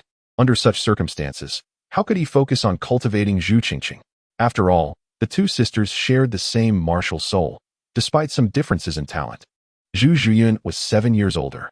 Shui scoffed. Your stringent criteria for selecting heirs may, to some extent, filter out capable leaders. However, should any issues arise, the empire could collapse in an instant. I have heard of such occurrences. For instance, there was a formidable empire known as the Ottoman Empire, where the sovereign was a capable leader intent on unifying the realm. When he passed away, the ministers were forced to release a long-imprisoned prince who had succumbed to madness. Chief Shu took a deep breath and smiled wryly. Surely, I am aware of this. Nonetheless, it is a low probability event. Additionally, soul masters tend to live long lives and are not easily felled by illness. If your young lady desires to become a disciple, that is acceptable. Shui could not help but shake his head. Indeed, the royal family was devoid of sentiment. These individuals understood the principles at play. Yet asking them to relinquish their beliefs was an impossibility. After all, they had emerged from this very system. Beneficiaries can comprehend. Xiao Wu, though somewhat confused, still grasped that her teacher was formidable. Come, bring the young lady over. Chief Shu glanced toward the door. Moments later, Shui met Zhu Qingqing, a girl of around 6 years, possessing a delicate beauty. Generally, children blossom around the ages of 13 or 14. Although Zhu Qingqing appeared youthful, her future beauty was evident. Initially nervous, Zhu Qingqing relaxed upon seeing Xiao Wu, recognizing the girl. Qingqing. Xiao Wu giggled, leaping from her seat and pulling Zhu Qingqing into a lively chatter. Shui turned to Chief Zhu and inquired, Are there any conditions? None. Chief Zhu shook his head and replied solemnly. I only require your assurance that she shall not be involved with the Spirit Hall. Very well. Shui nodded decisively and smiled, however. I must state beforehand that I will impart the techniques first, and then I will need to leave for a period. During this time, do not add any soul rings for her, understood? Why? Chief Zhu asked, astonished. Xiao Wu. Shui glanced over. Release your martial soul. Xiao Wu ceased her playful antics and unleashed her martial soul, revealing the soft bone rabbit. She was quite dissatisfied, exclaiming, Teacher, this is unfair.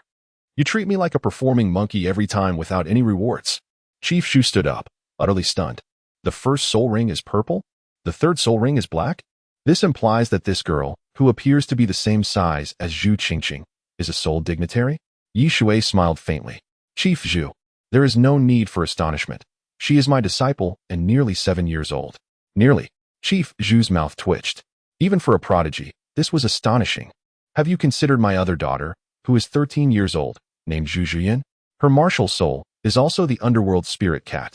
Yi Shui shook his head, replying indifferently. I am not interested. Chief Zhu sat down, his gaze towards Yi Shui no longer dismissive. I have been rude. The so-called great master is merely a fool in your presence. To be honest, this is the first time I have seen a first soul ring of purple. Yi Shui merely nodded. What I wish to convey to you is that the soul power bottleneck, once. Half an hour later, Yi Shui departed with Xiao Wu. Chief Zhu watched them leave before turning his attention to Zhu Qingqing, who instinctively took a step back. What are you retreating for? Chief Zhu's expression softened as he smiled. From today onward, you shall cultivate diligently. I will personally guide you. Yes, Zhu Qingqing nodded eagerly, her heart fluttering at her father's unusual gentleness. She gazed in the direction of the departing carriage, aware that all of this was brought about by that young man. Chapter 121. Clearly, I was first. The carriage came to a halt. Yi Shui and Xiao Wu disembarked, proceeding into the building. Curiously, Xiao Wu inquired, Teacher, why didn't you bring Zhu Qing with you? No rush, Yi Shui replied, shaking his head. The place I'm heading to is perilous. Bringing her along would be of no benefit. By the way, what badge do you hold now at the soul fighting arena? Xiao Wu chuckled. There are iron, copper, silver, gold, purple gold, sapphire, ruby, and diamond badges. I have reached the gold soul fighter badge. Yi Shui affectionately ruffled her hair, smiling. Indeed, you've earned the gold badge. You deserve a reward for that. What would you like? I want to sleep with you, Xiao Wu said earnestly. Yi Shui nearly stumbled at her response. Sleep with me? What are you talking about? After hesitating for a moment, he asked, Why do you want to sleep with me? Xiao Wu replied honestly, Because sleeping with you makes me feel safe and warm. A sense of security, is it? Yi Shui sighed deeply, realizing he could only acquiesce to this request. At her tender age, children are often emotionally vulnerable and easily hurt. Moreover, it was merely sleeping together. It wasn't a big deal, as they had done so before. Will you agree? Xiao Wu's eyes sparkled with anticipation. Let us go inside first. Yi Shui rolled his eyes, then settled in the hall, saying solemnly, All right, then let us sleep together. Yay! Xiao Wu exclaimed, jumping with excitement. Teacher, you smell so nice. Yi Shui couldn't help but smile wryly at the absurdity of it all. However, he knew that in a few years, such moments would no longer be possible as Xiao Wu matured. Teacher. Yi Shui turned to see Qian Rinxue approaching, momentarily taken aback. Surely, she hadn't overheard. Are you two planning to sleep together? Qian Rinxue's expression was somewhat peculiar. Yes, Yi Shui, being thick-skinned, chuckled. Xiao Wu has performed admirably and earned her gold badge. So I offered a reward. She asked to sleep with me, and I didn't refuse. Upon finishing, he felt a bit parched and poured himself a glass of water. Oh, Qian Rinxue nodded, smiling. Then may I join you in sleeping as well? Yi Shui nearly spat out his drink, his lips twitching. What are you saying? You want to sleep with me too? Is that not acceptable? Qian Rinxue retorted, clearly surprised. We used to sleep together as children. Yi Shui could only smile bitterly. That was when we were kids. Now you've grown up. As an adult, you should learn to sleep on your own, understand? Qian Rinxue rolled her eyes. Then how old is my sister? Do you still sleep with her? That's different. Yi Shui quickly shook his head. How is it different? Qian Rinxue continued to question. In any case, Yi Shui's expression stiffened. It's just different. You are already an adult. As for the reward you wanted, I'll get it for you now, all right? No, Qian Rinxue shook her head, fixing her gaze on Yi Shui. I want to sleep with you. Why was it acceptable as children, but not now? I insist. Hey, Xiao Wu interjected, clearly upset. I was the one who asked first. Whether it's a reward or sleeping together, why are you doing this? Qian Rinxue glanced at her dismissively for no reason. I simply like it. Is that a problem? Too much. Xiao Wu gritted her teeth, stepping closer to Qian Rinxue and looking up at her. Not too much, Qian Rinxue replied expressionlessly. Yi Shui decided to step aside. Plugging his ears with a tissue, you two continue arguing. Before long, Bibi Dong arrived and was momentarily taken aback to see Xiao Wu and Qian Rinxue bickering. What is going on? What are you arguing about? Humph. Xiao Wu turned away. Qian Rinxue did the same. Neither girl wished to speak. Ah Shui, Bibi Dong directed her puzzled gaze at Yishui. After a moment's hesitation, Yishui briefly recounted the situation. Bibi Dong giggled, and after a while, she curiously asked, "So, what do you think?" Yishui glanced at her, knowing she was relishing his predicament, and countered, "What choice do I have? I must refuse both. That is not acceptable." Xiao Wu and Qian Renxue chimed in unison, then simultaneously turned to each other, looking away. Yishui could only sigh, murmuring, "Can you provide a solution? This is untenable." Bibi Dong giggled, suggesting, "Why not just sleep together? After all, the bed is quite large. Not to mention 2 people, even 5 or 6 could fit easily." Yishui nearly fainted. "Is that your solution?" "That is merely adding fuel to the fire." After pondering, he proposed, "How about this? I first sleep with Xiao Wu. Then with you, Qian Renxue. Is that all right?" "No." Qian Renxue protested vehemently. "I go first." Xiaowu shot her a glare. "Why do you get to go first?" "I was the one who suggested it." Qian Renxue coldly replied, "What does that have to do with me? I had the reward first." Yishui found himself at a loss for words. "I go first." "No, I go first." "Enough," Bibi Dong shouted. "Let us just sleep together. You agree, right?" She looked at Yishui. "Agreed." Yishui could only nod, realizing that if this argument continued, his head would surely ache. At worst, he could simply sleep on the far side. Qian Renxue glared coldly at Xiao Wu, who was equally defiant, returning the look with equal intensity. It was then that Bibi Dong sat down and asked, "Have you finished your business?"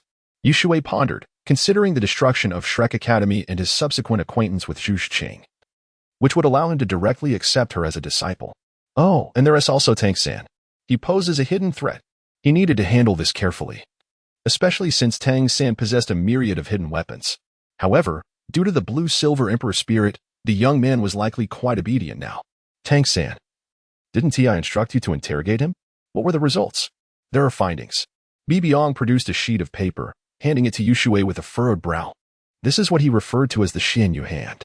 It's rather remarkable. I practiced a bit, and I can feel the difference in my hands. There is also the purple extreme magic eye." Yishui nodded, smiling. "That is good. To be frank, this young man possesses hidden weapons capable of contending with a limit Douluo." "Really?" Bibi Dong exclaimed in astonishment, a murderous intent flickering across her face. "We have become sworn enemies with this Tang San. Should we kill him then?" Yishui shook his head. "There is no need to rush or resort to murder. Your blue-silver emperor spirit can significantly restrict Tang San. What do you think?" "The blue-silver emperor? If any danger arises, we can have this young man spring the trap. He is quite pragmatic. He doesn't care about Tang San's character, but he must hold value." A blue silhouette emerged, sorrow etched upon its face. Chapter 122. The spokesperson for 6-flavor Remania pill the following day. Yishui cautiously moved the 2 hands resting on him before getting out of bed, feeling utterly perplexed. Why did everyone insist on sharing a bed with him? It was as if he were cursed, for his nights were plagued with unsavory dreams. After a considerable time, he finally regained his composure. Upon opening the door, he was met with the teasing smile of Bibi Dong. "Darling, how did you sleep last night?" she inquired, adjusting his clothing, then unexpectedly leaning in closer. Yishui's face darkened instantly, and he glanced around to ensure they were alone before shooting her a reproachful glare. Thankfully, no one had witnessed this. If they had, where would his dignity as a pope be? "Please refrain from doing that again." Bibi Dong merely chuckled, her playful demeanor undeterred. "You may say one thing, but your body tells a different story. I know that subconscious reactions cannot lie. I'm frightened of you," Yishui replied, raising his hand with a wry smile. "Fine. I admit it. Do you like it?" Her eyes sparkled with mischief as her movements quickened. Yishui, already ignited with a surge of desire, stepped forward, cornering Bibi Dong against the wall. He gently grasped her delicate chin and remarked, "Woman, you are playing with fire. Be cautious, lest it singes you. Come now." She replied, her lips pursed enticingly, her beauty breathtaking. "You brought this upon yourself." With a wicked grin, Yishui leaned down to kiss her, his hands exploring her form. Bibi Dong was not one to yield easily. After a while, her expression softened with affection. "It's time for breakfast," she declared. "Humph." Yishui retorted with a cold smile. "Before breakfast, I intend to indulge in you, my little enchantress." "Scoundrel." Bibi Dong shot him a playful glare, her beauty accentuated, her cheeks resembling ripe peaches. Suddenly, an untimely voice disrupted the moment.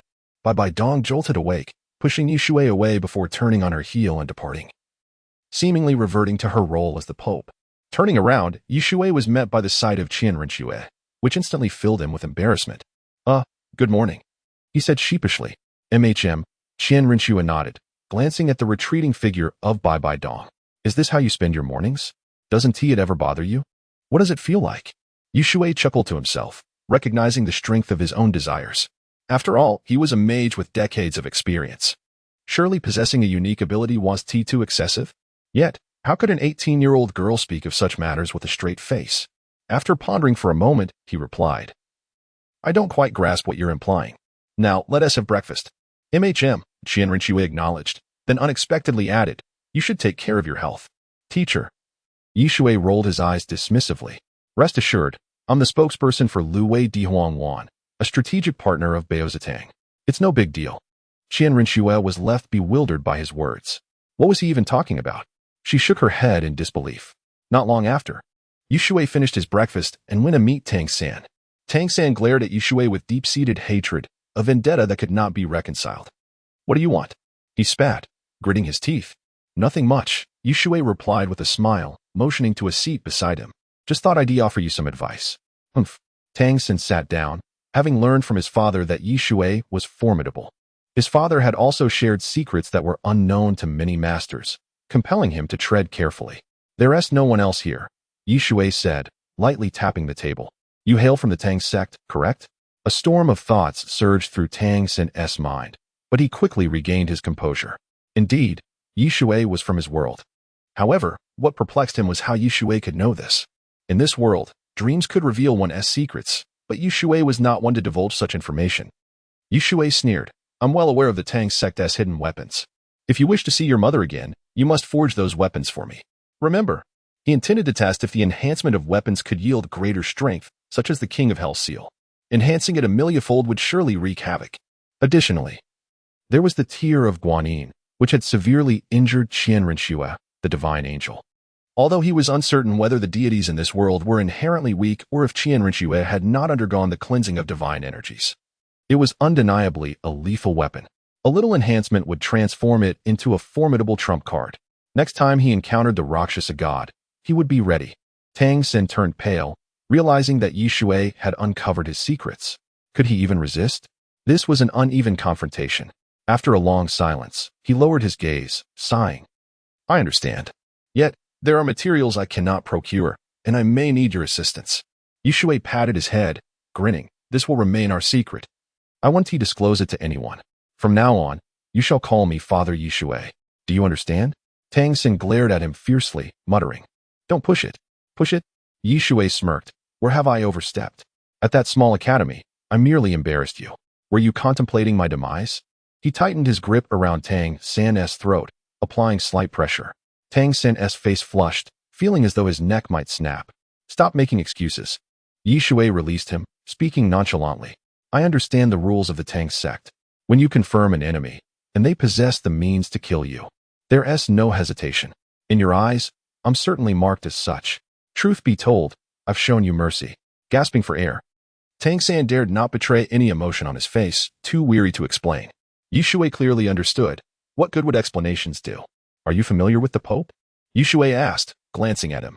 "She mentioned whether I should eliminate you entirely, and it was I who interceded on your behalf." Tang San's expression grew cold as he muttered a thank you. He knew that his knowledge of hidden weapons was the only reason he remained alive. What a pity. Shui nodded, saying, "Now, bring forth your Yu hand, control crane and capture dragon, and ghostly shadow trick. I want to see them all today. I'm leaving soon, but I shall visit you in Gongxin City. Do you have any objections?" Chapter 123, all of it. Give it to me. How could Tang San express dissent, let alone dare to voice any objections? He could only humbly submit to this demand. No, more accurately, it was a command. Disobedience equated to death. His life was worth less than a hidden weapon. Moreover, he could never resist. An hour later, Shui rose, patted Tang San's head, and left with a smile. The reason he requested another copy was due to his concern that Tang San might deliberately write incorrect information, as he had not studied it and was rather unfamiliar. If there was any discrepancy between the two copies, he would beat Tang San to half-death. Subsequently, Shui summoned Bibi Dong along with a group of disciples. Bibi Dong inquired with curiosity, "Why did you ask for another copy? Surely he wouldn't dare to deceive me, right?" Just to be safe, Shui replied with a faint smile. Furthermore, this would help him comprehend what it meant to be a subordinate. To govern subordinates, one must do so in this manner. Bibi Dong, insightful as she was, understood Shui's deeper meaning, being the Pope herself. The grace of the ruler manifests in every form of blessing. Shui beckoned to Xiao Wu. Come here. Oh, Xiao Wu, munching on a carrot, approached slowly. Shui handed her the Xianyu hand. This is the Xianyu hand. With your talent, mastering it should be quite effortless. Ding. Host grants disciple Xiao Wu the Xianyu hand. Amplification in progress. Congratulations, host has drawn 100,000-fold amplification, obtaining the Hand of Dimensions. Note, the amplified item cannot be gifted afterward. Shui's eyes sparkled. Indeed, it was a fine item, but he could only grant it 3 times. This also implied 3 opportunities for drawing.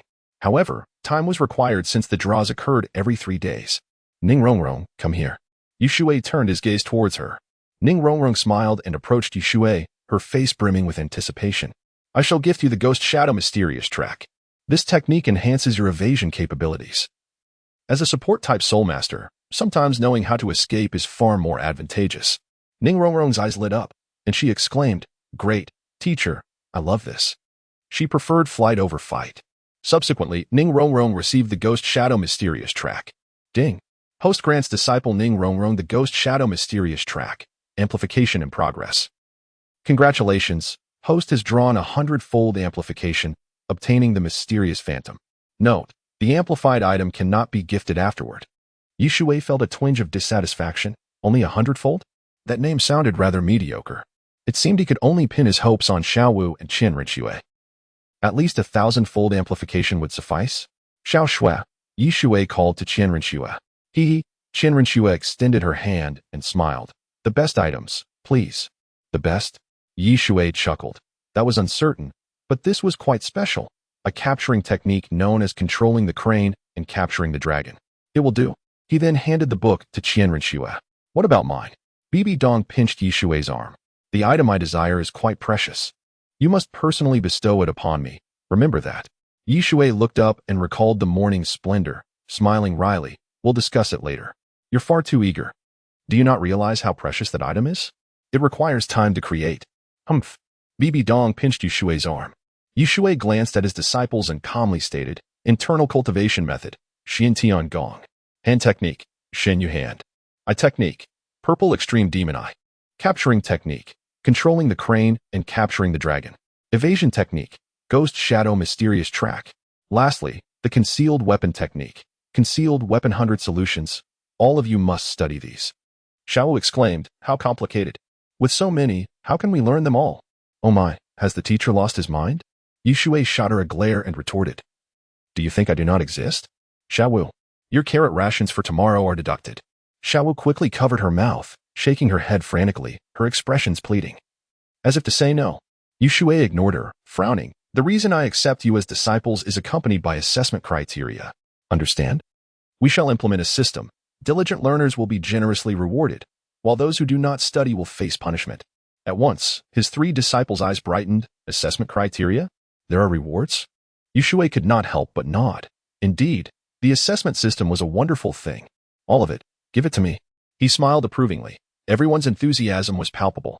Xiao Wu cheerfully asked, what are the rewards? I want a mountain of carrots. I want to sleep in it. All you think about is food. Shui glared at her, solemnly saying, what the rewards will be, we shall discuss later. In any case, it will be ample. As for the punishment, I have also considered it community service. Community service? The 3 disciples were left speechless, puzzled by this notion. Shui replied with a faint smile, for instance. If you see an elderly person crossing the street, you assist them. If there are street cleaning tasks, you will partake in those as well. Ah, Ning Rongrong's brows furrowed. Shaking her head, teacher, I came here to learn knowledge, not to do such menial tasks. After all, she was the young lady of the 7 treasure glazed tile school. Revered by many, including her father, who would not dare speak loudly to her. Yet here, under Shui, she was expected to perform community service? It was utterly absurd. Ning Rongrong. Shui narrowed his eyes, sneering. Why do you refuse to participate? Is it not fair to have rewards and punishments? Ning Rongrong, feeling overlooked and already irritable, placed her hands on her hips and retorted, You strange uncle. My father said I am here to learn from you. You treat me like a servant. Furthermore, I have never done such things. I am not capable. Not capable. Shui countered. You claim you cannot learn? Is your delicate hand too pristine to touch the spring water? Here, no one's status exempts them from common decency. How much soul power do you possess now? Almost 30? Ning Rongrong wore a proud expression. When my father was my age, he only had around level 10. I am a genius. Shui suddenly stood up, calmly stating, Do you know how much soul power I had at your age? How much? Ning Rongrong was startled, feeling a bit intimidated. 40. Bibi Dong patted Shui's shoulder. You are only at 29 levels of soul power. I do not understand how you possess the confidence to speak to a Shui in such a manner. 40? Ning Rongrong was dumbfounded. She had been basking in her father's praises of being the greatest genius, never imagining that Shui, who was the same age as her, already possessed 40 levels of soul power. Shui sat down, slowly continuing, Furthermore, I have yet to consume any celestial grade items. With your mere 29 levels of soul power, what qualifications do you have to feel proud? Without me, you would be at most around level 10. Chapter 124. Where am I small? Ning Rongrong felt somewhat indignant and retorted, But I am only 6 years old. You are a genius, and that is your distinction. Is that so? Shui replied coldly. Countering, if your sole ambition is to become a titled Douluo, then you may leave. My disciples, if they cannot ascend to divinity, are but worthless. Are you worthless? Ning Rongrong's expression changed. Ascend to divinity? She had learned from her father that she was highly likely to be the only genius of the 7 treasure glazed tile school to break through to title Douluo. Yet, this man was asking her to become a god? How could that be possible? I give you time to ponder. If you do not wish to stay, then depart. I will not retain a young lady beside me, Shui stated impassively. Humph. Ning Rongrong turned to leave. Teacher, Xiao Wu looked at Shui, about to jest. But upon seeing his apparent anger, she smiled wryly and said, Rongrong is still quite young. Please, do not be so strict. She is unlike us. Shui shook his head, replying coolly, Why would I be angry? It is not my loss. The affairs of Xing Luo had reached a satisfactory conclusion. Thus it was time to return. That is good, Bibi Dong remarked nonchalantly, suddenly asking, By the way, I have a disciple. Her name is Hulaina, and she is 12 years old. Would you consider teaching her as well? Hulaina? Shui paused for a moment, recalling the enchanting woman. Forget it. I am not particularly interested. However, since she is your disciple, I shall invest some effort. Thank you, Bibi Dong replied, visibly pleased, then frowned slightly. This child. I hold great affection for her. However, her talent is not exceptional. In a few years, I wish to send her to the Death Canyon. She is surely destined to succeed me. Shui glanced at Qian Renxue, frowning. You wish to pass the position of Pope to her? He understood the esteemed status of Hulaina in Bibi Dong's heart. She was not her biological daughter, yet was cherished as if she were. Of course. Bibi Dong fixed her gaze on Shui, her eyes brimming with affection. This position of Pope was never my ambition. However, not yet. She must be cultivated properly to earn their trust. Shui merely nodded. He no longer considered himself a member of the Spirit Hall. Yet he still needed to inquire whether Qian Renxue truly desired the position of Pope as a matter of respect. The Death Canyon was indeed a fascinating locale, perhaps. He glanced at Xiao Wu. Xiao Wu suddenly felt a chill run down her spine, stammering, Teacher, you want me to go there? Though she was unaware of the dangers of the Death Canyon, she could sense from Shui's demeanor that it must be perilous. Fear not, Shui smiled faintly. It is not that dangerous. It is merely slightly more perilous than the City of Slaughter. However, the soul beast within may not be entirely suitable for you. Of course. You need not worry, Xiao Wu sighed in relief, grinning, That is good. I do not require a soul ring until I reach level 70. Bibi Dong chuckled, Not dangerous. You say? That is truly amusing. After all, her Death Spider Emperor soul bone was obtained from within, and it was a 100,000-year-old soul beast. An hour later, Shui glanced at the group of women, smiling, All matters have been resolved, so we shall return. Xiao Wu curiously asked, But Rongrong has not yet arrived. Shui shot her a glance, casually stating, There is no need for concern. I have arranged for a Soul Douluo's soul master to accompany her. If she does not wish to come, she can safely return to the Heaven Do Empire. Oh. Xiao Wu bit her lip, adding, Wait, teacher, do not leave just yet. Shui nodded. Qian Renxue observed Xiao Wu bouncing away and inquired, Teacher, isn't this just wasting time? Moreover, why didn't you comfort Ning Rongrong earlier? Shui's smile held a profound meaning. Sometimes. What is gained and then lost is far more precious than what is attained. Little Snow, you are still young and do not understand these things. In time, you will. Where am I small? Qianren Shui straightened her posture, her form curvaceous and alluring. Yushui glanced over, hastily turning away, fearing that if he continued to gaze, he would be entranced. Such potent genetics were suffocating, and in a physical sense, humph. Qianren Shui smirked, casting a proud glance at Bibi Dong. Boring. Bibi Dong replied coolly. Her own assets were no less impressive than Qianren Shui's, yet men are creatures who prefer novelty. Thus, one must remain vigilant. Moments later, Xiao Wu dashed in, pulling Ning Rongrong along, exclaiming, Teacher, let us go. Rongrong understands her mistake. Ning Rongrong, hiding behind Xiao Wu, lowered her head, fiddling with the hem of her clothing. Step aside. Let her speak. Let her articulate where she erred. Seeing Yi Shui's icy demeanor, Xiao Wu quickly moved aside, whispering, Say what I instructed you to say. Only then did Ning Rongrong raise her head. Do you understand where you went wrong? Yi Shui asked nonchalantly. I do. Ning Rongrong clenched her teeth and nodded. I will heed teacher's words from now on. Yi Shui scrutinized Ning Rongrong closely, noting her reddened eyes, clearly having cried recently. He shook his head, saying lightly, That is not the answer. Not? Ning Rongrong was taken aback. She believed her disobedience was the issue. Moreover, Xiao Wu had also said that if she merely apologized, the matter would be resolved. What was this all about? Yi Shui countered. Do you genuinely believe I care whether or not you follow my commands? Ning Rongrong gazed at Yi Shui. Every student possesses a unique character, and thus the answers I provide are never singular. Your fault lies not in disobedience, but in lacking your own convictions. With a powerful heart, you could even challenge me. Though you may lose, I would not deem you at fault. Now, do you comprehend where your error lies? Ning Rongrong was astonished. She was not incorrect for disobeying, but for lacking her own opinions? She was no fool, and quickly grasped the implication, frowning, I was wrong for not listening to you. I cannot defeat you. Furthermore, as a support-type soulmaster, I also acknowledge your assertion of reward and punishment. Excellent, Yi Shui applauded, smiling. That is the correct response. Rongrong. Only now do you qualify to tread the path of the strong. So let us return. Yes. Ning Rongrong finally understood that he did not care about right or wrongs, but rather whether one possessed the strength. What an intriguing individual, far more fascinating than her father. Half a month later, in the Spirit City, Yi Shui and the others returned to the Pope's Hall. Bibi Dong spoke a few words before departing to attend to her matters. Chapter 125, The Amplification of Martial Arts as Divine Skills. Feeling somewhat parched, Yi Shui glanced at Gu Yuna and furrowed his brow, instructing, Pour me some water. What are you standing there for? You. Gu Yuna gritted her teeth, yet ultimately complied, and went to pour the water. After taking a sip, Yi Shui nodded and smiled. Not bad. I shall reward you with a 7-star fruit. He tossed her a fruit, which Gu Yuna caught and nibbled on. Instantly becoming obedient, Yi Shui narrowed his eyes. Relying solely on fruits would eventually run out. It seemed he would have to conjure grand visions. Such an excellent maid. If she were to flee, it would be a tragedy. Teacher, Qianren Shui suddenly spoke.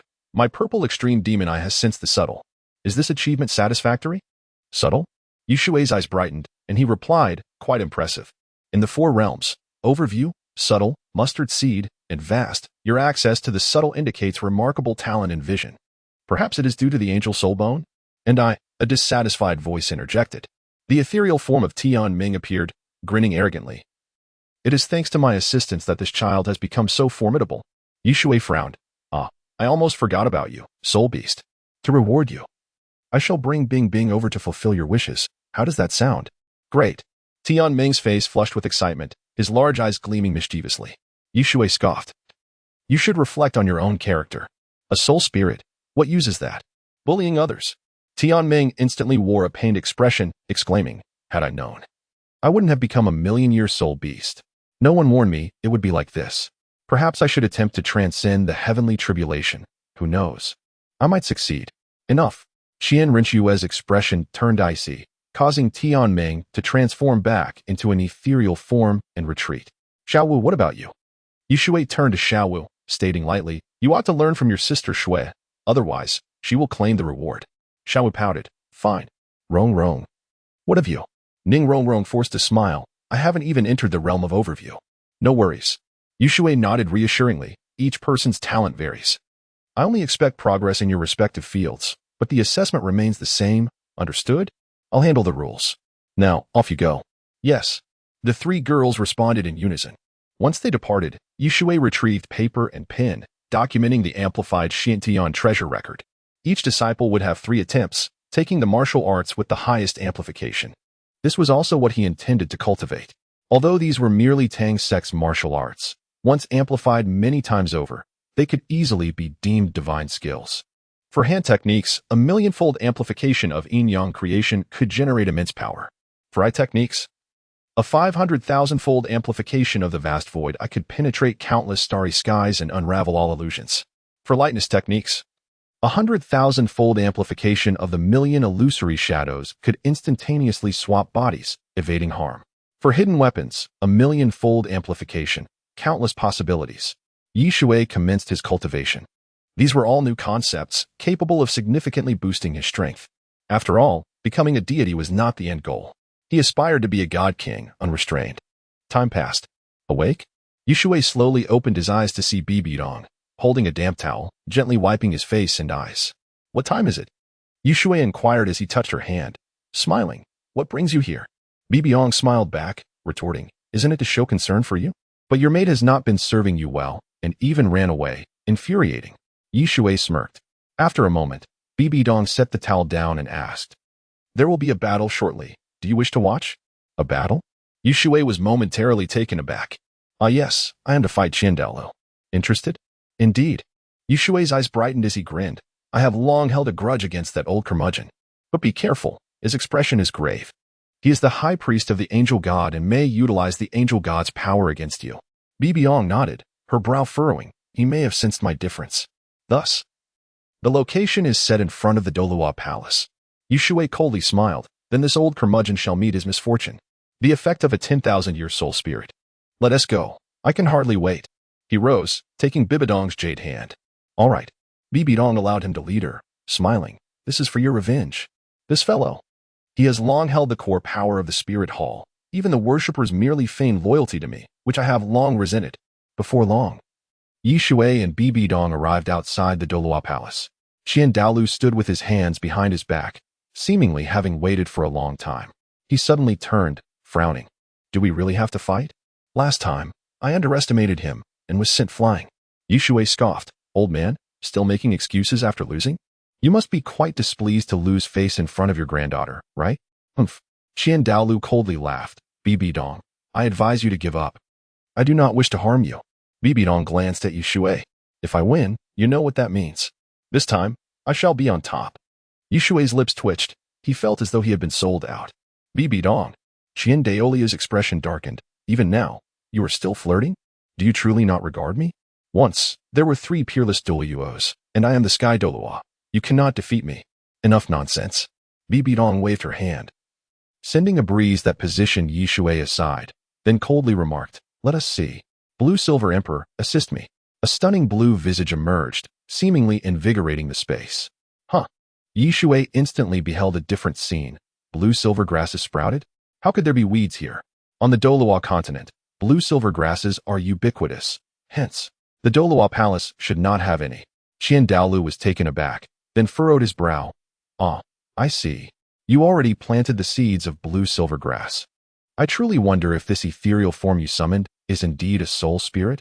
He had long resided in the Douluo Palace, yet was not entirely ignorant. Ever since Shui unexpectedly defeated him, he began his investigation. Dong disdainfully replied, correct, this is the difference between you and me. Although you also possess a 10,000-year soul ring, it is merely a lifeless object, whereas my soul spirit can fight alongside me. Chapter 126, The Theory of Dong. In an instant, the blue-silver grass shrouded the entire area. Douluo stepped forward, his eyes radiating brilliance akin to the sun, exuding the aura exclusive to a peerless Douluo. How long has it been? I have always believed that, aside from Tang San and her, no one could rival us. To my astonishment, it is you. Dong smiled sweetly, retorting, are you certain that I am the only one? His strength is unlikely to be inferior to yours. Douluo's gaze sharpened as he turned to the observing Shui, frowning. That was in the past. Enough, let us commence our battle, Dong. As you wish.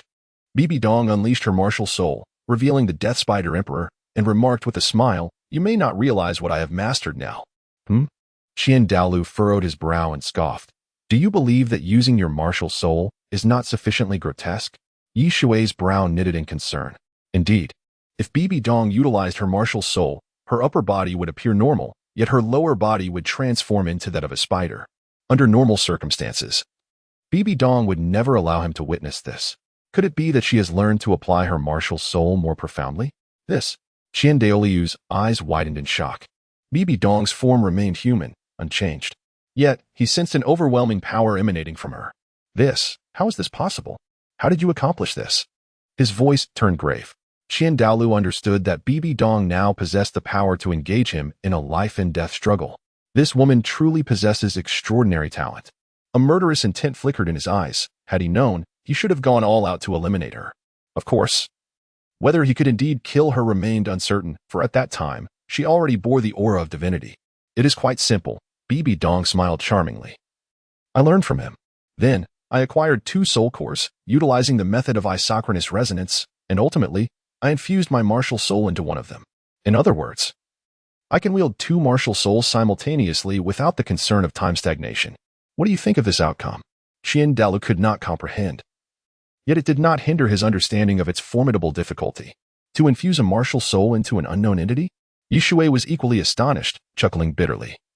You are truly formidable. No wonder you are the woman capable of resolving twin martial souls.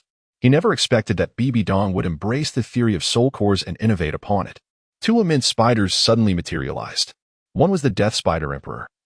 The other the Soul-Devouring Spider Emperor, their only shared trait being their eyes shimmering with crimson light. God of Death Domain. The sky abruptly turned blood red. Daolu snorted coldly, his 6 wings emerging, manifesting the Angel Domain. The Angel clan specializes in combating evil soul beasts, and Bibi Dong. Your martial soul falls within this category. Bibi Dong, however, remained unfazed, sneering, let us put that to the test. Thorny armor materialized around her.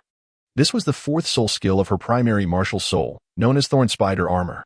The Soul-Devouring Spider Emperor launched its assault, 2 emerald-like scythes raised simultaneously, slashing through the air to create a colossal green cross-shaped wave. Daolu's expression shifted. What a powerful single-target soul skill, and it was locked on. Yi Shui squinted his eyes. A domineering soul skill, physical defenses were rendered ineffective, leaving only energy to shield against it, limited to a mere 50. Should it strike an enemy, the ensuing wounds would rapidly spread, leaving only soul power to fend them off. This is intolerable. Daolu, being one of the 3 peerless Douluo, immediately released his martial soul's true form. At that moment, he resembled a descending deity, suffused in a gentle golden light. Blue-silver light. The blue-silver emperor extended his hands, and countless strands of blue-silver grass swayed in the wind, bestowing their power. A single strand of blue-silver grass may be feeble, easily crushed by a child, yet the number before him was unfathomable.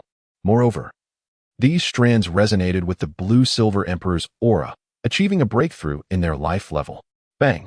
Daolu initiated an attack, wielding a long sword that struck against Bibi Dong's armor. Bibi Dong merely chuckled coldly, her right hand resembling an eagle's claw, as if to grasp Daolu's eyes. Yi Shui watched intently. At this level, so-called soul skills became mere instinctual actions, both were evenly matched. After all, Bibi Dong possessed dual soul cores. And even in Daolu's domain, she showed no fear.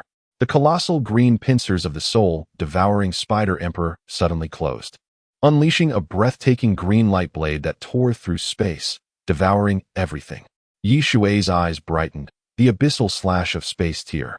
Daolu remained unperturbed, his face cold as he shouted, "You are obstinate." With that, he slashed forth, unleashing his 8th soul skill. A massive holy sword descended from the heavens, akin to a divine blade, sweeping toward the rift in space. Bang! The earth-shattering sound resonated. Yi Shui was filled with fervor, though he knew his current strength was insufficient to participate. After all, Daolu had previously underestimated him and had fallen into a trap. However, the current Daolu was utterly serious. Even against Emperor Tian, he would likely possess the strength to contend. Bang, bang, bang! The battle grew increasingly intense, drawing the attention of numerous titled Douluo, who wondered if the spirit hall was under siege. But truly, would anyone dare to seek their own demise? At this moment, the golden crocodile Douluo glanced at the other offerings, solemnly stating, "Have you seen clearly? Who is battling the grand offering?"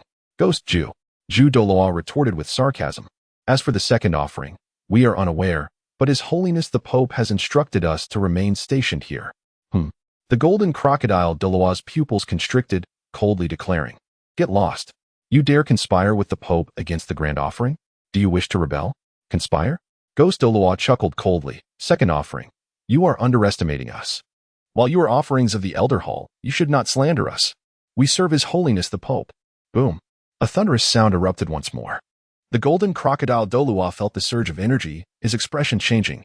He did not doubt that this strike could annihilate him. Who is it? Bibi Dong? That should not be possible. Although she is the Pope, her strength is not at its peak. He still harbored confidence in a battle against her. Xiaowu, do you wish to continue? Our duel has solidified my foundation, and should this persist, next time, I shall surely slay you. Cough, cough, cough. An ancient voice echoed. You have hidden too deeply. Your strength is not inferior to mine. Do you aspire to be the first in tens of thousands of years to attain divinity? The golden crocodile Douluo felt a chill rising from his tailbone, his mind reverberating. Divinity.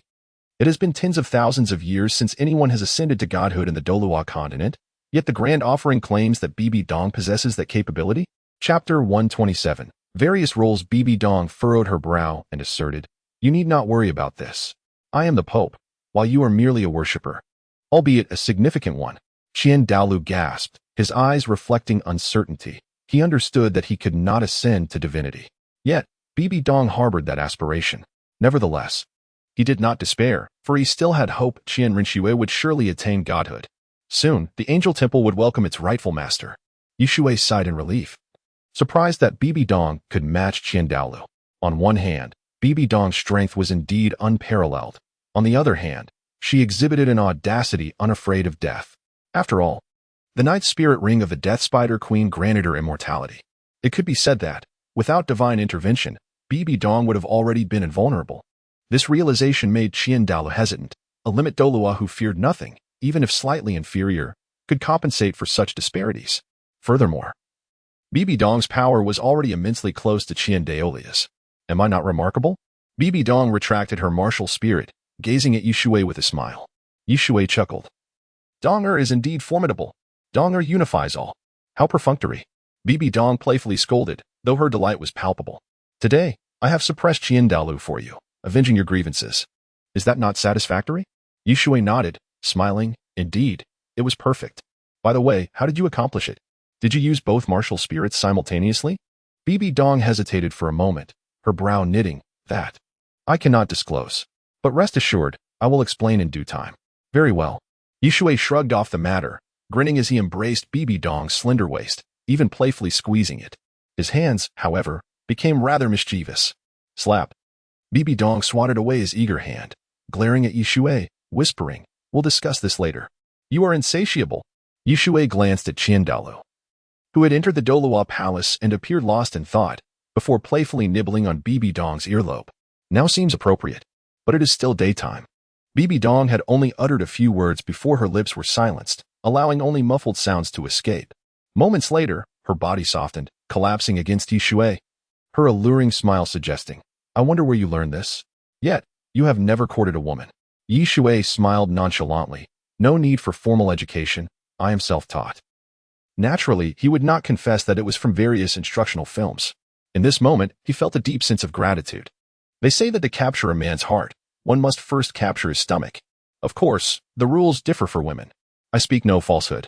If the former Bibi Dong had harbored a semblance of restraint or sorrow, now she radiated sheer happiness.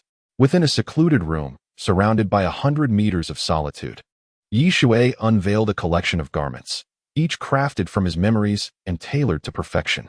Each piece was exquisite, nearly indistinguishable from the originals. Bibi Dong, skilled in makeup, occasionally donned the personas of Ning Guang, Kaching, and the Grand Paimon. In the Douluo Palace, Qianrenshua entered the Great Hall, finding Xiaowu with his back turned. "Grandfather, what brings you here?" Qiandalu turned, inquiring, "How goes the fusion of your angel wings?" "Quite well," Qianrenshua replied respectfully. "It is nearing completion." "Is the angel god truly deceased?" Her mood dipped, for that was her ancestor, yet the angel god was said to have perished. Who claimed such a thing? Qiandaolia's brow furrowed, his golden eyes brimming with fury. To blaspheme the angel god. Such an act invites divine retribution. I presume it was that young man who spoke? Qian Rinxuan nodded, responding, "It was my teacher, though I concur with his assessment." "Grandfather, you must accept reality." Qian Dalu sighed, uncertain. "Regardless, it has been a long time since their disappearance. I have communicated with Poseidon. She seems capable of contacting the sea god. But the angel god has been absent for many years. Perhaps it is indeed true?" Qian Rinxue pondered, retorting, "Then, can one still achieve divinity?" "Yes." Qian Daolia's expression softened with hope. "Did he mention anything? Such as how to attain godhood?" "My teacher?" Qian Rinxue blinked, shaking her head. "He did not say." "That is reassuring." Qian Daolu exhaled, a hint of pride gleaming in his eyes. "One day, you shall know. Go now. I shall not trouble you further. Just remember, you are destined for divinity." Qian Rinxue, filled with questions, yearned for clarity, but seeing her grandfather's grave demeanor, she decided to depart. It seemed this path to godhood was indeed extraordinary. As she walked, she suddenly halted, spotting the chrysanthemum Douluo ahead. "Young mistress," the chrysanthemum Douluo bowed slightly. Qian Rinxue nodded, inquiring, "What news do you bring?" The chrysanthemum Douluo chuckled wryly. "It appears that Xueqing's identity has been abandoned, yet the Heaven Do Empire suspects our involvement. After all, your actions were quite abrupt, leaving no time for preparation." "Oh," Qian Rinxue was unfazed, scoffing, "It matters not. I only sought solace initially. Heaven Do, Star Luo. They are inconsequential. I have far more pressing matters." "Oh." The chrysanthemum Douluo's eyes sparkled. "I am at your service, even to unify the continent." "Serve." Qian Rinxue's lips twitched. She had no interest in unifying the continent, but rather in capturing one person's heart. That was of utmost importance to her. Thus, months passed. Yushui, enraptured by tenderness, found himself reluctant to ascend to divinity, yet for the sake of sustainability, he resolutely detached himself. Subsequently, he summoned a cadre of spiritual power soul masters, clearly outlining the soul contract, instructing them to practice. The spirit transmission tower was a necessity, for it was for humanity's sake. He did not wish for the sun and moon continent to be obliterated in the future. After all, without Tang San's Tang sect, the development of this continent was uncertain. Who shall be the master of the spirit transmission tower? Yushui educated a group of spiritual power soul masters and then sought out Bibi Dong, feeling quite content. Bibi Dong gently massaged his shoulders, smiling, "You are the one." "Of course. Is anyone else contesting this? Perhaps give it to Ning Fingji? He appears amiable but is not to be underestimated," Yushui mused. "Ah." Yushui felt his strength wane, chuckling, "That could work." Among acquaintances, Ning Fingji seemed suitable. He would undoubtedly extend his influence to the Heaven Do Emperor. "Then let us set out tomorrow to meet him and commence our journey across the sun and moon continent." "As you wish." Bibi Dong paused her massage, feeding Yushui a grape. Chapter 128. The selection of the Tower Master. The development of soul spirits was not something Yushui needed to overly concern himself with, for it was not necessary. In the world of Douluo Continent, there would always be talents. If he were to devote himself entirely to research, even achieving divinity would not ensure the dissemination of his findings. Therefore, Yushui documented the contract incantations and the precautions regarding soul spirits, and entrusted them to a spirit master without an affiliation. His intention was to harness collective wisdom. Should any research yield results, he would ensure their application to enhance his disciples. After all, knowledge is a form of transmission. Even the most rudimentary concepts, such as the Pythagorean theorem, can evolve into more complex theories through systematic amplification. On this day, Yushui, accompanied by Bibi Dong and Ning Rongrong, arrived at the Seven Treasure Glaze Tile School. Ning Fingji's face was etched with astonishment as he furrowed his brow and inquired, "Your Holiness, what brings you here?" Sword Douluo and Dragon Douluo stood nearby, their eyes filled with caution. Could it be that Yushui intended to conspire with Bibi Dong to annex their esteemed school? Bibi Dong, noticing the seriousness in Ning Fengji's gaze, felt a chuckle rising within her. Even if Sword and Bone Douluo joined forces, they would likely be unable to withstand her. However, she harbored no ambition for unifying the continent. Yushui smiled lightly. "Ning Sect Master, there is no need for alarm. We merely visited the Star Luo Empire, and the Emperor assured us that there were no issues, hence my return to inform you." Ning Fingji nodded, though his eyes narrowed slightly, revealing his skepticism. "Young Master Yi, please speak plainly. By the way, how's your soul power?" Yushui refrained from answering directly, instead posing a question. "Ning Sect Master, if the Spirit Transmission Tower were to be established, would you be willing to serve as its master? This includes the powers of Tiando, Xingluo, The soul beasts of the Star Do Great Forest, as well as the upper three sects. Me? Ning Fengji exclaimed in shock, then furrowed his brow. Young Master Yi. I do not understand your meaning. Please be direct. Yi Shui's displeasure was evident as he retorted, Ning Sect Master. What I find most irksome is your tendency to be evasive. We both know the significance of the Tower Master position. Will you accept it, or not? Seeing the seriousness in Yi Shui's demeanor, Ning Fengji spoke in a low voice. What is the reason for this? Yi Shui explained simply, my identity is quite unique. Even if I were to sever ties with the Spirit Hall, few would believe it. Moreover, you are Rongrong's father. We are indeed in the same boat. Ning Fengji felt a surge of excitement. Although the Spirit Transmission Tower had yet to be established, Yi Shui had successfully persuaded many factions. If he agreed, he could ascend to great heights. This would be the true premier power of the world. He gritted his teeth and said, very well, young Master Yi. I am honored that you hold me in such high regard. I shall accept the position of Tower Master with humility. Sword Douluo frowned and asked, could this be a scheme of yours? Ning Fengji's gaze flickered. He had harbored similar thoughts, and was surprised by Sword Douluo's direct inquiry. Unnecessary. Yi Shui shook his head and countered, this does not belong to me. If I had a scheme, wouldn't you simply distance yourself? Ning Fengji then cleared his throat and smiled. Sword Uncle, you too. Young Master Yi is merely acting out of goodwill. We must not overthink this. Young Master Yi. Sword Douluo clasped his hands in apology. It seems I have misjudged you.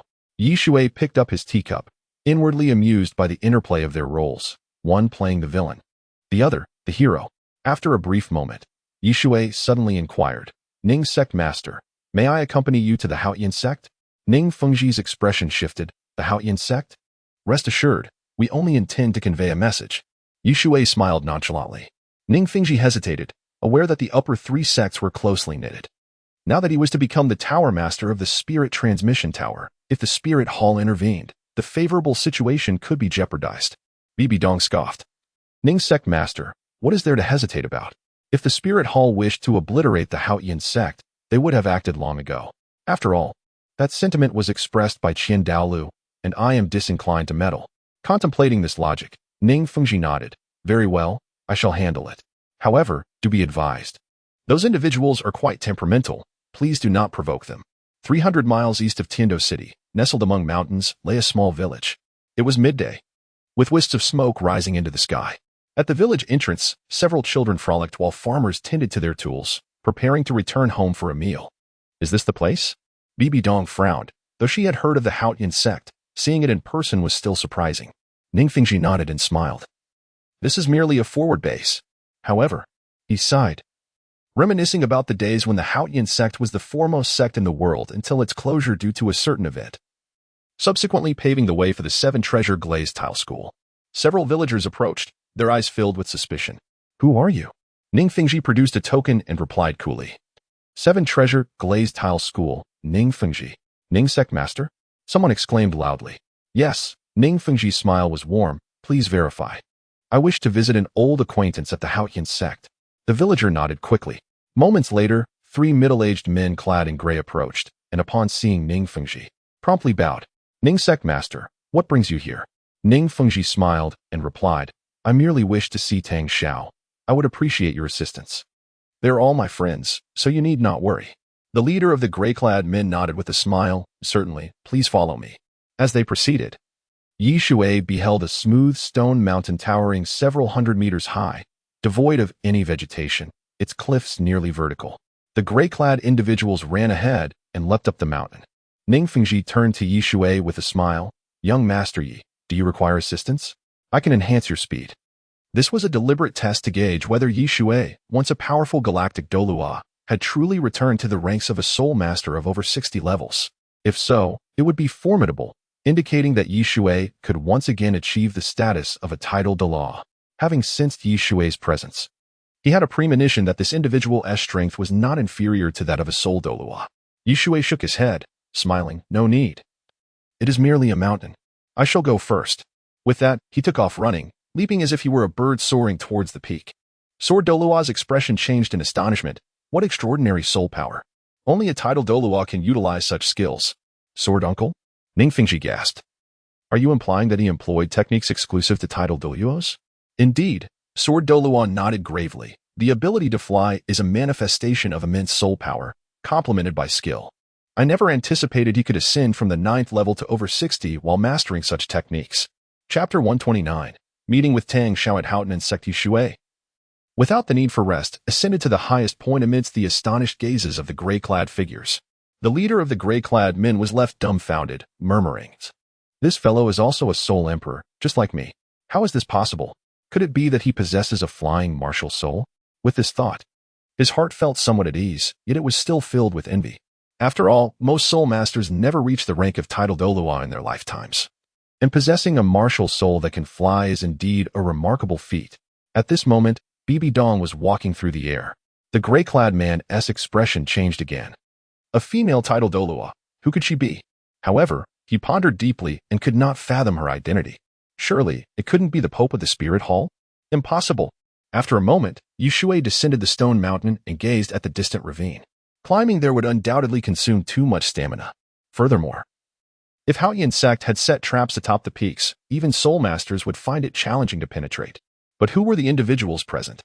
The weakest among them was at level 60 in soul power, while the strongest was a title Douluo, already possessing the strength to challenge nature itself. Ahead lay a ravine shrouded in clouds, rising 500 meters high. The gray-clad man gestured towards the distance, smiling. "There is an iron chain ahead. Please be cautious." "Thank you," Shui replied. Though he was already aware of it, he still expressed his gratitude. The mist swirled. The iron chain flickered in and out of sight. Shui moved as if on solid ground.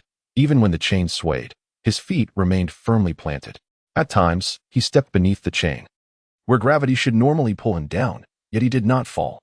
Before long, they reached the 5th peak, the very core of Houghton sect. Here stood a castle, its structure entirely gray, resembling a mountain, occupying the summit. "This way, please." The gray-clad man led them toward the castle. The entrance towering 5 meters, its stone architecture appearing quite imposing. 3 powerful characters were inscribed above the entrance. Houghton sect. Shui nodded. The characters were indeed impressive. Etched deeply into the stone, the disciples at the entrance examined their identities before allowing them to pass, their gaze fixating on Ningfengji, the leader of the 7 treasure glazed tile school. Why was he here? Could something significant be afoot? Soon, the gray-clad man halted outside an archway on the 2nd floor and gently knocked on the door. "Master, come in," a deep voice responded. Shui entered. The room was spacious, over 100 square meters, with simple furnishings. A wide table, bookshelves covering 2 walls, and 2 long sofas were present. Shui quickly spotted a towering figure, standing 2 meters tall, with a robust build and a face chiseled like stone, his hair short, grizzled white. This man was none other than Tang Xiao. Ning sect master? Tang Xiao first lingered his gaze on Ningfengji, then turned to Shui, and finally, his eyes locked onto Bibi Dong like a hawk. In his mind, she was the strongest. In this world, titled Douluos were few and far between. And among those, only one was both stunningly beautiful and immensely powerful, the Pope of the Spirit Hall, Bibi Dong. Why did the Pope descend here without even a greeting? "Are you here to annihilate us?" Tang Xiao's gaze fell. Bibi Dong chuckled. "The once great sect is merely this. However, I hold no interest in that. Otherwise, I would have come long ago. After all, everyone knows that Houghton sect is a tough nut to crack. If I could devour you, I fear you may not withstand it." Tang Xiao retorted sharply, recalling the words of the Grand Offering, "Even if you do not intend to abide by them, devouring us will not compel the world to bow." Bibi Dong scoffed. "It seems your bones are not as hard as you believe." "Enough," Ningfengji interjected hastily. Attempting to mediate with a smile, "Tang sect master, I have come this time too." He then narrated the situation regarding the spirit transmission tower and the general plan. After listening, Tang Xiao fell into a long silence, frowning. "Are you not afraid of falling into their schemes?" Shui countered. "What schemes? Is it simply because I am a member of the Spirit Hall that I am deemed untrustworthy?" "Indeed." Tang Xiao nodded. "My brother was harmed by your Spirit Hall. How dare you come here? Do you think we cannot detain you, esteemed Pope?" Bibi Dong replied fearlessly, "You are merely a group of timid turtles." "You."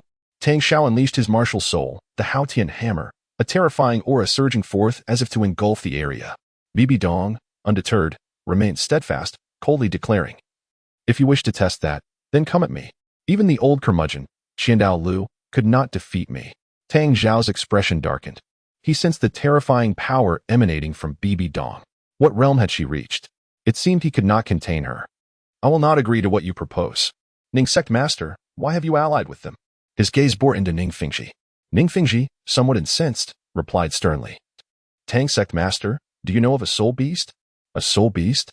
Tang Xiao's face displayed shock. Then he frowned. Even if it is powerful, it cannot rival your sect's two title Douluos, can it? The sword Douluo stepped forward. You are mistaken. That soul beast is named Emperor Tian, the strongest in the world. The strongest in the world? Tang Xiao's pupils constricted. The sword Douluo was a proud man, wielding the seven-killing sword, and few dared face his brilliance. Yet, this proud individual claimed that soul beast was the strongest? Could you elaborate? The sword Douluo nodded solemnly.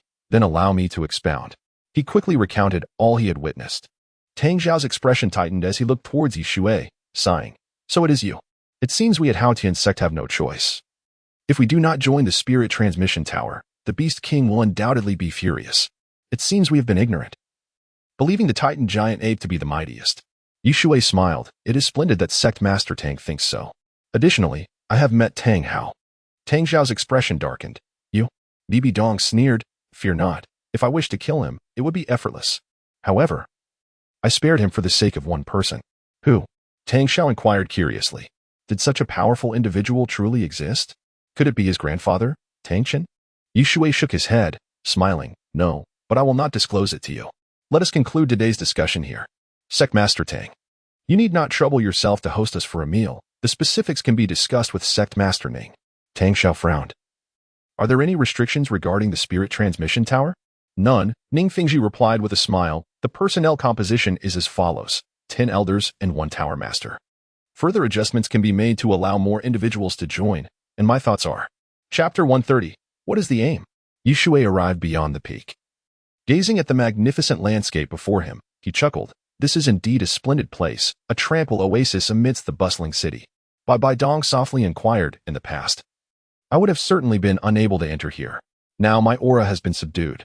By the way, do you truly intend to venture to the Sun and Moon continent? Of course, Shui affirmed decisively. If one does not ascend to divinity, one is granted a mere century of life at most. However, upon attaining divinity, one essentially achieves immortality. Bai Dong nodded, smiling. Then I shall strive earnestly. Just as you mentioned, if you cannot become a deity, I shall take you to the divine realm to absorb the so-called celestial energy. Perhaps it will prove invaluable. Indeed, Shui mused, stroking his chin. I consume a 7-star fruit daily, and my soul power is surging rapidly. More importantly, I face no bottlenecks, nor do I require them. After all, I have descended from the rank of title Douluo, possessing a foundation unparalleled by ordinary beings. My soul power has now reached level 68. Yet I sense that the efficacy of celestial products diminishes as I progress.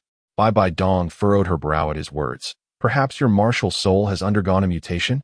I am aware that certain martial souls with unique mutations require an immense amount of soul power to advance, potentially rendering one unable to break through in a lifetime. Shui sighed, acknowledging the burden of this predicament. While the mutation of his martial soul was indeed a boon, the requisite soul power was daunting. His previous cultivation to title Douluo equated to the soul power of 10 ordinary title Douluo, and the higher the rank, the greater the soul power demanded. Let us test my soul power to ascertain its level. Very well, Bai Dong extended her delicate hand, placing it against Shui's chest. After a moment, a hint of astonishment crossed her face. I felt it. At the very least, your soul power is equivalent to that of 2 level 90 title Douluo, and it is remarkably solid, devoid of any superficiality. Shui was not taken aback. His ability to unexpectedly strike Qian Daolu is predicated on his soul power and the ability to pause time. Subsequently, they fell into silence, gazing into the distance, enveloped in an unprecedented tranquility. After a while, footsteps echoed as Ning Fingji approached, beaming with warmth. Young Master Yi. Shui turned, smiling. How did the discussions go? Sect Master Ning? Well, Ning Fengji inhaled deeply, his eyes glinting with fervor. The Haotian sect is willing to join. However, Tang Xiao has made it clear that he harbors disdain for the spirit hall. They seek 2 seats among the 10 elders, which I have not agreed to. Shui raised an eyebrow. If they desire it, grant it to them. Rest assured, the spirit hall requires no elder seats. It merely undertakes tasks, and if necessary, you, as the tower master, may even mobilize them. Ning Fingji was taken aback. He had anticipated Shui would secure 5 elder seats for the spirit hall. Yet Shui's response was utterly astonishing. Was Shui truly so disinterested in power? Unable to suppress his curiosity, he finally asked, "Young Master Yi, I find myself puzzled. What is your aim in all this?" Bai Dong perked up, intrigued. This was what she found curious, laboring for others, though she did not particularly care. The Spirit Hall was nonetheless a culmination of her efforts, and in the future, vanquishing Qian Dao Lu would yield rewards for them. Why would Shui undermine his own foundation? Sec Master Ning, Shui pointed towards the distant mountains, laughing. What do you see ahead? Ning Fingji squinted into the distance, spotting layers of mist and frowning, a series of mountains, though regrettably obscured by clouds. He pondered for a moment, but could not discern the truth until suddenly enlightenment struck him. Young Master Yi, do you mean to say that power is like the fog, clouding my mind and causing me to lose my sense of self? Shui floated away, correcting him. No, I meant to say that the sun is setting. It is time for everyone to return home. Bai Dong stifled a giggle, her figure swaying as she too departed. Ning Fingji felt an awkwardness wash over him, yet he soon regained his composure and remarked, "Very well. The position of Tower Master is secured. Young Master Yi, do you not realize that mastering the transmission of spirit is tantamount to mastering soul masters? Perhaps you are aware. But you seem overly confident." At that moment, Shui soared into the air, laughing. "I have always despised managing others." "I can see that," Bai Dong chimed in. "You are entirely engrossed in your cultivation. I truly do not comprehend why cultivation is held in such high esteem." Her tone was laced with melancholy. Shui sighed. "A man, after all, harbors lofty ambitions. My presence in this world is driven by a singular thought, to attain divinity. Beyond that point, the path to divinity is obstructed. Hence my prior relinquishment." "Is that so?" Bai Dong bit her crimson lip, appearing somewhat displeased. "But now, I have a goal once more, to become a deity." Bai Dong seemed disheartened. "Of course, there is also you." In the next instant, Shui embraced Bai Dong, prompting her to exclaim, "Let us discuss this later." "Not a chance." Shui laughed heartily. "Then wait a moment." Bai Dong teased, "So impatient, you rascal." In the next moment, a purple mist enveloped the air. This was her unique soul skill. The entire area was shrouded in fog, rendering even a titled Douluo incapable of discerning the circumstances within. As for the car or bed shaking, Shui could only think that was utterly feeble. Let us try it in the air instead. Moreover, there were numerous advantages to being airborne. First, the freedom of position. Second, the thrill. A month drifted by. Shui announced their impending voyage in 2 days, only to realize the plethora of items to be packed, consuming considerable time. Nonetheless, thorough preparation was prudent. After all, the vast ocean offered no opportunities for resupply. Should any mishap occur, it would surely be a path to self-destruction. Although Shui's spatial treasure was quite sizable, it paled in comparison to the mountains of provisions. Were it not for the existence of the realm of living beings, it would have been impossible to accommodate. At Hanhai City, Shui gazed ahead at the boundless ocean, seemingly without limits. The concept of Douluo Star encompasses not only their Douluo Continent, but also the Sun and Moon Continent. Naturally, there were 2 additional continents. However, the inhabitants of those lands were far fewer than those of Douluo and Sun and Moon continents. And even their technology was lacking. Suddenly, the Jiaolong ship materialized, landing upon the surface of the sea, stirring up tumultuous waves. Shui boarded the vessel, glancing back at Bai Dong and the others who followed closely behind, and smiled. "Fortunately, this is powered by energy. In other words, we need not concern ourselves too much. Otherwise, such a prolonged journey would drive us mad." Chapter 131, Confirming Location and Distance. Dong curiously inquired, "By the way, you had us purchase a plethora of fruits. What is the purpose of that?" "Hee, Xiao Wu replied with a joyous smile. "I know it's for me. Without carrots, I feel like I'm going to perish." Shui rolled his eyes, thinking to himself how much of a glutton she was.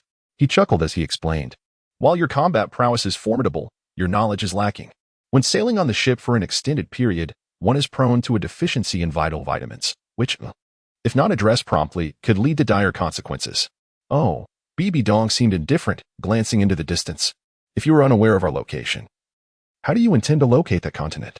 "I am also quite intrigued by the 10th level soul guide." Shui pointed ahead confidently. "Do not worry. I am prepared for this journey to meet the deep-sea demon whale king. Perhaps it holds the answers we seek." The Jiaolong ship set sail. Time passed without measure. Shui maneuvered the vessel to a halt, and upon reaching the surface of the sea, he stamped his foot. A mysterious power emanated slowly from him. He had participated in the divine examination and had contemplated the defeat of the deep-sea demon whale and the Sea Emperor. Yet he was disinclined to engage in combat. It was not that he found it distasteful, but rather, what purpose would it serve? The key was to wait for the deep-sea demon whale king to fail its tribulation and obtain the soul spirit. Moments later, a one-eyed, rotund figure appeared, fixating its gaze on Shui. You've returned again? Indeed. Shui smiled faintly. How much longer until your tribulation? Do inform me. If you find yourself unable to succeed, I shall do everything in my power to assist you in becoming a soul spirit. Is that agreeable? The demon whale nodded. Yes. That shall be our pact. I estimate it will be a few years. Shui flicked his fingers, launching a 7-star fruit towards the whale. The whale was momentarily taken aback, sensing the immense power within the fruit. What is this? Such potent energy.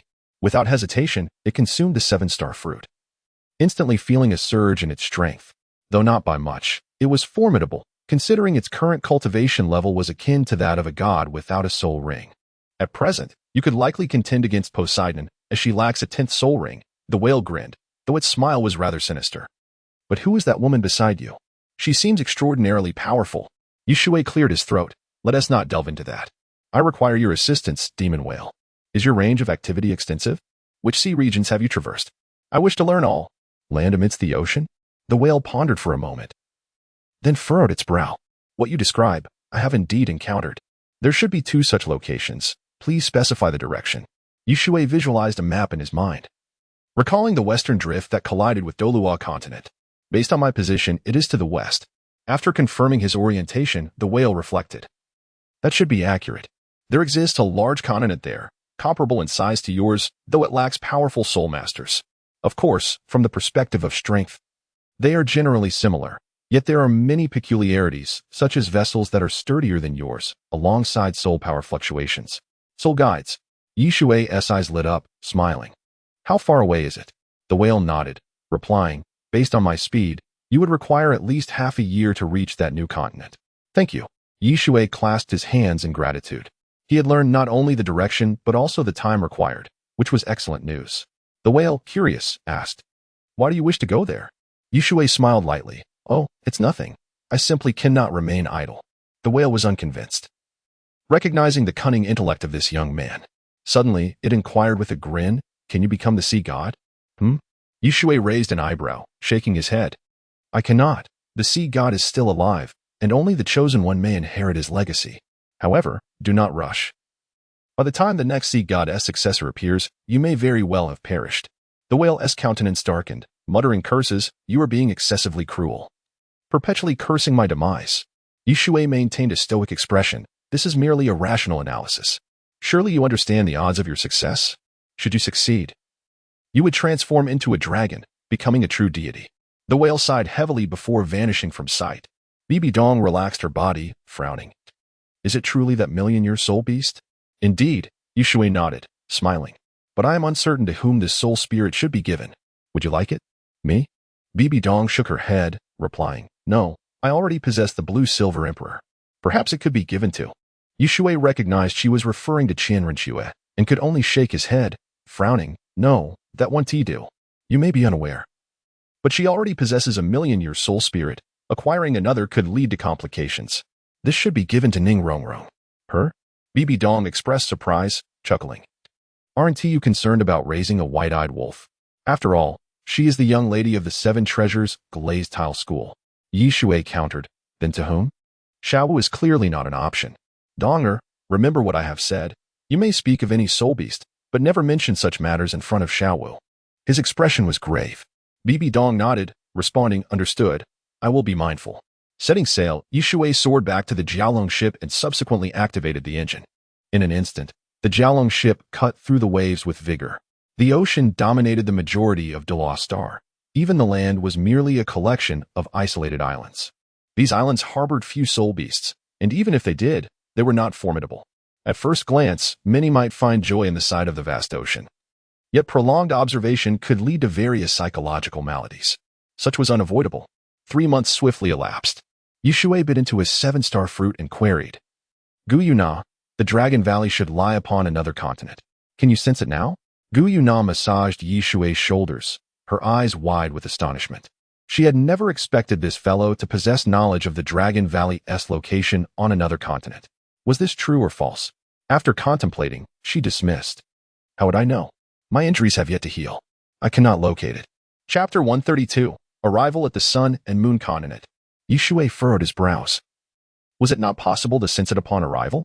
It appeared that the other continent was still quite distant. At that moment, the deck resonated with the excited voice of Xiao Wu. Wow, I see it. A continent. That is indeed a continent. Teacher, hurry and take a look. We have arrived at a new land. Bibidong also smiled gently. Though they had spent most of their time in the spirit realm, it had grown rather tedious. At last, they could set foot on solid ground.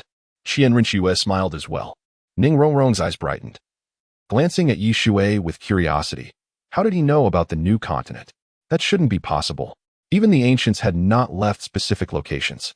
Merely speculating the existence of other continents based on soul-guided tools and certain natural phenomena. Yi Shui smiled faintly, reassuring them not to be overly excited. They would soon disembark. This place is quite similar to ours, but remember, do not speak carelessly. The girls nodded in agreement. Understood, teacher. Good. Yi Shui glanced around and noticed several brown-skinned sailors boarding the ship, seemingly preparing to set out for fishing. He turned to the group, speaking somberly. In the Sun and Moon continent, there exists but one complete nation. It is called the Sun and Moon Empire. Those with dark skin are mostly nobles. So keep that in mind. I do not mean to suggest you tolerate any mistreatment. If anyone provokes you, kill. A glint of murderous intent flickered in his eyes. All right. Xiaowu was eager for action. She had initially thought the teacher forbade them from causing trouble. Perhaps it was just the unfamiliarity of the ship. As their dragon ship reached the shore, a throng of soldiers gathered around, clearly the local guards. Yi Shui stepped forward, his voice steady. What is it you seek? The leader, a captain, frowned. Who are you? Your clothing differs from ours, and your ship is unregistered. Yi Shui tossed a gold coin to the captain, smiling. Please. Grant us a favor. We are adventurers who, during our journey at sea, encountered a storm and nearly perished. Fortunately, we drifted to a small island. There. We had no proper clothing, hence our current attire. The captain examined the gold coin, a smile breaking across his face as he replied, Ah, I see. I thought you might be pirates. You may disembark. The girls stepped off the ship one by one. Instantly, countless eyes were drawn to them, their gazes filled with longing. So many beauties. Most of the locals were rough men, living off their physical labor, thus their reactions were quite direct. Yi Shui turned around, and with a wave of his hand, the ship shrank in size, and he stowed it within the spirit realm. A soul master. The captain's expression changed drastically, nearly dropping the gold coin in shock. Goodness, that vessel was clearly a high-grade soul-guided tool. And he had dared to solicit a bribe from such a distinguished soul master? Yi Shui cast a glance at him, smiling. Just accept it. I only ask that you assist us in re-establishing our identities. Consider this coin as compensation. The captain swallowed hard, nodding profusely. He dared not offend a noble soul master, especially one so formidable. While everyone possessed soul-guided tools, those capable of resizing were truly rare treasures. At the Mingyu Hotel, Yi Shui reserved several rooms and then summoned the girls into one of them. He looked at them with a smile. Now, let us begin gathering intelligence. Is there anyone interested in joining me? I want to go. Xiaowu exclaimed excitedly. Yi Shui shook his head. Too many people. Two will suffice. Rong, Xiaowu. You will accompany me. Great. Xiaowu cheered, nearly wanting to kiss Yi Shui. She had long grown weary of the sea. Although she was no longer a spirit beast, she too found the ocean distasteful. Qian Rinxue's expression was complex. She understood Yi Shui's intent was to have her share a room with Bibidong. But could she endure it? No. She would never forgive him in this lifetime. I'm a bit tired. I'm going to sleep, she said, turning to enter one of the bedrooms. Bibidong's gaze remained calm. Yi Shui sighed. On the streets, Yi Shui surveyed his surroundings. While the currency of the Sun and Moon continent differed, gold remained universal. This meant that the gold soul coins without designs could still circulate here. Naturally, he would not be foolish enough to use them directly, but would seek a place to exchange them. Xiaowu munched on a carrot, asking, Teacher, what are you looking at? Ning Rongrong's eyes sparkled with curiosity. This place is so prosperous, and many shops display shimmering soul-guided tools. Could it be that soul-guided tools are as common as cabbages here? We've arrived. Yi Shui smiled, entering a nearby shop with a sign that read, Golden Pavilion. Immediately, a clerk approached, grinning. Ladies, how may I assist you? Look, these are premium commemorative coins, featuring the Sun and Moon, the latest issue from the Empire. You should buy a couple of sets. When they appreciate in value, Making a profit of 2 or 3 times is entirely feasible. Shui raised an eyebrow. They even had salespeople here? He glanced at the so-called commemorative coins, the designs muddled, and thought that buying a couple would be akin to being a fool. No, thank you. Shui turned to the counter, stating firmly, "Call your boss over. I wish to discuss a significant business transaction." Business? The clerk scrutinized Shui from head to toe. Although the fabric of his clothing was of high quality, the style was quite peculiar. He nodded slowly, grinning. "Please hold on a moment."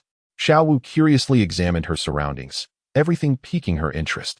Suddenly, she pointed at a glass cabinet and exclaimed, "Teacher, I want that." Ning Rongrong looked over, her eyes lighting up with desire. "Honored guest." A portly man strode over, smiling broadly. "What may I call you?" "Shui." He replied with a slight smile. "You are the owner here? I see this is the Golden Pavilion, and you sell commemorative coins. I wonder, do you deal in gold?" "Oh." The portly man's eyes brightened, bowing slightly. "I am Han, known as Jinlong. Young Master Yi, what business do you wish to discuss?" Shui lowered his voice. "Would you be able to take on 40 to 50,000 standard gold coins?" Han Jinlong's expression shifted, glancing around to ensure no one was listening before beckoning him closer. 40 to 50,000 identical gold coins is indeed a substantial deal. Moreover, it seems this sum has an unclear origin. This was a golden opportunity presented to him. How could he not see such a lucrative catch? Thus, Shui followed Han Jinlong into the back courtyard. Han Jinlong instructed his staff to prepare tea before smiling and asking, "Young Master Yi, is this truly the case?" Chapter 133. Han Jinlong? Indeed. Shui nodded slightly. Han Jinlong's eyes gleamed as he countered, "Young Master Yi, could you clarify whether this money belongs to the royal family?" "No," Shui replied. Han Jinlong was taken aback.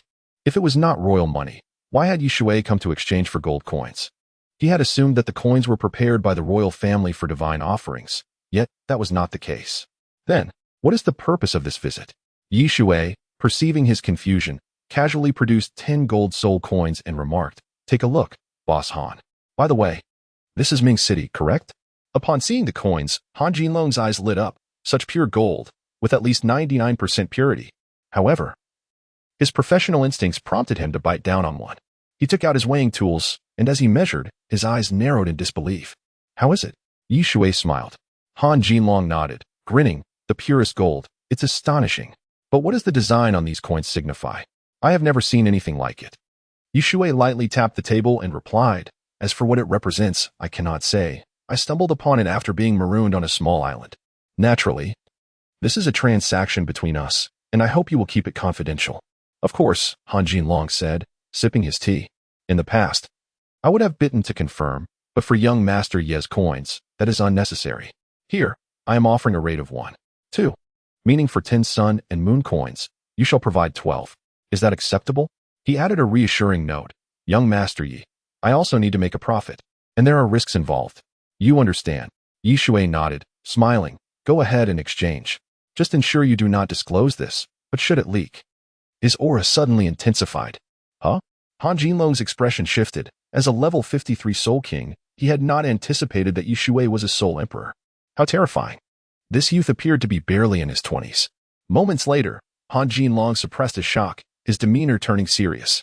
"Rest assured, young master, I will uphold our agreement. I never imagined you to be a Soul Emperor at such a young age. Unbelievable." Shui merely smiled in silence. Soon, he recognized Han Jinlong's shrewdness. Testing the buoyancy with a bucket, he then utilized his martial soul to dry the water for weighing. Half an hour later, Han Jinlong pointed at the nearby sun and moon coins, saying, "Young master, you may verify them here." Shui waved his hand, storing them in the realm of living beings, and chuckled, "No need. I trust Boss Han." Earlier, Han Jinlong seemed to have missed a detail. Shui inquired, "Is this Ming City?" "No," Han Jinlong replied, somewhat surprised, furrowing his brow. "Ming City is at the center of the Sun and Moon continent. It represents nobility. Young Master Yi, would you like a map? I have a precise one that I can give to you." A moment later, Shui received the map and clasped his hands in gratitude, saying, "Thank you." With that, he turned to leave, watching Shui depart. Han Jinlong's expression shifted dramatically as he murmured, "Such a sum of money, and he intends to go to Ming City. This person is clearly hinting that I need not seek him out again. How intriguing. Coincidentally, I have business in Ming City as well." Shui met up with Xiao Wu and Ning Rongrong, smiling. Let us go. He knew that with this remark, they would understand not to pursue his whereabouts, for he had long since departed. Xiao Wu and Ning Rongrong nodded in agreement. Upon exiting, Shui sought someone to guide him to a place of information. Sir, right here. This is the Xinfang Pavilion. The burly man gestured toward the building, smiling. Inside, you will find plenty of intel. Thank you, Shui said, tossing a gold coin before entering with Xiao Wu and Ning Rongrong. The pavilion was not large, but it was sparsely populated, with only a few individuals present. Yet, none approached to assist them. Shui paid no mind, instead surveying the surroundings. It resembled a library, with various books on display. He paused, approaching a shelf and picking up a book titled The Divine. As he flipped through its pages, he found the content rather simple, detailing a deity believed to communicate with the ocean, whose ascension was marked by a brilliant light. Consequently, some speculated that there were more continents beyond their own sun and moon continent. Yet, despite the Sun and Moon Empire dispatching numerous ships, they had failed to locate another land. Shui chuckled silently. The Sun and Moon Empire was indeed overestimating their reach. His dragon boat had taken over 3 months, let alone ordinary vessels or soul-guided devices. This truly signified little. Customer, a soft voice called from behind him. Shui turned to see a diminutive young man smiling. What can I do for you? The young man beamed. If I am not mistaken, you are reading the Divine, correct? Indeed. Shui nodded, casually responding, it sounds rather mystical, doesn't it? We have knowledge of other continents with deities. He continued, I would love to see what the inhabitants of those places look like. The young man's smile widened as he gestured toward a nearby seat, asking, shall we sit and talk? Shui casually took a seat and queried, are you a staff member here? The young man nodded, replying, I am the owner. You may call me Xiao Su. Xiao Su, Shui chuckled, though he felt a twinge of curiosity. Was this a surname associated with the royal family of the Sun and Moon Empire? Yet, it was a common surname, leaving him uncertain of the young man's identity. Xiao Su, intrigued, asked, since you are interested, do you really believe there are other continents? Feigning contemplation, Shui nodded, there must be. The author knew something. He wrote that when the deity ascended, the entire sea boiled in celebration, as did the marine life. Xiao Su smiled. Whether or not one becomes a deity is a distant matter. I merely long to gaze beyond the sea, but alas, I have yet to succeed. Shui replied with a faint smile, perhaps there is nothing of great interest. But for now, I wish to peruse some books. With that, he rose and strolled casually, occasionally plucking a book from the shelves. He suddenly sensed that this individual was somewhat peculiar, engaging him in conversation alone. Xiao Su cast a glance at Shui before retreating to the back courtyard. His eyes suddenly transformed, taking on the profound hue of the ocean. Such a familiar aura. Had this person encountered the Sea King? That should not be possible. After all, it was the ruler of the deep sea. Chapter 134, Arrangement Teacher. Are you done yet? Xiao yawned, nearly falling asleep. How many books have we read? What's so interesting? The mere sight of the words made her head ache. It was all too challenging. Ning Rongrong, however, remained calm, as Ning Fengji intended to groom her as the next leader of the 7-treasure glazed tile school, allowing her to focus. Naturally, her temperament was also rather spoiled. Shui closed the final book and remarked lightly, let's go.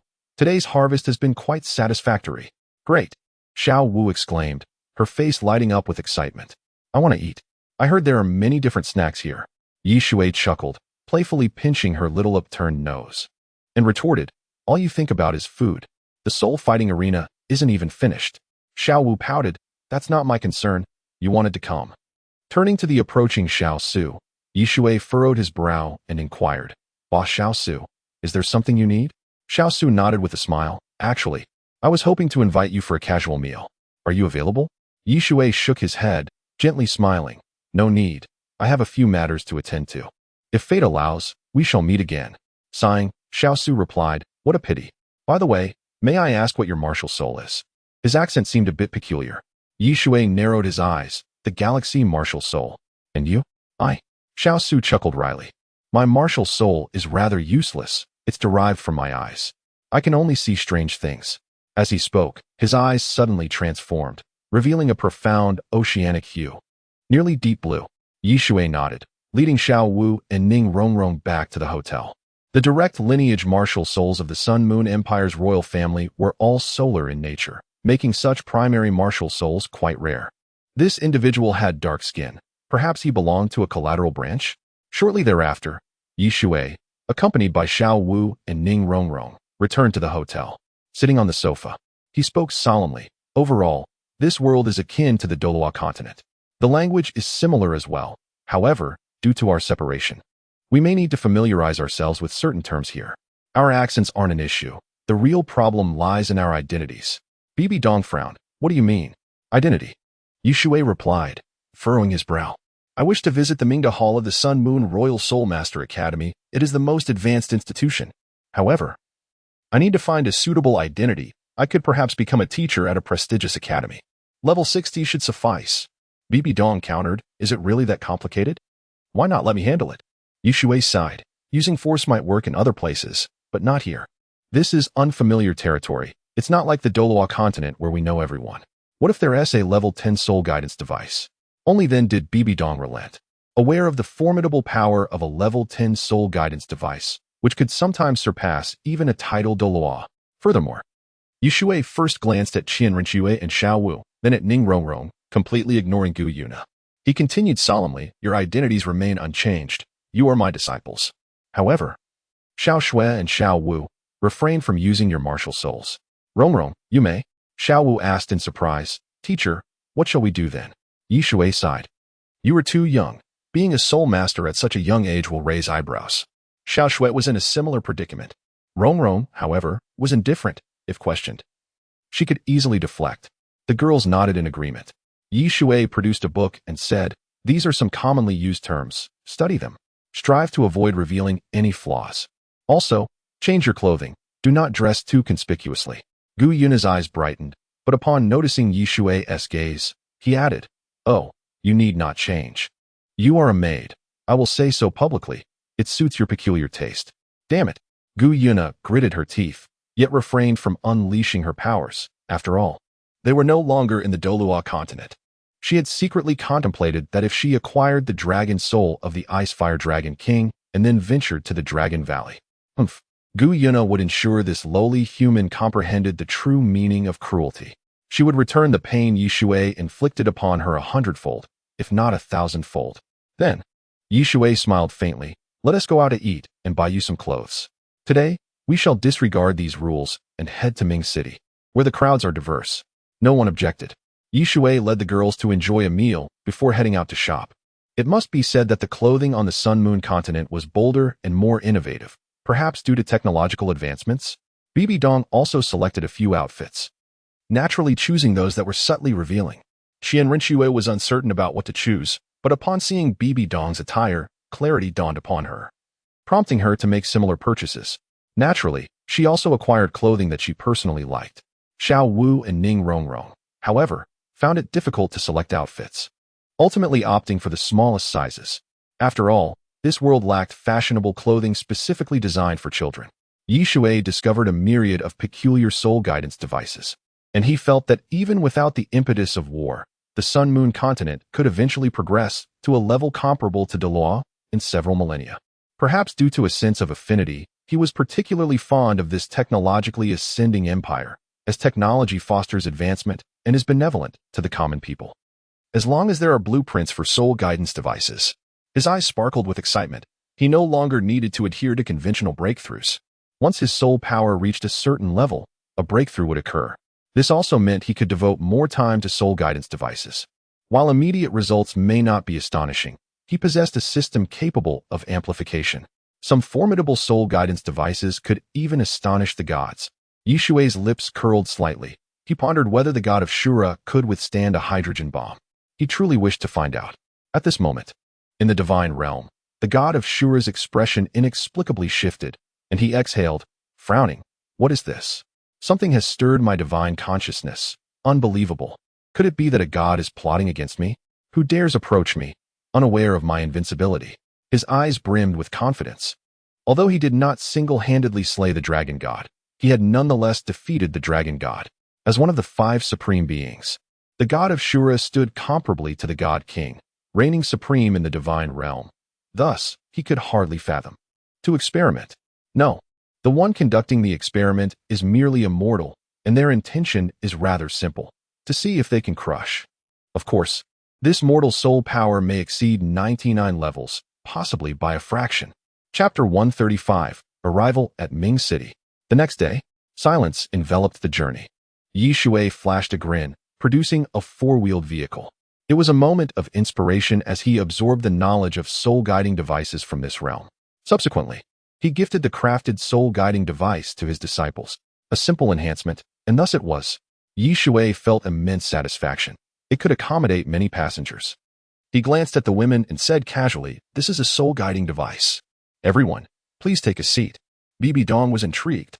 Although she was a limit Douluo and had encountered numerous soul-guiding devices, most were merely trinkets. She had never seen one as large as this, capable of carrying passengers. Xiao Wu, brimming with excitement, climbed atop the vehicle and exclaimed, "Teacher, I want to ride up here and feel the wind." Shui shot her a stern look and pulled her down, noticing her pout. He scolded, "What are you thinking?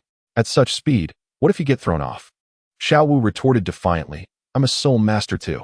Besides, it can't be faster than a soul beast pulling a carriage, right?" Shui smiled lightly. "You are gravely mistaken. Now, everyone, get inside and fasten your seatbelts." Seatbelts? They were all curious about this novel concept. As Shui ensured they were secured, he chuckled. "Now, let us commence." Though he had merely constructed a rudimentary vehicle-type soul-guiding device, the system was omnipotent. This enhancement was akin to transforming a dilapidated Wuling Hongguang into a Rolls-Royce. Of course, luck favored him as he did not trigger any potential pitfalls. Shui ignited the engine, and the vehicle roared to life, shooting forth like an arrow from a bow. "How fast?" Xiao Wu exclaimed in astonishment. Bibi Dong was equally taken aback. The speed rivaled that of a tidal Douluo's pace, which was truly unimaginable. At that moment, she understood why Shui had proclaimed this was the future. Admiration lit her face. Qianrenchue's eyes sparkled brighter. "Teacher, how can you be so extraordinary? It makes it hard for me to refuse you." She dared not contemplate further, lest her mind become muddled and her body weak. Ning Rongrong lowered her head, overwhelmed by the myriad of skills possessed by this eccentric uncle. Gu Yuna maintained her stoic demeanor, yet her eyes betrayed her. Clearly astonished by Shui's remarkable feats, observing the women's favorable moods, Shui remarked with a grin, "In truth, there is something even more impressive. It can fly." Bibi Dong's expression shifted. She was usually composed, but the notion of flight via a soul-guiding device left her incredulous. She couldn't help but inquire, "Are you serious, Shui? How heavy is this vehicle?" Shui nodded, answering, "It weighs a little over 2,000 pounds, approximately." Bibi Dong inhaled sharply. The idea of such a heavy vehicle soaring through the skies was hard for her to accept. Xiao Wu furrowed her brow and protested, "Teacher, you're kidding. A carriage can't fly, so how can yours?" Shui chuckled, dismissively stating, "Just watch closely. I am truly versatile." With that, he activated a mechanism. With a click, Ning Rongrong gazed out the window, and the vehicle seemed to sprout wings. Her heart raced. Could it really fly? The next moment, the vehicle gently ascended. "Ah, it's flying. Teacher, this is incredible." Shui's magic had completely reshaped their worldview, something that could fly, and it was clearly no ordinary contraption. Days later, Shui reclined in the driver's seat, with Qianrenchue at the helm. Only she could ease his concern. If it were Xiao Wu. Oh, the thought was unfathomable. He might awaken to find the vehicle in a ditch. Xiao Wu shook Shui, insisting, "Teacher, I want to drive, I want to drive." "Enough." Shui rolled his eyes and replied, "We'll discuss it later. For now, we need to find a place to stay at the academy and acquire the blueprints for soul-guiding devices. Understood?" "No way." Xiao Wu persisted, shaking him again. Shui felt dizzy, but suddenly his eyes lit up. They had arrived at Ming City. This was a colossal city, with towering walls so high that even soul masters would struggle to scale them. Shui observed closely. Not only were the walls immense, but they also glistened with a slick liquid, deterring even the bravest of soul masters from attempting to climb. After all, the glimmering soul-guiding crossbows were no jest. Shui understood this was merely a glimpse. Far more formidable soul-guiding devices, powered by gunpowder, were yet to be unveiled. With a few cannons, the destructive potential was terrifying, though certainly not comparable to the intercontinental missiles of his previous life. Qianrenchue halted the vehicle 1,000 meters from the city and turned to Shui. Smiling, "Teacher, it seems we have arrived. Is this Ming City? It appears even more prosperous than Tiando City, especially with those crossbows." Shui nodded and disembarked, grinning. Indeed. I have always told you that the future is dictated by soul-guiding devices. Perhaps you think soul masters are the future, but Donger, you surely do not share this sentiment? BB Dong sighed. Why does the Spirit Hall prohibit soul masters from freely hunting soul beasts? First, it's because the Spirit Hall cannot control those individuals. Second, they fear excessive hunting will lead to the extinction of soul beasts. Humans and soul beasts exist in a symbiotic relationship. Xiao Wu's expression suddenly turned cold as she scoffed. Ultimately, it's just human selfishness. Exactly, BB Dong chuckled. You're quite astute, little girl. No species can survive without a degree of selfishness. Shui sensed the tension and interjected with a smile. All right, enough bickering. Let us head inside. I've arranged our identities. I'm a teacher from a small academy, here to seek refuge at the university in Ming City. Remember that. The women nodded in understanding, having grasped their identities over the past few days. Moments later, Shui led them toward the city gates. Upon seeing Shui and his companions, the soldier barked, "Halt." Shui presented a small booklet, smiling. Please take a look. The soldier, initially displeased at Shui's nonchalant demeanor, soon brightened and exclaimed, "You may enter." So you are a teacher from the academy, esteemed soul master. Thank you. Shui replied with a nod before entering the city. Instantly, the cacophony of voices filled their ears. It was bustling, even more so than the coastal cities, with shops displaying a level of prosperity and organization that was remarkable, and the sounds of bargaining echoed all around. Chapter 136. The Academy of the Dean. The young ladies were visibly elated. Shui glanced around and noticed many children with sparkling eyes approaching him. Sir, do you need directions? Sir, I can guide you for a very reasonable price. Me. In an instant, Shui understood that these children lived by offering guidance. He pointed to a chubby boy and said with a smile, "Come with me." 1 sun moon silver coin. The chubby boy nodded eagerly, replying, "Yes, sir. Where would you like to go?"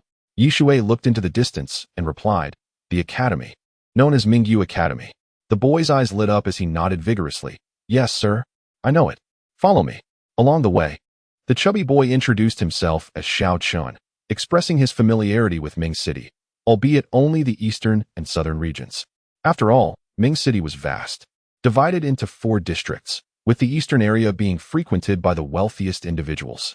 Xiao Chen asked with a grin, "Sir, are you going to the Soul Master Academy for a job interview?" He glanced at the young ladies, admiration gleaming in his eyes. How beautiful they are.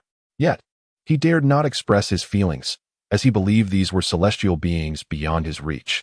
Shui casually surveyed his surroundings and replied nonchalantly, something like that. "I heard Mingyu Academy is recently hiring teachers." Oh, Xiao Chen's eyes twinkled with excitement. "If you need assistance, we can help you get in easily." Shui, however, did not respond directly, instead asking, "Which organization do you work for?" Xiao Chen answered honestly, "I work for the Tianbao Pavilion, which specializes in gathering various intelligence. We children work for the pavilion." He continued, "The Tianbao Pavilion has considerable influence and a vast network. If you are a high-ranking soul master, you could join us.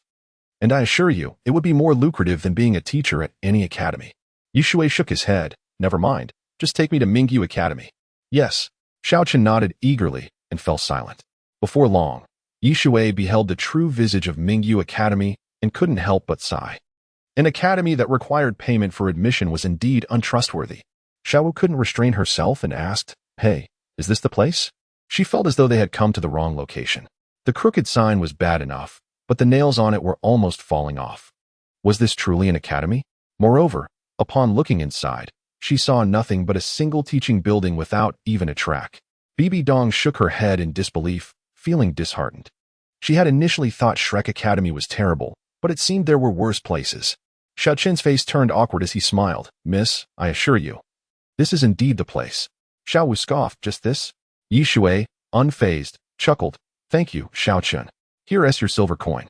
With a casual toss, the coin landed in Xiao Chen's hand. "Thank you, sir." Xiao Chen grinned and quickly departed. Shui turned to the young ladies and said calmly, "Let's go inside." I had anticipated this. An institution where one can become a teacher merely by paying will not be of high quality. The young ladies could only nod in agreement. Shui swiftly entered the teaching building, surveyed the surroundings, and approached the administrative office, where he found only a portly man sound asleep. "Knock, knock, knock." Shui rapped on the door. However, the man merely snored. Shui knocked forcefully on the door. Who? The portly man sprang up in fright, shouting, "Don't think I'm afraid of you."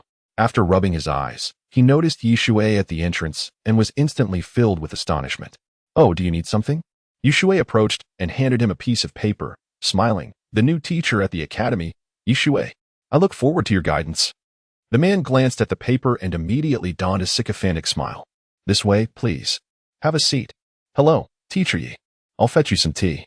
He glanced around, his mouth twitching as he surveyed the cobwebs and dust. Where would he find tea? Even if there were, he wouldn't dare to drink it. "No need. Who are you? Where's the dean?" The portly man's face turned awkward, and he hesitated before pointing to himself.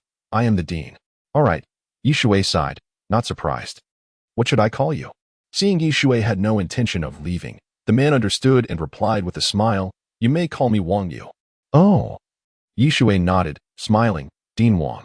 I would like to inquire how to gain entry to the Sun Moon Royal Soul Master Academy. Surely you have a way?"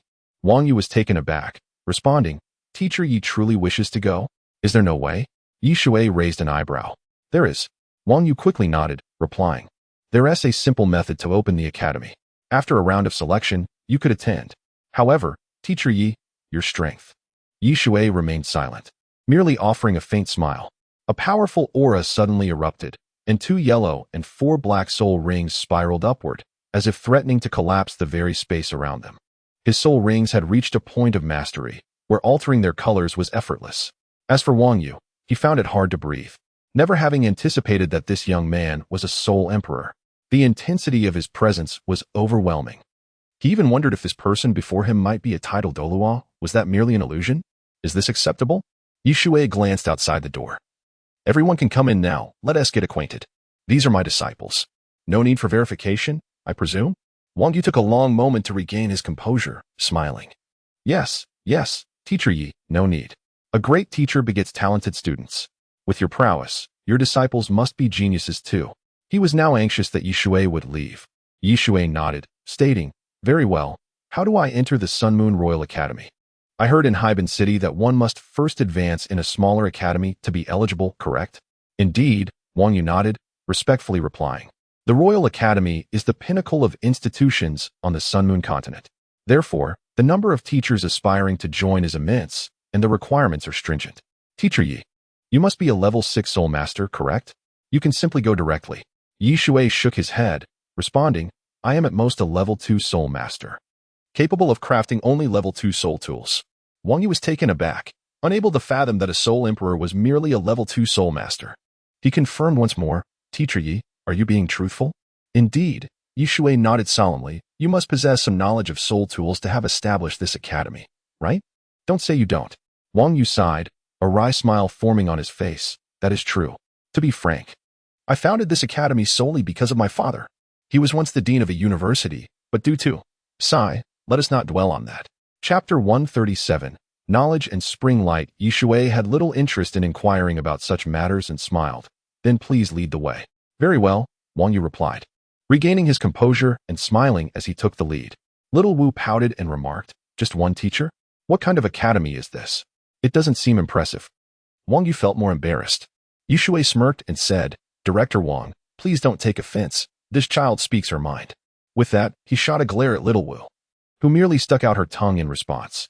Bibi Dong furrowed her brow. In her opinion, they could have directly entered the Sun Moon Royal Soul Master Academy without all this trouble. However, there was no other option, as Shui had already expressed his desire. She was aware that the Soul Master ranks on the Sun Moon Continent were not particularly high, possibly lacking even half the power of those from Douluo Continent. Silence enveloped them as they continued on. Soon, Wang Yu stopped at a location and unlocked a door with a key. Shui peered inside and was immediately captivated. It was a library filled with an array of books. Moreover, it was a spacious 2-story room. "Please, after you, Teacher Yi," Wang Yu said, stepping inside first.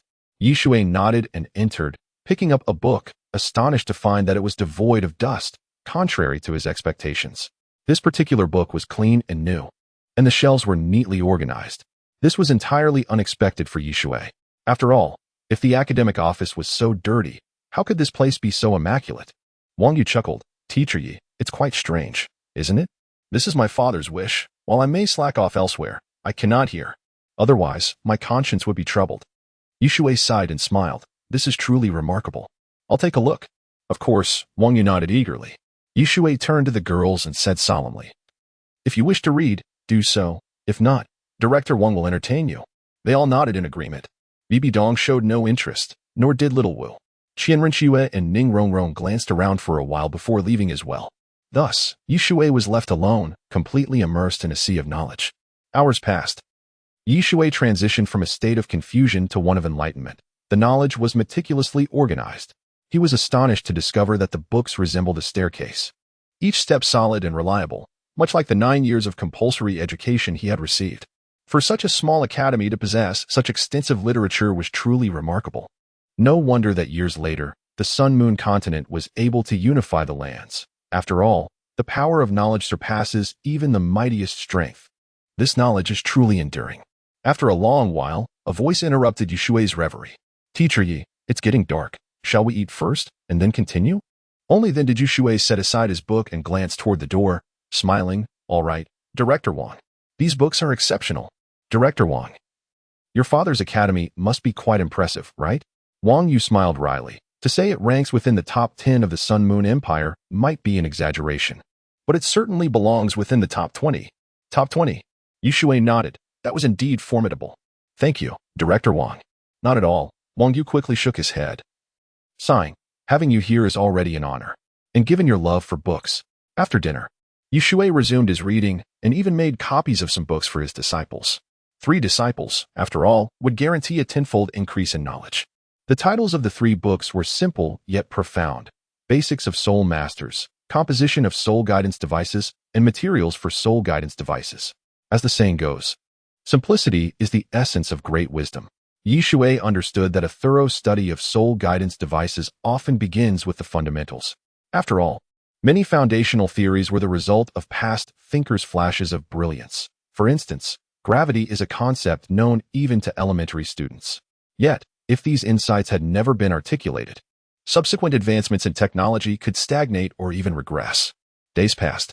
Bibi Dong entered the library carrying a lunchbox, playfully chiding, "What are you doing? You can't even take a proper mealtime." She then casually shut the door behind her. Thankfully, the room contained luminous soul guidance devices. Otherwise, it would have been too dark to see. Bibi Dong approached Shui from behind, recalling the day's enchanting moments, and suddenly reached around to scratch his back with her nails. Shui instinctively shivered, a tingling sensation coursing through him, prompting him to set his book aside and turn to her with a wry smile. "What are you doing?" Bibi Dong pouted, placing the lunchbox aside, and said, "It's time to eat. Is staring at these books really that enjoyable?" Shui nodded and replied, "It is essential to read. This knowledge can enhance one's abilities." Enhance. Bibi Dong was puzzled. To her, soul guidance devices were merely novel, lacking significant use. After all, they had never been mainstream on the Douluo Continent and had even fallen into obscurity. Indeed, Shui took a deep breath and said, "If we could develop a two-dimensional foil, the entire divine realm would transform into a two-dimensional plane." Bibi Dong scoffed, "Even if one becomes a god, one must eat first. Did you hear me?" With that, she snatched the book from Shui's hands. All right. Shui could only chuckle as he opened the lunchbox. A delightful aroma wafting toward him. "Wow, so many dishes. They're all my favorites. Who made this?" Bibi Dong smiled. "I did. Hurry and eat. It will taste awful if it gets cold." "Okay." Shui said no more and began to eat heartily with a spoon. Seizing the opportunity, Bibi Dong flipped open the book. She glanced at the dense formulas, her eyes nearly crossing in confusion. She couldn't comprehend a thing. "Be careful not to damage it," Shui promptly warned. Bibi Dong retorted, "Is it really that captivating? Am I more appealing, or is this book more intriguing?" "Of course," Shui instinctively replied, then suddenly realized the precariousness of his answer. He quickly corrected himself. "Of course, you are more beautiful, right?" "Humph." Only then did Bibi Dong relent, smirking. "Now that's more like it. Eat faster, I have limited time. The door is locked." Shui was momentarily taken aback. The door was locked? In the next moment, he was struck by the warmth in Bibi Dong's gaze, clearly filled with longing. Shui wished to refuse but understood one crucial fact. If he turned her down this time, there might not be a next opportunity. The Pope had spoken. How could he dare to disagree? Bibi Dong finally sighed in relief. "All right." After a while, the atmosphere in the room became imbued with a sense of springtime warmth, as if spring had arrived and lingered there, enveloping them in a tender embrace. The arrival of spring was swift, yet its departure lingered slowly, weaving a tapestry of intimacy that seemed to bind the very air around them. Chapter 138 Trouble Approaches. Note: Sun Moon City, Ming capital, various names. Additionally, this is the Sun Moon Continent from 10,000 years ago, with some slight differences. The following day, Shui sought out Wang Yu and spoke in a low voice. Director Wang, having just arrived, I feel that my soul guide manufacturing skills have improved significantly. Do you have some time? Could you accompany me to procure some materials? Certainly.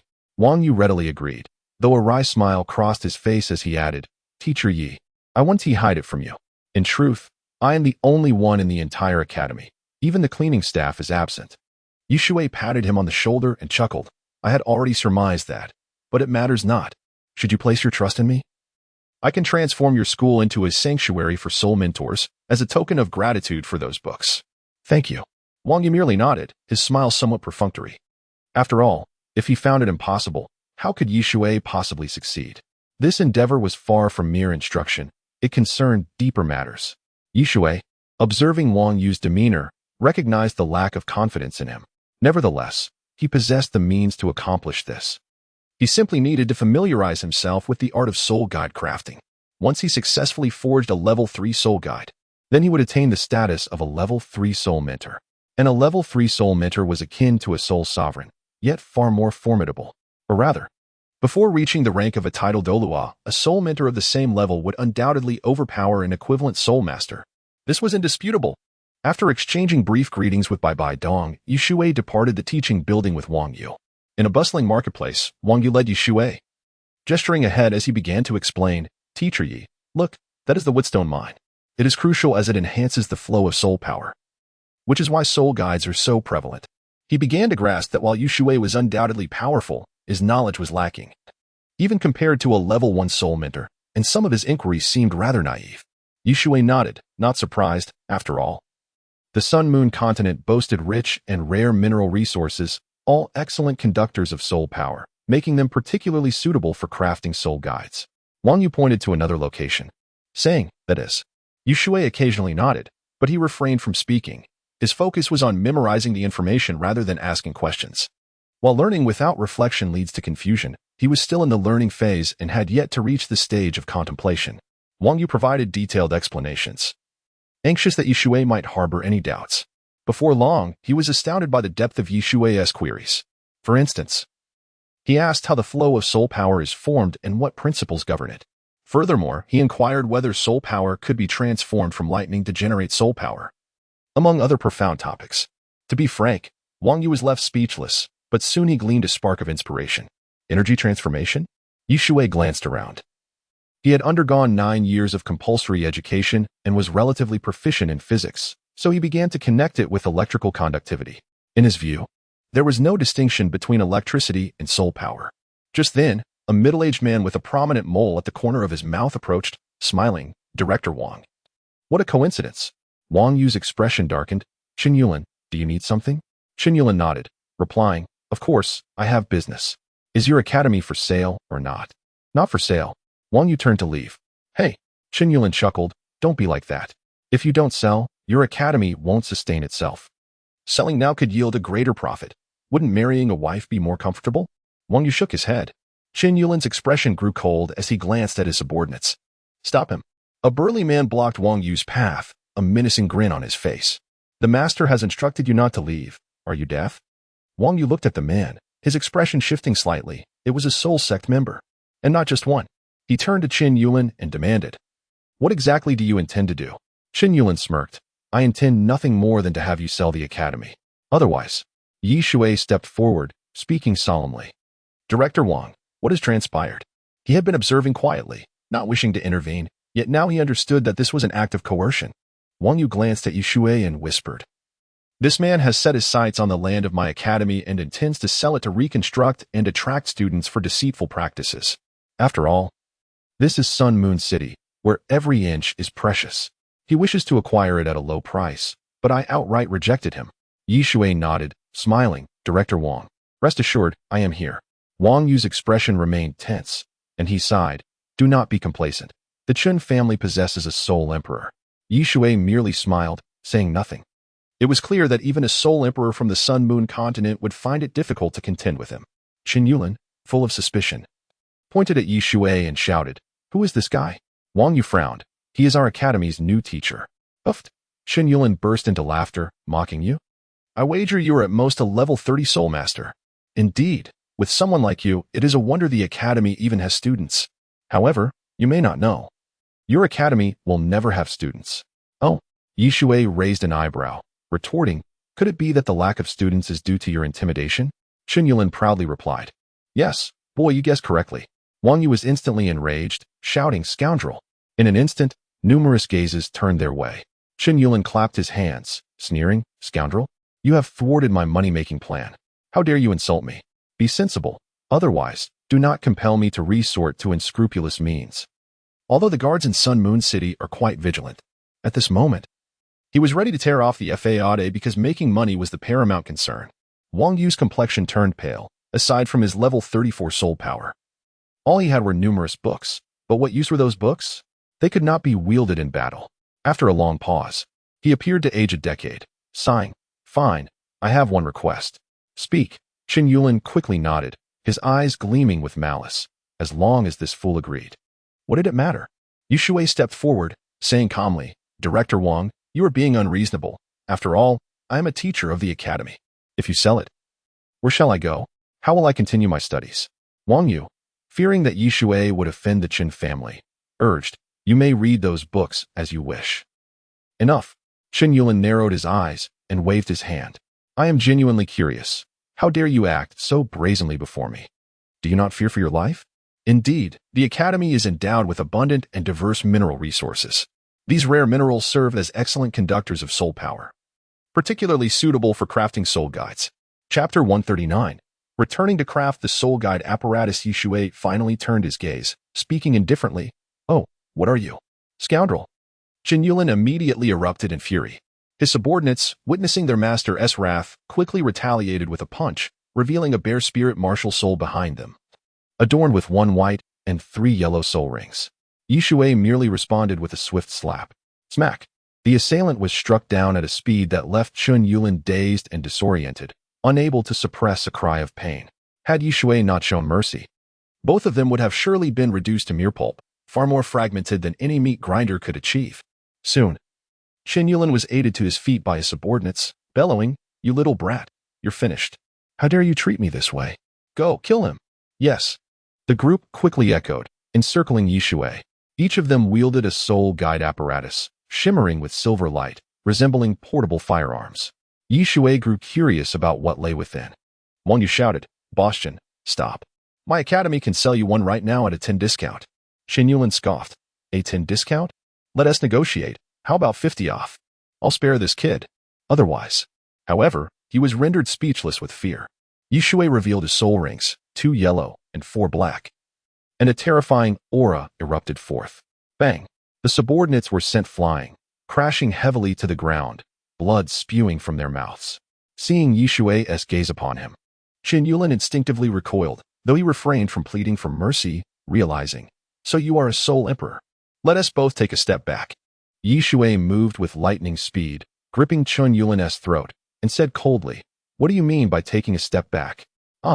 Qin Yulin's complexion turned ashen, resembling that of a pig's liver, his feet flailing in vain, utterly unable to break free. Wang Yu finally reacted, exclaiming, "Teacher Yi, don't kill him." The onlookers were rendered speechless. They had dealt with formidable soul masters, but the most powerful they had encountered was merely a 5-ring soul king.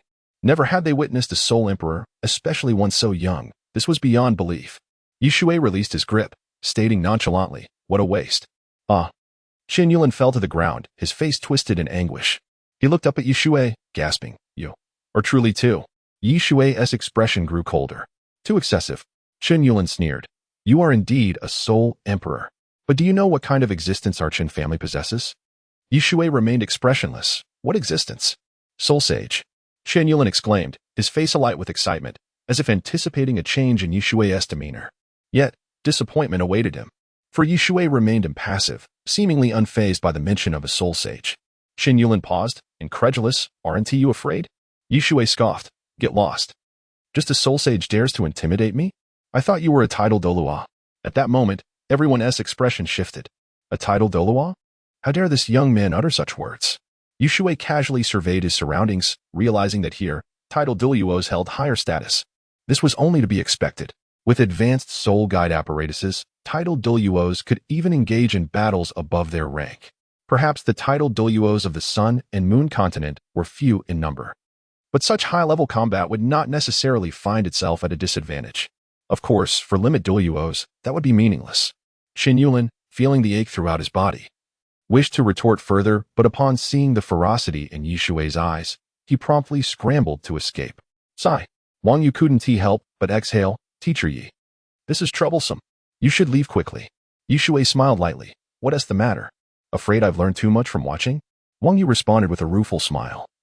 I never expected the Qin family to have a soul sage. Teacher Yi, you are just a soul emperor. You can't possibly contend with that.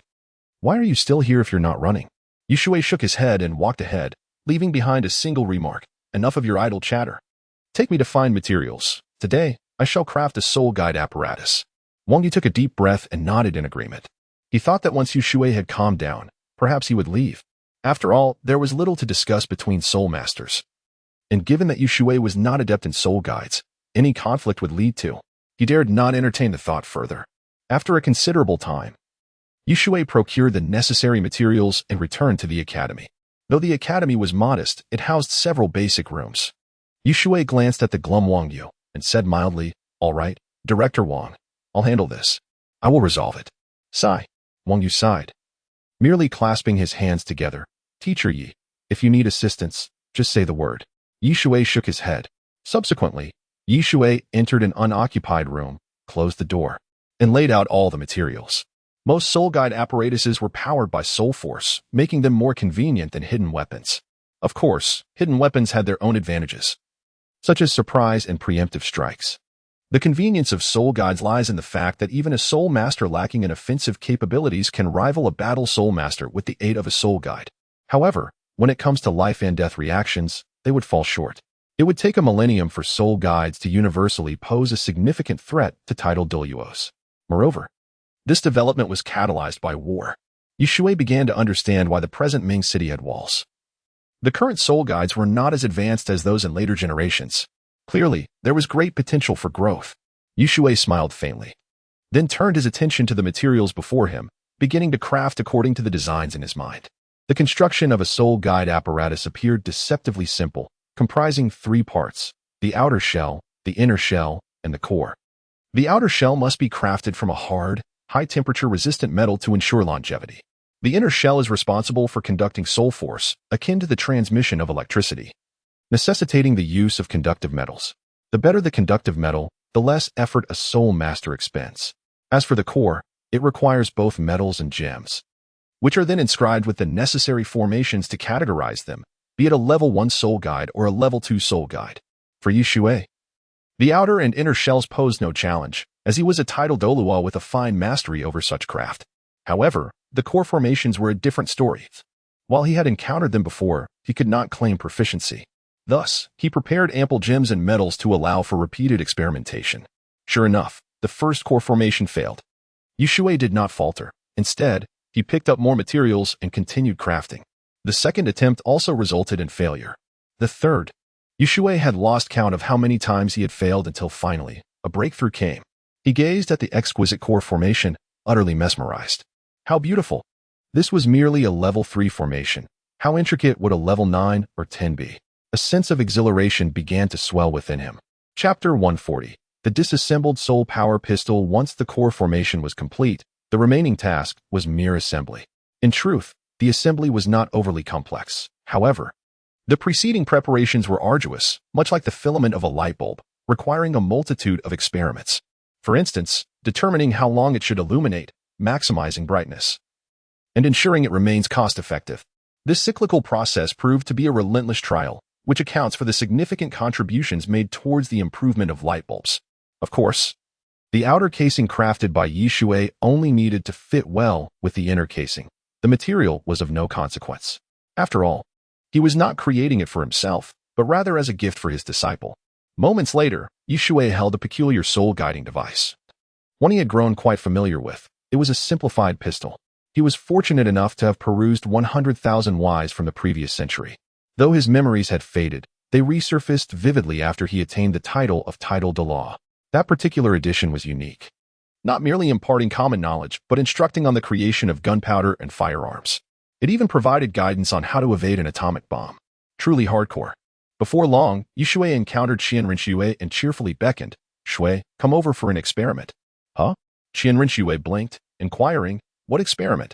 Shui handed her the pistol, cautioning, "Be careful not to pull that trigger, the one shaped like a hook." "Oh." Xianrinshui chuckled. Could it be that this holds tremendous power? Noticing Shui's serious demeanor, she realized the device was not trivial. Caution was warranted. "Teacher, you are truly impressive to have crafted such a device." "No." Shui shook his head, replying, "I am concerned it might fall apart. This contraption likely possessed the strength of a soul master at the 34th rank, or so he guessed." "Ah?" Xianrinshui was taken aback, having thought it to be extraordinarily powerful, only to learn it was prone to disassembly. Shui felt a tinge of embarrassment. Indeed, he had been too lazy to fine-tune it. Moreover, there were certain crucial aspects he was unaware of. "Well, it's yours now." "All right." Xianrinshui could only nod, contemplating how to praise him further. Ding. The host has gifted the disciple Xianrinshui a soul power pistol, augmentation in progress. Congratulations to the host for receiving a 10,000-fold augmentation, resulting in an 8th level soul guiding device, the soul power laser gun. Note: augmented items cannot be gifted. Shui's eyes brightened. A soul power laser gun?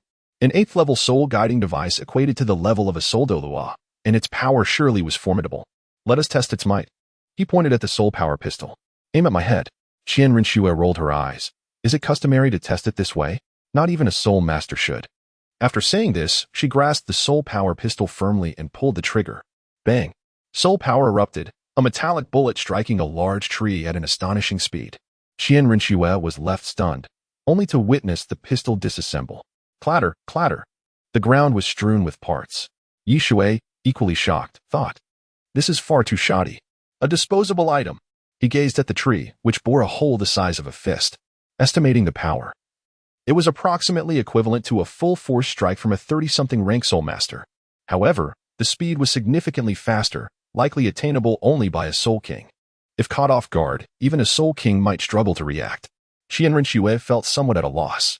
Noticing Shui's gaze, she hurriedly spoke, "Teacher, I didn't know." "Enough." Shui chuckled. "I don't blame you. I did mention it was somewhat complex. Moreover, the issue lies not with the metal but the structure. You need not be anxious." Xianrinshui exhaled in relief, murmuring, "But this soul-guiding device seems rather inadequate." "Doesn't he it?" Shui produced the soul power laser gun, stating calmly, "Do you know what this is?" "Well," Xianrinshui exclaimed, her expression one of fascination. The device in Shui's hand was stunning, a silver pistol, exquisitely designed, with a pattern resembling a perfect arc, exuding an air of mystery. "What is this?" With a serious countenance, Shui replied, "It is an 8th level soul guiding device, the soul power laser gun, which harnesses soul power to generate beams of energy." Xianrinshui extended her hand, grinning, "I want to see." "Very well." Shui handed it to her, cautioning, "Remember, do not pull the trigger. It can pose a threat to a soul Douluo." "So powerful?" Xianrinshui gasped, realizing the capabilities of soul guiding devices were astounding. It felt as if she had opened the door to a new realm. "Indeed." Shui nodded. Xianrinshui carefully examined and caressed the soul power laser gun, admiring its flawless curvature and beauty. After a considerable time, she turned to Shui, asking, "Teacher, can it be used?" Shui nodded, smiling, "Feel free to use it. But exercise caution, do not cause harm. Allow me to demonstrate." "All right." Xianrinshui handed the soul power laser gun back to Shui. "Watch closely." Shui, too, felt a surge of excitement, aiming at the distant tree and pulling the trigger of the soul power laser gun. Bang! The gun glowed red, and a silver beam erupted from the barrel, striking the tree with a velocity imperceptible to the naked eye. Crack! The tree collapsed. Xianrinshui's mouth fell agape, her astonishment overwhelming. Such terrifying power, and it was barely visible. She had no doubt that had that beam struck her, it would have been fatal. A figure soon appeared, Bibi Dong, her expression somewhat grim, cautiously surveying her surroundings. Upon noticing the intense fluctuations, she was taken aback. Where is everyone? Shui smiled nonchalantly. What are you looking for? It's just us. Bibi Dong furrowed her brow, questioning. Just you two? Such a strong fluctuation of soul power? Was it that an attack from a soul Douluo? Shui waved the soul power laser gun, grinning. This is the source. Simply pull the trigger to unleash a beam of laser. Its power is equivalent to a full-force strike from a soul Douluo. Though it would be of no use to you. Bibi Dong, intrigued, remarked, is this truly a soul-guiding device? So exquisite? Let me try it. Absolutely not. Shui interjected, frowning. Bibi Dong narrowed her eyes, countering, why may I not? Her phoenix-like gaze concealed a sharpness that felt almost threatening. Facing this intensity, Shui retorted with a cold smile, it was a gift from my teacher. Shui could not help but face-bomb, realizing he had stumbled into yet another emotional entanglement. All right, you two have fun. I shall take my leave. As he turned to depart, an unexpected chill ran down his spine. Don't go, Bibi Dong's brow furrowed. Did you gift this soul-guiding device to her? Shui could only turn back, raising his hands in surrender. I recall having some matters to attend to. Chapter 141. Making amends at night. You shall not depart. The two women spoke in unison, then turned their heads away. Truly, they shared a remarkable connection. It is no wonder that. Shui shot a glare at Bibi Dong, hastily amending his words. Fine, let us all play together. Absolutely not, Bibi Dong countered. Shui sighed. What is your issue now? I will play first, Bibi Dong declared, extending her hand. Xianrinxue scoffed, the esteemed pope, behaving like a child. How utterly embarrassing. Shui nodded in agreement. Indeed, it was rather excessive, considering her status as the pope. Is that unacceptable? Bibi Dong smiled, approaching Shui and wrapping her arms around him, retorting, my man cares for me, and that suffices.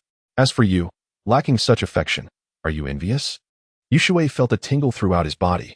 Please, his waist was quite sensitive. There was no need for such touch. Xianrinxue observed the scene with a hint of melancholy in her eyes, but she quickly responded with a cold laugh. What concern is it of yours? He is my teacher. The laser gun. I shall play with it first. Seeing the two women on the verge of another argument, Shui clapped his hands, stating, all right.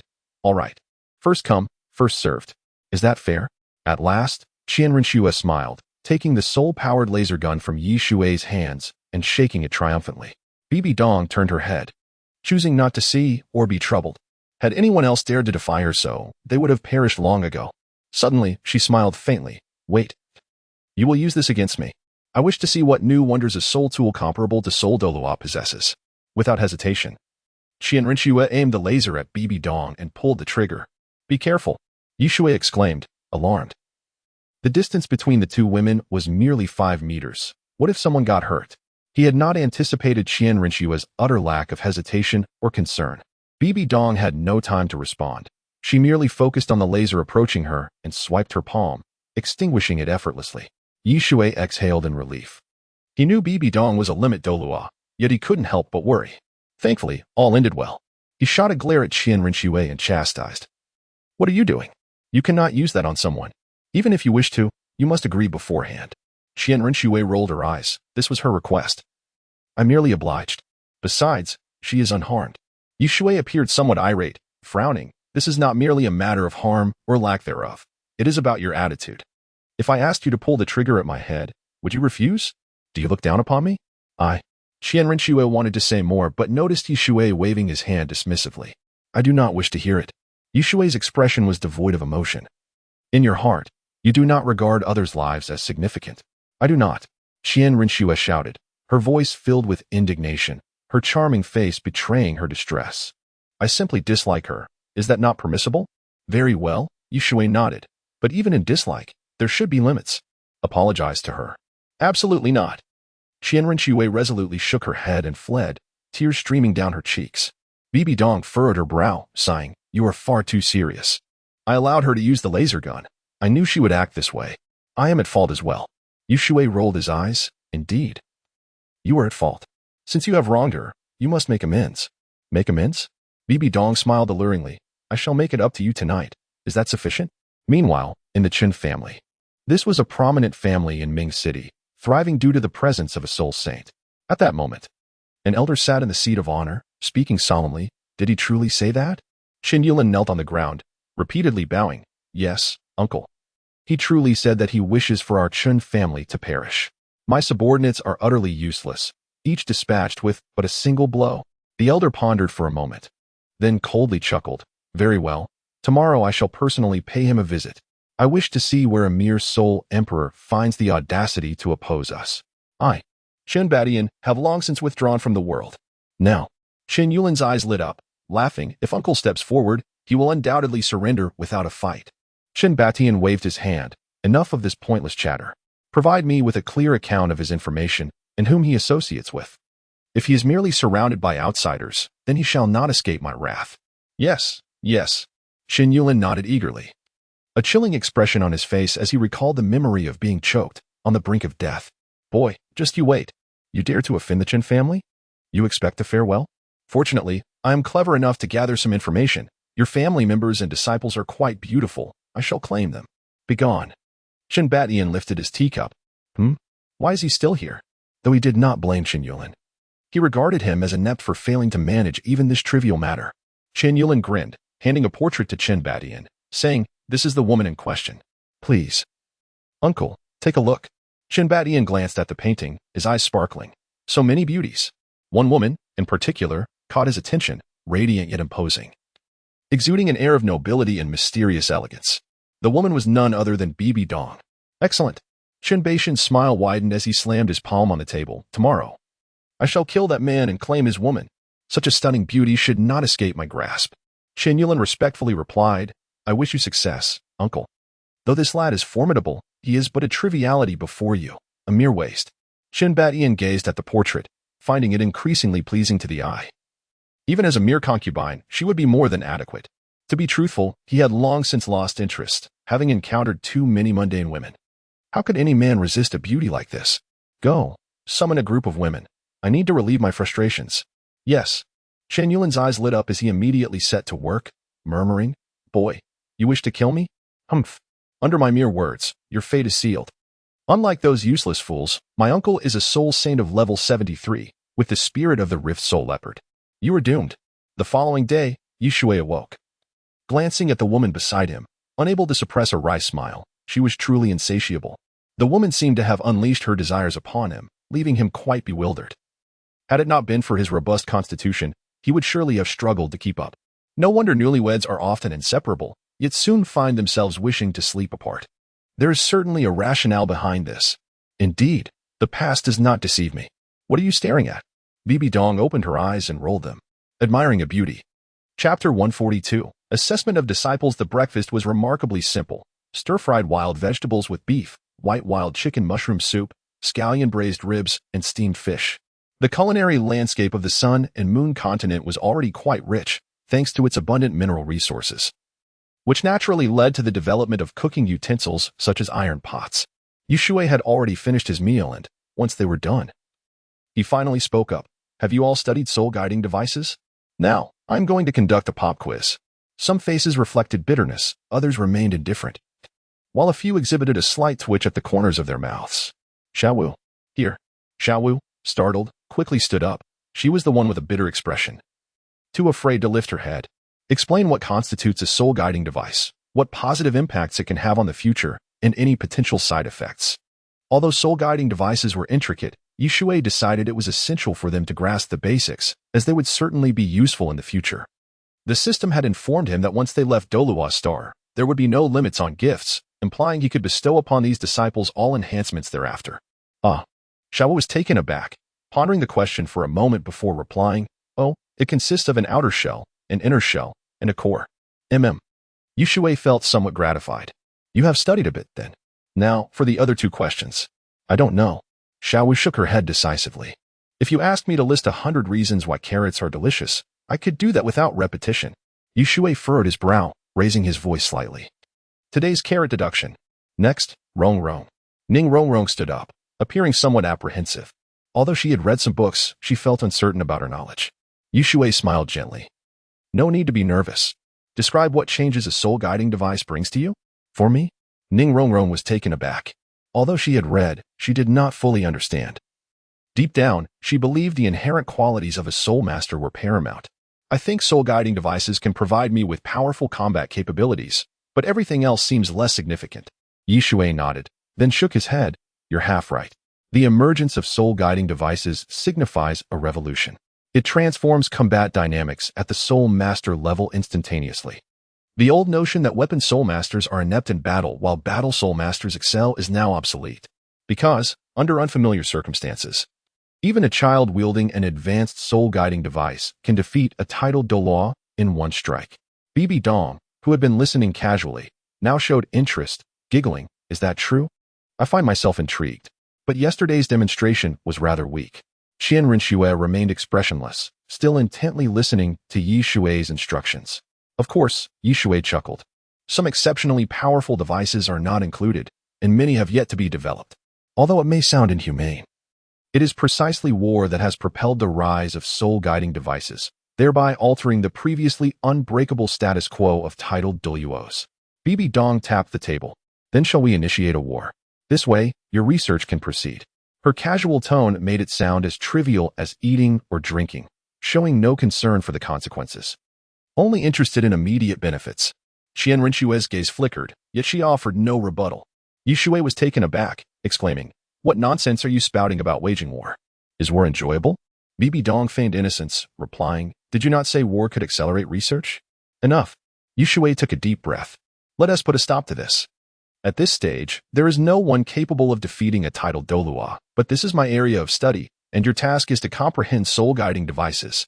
Integrating soul-guiding devices into your combat system is crucial. Do you know why?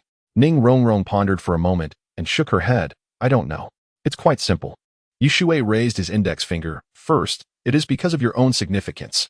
Second, your survival ensures your teammates remain focused. Otherwise, when faced with a true enemy, you could easily be slain in one blow. Ning Rongrong pouted. Are you trying to intimidate us? Yi Shui, unfazed, stood up. Teacher, what about me? Qian Rinxue interjected eagerly. Yi Shui paused, chuckling. You want to answer too? However, I believe it's unnecessary. You certainly take my words seriously. That's unfair. Xiaowu quickly exclaimed, Teacher, this isn't treating everyone equally. Yi Shui raised an eyebrow. How am I not treating everyone equally? Xiaowu pouted. Why do we have to answer while she doesn't? Yi Shui smiled. Why? Because others can. If they have the knowledge, I would have no issue. If you do not, then I must raise questions. Is that the reasoning? Humph. Xiaowu shook her head. Regardless, it's still unfair. Very well. Yi Shui nodded. Xiao Shui, you may answer as well. If correct, Xiaowu shall be punished with a month without carrots.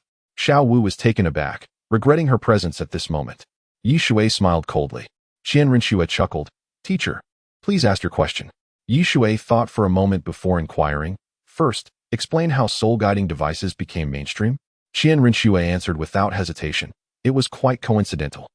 Like a spark igniting a flame, the emergence of soul-guiding devices went unnoticed initially, until the higher-ups discovered that ores could emit tremendous power. They subsequently recognized the existence of various soul-guiding devices. Thus, through generations, soul-guiding devices ultimately became essential tools in the Sun and Moon continent. In contrast to someone's dismissive demeanor, I believe soul-guiding devices represent the future. I'm done. Bibi Dong remained expressionless, her eyes glinting with cold light. Someone? Is that referring to her? Good. Yi Shui clapped. Smiling, it seems Xiao Shui has studied diligently.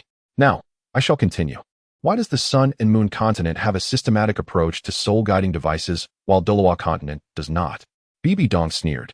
Because the people of the Sun and Moon continent are utterly useless, hence they indulge in such unorthodox practices. Yi Shui shot her a glare. Qian Rinxue contemplated before responding. Although the book state it is due to mineral resources, I believe there is a more pivotal reason. The people of the Sun and Moon continent place greater emphasis on knowledge, not just the knowledge of soul masters, but an understanding of all things. Over time, even children come to realize that other continents exist. How could such a continent fall behind? Yi Shui beamed with satisfaction. Well said, drawing inferences and providing sound reasoning. Although I cannot ascertain whether it is correct, that suffices. Xiaowu, wrong, study more diligently. You may disperse. I have matters to attend to. Chapter 143. The strength of Qian Rinxue. Yi Shui sought out Wang Yu, inquiring, Director Wang, what are the requirements to attend the Sun and Moon Royal Soulmaster Academy? Specifically, the Mingda Hall. Wang Yu hesitated for a moment, astonished. The Mingda Hall has rigorous demands. If Teacher Yi intends to become an instructor, then Yi Shui furrowed his brows. Wang Yu, with a wry smile, continued, "At the very least, one must be a 7th-level soul master. A 3rd level is woefully inadequate." Shui was momentarily taken aback. A 7th-level soul master? He had anticipated a simpler criterion. After all, a millennium had passed, and after the ravages of war, the Sun and Moon continent had witnessed rapid advancements in soul-guiding devices. Students aspiring to enter the Mingda Hall now required a 5th-level soul master. Furthermore, they must undergo assessments, and failure to pass these evaluations would preclude entrance. Clearly, the standards for teachers had become even more stringent. The requirement of a 7th-level soul master now seemed rather exaggerated. This was tantamount to being a soul sage. Wang Yu nodded. "Indeed, there is little I can do. Given teacher Ye's age, it would be inappropriate for him to attend as a student, considering he is already in his 20s. Shui chuckled softly, realizing the predicament. A 3rd-level soul master would likely be relegated to mere doorkeeper at the Royal Soul Master Academy. Suddenly, his gaze darkened as he noticed an elderly man approaching from outside. Wang Yu followed his line of sight, his expression shifting to one of shock. "You are Qin Yulan." "You." Qin Yulan's face twisted into a menacing sneer. "Wang Yu, today marks your downfall. Do you know who this is?" Wang Yu scrutinized the old man for a moment, his complexion changing as he gravely remarked. "The soul-rending leopard, Chun Batian. He has slain countless individuals and ultimately retired with a soul power of 69, a soul emperor." Chun Batian narrowed his eyes upon seeing Shui remain seated, an expression of displeasure crossing his features. Qin Yulan, sensing the atmosphere, bellowed, "Brat, are you not going to rise? Do you perhaps find your head too heavy?" With that, he approached Shui, intent on forcibly lifting him. Yet, Shui remained seated, unleashing a formidable aura. With a resounding crack, a figure was sent flying, crashing violently against the wall. Qin Baishan's expression darkened, his gaze now fiercely menacing, as though he wished to consume Shui whole. "Ah, so you truly are unafraid," he sneered. In the next heartbeat, 7 soul rings spiraled upwards, accompanied by a ferocious beastly roar, 2 yellow, 4 purple, and 1 black. A soul sage, a massive leopard, approximately 3 meters tall, emanated an aura of intimidation. Wang Yu was immediately drenched in cold sweat, feeling as though his strength had been drained. His throat quivered as he managed to utter 2 difficult, bitter words, "Soul sage." With a thud, Wang Yu knelt, utterly devoid of the will to resist. Was this the day he would meet his end? It was clear that the opponent sought vengeance. Qin Batian was quite pleased, but his expression soon soured as he noted Shui still seated, a smirk playing at the corners of his mouth. He stepped closer, fixating on Shui with a mocking grin. "Brat, are you truly courting death? I am a soul sage. Do you dare to challenge me, believing yourself invincible?" Shui's face remained impassive. "Leave. Do not compel me to act." Qin Batian thought he misheard, retorting, "What did you say?" "Leave." Shui's voice rose. "Very well. Very well." Qin Batian laughed heartily. "In all my years, this is the first time I have heard someone tell me to leave. What bravado! A mere soul emperor. And I have done my research. You are just an outsider. Today, you shall kneel." Just as Shui was about to rise and dismiss this old fool, a delicate voice interrupted from outside. "Teacher, allow me to handle this." Qian Rushue glided in gracefully. Qin Batian turned to see her, his eyes widening in surprise as he laughed boisterously. "Wonderful. I came here specifically for you women. I did not expect you to walk into my trap. By the way, where is that woman in the purple dress?" Shui waved his hand, his eyes gleaming with murderous intent. Initially, he had only intended for Qin Batian to kneel and beg for mercy. But now, it seemed a death sentence was in order. How dare he lay his hands on his woman? Qian Rushue's gaze hardened, and upon seeing Shui's expression, she understood murder. This was not unfamiliar to her. She had grown accustomed to it. "I shall blind your dog eyes," she shouted, gripping the sword of angels, ready to strike. 6 soul rings rose in a swirl around her. Her wings unfurled, transforming her into a formidable force. "You little girl." Qin Batian laughed, unperturbed. "I shall make you my 32nd concubine. You are merely a soul emperor." His confidence surged. After all, she was just a young girl with lesser soul power. And although her soul rings appeared peculiar, what did that matter? But upon contact, Qin Baishan's expression transformed. Such overwhelming soul power. The 7th soul skill, martial soul manifestation. Roar. The soul-rending leopard descended upon Qin Batian, amplifying his already terrifying aura. "You little girl." Wang Yu's face turned anxious as he observed Shui's inaction. "Teacher Yi, are you not going to assist?" Shui smiled lightly. "Fear not, she can handle this. Just watch with ease." Wang Yu was baffled by Yishui's confidence. The opponent was a predator, and with the martial soul manifestation, how could this young girl prevail? Qin Baishan's hand transformed into a claw, seizing the sword of angels. But in the next moment, his face paled, and he hastily released the longsword, retreating in a frenzy. His hand was scorched. Qian Ruxue was relentless. She had activated her domain, significantly diminishing Qin Baishan's strength. It was now a trivial task for her to eliminate a soul sage. Damn it! Qin Batian recoiled in disbelief. How could he experience such overwhelming suppression? He felt as though he were sinking into an ocean. What is happening? Qin Yulin was dumbstruck. His uncle was renowned for his speed. How could he be toyed with like this? Qian Ruxue flickered, leaving a gash upon Qin Baishan's body. He bellowed in rage and bolted towards the exit. You will pay for this. The confined space had offered him a chance, but Qian Ruxue was silent, thrusting her sword once more. Before long, Qin Batian was covered in wounds, gasping for breath, a hint of fear creeping into his demeanor. He dreaded that if this continued, he would meet his demise. Yet, Qian Ruxue showed no signs of mercy, each strike delivered with blinding speed. After a lengthy battle, a lifeless body lay upon the floor, riddled with injuries. Qian Ruxue stood, sword in hand, radiating an aura of purity as she turned to Yishui. Well done. Yishui nodded in approval. Chapter 144. Imparting knowledge and jealousy. Wang Yu trembled in fear. A soul saint, defeated by the hands of an innocuous young girl? She appeared to be no more than 18 or 19 years of age. Good heavens, what an extraordinary being. More importantly, the soul rings surrounding this girl seemed peculiar. He had never encountered anything like them before. Qin Yulin stood frozen, paralyzed with shock, his body shaking uncontrollably. A puddle of yellow liquid forming beneath him. Yishui's expression turned icy as she disdainfully remarked, "How dare you dirty this place? Please, spare me." Qin Yulin hastily knelt, fervently bowing his head. "I beg for mercy.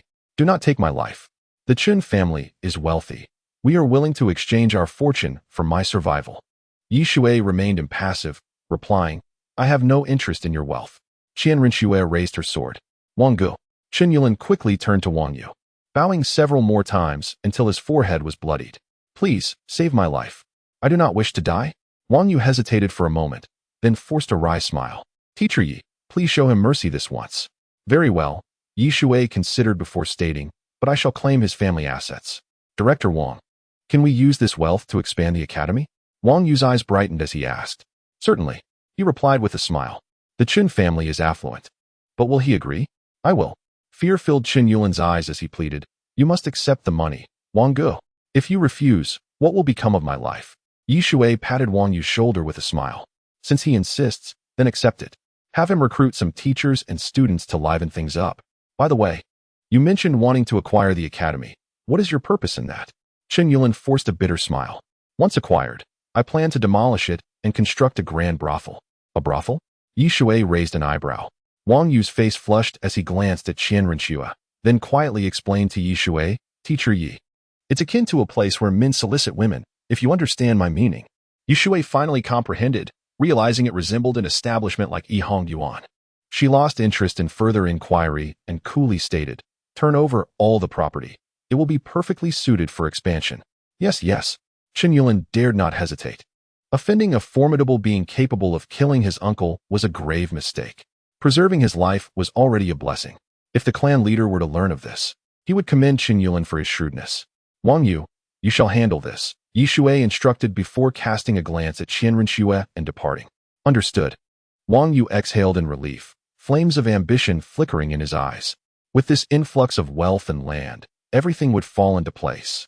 At least, expanding the scale would pose no issue, bringing him closer to fulfilling his father's task. He remained mindful of how all this had come about. Since Teacher Yi intended to visit Mingda Hall, perhaps he could gather some information there. Yishui toyed with a soul-guiding device in her hand, no larger than a handgun, and she began to grasp its application. Its function was quite simple, to utilize soul power to stimulate, akin to a police baton.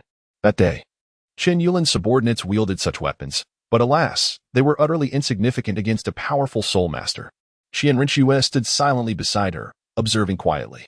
Yishui remained silent, perusing books, and as expected, the complexity of space-type soul-guiding devices was unparalleled. Especially the Rui Baobao bag capable of storing living beings, Such a feat was unattainable in the current Sun and Moon continent, and perhaps even a millennium hence. Shui understood that this involved the concept of space. Unlike other elements that were ubiquitous, space was omnipresent yet intangible, without the ability to perceive its form. One could hardly comprehend it. After a considerable time, Shui finally turned to Qianrenxue and inquired, "Why have you been silent?" Qianrenxue sighed, smiling. "Are you not angry with me?" Shui shook his head. "Why would I be angry? Just stay here and accompany me as we study the soul-guiding devices." "Really?" Qianrenxue's eyes sparkled with excitement. Shui nodded. "You possess a talent for soul-guiding devices. Thus, you must be nurtured properly. Let us expedite your learning. When the time comes, I shall represent you at Mingda Hall." "Me?" Qianrenxue pointed at herself, still somewhat incredulous. "But teacher, is that permissible? I know some. But if you cannot accomplish it, how can I?" Shui smiled gently. "Do not underestimate yourself. Now, focus and study diligently." "Yes." Qianrenxue nodded eagerly. Taking a chair beside Shui opened the books titled Basics of Soul Masters, Composition of Soul Guide Devices, and Materials for Soul Guide Devices, explaining them one by one. Of course, his teachings were enhanced by systematic amplification, making them easily understandable. As Qianrenxue listened, her eyes narrowed with concentration. It felt reminiscent of her childhood when she would incessantly pester Shui for knowledge. Time slipped by unnoticed. One person spoke softly while the other listened absent-mindedly. Her gaze fixed on him, a tranquil smile adorning her face. "Knock, knock, knock." A voice called from the door, "Dinner's ready." A woman leaned against the doorframe, her gaze cold and piercing, like a sharp blade, scrutinizing Shui. Shui felt an involuntary shiver run down his spine, turning to her with a smile. "Very well. Dinner it is." This meal was one consumed with trepidation, leaving Shui to ponder whether he had indeed provoked jealousy. Surely not. He felt no guilt. The door was wide open, meant to illustrate his innocence. Yet, as the saying goes, a woman's heart is as deep as the ocean. Shui resolved not to dwell on it further, but the consequences were undeniably serious. His body felt drained, although his strength had been restored. The opponent was formidable, a titled Douluo.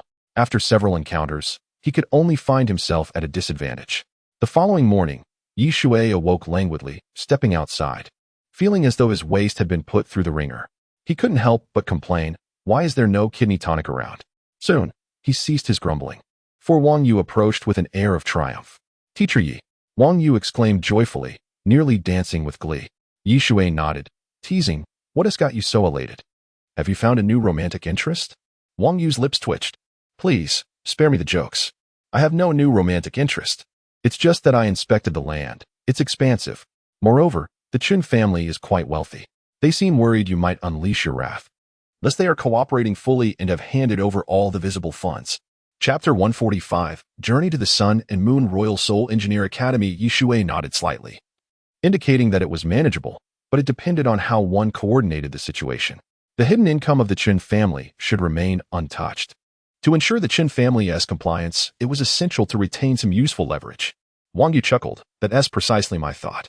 I am aware that the Chun family operates the Red Mansion elsewhere." Shui pondered for a moment before inquiring, "How are their operations? Are there any irregularities?"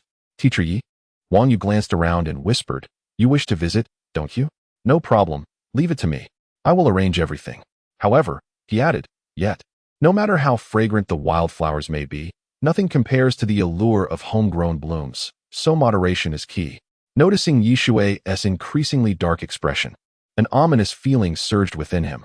Shui gave Wang Yu a firm pat on the shoulder, causing him to stumble slightly, and gritted his teeth. "Director Wang, your moral compass is truly askew. I merely wish to inquire if there are any coercive activities involved, perhaps in cases where individuals originally came from respectable families." Wang Yu winced in pain, forcing a smile as he replied, "You should have mentioned that sooner. I was wondering what you meant. Rest assured, I have already conducted an investigation. They are merely lazy women lacking any skills, relying solely on their looks." Shui nodded in agreement, smiling, "That is more like it. Thank you." Wang Yu was about to ask why when he noticed that the door to the room ahead had somehow opened, revealing a languid woman leaning against the doorframe. Her gaze was icy, reminiscent of a venomous snake. Upon a mere glance, Wang Yu felt as if he had frozen in place, and without delay, he turned and fled. Shui couldn't help but chuckle. "Are you not going?" "Going where?" Shui shot her an exasperated look. "I have matters to attend to." What Shui referred to was, of course, how to gain entry into the Mingda Hall. To this end, he summoned Wang Yu to accompany him to the Sun and Moon Royal Soul Engineer Academy, exploring if there was another avenue for breakthrough, such as acquiring a substantial amount of Sun and Moon gold coins. Money makes things easier wherever one goes, and Shui remained skeptical about the Academy's reputed rigidity. The Sun and Moon Royal Soul Engineer Academy was established in the southern part of Ming City, occupying a vast expanse of land. One must acknowledge that even when combined, the capitals of the Tiando and Xinglua empires might not rival the sheer scale of this monumental city.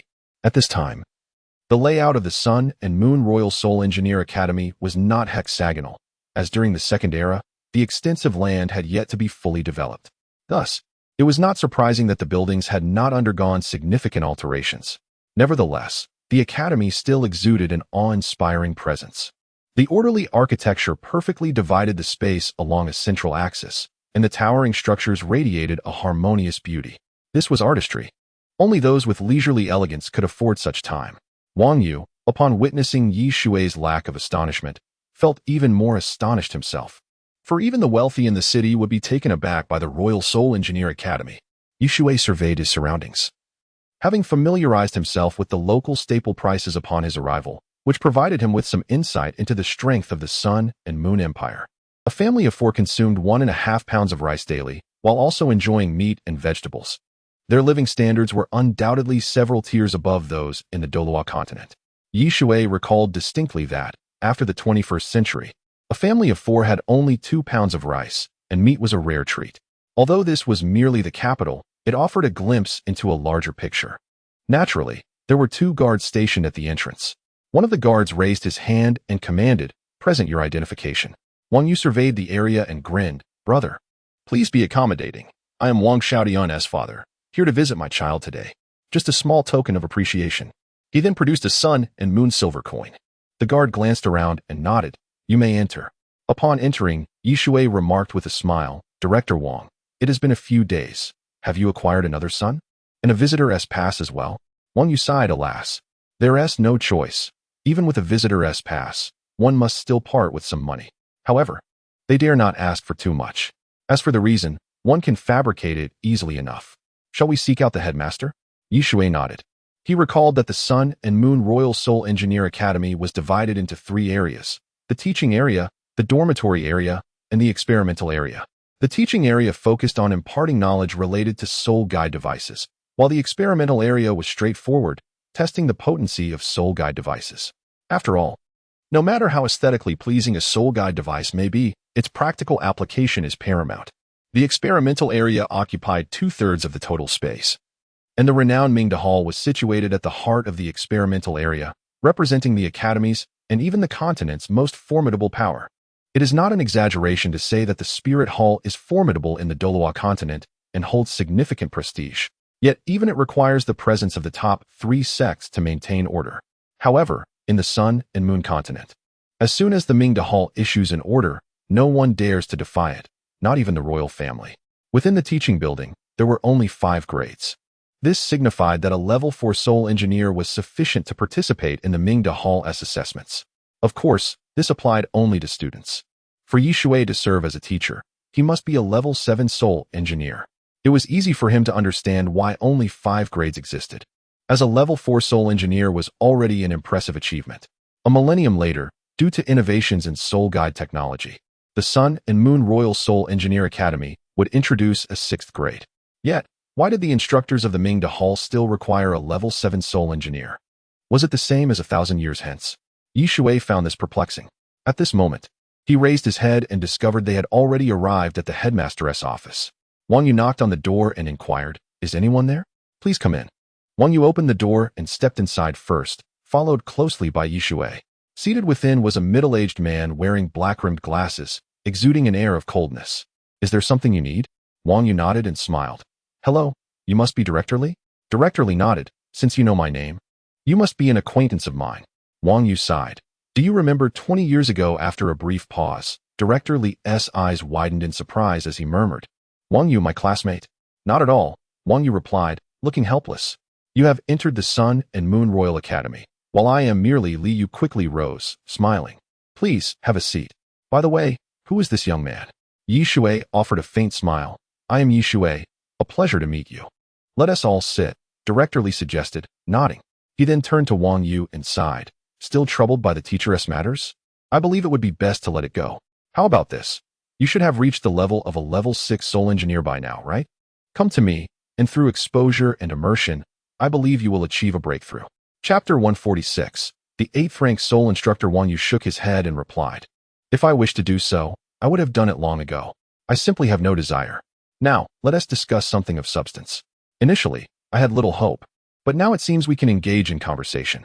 Li Yu sighed and nodded. Very well, what is it? Wang Yu turned his gaze towards Yi Shui. Yi Shui smiled and inquired, What are the requirements to become a teacher at the academy? You? Li Yu was taken aback and retorted, May I ask, what level of soul power do you currently possess? He believed Yi Shui was too young, merely in his 20s, likely at the Soul Zone or Soul Wang level, which hardly met the criteria. Although soul power does not directly correlate with the rank of a soul instructor, there is generally a correspondence, as soul instructors require soul power for activation and testing. This remains true at the current stage. Yi Shui did not respond, but instead revealed his aura, and 6 soul rings began to swirl around him. Li Yu's eyes widened in disbelief as he murmured, A 6-ring soul master. At your age? If he hadn't witnessed it with his own eyes, he would have thought it a fabrication.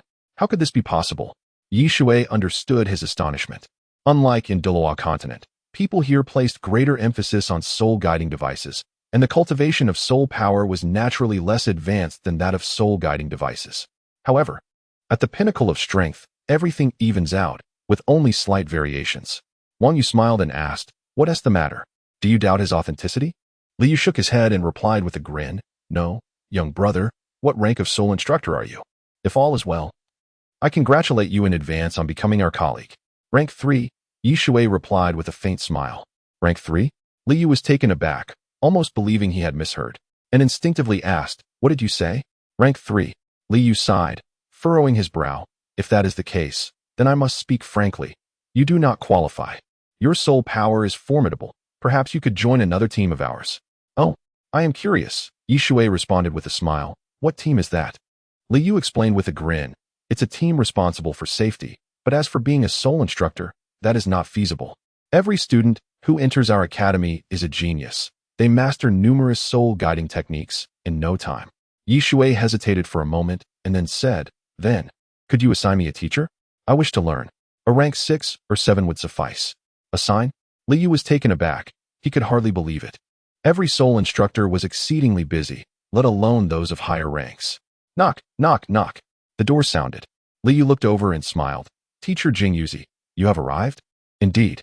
An elderly man entered, his demeanor appearing rather cold. He glanced at Yi Shui and Wang Yu before turning to Li Yu, asking, Are you finished? If you do not approve on your end, I will not have enough time for my experiments. Expedite it. Yes. Li Yu quickly nodded, a look of respect on his face. You are testing a rank 9 soul guiding device.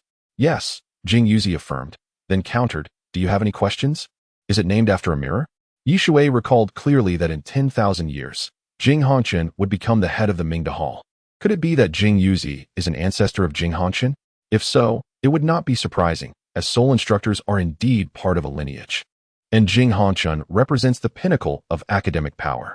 He extended his hand and smiled. Greetings, esteemed sir. Jingyuzi glanced at Yi Shui, but did not shake hands, asking, Do I know you? No. Yi Shui replied calmly. However, you are currently stuck at the level of a soul Douluo. Do you not wish to break through? Navi. Jingyuzi scoffed, casting a sidelong glance. Your strength is quite commendable, but to instruct a soul Douluo is clearly an overreach. Yi Shui countered, What would convince you otherwise? Li Yu hastily intervened, Gentlemen, let us not escalate matters. We can discuss this amicably. Wang Yu's gaze flickered. He had no stake in this and was indifferent. However, he wondered, what was Yi Shui planning? To confront a soul Douluo? Surely not. Even if he were impressive, possessing only 6 soul rings, what could he use to resist against an elder who had attained the true form of martial spirit? Jingyuzi remained expressionless, stating, I will never believe it. Unless you can surpass me in the realm of soul-guiding devices, your prowess means little. Surely, there cannot be a title Douluo among us, right? Yi Shui simply smiled, brandishing a silver gun, and inquired, What do you think of this soul-guiding device? Small. Jing Yuzi instinctively mocked. But soon his expression shifted as he sensed a formidable power emanating from the gun's barrel. This power would demand respect even from a soul Douluo. What is this? He questioned, astounded. And how can something so small contain such might? The events of today had completely shattered Jing Yuzi's expectations. How had this youth achieved such a feat? Are you intrigued? Shui settled into a chair and replied nonchalantly, "This is my soul-guiding device. You may refer to it as a soul power laser gun. Invincible beneath the rank of a soul Douluo, the high-density soul power condenses into a laser powerful enough to obliterate everything in sight. Care to try?" Jing Yuzi narrowed his eyes and asked, "How did you come by this? From ancient ruins? Quite peculiar." He mused. "Even our Ming Hall has not succeeded in miniaturization. Because I surpassed you." Shui scoffed. "A soul-guiding device must possess sufficient volume to store ample soul power, correct? Yet you have overlooked a crucial aspect. Pray tell." Jing Yuzi inhaled deeply, now no longer viewing Shui as merely a child. This individual was clearly extraordinary. High-density soul power yields immense destructive potential, akin to gunpowder. Shui suddenly produced a piece of silver metal, striking it, and an electric arc leaped forth. This is an electric arc generated by soul power. Have you considered the implications of soul power condensing to such an extent and then exploding? Jing Yuzi's pupils constricted. He was well aware of the dangers. Yet gunpowder was indeed frightening. A slight instability could lead to an explosion. Are you not afraid of death by allowing soul power to condense in such a manner? Shui continued, "I understand your concerns, but I have devised a method to mimic a battery. By locking in the energy, it can be activated when needed. This is merely one of my hypotheses." Jing Yuzi pondered for a moment before retorting, "Then to store this energy, you would indeed require metal, correct?" "Young man, what is your name?" "Shui," he replied with a smile. "Then, I wish to become a teacher at the Sun Moon Royal Soul Instructor Academy. Is that acceptable?" Chapter 147. Shui's argument. Jing Yuzi gestured towards the soul energy laser gun and spoke in a deep voice. "If you are willing to surrender this, you are unconditionally welcome. In fact, I can teach you anything you desire. By the way, what level are you?" Shui shook his head and replied, "Never mind. I want to surrender it. For now, I can barely be considered a level 3 soul mentor. However, your knowledge of soul-guided devices may not necessarily surpass mine." "Level 3? Jing Yuzi scoffed. "How dare you make such a claim? Let me enlighten you. The instructors at Ming Hall must be level 7. At that level, one has encountered advanced soul-guided devices. You are merely at level 3, lucky to have obtained that title." Shui grinned. "Then let us engage in a debate." Jing Yuzi sneered. "Very well. I shall inform you that by your age, I had already reached level 5 as a soul mentor. And you at level 3? Each annual promotion takes 1 to 2 years, which means you are at least 2 years behind me in terms of soul-guided devices. Currently, I am a level 8 soul mentor, so tell me, how far behind are you?" Shui shook his head, saying,